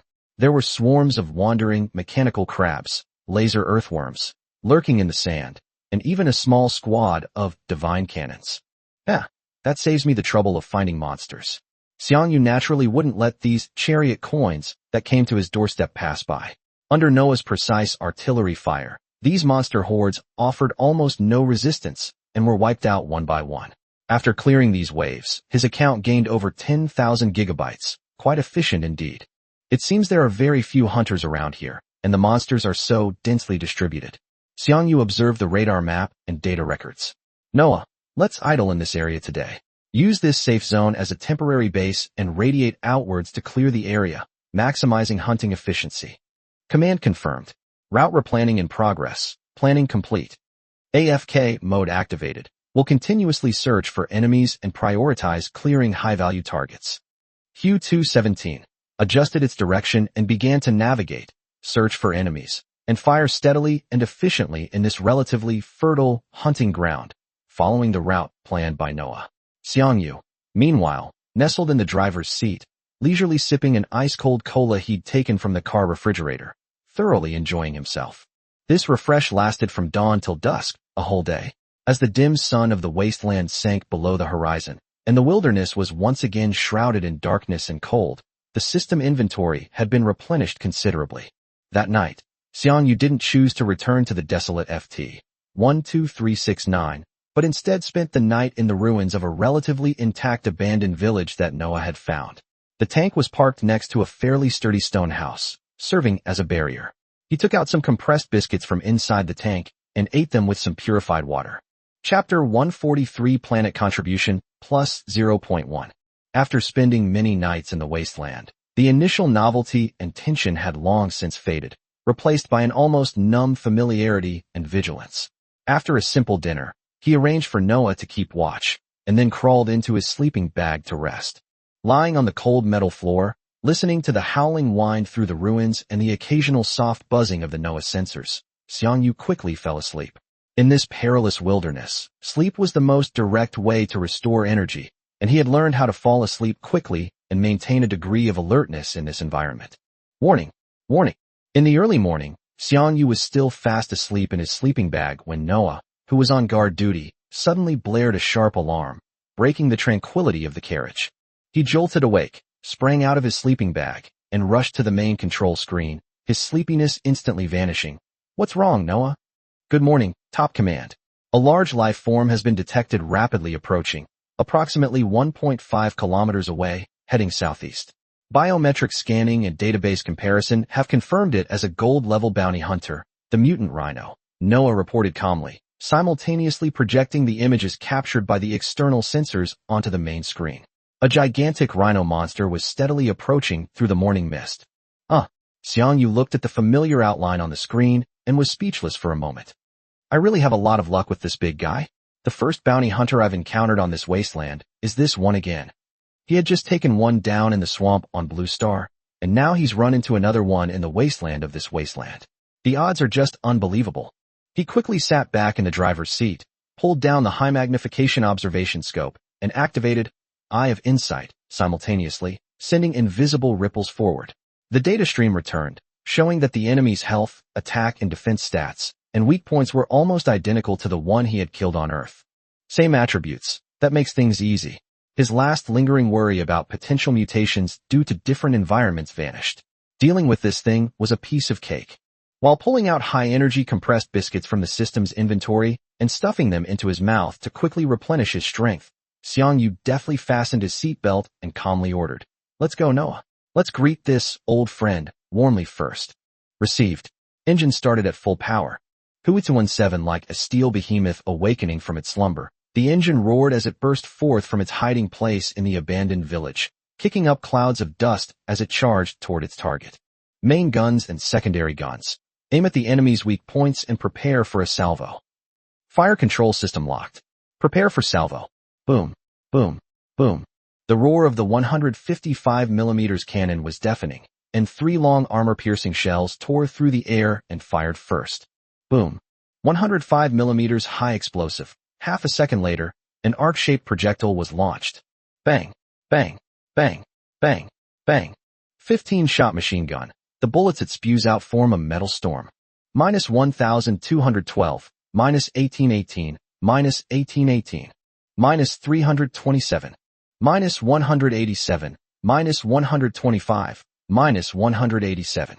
A barrage of concentrated fire struck squarely. The mutant rhinoceros's massive body shuddered violently, and several bursts of blood, a mixture of flesh and metal fragments, exploded from its thick leather armor. Its HP, which had reached 10,000 points, was suddenly halved. Sure enough, spending money makes you stronger. Seeing that just one round of initial volley had blasted away a large portion of the thick-skinned bounty hunter's health, Xiang Yu couldn't help but exclaim in his heart. Last time I fought him in the Blue Star Swamp, I won, but it took 3 volleys to take him down. Now, not only is my main cannon upgraded, but it's also equipped with a higher level, triple-fire, chip. Dealing with him again will only take 2 volleys. Of course, this progress also owes a debt to the silver chip you selflessly sponsored for us, Mutant Rhino. Xiang Yu looked at the behemoth charging towards him in a rage on the screen, a slight smirk playing on his lips. This kind of generous gift, this selfless dedication that helps the enemy grow, is truly moving. To express my gratitude, I'll send you on your way as soon as possible to lessen your suffering. Moo. Amidst a deafening roar of pain, the mutant rhinoceros was completely stunned. It was merely taking its usual morning stroll, searching for breakfast, when it was inexplicably subjected to a brutal beating. Anyone would be furious in that situation. The intense pain and sudden, devastating blow instantly ignited all its ferocity.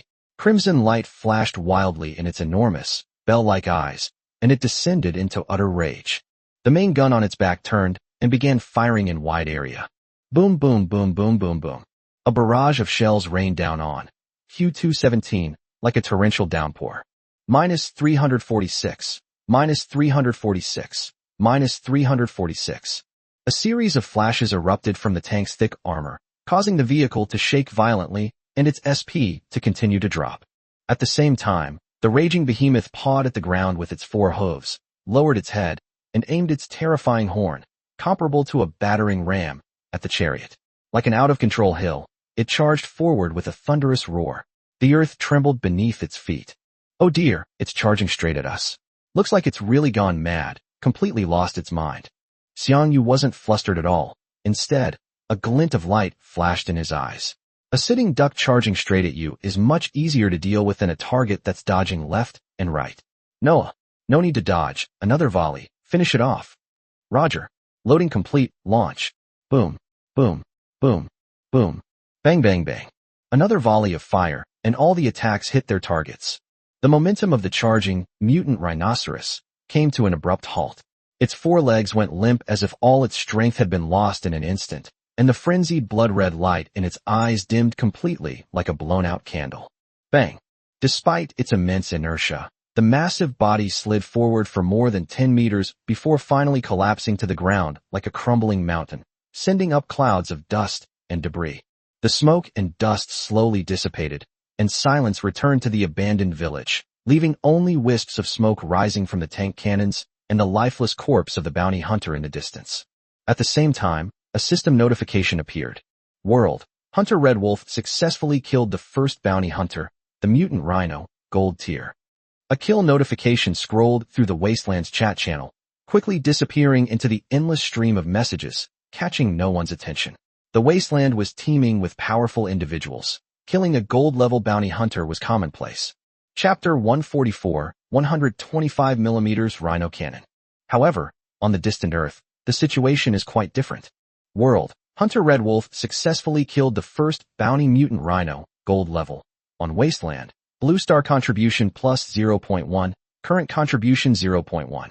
A kill notification from the wasteland planet drew the attention of all the awakened beings on Earth. World, a jar of pomegranates, keep it up, boss. Try to kill more bosses so we can save some teleportation fees. World, King of Chariots, wait, if I remember correctly, wasn't there a notification a couple of days ago about a pro killing a mutant rhino? I think it was in the Korea region. World, Yamaro, yes. RCGY 014 safe zone, also Red Wolf. I remember the bounty was 22,000. How long has it been? Is the boss obsessed with the mutant rhino boss? Is he specifically targeting rhinos? World, Bakayaro, maybe the boss looks more attractive to the rhinoceros? Or maybe the boss's chariot is painted red, which is particularly eye-catching in the eyes of the rhinoceros. World, first come, first served, brother upstairs. You're really brave. You dare to talk about the big boss like that? Be careful, the big boss might come back from the wasteland to have a heart-to-heart with you. World, Bakayaru, what's the panic? The big boss is probably wreaking havoc on the wasteland right now. He shouldn't be able to see the chat channel on Earth. World, the golden lucky one from before I've already taken a screenshot, bro. You don't want to. World, Bakayaru, holy crap. Ruthless. Brother, I was wrong. Please forgive me. World, Prince of Wales, this Japanese netizen, please stop being so sarcastic. After easily dealing with this unexpected surprise, in the early morning, Xiang Yu didn't linger and instructed Noah to start AFK mode again. Noah, let's continue on the same route as yesterday and set off immediately. Yes, sir. Aren't you going to rest a little longer? No, I'm not sleepy anymore. I need to find a new place to stay so I can get some rest. Received. AFK mode activated. Hui217 once again. She transforms into a tireless steel hunter, embarking on a new round of hunting under Noah's control, following a preset route. Monsters encountered along the way, whether scattered individuals or small groups, are swiftly reduced to tank coins and treasure chests by precise firepower. As for the newly acquired monster treasure chest, Mutant Rhino 2, Xiang Yu has already opened it and selected 2 gold-grade chariot weapons from the list. One is a main gun, and the other is also a main gun. Rhino Crusher, gold level normal, 080, omitted. 125mm Rhino Cannon, gold grade normal, 080, attack 420, defense 50, ammo 45. This cannon looks like a weaker version of the Rhino Crusher. Apart from having the same magazine capacity, its attack and defense are slightly inferior. This scrolling lasted all day. Xiang Yu drove the chariot. Noah? Wasn't I driving it? And before nightfall, he entered a new safe zone, FT 10369. This outpost was indeed much more lively than the other safe zones we had stayed in before, although the buildings were still rough and simple. Xiang Yu strolled casually down the street, glancing at the goods on the stalls and listening to snippets of conversation about the front lines coming from the tavern, before losing interest in delving deeper. For someone accustomed to working alone, the core value of such gathering places was nothing more than supplies, intelligence, and trade. At this moment, his most pressing concern was disposing of the 2 newly acquired golden main cannons in exchange for upgrade funds. Back on Earth, I first put the rest of the loot up for auction, then listed the slightly less powerful 125mm Rhino Cannon. The starting bid was 20,000 G, a price quite attractive for a gold tier main cannon, and it should spark some bidding. As for the more powerful Rhino Crusher, he plans to sell it last. Good things should be saved for last. After finishing these business matters, a strong sense of hunger belatedly surged up. On the wasteland planet, one mostly relied on nutrient solutions and compressed food to fill one's stomach. Back on the relatively civilized blue planet, it was natural to reward one's digestive system. Xiang Yu found a decent-looking Korean restaurant and ordered a steaming hot army stew, a crispy on the outside, tender on the inside fried chicken, and the indispensable side dishes of various kimchi. The spicy and fragrant broth, the crispy and tender fried chicken, and the refreshing and palate-cleansing kimchi quickly filled his empty stomach and dispelled the fatigue accumulated from days of fighting.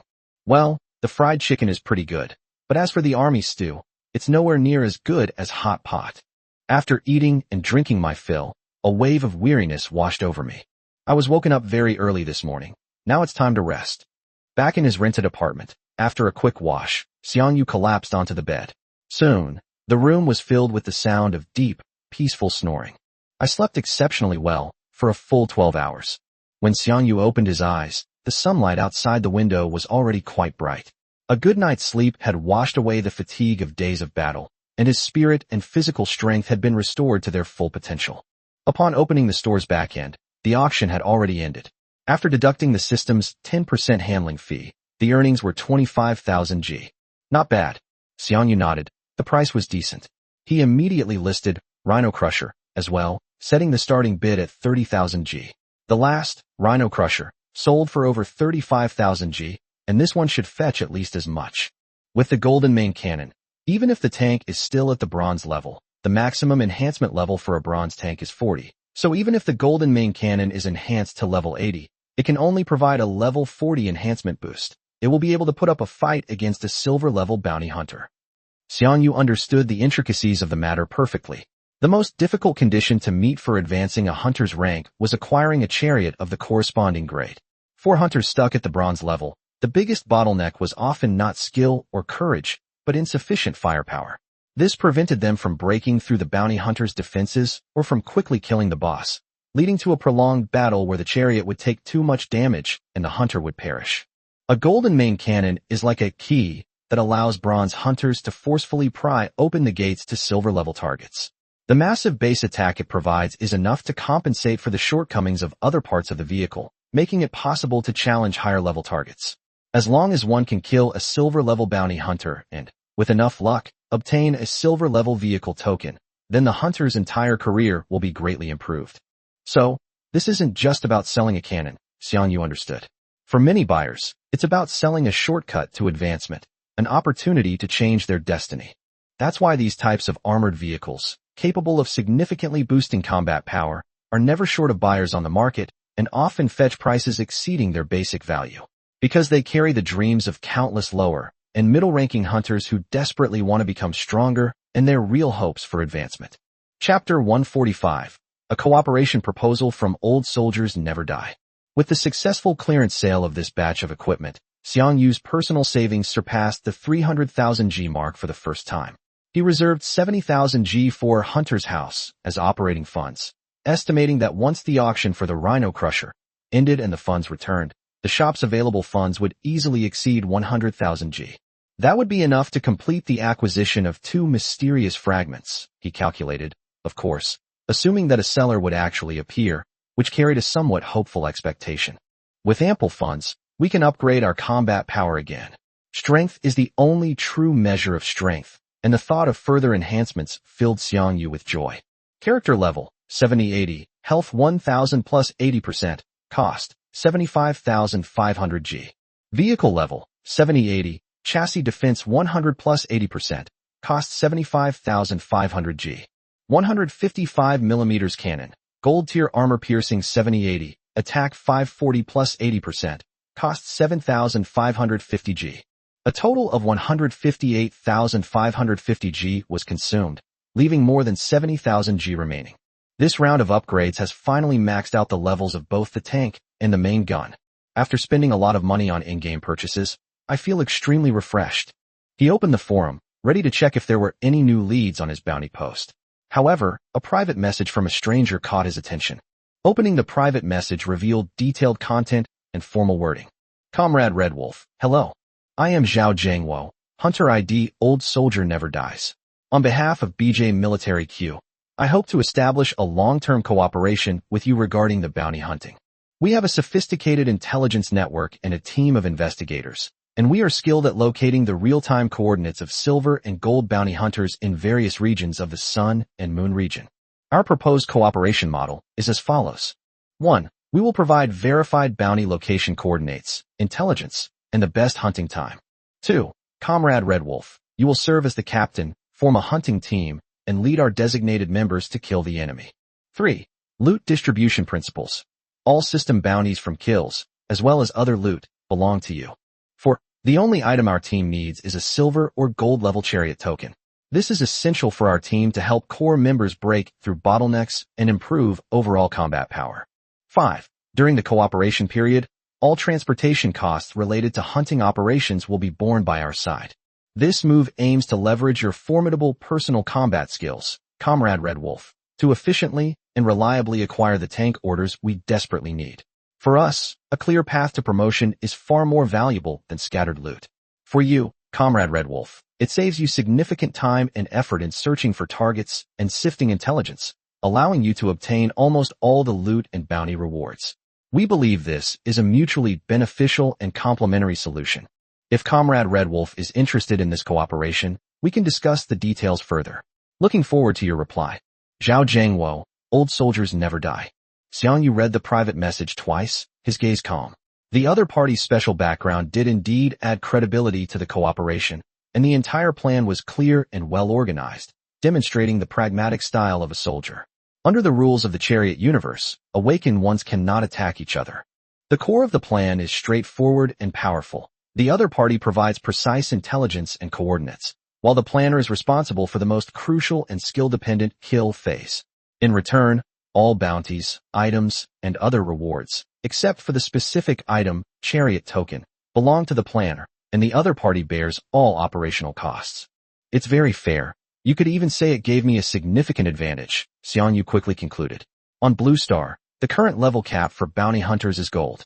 Even if he obtained gold-level Chariot tokens, all bound, they would be a useless burden for him, neither useful nor worth discarding. On the contrary, the large influx of Chariot coins was the fundamental reason for his continued growth. Although his Chosen One talent cannot be activated in squad mode, and the rewards from opening boss chests will be significantly reduced, as long as he kills enough bosses, the bounty alone can make up for the loss, and he can even surpass them. The most difficult and time-consuming part of killing a bounty hunter is never the battle itself, he said, having experienced this firsthand. He had wasted several days searching for the ghost centipede, and if he hadn't happened to spend the night on the opponent's roof, who knows when he would have encountered it.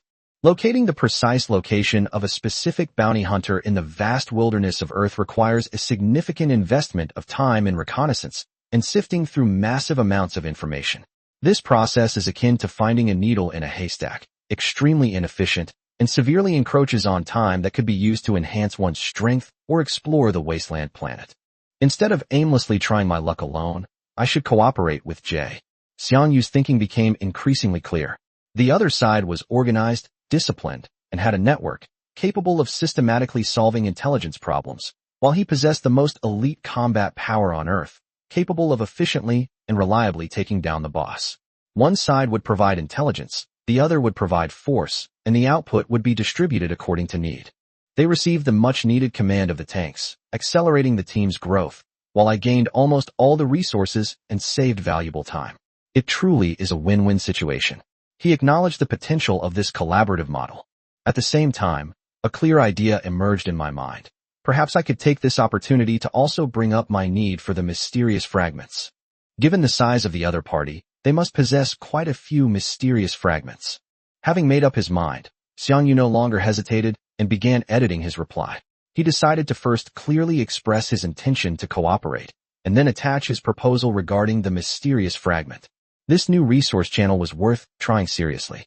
He replied, "Cooperation is possible. However, I have one condition. If you have any mysterious fragments, I hope you can trade with me. You can choose whether to exchange them for tank coins or equipment, and I guarantee the price will satisfy you." Soon, the other party replied, "Okay, I will have the logistics department verify this, and I will let you know when I have news. Which area are you currently in? If it is convenient, you can come to the BJ001 safe zone to discuss it in detail." At the same time, a transfer of 10,000 tank coins was also sent. BJ001, the capital region of the Great Sun Moon. Xiang Yu was slightly surprised. It seemed that the true identity of this old soldier never dies was not low. "Okay, I'll be there shortly." He accepted the transfer. He had promised to reimburse his travel expenses, and he couldn't let it go to waste. On his way out, he removed the boss bounty post he had left on the forum. Now that he had a more stable channel of cooperation, there was no need to divert his energy to pay attention to sporadic intelligence feedback. Mainly, it was a waste of a lot of time searching, and the returns were not as high as just idling on the wasteland planet. Chapter 146 Cooperation and Win-Win. Thanks to Fatty who loves Donghua meat for the inspiration capsule. After paying the inter-regional teleportation fee, thanks to the 0.1 contribution points from Blue Star, the fee was reduced from the standard 10,000 G to 9,990 G, which is a small freebie of 10 G.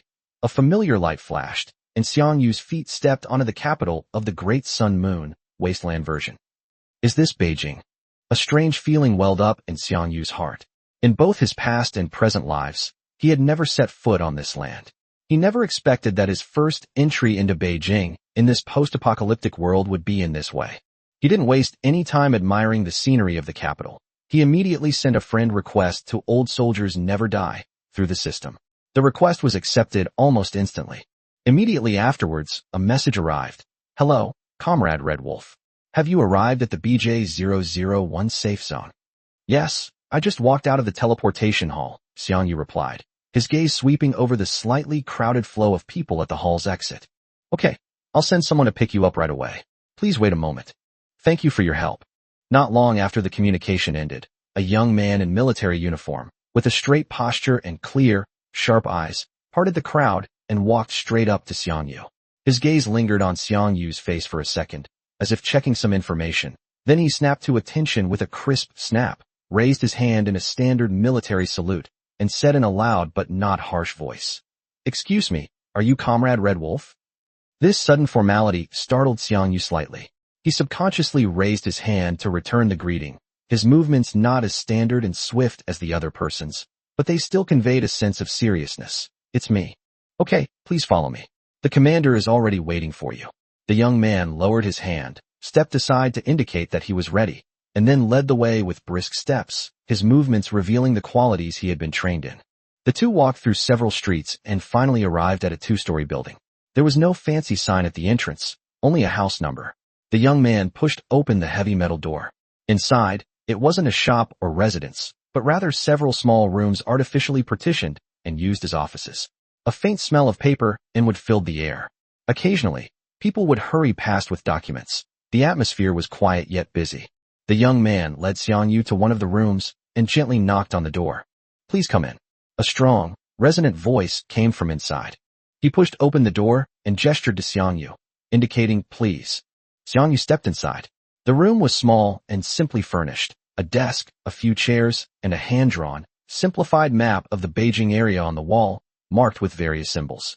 Behind the desk sat a middle-aged man, around 40 or 50 years old, with a square face and skin tanned dark from years of sun exposure. His eyes were calm and sharp, and his posture was upright. Even in a simple jacket, he exuded the capable air characteristic of a soldier. Standing beside him was a young man, around 30 years old, with a lean build, short hair, and piercing eyes, scrutinizing Xiang Yu as he entered.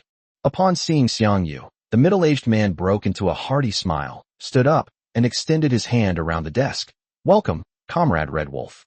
You must be tired from your journey. I am Zhao Jiangwo. His hands were broad and strong, covered in calluses.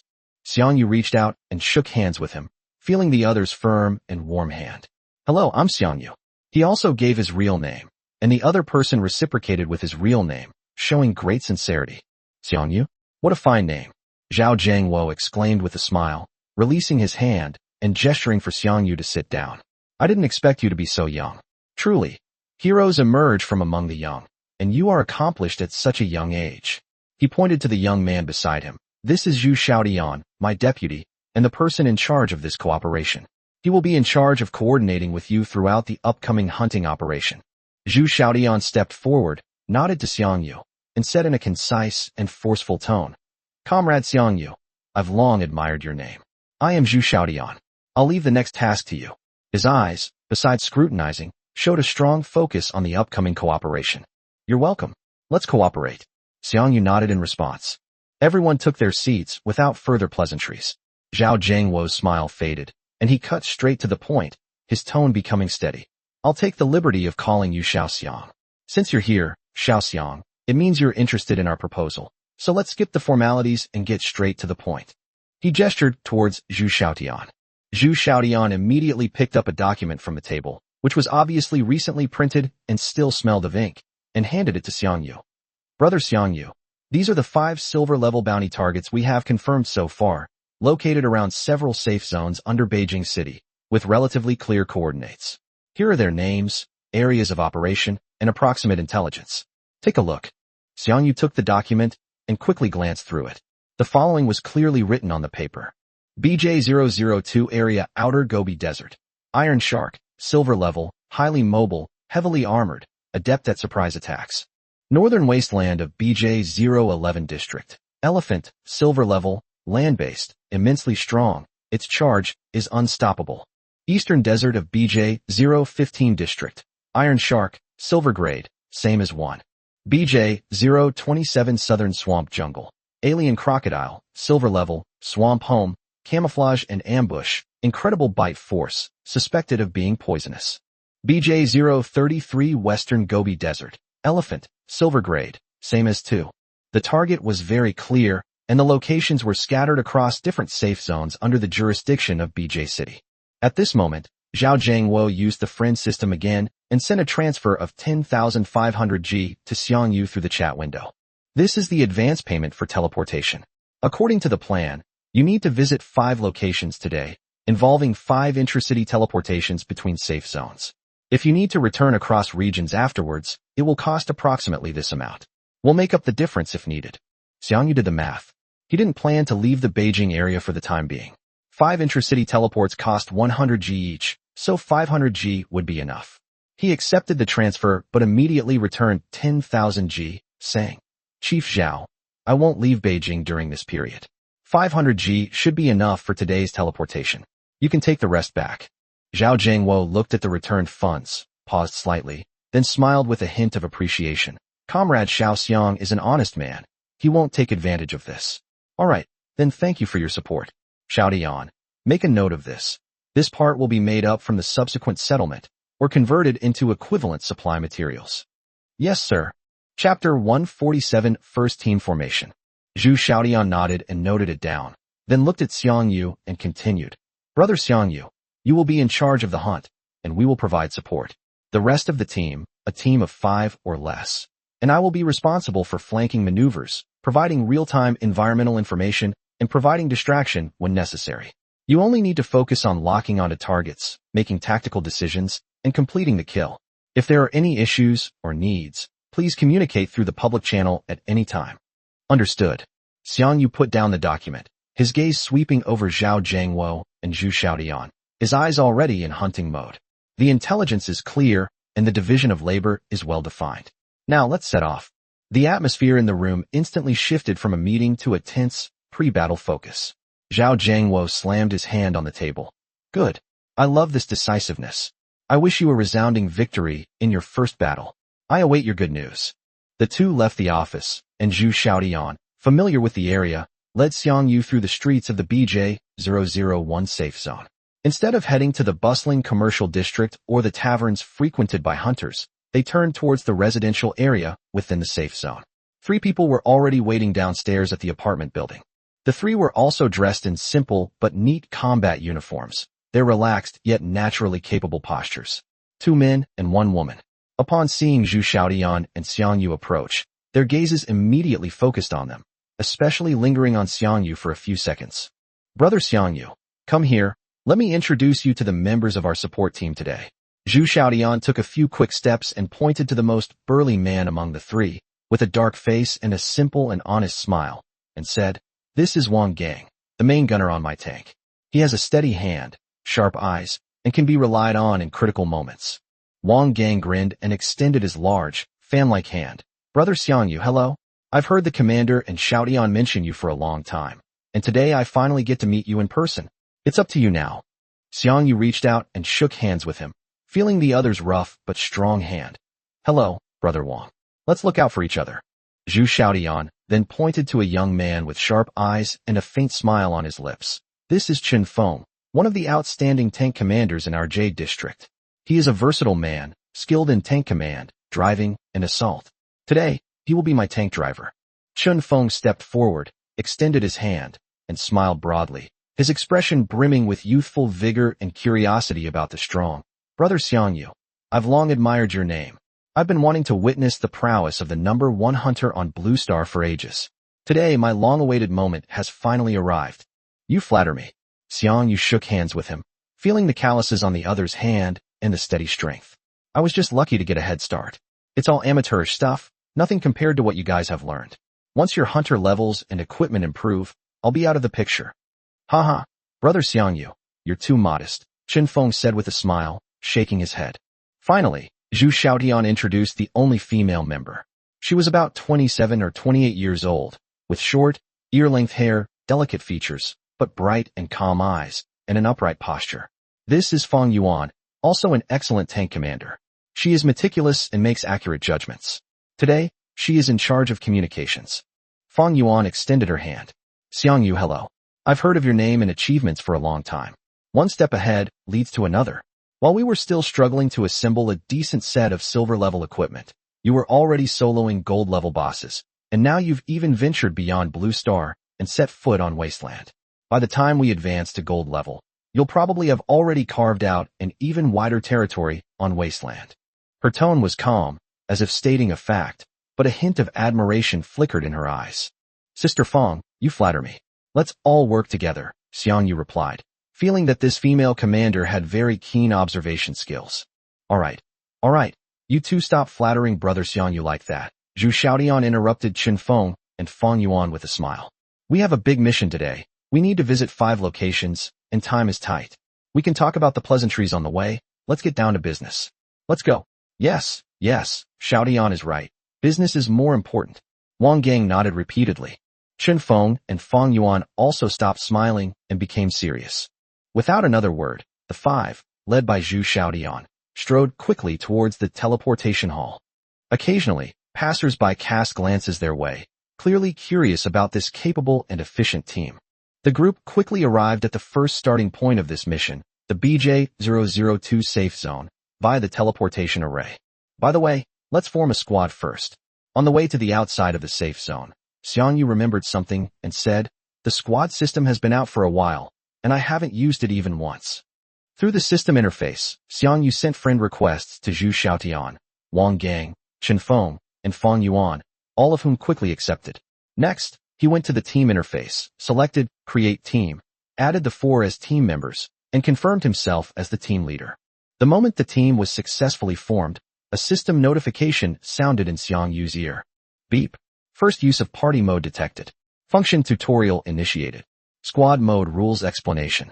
1. Personnel configuration. A squad can accommodate a maximum of 5 members. Members can drive their own vehicles, up to 5 vehicles, or ride together in one vehicle. 2. Loot distribution. In squad mode, after defeating a monster, all loot, including materials, equipment, etc., will be directly stored in the squad temporary warehouse. Dropped monster chests will be automatically opened, and the items obtained will also be stored in the temporary warehouse. 3. Auction system. All squad members have the right to bid on any item in the temporary warehouse. A certain auction time is set, and the highest bidder wins.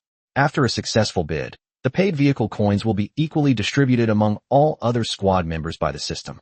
4. Vehicle roles. In squad mode, vehicle owners can assign roles to their crew members, such as commander, driver, gunner, etc. Role assignment only affects the activation conditions of certain talents or skills, e.g., the sniper talent that requires the gunner role to be active, and there are no mandatory requirements. Please arrange them reasonably according to the actual situation. 5. Kill notification. When a squad successfully kills a bounty hunter, the system notification will only display the squad leader's ID. Guidance complete. Happy hunting. The notification text slowly disappeared. I see. Xiang Yu quickly digested the rules. Automatic treasure chest opening, temporary storage, internal auctions, and job assignments were clearly designed to encourage and regulate teamwork.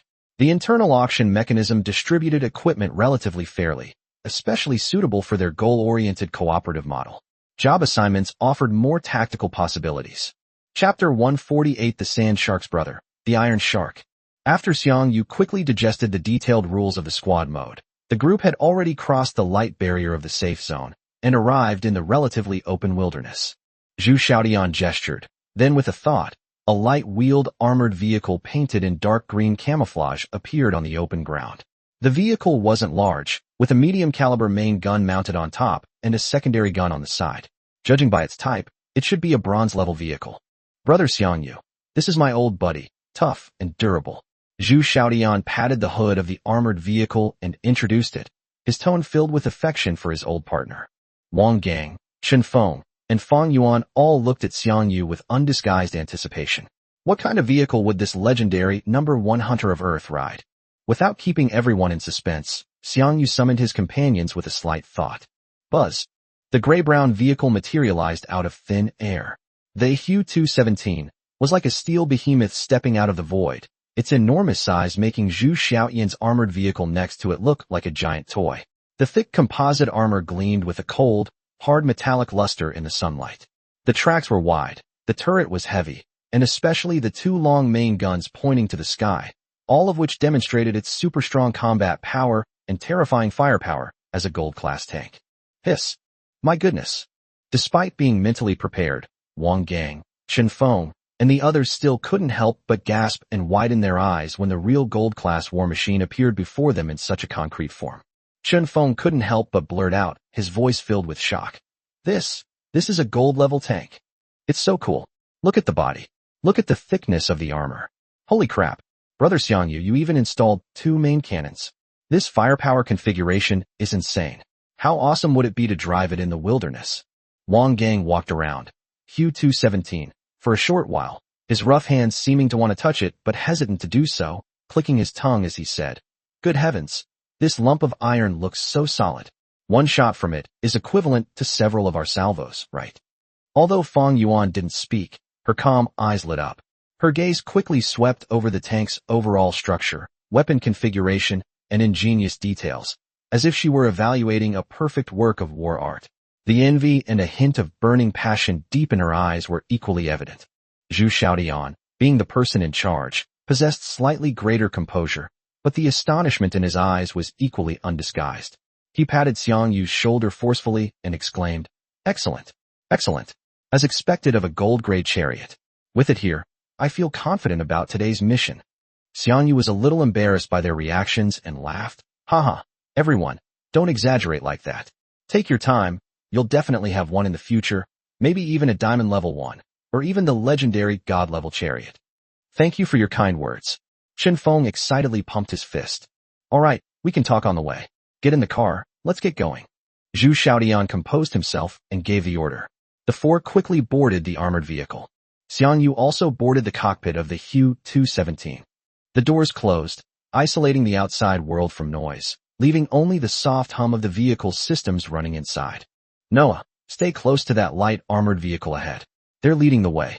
Be careful to keep a safe distance." "Yes, sir." Target vehicle marked. Initiate follow mode. Noah's voice rang out again. "Supreme command. Unknown communication has arrived. Connect." It should be Zhu Xiaoyan and the others. Xiang Yu let Noah connect to the communication. After a slight noise, Feng Yuan's clear voice came through the channel. "Calling Captain Xiang Yu. This is Feng Yuan. Communication channel test complete. Signal clear. We will lead the way ahead. Please maintain formation and distance. If you encounter any abnormalities or need to communicate along the way, please contact us through this channel. Over." Xiang Yu replied. Xiang Yu received. "I am in position and can depart. Over." The roar of engines filled the air.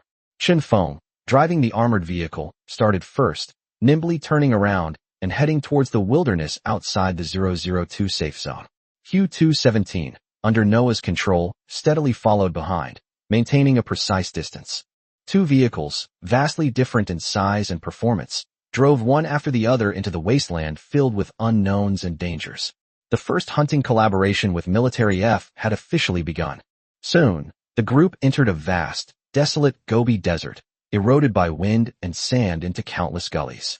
The sky was a hazy yellow, and the scorching, dry wind whipped up fine sand, which lashed against the armored vehicles, making a rustling sound.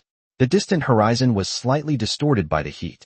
After driving for about 10 minutes, the armored vehicle leading the way gradually slowed down and finally stopped behind a sheltered sandstone slope. At the same time, Feng Yuan's voice came through the communication channel. "Captain Xiang Yu, we have arrived at the designated coordinates. At 11 o'clock ahead, about 800 meters away, at the boundary between the Gobi Desert and a dry riverbed, we have spotted the target. Judging from the outline, it should be the silver-level bounty hunter, Iron Shark." Xiang Yu adjusted the focus of his observation scope. Through the swirling sand and dust, he could see a colossal creature lying prone on the cracked riverbed.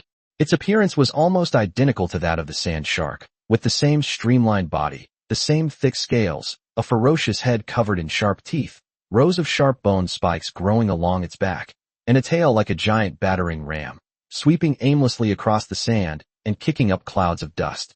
The only difference between the two is that their body and eye colors are completely different. The sand shark has green eyes and a yellowish-brown body, while this one has red eyes and a dark, metallic-looking skin, giving it an air of exceptionally high defense. With a slight thought, he activated Eye of Insight, and the target data appeared. Iron Shark Heavy Armor. HP 6000 Attack, 400 Defense, 300 Weakness. Yes, I see it, Xiang Yu replied over the communication channel. Next, Captain Xiang Yu, you will be in charge of the main attack, Zhu Xiaotian's voice came through. We will occupy the flanks, using the mobility of the armored vehicles to create distraction and draw their attention, while providing battlefield information support as needed. Wang Gang, prepare to use artillery fire to disrupt its senses. However, before he could finish speaking, Xiang Yu interrupted him. Brother Zhu, there's no need for that. Xiang Yu's voice remained calm, even carrying a hint of ease and casualness. You can just wait for me for a moment. It's just a silver-level boss. It won't take much effort. Chapter 149 The Shocking Four. There was a few seconds of silence in the channel. The people on the other end were stunned. Although they knew Xiang Yu was strong, this was, after all, a silver-level bounty hunter. Was it really that easy? Before they could say anything more, Xiang Yu had already given Noah the order. Noah, attack directly. He's just a silver-level bounty hunter, not difficult at all. Finish him off quickly. Yes, sir. The Hu-217 didn't even stop completely. It just slightly adjusted its posture while moving, and its long, 155mm gold main cannon suddenly spewed out intense flames. Boom, boom, boom. 3 armor-piercing rounds were fired at near-perfect intervals, tearing through the dry air with a piercing shriek, and in less than a second, they accurately struck the side of the Iron Shark's neck, shoulder blade, and back in the distance. -1060, -1060, -1060. The massive damage numbers exploded directly on the Iron Shark. Its sturdy, iron-gray scales shattered and flipped open like fragile ceramic before the gold-grade armor-piercing bullet, revealing dark red flesh and pale bones beneath. Its massive body was violently thrown to one side by this sudden, heavy blow, letting out a roar of extreme pain and rage that echoed far across the Gobi Desert. The excruciating pain fully unleashed the beast's savagery. Its eyes bloodshot, it abandoned any thoughts of hiding or maneuvering, its 4 powerful claws digging wildly into the ground, stirring up clouds of dust. With a speed disproportionate to its size, it lowered its head, aimed its monstrous, bone-spiky skull at Hu-217, and charged forward like a raging steel bull. The earth trembled slightly under its trampling. Main gun loaded, fire. Noah's voice rang out again. Boom, boom, boom. Hui-217 remained as steady as a rock, and when Iron Shark closed to within 300 meters, the second wave of artillery fire was launched again. This time, the shells almost pierced through the wound torn open by the first round of attacks. -1060, -1060, -1060. The charging Iron Shark was struck as if by an invisible, giant hammer. Its momentum abruptly halted, its massive body sliding forward a few meters due to inertia before crashing to the ground. Almost half of its enormous head was blown off, dark red blood and unidentified tissue fluid gushing out, quickly staining a large patch of sand. Its crimson eyes dimmed rapidly, leaving only a deathly gray-white. Its thick tail twitched weakly twice before stiffening completely. On the Gobi Desert, only the howling wind blowing through the sandstone and the wisps of smoke slowly dissipating from the muzzle of the Hu-217 cannon remained. Area, Hunter Red Wolf successfully killed the bounty hunter Iron Shark, Silver Tier. The boss kill notification appears in the regional channel. Inside the armored vehicle, all was silent, save for the low hum of the engine and the faint hiss of the ventilation system. The 4 people in the seats had their eyes fixed on the already dead Iron Shark, giant corpse outside the vehicle, and the golden tank next to it that looked like it had only undergone a simple test firing. After a full 4 or 5 seconds, Chunfeng finally let out a long breath that he had been holding for so long. Xiaotian, what do you think? He turned his head to look at Zhu Xiaotian in the back seat, his face still showing shock. Zhu Xiaotian glanced at Chunfeng and forced a casual smile, saying, What do you mean? How do I see? I see with my eyes. But his slightly trembling fingertips betrayed his inner turmoil. No, I mean, Chunfeng scratched his head, his tone urgent. What do you think of Brother Xiang Yu? And what's with his main gun? It looks like he fired 3 shells in one go. The rate of fire is ridiculously fast. My goodness, that firepower density. Sitting next to Chunfeng, Fang Yuan's usually cool eyes now flickered with thoughtfulness, her fingers unconsciously tapping lightly on her knees. Hearing Chun Feng's question, she tilted her head slightly and analyzed in a clear, deliberate tone. Firing multiple shells at once is the effect of a special chip on the tank. There is a tank chip called Double Barrage, which is of the iron grade. When installed, it allows the tank's main gun to fire 2 shells in quick succession with each shot. Comrade Xiang Yu is probably using a higher-level version of the same series, perhaps a silver or gold-grade tank chip, like Triple Barrage. She paused, her gaze fixed on the menacing cannon barrel of the Hu-217 outside the window, and continued her calm analysis. As for its main gun's target, the Iron Shark, it's a silver-tier boss. Based on our intelligence department's previous contact and limited testing, its HP is conservatively estimated to be over 6,000 points. Its defensive capabilities are particularly outstanding, with extremely high resistance to normal shells, and its armor type is suspected to be heavy armor. The brothers in the reconnaissance company have test-fired it with a bronze-tier armor-piercing main gun with a base attack of 200 points and full upgrades. Even when it hits an effective target, the damage per shot can only barely break into double digits. Her speech was calm, yet it seemed to freeze the air in the car. Just now, Comrade Xiang Yu fired a total of 6 shells. Even by the most conservative estimate, each shell dealt more than 1,000 points of actual damage to the target. And even after deducting the Iron Shark's extremely high defense, its main gun's base attack was at least 500 points. Over 500 points. Wang Gang gasped, his rugged face filled with shock. What grade of cannon is that? The main gun on our tank only has a base attack of 180. At least gold tier, Fang Yuan stated definitively, her tone resolute. And it has to be an armor-piercing main gun to deal such high damage to heavily armored units. Furthermore, she emphasized, it has undergone extremely high enhancement. It's very likely that it has approached or reached the current enhancement limit for gold tier. A brief silence fell over the carriage once again. Zhu Xiaodian slowly exhaled, breaking the silence, his voice carrying a hint of understanding. So, the Rhino Crusher and 125mm Rhino Cannon that he previously listed for auction in his personal shop were truly useless and undesirable to him. The golden main cannon that we dream of may just be part of his backup plan, or even just idle materials taking up space in his warehouse. He clenched his fists slightly, his gaze hardening. The gap is an objective fact, and it's so large it's despairing. But it's precisely because of this gap that our cooperation is valuable. He can easily do things that we can't even do with all our might, while what we need is just a byproduct for him. Seize this opportunity, leverage his power, and get our people promoted as soon as possible to improve our overall strength. That's the key. Chapter 150, Alien Crocodile. Happy Valentine's Day, everyone. Understood. Chun Feng and Wang Gang nodded heavily, the shock in their eyes gradually replaced by a determined and motivated resolve. Fang Yuan nodded slightly, her gaze returning to the golden chariot in the distance. In the depths of her cool eyes, besides rational analysis, a warrior's yearning for greater power also ignited. Xiang Yu had no idea that these people had uncovered almost everything about him just by watching him fight a boss once. But even if they knew, he didn't care. His strength wasn't just reflected in his tank and main cannon, the manhwa, and electromagnetic barrier. These 2 god-level pieces of equipment were his greatest source of confidence. After the battle ended, Xiang Yu received the bounty of 15,000 G for killing the Iron Shark. He then checked the squad's temporary warehouse. The boss's treasure chest had opened automatically when he obtained it. The warehouse contained 2 secondary cannons.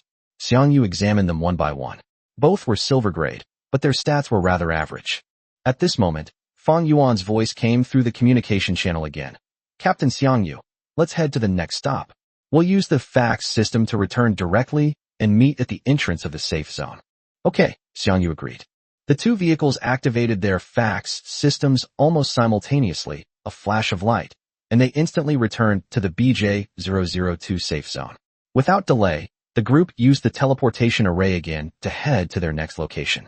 Over the next 2 hours, Xiang Yu swept through 3 predetermined targets with astonishing efficiency. In the northern wasteland of BJ-011, the elephant drops 10 cold air bombs and 1 silver-grade secondary gun. The bounty is 10,000 gold. The second Iron Shark in the eastern desert of BJ-015 area drops 1 silver-grade secondary cannon and 1 silver-grade main cannon. Bounty, 15,000 G. The second elephant in the western Gobi Desert of BJ-033 drops 2 silver-grade main cannons. Bounty, 10,000 G. The 3 silver bounty hunters brought Xiang Yu a total of 10 cold air bombs and 5 pieces of silver-grade equipment with different attributes, and the bounty was also fully paid. However, the silver chariot token that everyone was so eager for never appeared in the temporary warehouse. When the second elephant fell, howling in agony amidst the artillery fire, and after confirming that the fall still didn't yield any chariot orders, Xiang Yu felt a little embarrassed. He proactively connected to the communication channel, his tone tinged with a helpless self-deprecation. Haha, looks like my luck isn't so good. After all that effort, I haven't gotten a single chariot token. Sorry to have disappointed you all. There was a moment of silence on the communication channel, followed by Zhu Xiaoyan's hearty laughter, filled with understanding and reassurance. Haha, brother Xiang Yu, don't say that. This is perfectly normal. Although silver-level bounty hunters are tough to take on for most hunters, Blue Star is so big, there must have been people who successfully killed them. But have you ever heard of anyone getting the chariot token by killing a silver-level boss? He paused, then continued. The drop rate of the chariot token is set to be extremely low by the system. Otherwise, it wouldn't be so rare, blocking so many hunters' path to advancement. The fact that we were able to take down 4 silver bounty hunters so easily and safely today is something we wouldn't have dared to dream of before. Chariot tokens really depend on fate. You can't rush them. Chen Feng chimed in. That's right. Brother Xiang Yu, you really showed us what crushing victory means today. Whether you have the chariot token or not, your strength and efficiency speak for themselves. We're more than impressed. Besides, there's still one spot we haven't reached yet. Maybe the final one will be the one we get. Fang Yuan's cool voice unusually echoed. From a probability standpoint, failing to drop low-probability items 4 times in a row is within the normal range. There's no need to worry about it.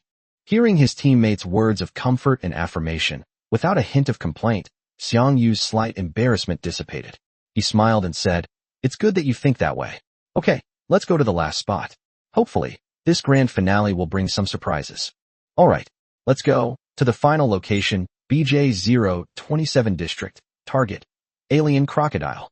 In a relaxed atmosphere, the group arrived at the area where their last target for the day was located. Before us lay a vast swamp covered with mutated vegetation and murky puddles. Twisted, dead trees stood menacingly in the mud and water, vines entwined and obstructing the view. The environment was clearly much more complex than the previous Gobi Desert. A wave of damp, sultry air swept over us. The armored vehicle slowly came to a stop on a relatively solid dirt road. Zhu Xiaoyan switched the communication channel, his voice tinged with caution. Brother Xiang Yu, we've arrived. This is the swamp. The lair of the last silver bounty hunter of the day, the alien crocodile. This thing is extremely cunning. It spends most of its time lurking beneath the swamp's muddy water, only revealing the thorns on its back and part of its carapace, making it extremely difficult to spot. It only unleashes a thunderous attack when its prey gets within fatal range. Look, do you see that? At your 11 o'clock position, about 600 meters away from us, next to that half-fallen dead tree, in that area underwater that's particularly dark in color and has slight undulations. Yes, that's it. There's a section of rocky ridge with spikes sticking out. That's it, it's squatting there. Xiang Yu adjusted the high-definition scope of the Hu 217 and locked onto the location indicated by Zhu Xiaoyan. Through the murky water and gaps in the vegetation, a dark spine covered with ferocious bone spikes and heavy armor plates could indeed be seen, like a miniature precipitous peak in the water, exuding a dangerous aura. Yes, I see it. This armor looks just as tough as the iron sharks. It's a real tough guy, Xiang Yu commented. That's right. Based on its activity traces and limited firefight records, the brothers in the reconnaissance company analyzed that this alien crocodile should also be a heavily armored unit with high defense, and because it lives in a swamp, it is even more difficult to deal with.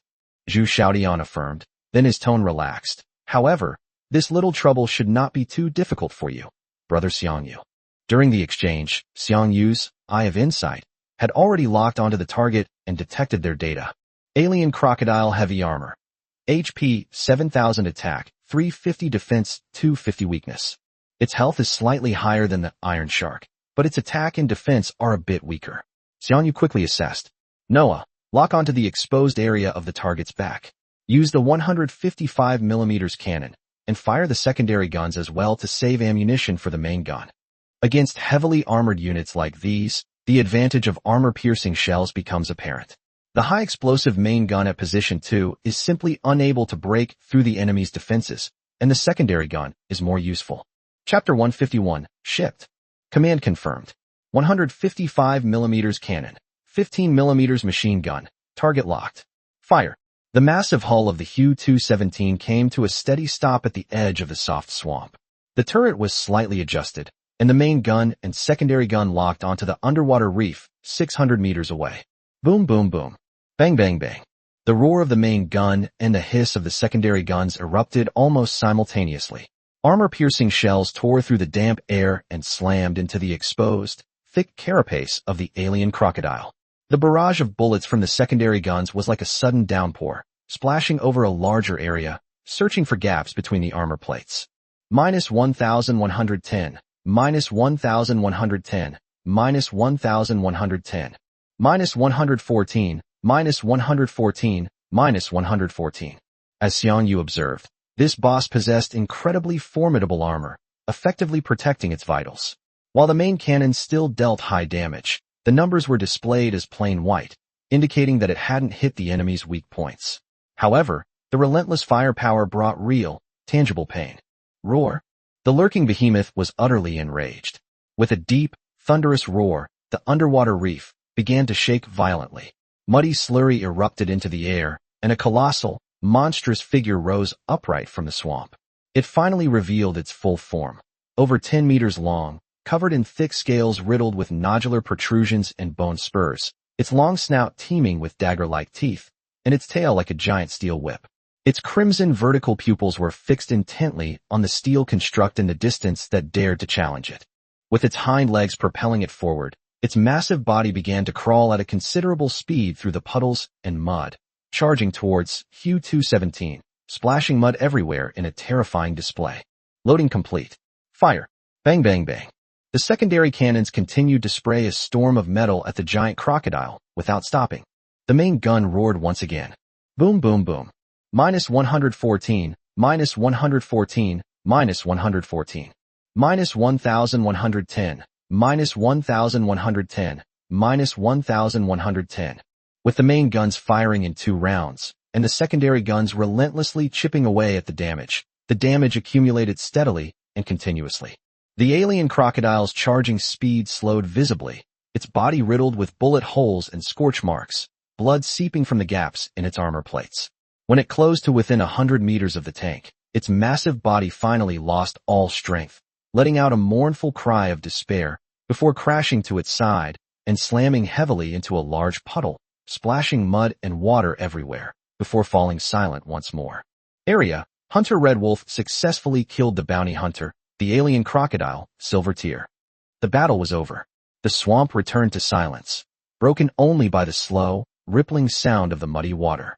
Chen Feng immediately began checking the team's temporary inventory. The moment the inventory list refreshed, the shipment is complete. Chen Feng's ecstatic scream suddenly erupted inside the armored vehicle, startling Zhu Xiaotian, who was intently observing the battlefield.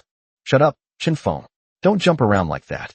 Zhu Xiaotian scolded in a low voice, but his voice also carried obvious excitement and relief. He quickly looked at the temporary warehouse, and sure enough, a small token gleaming with a silvery white light appeared inside. Chariot order, Silver Tier. Good. It's finally out. Zhu Xiaotian clenched his fist tightly, then took a deep breath to suppress his excitement. Now that it's out, according to the previous internal decision, you and Feng Yuan have to choose one. You two discuss it yourselves. Immediately, Chen Feng and Feng Yuan exchanged hushed, rapid words inside the car, with phrases like, "You go first," "You need it more," and "next time" faintly audible. Finally, Chen Feng's voice rang out again, tinged with gratitude and a hint of embarrassment. Xiaotian, Feng Yuan insists on letting me go first. Then I. All right, you can use it first. Zhu Xiaotian made the decision decisively, and then solemnly said to Xiang Yu, "Brother Xiang Yu, the spoils have been confirmed. As agreed, this silver chariot token belongs to us, and it has been decided that Chen Feng will use it." Okay, Xiang Yu replied briefly. Soon, Chen Feng's voice, brimming with suppressed excitement, rang out over the communication channel, clearly reaching the cockpit of Xiang Yu. "Brother Xiang Yu, Thank you so much. Really, without you, I don't know how much longer I would have been stuck at this silver threshold. I, Chen Feng, will remember this kindness. Upon hearing this, Xiang Yu smiled slightly and calmly replied, You're too kind. It's just a mutually beneficial arrangement. You provided accurate intelligence, saving me a lot of time and effort in searching. It's been a pleasure doing business with you. Congratulations on your promotion to silver rank. A successful collaboration, finally achieved, came to a perfect end on the edge of this muddy swamp. For Xiang Yu, it was a highly efficient resource acquisition operation. For Zhu Xiaodian and his group, especially Chen Feng, it was undoubtedly a crucial step towards a higher level. This hunting mission was incredibly efficient. In just one morning, they traversed 5 different regions and successfully killed 5 silver-level bounty hunters. The total bounty earned them was 65,000 gold. In addition, the 3 silver-grade main cannons and 5 silver-grade secondary cannons, a total of 8 silver-grade equipment pieces, obtained from the 5 treasure chests, were also given to Zhu Xiaodian. The price offered was reasonable, 10,000 G for each main cannon and 5,000 G for each secondary cannon. Another 55,000 G came into his account. Spent the whole morning, netted 120,000. Xiang Yu looked at the rapidly increasing number in his account, feeling quite pleased. This speed of making money is really awesome. If I could have this kind of stable and efficient cooperation every day, I could upgrade Noah to the maximum level in just a few days. Of course, he also knew that this idea was a bit wishful thinking. Stable intelligence on silver-level bounty hunters was not endless, and Zhao Jiangwo's men also needed time to find new targets. They couldn't have such good jobs every day. It was noon when the group returned to the BJ-033 safe zone. To celebrate the successful completion of their first collaboration, which was especially significant for Chen Feng, Zhu Xiaodian treated everyone to a hearty lunch at a decent small restaurant within the safe zone. The dishes were classic Beijing cuisine, which Xiang Yu was trying for the first time, and the food was indeed quite good. The atmosphere at the gathering was lively. Chen Feng, who had just received the chariot order, was particularly excited. He raised his cup, offering tea instead of wine, and showered Xiang Yu with a string of thanks. His words were sincere and his emotions overflowing, leaving Xiang Yu somewhat overwhelmed. Xiang Yu waved his hands repeatedly, saying, It's my duty, and it's a win-win cooperation. Zhu Xiaodian and Fang Yuan watched the commotion with smiles, occasionally chiming in with jokes. Wang Gang, meanwhile, buried his head in his bowl of braised pork, eating with gusto and a sheepish grin. Xiang Yu could tell that Chen Feng was straightforward, said what he thought, and had an uncomplicated mind. This kind of personality is not uncommon among people with military backgrounds, which made the cooperation seem more pure and reassuring. Chapter 152 Pet Egg, Part 1. One more chapter coming later. Lunch ended in a relaxed and pleasant atmosphere. After the meal, the group parted ways at the restaurant entrance. Brother Xiang Yu, thank you so much this time.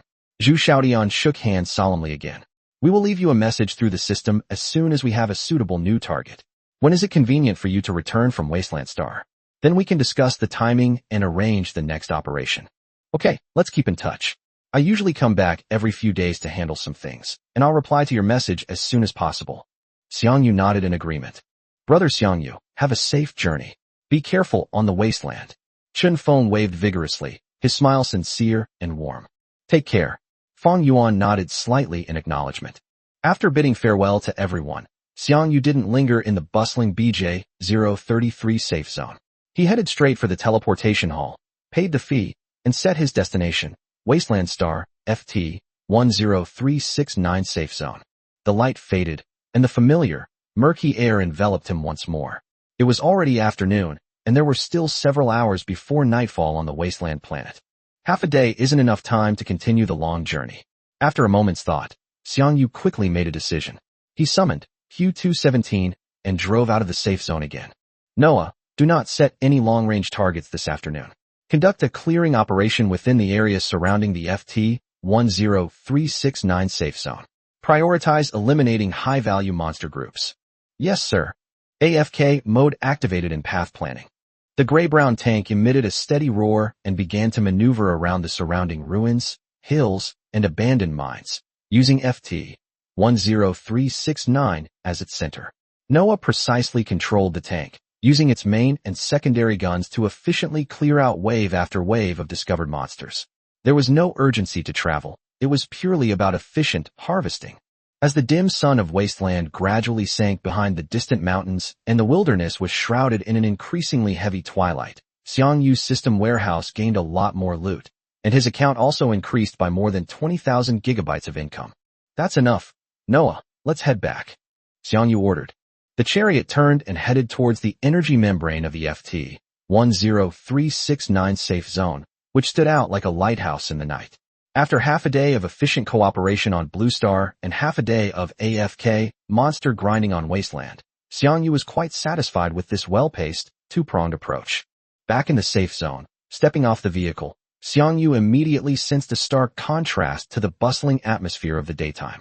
While the safe zone also had people during the day, most were hunters hurrying about, replenishing their supplies before returning to the wilderness.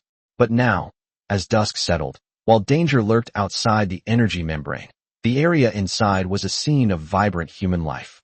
The streets were teeming with people, noticeably denser than during the day. The streetlights illuminated the main road, and the cacophony of voices, people calling out, vendors hawking their wares, and music, created a vibrant atmosphere. The most striking feature was the commercial street. Not only were all the existing shops open, but countless stalls had sprung up along both sides of the street, like mushrooms after rain. The goods for sale were incredibly diverse, from wasteland-specific minerals and monster materials to homemade, rudimentary weapons and armor, to food, drinks, and handicrafts from various planets, each with its own unique style, and even some antiques and high-tech parts of unknown origin and purpose. It seems that the safe zone truly comes alive at night, Xiang Yu thought to himself. He decided to relax, temporarily setting aside his exploration plans, and joined the bustling crowd, aimlessly strolling through the wasteland night market. Dinner was taken care of during this leisurely stroll. He tried several alien delicacies enthusiastically recommended by the vendors, and the novel taste experience and the vendors' tale-filled boasts added to the enjoyment. Just as he was taking the last bite of his meat skewer, wondering whether he should try the bright green vanilla cheese stall next to him, a loud, energetic shout cut through the noise and reached his ears. Take a look. Don't miss out. Lucky pet egg. The last one. Only 50,000 G. Whether you hatch a battle partner or a cute pet depends on your luck. 50,000 G, you won't regret it. There's only one left. A pet egg? Xiang Yu paused, curiously looking in the direction of the sound. In a relatively spacious corner not far away, a middle-aged man dressed in flamboyant clothes, with a colorful feather in his hair, stood behind a makeshift stall. In front of him was a piece of velvet cloth, on which sat a solitary egg. The egg was about the size of a rugby ball, with a warm grayish-white shell covered with irregular light brown spots. Its surface was smooth, and it did look a bit like an enlarged ostrich egg. But if you looked closely, you could see a faint, fleeting glimmer of light on the surface of the shell. The tank universe has a pet setting? Xiang Yu's interest was piqued. Back on Earth, he had always loved animals, owning both cats and dogs. The companionship and joy brought by those furry little creatures were real, though the sadness of parting was equally unforgettable. After transmigrating to Earth and entering this perilous tank universe, he had almost completely forgotten about such things. Hearing about pet eggs now stirred up that deep-seated fondness within him. He squeezed through the crowd, came to the stall, squatted down, and carefully examined the egg. Boss, is this a pet egg? Hey buddy, you have a good eye? The stall owner's eyes lit up, and he enthusiastically introduced the egg. Genuine lucky pet egg. Look at the quality, the luster, it's absolutely top grade. 50,000 G each. Honest and fair, the market price. There's only one left. Brother, you're lucky. Wanna grab it? Boss, I'm new to this wasteland, and this is the first time I've ever heard of pet eggs. Xiang Yu didn't agree immediately, but asked with great interest. Could you tell me more about them? What exactly is a pet? What can they do after hatching? Seeing that Xiang Yu seemed genuinely interested and sincere, not like someone looking to cause trouble, the stall owner struck up a conversation, since Xiang Yu was the only customer at the stall at the moment. Oh, so you're a new guy? No wonder you don't know. Alright, I'm free right now, so I'll chat with you a bit, and maybe give you a little background knowledge. Thank you in advance, boss, Xiang Yu said with a smile. Don't mention it, come on over. The stall owner waved his hand heartily, cleared his throat, and began to explain. Brother, judging from your posture, your planet must have just migrated to the Chariot universe not long ago, right? Otherwise, you should have heard of this pet system at least a little bit. Chapter 153 Pet Egg Laying. Thank you everyone for your gifts and support. Happy Lunar New Year's Eve. 2025 is coming to an end. Thank you all for your companionship this year. I wish you all a prosperous and successful year of the horse in the new year. Seeing Xiang Yu nod, the stall owner continued. There are very few ways to obtain pets. The most common and mainstream method is to open these lucky pet eggs. These pet eggs are a special creation produced under the rules of the Chariot universe. We don't know exactly how they are generated, but there's a very small chance they'll drop when you kill various types of monsters. But the odds are, well, lower than winning the lottery. Aliens play the lottery too. What kind of pets will hatch? Xiang Yu continued to ask. It all comes down to luck. The stall owner shrugged. That's why they're called lucky eggs. Most people get ordinary pets that are more for show than practical use. Like glowing jellyfish, fluffy but not very combat-capable short-tailed beasts, parrots that can learn a few simple phrases. These little guys aren't bad-witted and can understand some simple commands. They're good as companions to keep you company, but they're basically no help in battle. At most, they're cute, or they can be used as portable nightlights or alarms. However, the stall owner changed the subject, his eyes filled with mystery and longing. There are also a very few incredibly lucky individuals who can obtain battle pets with special abilities. Those are extraordinary. I've heard of corrosive slimes that can spit acid to assist in attacks, peregrine falcons that fly extremely fast and can conduct high-altitude reconnaissance, and even stone-armored turtles that are thick-skinned and can help their masters withstand some damage. These battle pets are born with combat talents, and their value is far beyond tens of thousands of gold. Moreover, after being bound to their masters, they can be further strengthened by consuming chariot coins, so their potential is considerable. The stall owner sighed and patted the egg in front of him. Of course, those top-tier ones are rare and hard to come by. My small business is just dealing in pet eggs, adding a bit of fun to everyone in the wasteland, giving us something to look forward to. If you're interested, brother, you can try your luck. 50,000 gold. Just consider it buying some happiness. Raising a little guy for companionship isn't bad. This wasteland can get pretty boring alone after a while. After listening, Xiang Yu had a general idea. This pet egg was a bit like opening a blind box. The probability was high for an ornamental pet, with a very small chance of getting a battle companion. The price wasn't cheap, but it wasn't a huge sum for his current wealth. The key was that he really wanted to know if he could trigger the chosen one talent when he opened the pet egg. The thought of it made him quite eager. Okay, boss, I'll take this one. Without much hesitation, he opened the transaction interface. 50,000 gold was transferred, and the grayish-white pet egg fell into his system inventory. All right, you're a great guy. The stall owner beamed, clearly in a good mood after making his last sale. He added enthusiastically, by the way, brother, hatching the egg is easy once you get it. It's pretty much like in those novels and movies. Just find a quiet place, prick your finger, and drip a drop of blood onto the eggshell. The rules of the Chariot universe will automatically recognize and bind it. Okay, I understand. Thank you, boss. Xiang Yu noted down the method and thanked him again. You're welcome. I wish you good luck, brother, and hope you get a top-tier battle pet.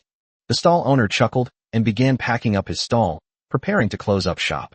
Xiang Yu focused his consciousness on the system's storage, glancing at the pet egg lying quietly, a sense of anticipation rising within him.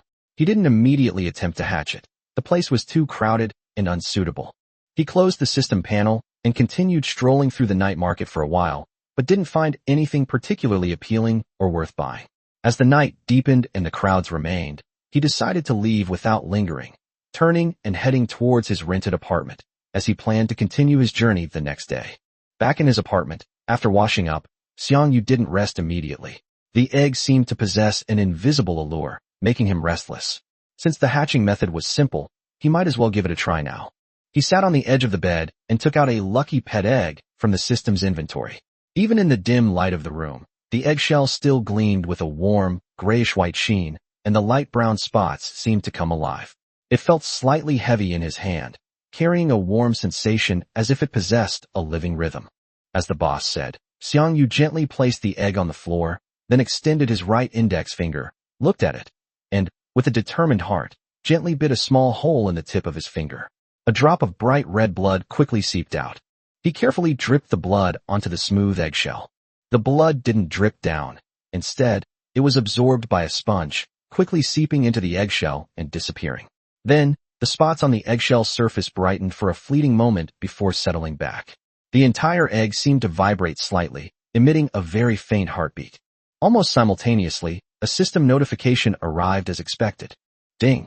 Do you want to open the lucky pet egg? Whether? Yes. Xiang Yu murmured to himself, with a hint of anticipation and curiosity. Opening the pet egg. Congratulations to the Awakened One for triggering the talent Chosen One. The rewards list is now open. Please select your rewards from the list below. Nice. Xiang Yu couldn't help but lightly pump his fist, his eyes flashing with joy. Sure enough, his talent was still effective for this kind of random draw event. Although he had experienced using his talent to acquire chariots and equipment many times before, this was the first time he had used it on a pet egg. Immediately afterwards, a virtual list far larger and more magnificent than any he had ever seen when his talent was triggered slowly unfolded before his eyes. The background of the list was a deep starry sky, and countless twinkling points of light represented different pet phantoms, densely packed, almost filling his entire field of vision. So many. Xiang Yu was slightly surprised and looked closely. The list of illusory pets is incredibly diverse, exceeding any imaginable variety. There are adorable, fluffy cats, dogs, rabbits, and mice. Birds with vibrant plumage and graceful movements. Colorful and agile fish and insects. And even some strangely shaped alien pets that bear no resemblance to any earthly creatures. Most of them are just ordinary pets, lacking any fighting abilities or talents. Clearly what the stall owner called ornamental pets, offering no special abilities beyond being cute and entertaining. Only a very small number of phantom images were visible, surrounded by a faint halo of color, with labels below indicating iron level, bronze level, or even god level. These pets all possessed various talents. These are the valuable fighting partners that the stall owner was talking about. Chapter 154 Pet System Unlocked. Since the talent has been triggered, I definitely have to choose the best one. Xiang Yu steadied himself and used his mind to control the list to scroll upwards quickly, his gaze falling directly on the very top of the list, where the lowest level pets were located. The light and shadow at the top of the list were noticeably more solid and vivid. There were about a dozen phantoms floating there, each radiating a unique energy fluctuation, surrounded by a faint halo of either red, god level, or white, diamond level. They varied in form, some as fierce as lions and tigers, some as agile as cheetahs, some as mysterious as elemental creatures, and some were entirely mechanical or energy constructs. Xiang Yu's gaze swept quickly across the area, finally settling on a blurry figure slightly to the left of center. It was a phantom image shaped like a dog. Its appearance was very similar to a breed of dog he remembered called Akita Inu. Only its physique seemed more lean and agile. It had fluffy yellow and white fur, erect ears, and sharp yet calm eyes that exuded intelligence and loyalty. Its limbs were strong, and its tail curled over its back. Even a silhouette radiated a calm, reliable, yet courageous and agile aura. That familiar image instantly struck a soft spot deep in his memory.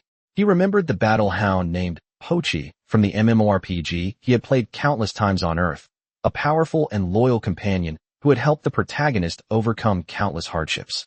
An indescribable sense of familiarity and destiny welled up in Xiang Yu's heart. Almost without hesitation, Xiang Yu's mind was firmly fixed on this illusory figure. I choose you. Go Pokeball.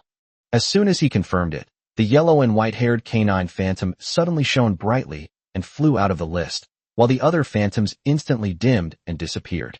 Beep. Successful confirmation. Congratulations to the Awakened One for obtaining a pet, unnamed thought. The pet is bound to a specific account and cannot be traded. Just as Xiang Yu confirmed his choice, another system notification sounded in his ear. Not only him, but this notification sounded simultaneously in the ears of every awakened being across the entire blue star. Drop. A blue star awakener has been detected to have obtained a pet. The pet system is now available as an add-on feature.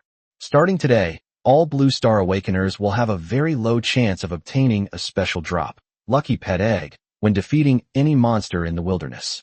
By selecting to open a lucky pet egg through the system interface, awakened ones will have the chance to obtain various pet companions. All pets have undergone basic genetic adjustments and rule adaptations, enabling them to adapt to the typical extreme environments of most known planets, including Earth and wastelands, and can accompany their owners without additional protection. At the same time, pets are naturally intelligent and can understand their owners' verbal commands and basic intentions. Their bond can be further strengthened through long-term interaction and training. Pet quality is divided into 7 tiers, from from lowest to highest: common, iron, bronze, silver, gold, diamond, and god tier. Grade description. 1. Common level, only for viewing and companionship purposes, with no combat ability and no grade talent. 2. Black iron/bronze. Level cap is 2040 and possesses 1 talent. 3. Silver and gold tier. Level cap is 6080 and they possess 2 talents. 4. Diamond god level. The level cap is 100, 110150, and it has 3 talents.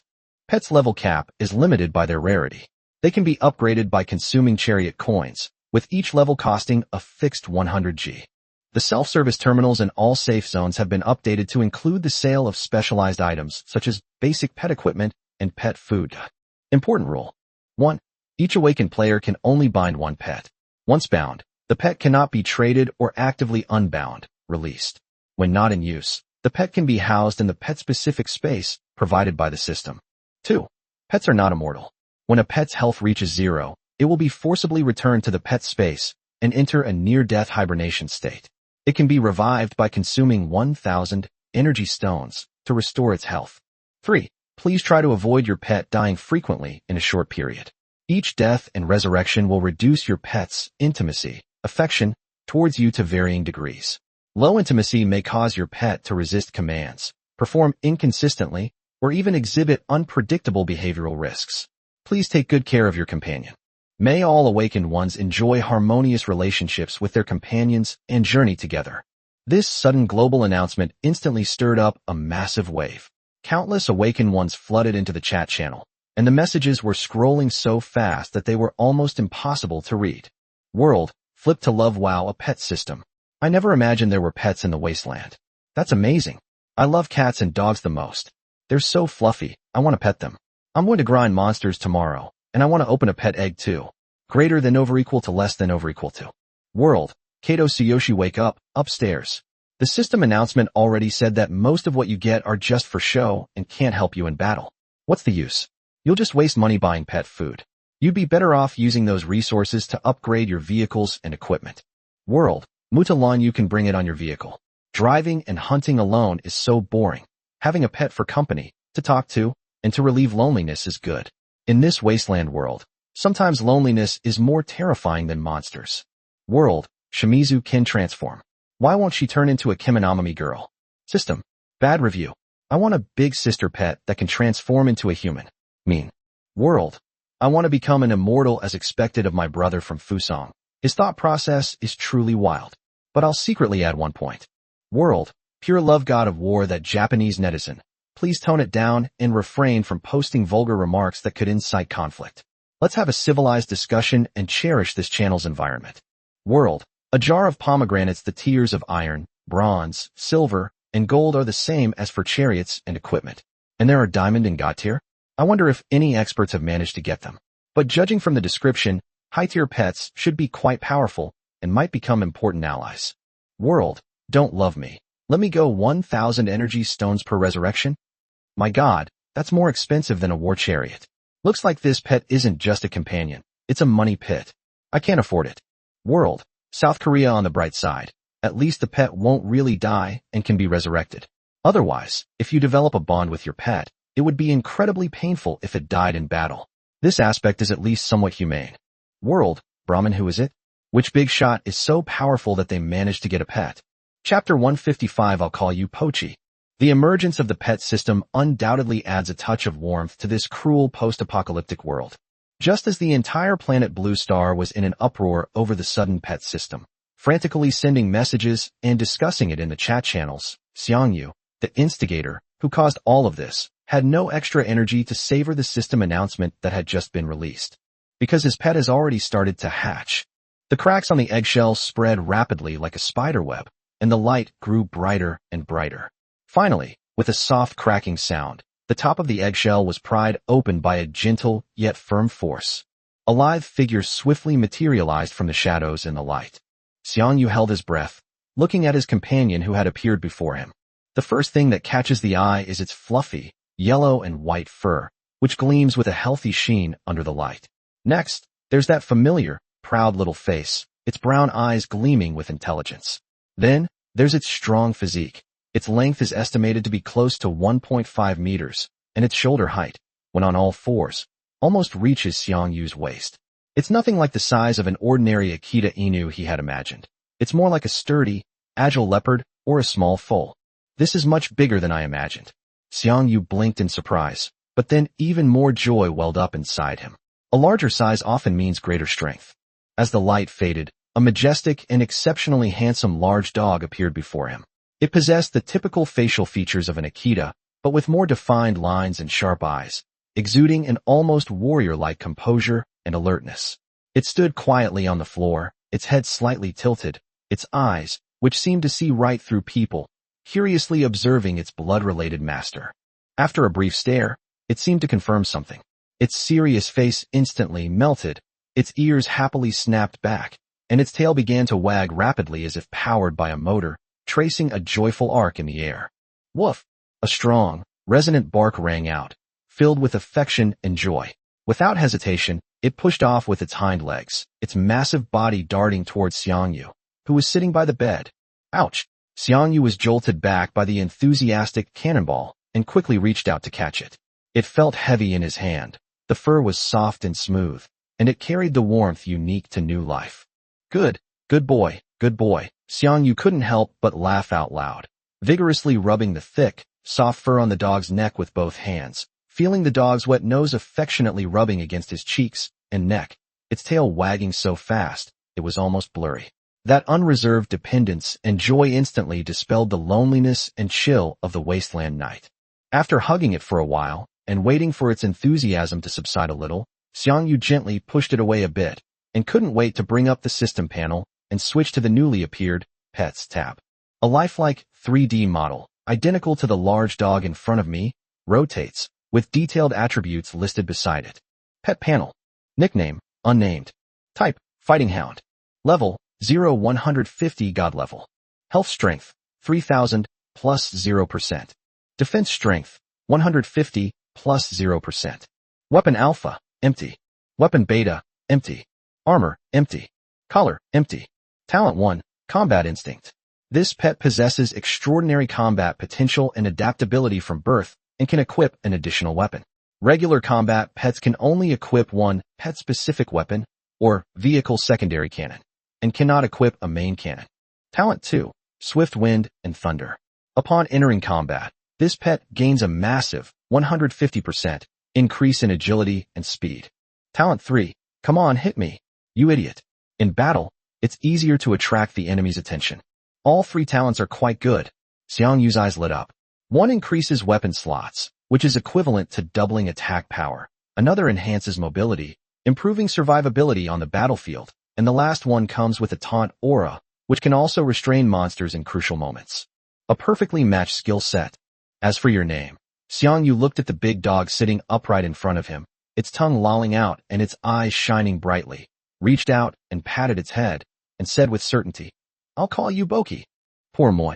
Woof. The big dog immediately responded, wagging its tail even more enthusiastically, clearly approving of the name, and even rubbing against Xiang Yu's palm. It seems you like this name too. Xiang Yu's smile deepened. Woof. Woof. Pochi responded twice more, as if to say, I like it. I like it.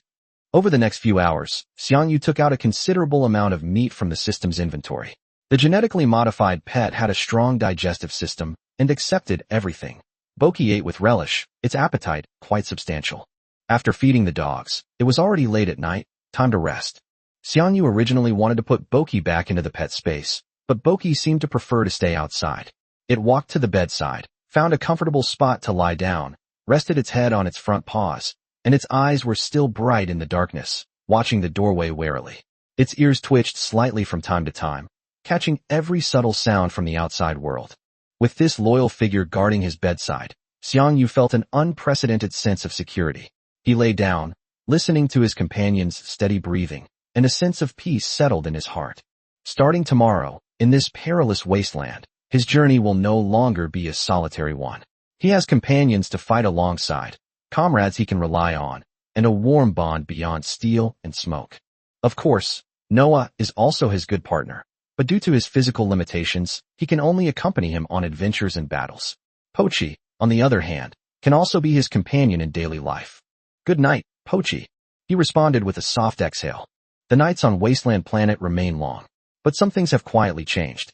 In the early morning, the dim light of the Wasteland Planet filtered through the gaps in the curtains, casting shadows on the floor of the room. Xiang Yu awoke from his deep sleep, and before he had fully opened his eyes, he felt a focused and gentle gaze fall upon his face. He turned his head slightly and saw Pochi's massive body sitting steadily by the bed, its forelegs together and its back straight, like a well-trained sentry. Its yellow and white fur looked particularly fluffy and clean in the morning light, and its bright brown eyes were quietly watching him. When it saw him wake up, its ears immediately twitched happily, and the tip of its tail began to gently pat the ground. Good morning, Pochi. Xiang Yu's voice was still hoarse from just waking up. He reached out and skillfully rubbed the dog's fluffy head. The warm touch and the smooth, comfortable feel of the fur made his palm feel comfortable. Chapter 156. The journey is halfway through. Thank you all for your gifts and support, and I wish you all a happy Chinese New Year. Dear readers, happy Chinese New Year. Wishing everyone a new year filled with inspiration like mine, writing 6,000 words a day, joy like celebrating the completion of a book, and fortune shining even brighter than the main character. Let's all stride forward together, both inside and outside the book. Woof! Boki responded cheerfully, then stuck out its wet tongue and licked Xiang Yu's hands and wrists enthusiastically, making satisfied purring sounds in its throat, and wagging its tail even more vigorously. All right, I know you're hungry, Xiang Yu said, laughing as he pulled his hand away from the ticklish sensation and sat up. I'll get you something to eat right away. He got up quickly, took out kitchen utensils and ingredients from the system warehouse, and began preparing breakfast. The man and his dog began their first meal of the day in this simple apartment room. Pochi's eating manners were not exactly elegant, but he ate very quickly. Clearly his genetically modified stomach and vigorous metabolism required a lot of energy. Watching Boki wolf down his food, Xiang Yu pondered. He brought up Boki's attribute panel, his gaze falling on the empty slots for Weapon Alpha and Weapon Beta. The most suitable one for it, Xiang Yu pondered, should be a special type of secondary cannon that can ignore defense. He recalled the gold-level beam secondary cannon that appeared when he opened the boss's treasure chest of the Ghost Centipede. Pets aren't tanks. They don't have other ways to increase attack power. The unique nature of this type of weapon determines its extremely high minimum attack power, meaning there's practically no situation where it can't penetrate an enemy's defense. However, he doesn't have a suitable one on hand right now, so he'll have to wait until later. After breakfast, Xiang Yu took Boki to the repair workshop. He spent a huge sum of 141,000 G to upgrade Noah's enhancement level from level 60 to level 80 in one go. With the increase in level, Noah's computing power once again experienced a qualitative leap. All right, everyone's ready. Xiang Yu patted Boki, who was sitting quietly beside him, and then summoned Hu 217. The hatch opened, and Xiang Yu entered the cockpit first. Boki followed closely behind, leaping lightly and landing steadily on the open ground next to the pilot's seat. It adjusted its posture, comfortably lying down, and curiously examined the sophisticated instruments and flashing screens around it. Noah, plan today's route. Continue heading northeast, focusing on clearing out high-value monsters while also exploring. Noah, this is Pochi, our newest member. Pochi, this is Noah, our AI partner, Xiang Yu briefly introduced. Good morning, Top Command. The mission has been recorded, and route planning is underway. Welcome to the team, Pochi. Noah's steady electronic voice rang out. Pochi pricked up its ears, seemingly curious about Noah's voice. It tilted its head to look in the direction of the sound, and let out a soft woof as a greeting. Set off. With a roar of engines, Hu 217 once again drove out of the safe zone. This time, in addition to Xiang Yu's commands and Noah's electronic voice, there was also the steady breathing of a companion in the cockpit, and the occasional curious whimper as he saw the strange sights flashing past the window. With Bochi by his side, the long journey and tedious search seemed less unbearable. Xiang Yu would occasionally speak to Bochi, pointing out the monsters on the main control screen or explaining some of Noah's actions. Although Bochi couldn't speak, its intelligent eyes always seemed to understand Xiang Yu's meaning, responding by gently nudging his hand with its nose or patting the ground with its tail. The hunt remained highly efficient. Noah piloted the chariot to clear out the monster horde, while Xiang Yu focused on commanding and locating high-value targets. Boki remained quietly inside the vehicle, observing everything. As night fell again, Xiang Yu had not reached the next safe zone. With Noah's help, he found a huge abandoned farm and parked the Hu-217 there, making it his campsite for the night. Dinner was, as usual, a simple reheated ration. Xiang Yu divided the food in the cockpit, one portion for himself and one for Boki. The night wind of the wilderness seeped through the gaps in the vehicle, bringing a faint hiss and a chill, but the vehicle's environmental maintenance system was functioning well, keeping the temperature relatively comfortable and isolating it from the harshness of the wasteland. Boki lay quietly at his feet, eating its dinner heartily, occasionally raising its head to look at Xiang Yu with its clear eyes, even in the dim light, its tail making a soft scraping sound as it swept across the metal floor. After dinner, drowsiness crept in as the night deepened. Xiang Yu quickly tidied up, then unfolded his sleeping bag and laid down in the back of the cockpit. Seeing this, Boki immediately moved over, taking up a spot next to Xiang Yu's sleeping bag. It adjusted its position, resting its chin on its front paws, but its eyes remained alertly fixed on the vehicle door and observation window, its ears twitching slightly like the most sophisticated radar. With Noah monitoring and providing early warnings, and Pochi protecting me closely, Xiang Yu relaxed in his sleeping bag, feeling the warmth from the large dog beside him and the almost imperceptible buzzing of Noah as it operated. This feeling of being protected was so tangible, dispelling the unease he had developed while traveling alone in the wilderness, an unease rooted in the unknown darkness. This sense of security is more complete than ever before. Xiang Yu soon fell asleep. Outside the vehicle, the night sky of the wasteland planet was shrouded in eternal radiation dust, the starlight dim, and the wind howled. Inside the vehicle, a person, a dog, and an artificial intelligence, three distinct beings, were brought together by fate and choices, relying on each other. That journey, spent alone facing the vast scorched earth, accompanied only by the roar of engines, is now a chapter turned in the past. From this day forward, whether the path ahead leads to a treacherous abyss or a more dazzling starlight, they will walk this road side by side. 2 more days have passed in the blink of an eye. Hui-217, like a tireless steel behemoth, it relentlessly advanced further north into the wasteland.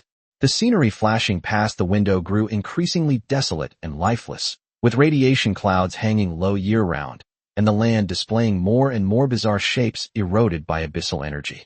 All of this indicated that they were getting closer and closer to that death zone, which all hunters revered and called the Abyssal Front.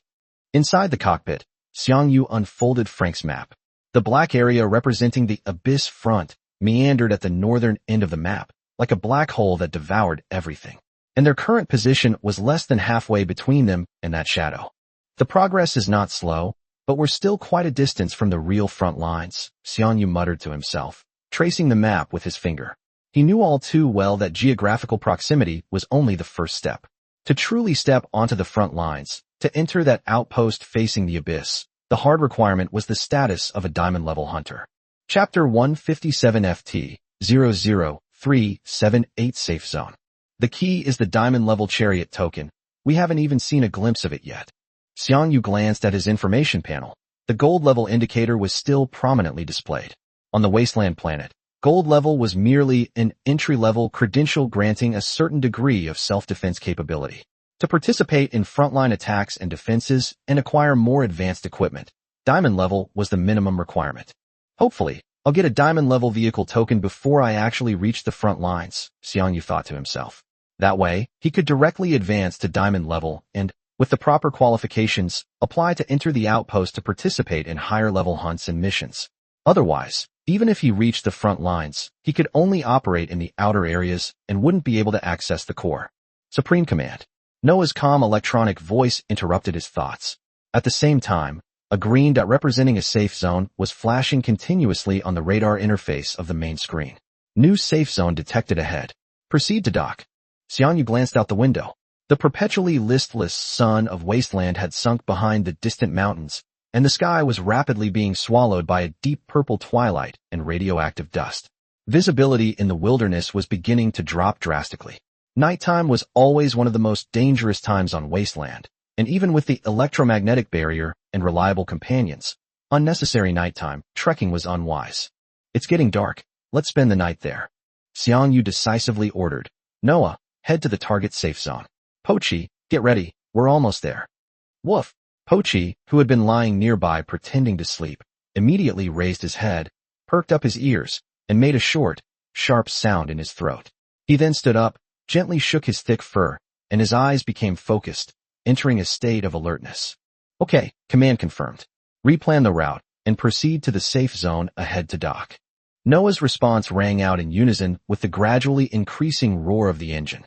The gray-brown chariot rolled over a gravelly slope covered with eerie, fluorescent moss, adjusted its direction, and headed towards the energy screen in the distance, which resembled a lone lamp in the increasingly dark night. Its headlights pierced the darkness, illuminating the rugged road ahead. The next morning, as dawn broke and the dim, yellowish light characteristic of wasteland shone through the window, waking Xiang Yu. Boki had woken up even earlier and was already perched by the door, ears perked, quietly listening to the sounds outside the corridor. Seeing Xiang Yu get up, it immediately wagged its tail and came over, rubbing its wet nose against his hand. Good morning, Pochi, are you hungry? Xiang Yu rubbed its big head. Pochi barked in response, its eyes filled with anticipation.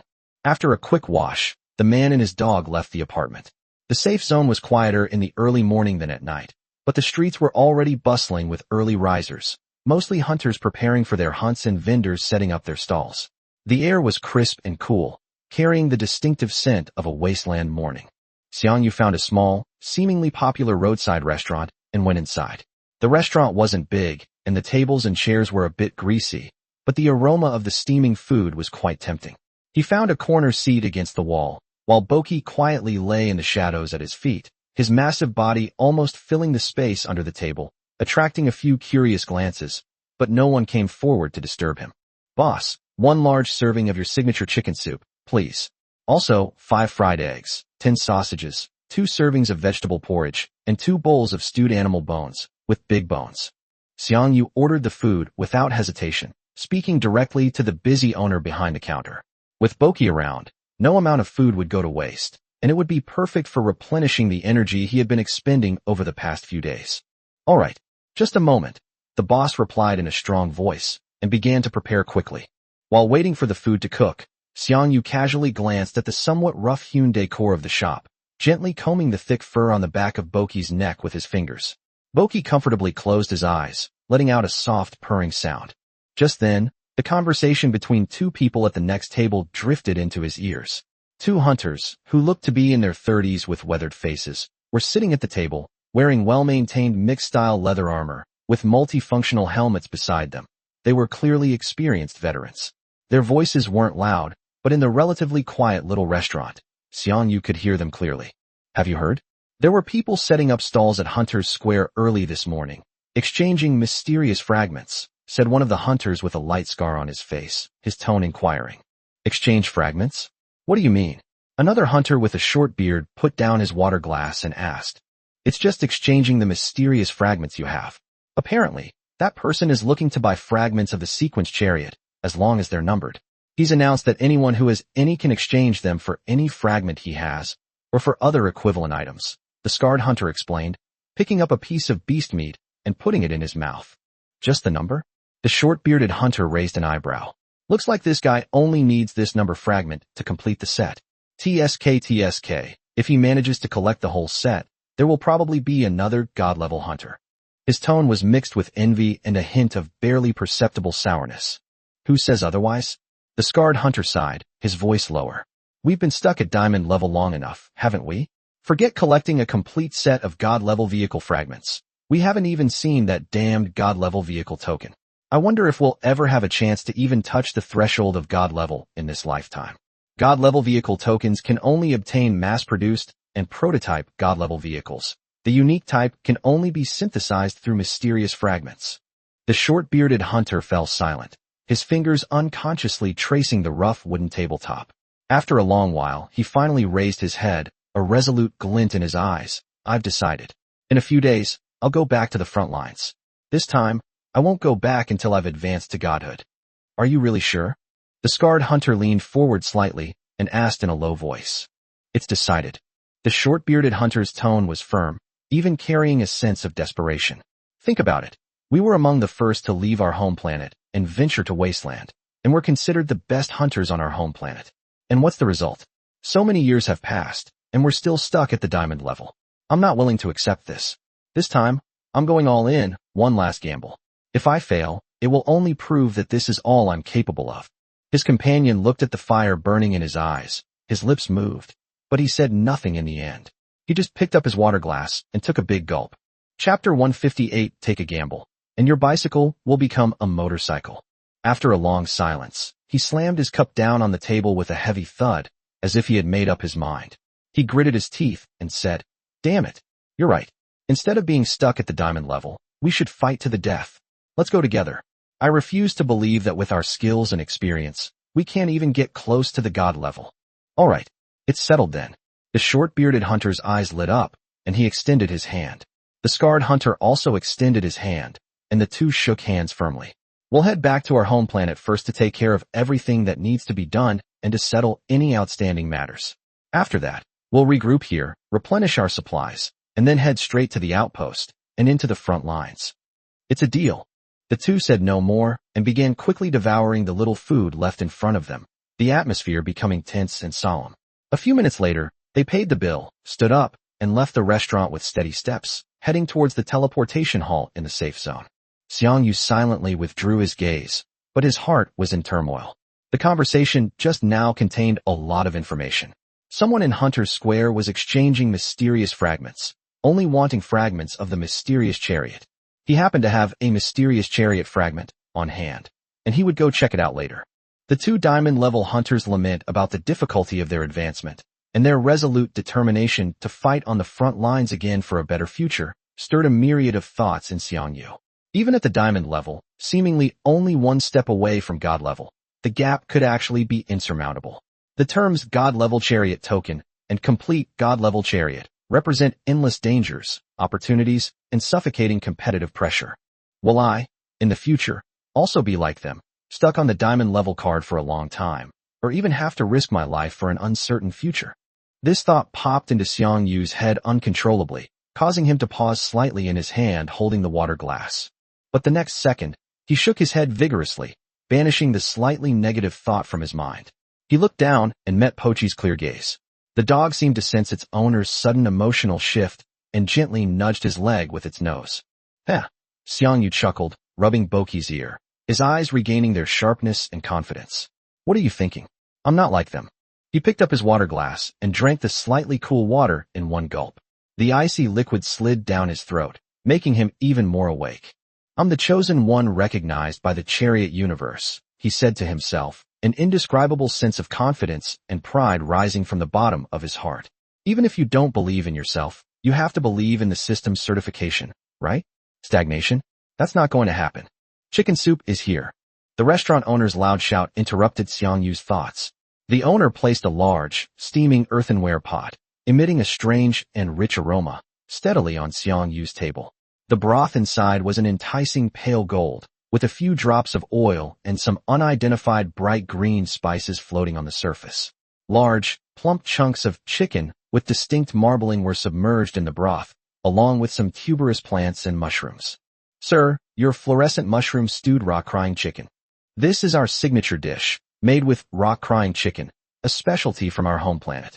The meat is incredibly fresh, slow-cooked with naturally glowing fluorescent mushrooms. It's both delicious and nourishing. Please try it." The owner introduced enthusiastically, his face beaming with pride. Although the name includes chicken, this is clearly a species completely different from those on Earth. Xiang Yu curiously leaned closer to smell it. A unique aroma, a blend of the fresh scent of mushrooms, the rich flavor of meat, and a certain fresh herbal fragrance, filled his nostrils and was indeed very tempting. He scooped up a small spoonful of soup, blew on it, and put it in his mouth. The broth is smooth and at the perfect temperature, with an intense sweetness that explodes on the taste buds. The flavor is rich and layered, with the mellowness of poultry broth, the wildness of mushrooms, and a subtle, mineral-like aftertaste. It is quite different from Blue Star chicken soup, but has a unique and amazing taste. Delicious. Xiang Yu's eyes lit up, and he couldn't help but praise it. He picked up another piece of the stewed, rock-cried chicken that was stewed until it was tender. The meat was indeed, as the owner had said, extremely tender with fine fibers. It melted in his mouth with just a gentle touch, and the sweet juice filled his mouth. It was even more delicious than the best free-range chicken on Earth, and there was not a trace of fishiness. "Boki, come on, try this, it's delicious." Xiang Yu was in a great mood. He picked out a few pieces of chicken with the most meat from the earthenware pot and scooped out a few spoonfuls of tubers soaked in broth. He put them in Boki's special food bowl and handed them to Boki. Pochi's nose had been twitching from the aroma, and now that it was given permission, it immediately gobbled up most of the meat and started chewing happily. Although it couldn't express itself in words, the brighter, more satisfied look in its eyes and the way its thick tail swayed so hard it seemed to leave a blur and slap the ground loudly enough to tell you how incredibly delicious it was. Seeing Boki enjoying his meal, Xiang Yu also developed a hearty appetite. With the delicious chicken soup and tender chicken meat, he devoured all the other food. This alien-style breakfast not only filled his hungry stomach, but also dispelled the morning chill. After eating and drinking their fill, they paid the bill and left. Xiang Yu, with a satisfied Boki, headed towards Hunter's Square, the core area of the safe zone. The square was already quite lively in the early morning. It was not only a place for team recruitment, but also a place where many hunters traded items and exchanged information. A huge hunter statue stood in the center of the square, and a lot of people had gathered around the statue and at the edge of the square. Some were looking for teams, some were talking in hushed tones, and some had simply spread out a cloth on the ground, put out a few items, and started hawking their wares. Xiang Yu's gaze swept across the area, and he quickly locked onto his target. In the northeast corner of the square, a small circle of about 7 or 8 people had gathered, the atmosphere seemingly more lively than elsewhere. At the center of the circle stood a young man who appeared to be around 27 or 28 years old.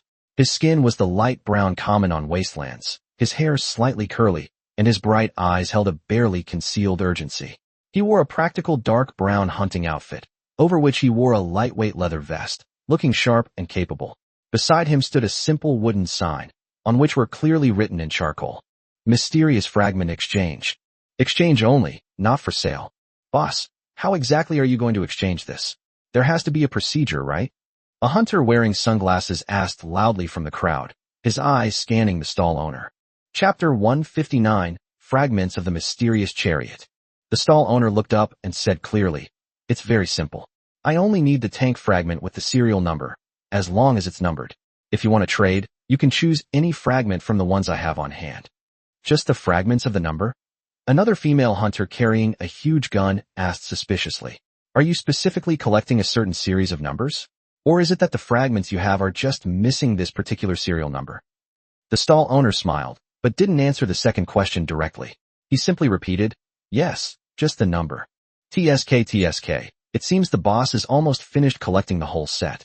He'll soon have a god-level battle vehicle and be able to advance to god-level hunter soon, right? Congratulations in advance. A hunter who looked like a seasoned veteran said, half envious and half probing. Upon hearing this, the young man's smile widened, but a hint of weariness and anticipation flashed in his eyes. "Haha. Thank you all for your kind words. However, I don't know how long this final step will take. I don't even know how many chariot coins I've spent collecting these fragments. Just the money wasted on failed fusion attempts is enough to buy another decent piece of divine equipment." After listening to their discussion, Xiang Yu gained a more concrete understanding of the synthesis mechanism of the mysterious fragments. It turns out that even without a complete set of fragments, you can still try to fuse them. If the fragments are from the same series, the fusion will be successful, resulting in an unknown, unfinished product, but at least it proves that the fragments belong to the same series. However, fusing fragments from different series will inevitably fail, and the consumed chariot coins will not be refunded. Therefore, most hunters rely on this clumsy method, aimlessly trying and collecting mysterious fragments. If they're lucky, they might manage to collect a few from the same series. If they're unlucky, they'll waste a huge amount of vehicle coins. This also explains why, although there are many fragments circulating in the market, hunters who can actually synthesize complete god-tier equipment and god-tier vehicles are extremely rare. Xiang Yu opened the system warehouse and looked at the mysterious chariot fragment, lying quietly inside. Without further hesitation, he parted the crowd and walked to the stall. "Boss, I have a fragment of a sequence chariot." Xiang Yu's voice was clear and strong amidst the slightly noisy onlookers. "How do we trade?" The stall owner's eyes lit up instantly, and he looked intently at Xiang Yu, his attitude becoming noticeably more enthusiastic. "Brother, hello. If you have any fragments of the number 1 tank, that's great. The exchange is simple. You can pick any fragment you need from these I have, and we'll exchange them directly." As he spoke, he carefully took out 5 mysterious fragments from the system's inventory and neatly arranged them in front of Xiang Yu. The fragments emitted energy fluctuations of varying strengths, attracting everyone's attention. "Brother, look, these are all things I can exchange right now." The young man gestured for him to leave.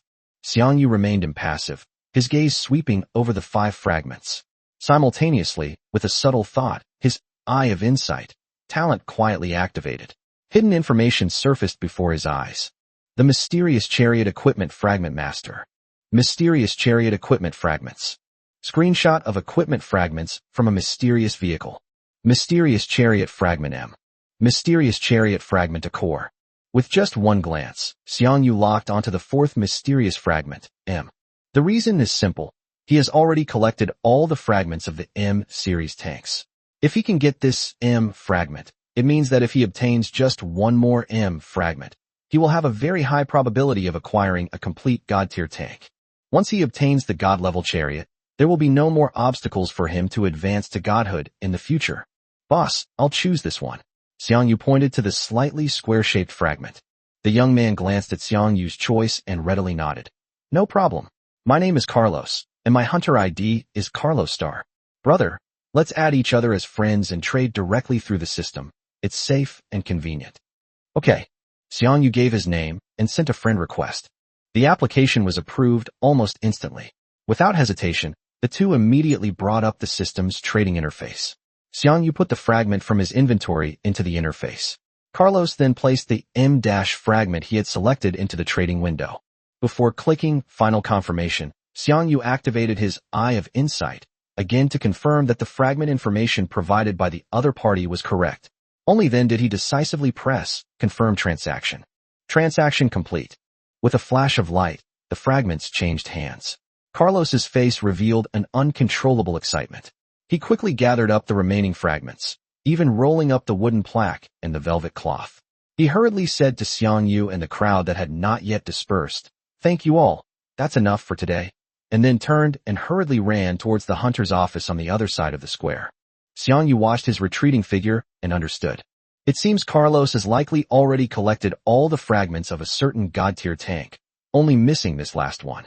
Now that the transaction is complete, he'll undoubtedly be rushing to the repair workshop in the office to try and fuse them using the synthesis furnace. If the fragment he possesses happens to be the T-series that Xiang Yu just exchanged with him, then he will successfully obtain a god-tier tank. It's just one last step away, Xiang Yu thought with a mix of emotion and anticipation. I can't wait for the day I collect all the fragments. That way, I can skip the diamond tier and directly own a god-tier vehicle. Thinking about this, Xiang Yu felt he could perhaps plan ahead. He opened his friends list, found the newly added Carlos Star, and sent a message. "Brother Carlos, congratulations on acquiring the key fragment. If it's convenient for you to obtain a new tank fragment in the future and are interested in transferring it, please be sure to contact me. The price is negotiable, whether it's in tank coins or barter. Best of luck with the fusion." The message was sent, but Carlos did not reply immediately. Xiang Yu guessed that Carlos was probably nervously and expectantly waiting in front of the synthesis furnace for the fusion result, and had no time to think about anything else. Xiang Yu glanced once more at the newly acquired mysterious chariot fragmentum, a hint of satisfaction in his eyes, and called to Boki, who was quietly guarding him at his feet. "Let's go, Boki. We should go take care of our business too." Pochi barked in response, stood up, shook its fur, and followed Xiang Yu away from the still somewhat noisy Hunter Square, disappearing into the morning light of the FT-0378 safe zone. The road ahead is still long, but every valuable exchange and every piece of information he acquires allows him to walk more steadily and see further on this path to becoming a strong man. Chapter 160: Pochi's first arrival on Earth. Outside the FT-06666 safe zone, the desolate scenery slowly came into view through the observation window. Hui 217, covered in dust and bearing the marks of battle, slowly drove into the energy membrane. 2 days had passed since leaving the previous safe zone, FT-00378. Progress over these 2 days hadn't been particularly fast, but the hunts along the way had been fruitful, clearing out numerous valuable monster groups. This trip was quite profitable. Xiang Yu tallied up his spoils from the past 2 days. He had acquired a considerable number of tanks and weapons of various levels, and his personal account had also seen a significant increase in tank coins due to completing numerous missions. During this time, he also promptly claimed the weekly battle power ranking reward, a solid 10,000 G. Even a small amount is still something. Once I sell off all these loot items in the warehouse and get my funds back, I can start a new round of spending money, he calculated with satisfaction. Improving strength is like a snowball effect. By investing the profits from each hunt into the next enhancement, in a continuous cycle, he can steadily progress in this perilous world. The tank passed through the light curtain and slowly came to a stop. As soon as the hatch opened a crack, a lithe, yellow and white figure darted out with a whoosh. It was Pochi. Having been cooped up in the car for a long time, it immediately trotted a few steps excitedly as soon as it stepped onto the solid ground, kicking up a cloud of dust. Then it turned around to look at Xiang Yu, wagging its tail happily, as if to say, "We've finally arrived." Xiang Yu smiled and shook his head, then jumped off the chariot and casually stored Q217 back in his system space. He dusted off his trousers and said to the eager dog beside him, "Let's go, Boki. Let's go back to Blue Star, and I'll show you, well, my current home."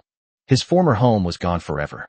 "Woof," Pochi responded loudly, clearly curious about going to a new place.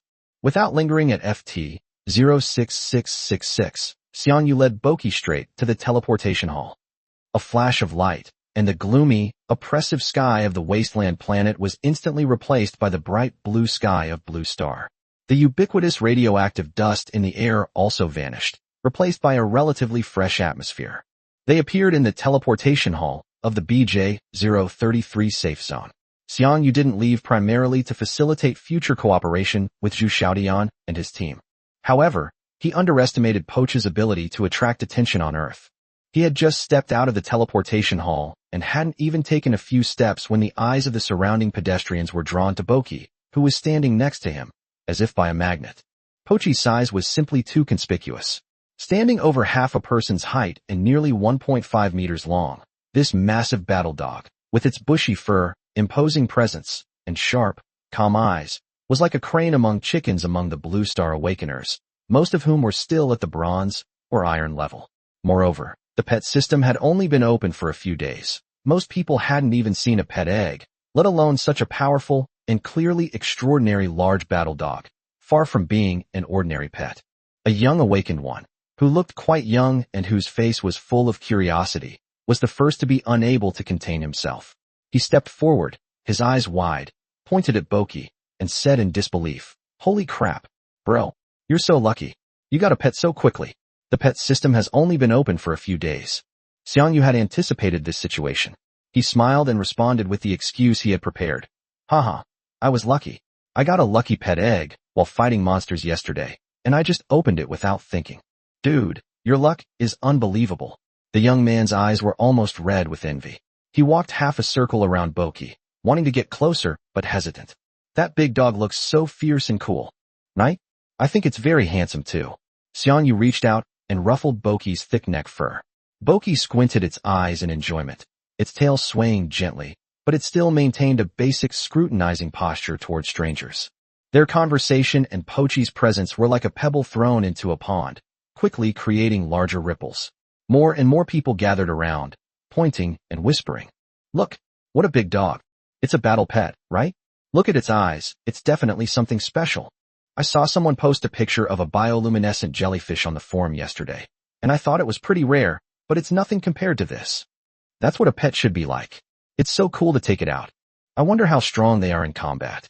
The crowd tightened, chattering amongst themselves, some even taking out the system's built-in camera to take pictures. Pochi seemed impatient with the dense crowd and noise, letting out a low, warning growl, and took a half-step forward, subtly shielding Xiang Yu to his side and rear. This subtle movement, highlighting its intelligence and loyalty, drew another gasp of amazement. Just then, a man in a flashy jacket, who was pushing his way to the front, suddenly spoke up, saying something surprising. "Brother, I want to talk to you about something. Are you selling your dog? We can discuss the price." Before Xiang Yu could even reply, the surrounding crowd erupted in uproar. "Are you stupid?" A middle-aged man next to him immediately retorted.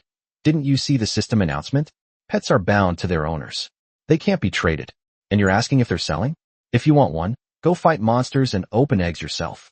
What are you asking here for?" "Exactly. Don't you even understand the system rules? How embarrassing. The man in the floral jacket blushed as the crowd began to chatter on him. In particular, Boki seemed to understand as well. He turned around and gave him a cold glance with his emotionless brown eyes, making the man feel an invisible pressure. He was so embarrassed that he wanted to disappear. He said, "Sorry, I don't understand," and slunk away, head down, through the crowd. After this commotion, while the enthusiasm of the onlookers didn't diminish, at least no one made such outrageous demands anymore. However, being surrounded by layers of people and bombarded with all sorts of questions was quite a headache for Xiang Yu. Boki was also visibly agitated, its ears turned back and its tail drooping. "Excuse me, everyone. We have something to attend to, so we'll be going now," Xiang Yu quickly said loudly upon seeing this, then bent down slightly and patted Boki on the shoulder. "Boki, let's go." Having said that, he didn't linger.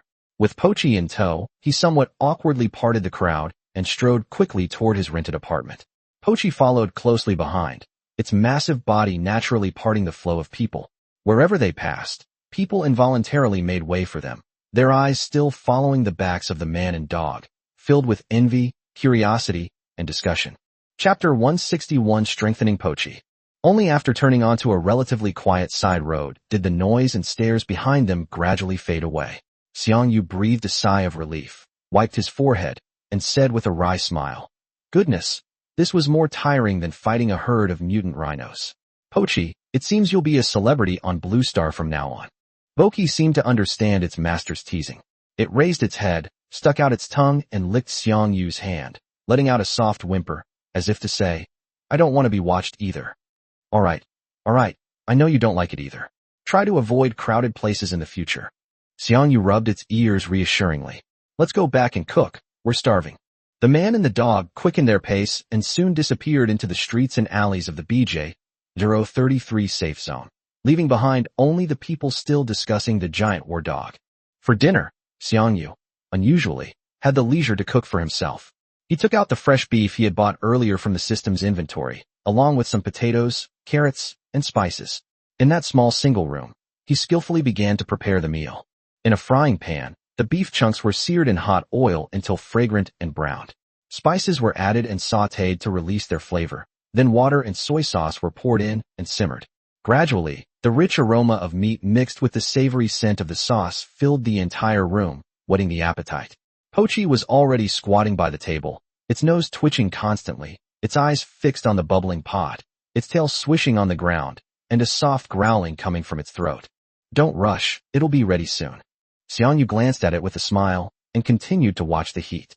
More than an hour later, a large pot of steaming, glossy red, tender, and flavorful beef and potato stew was finally ready. Xiang Yu served himself a large bowlful with white rice. As for the remaining half pot, he gave it all to Boki. "Come on, Pochi, dinner's ready." Woof! Pochi eagerly approached its food bowl, sniffed it, and then began to devour the meat. The thick chunks of meat were effortless for it, and the delicious juices made it eat even more happily, occasionally letting out satisfied humming sounds. Its mouth was soon covered in oil, and its entire face was radiating happiness. Xiang Yu, watching his companion wolf down its food, also felt a sense of satisfaction. In this perilous wasteland, a hot meal prepared and shared with a companion was a rare comfort. After dinner, Xiang Yu began to handle business. He summoned the system, entered the back end of his hunter's home, personal shop, categorized the spoils he had accumulated on the wasteland planet over the past few days, set prices, and listed them in batches. When selling the equipment, he deliberately kept 2 decent silver-grade secondary cannons. One was the same model as the one mounted on his vehicle, a 15mm armor-piercing machine gun, and the other was a 15mm high-explosive Vulcan cannon. One armor-piercing and one high-explosive. He'd equip Pochi with both tomorrow. Let's also give it another boost in level, so that Pochi will be able to put up a fight against some ordinary monsters. After dealing with the spoils, night had fallen. The safe zone outside the window was still brightly lit, but the noise was much quieter than during the day. "Time to rest, Pochi," Xiang Yu said, stretching as he spoke to the large dog lying quietly on the floor beside the bed. Woof! Pochi raised its head and responded, its eyes gentle and calm in the dim light. It watched Xiang Yu lie down on the bed, cover himself with the blanket, and then rest its chin on its front paws again, adjusting to a more comfortable guarding posture, its ears still slightly twitching, listening to the occasional faint sounds coming from the hallway outside the door. The room fell silent, with only the steady breathing of the person and the dog. The next morning, Xiang Yu woke up and checked his personal shop's back end. All the loot he had listed the night before was sold out, and the funds had flowed back smoothly. He calculated that, after deducting the reserved operating funds, keeping 100,000 G, he had a considerable amount available for enhancement. He had 270,000 G on him. Come on, Boki, let's upgrade you today.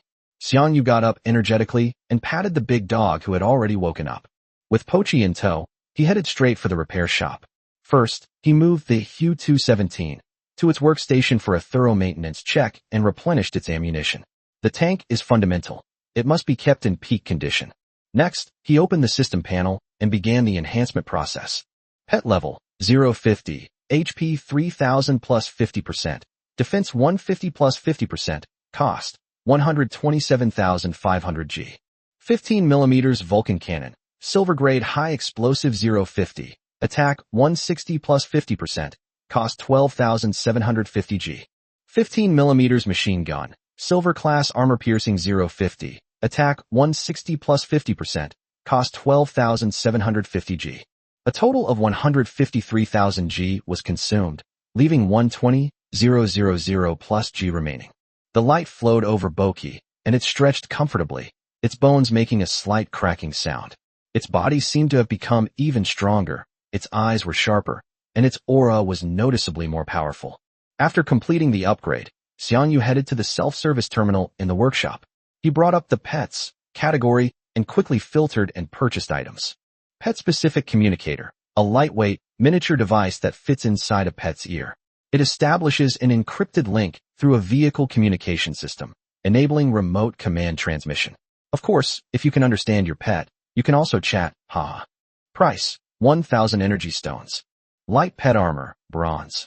Woven from special fibers and lightweight alloy plates, it adapts to cover the pet's key areas, provides weapon mounting points, does not affect the pet's agility, and increases base defense by 10%. Price, 1,000 energy stones. Tactical pet collar, bronze. A magical pet collar that helps pets control their own weapons and slightly enhances their attack power, increasing base attack by 10%. Price, 1,000 energy stones. This whole setup cost a total of 30,000 gigabytes. Alright, Boki, stand still. I'm going to change your new clothes, Xiang Yu said to his partner, who was sitting quietly in front of him.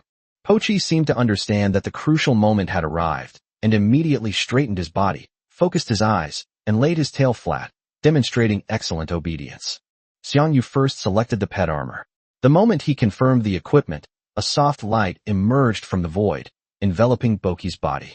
The light quickly shaped and adhered, and the next second, a sleek military green dog tactical vest appeared on Boki's body.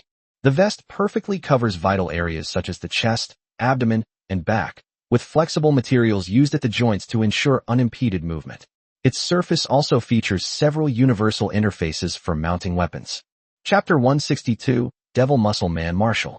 Boki looked down at his new clothes, sniffed them, and then looked up at Xiang Yu with curiosity in his eyes. It fits perfectly, not bad, Xiang Yu praised. Then he selected a pet collar and a communicator in succession.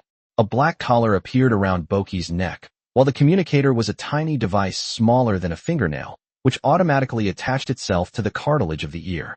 Finally, 2 secondary cannons were also equipped in Pochi's weapon inventory. Done! Xiang Yu's eyes lit up with excitement. At this moment, Pochi had undergone a complete transformation. It wore a military green tactical vest, a black tactical collar that gleamed faintly around its neck, and communication terminals hidden in its ears. But what was most striking were the 2 secondary cannons extending from its left and right sides like steel arms. The military green biological base contrasts sharply with the cold, hard mechanical weaponry, creating a striking visual effect. It stood there quietly, its head slightly lowered, its eyes calm, yet it naturally exuded the aura of a killing weapon. Mighty, sharp, and deadly, like an ultimate hunter emerging from a future battlefield. Woof! Pochi felt the surge of power within it and the weight of the weapons on its back. It growled, its voice deeper and more powerful than ever before. It tried to slightly shrug its shoulders and back, and the cannons on both sides adjusted steadily and in sync, demonstrating excellent maneuverability. It took a few more steps, its steps still steady and light, the weapons on its back seemingly causing no clumsiness whatsoever. Awesome! Pochi, you look incredibly cool. Xiang Yu couldn't help but circle the dog, increasingly satisfied with its appearance. This gear not only made Pochi look amazing, but also greatly enhanced its survivability and combat capabilities. Combined with its innate high mobility and taunting ability, it had evolved into a biological weapon capable of performing various tactical missions. Let's go, Boki. Xiang Yu waved his hand boldly, pointing outside the workshop. Let's go find a target in the wilderness and give it a good try. Woof woof. Pochi barked twice spiritedly, then strode off with agile steps, closely following Xiang Yu. As it moved, the two cannons on its back rose and fell rhythmically with each step exuding an extraordinary majesty. With an imposing air about him, Xiang Yu strode out of the repair workshop and headed towards the teleportation hall. After returning to Blue Star yesterday, he had messaged Zhu Xiaodian, and the two agreed to meet there. When Xiang Yu arrived at the meeting point, he saw Zhu Xiaodian and the others already waiting there in the distance. There were still 4 of them, but this time Chen Feng was not there. Instead, a man in his 30s replaced him. Sorry, Brother Zhu. Something came up, and I'm sorry to have kept you waiting. Xiang Yu quickened his pace and stepped forward to say. Boki followed closely beside him, his military green tactical vest and the dual cannons on his back standing out conspicuously in the morning light, instantly attracting everyone's attention. It's all right, Brother Xiang Yu. We just arrived a short while ago. Zhu Xiaodian waved his hand with a smile, but his gaze was involuntarily drawn to the large dog beside Xiang Yu. Not only him, but Feng Yuan, Wang Gang, and the new face all focused their attention on Boki. Brother Xiang, is this your pet? Feng Yuan's cool voice rang out as she looked at Boki, a hint of envy flashing in her eyes. My goodness! Wang Gang exclaimed, circling Boki for a short distance, his dark face filled with shock.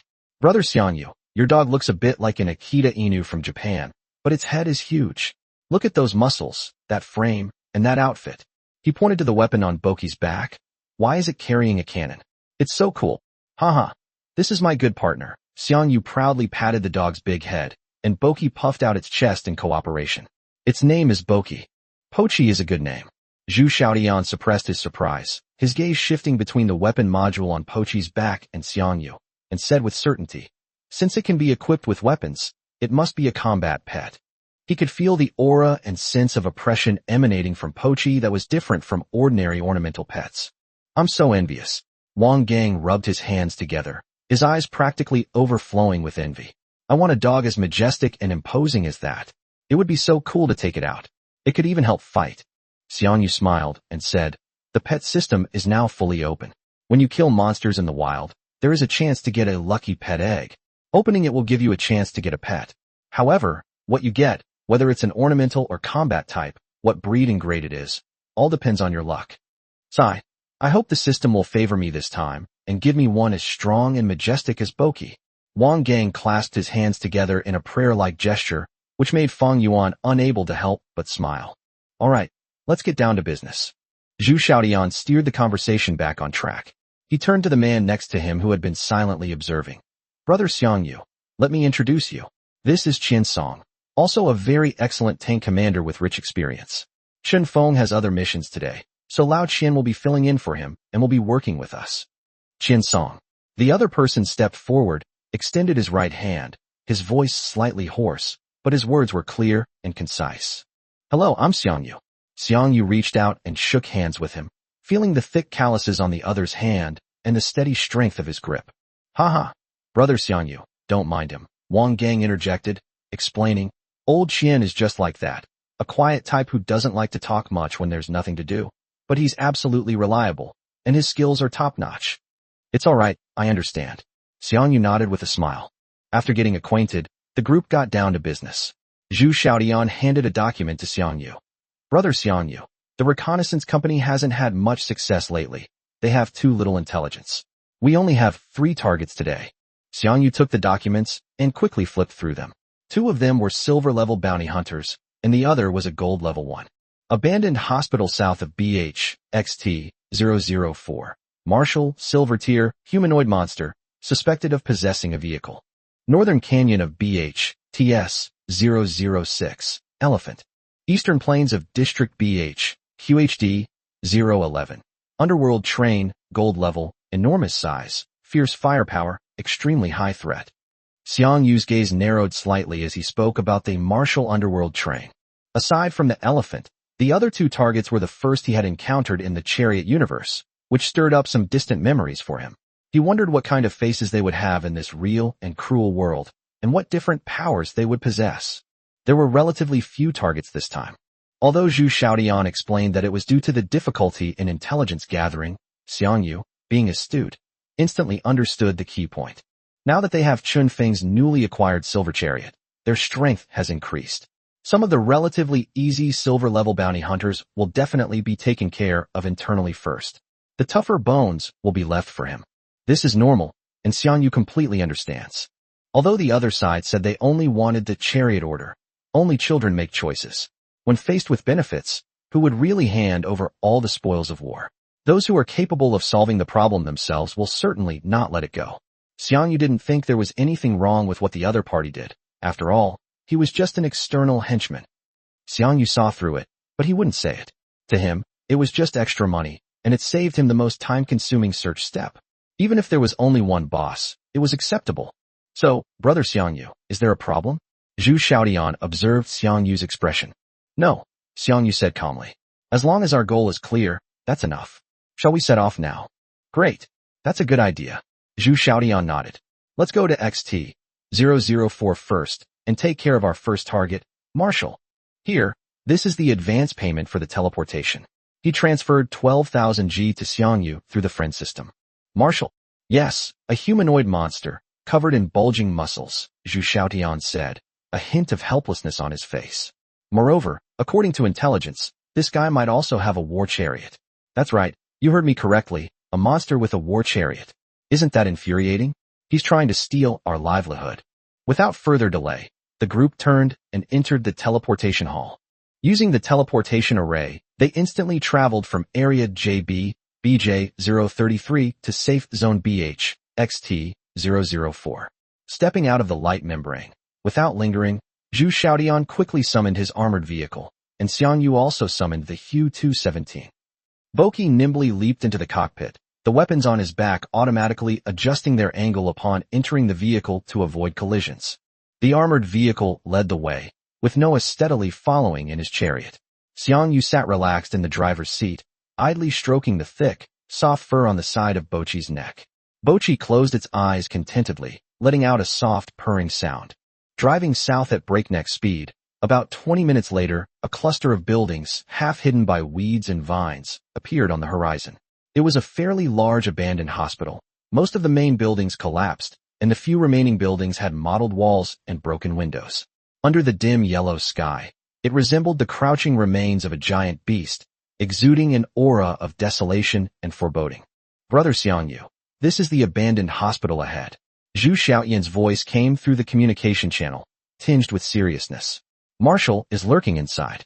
According to intelligence, it usually operates in the main lobby of the hospital or the parking lot behind it. The space inside is relatively narrow, and there are many obstacles, so be very careful and don't let it corner you. Okay, understood. I'm going in. You guys wait for me outside, Xiang Yu replied, while gesturing to Noah. Noah, prepare to enter. Activate all sensors. Be careful of ambushes. Yes, sir. Hui-217, the massive vehicle rolled over the collapsed and rusted automatic doors of the hospital, slowly driving into the abandoned hospital along the broken asphalt road. On both sides of the road were overturned vehicles, broken medical equipment, and overgrown vegetation. The tank continued along the main road, eventually entering a relatively open-air parking lot. The parking lot was also a mess, littered with wrecked cars like steel tombs. In a corner at the far end of the parking lot, an ambulance with 2 heavy machine guns mounted on its roof sat silently. Beside the ambulance, a muscular giant, shirtless and wearing only shorts, was doing push-ups with incredible speed and precision, his muscles taut and tense with each downward and upward movement, exuding explosive power. They really are making the most of every second to train, Xiang Yu muttered, a hint of exasperation in his voice as he watched through the observation mirror. This monster's self-discipline was enough to put many humans to shame. Without hesitation, he immediately activated Eye of Insight, locking onto the muscular man who was training hard. Marshall, unarmored, HP 5000, attack 250, defense 250, weakness. Holy crap, Xiang Yu couldn't help but exclaim in amazement upon seeing the 250 points of defense, and secretly gave a thumbs up to the muscular physique. This defense is higher than that of many heavy tanks. Keep in mind that even with full enhancements, his golden tank only has 216 points of defense. Can you really build up your physique to this level purely through exercise? If you keep training like this, you might just become a physical saint. Complaints aside, tactics must be executed. Since the enemy is unarmored, armor-piercing rounds are ineffective. Today's protagonist is the silver main gun. Noah, aim at target Marshall. Fire both main guns simultaneously. Yes, sir. Main gun aiming. The Xiang 217 came to a steady stop at the entrance to the parking lot, its turret rotating. Lock secured, fire. Boom, boom, boom, boom.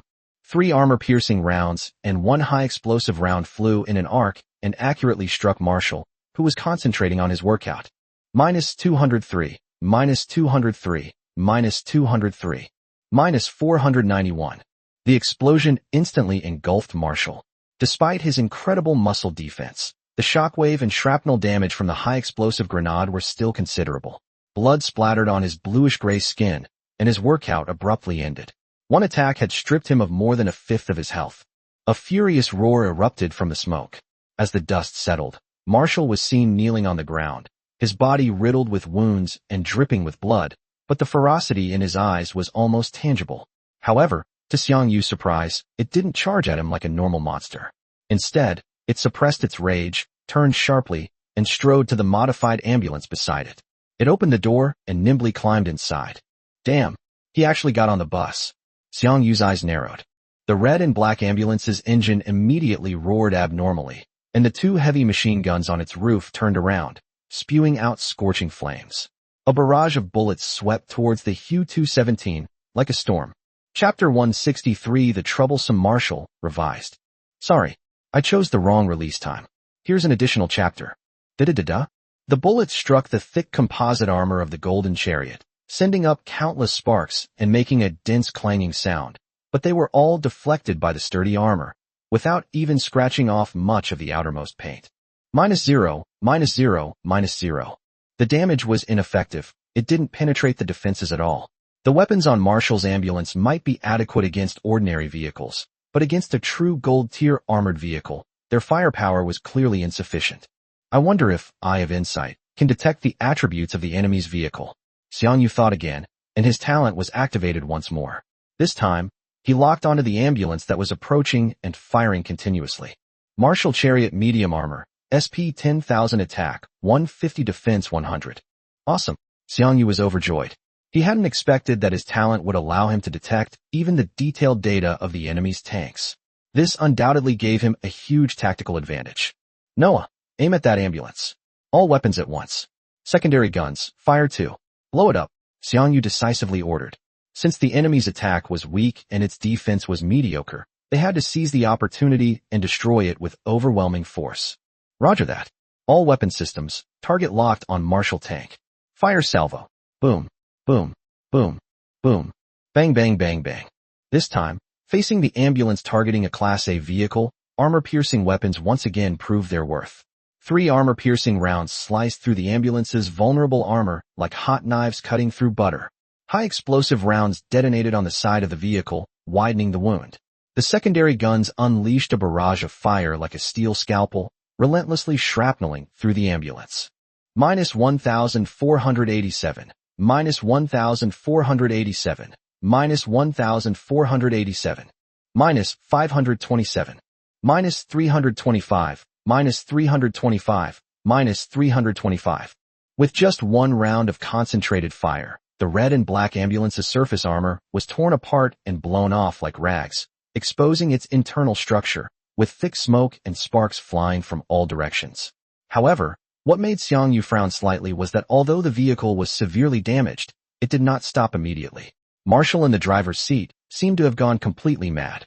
Instead of escaping or dodging, he floored the accelerator, and like a crazed iron beast, it charged straight at Xiang 217 amidst thick smoke and flames. Noah, hold on. Keep loading. Prepare to withstand the impact. Xiang Yu shouted. He did not choose to let Noah dodge. The opponent was fast, and the space here was too narrow, making it difficult to avoid the opponent's suicidal charge. Moreover, the enemy tank has very little SP left, so instead of dodging, it's better to wait for the enemy to get close and then unleash a volley to destroy its tank. Bang! With a dull thud, the two vehicles collided violently. The Hu-217 jolted violently, its interior rattling and rattling. Xiang Yu was held firmly by his seatbelt, while Boki ducked to maintain his balance. The ambulance was completely twisted and deformed, its front indented, but the momentum of the impact caused the Hu-217 to slide back slightly. NOAA, report damage. Stabilize the vehicle. Continue loading the main gun. Minor external armor deformation, minimal SP loss. Vehicle stability system functioning normally. Main gun loading in progress. Loading complete. Fire. Shoot at its wreckage. Boom boom boom. The golden main cannon roared again, and 3 armor-piercing shells blasted into the pile of burning scrap metal at almost zero distance. Minus 1,487. Minus 1,487. Minus 1,487. The ambulance's already depleted SP value was completely wiped out. Boom. With an even larger explosion, the entire ambulance turned into an expanding fireball, scattering debris everywhere. However, amidst the flames of the explosion, a figure shot out from the cockpit like a cannonball. It was Marshall. With his freakish physical strength and reflexes, he escaped the explosion at the last moment. Although his body was charred and he had multiple injuries, his ferocity was even greater. Noah, lock onto him. Don't let him get away. Xiang Yu shouted sternly. The turret immediately spun, trying to catch the fast-moving figure. But Marshall's movements were astonishingly fast, and his trajectory unpredictable, weaving nimbly through the gaps between abandoned vehicles in the parking lot, making it difficult for the turret to keep up. With a few leaps, Marshall used the roof of an abandoned car for leverage, then leaped like a monkey, precisely pouncing on the towering turret of the Hu-217. His thick arm gripped the base of the 155mm main gun barrel, using it as a fulcrum to suspend his entire body on the side of the turret. His other muscular fist, like a pile driver, slammed into the rotating base connecting the turret and the hull. Bang! Bang! Bang! The sickeningly heavy impact reverberated through the armor. Although the damage from a single strike was reduced by the armor, Marshall's punches were incredibly fast, like a storm. The tank's SP began to plummet, dropping by 400 or 500 points in the blink of an eye. Damn! Is this Wing Chun? Your punches are so fast. Xiang Yu couldn't help but curse. Looking at the muscular monster hanging on the cannon barrel and frantically pounding the tank on the main screen, he felt a sense of absurdity and headache. Gomez, you're lying to me. Didn't you say that flesh and blood can't fight against steel tanks? The most troublesome thing now is that Marshall's position is extremely tricky. He's right next to the base of the turret, hanging on the main gun. None of the tank's weapons can cover this area. He's like a venomous insect clinging to a giant beast, leaving the beast with sharp claws and teeth, but no way to bite. This is going to be difficult, Xiang Yu thought quickly. Noah, try to shake him off. Sudden stop, sudden acceleration, tail swing, the more violent the better. This was the only method Xiang Yu could think of. Yes, sir. The tank immediately sprang into action. The engine roared, surging forward before abruptly braking. The immense inertia caused the vehicle to tilt violently forward and backward. Then it reversed at high speed, using the differential steering of the tracks to attempt a drift. The vehicle performed various violent maneuvers in the parking lot that were inconsistent with its massive size, kicking up dust and knocking over abandoned vehicles. However, the core strength and grip of Marshall's terrifying physique made him seem welded to the cannon barrel. His legs were tightly wrapped around the barrel, and his arm muscles were bulging to the limit. No matter how the tank shook and swayed, he held the main gun tightly and stuck to the barrel. His fists didn't even stop, still looking for an opportunity to smash. Damn it, Xiang Yu thought anxiously as he watched his SP continue to drop. If this continues, we'll be worn down even if we try to grind it down. We're at a huge disadvantage. Chapter 164 Pochi Attack. Sorry, I accidentally chose the wrong time to publish Chapter 2 yesterday. The previous chapter, Chapter 163, has been re-uploaded and is a completely new chapter. You can go back and check it out, otherwise the plot will be disjointed. TCH, this guy's like a leech, you can't shake him off, and your weapons can't hit him. Do you really have to call Zhu Xiaotian and the others to drive in and help us out, so we can attack him from both sides? Wait, teammate. He subconsciously glanced to his side, his gaze landing on the quietly crouching Pochi. Damn, I almost forgot about Boki. Xiang Yu's eyes lit up, and a bold tactic instantly formed in his mind.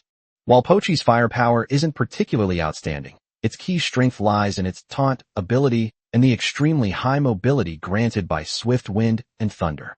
As long as we can successfully draw Marshall's attention, pull his aggro, and get him off the cannon, the tank can then attack him normally. Just do it. Noah, test the link with the Poch communicator. Keep it open at all times. Command confirmed. Checking the pet communicator signal for stability and connection. Xiang Yu immediately picked up the walkie-talkie and knocked twice, while looking at Boki. Boki's ear twitched almost imperceptibly, indicating that it was receiving the message. Pochi, can you hear me? Boki immediately raised his head, his eyes fixed intently on Xiang Yu, and barked softly, "Woof." Very good. Listen, Poch, I'll have Noah create an opportunity in a bit. Once the hatch opens, you get out immediately and use your speed to move around the perimeter, attacking the guy on the roof with your weapons. Don't worry about causing a lot of damage. Your job is to draw his attention and make him chase you. Remember, protect yourself, use obstacles, and don't get caught. Got it. Woof. Woof woof. Pochi's eyes instantly sharpened with excitement. Its tail swished rapidly twice, and its body lowered slightly, ready to launch an attack at any moment. It completely understood Xiang Yu's tactical intentions. Just then, the battlefield took a turn for the better. Noah, maneuvering the Hu-217, executed another difficult emergency stop and drift within the confined space, the vehicle suddenly swerving sideways. The turret also seized the opportunity to quickly rotate. Marshall, who was on the gun barrel, was thrown off balance by the sudden, violent turn and the gun barrel's swing, his foot slipping. He cried out in alarm and tumbled back onto the roof of the vehicle. Although he immediately grabbed onto the gun barrel to avoid falling, his body was already unsteady. Now, Boki, Xiang Yu roared, slamming down the emergency exit button on the side of the driver's seat. Laugh. Hui-217A smaller emergency hatch on the side suddenly sprang open. Boki, who had been poised to go, shot out through the opening like a cannonball. Almost at the same time that Boki's hind legs left the cabin, Xiang Yu pressed the button again, and the hatch quickly closed and locked. Noah, stabilize the vehicle again. Await my command. Xiang Yu's order came immediately, his eyes following the nimble figure outside the vehicle. After leaping out of the vehicle, Pochi used the scattered abandoned vehicles, broken concrete blocks, and twisted steel bars in the parking lot as cover and springboards, and in a few leaps, he was far away from Hu-217, appearing on a pile of rubble on the flank. Without the slightest hesitation, Pochi manipulated the weapon on its back, adjusting it to the optimal firing angle. It lowered its body slightly to stabilize its center of gravity, like the best machine gunner. Bang bang bang. Bang bang bang. Two blazing tongues of fire shot towards Marshall, who had just regained his footing on the roof of the car. -0, -0, -0, -82, -82, -82. The effects of the strikes differed significantly. The armor-piercing bullets on the left hit Marshall, but only produced a few negligible sparks. The armor-piercing bullets, with their extremely low correction against unarmored targets, were completely ineffective in causing damage. The high explosive bullets from the other side also dealt significant damage. At the same time, Poch opened its mouth, and a series of short, loud, and provocative barks emanated from its throat, clearly echoing throughout the parking lot and reaching Marshall's ears. Woof, woof, woof, woof, woof. Oh whoa, you naked, perverted exhibitionist. You're all muscle bulges and idiots. Come on, hit me. You moron. Can you even catch me? Hee hee. Pochi's taunt talent is fully activated, and when combined with actual attacks and verbal taunts, the effect is outstanding. Marshall, who was still locked in a fierce battle with the tank, suddenly froze. That sarcastic, contemptuous dog language that seemed to strike straight to its soul instantly ignited all its fury. Its bloodshot eyes were almost dripping blood as it abruptly turned its head and locked its gaze on the figure on the pile of rubble that was spitting at it. Roar! Marshall roared more furiously than ever before, completely abandoning the chariot that was within reach. With a heavy push from the roof of the chariot, his massive body leaped off like a boulder thrown from a chest, and with great strides, charged wildly toward Pochi at an astonishing speed. The ground trembled slightly under his heavy footsteps. Well done, Boki! Xiang Yu excitedly pumped his fist inside the car and shouted into the comms. Keep it on the walk. Don't stop. Woof woof, came two short, easy replies from Pocher in the channel, as if to say, a piece of cake. Pochi, already in battle mode, was agile enough to leave a trail of afterimages thanks to its swift as the wind talent. It didn't even engage Marshall directly. Just as Marshall was about to fall, Pochi nimbly leaped to the side, landing behind an overturned truck. Marshall punched the truck bed, creating a large crater, but Pochi had already emerged from the other side, leaping onto a pile of concrete pipes in a few bounds, then turning back to unleash 2 bursts of bullets, accurately striking Marshall's bare back. The damage wasn't high, but the humiliation was immense. Roar! Marshall was furious, turning to give chase again. His thick arms swept across, sending concrete pipes flying everywhere, but Pochi had already used the flying debris as cover, nimbly leaping behind a low wall further away. For a moment, the parking lot was filled with a muscular monster roaring and frantically destroying everything in its path, yet not even managing to touch a single dog hair, like a giant bear being toyed with by a fox. Meanwhile, Pochi strolled leisurely, leaping and bounding through the ruins, occasionally turning back to fire a few shots, making Marshall yell and scream in anger. Perfect. The aggro is locked. Xiang Yu watched as Marshall, lured further and further away by Poch, turned his back to Q217. On the screen, a cold glint in his eyes. Noah, activate the combat assistance system. Lock onto him firmly. I will personally avenge myself and wipe away this humiliation. Chapter 165, Killing Marshall. Yes, Supreme Command. Combat support activated. Target trajectory prediction, wind speed, ballistic compensation calculation, aiming complete. Lock and hold. The turret had already rotated, its dark muzzle firmly locked onto Marshall, who was chasing Poch. The crosshair on the main screen lit up, firmly centered on the enemy's figure, flashing a faint red light. Xiang Yu pressed the main gun's fire button heavily. Boom, boom, boom, boom. 4 shells left the barrel almost simultaneously, tearing through the air, carrying Xiang Yu's resentment and an absolutely precise lock-on. They blasted towards Marshall. -456, -203, -203, -491. The first armor-piercing round hit the opponent's weak point directly. Although the damage was significantly reduced due to overpenetration, it still dealt considerable damage thanks to Xiang Yu's own talent amplification. Act! Marshall let out a blood-curdling scream. His massive body staggered forward, almost falling to the ground. Especially the first armor-piercing round, which accurately hit a delicate area on his back, near his tailbone. Although Marshall's muscles were rock-hard, his weak points were still relatively vulnerable. When his vital points were hit, even this muscular man let out a scream. Loading complete. Noah's notification sounded again. Xiang Yu focused his gaze and pressed the launch button again. Boom, boom, boom, boom. -203, -203, -203, -1104. Oh whoa! Marshall's screams were tinged with sobs. His massive body trembled violently. His steps became completely disordered. One leg was clearly unsteady, and he limped as he ran, greatly reducing his speed. Even someone with a body of steel couldn't withstand such inhumane penetration and excavation of his so-called weakness. Pochi, keep your distance and continue to hold them back, Xiang Yu ordered. Woof! Pochi understood and stopped attacking. Instead, he maintained a distance that was neither too close nor too far, so that the limping Marshall could see him but could not catch up, making him so angry that he was about to vomit blood, but he was helpless. Noah, in the final round, send him on his way. Loading complete. Aiming and locking. Boom, boom, boom, boom. Done. 4 more shells struck Marshall squarely in the back, but the expected kill notification did not appear, and the enemy continued to limp as he chased after Poch. Huh? What's going on? Including that initial volley, the accumulated damage has already exceeded 5,000 points, so why isn't he down yet? At this moment, Xiang Yu thought of the ambulance he had previously destroyed. Holy crap. It can't really be like the game's mechanics, right? It automatically regenerates health when you get in an ambulance? That's so unfair. Noah, keep loading. Let's fire another volley. Loading complete. Highest command. Xiang Yu pressed the fire button again, and 4 shells were fired from the barrel, flying towards Marshall.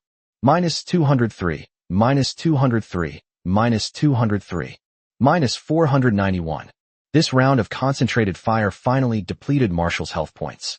His body finally lost all strength, and he collapsed forward to the ground, kicking up a cloud of dust. After twitching a few times, he fell silent again. Area, Hunter Red Wolf successfully killed Bounty Hunter Marshall, Silver Tier.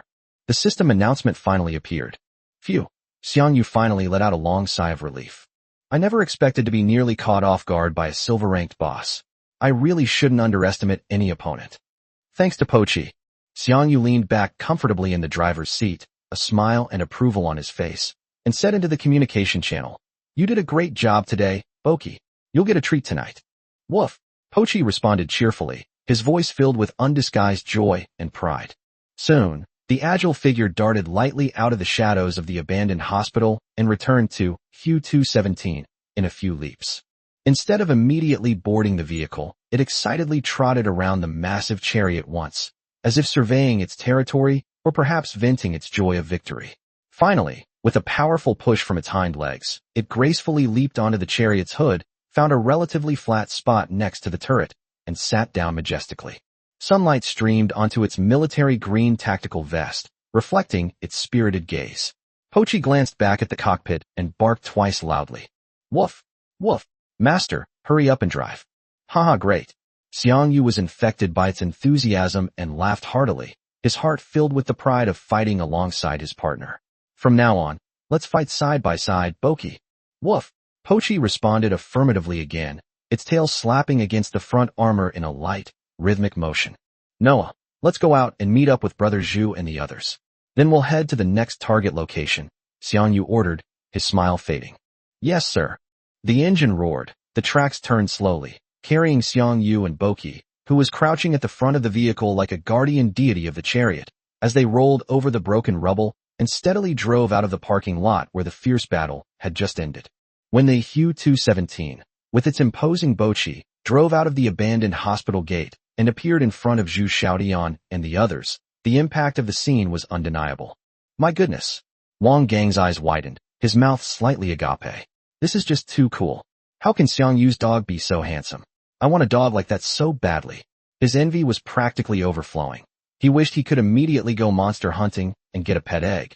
Upon hearing this, Zhu Xiaotian glanced at his gunner, whose face was full of anticipation, and unceremoniously poured cold water on his enthusiasm, his tone slightly teasing. "Wake up, Gongzi. To have any combat power, you need at least a black iron level or higher combat pet. With your luck, it's questionable whether you can even get a pet egg, even if you were lucky enough to find one. With your unlucky constitution, you'd probably only get a glowing jellyfish or a cute short-tailed cat, or some other ordinary ornamental pet." Wang Gang was instantly deflated by his captain's retort. His dark face even seemed to turn a little red, and he awkwardly scratched the back of his head. "Boss, you can't be so mean. I've been having pretty good luck lately." Zhu Xiaotian shrugged, just telling the truth. "It's fine to be envious, but let's be down to earth and improve our own strength first. Pets are something you can't always get, but they're not the key." Chapter 166 Target, the Underworld Train. At this moment, Xiang Yu's voice came from the public communication channel, interrupting Wang Gang's lament and Zhu Xiaotian's finishing blow.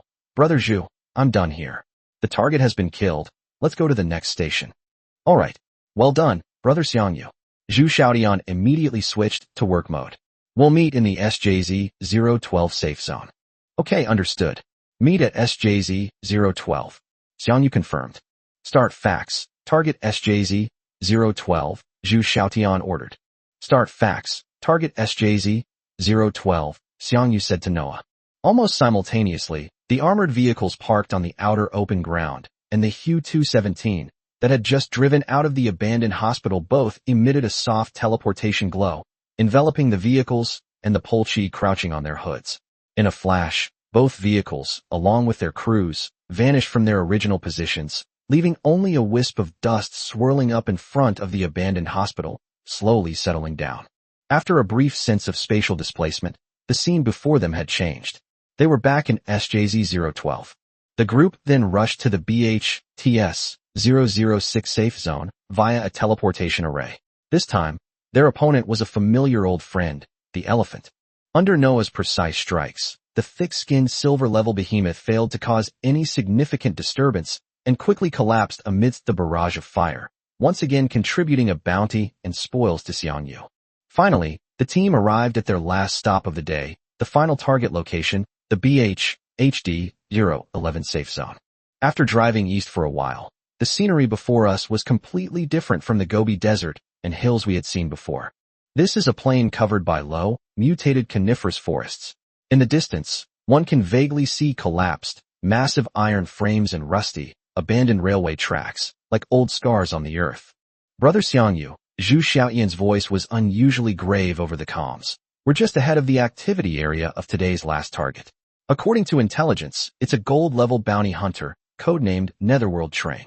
The reconnaissance team described it as looking like an old-fashioned green train, loaded with a huge amount of weaponry. The driver's cab is inlaid with a giant skull, and at the very front of the train stands a massive, gleaming ram. This thing moves extremely fast. The guy who was searching for it only saw it from afar before it spotted him and chased him for over 10 kilometers, almost making it back. The name, Netherworld Train, also evoked a vague image in Xiang Yu's mind from a distant memory, a steel calamity that patrolled endless tracks, bringing death and destruction. However, in this real Chariot universe, it was clear that it wouldn't be confined to just tracks.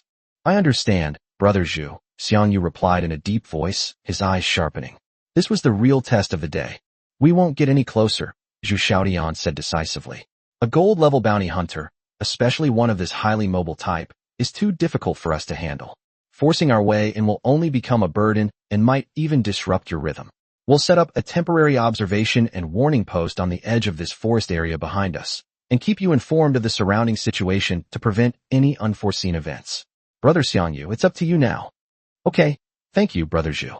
You guys stay hidden and protect yourselves. I'll handle this big guy. Xiang Yu didn't stand on ceremony. This was the most reasonable division of labor. He needed focus, not unnecessary worry. Driven by Qian Song, the armored vehicle slowly retreated into the shadows of the dense forest behind them, concealing itself with the help of the terrain and vegetation. Hui 217, like a solitary wolf king, drove forward alone. After passing through a relatively sparse woodland, a vast plain suddenly appeared before us. Just as Xiang Yu was observing the terrain and searching for his target. Woo! A mournful, long whistle suddenly came from the depths of the plain. The sound wave was like a real shock wave, stirring up dust from the ground, making people's eardrums ache, and their hearts involuntarily tighten. It's here. Xiang Yu immediately lowered his observation goggles and looked in the direction from which the whistle was coming. On the horizon at the other end of the plain, billowing smoke and dust, a colossal blue outline was tearing through the dust at an astonishing speed, hurtling forward. It was a train, but it was definitely not a train that any human civilization had ever operated. Its entire body is covered in thick blue armor, which is covered with spikes. Inside the driver's compartment at the front of the vehicle is a huge white skull. Below it, a sharp ram, several meters long, points forward like the Grim Reaper's lance. Above the vehicle, a dense array of cannons stand, demonstrating its immense firepower. The train roared and howled as it traveled, causing the earth to tremble and dust to obscure the sun. Its momentum was extremely terrifying. It really is it. Xiang Yu's eyes narrowed, and he dared not be careless in the slightest. He immediately focused his mind and activated Eye of Insight, at full power, scanning the speeding train of death. Netherworld Train Heavy Armor. HP 13,000 attack, 650 defense, 300 weakness. Heavy armor, with a defense of 300, rendered the silver main gun useless. Xiang Yu opened the hatch and shouted to the dog sitting in the hood. Boki, come back quickly. Although Pochi was highly motivated, he was also extremely obedient. Upon hearing this, he immediately jumped off the hood of the vehicle and darted back to the cockpit in a few strides. The cockpit door closed quickly. Xiang Yu patted Boki's big head as it leaned in and said, Boki, your level is still too low. This boss is too threatening and has too much firepower. Fighting it head-on is too dangerous. Stay here and fight with me this time, understand? Woof! Boki responded softly, seemingly somewhat unwilling, but still obediently laid down at Xiang Yu's feet, raised its head, and stared intently at the terrifying figure on the main screen. Noah, activate Combat Assist. Aim at its hood. That skull is its weak point. Xiang Yu took a deep breath, gave the order in a deep voice, and placed his right hand steadily on the main gun firing button. Received. Highest command. Combat Assistance activated. Weakness mark targeting. The crosshair on the main screen quickly locked onto the skull swirling in the smoke and dust in the distance, and began to rapidly adjust and subtly move, attempting to firmly lock onto that relatively small core area despite the opponent's high-speed movement. The crosshair kept shaking, contracting, and expanding, clearly indicating that the locking process was not easy. However, before Noah could complete the final lock, The train seemed to have sensed the threat in some way. The skull's empty eye sockets suddenly turned towards Xiang 217. Chapter 167 Terrifying Firepower.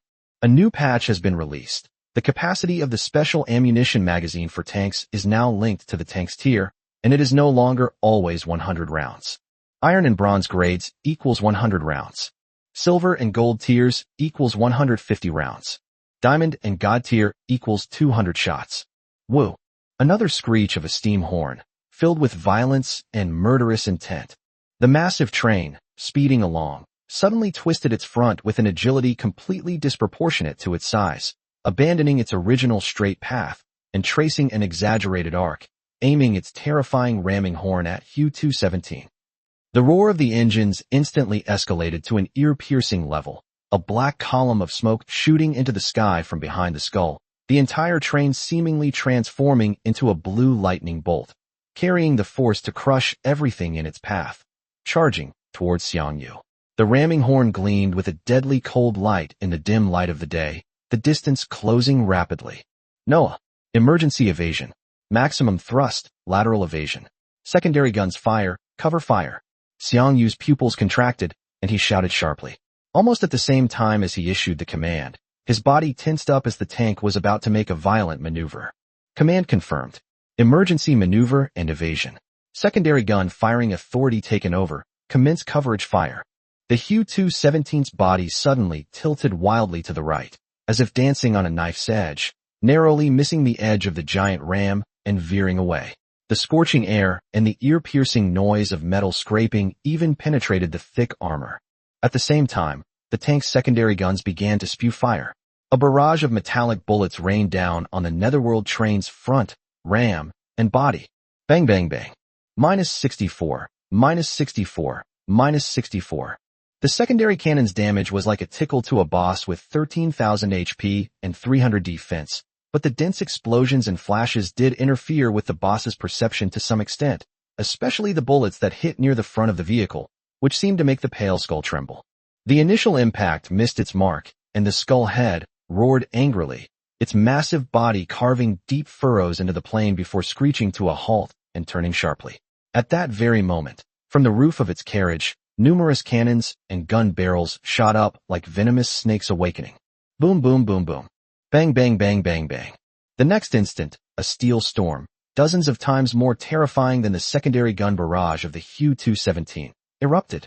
Thick main gun shells, dense secondary gun bullets, and even rockets trailing plumes of fire, like a net from heaven, rained down on the Xiang 217, which had just completed its evasive maneuver and was not yet fully stabilized.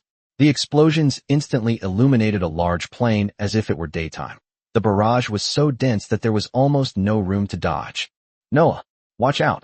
Xiang Yu roared. The tank's engine roared, almost torn apart. Under Noah's control, which surpassed human limits, the massive tank performed a series of dazzling, physics-defying maneuvers. Sometimes it swayed violently like a drunkard, sometimes it spun at high speed like a top, sometimes it charged forward suddenly, and sometimes it retreated strangely, each time narrowly avoiding a fatal attack.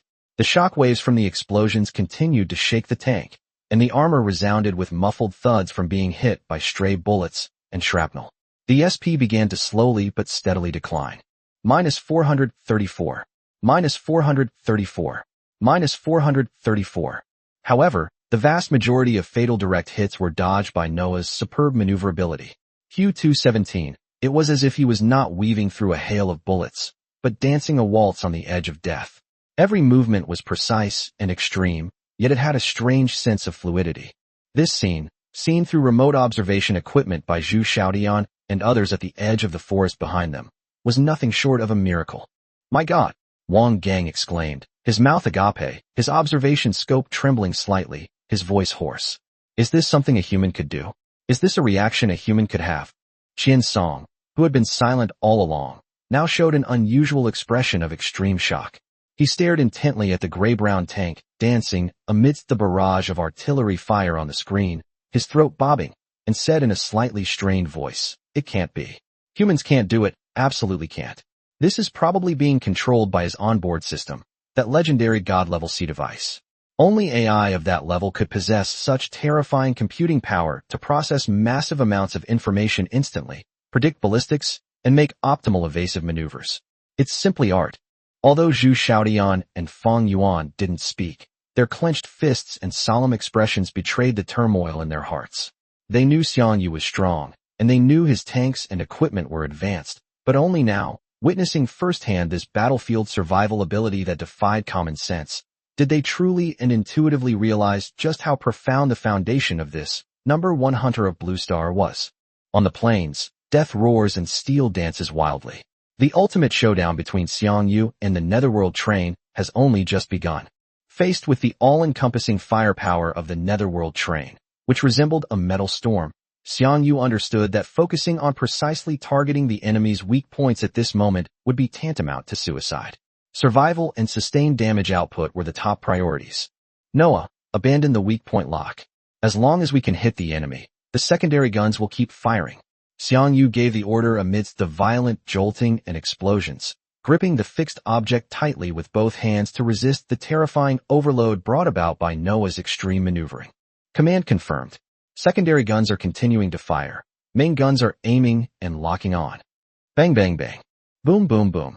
Hui 217 in another thrilling spiral evasion. The turret twisted in the process, and 3 armor-piercing shells were fired almost blindly towards the hull of the underworld train. Due to the close distance and the huge size of the target, 2 of them hit the thick side armor in the middle of the train, while the other hit a rotating secondary gun on the roof. -1060, -1060, -1060. The damage numbers popping up proved the attack was effective. Meanwhile, under Noah's command, the secondary guns roared incessantly, their bullets continuously pelting the train's armor. Although the individual damage was negligible, they accumulated into a considerable output. -64, -64, -64. Woo! The underworld train seemed to be completely enraged by the relentless, tickling attacks. Its massive body once again unleashed terrifying acceleration, like a maddened beast, roaring past Hui 217 from dozens of meters away.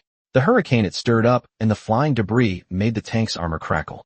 It traced a huge arc in the distance, then turned its menacing skull-shaped front back around, its horn blaring, preparing to launch a new round of deadly charge. Chapter 168, Killing the Underworld Train. Another patch adds a new monster tier, Elite. Regular monsters drop. Monster chest, XXX. Elite monster drops. Elite treasure chest, XXX2. First bounty drop. Boss chest, XXX, round 2. The elite monster mechanics are the same as those of the bounty hunters, with a large gap between their strength and their limits, but the bounty is not as high as that of the bounty hunters. Its location is unknown and hunters must find it themselves. Its straight-line speed is too fast, but its turning and speed change are not as flexible as ours. During a short break from heavy breathing, Xiang Yu's brain was rapidly analyzing the opponent's patterns. This is its greatest advantage and its greatest weakness. It is straightforward and its intentions are obvious. However, the opponent's saturation firepower, which could cover half of the plane, completely made up for its slight lack of mobility, forming an incomparably ruthless firepower field that turned the battlefield into a death zone. Thank goodness for Noah, Xiang Yu thought with a sense of relief. If he had to operate it manually, he would probably have been blown to pieces by now, facing such a dense barrage of bullets. Target approaching. Noah's electronic voice rang out again. Hui 217 once again narrowly missed that terrifying ramming horn at the last second, the scorching shockwave even distorting the external sensor images for a moment. In the brief moment before the boss's massive body had fully rounded the bend due to inertia, the main gun of the Hui 217 locked onto the opponent again under Noah's calibration. Now, fire. Xiang Yu immediately pressed the main gun firing button. Boom boom boom. 3 armor-piercing rounds were fired almost through the side armor of the Netherworld train, taking away another 3,000 health points. Having suffered repeated blows, the boss seemed to be completely enraged and entered a berserk state. Accompanied by an even more piercing horn, more vehicle-mounted weapons were revealed on the roof of the carriage behind it. Densely packed, like a honeycomb, there was no need for precise aiming. As the vehicle turned, these newly deployed weapons indiscriminately unleashed a barrage of fire in all directions. The explosions and flying shrapnel instantly transformed the surrounding area of hundreds of meters into a true hell on Earth. -434. -434. -434. -434. Has it entered the second phase? The range of firepower has expanded again. Xiang Yu's heart skipped a beat, and he also keenly realized that this was the best opportunity for him to launch an attack. When the underworld train chooses to stand still for a full-scale attack, its massive body actually becomes a more stable target. Hitting a stationary target is always more comfortable than hitting a moving one. Although the enemy's barrage is denser and poses a greater threat, as long as Noah can withstand this barrage. Noah, dodge it to the maximum extent. Reload the main guns as soon as possible, and lock onto that skull while it stopped moving. Understood, highest command. Locking on. Amidst the swirling flames of death, Q-217 continues to perform an artful display of extreme evasion. Every swing, every turn, is both incredibly dangerous and exquisitely skillful. Just as the train to the underworld completed another salvo and was briefly recharging. Aiming complete. Main gun loaded. Boom boom boom. This time, one of the armor-piercing rounds, thanks to Noah's calculations and Xiang Yu's incredible luck, was like a precision-guided missile. It passed through the smoke and dust of the explosion and the flying debris, hitting the pale white skull in the weak spot at the front of the vehicle. -2,385. The next two shells also hit near the front of the vehicle. -1,060. More importantly, that fatal blow not only severely damaged the target, but the force of the explosion also shattered the massive, menacing ram below the skull from its base. The heavy ram, several meters long, twisted and detached from the vehicle, tumbling and crashing onto the plane, kicking up a cloud of dust. The sound that erupted from the skull was no longer a whistle, but a piercing, soul-wrenching shriek. This sound ignored the physical armor and penetrated directly into the cockpit of Q-217, violently assaulting Xiang Yu's mind. Ugh! Xiang Yu felt as if his brain was being pierced by countless steel needles. His vision went black instantly, and a violent wave of dizziness and nausea washed over him. His ears were ringing, and he could barely hold onto the control stick. He groaned, and his body swayed involuntarily. Damn it! There's even a mental attack. Xiang Yu shook his head violently, gritted his teeth, and used his strong willpower to forcefully fight against the piercing demonic voice in his mind, struggling to refocus his gaze on the screen. Main gun loaded. High command, are you alright?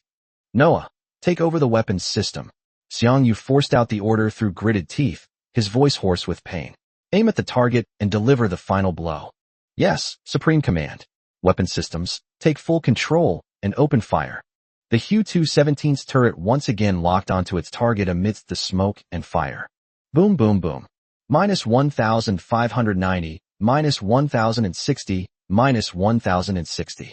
3 shells, like the Grim Reaper calling out names, precisely pierced the front of the enemy's vehicle. The massive body of the Netherworld train suddenly froze. All the cannons that were spewing flames instantly went silent, and the maddening mental screams also came to an abrupt end. Immediately afterwards, boom, a deafening roar erupted. The entire front of the Netherworld train transformed into a terrifying, expanding fireball.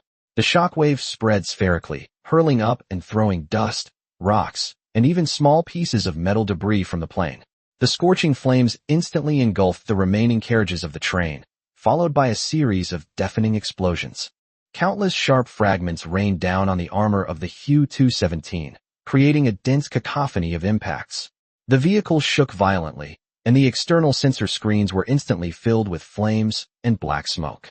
Alarms blared incessantly, indicating that the external armor was damaged in multiple places, and the SP value dropped rapidly due to the impact of the explosion and the fragments. As the flames subsided and the thick smoke dissipated, all that remained on the plane was a huge pile of scrap metal billowing black smoke and a shocking crater. Area: Hunter Red Wolf successfully killed the bounty hunter, Underworld Train, Gold Rank. Kill notifications reappeared on the regional channel. Only then did Zhu Xiaodian and his 3 companions, who had been hiding far away at the edge of the forest and had witnessed the entire thrilling battle through their observation equipment, breathe a long sigh of relief. Their backs were soaked with cold sweat. Qin Song, the newly joined tank commander who is usually taciturn, could not hide the shock and complexity on his face at this moment. He sighed in a low voice. As expected of the #1 hunter on Earth, his strength has really far surpassed ours. That level of mobility and firepower confrontation is like watching a battle in another dimension. Chapter 169 Gold-Level Vehicle Tool Air Cooler. Wang Gang immediately opened the squad's makeshift warehouse and quickly scanned the newly arrived spoils. A few seconds later, his shoulders slumped, and his face revealed undisguised disappointment. Sigh. What a pity. Such a large operation, and still no chariot orders. While organizing the observation data, Fang Yuan, without looking up, replied, "It's normal that it hasn't appeared yet. Gold-level chariot orders aren't that easy to obtain." Just then, Xiang Yu's voice came through the team's public communication channel, sounding slightly tired. "Brother Zhu, this side is done. Are there any other targets ahead?" Zhu Xiaodian immediately composed himself and quickly checked the information. No new messages have come in yet. The reconnaissance company also needs time to rebuild the network. "Brother Xiang Yu, you've worked hard today. You've covered 3 points in a row, especially the last tough one. Well done. Okay, let's call it a day then." Xiang Yu's voice sounded relaxed. "I'm going back now. I'll contact you again when I get back from the Wasteland Star if I have any new targets." "Okay, no problem. Brother Xiang Yu, you go ahead and get busy. Have a good rest. Goodbye." With the Netherworld train reduced to scrap metal, today's hunting mission came to an end. Xiang Yu didn't linger. He activated the fax system and, along with Boki and his weary body, returned to the BH-HD 011 safe zone. The first 2 silver-tier bounty hunters, Marshall and Elephant, contributed a total of 2 silver-tier main cannons, 1 silver-tier secondary cannon, and 1 bronze-tier vehicle chip. Xiang Yu didn't need these items, so he immediately disposed of them and gave them to Zhu Xiaodian, who packaged them up for a total of 25,000 G. As for the 2 gold-grade items obtained from defeating the Netherworld train, Xiang Yu kept them for himself. Cooling fan, tank tool gold grade, a sophisticated environmental control device that, once installed, can effectively reduce the temperature inside the vehicle's cockpit, improving the comfort of the crew and their sustained combat capability. 18mm Vulcan cannon, gold-grade high explosive, 080 attack, 240 defense 28. With the air cooler, I'll never be afraid of encountering monsters like the Ghost Centipede that can fire Molotov cocktails again. In combat, if a vehicle is unfortunately hit by a gasoline bomb, the temperature inside the cockpit will rise sharply, affecting operation and potentially causing equipment malfunctions or severe dehydration of the crew over time. Now, with this device, in similar situations, simply turn it on, and the temperature will immediately drop, greatly improving comfort and safety. Although it cannot directly increase combat effectiveness, in critical moments, this kind of equipment that improves the survival environment and the ability to continue fighting can often play a remarkable role. Xiang Yu clearly understands the value of this kind of auxiliary tool. He didn't linger in the safe zone and immediately took Pochi back to the repair shop. After paying the fee, he summoned Hu 217 at the workstation. After removing the original secondary gun, Xiang Yu loaded the 2 newly acquired pieces of equipment onto the tank. Then he opened the tank interface and upgraded the gold-level secondary gun to the maximum level. 18mm Vulcan cannon, gold-grade high explosive 080, attack 240 plus 80%, cost 32,400 G. He didn't even glance at the secondary cannon he'd replaced. He simply used the system to price it at 25,000 G and put it on his personal shop shelf. Although it was only a silver-grade secondary cannon, it should still be quite sought after on Earth right now. After quickly filling their empty stomachs at a small restaurant in the safe zone, Xiang Yu once again led Boki back to the wasteland planet via the teleportation array. Summoning Hu 217, Xiang Yu was about to board the vehicle when he saw that Boki did not follow him into the cockpit as usual. Instead, Boki excitedly jogged around the vehicle a few steps, then looked up at Xiang Yu with eager eyes, making short, woo-woo sounds in his throat. Xiang Yu was taken aback at first, then suddenly realized. That's right, Boki was a genetically modified pet, with a robust physique, impervious to the radiation and electromagnetic pulses common on wastelands. For it, the relatively mild wilderness of Earth and the perilous wasteland of this planet made no fundamental difference in terms of survival adaptability. It was better to let it roam freely, both to maintain vigilance and to allow it to stretch its muscles to its heart's content. All right, go ahead and run around outside if you want. Xiang Yu shook his head with a smile, picked up the communicator and instructed, Boki, keep up, don't go too far, always be aware of your surroundings, safety first. If you feel tired, Remember to jump back onto the roof of the car. Got it. Woof. Pochi responded cheerfully, its tail wagging like a windmill. Then, like a wild horse, it ran and leaped lightly in front of and to the sides of the chariot, sometimes stopping to sniff the ground, sometimes pricking up its ears to listen to the wind, appearing excited and carefree. Hui 217 slowly started and drove away from the safe zone's light membrane. Pochi, like a loyal guard, patrolled within a few dozen meters in front of the tank. Not long after leaving the safe zone, sporadic monsters began to appear. No need for Xiang Yu to give much command. Noah controlled the tank's secondary cannon for precise mid to long-range kills, while Boki fully utilized its mobility advantage, using the weapon on its back to sweep the enemy, forming a perfect complement and connection with the tank's firepower, resulting in extremely high cleanup efficiency. Just after they finished clearing out a small group of laser earthworms that crawled out of the pit, a sudden change occurred. Warning: an abnormal underground seismic source has been detected. It is approximately 15 meters deep and is approaching the surface at an extremely high speed. Noah's electronic voice suddenly rang out. Almost at the same time Noah sounded the alarm, Xiang Yu and Boki outside the car both felt a dull tremor coming from the ground beneath their feet, which quickly intensified.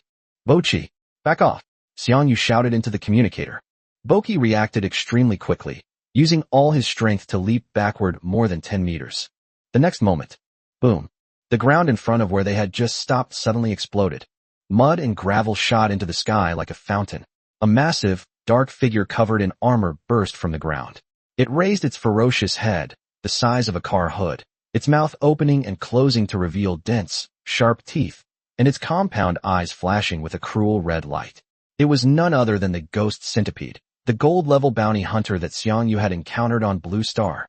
Tisk, so it's a ghost centipede. How come it's different from your brothers on Earth? Out and about in broad daylight. Xiang Yu's eyes narrowed, his words a light-hearted jest, but his actions were swift and decisive. Since he'd encountered it, and it had come to him of its own accord, there was no reason to let it go. Chapter 170: Re-encounter with the Ghost Centipede. Insightful eye scans in an instant. Ghost Centipede medium armor HP, 12,000 attack, 500 defense, 370 weakness. Same numbers, seems to be the same species. Xiang Yu quickly analyzed. Noah, lock onto the target. All weapons fire. Received. Command confirmed. Boom boom boom. Boom. Bang bang bang. Minus 1,217. Minus 1,217. Minus 1,217. Minus 257.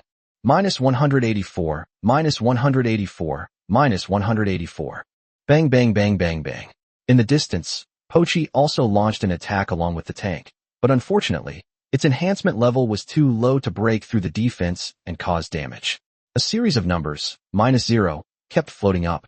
A sudden barrage of concentrated fire completely stunned the menacing, ghost centipede that had just emerged from the ground, its health instantly dropping by more than a third. The intense pain caused it to let out a sharp, piercing screech, its massive body writhing wildly.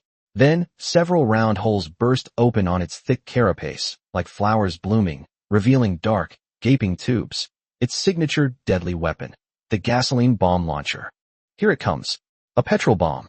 Xiang Yu's eyes lit up, more pleased than surprised. Perfect for testing the new tool on you. Pochi, he shouted into the communicator. Run away. Get out of this area. The monster's about to set it on fire. Don't get caught in it. Woof. Without hesitation, Pochi sprang to the edge of the battle zone like an arrow, covering over 100 meters in a few leaps. He found a mound behind a hill and hid, only showing half his head, to continue observing. Boom boom boom boom.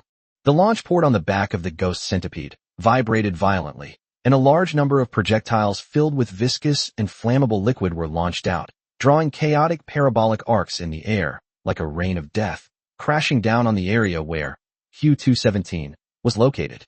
Boom. Boom, boom. At least 4 or 5 petrol bombs exploded directly around the tank. The high explosive shock, mixed with viscous fuel, was instantly ignited, turning into a scorching sea of fire that engulfed most of the tank. The monitor outside the cockpit was instantly filled with crimson flames, and the vehicle body emitted continuous shock waves and crackling sounds of burning. Minus 284. Minus 284. Minus 284. The burning damage from the flames, displayed as minus 35, minus 35, minus 35, continued to appear. Warning, Abnormal temperature detected in the cockpit. Temperature is being conducted through the external armor. Current cockpit temperature, 424548, rising rapidly. Noah's alarm sounded. Even through the thick composite armor, Xiang Yu could feel a scorching heat wave trying to penetrate, and the air began to feel sweltering. But he remained calm, instead filled with anticipation. Noah, turn on the air conditioner. Received, highest command. Start the cooling fan. Buzz. A deep, powerful hum of engine power emanated from inside the vehicle. Immediately afterwards, a cool, strong airflow swept through the previously stuffy cockpit. This wasn't ordinary cold air, it was a special airflow enhanced by system rules. The effect was immediate. The irritating heat inside the cabin was quickly wiped away as if by an invisible hand, and the scorching air quickly became cool and pleasant. The cabin temperature displayed on the instrument panel began to drop rapidly. 48, 45, 40, 35, and finally stabilized at a comfortable 26. Xiang Yu couldn't help but laugh out loud, taking a deep breath of the cool air, feeling his head clear up considerably. That feels good. Its biggest trump card is useless now. Noah, keep firing, blast it to pieces. Having lost its most important means of environmental suppression, the threat level of the ghost centipede plummeted. The Xiu-217 stood firmly amidst the raging flames, its turret rotating, and its cannons once again spewing deadly flames. Under Noah's precise control, the subsequent 2 salvos mostly hit the carapace joints and firing ports of the ghost centipede.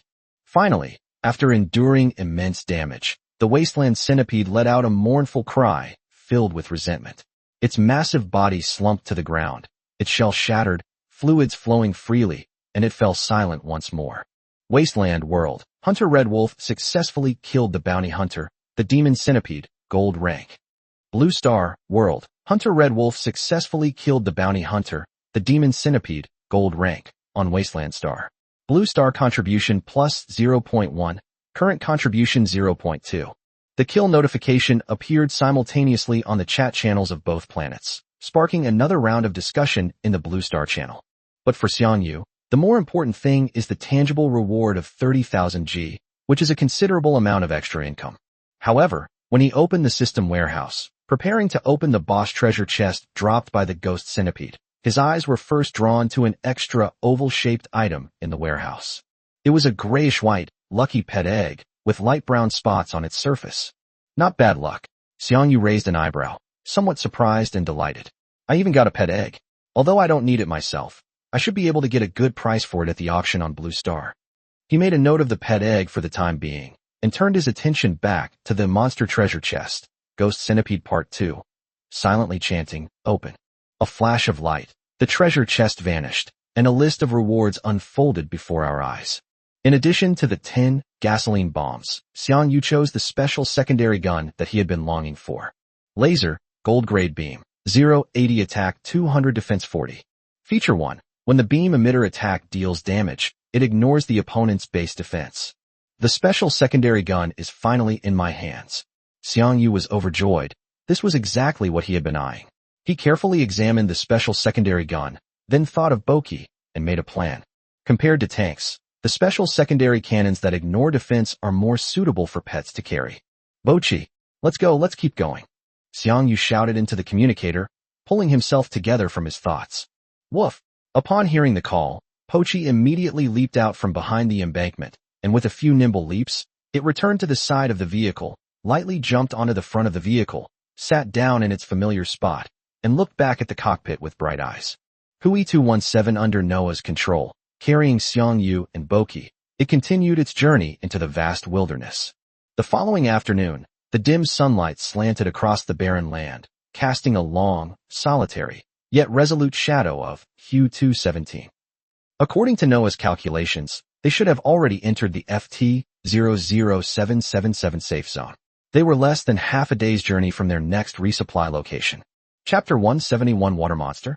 The chariot traveled on a dry riverbed covered with cracks and fluorescent moss.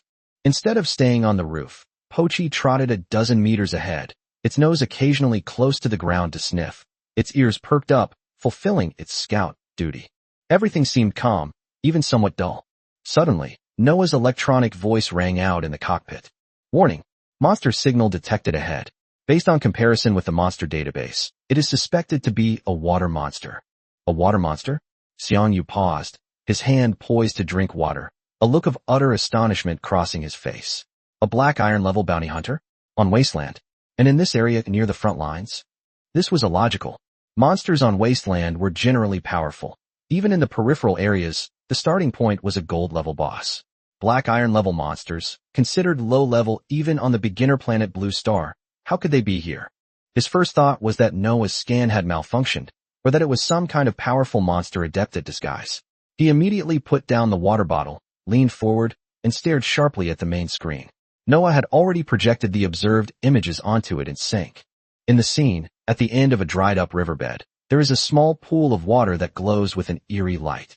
And at the edge of the pool, a monster is waiting. The monster's appearance was indeed almost identical to that of the water monster, the only difference being that its body color was slightly different. Looking at the familiar figure on the main screen, Xiang Yu felt a jolt, and a guess welled up in his mind. Could it be? Xiang Yu muttered to himself, immediately pulling down the high-magnification observation scope, firmly locking the crosshairs onto the distant target, and directly activating Eye of Insight. Porter, mid-level, HP 15,000, attack 700, defense 1,000, weakness. It really was him. Xiang Yu gasped, confirming his suspicions. Porter, the bounty hunter in the game world he remembered, was known for his insane defense. His defense was among the best in the entire world. But what shocked him was the change in the data. In his memory, although this guy had insane defense, his health was pitifully low, only a symbolic 8 points. But the data before him showed that this guy had a full 15,000 HP, coupled with that terrifying 1,000 points of defense and fire attacks that ignored basic defense. This is really quite difficult. Xiang Yu felt a pang of toothache. He immediately opened the system task interface and switched to the current area's task list. Sure enough, at the very top of the list, in the bounty area, hung a diamond-level task. Regional Bounty Hunter. Kill the diamond-level boss, Porter, bounty, 80,000 G. It's a diamond-level bounty hunter with a whopping 80,000 gold. Xiang Yu's heart started pounding uncontrollably. While the bounty was substantial, what truly attracted him was the diamond-level boss chest. If he could obtain the diamond-level Chariot token, he could instantly become a diamond-level hunter. That was the real, irresistible temptation. His heart was fluttering, incredibly fluttering, but Xiang Yu's mind remained clear. Only the gold main gun, armor-piercing, in position 1 can cause actual damage. The other main and secondary guns cannot penetrate its armor. He checked the 155mm cannon's ammunition magazine and found that there were 32 shells left. Xiang Yu's mind raced with calculations.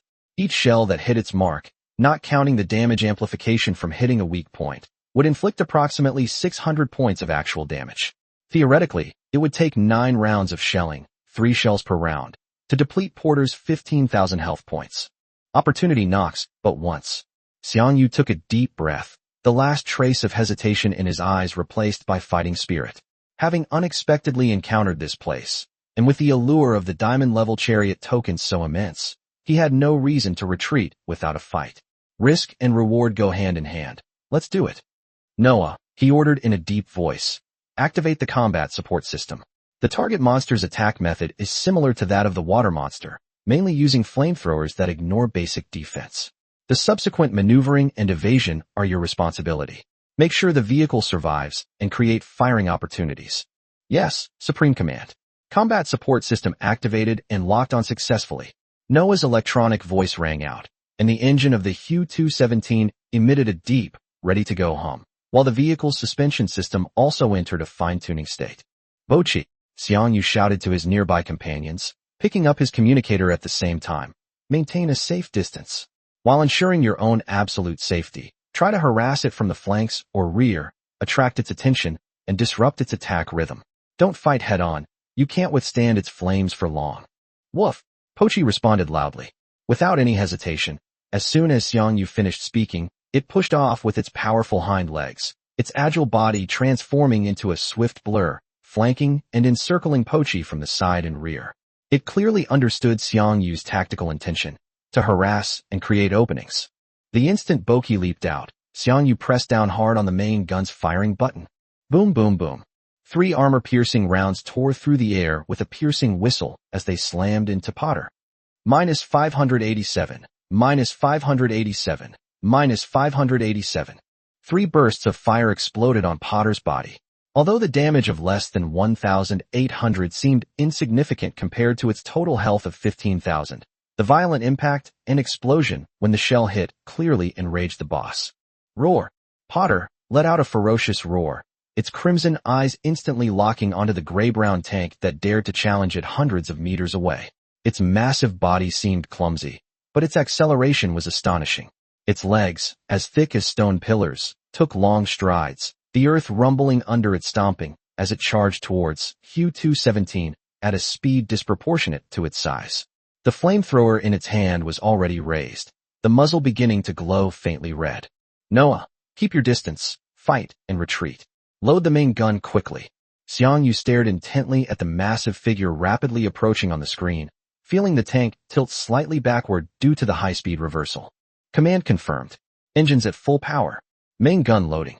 Under Noah's control, the chariot moved like a dancer on ice, its body roaring backward while simultaneously making precise lateral movements, carving complex trajectories on the scorched ground strewn with rubble and cracks, attempting to widen the distance between itself and Porter.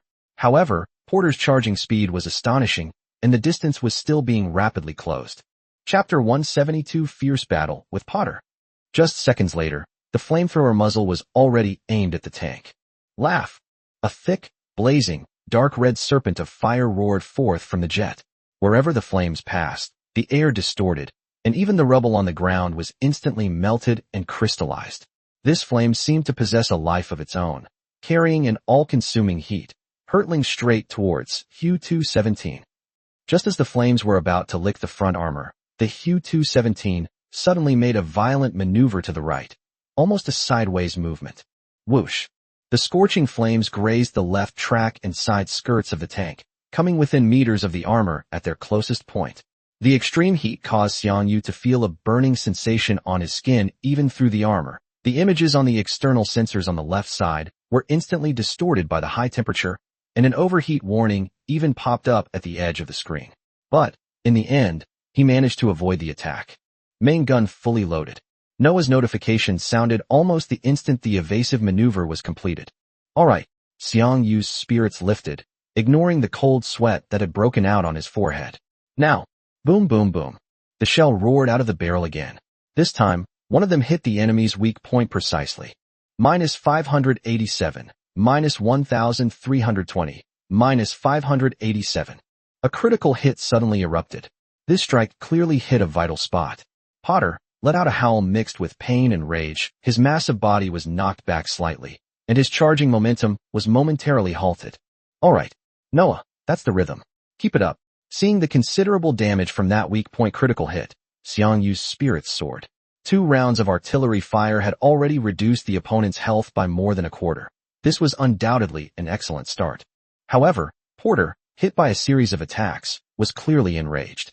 Seeing his most prized fire attack easily dodged, the red-haired ape let out an even more frenzied roar, its charging speed increasing slightly.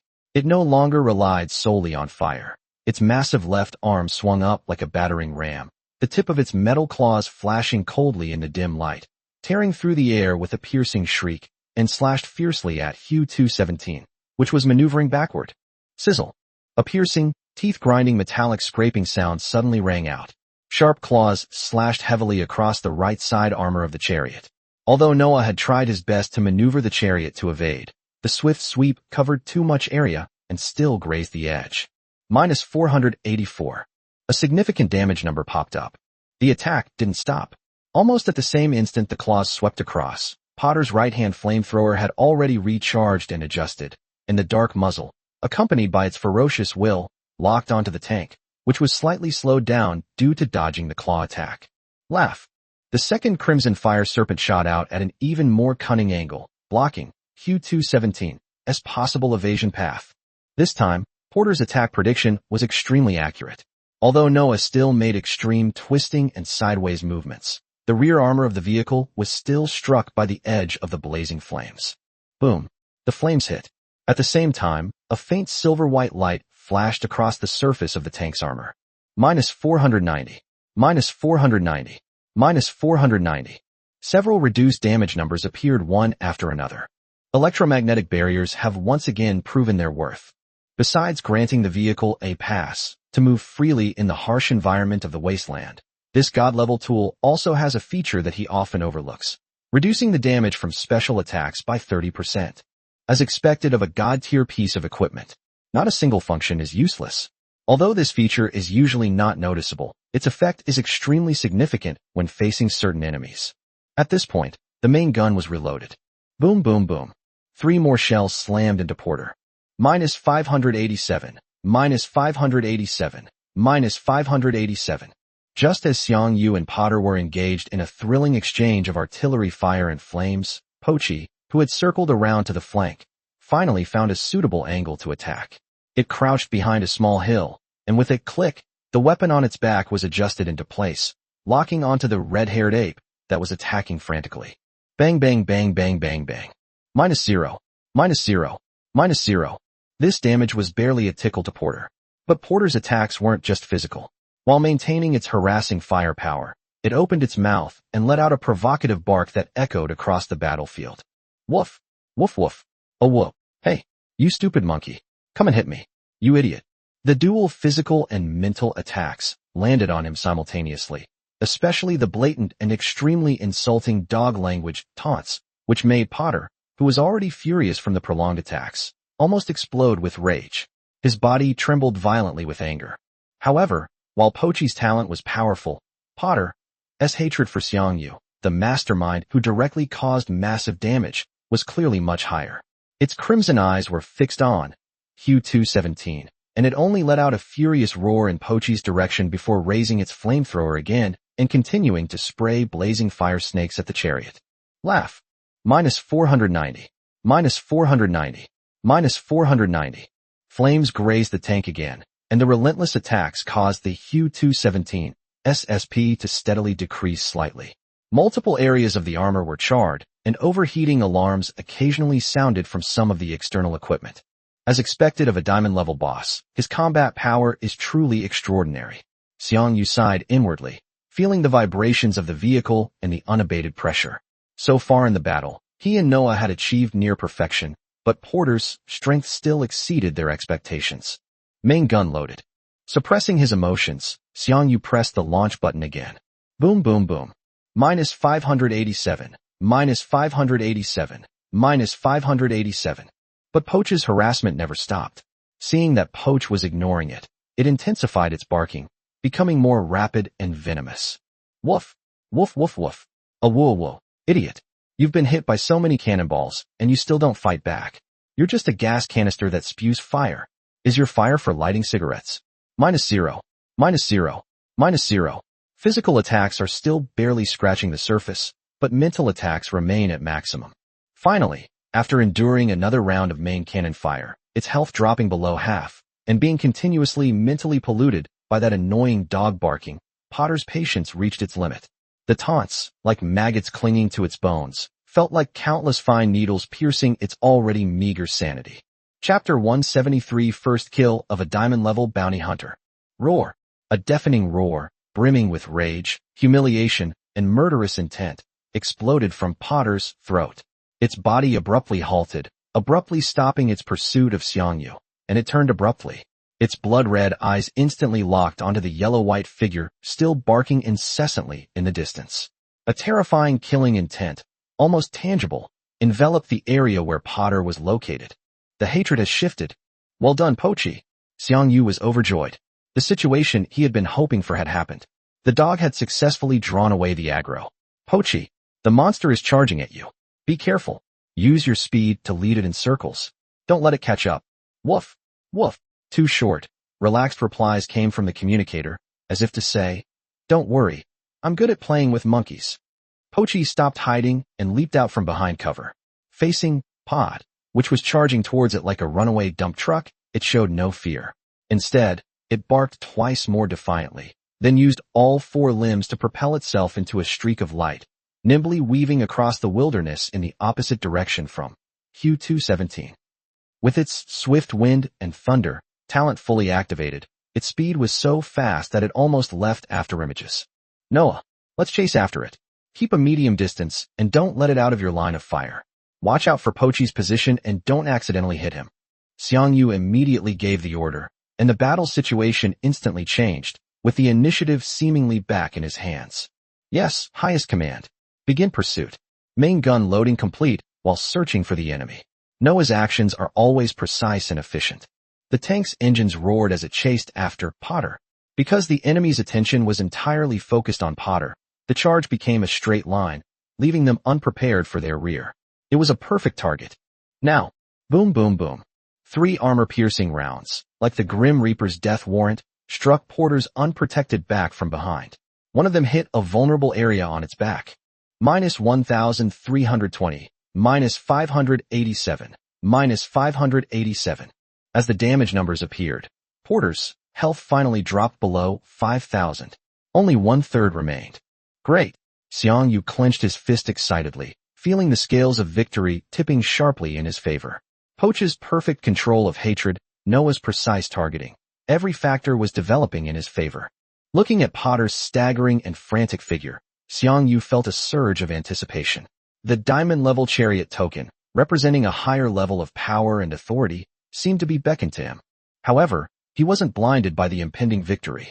The closer he got to success, the more vigilant he needed to be. As a diamond-level bounty hunter, Porter might still be hiding unknown trump cards or a berserk state. Pochi, keep it up. Let's take it down in one fell swoop. Xiang Yu's voice echoed in the cockpit, full of determination. Porter was caught in a pincer attack, especially from behind where the main cannon was firing precisely, causing it to roar in fury and writhe in agony. Although the annoying dog was incredibly foul-mouthed and relentlessly bombarding it with mental attacks, reason told it that the real, deadly threat was always that steel war machine relentlessly bombarding it with heavy artillery. Damage was the only thing that mattered. Roar! After enduring another round of bombardment, Porter abruptly stopped chasing Pochi, forcefully twisting its body and unleashing its pent-up rage and killing intent upon Q217. Once more, it abandoned its pursuit of the slippery big dog, deciding to first eliminate the source of its greatest suffering. Laugh. The dark red fire serpents shot out with even greater ferocity and a wider coverage than before, sealing off a large area of dodging space. -490. -490. -490. Noah maneuvered the vehicle to make an extreme evasive maneuver, but this time the flames from Porter were too powerful, and the side armor of Q217 was hit squarely again. The scorching heat caused parts of the armor to turn red and soften, and the alarm sounded even more urgently. Damn it! The hatred has returned. Xiang Yu spat, feeling the violent vibrations from the vehicle and the sudden increase in local temperature. Noah, full speed back. Create distance. Receive.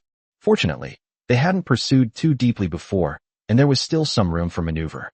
The engine roared under the strain, dragging its damaged body frantically backward, quickly escaping the area still being scorched by the flames, but shocking marks were still left on the armor. It seems the damage was too much. Pochi's taunt is starting to get too strong. Xiang Yu glanced at Pochi's, still locked on crimson eyes, clearly directing its final frenzy at Q217. Boom boom boom. -587. -587. -587. Boom boom boom. -587. -587. -587. 2 more rounds of artillery fire were unleashed, and at this moment, Porter's health was like a candle flickering in the wind, ready to be extinguished at any moment. However, it did not back down. Instead, it unleashed an even more chilling ferocity. Its crimson eyes held only the purest, most primal desire to destroy the steel creation before it that had brought it endless suffering. Roar! It completely abandoned any intention to defend or dodge, pouring all its remaining strength into its legs. Boom, boom, boom. The earth groaned under its final, devastating charge. Its terrifying, unstoppable momentum was more frightening than ever before. Like a crimson meteor, it ignored the harassment and provocations of the flanks of the ponies and charged straight toward the gray-brown chariot before it. The distance was rapidly closing. 30 meters, 15 meters, 10 meters. Potter raised his flamethrower, and a deadly red light shone. Laugh. Flames erupted again, instantly engulfing the chariot. -490. -490. -490. Main gun loading complete. Noah's notification rang out at just the right moment, sounding like heavenly music. Fire! Xiang Yu roared hoarsely amidst the violent jolts and scorching airwaves, forcefully pressing the launch button. This was the final end. Boom boom boom. Minus 587. Minus 587. Minus 587. 3 armor-piercing shells shot out of the cannon barrel, passed through the still-burning flames, and slammed into Potter's body. Potter's forward-rushing body suddenly stiffened, and the madness, rage, and resentment in his crimson eyes receded like the tide, leaving only a deathly gray silence. Chapter 174, A Wasted Effort. Potter's flamethrower, which he had been holding high, fell limply to the ground, a wisp of black smoke rising from the muzzle before it went out completely. His knees buckled, and he collapsed to his knees with a thud, crashing heavily to the ground. A cloud of dust billowed up, and then silence fell. Wasteland World. Hunter Red Wolf successfully killed Bounty Hunter Porter, Diamond Level.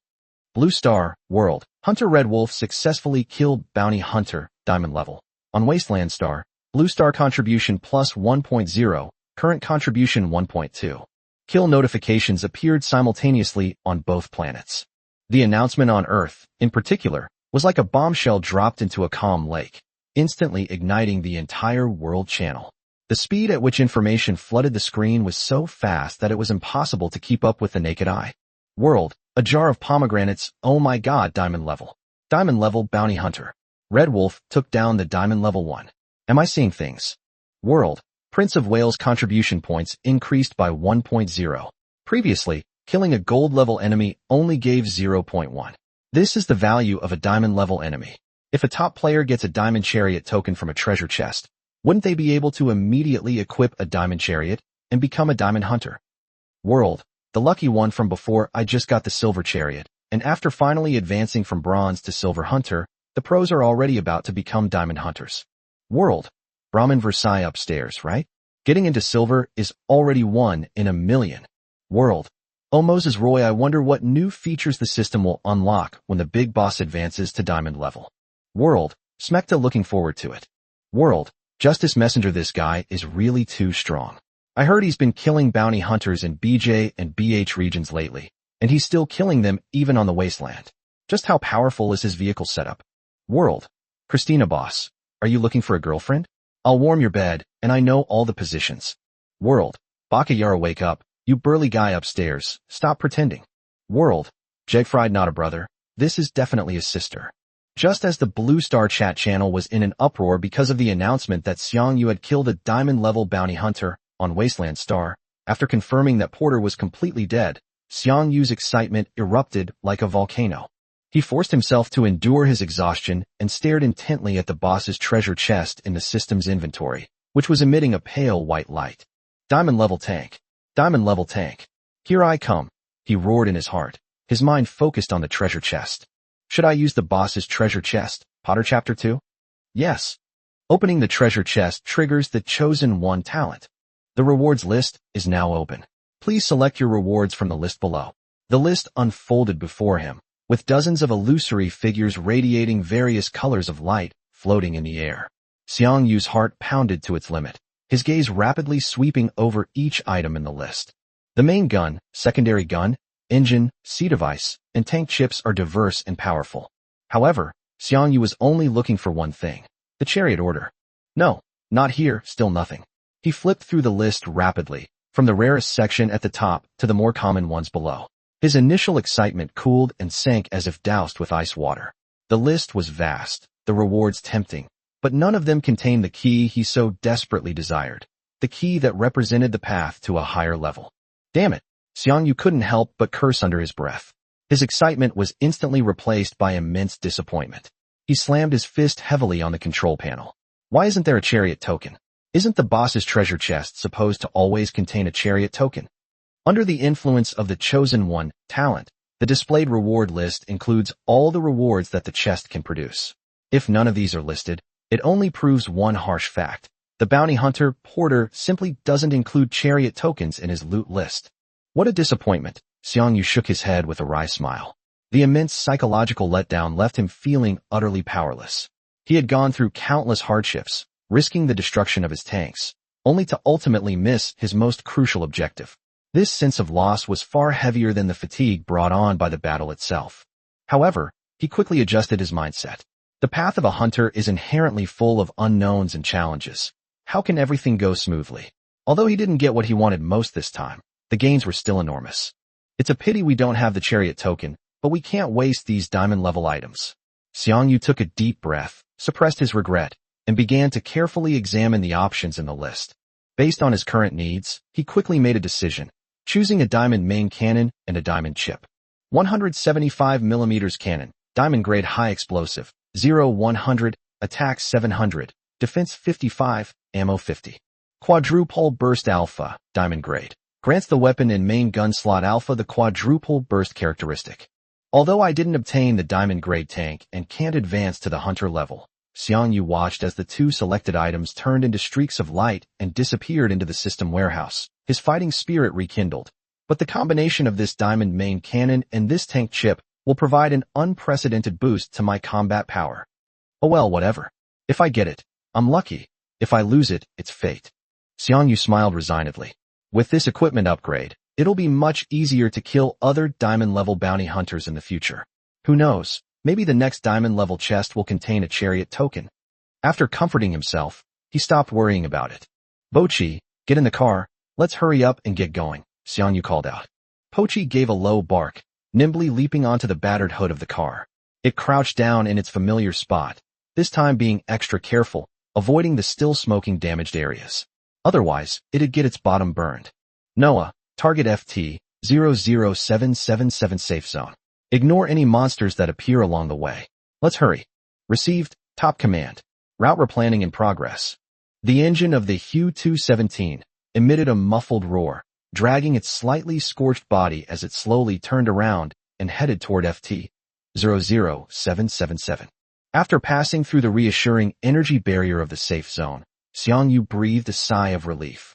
He first put the badly injured Hu 217 back into his spatial storage, and then, with the still energetic Pochi, headed straight for the hunter's office, in the core area of the safe zone. After claiming the bounty for Porter, the number on my personal panel has reached 290,000 plus G. Chapter 175 Major Equipment Update. We've got the money. Time for something big.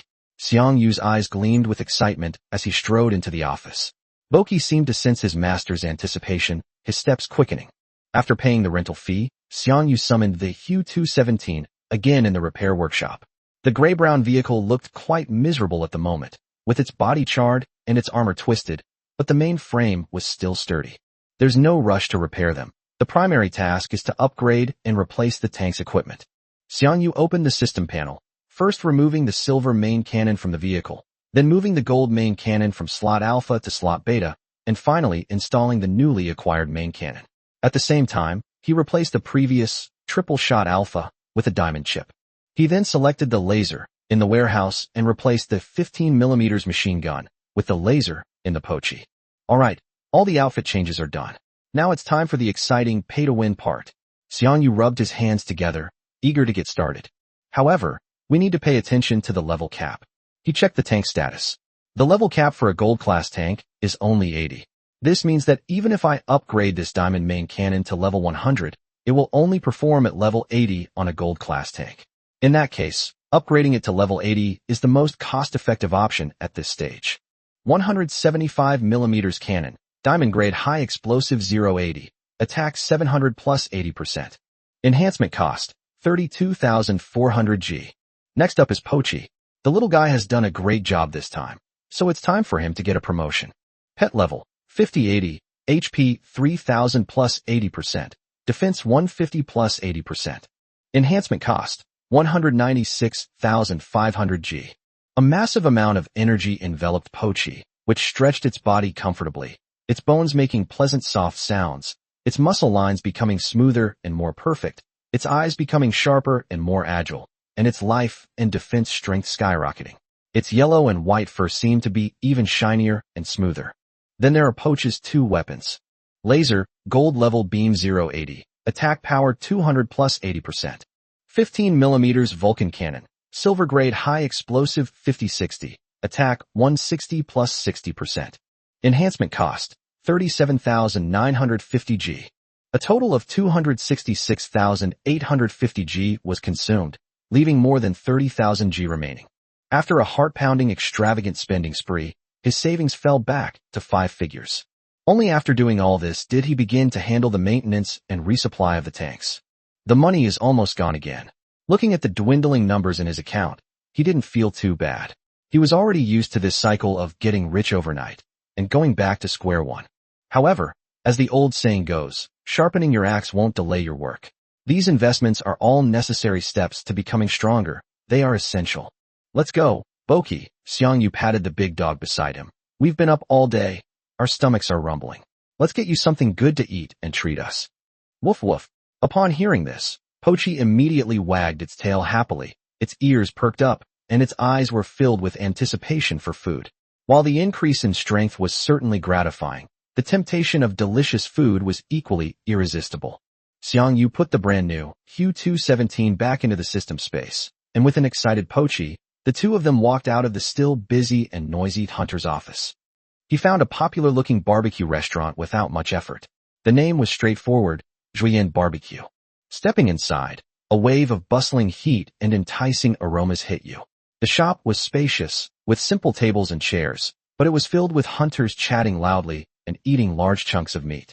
Xiang Yu found an empty seat in a corner and sat down, while Boki quietly lay in the shadows at his feet. Although its huge size and the conspicuous weapon on its back attracted a lot of curious glances, no one came forward to disturb it. On the wasteland planet, it was not uncommon for hunters to have powerful battle pets, especially near the front lines. Boss, 5 large portions of your signature grilled rock lizard ribs. Also, 3 portions of grilled fluorescent mushrooms, similar to enoki mushrooms, 2 portions of grilled tubers, similar to potatoes, and a pitcher of your homemade, clear spring liquor. Don't add too much seasoning to the ribs for the dog. Just grill them until they're cooked through. Xiang Yu ordered skillfully. Although Boki had a strong stomach, he still preferred to feed it relatively plain food. All right, please wait a moment, sir. The burly boss replied loudly and quickly began to prepare. Soon, the enormous ribs were served, grilled to a perfect crisp on the outside and tender on the inside, sizzling with oil and sprinkled with special spices. The meat had a peculiar pale purple hue, yet its marbling was distinct, and its aroma was irresistible. The fluorescent mushrooms, after grilling, emitted a nutty aroma, while the tubers were soft, sweet, and juicy. The homemade, clear spring water had a refreshing taste with a subtle fruity flavor. Xiang Yu and Boki were both starving and immediately began to devour the meat. The ribs were even more delicious and juicy than he had expected, and the unique and appetizing spices combined perfectly with the aroma of the meat. Boki ate without even looking up, his sharp teeth easily tearing through the tough meat fibers, his mouth dripping with oil, his tail sweeping back and forth on the ground, emitting a satisfied, purring sound. This wasteland-style barbecue feast not only filled his rumbling stomach, but also dispelled the fatigue and tension from continuous battles. The warm lights, the noisy chatter, the delicious food, and the loyal companions all allowed Xiang Yu to completely relax his tense nerves. After a satisfying meal, they paid the bill and left. The safe zone was still brightly lit at night, but it had a more languid feel than during the day. Xiang Yu, with a contented and bulging-bellied Boki, returned to their rented apartment. The room was small and simply furnished, but clean enough. Xiang Yu quickly washed up and lay down on the hard bed. Boki, as usual, patrolled the room, and after confirming it was safe, lay down behind the door, resting his head on his front paws, but his ears were still slightly twitching, remaining alert. Good night, Pochi. Call. Nothing was said that night. When the eternally dim light of wasteland shines through the window and onto the floor of the room once again, a new day has begun. A good night's sleep washed away all his fatigue, and Xiang Yu woke up refreshed, feeling better than ever before. Boki had also woken up and was squatting by the bed. When he saw Xiang Yu open his eyes, he immediately came over and rubbed his hand with his wet nose. As they continued northward, the wilderness became increasingly desolate. In contrast, the number of hunters stationed in the various safe zones they passed through noticeably increased. Chapter 176 missed the heating system. Apply a new patch. Porco's base health has been increased from 1,000 to 3,000. 1,000 was far too low. These hunters were mostly cold-faced, well-armored, and carried an aura of menace from years of brushing with death. Their conversations were also very brief, and the topics often revolved around their concerns about the situation on the front lines. The FT-00777 security zone, where Xiang Yu is currently located, is a typical frontline hub. The commercial street within the safe zone was more bustling and high-end than any he had seen before. The streets were not only packed with street stalls, but also with many permanent shops built from discarded shipping containers or sturdy materials. The goods for sale are no longer limited to basic materials and low-quality equipment, but include a large number of gold-level weapons, vehicle tools and special shells, and even occasionally diamond-level items that emit a pale white luster. Just moments ago, a diamond-grade secondary cannon was placed on a stall and quickly bought by a hunter within minutes, causing a murmur of surprise and discussion among those around. Xiang Yu led Boki through the bustling crowd, his eyes scanning the dazzling array of goods. He wasn't particularly interested in the gold-grade tanks and weapons, but some unique functional items caught his attention. He stopped in front of a stall selling various armored vehicles, equipment, and tools. The stall owner was an elderly hunter wearing goggles. Several items were displayed on the stall, one of which, a silver-gray device, caught his eye. Heating system, tank tool gold-grade. After installation, it effectively combats the abnormally low-temperature environment inside the vehicle's driver's compartment, quickly raising and stabilizing the interior temperature to prevent frostbite to vehicle equipment and crew.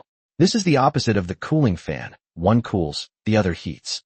Boss, how much is this vehicle tool? Xiang Yu asked, pointing to the silver-gray device. He thought of the cooling fan he had obtained before and its remarkable effectiveness against napalm bombs. Now that he had the heating, he would be much more at ease facing cooling bombs in the future. The stall owner raised his eyelids and glanced at Xiang Yu, then at the imposing Boki beside him, and slowly quoted a price. This heating system, if you want it, 50,000 G. 50,000 G? Xiang Yu subconsciously touched his pocket. After his previous frantic upgrades, he only had a little over 30,000 G left in cash.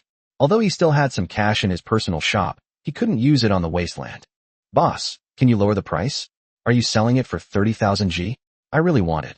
Xiang Yu tried to bargain. No way, brother. The old hunter shook his head and pointed to the heater. 50,000 gold is already the market price.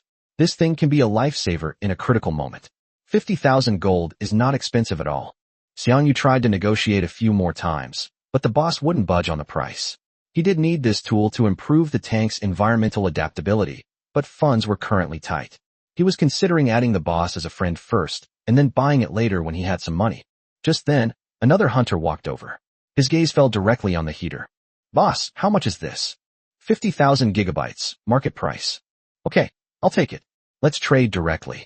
The later hunter agreed readily, seemingly having no objection to the price.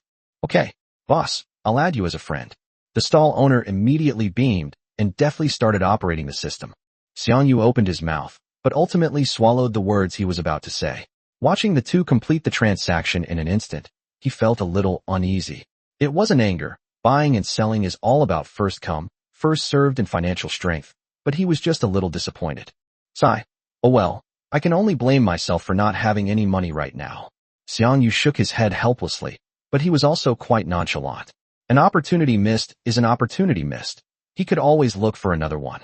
After taking Boki for a while, they saw many new and interesting things and heard some bits and pieces of information about the front lines. Finding nothing else of interest, Xiang Yu decided not to linger. Let's go, Pochi. We've spent all our money. Let's go make some more. He called out and led the big dog toward the exit of the safe zone. Leaving the bustling and prosperous frontline commercial district, they stepped back into the wilderness. The gray-brown chariot started up again, carrying its master and loyal dog, heading further north. The minor regret of missing out on a valuable tool was quickly replaced by anticipation of the challenges ahead and a desire to become stronger. Wealth can be accumulated again, but strength and opportunity often lie in the next adventure.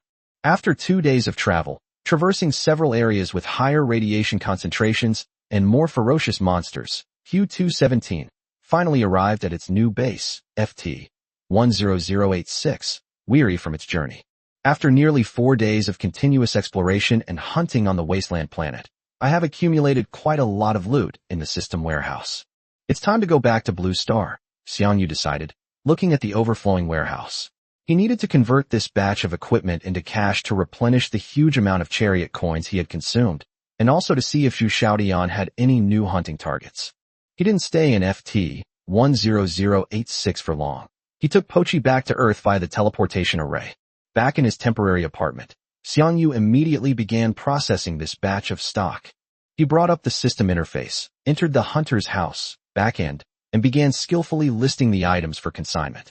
While processing the new stock, he also checked his previous listings. The silver secondary cannon he had listed earlier had been successfully sold, and the 25,000 gold had been credited to his account. This gave him a little more financial relief. Perfect, let's put that 15mm machine gun that Boki replaced up there too. Xiang Yu dragged the secondary cannon into the shop interface, considered it briefly, and priced it at 20,000 G. For a level 50 silver secondary cannon, this price should be competitive. Next, he took out the replaced, triple-shot alpha, silver grade, chip. Although he had discarded it, it was still a top-tier chip for enhancing burst damage for many hunters still using silver or bronze grade main cannons. He priced it at 10,000 G, believing it would be sold quickly. Finally, there's the lucky pet egg that dropped during the battle with the ghost centipede. These are in high demand right now. Instead of a fixed price, Xiang Yu opted for an auction, with a starting bid of 50,000 G and an auction duration of 12 hours. Let the market determine its final value. Perhaps a surprise will emerge. After clearing out the warehouse and putting everything back in its place, Xiang Yu's shop shelves were once again filled with a dazzling array of goods, and the return of funds was just around the corner. After doing all this, he sent a message to Zhu Xiaodian through his friend list. Chapter 177 Jellyfish Brothers. Brother Zhu, I've returned to Blue Star. I'm currently in the BH-HD 011 safe zone. If you have any new hunting targets there, I'll be available tomorrow to make arrangements.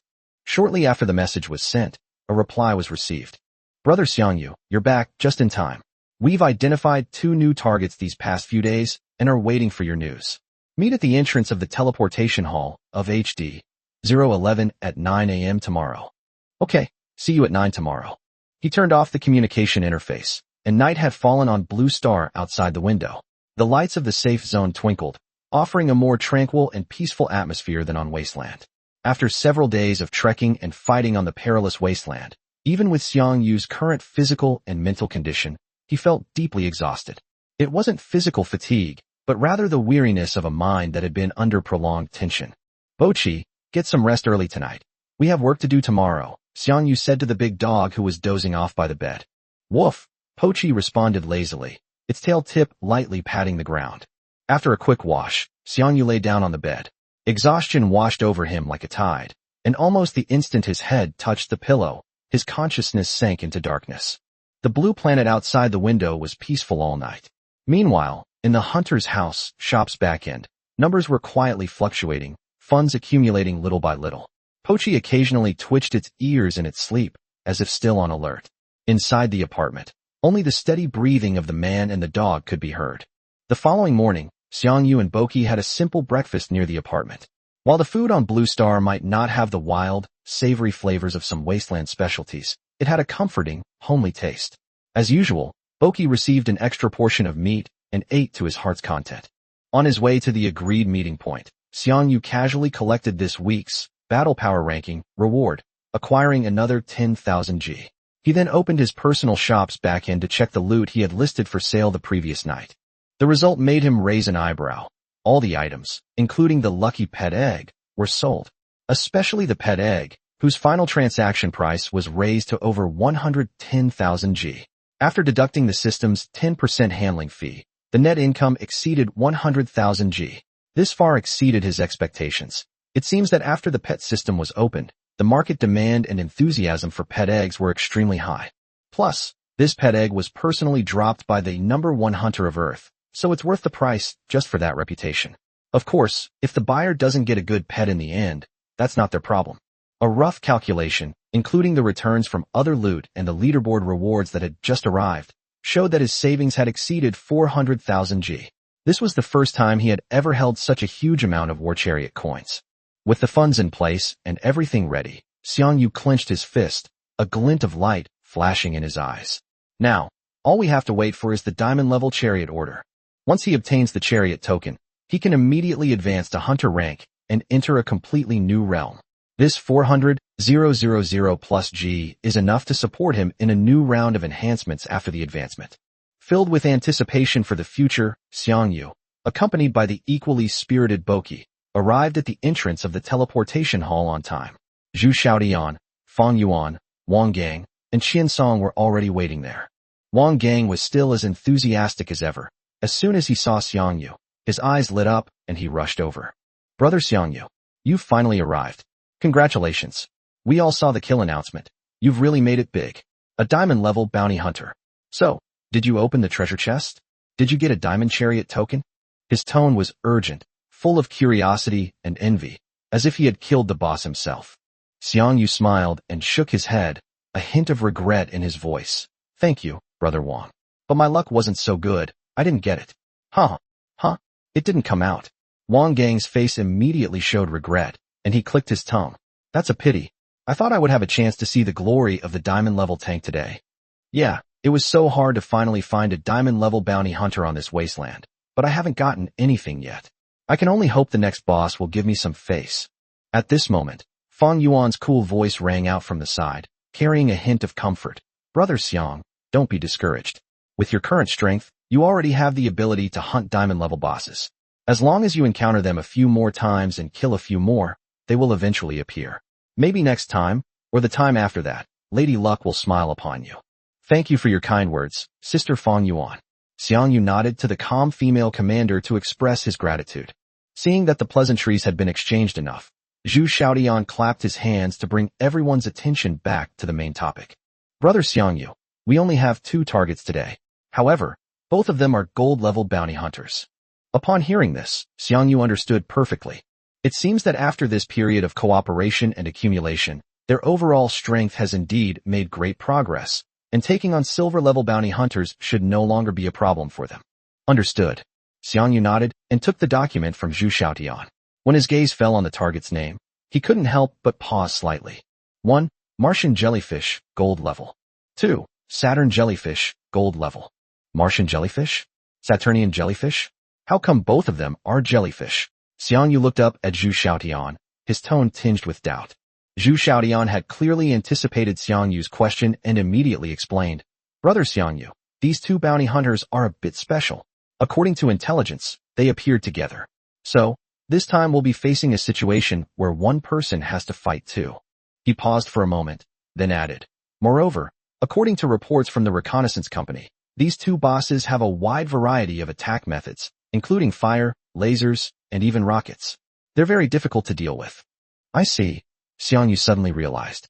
He knew about these 2 jellyfish, but their appearance together in the same place was indeed unexpected.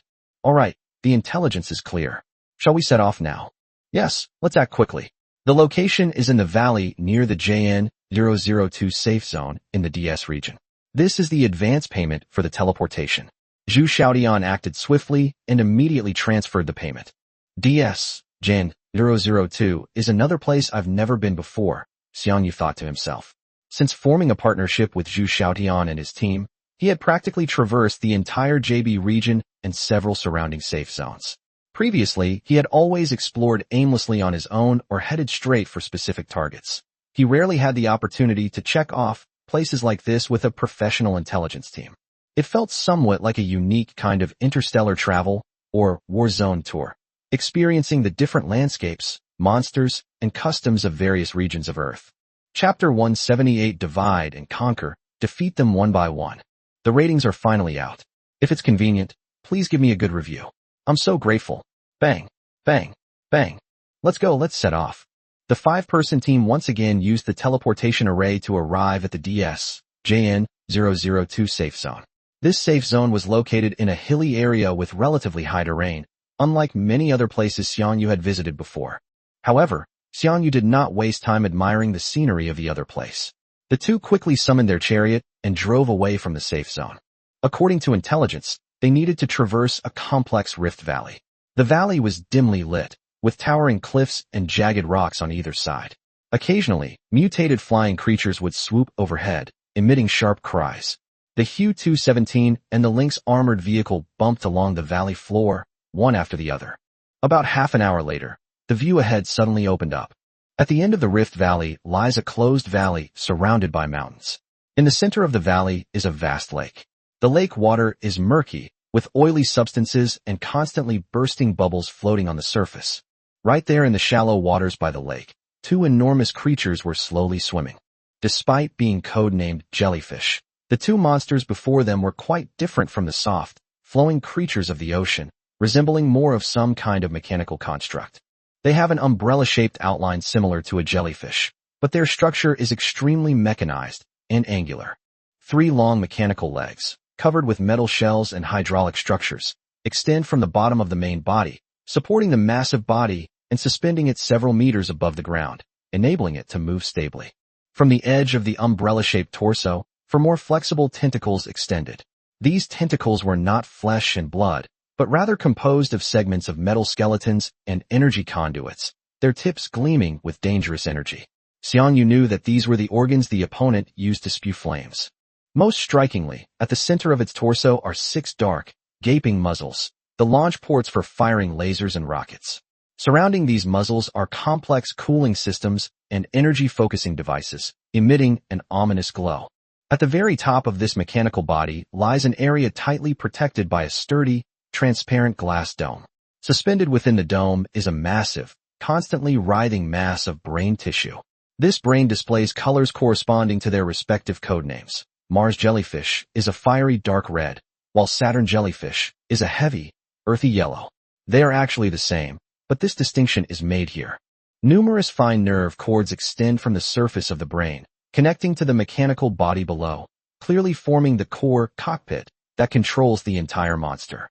Brother Xiang Yu, those two by the lake ahead are our targets. There's only one road into this valley. We'll wait for you at the entrance. Zhu Xiaoyan's voice came through the communication channel. Okay, Brother Zhu, leave the rest to me. Hui 217 under Noah's control, it drove alone into the valley. Pochi crouched on the hood, his sharp eyes scanning the two enormous targets. As the distance closed, Xiang Yu activated Eye of Insight, without hesitation, and 2 data streams instantly returned. Mars Jellyfish Light Armor, HP 15,000 Attack 600 Defense, 400 Weakness. Saturn Jellyfish Light Armor HP 15,000 Attack, 400 Defense, 600 Weakness. Red units have high attack and low defense, while yellow units have high defense and slightly weaker attack. But they are all lightly armored units. Xiang Yu's eyes lit up. This was like a dream come true. What a coincidence. The diamond main cannon I just got is the high explosive shell model. Against lightly armored units, the armor correction of high explosive shells is much better than that of armor-piercing shells. He instantly devised a strategy. He would pick on the weakest link first, and the Martian jellyfish had a higher attack power and posed a greater threat. Noah, activate combat support. Prioritize locking onto the red target. Martian jellyfish. Use main cannon number 1. You're in charge of the secondary cannons. Provide coverage fire. Our primary objective is to destroy it as quickly as possible. Command confirmed. Combat support activated. Target, Mars jellyfish. Main guns ready. Secondary guns ready. Bochi, Xiang Yu pressed the communication button simultaneously, issuing instructions to his partner on the roof. You initiate the attack first. Your mission is to attack the yellow, Saturn jellyfish. Use your speed to draw its attention as much as possible, buying us time to concentrate our firepower and quickly eliminate the Mars jellyfish. Remember, focus on harassment and ensure your own safety. We'll come to help you as soon as we've dealt with this. Understand? Woof woof woof. Pochi responded loudly 3 times, its eyes filled with eager fighting spirit. It fully understood the tactical intention of divide and conquer, defeat them one by one. Soon, Hu 217 entered its optimal firing range. At Xiang Yu's command, Boki's agile body leaped off the chariot like a cannonball, transforming into a streak of light as he flanked the lakeside. In the blink of an eye, Pochi had maneuvered to an ideal firing angle, about 100 meters from the Saturn jellyfish. It suddenly stopped, lowered its body, and locked onto its target with the weapon on its back, beginning its attack. Whoosh whoosh whoosh. Bang bang bang. Minus 380, minus 380, minus 380. 3 white energy beams struck the body of the Saturn jellyfish precisely, causing considerable damage due to the special advantages of beam weapons. Minus 0, minus 0, minus 0. High explosive bullets from the other side splashed onto the same armor, but they were like mud oxen sinking into the sea, failing to even stir the slightest ripple. It was all just making a sound. The power of special weapons stands in stark contrast to the ineffectiveness of conventional ballistic weapons against heavily armored units. Pochi's sudden attack was undoubtedly a blatant provocation, instantly shattering the tranquility of the lakeside. Enraged, the two mechanical jellyfish let out sharp hisses. Their massive bodies turned around, turning their exposed brains, visible through the glass dome, toward Pochi, the little bug. Their four mechanical tentacles thrashed wildly, and the cannons on their bodies glowed with dangerous, charged light as they all drifted toward Pochi, clearly intending to tear this audacious harasser to shreds. However, just as their attention was successfully drawn to Pochi, another deadly attack was already coming. Boom, boom, boom, boom. Four deafening roars rang out in succession. Driven by the quadruple burst, chip, the diamond main cannon spewed out blazing tongues of fire several meters long. Four incredibly powerful high-explosive shells, like four enraged fire dragons, tore through the air, accompanied by deathly shrieks, and with near-perfect trajectories, all struck the Martian jellyfish solidly. Chapter 179, Taking the First Step. Thank you everyone for your gifts and support. Thank you. The intense explosion instantly engulfed half of its body. The terrifying shockwave and shrapnel from the high-explosive shell slammed into its mechanical armor. Minus 1,511. Minus 1,511. Minus 1,511. Minus 1,511. For massive damage numbers erupted along with fragments of armor. The glass dome atop it trembled violently, and the light emanating from the red brain within dimmed. Bang bang bang. The tank's secondary cannon also roared under Noah's control, unleashing a storm of bullets towards the Martian jellyfish. Minus 255, minus 255, minus 255. Although the damage was not significant, it further disrupted its focus. Roar. The Martian jellyfish let out an even more piercing scream than before. Its brain, inside the glass dome on top, writhed wildly, its light flickering, clearly indicating it had suffered severe damage. At this moment, all thoughts of little bugs and coordinated attacks were cast aside. All its rage and killing intent were locked onto the gray-brown chariot that dared to inflict such immense damage upon it. Meanwhile, on the other side, although the Saturn jellyfish also sensed the heavy blow its companion had suffered, Pochi's continuous harassment fire, enhanced by its talent, kept its attention firmly focused. The jellyfish brandished its tentacles, unleashing two giant fire snakes at Pochi, while simultaneously firing all the cannons on its body, lasers and rockets roaring out. Pochi, watch out for enemy attacks. Don't be greedy with your attacks. Keep moving. Xiang Yu warned in the communication channel, while keeping his eyes firmly locked on the Mars jellyfish that had turned all its cannons around and was charging towards Q-217. Noah, the monster has successfully separated. Now, focus your firepower on this one first. Then go support Pochi. Receive. The tactic was a success. What might have been a high-intensity battle of 1 against 2 has now become a one-on-one duel between Xiang Yu and the Mars jellyfish, and a kite-like fight between Boki and the Saturn jellyfish. The pressure has decreased dramatically, and the initiative seems to have returned to Xiang Yu's hands. Come on, let me show you the power of the diamond main cannon. Xiang Yu gripped the control stick tightly, a cold yet excited smile curving his lips, his eyes reflecting the deathly flames that were sweeping across the sky. The severely damaged Martian jellyfish went completely mad, its last vestiges of sanity consumed by the flames of revenge. The tips of its 4 mechanical tentacles transformed into nozzles, spewing out thick, dark red serpents of fire. On its torso, 3 of the 6 cannons glowed with blinding white light, unleashing beams of scorching high-energy lasers. The other cannons continuously launched homing miniature rockets with trailing flames. Flames, lasers, and rockets, a deadly barrage of attacks, instantly wove together a web of death with virtually no escape, raining down upon Q-217. However, under Noah's control, the tank displayed an astonishing art of battlefield survival. Instead of retreating or evading as usual, it roared its engines and advanced, charging towards the dazzling yet deadly barrage of fire, like a master assassin dancing on a knife's edge, embarking on a breathtaking display of extreme maneuverability. The vehicle tilted sharply to the left, narrowly avoiding being grazed by 2 crisscrossing beams of fire that grazed its starboard side. The intense heat instantly turned the right side armor red-hot. It then made a slight, short-range lateral movement, sending several beams grazing the edge of the turret and leaving deep scorch marks on the ground behind it. As for the homing rockets hurtling towards it, Noah precisely controlled the secondary cannons to intercept them in pinpoint fire, detonating several in midair. The vehicle's AI, while capable of interception, is extremely ineffective, far less efficient than equipment with interception capabilities. Minus 420. Minus 420. Minus 384. Minus 384. Minus 384. Despite Noah's masterful control, he couldn't completely evade all attacks under such intense firepower. Several new scorch marks and dents appeared on the tank's armor, but its core components and mobility remained intact. Meanwhile, the tank's secondary cannons continued their relentless barrage of high-explosive bullets, shuffling the Mars jellyfish as tentacles and muzzle, disrupting its attack rhythm and accumulating negligible but better than nothing damage. Minus 255, minus 255, minus 255. Main gun loaded. Noah's notification rang out clearly amidst the deafening roar of the explosion.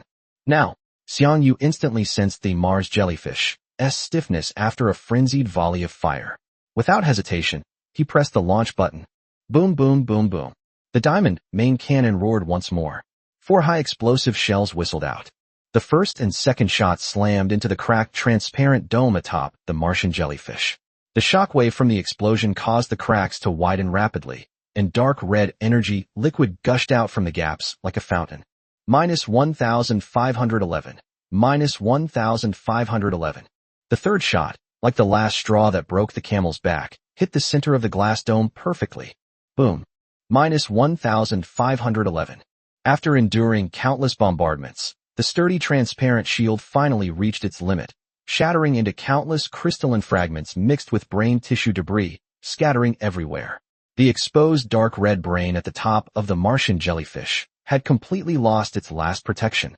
Almost at the same instant the glass dome shattered. The fourth and final high-explosive shell, like a precise strike from the Grim Reaper, pierced through the broken opening and solidly entered the unprotected brain tissue before exploding with a deafening roar. Minus 3,399. A massive, chillingly large critical hit number exploded above the body of the Martian jellyfish. All its movements froze instantly. Its mechanical tentacles drooped limply. The light from the torso's cannon muzzle dimmed rapidly, and the brain at its top turned into a charred mess in the internal explosion. The last bit of dark red light also went out completely. The massive mechanical body, as if all its supports had been removed, crashed to its side with a loud thud, slamming heavily into the muddy lakeside, splashing mud everywhere, and then fell silent. Area: Hunter Red Wolf successfully killed the bounty hunter Martian jellyfish, gold rank. Beautiful. Xiang Yu clenched his fist, his joy indescribable. Just 2 rounds of artillery fire had taken down a fully healed gold-level boss. This overwhelming firepower filled him with confidence for future challenges against even stronger enemies. Pochi, we're here. Hold on. He immediately notified Pochi on the other side, and at the same time ordered Noah. Target changed to Saturn jellyfish. Approach at full speed and prepare for battle. Chapter 180. A casual thing. Roger. Begin targeting Saturn jellyfish. Noah immediately executed the order. The Hu-217 turned around, its engine roaring at full power, and sped towards the other side of the lake, towards the battlefield between Pochi and Saturn jellyfish. Woof, came a slightly hurried reply from the communication channel. During Xiang Yu's fierce battle with the Martian jellyfish, Pochi, with its taunting talent, consistently drew the Saturnian jellyfish's hatred. It lured the bounty hunter away from the lake, circling around on a relatively open pebble beach.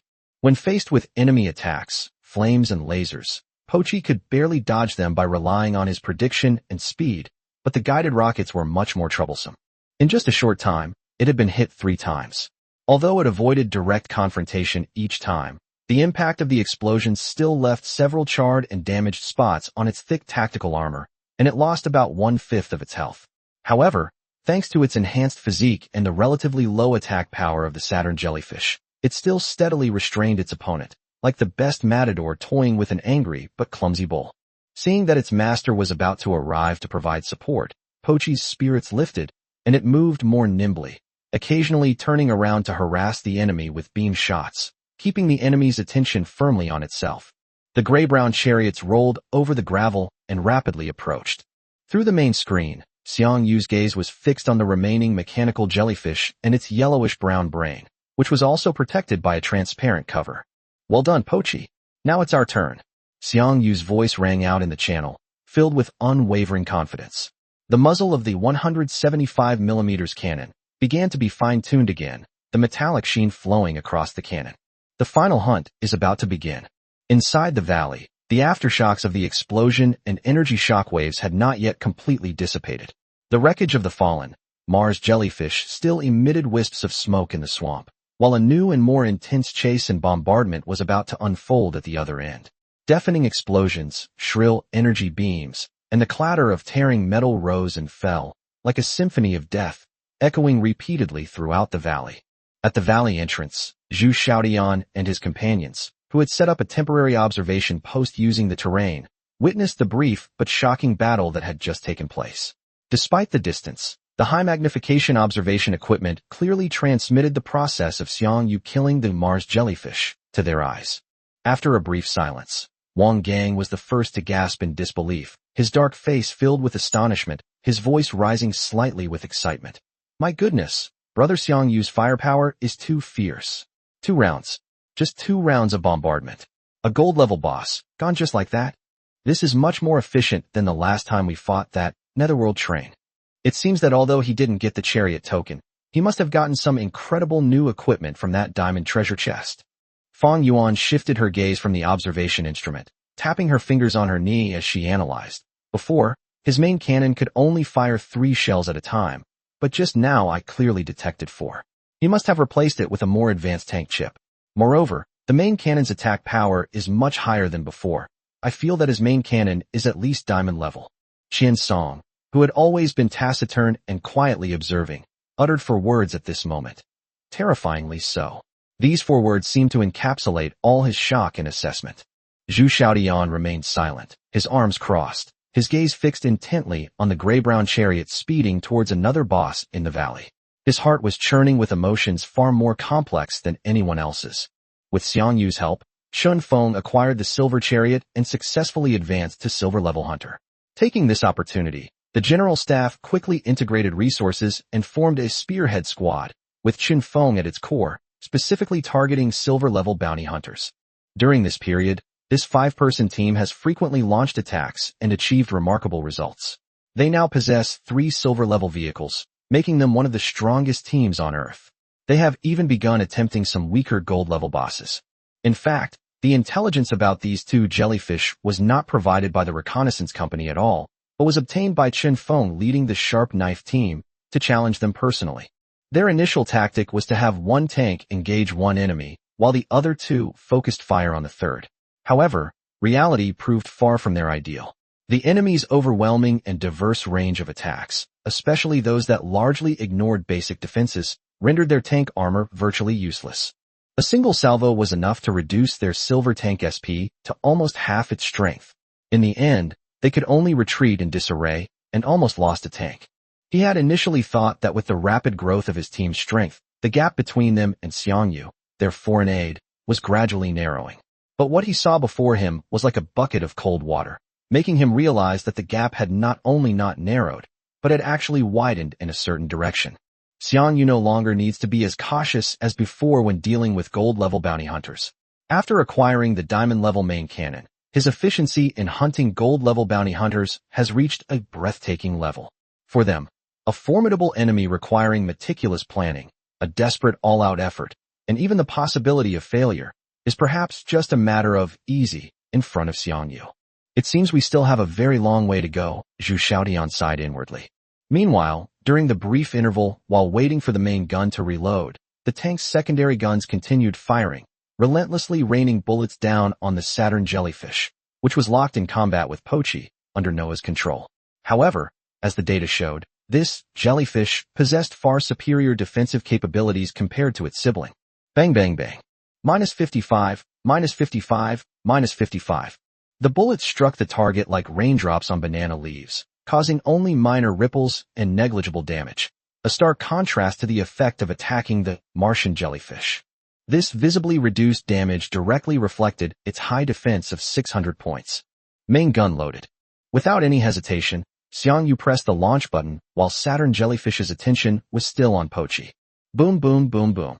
For more high-explosive shells fired, tearing through the air with a piercing shriek, slamming into the back of the Saturn jellyfish. The violent explosion caused its massive body to lurch downwards, sending fragments of armor mixed with its leaking, viscous internal fluids flying everywhere. Chapter 181 Double Kill. If you think it's okay, please give it a good review. Thank you. Boom boom boom boom. Minus 1311. Minus 1311. Minus 1311. Minus 1311. Instantly reduced its health by 1/3. Saturn jellyfish let out a painful shriek. Its yellowish-brown brain, inside its glass dome, writhed wildly, its light flashing rapidly. The sudden, devastating blow made it finally realize that the real threat came from that grayish-brown tank.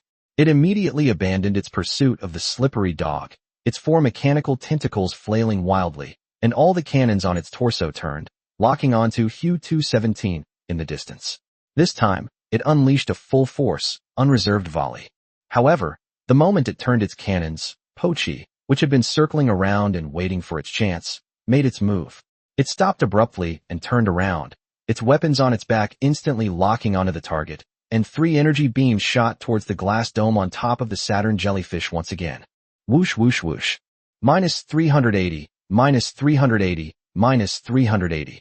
The energy beam left burn marks on the glass dome again, exacerbating the damage previously inflicted by Pochi and further reducing its health. At the same time, the Vulcan cannon on the other side also sprayed bullets. Although it still could not break through the defense, the continuous harassment could not be ignored. Saturn jellyfish was now enraged beyond measure. Suppressing its killing intent towards Pochi, it unleashed all its fury on Xiang Yu. A death storm of flames, lasers, and rockets swept towards Xiang Yu, which had just finished its bombardment. This time, due to the extremely close distance and the even denser, furious attacks from Saturn jellyfish, Noah, even with his mobility maximized, could not perfectly evade them as before. Hiss. Shoot shoot. Boom. Minus 420. Minus 420. Minus 420. Minus 420. Minus 420. Minus 384. Minus 384. Minus 384. More charred marks appeared on the tank's armor, the alarm sounded again, and its SP value dropped significantly. However, although the attacks were fierce and frequent, the Saturn jellyfish didn't have much time left. Main gun loaded. Noah's voice was still clear in the aftershocks of the explosion. Without the slightest hesitation, Xiang Yu's fingers pressed the launch button, which represented the end, once again with steady and powerful strokes. Boom boom boom boom. The final 4 high-explosive shells, with unstoppable momentum, pierced through the still lingering smoke and struck the Saturn jellyfish once more. Minus 1311. Minus 1311. Minus 1311. Minus 1311. Almost at the same moment, the energy beam that Pochi had been preparing for a long time arrived as expected, finishing off the final damage. Whoosh whoosh whoosh. Minus 380. Minus 380. Minus 380. The Saturn jellyfish's mechanical body suddenly stiffened, all movement ceasing instantly. The lights from its torso's cannons went out, and its wildly beating tentacles drooped limply. The glass dome at the top shattered completely with a crack, and the brain tissue inside instantly lost all activity, turning into a lifeless mass. The heavy wreckage crashed onto the gravel beach, and the last glimmer of yellowish-brown light in his brain was extinguished completely, like a candle flickering in the wind. Area: Hunter Red Wolf successfully killed the bounty hunter Saturn jellyfish, gold rank. With extremely short intervals between them, 2 kill announcements for gold-level bounty hunters appeared one after another, instantly igniting the regional channel. The speed at which information was flooding the screen suddenly accelerated. Area: Stupid kid, holy crap. Are you kidding me? Boss kill announcements can be spammed everywhere? And there's a 5-minute interval between each one? Area: Mackerel dumplings. Did the Martian jellyfish and Saturnian jellyfish bosses intrude into the jellyfish's lair? They killed 2 at once. And they were gold-level ones. Region: Labor and Management in Sichuan. Terrifying. Area: Congratulations on your fortune, boss. Have you already gotten the diamond-level vehicle? Killing gold-level bosses is as easy as slicing through melons. The chat channel instantly exploded with exclamations of amazement, envy, analysis, and memes. The ID, Red Wolf, and his impressive feat of consecutively defeating 2 gold-level bosses in a short period once again became the focus of heated discussion. As the massive wreckage of the Saturn jellyfish crashed to the ground, marking the successful conclusion of the hunt, the emotions of Zhu Xiaotian and his companions at the temporary observation post at the valley entrance were far more fervent than those expressed in the chat channel.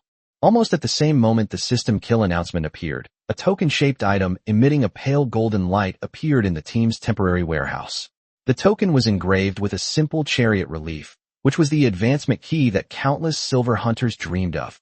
Holy crap! It's out. It's a chariot token. It's a gold-level chariot token. Wang Gang, with his sharp eyes, was the first to see the warehouse list refresh.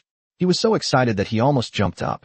His dark face turned red with excitement, and his voice even changed a little. Zhu Xiaotian, Fang Yuan, and Xiansong also looked at their interfaces almost simultaneously, confirming the existence of the golden token.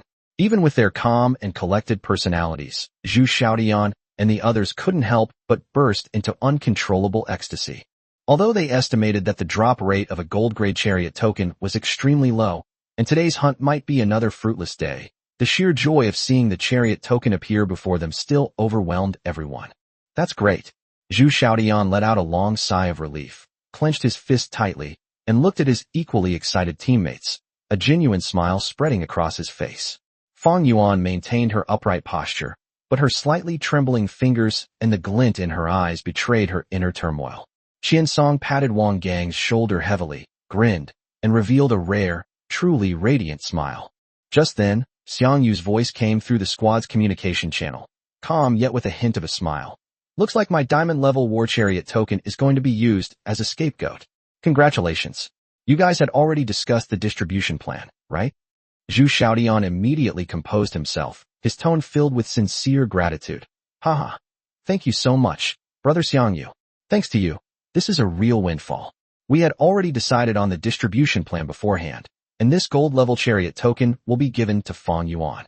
Okay, congratulations then, Sister Fang Yuan. Xiang Yu congratulated Fang Yuan. Fang Yuan's slightly excited voice came through the channel. Thank you so much for your great help, Brother Xiang. You're too kind, Sister Fang Yuan. The loot dropped by these 2 gold-level bosses today, excluding the chariot token given to Fang Yuan, included a silver-level main cannon, a silver-level secondary cannon, and a gold-level secondary cannon. 18mm autocannon, gold-grade armor piercing, 0.80 attack, 240. Chapter 182 Cooperation ended. Xiang Yu kept the gold-class secondary gun for himself. The remaining 2 silver weapons, totaling 1.5 WG, were bundled together and given to Zhu Xiaotian. As for the boss bounty, each was 30,000 G, bringing in another 60,000 G. My wallet is full again, and my savings have surpassed the 500,000 gigabytes mark. After the spoils were distributed, both sides were satisfied. After bidding farewell to Zhu Xiaotian and the others, Xiang Yu activated the fax system and returned to the JN-002 safe zone. He planned to rest there briefly before continuing his northward journey across the wasteland. I took Bochi for a stroll within the safe zone, and as usual, the dog attracted a lot of attention. With noon approaching, we found a unique little restaurant for lunch. Just as he was about to set off for the wasteland, his friend's channel suddenly vibrated and a new message notification popped up. Old soldiers never die, Zhao Jiangwo. Xiao Xiang, the matter you asked me to inquire about regarding the mysterious fragment has yielded some results. If you have some time recently, please come to BJ001. Upon seeing this message, Xiang Yu's steps toward the teleportation hall came to an abrupt halt. Xiang Yu had mentioned it briefly when discussing cooperation with them before. Now that so many days have passed, he thought Jay had no intention of selling, but unexpectedly, he finally received a reply today. At the same time, Xiang Yu also had a little suspicion in his mind. The Golden Chariot order had just been issued in the morning, and now there was news about it. Could it be such a coincidence? However, none of that matters. The mysterious fragment is crucial as it relates to God-tier vehicles and equipment. Any related information is invaluable. Without any hesitation, Xiang Yu immediately changed his mind and decided to go to Beijing first. He replied quickly, Mr. Zhao, I received the message. I'll be right there. I'll be there in about 10 minutes. Please wait a moment. Old soldiers never die, Zhao Jiangwo. Okay, no rush. I'll wait for you in the same office as last time. Closing the chat panel, Xiang Yu's eyes gleamed with anticipation. He patted the dog beside him. Plans have changed. Come on, Boki. Let's go check out Beijing first. Woof. Pochi tilted its head. Although it didn't understand what it meant, it immediately perked up when it saw the unusual eagerness in its owner's eyes. When Xiang Yu last visited BJ-001, he had already recorded the teleportation points here using the fax system. Unlike public teleportation arrays that require queuing and paying high fees, using the vehicle-mounted fax to directly reach the recorded safe zone is not only faster, but also costs only 1/10 of the price. This is convenient and affordable for Xiang Yu. With a flash of light, Q217 appeared directly outside the light screen of the BJ-001 safe zone. Xiang Yu retrieved the chariot and, with Boki in tow, headed familiarly towards the building where he had met Zhao Jiangwo last time.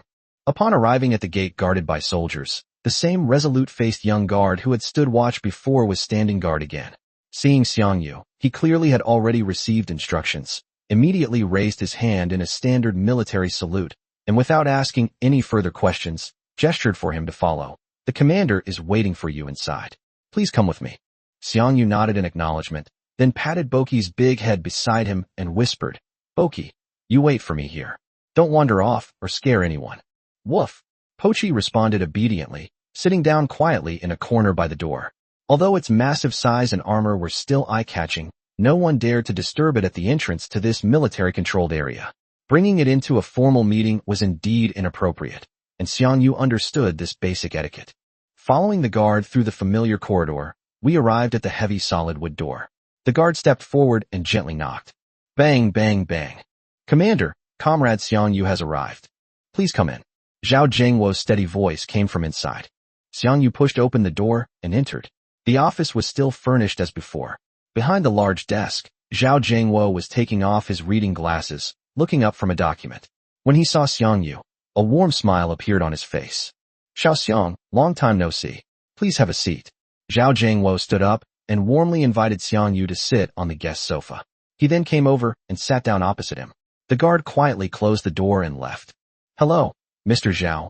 I apologize for bothering you. Xiang Yu bowed slightly, his attitude neither humble nor arrogant. Haha, what do you mean by bothering? I'm overjoyed you could come. Zhao Jiangwo waved his hand. Xiao Xiang, you've really worked hard these past few days. I heard from Xiaodian that a gold-level chariot token was issued today. Yes, Elder Zhao. We were lucky today, encountering 2 gold-level bounty hunters and getting one after killing them. Xiang Yu replied truthfully. Ha ha ha, great. Great. This is all thanks to you. Zhao Jiangwo laughed heartily, clearly very satisfied. After laughing, his expression turned serious. All right, let's get down to business. Xiao Xiang, about the mysterious fragment you mentioned to me last time, I specifically asked the logistics department to keep an eye out for it. They just delivered it to me today, and that's when I contacted you. We've only collected 7 pieces so far.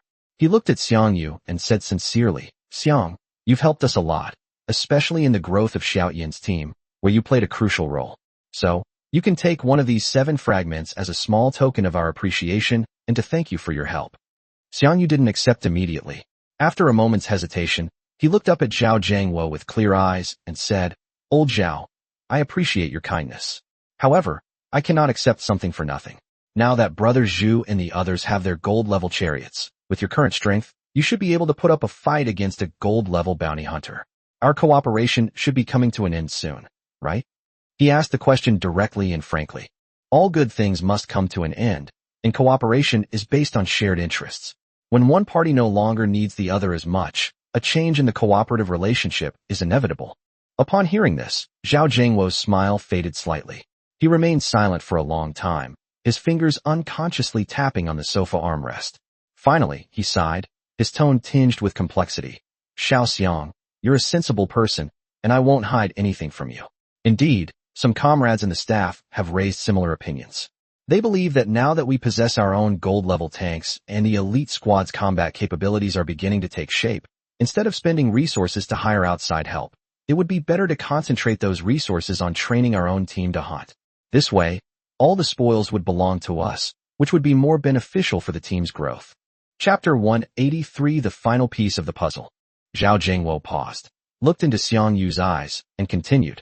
However, I've put this suggestion on hold for now, and no consensus has been reached. Many people are still taking a wait-and-see approach, or believe that maintaining cooperation with you to deal with more difficult emergencies is still valuable. After all, for the entire Chariot universe, Blue Star is just a beginner's area. Once we go to Wasteland, there are even more dangerous diamond level or even god level monsters. Targets of this level cannot be easily taken down just by having a golden chariot. Xiang Yu understood everything after hearing it. Jay's considerations were realistic and normal. He nodded. I understand, Mr. Zhao. Thank you for your frankness. In that case, let's end our cooperation here for now. This is better for both of us. You can develop according to your own plans, and it will save me from running around. It was agreed before that it was a mutually beneficial arrangement. His attitude was very relaxed, without the slightest dissatisfaction or resentment. This was originally a fair transaction, and now that the basis of the transaction has changed, it can naturally be concluded.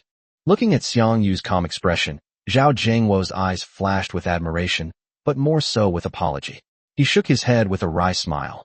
Little Xiang, now that you mention it, it seems like we've, well, discarded you after you've served your purpose. Although that's the logic, I still feel bad for you. After all, you helped us get things started. Old Zhao, you flatter me. Xiang Yu smiled and said sincerely. We agreed from the beginning that it was a cooperation, a win-win situation. I got the bounty and spoils I needed, and you chose the chariot token, which improved your team's strength. It was a very successful cooperation, and both sides benefited. Now the situation has changed, which is normal, and you don't need to worry about it. His magnanimity and clarity left Zhao Zhengwo speechless for a moment, and he could only sigh again with emotion. Cooperation is cooperation, and friendship is friendship. Seemingly feeling that giving only one piece was not enough to express his gratitude, or perhaps wanting to further maintain the connection with Xiang Yu, this young man with great potential, he changed his tune and said, How about this, Xiao Xiang? I'll make the decision and give you another fragment. You can choose which two you like. Xiang Yu's heart skipped a beat. 2 pieces. This was indeed a very sincere offer. He immediately asked, Elder Zhao, are the fragments with you now? They're all here, Zhao Zhengwo said, waving his hand. Above the desk, light flashed, and 7 crystal fragments with different luster appeared out of thin air and landed on the desk. Come on, Xiao Xiang. Choose for yourself and see which 2 are destined for you. Thank you, Elder Zhao. Xiang Yu stepped forward, his gaze calmly sweeping over the fragments on the table. At the same time, his eye of insight, talent quietly activated, and invisible ripples of detection swept over each fragment.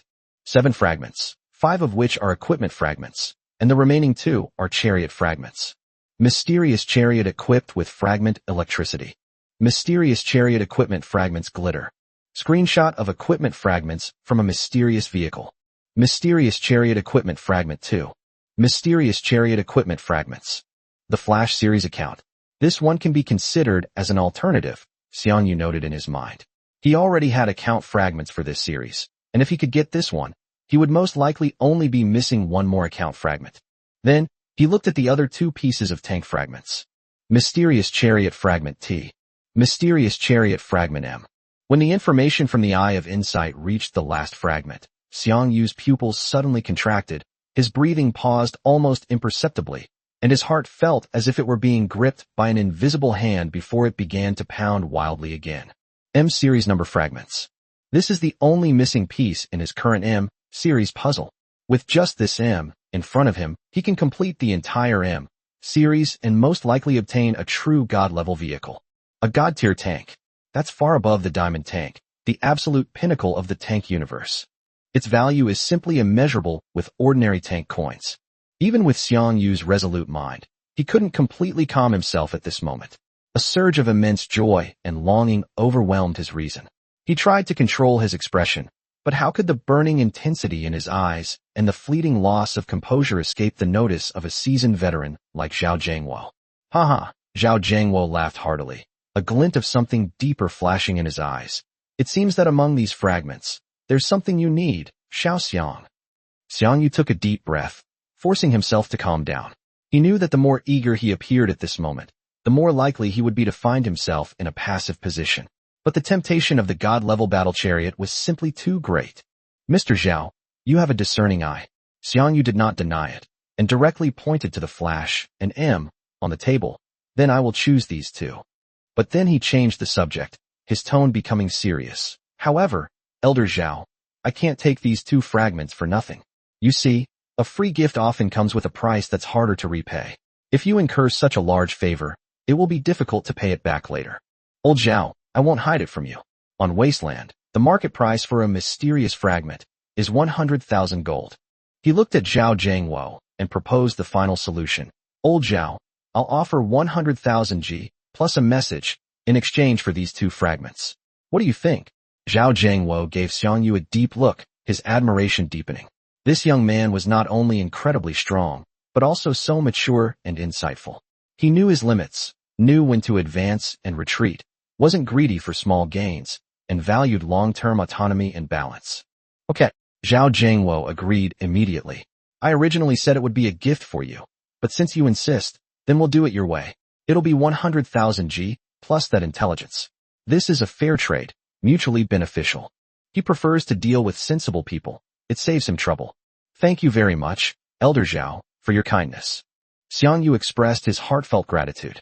Zhao Jiangwo waved his hand, then put all the fragments on the desktop back into the system warehouse, and then he sent a transaction request to Xiang Yu. Xiang Yu immediately confirmed, entered 100,000 G in the amount field, and then looked at the 2 mysterious fragments that Zhao Jiangwo had put in. The Eye of Insight scanned again to confirm that the items were correct. Confirm transaction. Xiang Yu pressed confirm. Transaction successful. Loss, 100,000 G. Obtained, mysterious chariot fragment M. Obtained, mysterious chariot equipment fragment. Looking at the 2 newly acquired fragments in the system warehouse, especially the mysterious chariot fragment M, lying side by side with the fragments in the warehouse, Xiang Yu's heart, which had been hanging in midair, finally settled back into his stomach. Chapter 184. The exciting moment has finally arrived. The last piece of the puzzle is finally here. An indescribable sense of anticipation and eager excitement welled up inside me. The transaction was complete, and Xiang Yu kept his promise, beginning to provide Zhao Jiangwo with the information he had previously agreed to. He thought for a moment and organized his thoughts. Old Zhao, the information I have to share is about the mysterious fragment. He paused, then continued. These mysterious fragments, while their specific types cannot be directly identified, can be fused together with fragments of different serial numbers. In the repair workshop of each safe zone, there is a special device that looks like a giant crucible. That is the synthesis furnace. Simply place 2 or more fragments of different serial numbers into it, and pay a certain amount of chariot coins as energy consumption to initiate the fusion process. There are 2 possible outcomes of the fusion. If the fragments put in happen to belong to the same series, they will successfully fuse to generate an unknown semi-finished product. Although we still cannot know its specific information, it is enough to prove that they belong to the same series. If the fragments put in do not belong to the same series, the fusion will fail. The fragments will not disappear, but the chariot coins consumed will not be refunded. Seeing Zhao Jiangwo's gradually realizing expression, Xiang Yu summarized. So, theoretically, as long as you have enough fragments with different serial numbers and aren't stingy with chariot coins, by constantly trying combinations through this synthesis furnace and eliminating incorrect options, it's possible to eventually find and collect all the fragments of the same series. Of course, this requires immense luck, a massive amount of mysterious fragments, and a huge amount of chariot coins. But this path definitely exists. He revealed all he knew about the core mechanisms of fragment synthesis. This information was undoubtedly extremely valuable to Jay, who possessed a certain amount of fragment reserves and resources, enabling them to establish a systematic framework for fragment research and utilization. Upon hearing this, Zhao Jiangwo's eyes gleamed, and his fingers tapped unconsciously on the table, clearly processing and evaluating the information rapidly. After a moment, he nodded emphatically, a solemn expression on his face. I see. Synthetic furnace, combination experiment, process of elimination. Thank you, Xiaoxiang. This information is crucial and has resolved some of our previous confusion. It will be of great guiding significance for our subsequent research and utilization of the fragments. The value of this intelligence is no less than that of the 2 fragments. He meant it sincerely. Sometimes, a correct approach has far greater long-term value than a few specific items. I'm glad it was of some help to you. Xiang Yu nodded slightly. The intelligence had been delivered, and the transaction was complete. He didn't linger, rising to say, Then, Elder Zhao, if there's nothing else, I'll take my leave. Thank you very much this time. Okay, Xiang, take care on your journey. Zhao Jiangwo also stood up, extended his broad hand. and shook hands firmly with Xiang Yu, his tone sincere. I hope we will have the opportunity to cooperate again in the future, whether it's intelligence or something more practical. There will definitely be an opportunity. Well then, Mr. Zhao, I'll take my leave now. Xiang Yu said goodbye for the last time, turned around, opened the office door, and walked out quickly. The door closed behind him, and Xiang Yu's forced composure was instantly replaced by burning excitement. He practically rushed to Boqi, who was lying by the door, listlessly licking his paws, his voice brimming with barely suppressed excitement. Boqi, let's go? Quick. Woof. Pochi was taken aback by its owner's unusually high spirits, but it immediately stood up, wagging its tail as it followed. He grabbed Pochi and sprinted straight toward the hunter's office. He couldn't wait a second longer. Only one thought was churning in his mind, and only one image was flashing before his eyes. Throwing the 5M series fragments into the synthesis furnace, watching them fuse together, and giving birth to his own god-level battle vehicle. Caution, safety, and long-term planning were all swept away by this immense desire. He simply wanted to witness that historic moment with his own eyes, immediately, leaving behind the astonished gazes of pedestrians on the street and the joyful barking of Boqi. His goal was clearer than ever before, and his heart pounded more fiercely than ever before. The familiar building of the office building seemed to have transformed into a gateway to a higher realm of power in his eyes. Upon entering the repair workshop, Xiang Yu immediately focused on the giant crucible-like piece of equipment in the corner of the workshop. His heart pounded wildly in his chest, the sound of his blood rushing through his veins almost audible. He was so excited that even his fingers, reaching for the synthesis furnace, trembled slightly. He opened the system inventory, his gaze sweeping over the 5 fragments. He carefully removed them one by one and placed them into the slot above the synthesis furnace. Each fragment made a soft sound as it fell into the furnace, but to him it sounded like heavenly music. When the last M core was placed in, the patterns on the surface of the synthesis furnace suddenly lit up. At the same time, a system notification sounded. Beep. 5 fragments of the mysterious chariot have been detected by Hunter Red Wolf. The fragment numbers are comma, comma, comma, and core. Begin fusion? Note: if the added mystery fragments belong to different series, the fusion will fail. Has the fusion process begun? Yes/no. Yes. Xiang Yu practically shouted. Initiating fusion.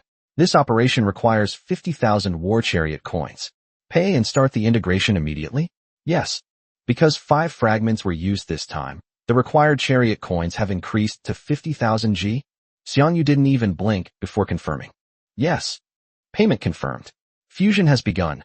Please do not interfere with the synthesis process. Buzz. The synthesis furnace suddenly lit up. Boom. Xiang Yu stared intently at the increasingly bright and solidifying pale red orb at the center of the synthesis furnace. He could sense that, under the influence of the powerful energy field and its rules, the 5 fragments had broken free from the constraints of their material form, transforming into 5 streams of energy of the same origin. Like 5 dragons returning to their nest, they hovered, intertwined, attracted and resisted each other at the center of the orb, and finally slowly converged, compressed, and merged towards a single central point. Chapter 185. I obtained a god-level battle chariot. There was no earth-shattering explosion, no dazzling burst of light. Everything unfolded under a profound and immense power. The 5 energy streams finally converged completely, collapsed, and condensed. The buzzing sound gradually subsided, and the pale red light also quickly receded and contracted. Synthesis complete. As the notification sound rang out, the synthesis furnace clicked open. Inside, there was no smoke, no residual heat, only a token-shaped item glowing red lying quietly. Obtained, Chariot token, God-level designation. Xiang Yu practically lunged forward, his hands trembling slightly as he grabbed the pale red token. It was somewhat cold to the touch, yet he could faintly sense the terrifying energy within, enough to incinerate mountains and boil seas. He immediately focused his mind to examine its attributes. Chariot token, God-tier designated. Using this chariot token will grant you a designated, non-selectable, God-tier chariot. God-tier chariot tokens can also be obtained by opening God-tier boss chests. Like regular chariot tokens, they randomly grant you a God-tier chariot, but do not include unique models. Only mass-produced and prototype models are available. Designated model of the God-level war chariot, Xiang Yu murmured, repeating these words. Overwhelmed by immense joy, he was momentarily dazed and even forgot to breathe. The previous disappointment, the regret of not getting the diamond token from the boss chest, and all the efforts and sacrifices made to collect the M-series fragments, all turned into an overwhelming sense of excitement and satisfaction at this moment. Finally, he gripped the token tightly in his hand, his knuckles digging into it, the veins on his arm bulging slightly. A surge of heat rushed from the bottom of his heart to the top of his head, making his eyes sting a little. He had previously been troubled and regretful about missing out on the diamond-level chariot token, feeling that his path to advancement was blocked. Who could have imagined that things would take such a dramatic turn for the better? He skipped the diamond level and directly obtained a pass to a higher level. And what's more, it was a complete god-level chariot. Bochi, did you see that? We're going to have a god-level chariot. Xiang Yu lowered his head and looked at Bochi, who was also tilting his head up and curiously sniffing the token. His voice was a little hoarse with excitement. Woof, woof woof. Although Bochi couldn't fully understand the meaning, it could clearly feel its owner's almost overflowing joy. It immediately wagged its tail happily and rubbed its head against Xiang Yu's leg, sharing in the joy. Without the slightest hesitation, Xiang Yu focused his mind, communicated with the token in his hand, and directly chose to use it. Ding! Use chariot order, god-level designation. The prompt sounded in my mind. Yes. Ding detected that the awakened one has already bound 3 war machines. War machine space is full, and war machine tokens cannot be used further. Please reset and free up at least 1 tank slot before you can use a new tank order. Xiang Yu's surging enthusiasm and excitement froze instantly, his expression stiffening. He then remembered that the system limited the number of war chariots that awakened users could bind. Each awakener can only have a maximum of 3 vehicles at a time. If they want to summon a new vehicle, they must reset and reclaim the previously bound vehicle. There's more to this than that. Xiang Yu patted his forehead. He had been too excited and forgotten this most basic rule. He quickly calmed down, opened the system interface, and switched to the vehicle page. 3 phantom images of vehicles were displayed side by side. His gaze fell on the leftmost vehicle, the smallest in size but of great significance to him. The VZL 11 Malawian kwaches. This iron-class vehicle was the first vehicle he obtained after arriving in this vehicle universe, and it was also the initial vehicle in a true sense. It accompanied him through his weakest and most confused early stages, traversed the perilous wilderness, and completed the most basic hunting missions. Although its firepower was insufficient, its armor was thin, and its mobility was not outstanding, it was this little vehicle that carried him to knock on the door of this cruel world. Although it's just a low-level tank, Xiang Yu stared at the phantom of VZL 11 Malawian kwaches, his eyes filled with complex emotions, a hint of reluctance and nostalgia. This is where I began in this tank universe. Without this little car, there might not have been the silver and gold chariots, the encounter with Pochi, or the countless life-or-death battles and victories. It carries an indelible memory and a starting point. Goodbye, old friend. Xiang Yu murmured to himself, as if speaking to an old friend he was about to part ways with. Thank you for accompanying me on my initial journey. I hope that in some corner of the future, you will meet a master who will cherish you even more and continue your journey. The system's reset is not destruction, but rather a complete severing of the bond between the vehicle and the awakened one. After formatting its core data, it is then redeployed into the flow of the vehicle universe according to the system's rules. It may be obtained by other awakened ones, or it may remain dormant forever. He selected the phantom image of VZL 11 Malawian kwaches and confirmed reset. Do you want to reset the selected tank VZL 11 Malawian kwaches, unique iron tier? Note: reset is irreversible. Once executed, this vehicle will be permanently lost. All initial equipment associated with this vehicle will be completely erased, and consumed enhancement resources will not be refunded. Please confirm again. Sure.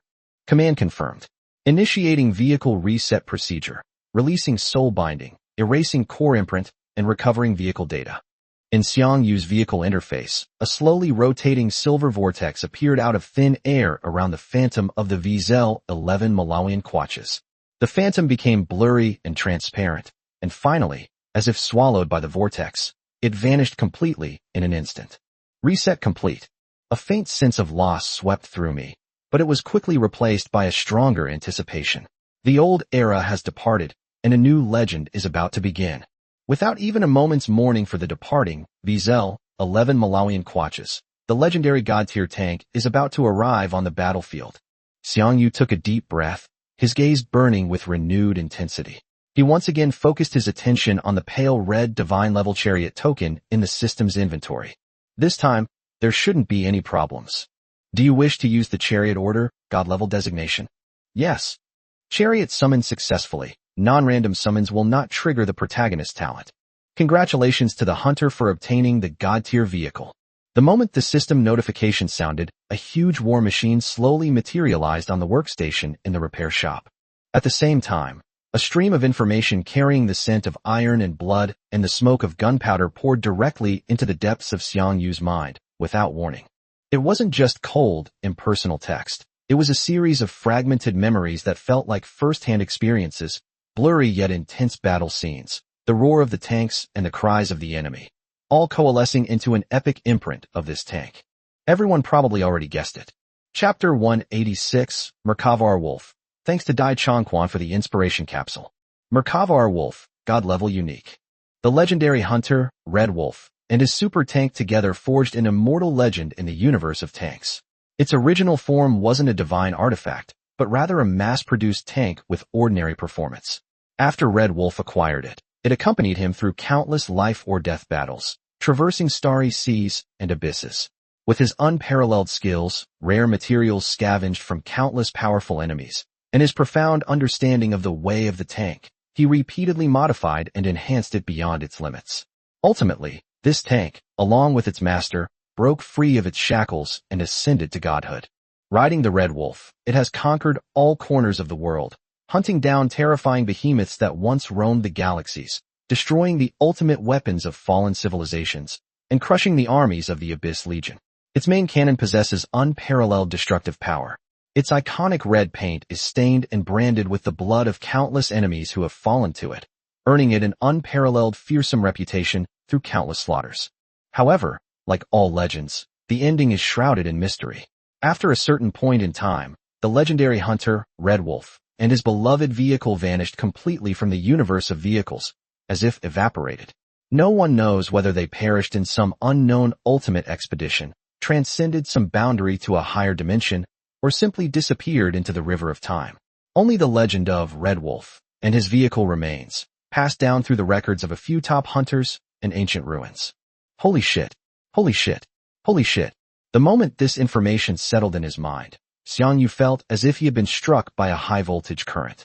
His whole body trembled violently, and he burst out 3 curses that he had suppressed to the extreme but could not control. His eyes widened as he stared intently at the red vehicle that stood quietly at his workstation, like a sleeping behemoth. His face was filled with unparalleled shock, absurdity, and a chilling excitement. It's the wolf cart. The Red Wolf's vehicle? Is this some kind of coincidence? When he registered his hunter ID, he casually filled in the name Red Wolf. While it was partly out of regret and respect for the lone warrior who tragically fell in MM1, it was also more of a whim and a bit of a commemorative gesture. He never imagined that in the depths of this brutal and realistic universe of tanks, there truly existed a legendary hunter named Red Wolf, who left behind an immortal legend. Even more unexpectedly, this legendary hunter's ultimate vehicle, stained with the blood of countless powerful enemies and ultimately disappearing along with him in the river of time, would cross the boundless expanse of space and time to appear before him and become his own vehicle. Could this be the guidance of fate? A thought involuntarily surfaced. Was it the unseen approval and entrustment of that vanished legend? Was it the name Red Wolf itself that stirred some deeply buried mark and inheritance in this world? Or was it his talent as the chosen one that played a more fundamental role, attracting this legacy that transcends time and space to his side?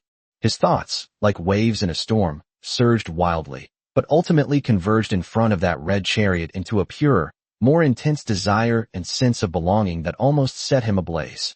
Whatever the reason, now it's right here, right in front of me. It's mine. Xiang Yu approached, our wolf, raised his hand, and gently touched the cold, heavy armor with trembling hands.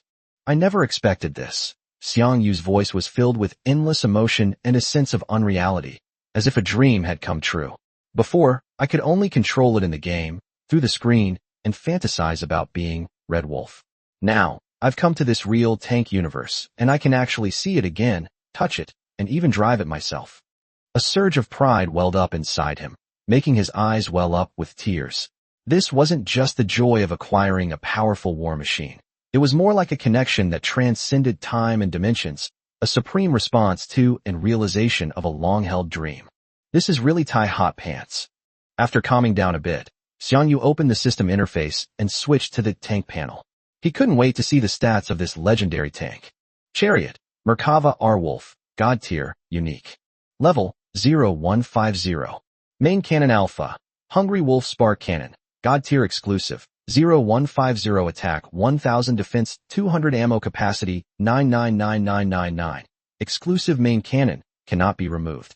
Feature 1, Ammunition Mastery. This main gun has 3 ammunition magazines, standard ammunition, armor-piercing ammunition, and high-explosive ammunition. Ammunition types can be switched as needed. Feature 2. Each shot in 3 rounds can fire 3 shells. Actual number of shells fired by the main gun equals number of shots fired, number of consecutive shots, number of weapon rounds. Feature 3. Due to its enormous size, the giant cannon requires 2 main gun slots at once. Main gun beta, unavailable. Secondary gun alpha, empty. Secondary gun beta, empty. SE device, empty. Tank tools, none. Special magazine, 0200. Chip slot 0, lightning strike, God tier exclusive. Activating this chip allows the vehicle's main cannon to fire 4 times consecutively, ignoring ammo reload cooldown. Cooldown time, 24 hours. Excluding the firing of special shells. Chip slot 1 empty. Chip slot 2, empty. Chip slot 3, empty. Chip slot 4, empty. Chip slot 5, empty. Chip slot 6, empty. Device C, empty. Engine, empty. Chassis, RLA Defense 180. Energy Shield, 18,000. After reviewing the detailed data of the God-level tank, only 2 words remained in Xiang Yu's mind. Invincible. The exclusive main cannon boasts a base attack of up to 4 digits and comes with 3 equipment traits. Although trait 3 is a negative effect, preventing the equipping of an additional main cannon, the all-out attack mastery alone is enough to make 1 cannon equivalent to 3. Chapter 187 Auctioning the Diamond Main Cannon. Thank you for your gifts. Here's an extra chapter. Furthermore, the God tier main gun possesses a triple fire characteristic. If the quadruple burst chip is equipped, a single regular firing can unleash 143 is equal to 12 shells. If its built-in exclusive God tier chip is activated, that volley fires 48 shells. Reality isn't a game. The target is moving while the tank is firing, so the AI is fine-tuned based on the target's real-time position during each burst. Otherwise, firing so many shells and missing completely would be a huge waste. The only pity is that, apart from these 2 exclusive God-level equipment, all the other weapon slots, equipment slots, and chip slots on the vehicle are empty. Xiang Yu sighed, his gaze sweeping over the empty slots. It seems that, apart from the core equipment, everything else has been lost in the river of time. The current R-Wolf is like a flawed sword blank, lacking even a handguard and weights, full of potential but unable to unleash its full power. There's no other way. You have to eat 1 bite at a time and walk 1 step at a time. Xiang Yu quickly adjusted his mindset. With a thought, he summoned Xiang 217, which had been with him for a long time, from another empty workstation next to him. The gray-brown chariot sat there quietly. Its body, which usually seemed enormous, now appeared surprisingly small compared to the red behemoth beside it. Old buddy, let me do you one last favor. Xiang Yu patted the armor of the golden chariot, his tone somewhat reluctant. He opened the panel of the Xiang 217 and began to disassemble the equipment and tools inside the vehicle one by one, and then installed them on the R-Wolf, in turn. Just as Xiang Yu was about to install the gold-level engine from the Xiang 217 onto the God-level vehicle, a system notification suddenly sounded. Note: the currently installed engine, SGL 0, gold grade, has been detected to be too far below the vehicle's grade, resulting in insufficient energy transfer efficiency. If forcibly loaded, this vehicle can only utilize 60% of its base speed and maneuverability. Continue loading? Yes/no. Xiang Yu was stunned for a moment, a look of exasperation on his face. The engine, which has always been practically invisible, actually has this feature. He hadn't expected that in real vehicle integration, the difference in grade would lead to such a severe performance degradation. It was like trying to use the engine of a small car to drive a main battle tank. It simply wouldn't work. He glanced at the system inventory. Besides this gold engine, there were only the even worse silver engines, with even more wretched performance. As for a god-level engine, he had no clue about it for the time being, and he didn't dare to even think about it. Even a skilled cook can't cook without rice. We'll just have to make do for now. Xiang Yu sighed and reluctantly chose yes. 60% speed is fine. It's a bit slow, but it's better than nothing. At least our defense and firepower aren't affected. We'll have to rely on Noah's skill to compensate for the lack of mobility for now. Looks like we'll have to pay attention to high-quality engines when opening treasure chests in the future. Upon confirmation, the engine, which was considered top-tier for the Golden Chariot, was installed into the God-level Chariot. The moment the connection was completed, the engine emitted a roar that didn't quite match the R-Wolf, as if a giant beast had been fitted with an unsuitable saddle. Alright, everything that can be installed is installed. That's all for now. Xiang Yu breathed a sigh of relief as he looked at the God-class tank, which was finally no longer naked. Although the engine was a hindrance and the secondary guns were of insufficient quality, at least it had a basic combat configuration. Next came the painful yet exhilarating pay-to-win part. He brought up the tank panel and selected the upgrade levels for the tank itself and its exclusive main gun. Vehicle level, 060, chassis defense 180 plus 60%, cost 183,000 G. Hungry Wolf Spark Cannon, God level exclusive 060, attack 1000 plus 60%, cost 183,000 G. A total of 366,000 G was consumed. As the enhanced light faded, Xiang Yu checked his account balance with trepidation. After paying exorbitant enhancement fees, he was left with a paltry 40,000 plus gold. Not only was his wallet empty, but his personal shop's operating funds were also depleted. At this point, even if someone wanted to sell him mysterious fragments, it was impossible. No funds in the back end, and purchase orders couldn't be processed. Money's gone again. It's so cheap. Xiang Yu felt his heart bleeding. Right. The diamond main cannon is no longer needed. His gaze fell on the 175mm cannon that had just been disassembled in the system warehouse. R-Wolf can only be equipped with one main gun. He can't use this gun, so he might as well sell it for money. Quickly, he opened his personal shop's back end with a snap, listed the diamond cannon, and instead of consigning it directly, he chose the auction mode. Item, 175mm cannon. Starting bid, 120,000 G. I've set prices for all grades of equipment according to their stats. These aren't just random numbers. Auction duration, 12 hours, maximum 12 hours. Transaction fee.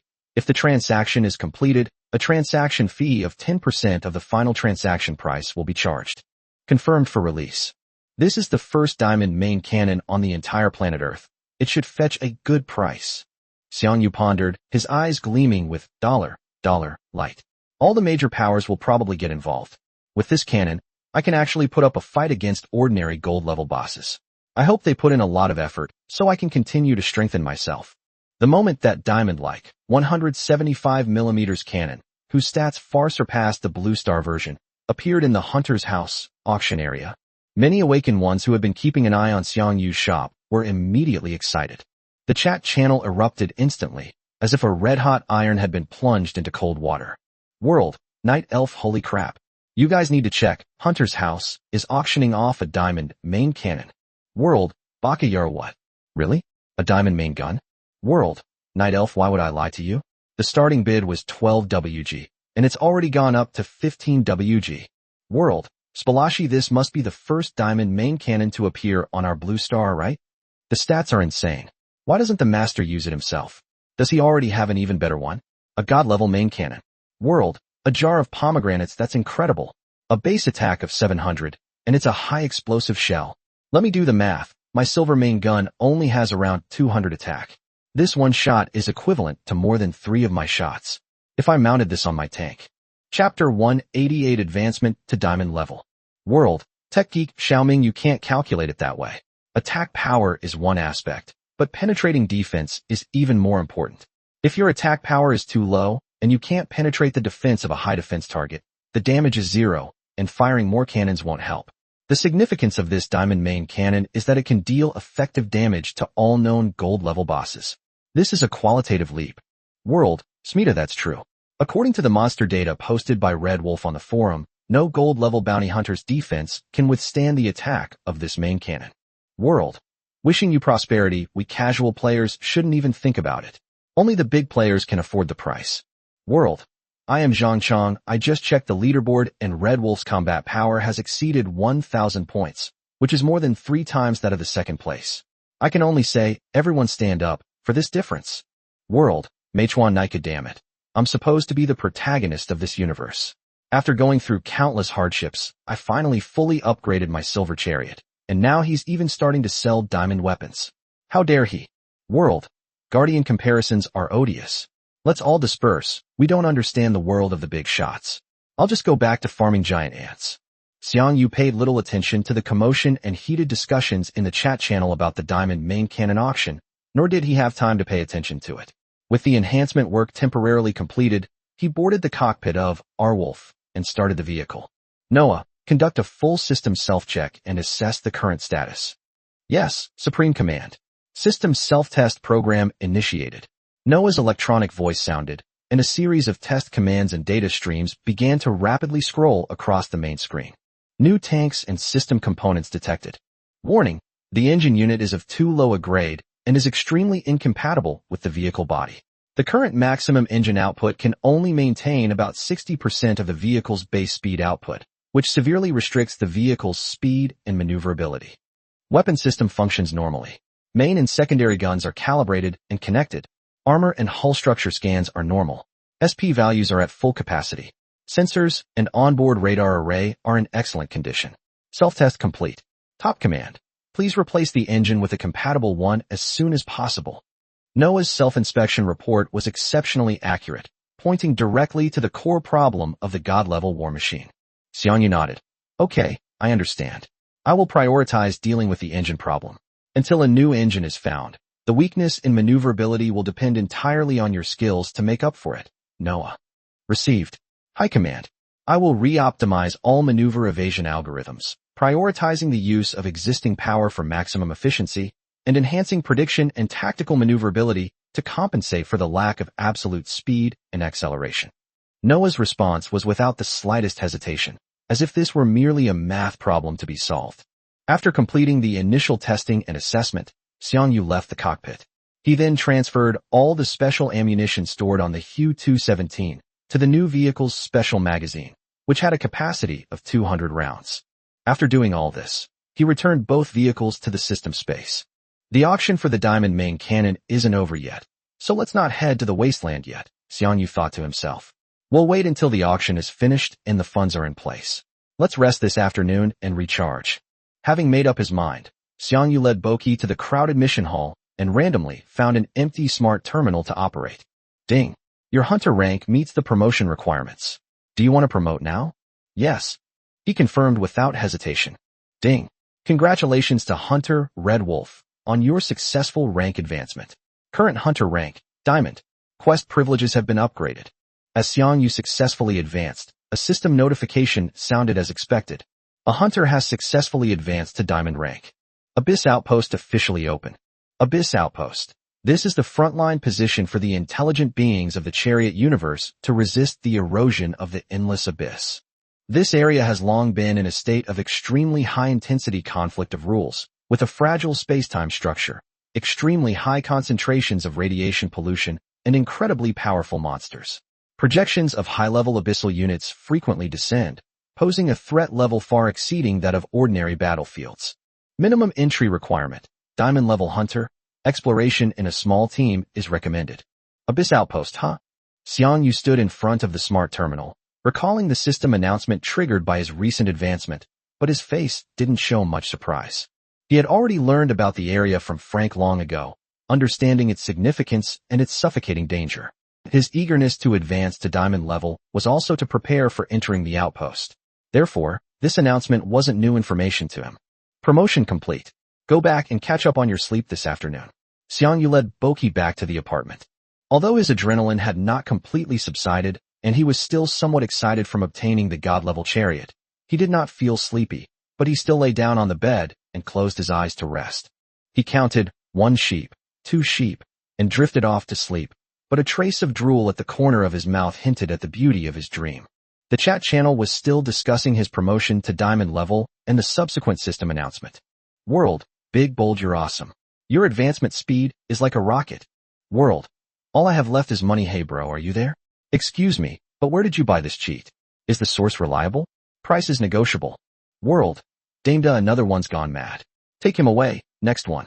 But honestly, this guy's power level is a bit unreasonable. World. I love tanks. Where is that Abyss outpost the system just mentioned? It can't be on Earth, right? That's way too dangerous. World. Guardian of Justice, it's definitely not on Earth. The threshold is diamond level, so it's obvious it's on a wasteland planet.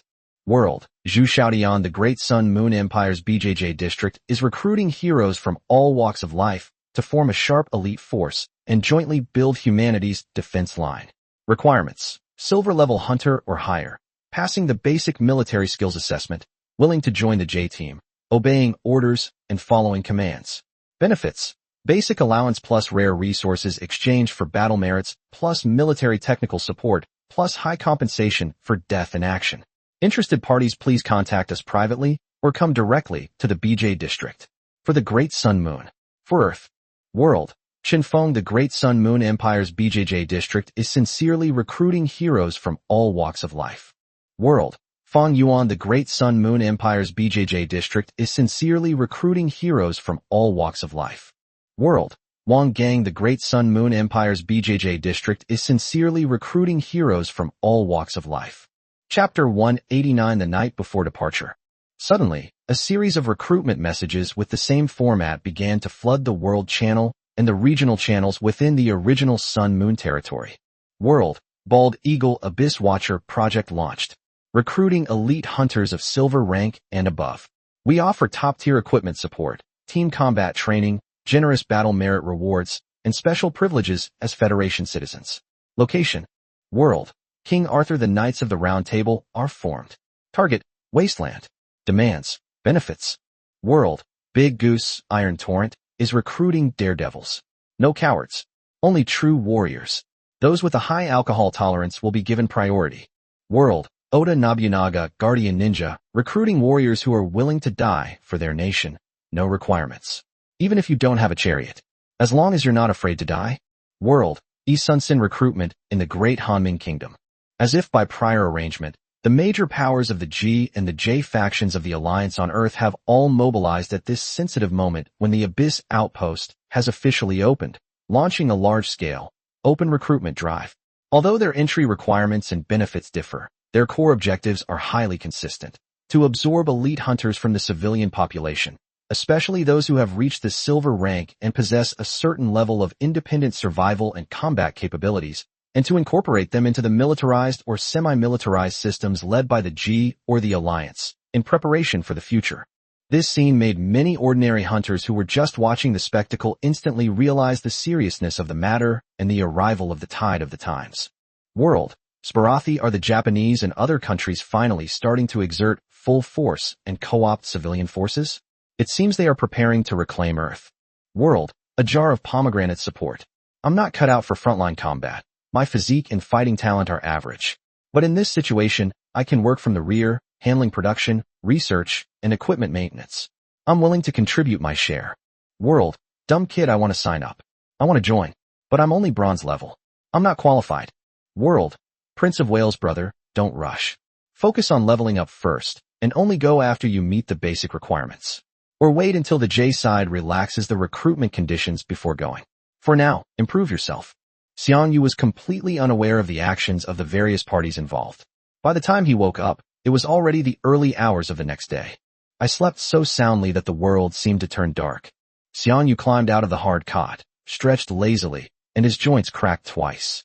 Boki, who was curled up next to him, also woke up, yawned with a trembling voice, and rubbed his head against Xiang Yu's leg. Come on, let's get something to eat. We're starving. He rubbed his rumbling stomach and led Pochi to the makeshift kitchen to tinker. Calling it a kitchen was a bit of a stretch. It was really just a counter for heating pre-prepared food. With a sausage dangling from his mouth, he casually opened the hunter's house, back in to check on last night's auction results. When he saw it, he almost choked. Cough cough ho. He stared at the final transaction figure on the screen, his eyes widening slightly. Over 200,000? These guys really don't treat money like money. He wiped his mouth, quickly doing some mental calculations. This price far exceeded his previous estimate. It seemed those G-Wagon owners were determined to acquire this main gun. He clicked his tongue, a mix of envy and relief. It's good to have a big tree to lean on, with plenty of resources, but I'm still used to having fun on my own. If I had to clock in and follow orders every day, I'd go crazy. He scratched his head and made a decision. He'd leave 50,000 G in the shop account, just in case someone else wanted to sell mysterious fragments. He withdrew the rest of the money, along with his initial investment. Looking at the newly inflated numbers in his personal account, 170,000 plus G, he felt a surge of pride. Boki and I quickly made ourselves some hot food to fill our stomachs. At this hour, it was hard to tell whether it was dinner, a late-night snack, or breakfast. Afterwards, Xiang Yu strolled into the repair shop. He wanted to give it one last push before setting off, just to feel more at ease. He patted the silent wolf beside him and brought up the interface. Upgrade to level 70. He pressed the confirm button, and the numbers in his account plummeted like water being released from a dam, making him wince in pain. Damn, that's expensive. Then he upgraded his newly acquired golden secondary cannon to level 70 as well. After all that, his wallet was visibly emptier, leaving him with just over 20,000. He sighed, set aside 10,000 for travel expenses, and spent the rest on miscellaneous supplies and energy stones. Well, it's clean again, he chuckled self-deprecatingly, clapping his hands. But you have to spend what you need to spend, eat it all up, and use it all up, otherwise it's all for nothing. After doing all this, he leaned against the cold workshop wall and slowly brought up his character panel, carefully examining each item one by one. My gaze swept over the familiar yet somewhat unfamiliar data, especially the latest statuses of Wolf and Boki, and I slowly began to understand. System nickname, Red Wolf. Hunter rank, Diamond. Character level, 80. Character equipment, omitted. Health points, 1,000 plus 80%. Talent skill 1, chosen 1, omitted. Talent skill 2, I have insight, slightly. Bound vehicles, Panther G105, Q217, Merkava Wolf. Money, omitted. Combat power, 1070.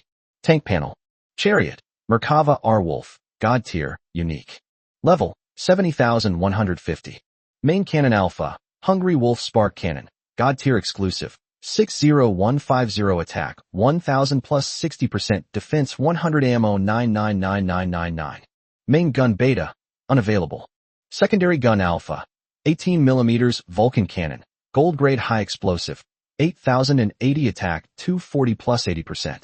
Secondary gun beta, 18mm auto cannon, gold grade armor piercing, 7080 attack 240 plus 70%.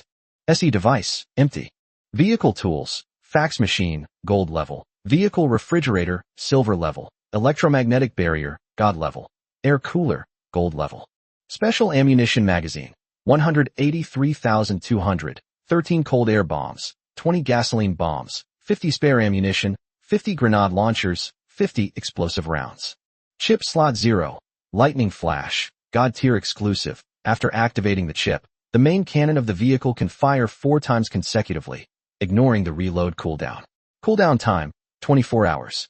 Chip slot 1, quadruple fire alpha, diamond level main cannon, omitted. Chip slot 2, mobility enhancement, bronze, omitted. Chip slot 3, secondary gun assist, bronze grade, omitted. Chip slot 4, main gun auxiliary, bronze, omitted. Chip slot 5, empty. Chip slot 6, empty. Device C, artificial intelligence NOAA, god level unique. 80150 defense, 300 computing power plus 80%. Engine, SL0, gold grade, 080 defense 60 energy recharge 2.5%. Chassis, RLA defense 180 plus 70%. Energy shield, 30,600. Chapter 190, continuing the legend. Thanks to Xiang Yu Xingming for the inspiration capsule. Pet panel. Nickname, Boki. Type, Fighting Hound.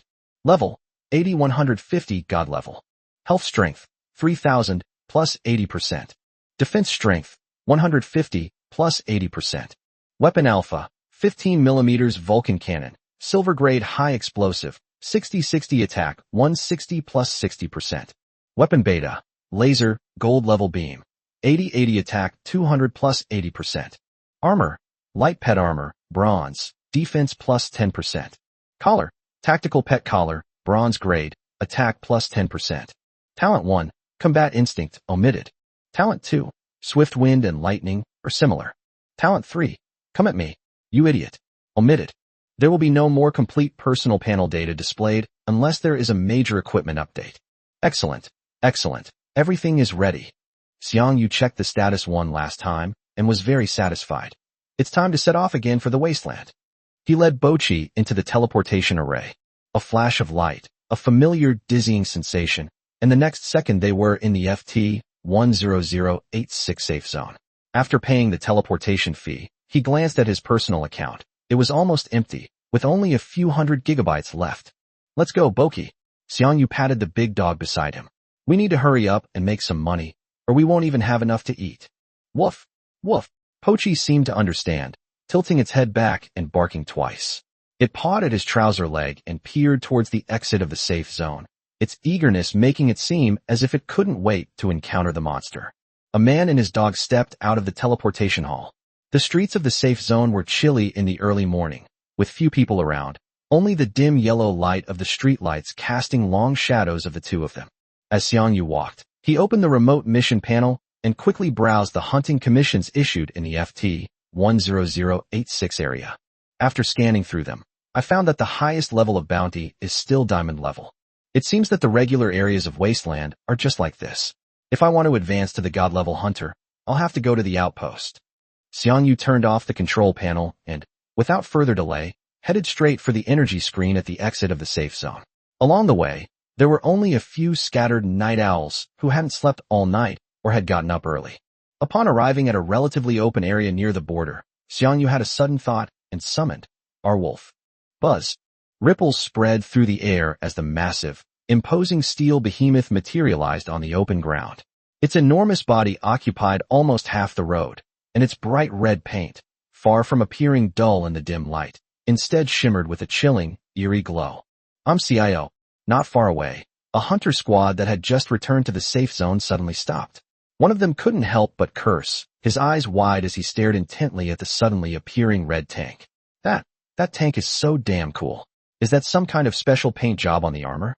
An older-looking hunter next to him immediately nudged him with his elbow and muttered in a low voice, "Are you fucking stupid? Can't you use your common sense?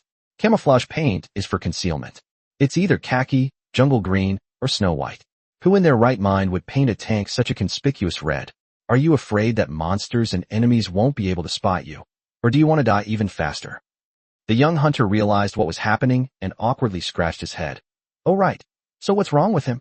Another teammate squinted, carefully examining the wolf's heavy, menacing body and its crimson paint job, which seemed to have been repeatedly tempered by blood and fire. He slowly said, "How should I know? Either it's some complete newbie idiot who knows absolutely nothing and just wants it to look good, or they're so strong that they don't care about hiding their strength at all, and they're fearless because they're confident in their abilities." When the young man looked at the red vehicle again, his expression changed, filled with surprise, curiosity, and disbelief. In this wasteland, anyone who dared to be so flamboyant was either a madman or a truly ruthless character capable of crushing everything. The hushed conversation of the hunters in the distance was completely cut off as the hatch closed. Xiang Yu sat in the spacious driver's seat, feeling the low-frequency vibrations from the starting of the vehicle beneath him, completely ignoring the tiny spectacle. The tank smoothly passed through the energy barrier at the edge of the safe zone. The light membrane brushed against the red armor, rippling like water. The next second, that familiar desolate wind swept over them once more. Pochi had already darted to its designated spot at the front of the vehicle, crouched down, its ears perked up, its sharp eyes scanning the wilderness ahead, and its tail occasionally flicking gently. The chariot began to accelerate, entering the rugged Gobi Desert. Xiang Yu carefully felt the bumps during the journey, the feedback from the steering, and the linearity of the acceleration. This speed feels about the same as the previous golden chariot. Xiang Yu was taken aback for a moment, then realized, a relieved smile appearing on his face. It seems that the system's prompt of utilizing 60% of the base speed and maneuverability refers to 60% of the full power of the god-level chariot itself, not 60% of the golden engine's own power. Converted, even with the output severely limited, it's enough to rival or even slightly surpass the speed of the golden chariot. Thankfully, it's not a big problem. This discovery dispelled the last vestige of his concerns about mobility. Although he knew that if he could replace the engine with a matching one, this steel beast would unleash truly terrifying mobility and explosive power, In its current state, it was more than enough to handle regular combat and exploration, and at least it wouldn't become a significant weakness. As the tank ventured deeper into the wilderness, far from the safe zone, the scenery on both sides changed from sparse shrubs and metal debris to a more primitive and rugged Gobi desert and weathered rock pillars. Xiang Yu's mood, like the gradually opening landscape, was filled with high-spirited anticipation for the unknown future. The call from the abyss front, control of the god-level war machine, the gradual improvement of his own strength, and the loyal partner Pochi by his side. All the necessary elements were in place. He gripped the control stick tightly, leaned forward slightly, and stared intently at the horizon, where countless secrets and challenges lay hidden. Noah, Pochi. His voice wasn't particularly loud, but it carried an indomitable spirit, echoing in the cockpit. Full speed ahead. Woof woof. A loud, excited, and battle-ready response came immediately from the communicator. Received, highest command. Engines at full power. Moving at full speed. Noah's electronic voice also seemed to have become a bit more crisp. The roar of the engine instantly rose, and the scarlet chariot accelerated sharply, like a crimson meteor, leaving a straight trail of dust in its wake across the barren land. The tracks crushed the gravel on the ground with a crunching sound. Noah's control was extremely skillful. Although the chariot was huge, it was exceptionally agile, avoiding major obstacles on the road and speeding towards the depths of the wilderness. Xiang Yu felt the surging power beneath him, the unstoppable momentum flowing through the control lever to his palms and into his chest. A smile played on his lips as he murmured to himself, as if conversing with the ancient wilderness or challenging his own destiny. From today onward, the legend of Red Wolf will be continued by me and pushed to even greater heights. Chapter 191: An Unexpected Encounter with a Battle. In the early morning, Xiang Yu turned over in his sleeping bag in the carriage, slowly woke up, his eyes still half closed, and let out a long yawn. Yesterday, in order to make the journey and test the divine chariot, he got up too early. In addition, he cleared out several waves of monsters that deliberately crashed into him along the way. He was busy until evening and could not resist the fatigue that was coming over him. So he asked Noah to find a relatively sheltered rocky hollow away from the monster cluster to stop and rest on the spot. Good morning, Boki. Xiang Yu rubbed his tired eyes, glanced to the side, and his voice was still hoarse from just waking up. Bochi had already woken up and was quietly lying near the hatch, its ears perked up, alert to any outside noise. When it saw him get up, it immediately turned its head, wagged its tail happily, and nuzzled his hand with its wet nose. Woof. All right. I know you're starving. My stomach is growling too. Xiang Yu smiled and rubbed its big head before crawling out of the sleeping bag. He stretched his somewhat stiff limbs and walked to the folding counter on the side of the carriage. This counter doesn't take up much space when folded up, but it's quite large when unfolded and can be used as a temporary cooking station on the vehicle. Our Wolf is expected of a god-level war machine. Its internal design is exquisite. Although from the outside, the entire car body is only one size larger than the previous, Hu 217. Its interior space is utilized extremely well, and the layout is as if it was carefully planned by a top architect, without any sense of crampedness.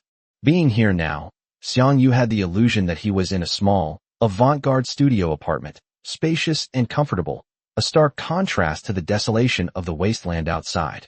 He took out fresh meat and vegetables from the car refrigerator, and with the help of his farmer's 3 punches, a traditional Chinese cooking method, quickly cooked a pot of steaming, fragrant soup on the stove, and also baked a few pieces of easy-to-store flatbread.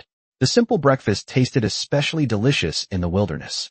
Pochi also received its special ration with a large chunk of meat, which it ate with great relish. After the man and dog finished their breakfast, Xiang Yu neatly tidied up the kitchen utensils and put the folding table back to its original state. Noah, prepare to depart. Plan today's route. Our destination remains the northeast, continuing our advance towards the Abyss outpost. Command confirmed. Route optimization complete during environmental scan. Engine started, energy supply stable. The R-Wolf roared again as it left its temporary overnight stop and returned to the embrace of the wilderness. The closer they got to the Abyss outpost, the more active the surrounding ecosystem seemed to become. The density and strength of the monsters had noticeably increased. Yesterday alone, Xiang Yu encountered several waves of sizable monster attacks. However, under the devastating firepower of the god-level tanks, these encounters were all uneventful, instead becoming excellent opportunities to test the new tank weapon systems. In just one day, the commissions earned Xiang Yu nearly 40,000 G from clearing these monsters alone, greatly easing his financial burden and giving him even greater anticipation for the rewards on the abyss front. The chariot continued its advance, rolling over a relatively hard gravel area. The scenery suddenly opened up to the right, with a vast ocean appearing on the horizon, its waves slowly lapping against the black reef-strewn shore. "I didn't expect there to be a beach nearby," Xiang Yu said, looking out through the wide observation window. The distant sea appeared strangely calm. The water's color was odd, but it seemed to carry little pollutant. The coastline was winding, with black reefs intertwined with gray-white sand, creating a desolate scene characteristic of a wasteland. "The scenery is actually quite nice," he commented softly. "If it weren't for the ubiquitous radiation and pollution in the air, this place might truly be considered a spectacle." "What a pity." Xiang Yu shook his head, dismissing the overly dangerous idea of stopping for a tour. "Noah, keep your distance and proceed parallel to the coastline. Scan the surface and underwater of the sea. Who knows what even stranger things might be lurking in the oceans of wasteland." "Yes, sir." Boom, boom. Suddenly, a muffled roar of a main gun came from afar, mixed with even more violent explosions, which could be faintly heard even from a considerable distance. Xiang Yu raised an eyebrow, immediately lowered his high-powered observation scope, and looked northwest from where the sound came from. Against the backdrop of the dim sky and the coastline, faint orange-red flashes of light from explosions could be seen intermittently on the distant horizon. "There's a battle going on, and it's not small." He frowned. "Noah, turn left, go over, and take a look. Be careful to stay hidden, and turn all your sensors on." Received. Direction change, switching to silent cruise mode. The vehicle swayed slightly, tracing an arc as it drove towards the direction of the explosion. The suspension of this tank was indeed excellent. It barely swayed during cornering. Soon, several screens were split up on the main screen, clearly projecting the real-time situation of the distant battlefield. In the center of the image is a wider, grayish-white beach than the one we just saw. Not far behind the beach stands a rusty, dilapidated bridge spanning the sea. The main structure of the bridge remains relatively intact, with massive piers deeply embedded in the sea and sand. Although the bridge surface is riddled with cracks and collapsed holes, there are still several winding paths that appear strong enough to withstand heavy vehicles, stretching stubbornly into the depths of the sea like the remains of a giant beast. This is a shortcut across the sea area. At this moment, what attracted Xiang Yu's attention was a fierce battle taking place on the beach. One of the combatants was a heavy armored vehicle with a yellowish-brown desert camouflage paint job. It was maneuvering nimbly to avoid attacks, its hull flashing with the light of gunfire from the hits, and its main and secondary guns spitting fire continuously, clearly in the midst of a fierce battle. Chapter 192, An Enviable Monster-Attracting Physique. The chariot's opponent was a strangely shaped monster. The creature resembled a monstrous fish magnified dozens of times, its skin covered in dark green keratinous scales. Over 10 meters long, its streamlined body was adorned with a pair of enormous, fleshy ventral fins resembling bat wings. These fins were powerfully flapping through the air, allowing for short-range gliding attacks, though not sustained flight. On either side of its body were several machine guns, unleashing a hail of bullets at the tanks below. Even more troublesome is that every 10 seconds or so, this strange fish will use a powerful slap or the potential energy of a dive from a height to suddenly gain altitude, hang in the air briefly, and then launch several dark, high-explosive bombs from under its bulging belly. These bombs will not only cause violent explosions when they land, but will also splash out sticky, burning chemical flames, greatly reducing the maneuverability of the tank. Boom, boom, rat-a-tat-tat. The sounds of explosions, machine gun roars, tank engines blaring, and artillery shells mingled together, making for an exceptionally fierce battle. The tawny tank was clearly driven by an experienced hunter, dodging with remarkable speed and counterattacking decisively, repeatedly striking the monster fish's body with its main cannon, shattering its scales and splattering its juices.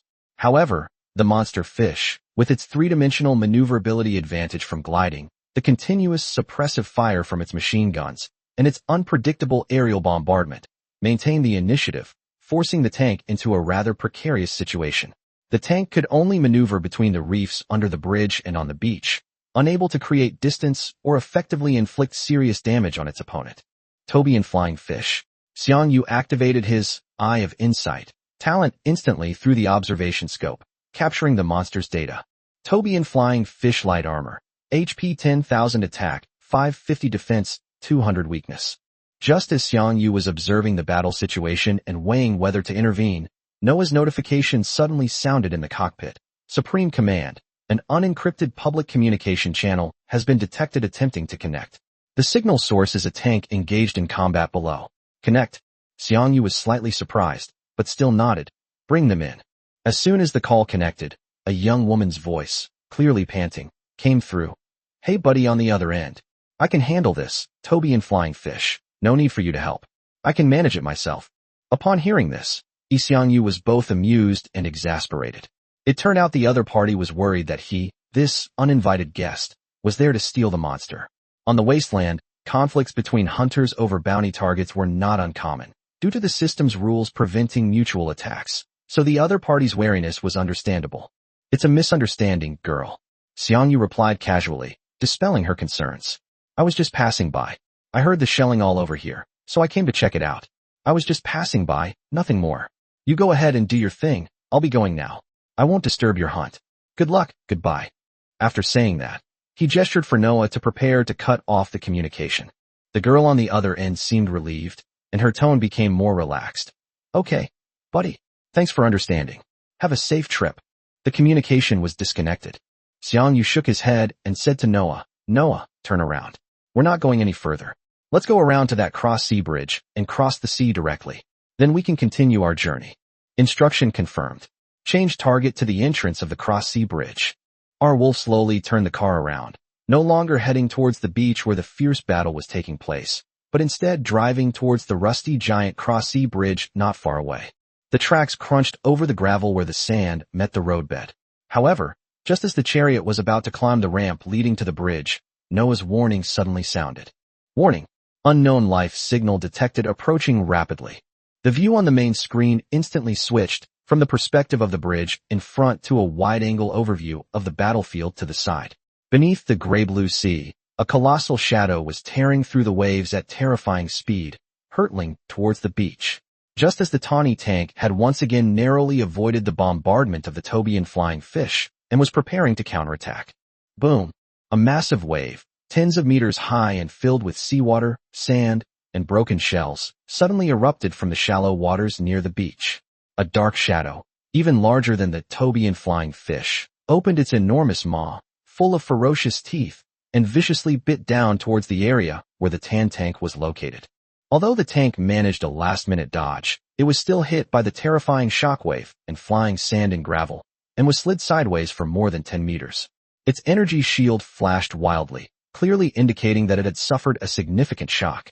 The newly appeared monster, with only its upper half above the water, was nearly 2 or 3 stories tall, radiating a suffocating aura. Its crimson eyes swept over the Tobian flying fish, circling in midair, then locked onto the tan-colored war chariot on the beach that had just stabilized its vehicle. Holy crap, isn't that a U-shaped shark? Xiang Yu couldn't help but twitch his lips when he saw this sudden scene. Does this girl have a monster-attracting constitution or something? She's fighting one, and another one comes along. This feeling of meat being fed into her mouth is just too comfortable. He watched as the tank on the screen struggled to readjust its posture, while the newly arrived U-shark was already poised to charge again. The Tobian flying fish, in the air, also realized that an even fiercer competitor had arrived and began to shriek impatiently. The scene instantly changed from a one-on-one duel to a chaotic 2 against 1, and the situation instantly became very unfavorable. Xiang Yu had no intention of getting involved and was preparing to continue on his way. However, the communication request, which he had just hung up, rang urgently again, once more from that tan-colored chariot. Xiang Yu sighed, but still chose to answer the call. As soon as the communication was established, the previously composed female voice on the other end was filled with panic and urgency, accompanied by a continuous series of explosions, monster roars, and the alarm of a damaged vehicle. Big brother. Help. Big brother. Her voice trembled with excitement and fear. Another one is here. This shark monster seems to be diamond level. I can't beat it. I really can't.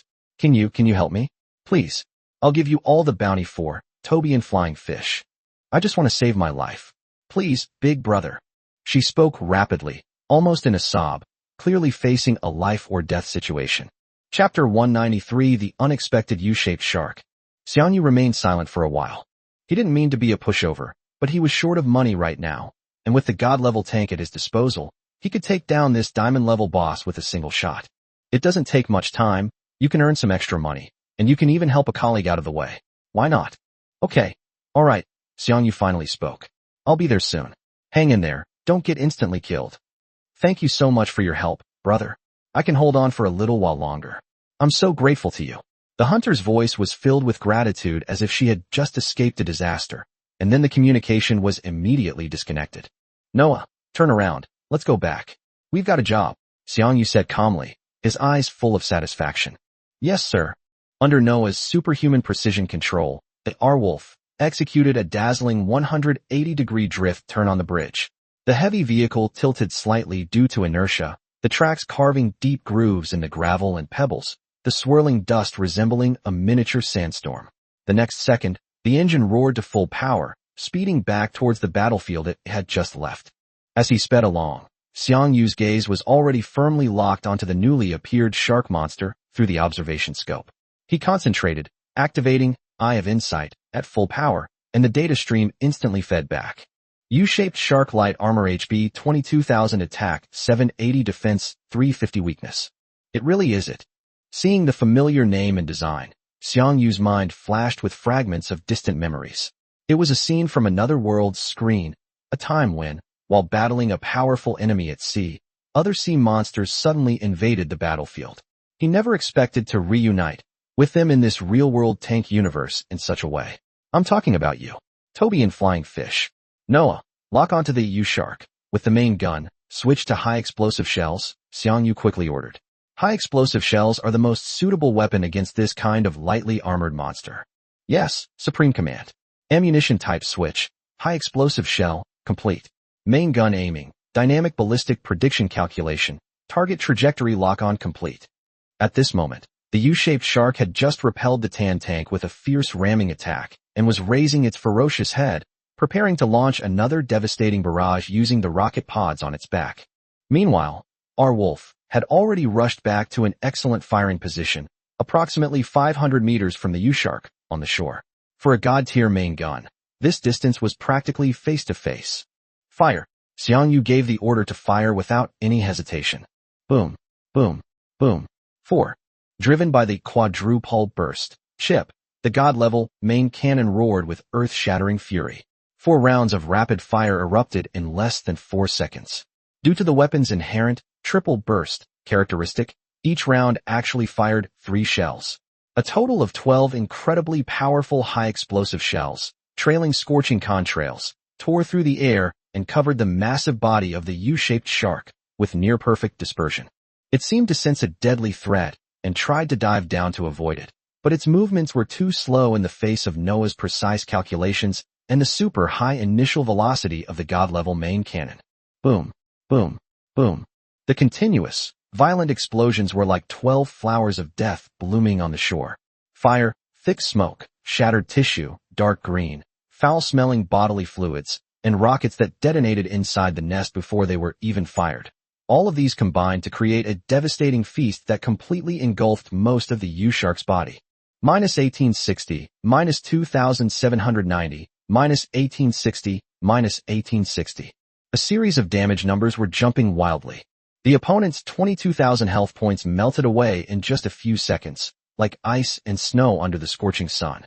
The U-shaped shark only had time to let out a shrill wail before its massive body stiffened abruptly. Its proud head drooped limply, crashing heavily into the shallow water, sending up a towering spray.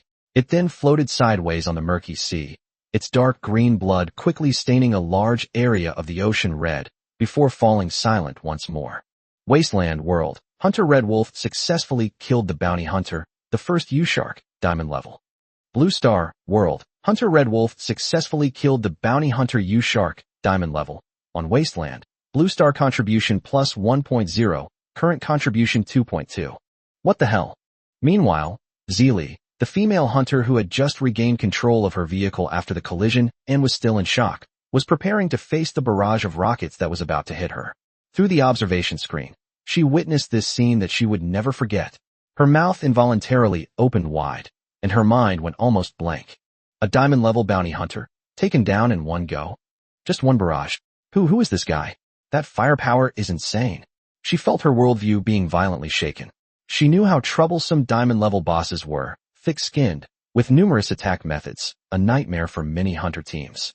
But this red tank in front of her had crushed it like an insect. Could it be a god-level hunter? Just as Zelie was in shock and her mind was racing with all sorts of thoughts, the situation on the battlefield had completely reversed. The intruding U-shaped shark had already fallen to the ground, and the Tobian flying fish, which had been locked in combat with Zelie in the air, seemed bewildered. Its limited intelligence couldn't comprehend why the terrifying predator had suddenly died, but its biological instincts told it that extreme danger came from the crimson chariot that had just unleashed destructive flames. It let out a terrified screech and stopped attacking Zelie below, flapping its fins as if trying to escape the beach that had suddenly become extremely dangerous. Trying to run? Did you ask me first? Zelie snapped out of her shock instantly, her hunter's instincts allowing her to seize this golden opportunity. She maneuvered the tank, the main cannon quickly locking onto the flying fish in the air, its movements slightly sluggish due to panic. You had a good time chasing me and blowing me up, didn't you? Dot. Boom. Boom. Boom. The main cannon roared, striking precisely at the base of the Tobian flying fish's massive fin. The already wounded flying fish screamed, lost its balance, and plummeted sideways toward the sea. Zelie seized the opportunity, unleashing her secondary cannons at full power. The metal storm, like the scythe of death, tore wildly along the wound. Chapter 194 Zelie from Planet L. Thank you for the gifts. Here's an extra chapter. In just over 10 seconds, the already low-health Tobian flying fish, under Zelie's full-force attack, followed in the footsteps of the U-shark. It let out a mournful howl, fell heavily onto the beach, twitched a few times, and then became completely still. The beach returned to silence, with only the gentle lapping of the waves and the slow dissipation of gunpowder smoke. Over the communication channel, Zelie's voice was filled with gratitude. Thanks so much to you today, big brother. I've added you as a friend. The bounty for Tobian flying fish is 20,000 G. I'll transfer it to you right away. Xiang Yu interrupted her directly. Miss, that's not necessary. I didn't put in much effort. Besides, you killed the flying fish yourself. I didn't help at all. Huh? This? Zelie was taken aback, not expecting the other party to refuse even the payment so readily. But she reacted quickly, immediately changing her tone to be more sincere. All right, then thank you very much, brother. I mainly operate around FT 09754, so if you need to inquire about information or run errands in the future, just come to me. Although I'm not very capable and may not be able to help you with anything major, I can still handle some odd jobs. Ha ha. FT 09754. Is there a safe zone nearby? Xiang Yu's heart skipped a beat. It wasn't marked on the map, so it seemed to be a secret outpost that Frank hadn't included. Yes, brother. It's just across the sea, Zelie quickly explained. After crossing this bridge, it's about half a day's drive northeast. The location is a bit remote. Not many people know about it, but it has everything you need. Brother, do you need to rest for a bit? How about I take you there? My car needs fixing too, and I need to replenish some ammo. It's on the way. Xiang Yu thought for a moment and nodded. Okay, then I'll trouble you. It's nothing. You're too kind, brother. You saved me today, showing me the way is nothing. After the communication ended, Zelie's tank slowly started, with our wolf steadily following behind. Two tanks, one after the other, drove across the rusty, mottled sea-crossing bridge through the desolate hilly area and sped along for half a day under the gloomy sky. In the afternoon, they arrived at the FT 09754 security zone. Passing through the slightly fluctuating energy barrier, the two vehicles stopped in the parking area near the entrance. There weren't many people inside the base, and the streets seemed particularly empty. Xiang Yu pushed open the hatch and jumped down. At the same time, the driver's cockpit of the tank next to him also opened, and a tall and agile figure jumped down nimbly. She was a young woman who appeared to be in her early 20s, with a well-proportioned yet powerful figure, dressed in a gray-green combat uniform. She removed her helmet, revealing short, silver hair slightly damp with sweat, and a delicate face. Her features were quite similar to those of humans from Earth, but what was most striking were her noticeably longer and more pointed ears, peeking out from her silver hair. She looked like an elf from a Western fantasy film. She turned around and saw Xiang Yu getting out of the car as well. A hint of surprise flashed in his amber-like eyes. She walked a few steps to Xiang Yu and gracefully extended her hand. I didn't expect you to be so young, big brother. My name is Zili, and I'm from Planet L. Thank you so much for today. Her voice had a natural cheerfulness, even more crisp and energetic than it did on the phone. Xiang Yu was slightly surprised by the other person's racial characteristics and attitude. He reached out and shook hands briefly, the touch warm and strong. Hello, you can just call me Xiang Yu. Hee, brother Xiang Yu. Zhe Li's smile widened, revealing a set of white teeth. Can I have a friend request? That way, if I ever run into a tough opponent again, I'll have a hotline for help. It's better than letting someone else have it, right? Her words were half joking and half serious, her eyes clear and open. Although he didn't plan to stay long, the other person had a straightforward personality, and it wouldn't hurt to make a good connection. Xiang Yu nodded and sent a friend request through the system. Okay, I've sent you the application. That's great. Zili immediately confirmed, then suggested. Brother Xiang Yu, you must not have eaten yet, right? Come on, it's my treat. Consider it a formal thank you for saving my life today, and I'll also tell you about this place. Don't worry, I know a restaurant with absolutely authentic food. Unable to refuse such a kind offer, Xiang Yu did not turn down the task. All right, then I'll trouble you. Don't be so polite. Brother, follow me. Zili seemed very happy and led the way with ease. She seemed to be quite popular here. Several hunters along the way nodded and greeted her, their eyes curiously sizing up Xiang Yu. The restaurant she chose wasn't large, but several tables were occupied, indicating good business. The owner clearly recognized Zili and warmly invited them to sit in a relatively quiet corner. Zili familiarly ordered several signature dishes and 2 glasses of the restaurant's special fruit-flavored fermented drinks. The food was served quickly, made with high-quality ingredients and rich seasoning, possessing a rustic yet delicious flavor. Xiang Yu took a few bites and found it indeed quite good, far superior to the monotonous synthetic foods found in many safe zones. The taste is indeed good, Xiang Yu commented. Of course. I've been around here for so long. I know exactly which shop has the best food, Zili said with a hint of pride, raising her glass to clink with Xiang Yu's. During the meal, Xiang Yu sent Frank the approximate location of the FT-09754 safe zone through the friend system. The other party quickly replied, Received, thank you for the information, we will verify and update the map as soon as possible. Seeing that Frankie had received it, he closed the interface and stopped paying attention. Zili was clearly a straightforward person. The portions she ordered were generous, and both of them ate to their heart's content. After their meal, they said goodbye at the restaurant entrance. Zili needed to repair her vehicle and replenish her supplies, while Xiang Yu planned to explore the unfamiliar stronghold for a while, hoping to find some unexpected gains. After parting ways with Zili, Xiang Yu strolled along the main road of the safe zone. He first collected the 60,000 G bounty for killing the Yu shark, which immediately made his wallet much fuller. Next, he switched to the system warehouse, focused his attention on the boss treasure chest U-shaped shark, second time, and chose to open it.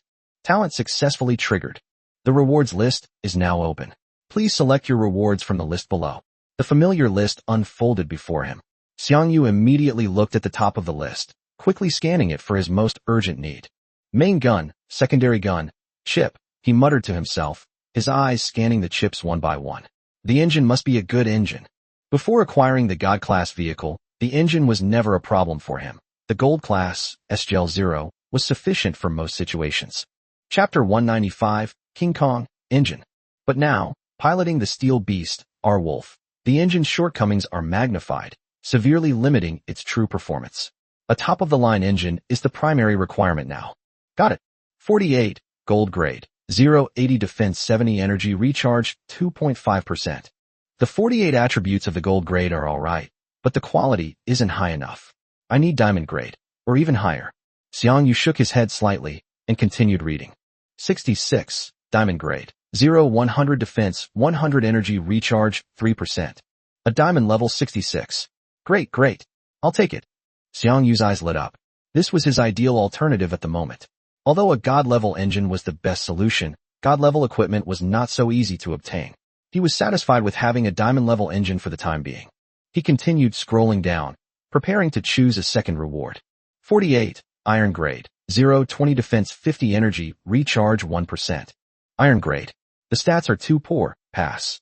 Next, etc. Xiang Yu's gaze suddenly stopped.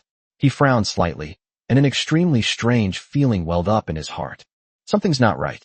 He abruptly pulled the list back, re-examining the basic attributes of the engine he had just glanced at. But 48, gold level. 66, diamond level.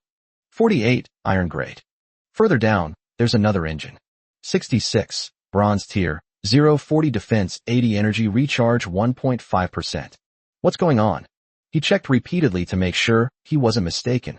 The reward list inexplicably contains 2 different grades of 48 engines, gold and iron, and 2 different grades of 66 engines, diamond and bronze. Moreover, their attributes correspond perfectly to their grades, with gold being superior to iron and diamond to bronze, which seems logically consistent. But this is simply not right. Based on his countless experiences opening treasure chests, the items that appear at the top of the reward list are the rarest and highest quality rewards in the chest. How could these 2 low-level equipment, which are clearly only black iron and bronze, appear among a bunch of gold and diamond-level items? This isn't some knockoff game. It's not going to have bugs like mismatched equipment inventory IDs or incorrect textures. Unfortunately, during the selection phase, the eye of insight, talent cannot be applied to the phantoms of items in the list. Xiang Yu felt a bit of a headache.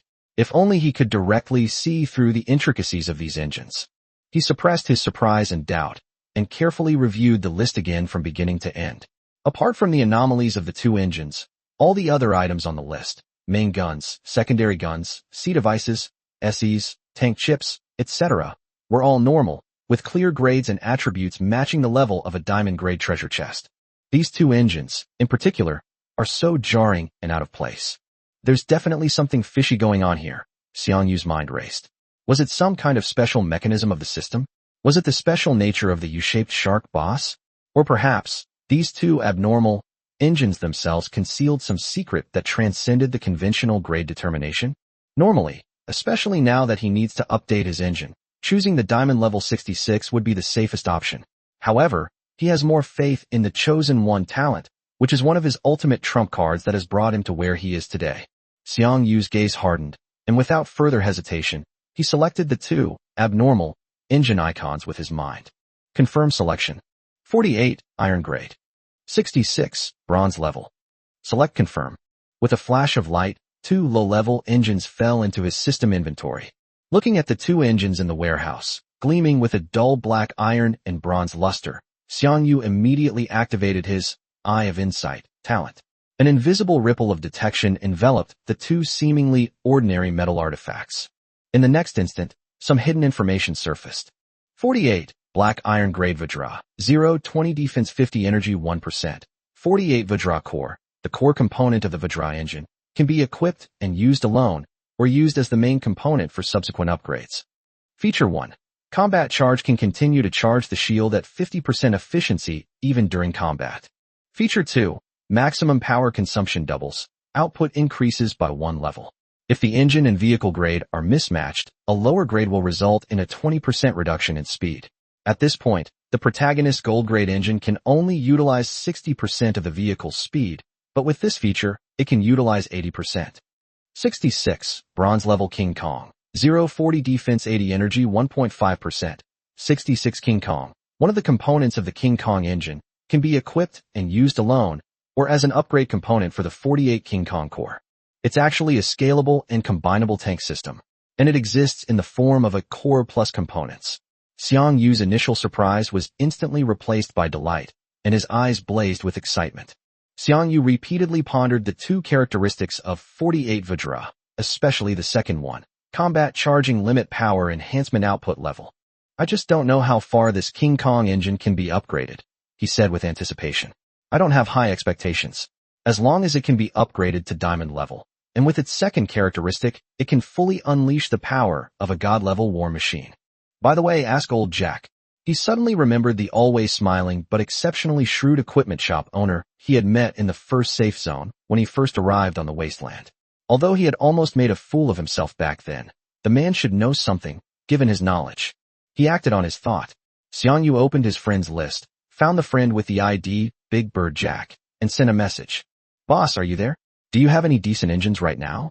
Not long after the message was sent, old Jack's reply popped up, his tone still carrying that familiarity and shrewdness unique to businessmen. Hey, young man, it's you. Long time no see. Looks like you're doing well. What, got a new car? Then another message came. Generally, newly summoned vehicles come with their own engines and C devices. You specifically asked about the engine. Does that mean you got a unique diamond vehicle? Unique vehicles sometimes have incomplete initial parts, or the original engine is too poor, so you need to assemble it yourself. Chapter 196. The Astute Old Jack. Xiang Yu raised an eyebrow. As expected of a seasoned veteran, he deduced almost everything just from the fact that the man asked about the engine. Although he didn't expect to obtain a god-level tank, mainly because he couldn't think of it, the direction was already very close. Before Xiang Yu could reply, Old Jack sent another message. Where are you now? Let me see if I know anyone in the same industry who can help me ask around.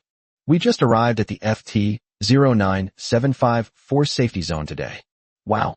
Good job, Brother Xiang. You're very efficient. We're almost at the outpost. FT-09754. I know that place. Wait a moment, I'll ask around for you.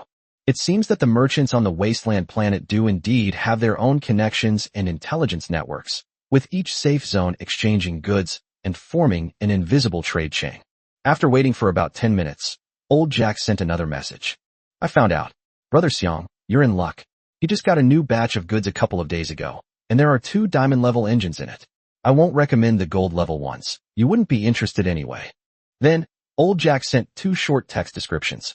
66, diamond grade. 0-100 defense, 100 energy recharge, 3%. OHC Carmen, diamond grade. 0-100 defense, 95 energy recharge, 3%. Xiang Yu's gaze sharpened. The first item was the same normal diamond grade 66 engine he had seen in the U-shaped shark treasure chest before. He considered his words carefully before replying. Boss, isn't the 66 engine supposed to be bronze level? Why is this 1 diamond level? Oh, you mean this. A regular 66 engine is diamond level, but the one you're looking at isn't a regular 66, it's the King Kong series. Seemingly organizing his thoughts, Old Jack sent a longer explanation after a while. They belong to a relatively rare King Kong series. At first, when everyone got those low-grade 48, 66, and the like, they all thought they were defective products. Until later, a lucky guy who liked to tinker accidentally triggered its hidden setting. This King Kong series is a special engine that can be fused and upgraded. It uses the iron grade 48 as its core, and then you need to find other parts of the same series, such as the bronze grade 66, the silver grade 100, the gold grade 300, and so on, and fuse them up. With each fusion, the overall grade and performance of the engine will be improved. It is said that if you can gather all the parts and successfully fuse them, you can eventually get the diamond level 500 King Kong engine. In addition to its unique power-up characteristics, it is comparable to the god level engine. As for whether this series can go further and be synthesized to the god level, I don't know. I haven't heard of anyone succeeding yet. I see. Thank you for clearing up my doubts, boss. Xiang Yu replied, his understanding of the King Kong series becoming clearer, and he also realized its considerable value. Old Jack, a shrewd businessman, immediately grasped the potential business opportunity in Xiang Yu's words. These King Kong series engine parts aren't cheap. How much did that guy sell them for? If it's less than 100,000 G, I suggest you buy them directly. Even if you don't use them yourself, you can make a profit by reselling them. He hadn't expected Old Jack to make such a suggestion. It seemed the other man truly considered him a friend. After a slight hesitation, he decided to reveal the truth, since he might need Old Jack's help in finding other parts later. Actually, I got one when I opened a treasure chest before. After the message was sent, there was a few seconds of silence on the other end, followed by a reply filled with obvious surprise. Brother Xiang, your luck is truly unbelievable. So, are you planning to use it yourself or sell it? If you want to sell, I can help you make connections and get it for over 100,000 gold. These special growth components, which are in high demand but not readily available, are very attractive to hunters who need them. Xiang, you could almost picture Old Jack's eyes lighting up on the other end of the communicator. He certainly wouldn't sell it. It was the key to solving his tank's power problem. I want to keep it for myself. Haha, I knew it. You have a long-term vision, young man. You're not the kind of person who's greedy for quick money. Old Jack seemed to have expected this, his tone filled with admiration. Then, he dropped a bombshell that made Xiang Yu's heart race. Since you're not planning to sell it, you definitely need this. Another equipment message came in. 100 silver tier, 0.60 defense, 110 energy recharge efficiency, 2%. How about it? The King Kong, Series 100, a genuine upgrade accessory. He happens to have one there. Do you want it? Xiang Yu was somewhat excited. How much, boss? If you want it, I can help you negotiate down to 150,000 G. Although this thing is only silver grade, as one of the parts in the King Kong series, this price is not expensive. 150,000 gigabytes. Looking at the number and then at his personal account, Xiang Yu felt a wave of helplessness wash over him. He really wanted to buy it, desperately wanted to, but he was short of money. Sorry, boss, I don't have that many Chariot coins right now. Could you ask him to hold them for me? I can buy them from him later when I've collected enough. So how much do you have now? There are only 100,000 gigabytes left for now. He didn't have high hopes, but old Jack's reply completely surprised him. Okay, then give him 100,000 G first. I'll cover the remaining 50,000 G for you. You can transfer it to me when you have the funds. Xiang Yu was stunned when he saw the message. 50,000 gigabytes isn't a huge sum, but they'd only met once. There was no need for him to pay that amount up front. He couldn't help but ask, Boss, aren't you afraid I'll run away or die in the wilderness, and all your money will be gone? Ha. I've been on this wasteland for so many years, I still have a good eye for people. Young man, how long have you been on this wasteland? Not even a month at most, right? And you've already got a diamond chariot. That's some serious potential. Consider this money as my investment in you, old Jack. I have high hopes for your future. If you become successful in the future, and you have any unwanted equipment or odds and ends you want to sell, just remember to look after this old man. As Xiang Yu read this passage, a warm feeling welled up in his heart. He himself never expected that, in the eyes of a businessman like old Jack, he would have such a promising investment value. Chapter 197, Little Bird Jerry. Thank you so much, Boss Jack. Xiang Yu replied with sincere gratitude. He remembered this favor. No problem. I've already spoken to him. You can just add him as a friend. His hunter ID is Little Bird Jerry. Puff. Xiang Yu, who was drinking water, saw the ID Little Bird Jerry and couldn't help but spit out his water. Luckily, he reacted quickly and turned his head, spraying the water mist onto the open ground next to him, which attracted the surprised glances of several passersby. Cough, cough, cough. Xiang Yu coughed a few times, his expression strange. Little Bird Jerry, Big Bird Jack. Are these names from someone from their planet? Their naming style is so unique. Shaking off the strange associations, Xiang Yu wiped his mouth and added Little Bird Jerry as a friend through the system search. The application was approved almost instantly. The other party immediately sent a message. Jerry the Bird. Hello, friend. I'm Jerry. Jack already told me.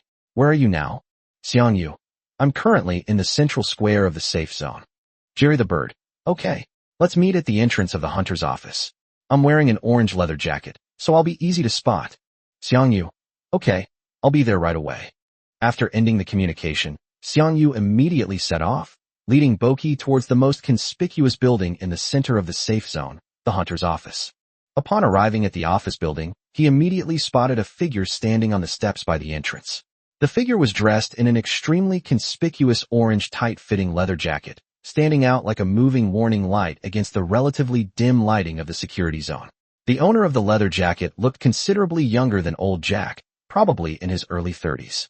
He wasn't tall, but he had a lean and muscular build, and his face bore a smile that bore a striking resemblance to old Jack's, especially his darting, bright eyes, which were practically identical. Xiang Yu suddenly realized that this was not some kind of same planet style at all, but clearly a younger version of old Jack. Looking at their appearance and temperament, no one would believe they weren't brothers. He stepped forward and greeted them. Hello, I'm Xiang Yu. Old Jack introduced me. Hello. You must be Xiang Yu, right? It's an honor to meet you. I'm Jerry, old Jack's younger brother. You can just call me Little Bird. That's what everyone calls me. Jerry's voice was clearer than old Jack's, and he extended his hand enthusiastically. The two shook hands. Boss Jerry, shall we make a deal now? Xiang Yu got straight to the point. Of course. I'll initiate the transaction right away. Jerry immediately sent a transaction request to Xiang Yu through the system. Xiang Yu confirmed that the item the other party had placed in the trade window was indeed the 100 silver grade. So he entered 100,000 G, carefully checked it again, and confirmed the trade. Transaction successful. Loss, 100,000 G. Award, 100 silver level.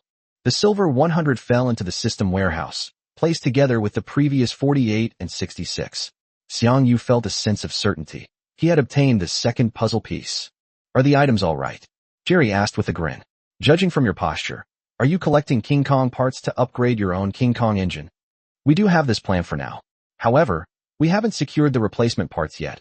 We don't know where to find 300 or 500 units. Hearing this, Jerry leaned closer and lowered his voice, saying, Dude, you'd better be prepared. These first few pieces aren't actually that rare. You can get them with a little effort, but at most you'll reach the diamond level of 500. As for the parts that advance to the god level, I've never seen anyone get them.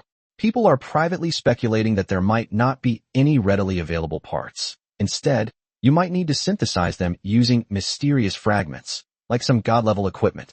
That stuff is a bottomless pit. Luck, money, and skill are all indispensable. So many people have thrown it in and haven't even heard a sound. Xiang Yu took Jerry's words to heart, especially the speculation about the god-level King Kong engine. This strengthened his resolve to collect the fragments. He nodded sincerely and said, Thank you for the reminder, Boss Jerry. This information is very important to me. I will act within my capabilities. Hey, don't be so polite. We're all on the same side. Jerry waved his hand, a smile returning to his face. All right, you've got your stuff, so I won't take up any more of your time. If you ever need any equipment, remember to let me know. I guarantee a fair price. Definitely, Xiang Yu replied with a smile. Having more friends means having more options, especially for a well-informed businessman like himself. After exchanging a few more pleasantries, the two waved goodbye. Jerry, wrapped in his orange leather jacket, quickly disappeared into the crowd in the safe zone. Xiang Yu immediately sent a message to old Jack. Boss Jack, I've got the stuff. I'll transfer the 50,000 gold to you as soon as I have it. Good that you got it. Don't rush the money. Take your time. Brother Xiang, remember my words. You only have one life. That's the most important thing. Whether it's making money or collecting equipment, it all has to be done while you're alive. Be steady and don't take unnecessary risks. Xiang Yu could sense the sincerity in the other person's words. I understand. According to his original plan, he intended to rest for one night at FT 09754 and set off again the next morning. However, plans can change. The cost of purchasing the King Kong components pushed him back to the brink of poverty and even incurred debt. This economic pressure made it impossible for him to rest peacefully. We must raise money as soon as possible to at least pay off old Jack's debt. Xiang Yu sighed helplessly as he looked at the dwindling balance in his account. I just hope to catch more bounty hunters so I can earn some extra money, he thought expectantly. For him right now, hunting high-value bounty hunters was undoubtedly the fastest and most suitable way to make money. After resupplying, Xiang Yu, along with Boki, drove the R-Wolf out of FT 09754 and plunged into the increasingly dark wilderness ahead. Because he was preoccupied with making money to pay off his debts, he didn't rush after leaving the safe zone. Instead, he slowly swept along the perimeter of FT 09754. Chapter 198 Zeely's New Discovery. Bang bang bang. As the final secondary cannon shot rang out, the last, giant hippo, fell to the sand, and Noah wiped out another horde of monsters. Xiang Yu felt a little relieved as he watched the numbers in his personal account gradually recover. At this rate, I should be able to collect the 50,000 gigabytes I owe old Jack by noon. Xiang Yu calculated his earnings. The process of idling is a bit tedious, but it's safe and stable. It's really uncomfortable to owe people money, so it's more reassuring to pay it back as soon as possible. Just as Noah finished clearing out another small group of monsters, a crisp system notification sounded, indicating a new friend message. Xiang Yu casually clicked on the message and found that the sender was Zeely. Zeely, Brother Xiang Yu. Are you there? Calling Brother Xiang Yu. Are you still near FT 09754? Xiang Yu replied. Yes, still farming monsters on the outskirts. What's wrong? Zeely, great. Brother Xiang Yu, I found another bounty hunter. It's a species I've never seen before. It has a very strong aura and looks dangerous. I scouted it from a distance but didn't dare get close. Do you want to come and take it? The bounty must be substantial. When Xiang Yu saw this message, the corner of his mouth twitched involuntarily, and he was speechless. Wow, this girl's luck is unbelievable. He couldn't help but sigh, rubbing his forehead. He'd been on the wasteland for so long, and through both active searching and unexpected encounters, he could count the number of bounty hunters he'd taken down on one hand. But this girl, in just 2 days, first encountered the Tobian flying fish, then lured in the U-shark, and now discovered an unknown species of bounty hunter. The frequency, the probability of these chance encounters with bosses was ridiculously high. She's the real chosen one, isn't she? Xiang Yu felt a strong urge to team up with her to grind monsters. This isn't a hunter, she's a human boss magnet. With her by his side, how could he worry about not having bosses to fight or not making money? Of course, impulsive as it was, Xiang Yu quickly calmed down. Forming a team involves many issues such as profit sharing and trust, and cannot be decided on a whim. However, he couldn't let this unknown bounty hunter, who had come knocking on his door, slip through his fingers.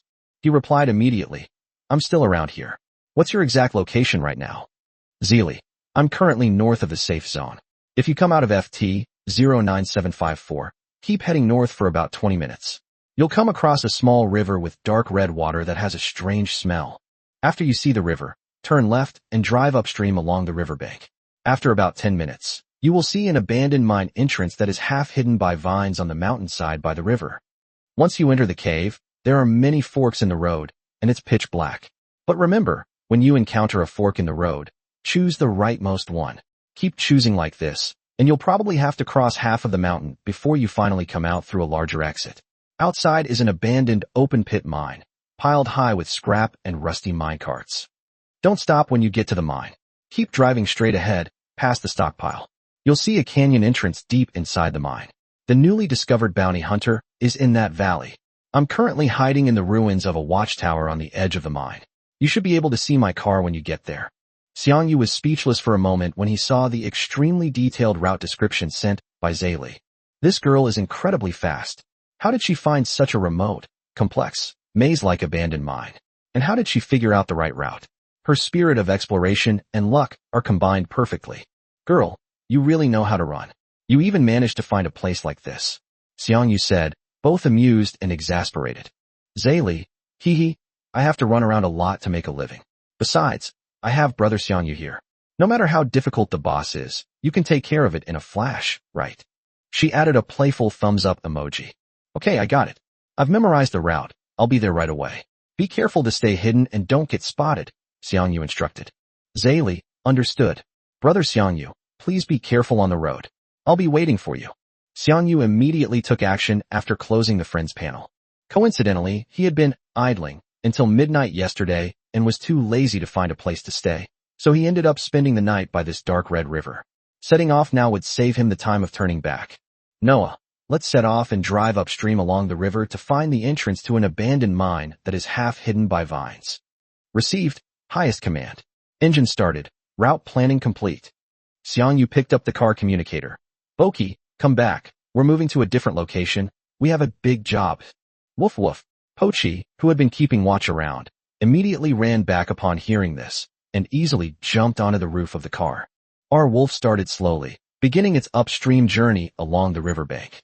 The morning mist hadn't completely dissipated, and the dark red river flowed gently, emitting a faint smell of rust and decay. After about 10 minutes, the mountainside on one side of the river became steep, with exposed rocks. Soon, Noah's notification sounded. Target spotted on the mountainside to the right. Looking out, Xiang Yu saw a huge opening, tall enough to allow heavy armored vehicles to pass through, embedded in the mountainside. Dark purple vines hung along the edges of the opening, and rusted minecart parts and rubble were scattered on the ground, giving it a long-abandoned appearance. This is it. Go in, and as Zeely said, when you encounter a fork in the road, always choose the far right one. Command confirmed. Enter the mine, activate high-powered searchlights and terrain scanning radar. Path recording in progress. The armored vehicles slowly drove into the mine. Darkness instantly swallowed most of the light, leaving only a few high-powered searchlights on the front of the vehicle to tear through the darkness and illuminate the uneven, waterlogged, and rusty mine tunnels ahead. The air was filled with a damp, musty smell and a faint metallic odor. The mine was more complex than expected, with frequent forks in the road, some passages completely blocked by collapsed rocks. Xiang Yu strictly followed Zeely's rule, choosing the far right path without hesitation whenever they encountered a fork in the road. After driving for about 20 minutes through the winding and deep mine tunnels, passing through several huge mine chambers, a natural light, different from the car headlights, finally appeared ahead. That was the exit at the other end of the mine. Speed up, get out. The moment the tank burst out of the mine exit, the view suddenly opened up. This is a massive open-pit mine. Everywhere you look, there are bottomless pits, mountains of waste slag, rusted and crumbling wreckage of giant machines, and mine carts lying haphazardly on the ground. The earth has a sickly dark red and charred black hue, and in many places, steam with a sulfurous smell is rising. The entire mine is eerily silent, with only the howling of the wind cutting through the ruins. Noah maneuvered the chariot nimbly through the tunnels and ruins, heading towards Zeeli's location. Soon, they rounded a small, hill-like black slag heap, and, behind a relatively concealed rock wall on the other side, spotted the familiar tan tank. Chapter 199, The Fierce Steel Drill Lion. Just as Xiang Yu discovered it, a communication request came in. "Brother Xiang Yu, you're finally here." Zeeli's voice was low, filled with tension and excitement. "The boss I was talking about is in that valley over there. Look, from my angle, I can see a glimpse of it." Following her directions, Xiang Yu peered through the cracks in the rock wall. Not far ahead was a valley with a diameter of several tens of meters, and in the center of the valley, an extremely large metal object was vaguely visible. Even in the dim light, its menacing mechanical structure was discernible, and it was slowly moving, emitting a muffled rumbling sound. "It looks like a giant drilling machine. I've never seen a mechanical creation like this before. It's definitely not a regular monster," Zeeli added.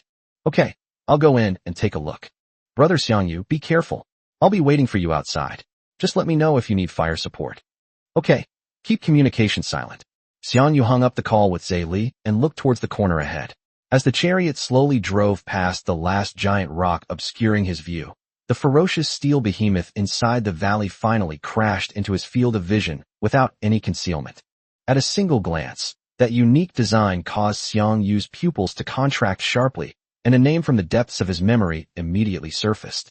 Damn, it's the giant steel drill lion. Before he could even activate Eye of Insight to examine the data, the steel beast had already spotted him.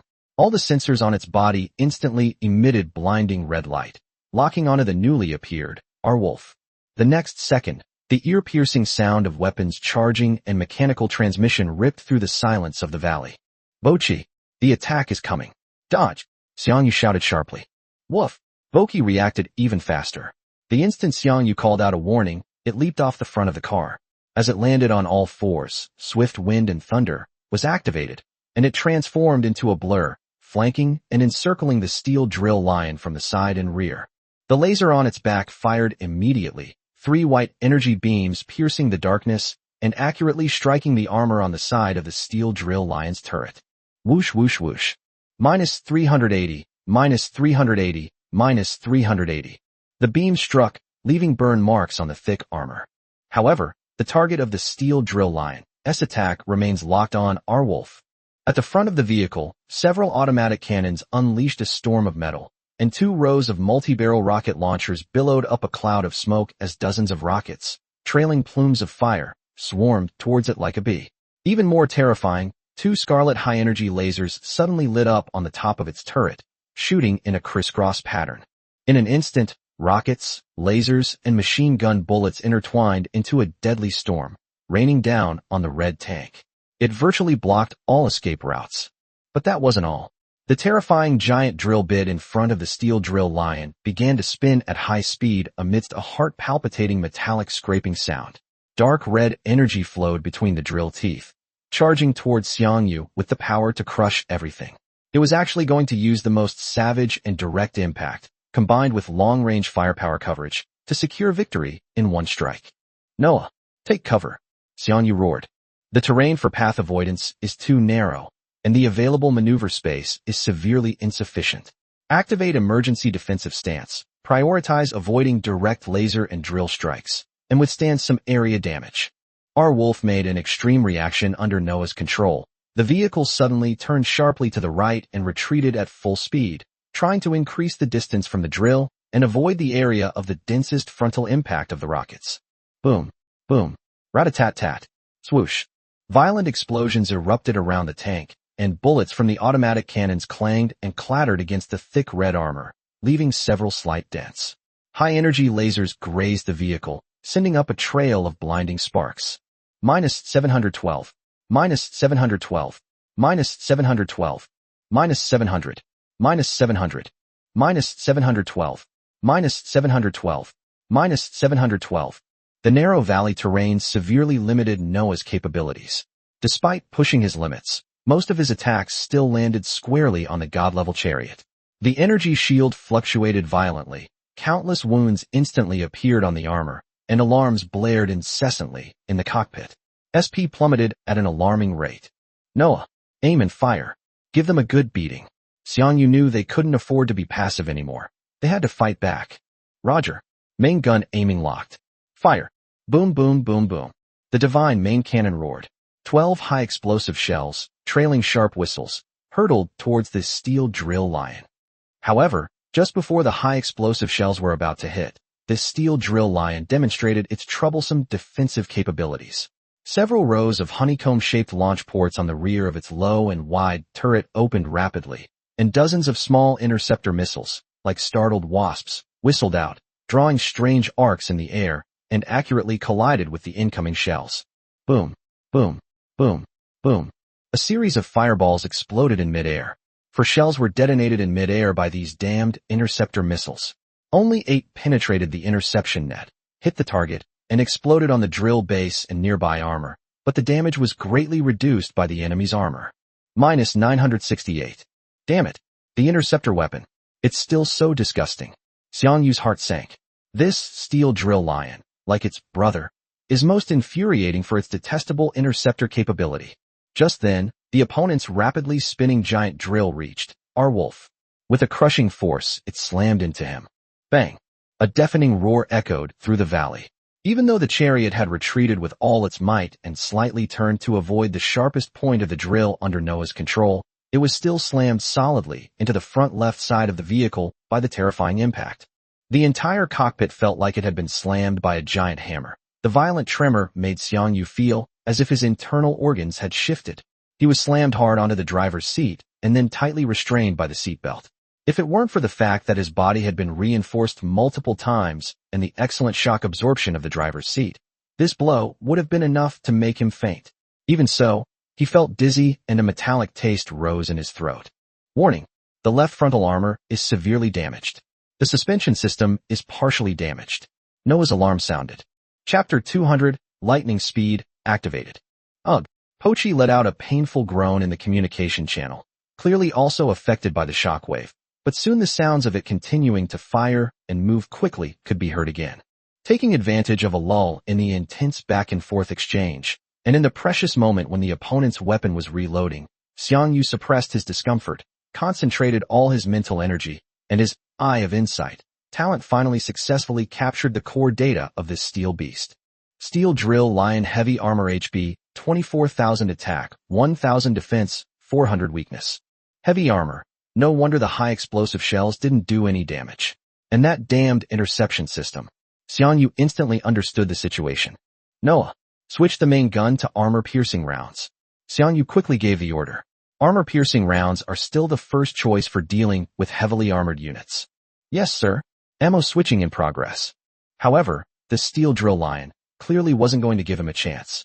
During the brief reload interval, its massive body retreated slightly, the turret rotated again, and countless weapons locked onto the red tank, which was somewhat slowed by the impact. And this time, the two sides were simply too close. Boom, boom, boom, rat-a-tat-tat, whoosh.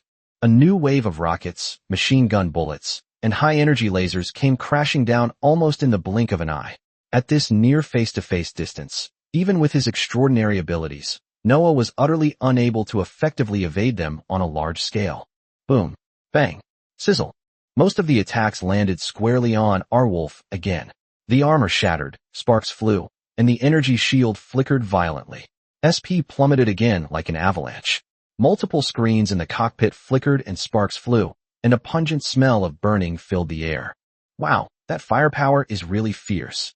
Xiang Yu coughed up a mouthful of saliva, feeling a slight numbness in his arm. The instantaneous burst output of the Steel Drill Lion was simply terrifying. If it weren't for the robust foundation of the God-level tank, the previous, Hu-217, would probably have been crippled or even destroyed by this volley of close-range fire. The situation instantly became extremely critical. Armor-piercing rounds switched in. Noah's voice finally came through. Aim at the target quickly. Aiming and locking on. Thanks to the extremely close proximity, Noah's aiming process was exceptionally fast and stable. Although it was also difficult to dodge the opponent's attacks due to the close distance, The crosshairs in the scope remained firmly fixed on the massive size of the steel drill lion. You like using that damn interception system, huh? Xiang Yu stared at the ferocious steel behemoth on the main screen, a mad glint in his eyes. Then I'll let you block it all you want. His left hand slammed down on a special button with flame patterns on the control panel. It was the physical switch to activate the dedicated chip. Buzz. Inside the cockpit, all the instrument panels and screens were instantly enveloped in a flowing red halo. At chip slot 0, the exclusive chip, lightning flash, that came with the god-level war machine suddenly lit up with a light like lava. At the same time, Xiang Yu pressed the main gun firing button heavily with his right thumb. Die. Boom boom boom 44. The terrifying sound of artillery fire, beyond description, instantly swallowed up all other sounds in the valley. Under the exclusive effect of the lightning flash chip, the Hungry Wolf spark cannon completely broke free from the constraints of reload time, becoming a pure outlet for energy. In less than 4 seconds, it completed 4 consecutive rounds of 4-shot bursts. A total of 48 armor-piercing shells formed a near-metal storm, spewing out of the dark red muzzle at a rate of fire faster than the naked eye could see, raining down on the nearby steel drill lion. The sensors of the steel drill lion went into overdrive. Its interception system was instantly activated to its limit, and the honeycomb launchers at the rear of the turret unleashed interceptor missiles at an unprecedented frequency, weaving a dense fire net in the air. Boom, boom, boom, boom. Countless bursts of fire erupted in midair. The interceptor missile, exerting all its might, successfully detonated nearly half of the armor-piercing rounds in midair. This was the ultimate performance of its interception system. But it didn't work. There were too many of them, and they were too close together. More than a dozen armor-piercing rounds still managed to penetrate the interception net and strike the tracks, turret base, roof radar, and even most of the vehicle body of the giant steel drill lion. Boom, boom, boom, boom. Minus 1,640, minus 1,640, minus 1,640, minus 1,640. Violent explosions continued to erupt. Damage numbers flooded the screen like a waterfall. Its right-side hydraulic system exploded first, causing the massive vehicle to lose balance and tilt to the right. The turret base was breached, the rotating mechanism jammed, and thick smoke and sparks billowed out. The internal structure suffered devastating damage. When the destructive energy carried by the 10th armor-piercing round exploded completely near the drill bit, the steel drill lion, SHP of up to 24,000 points, was instantly wiped out. Boom. A deafening explosion erupted from the deepest part of the steel beast's body.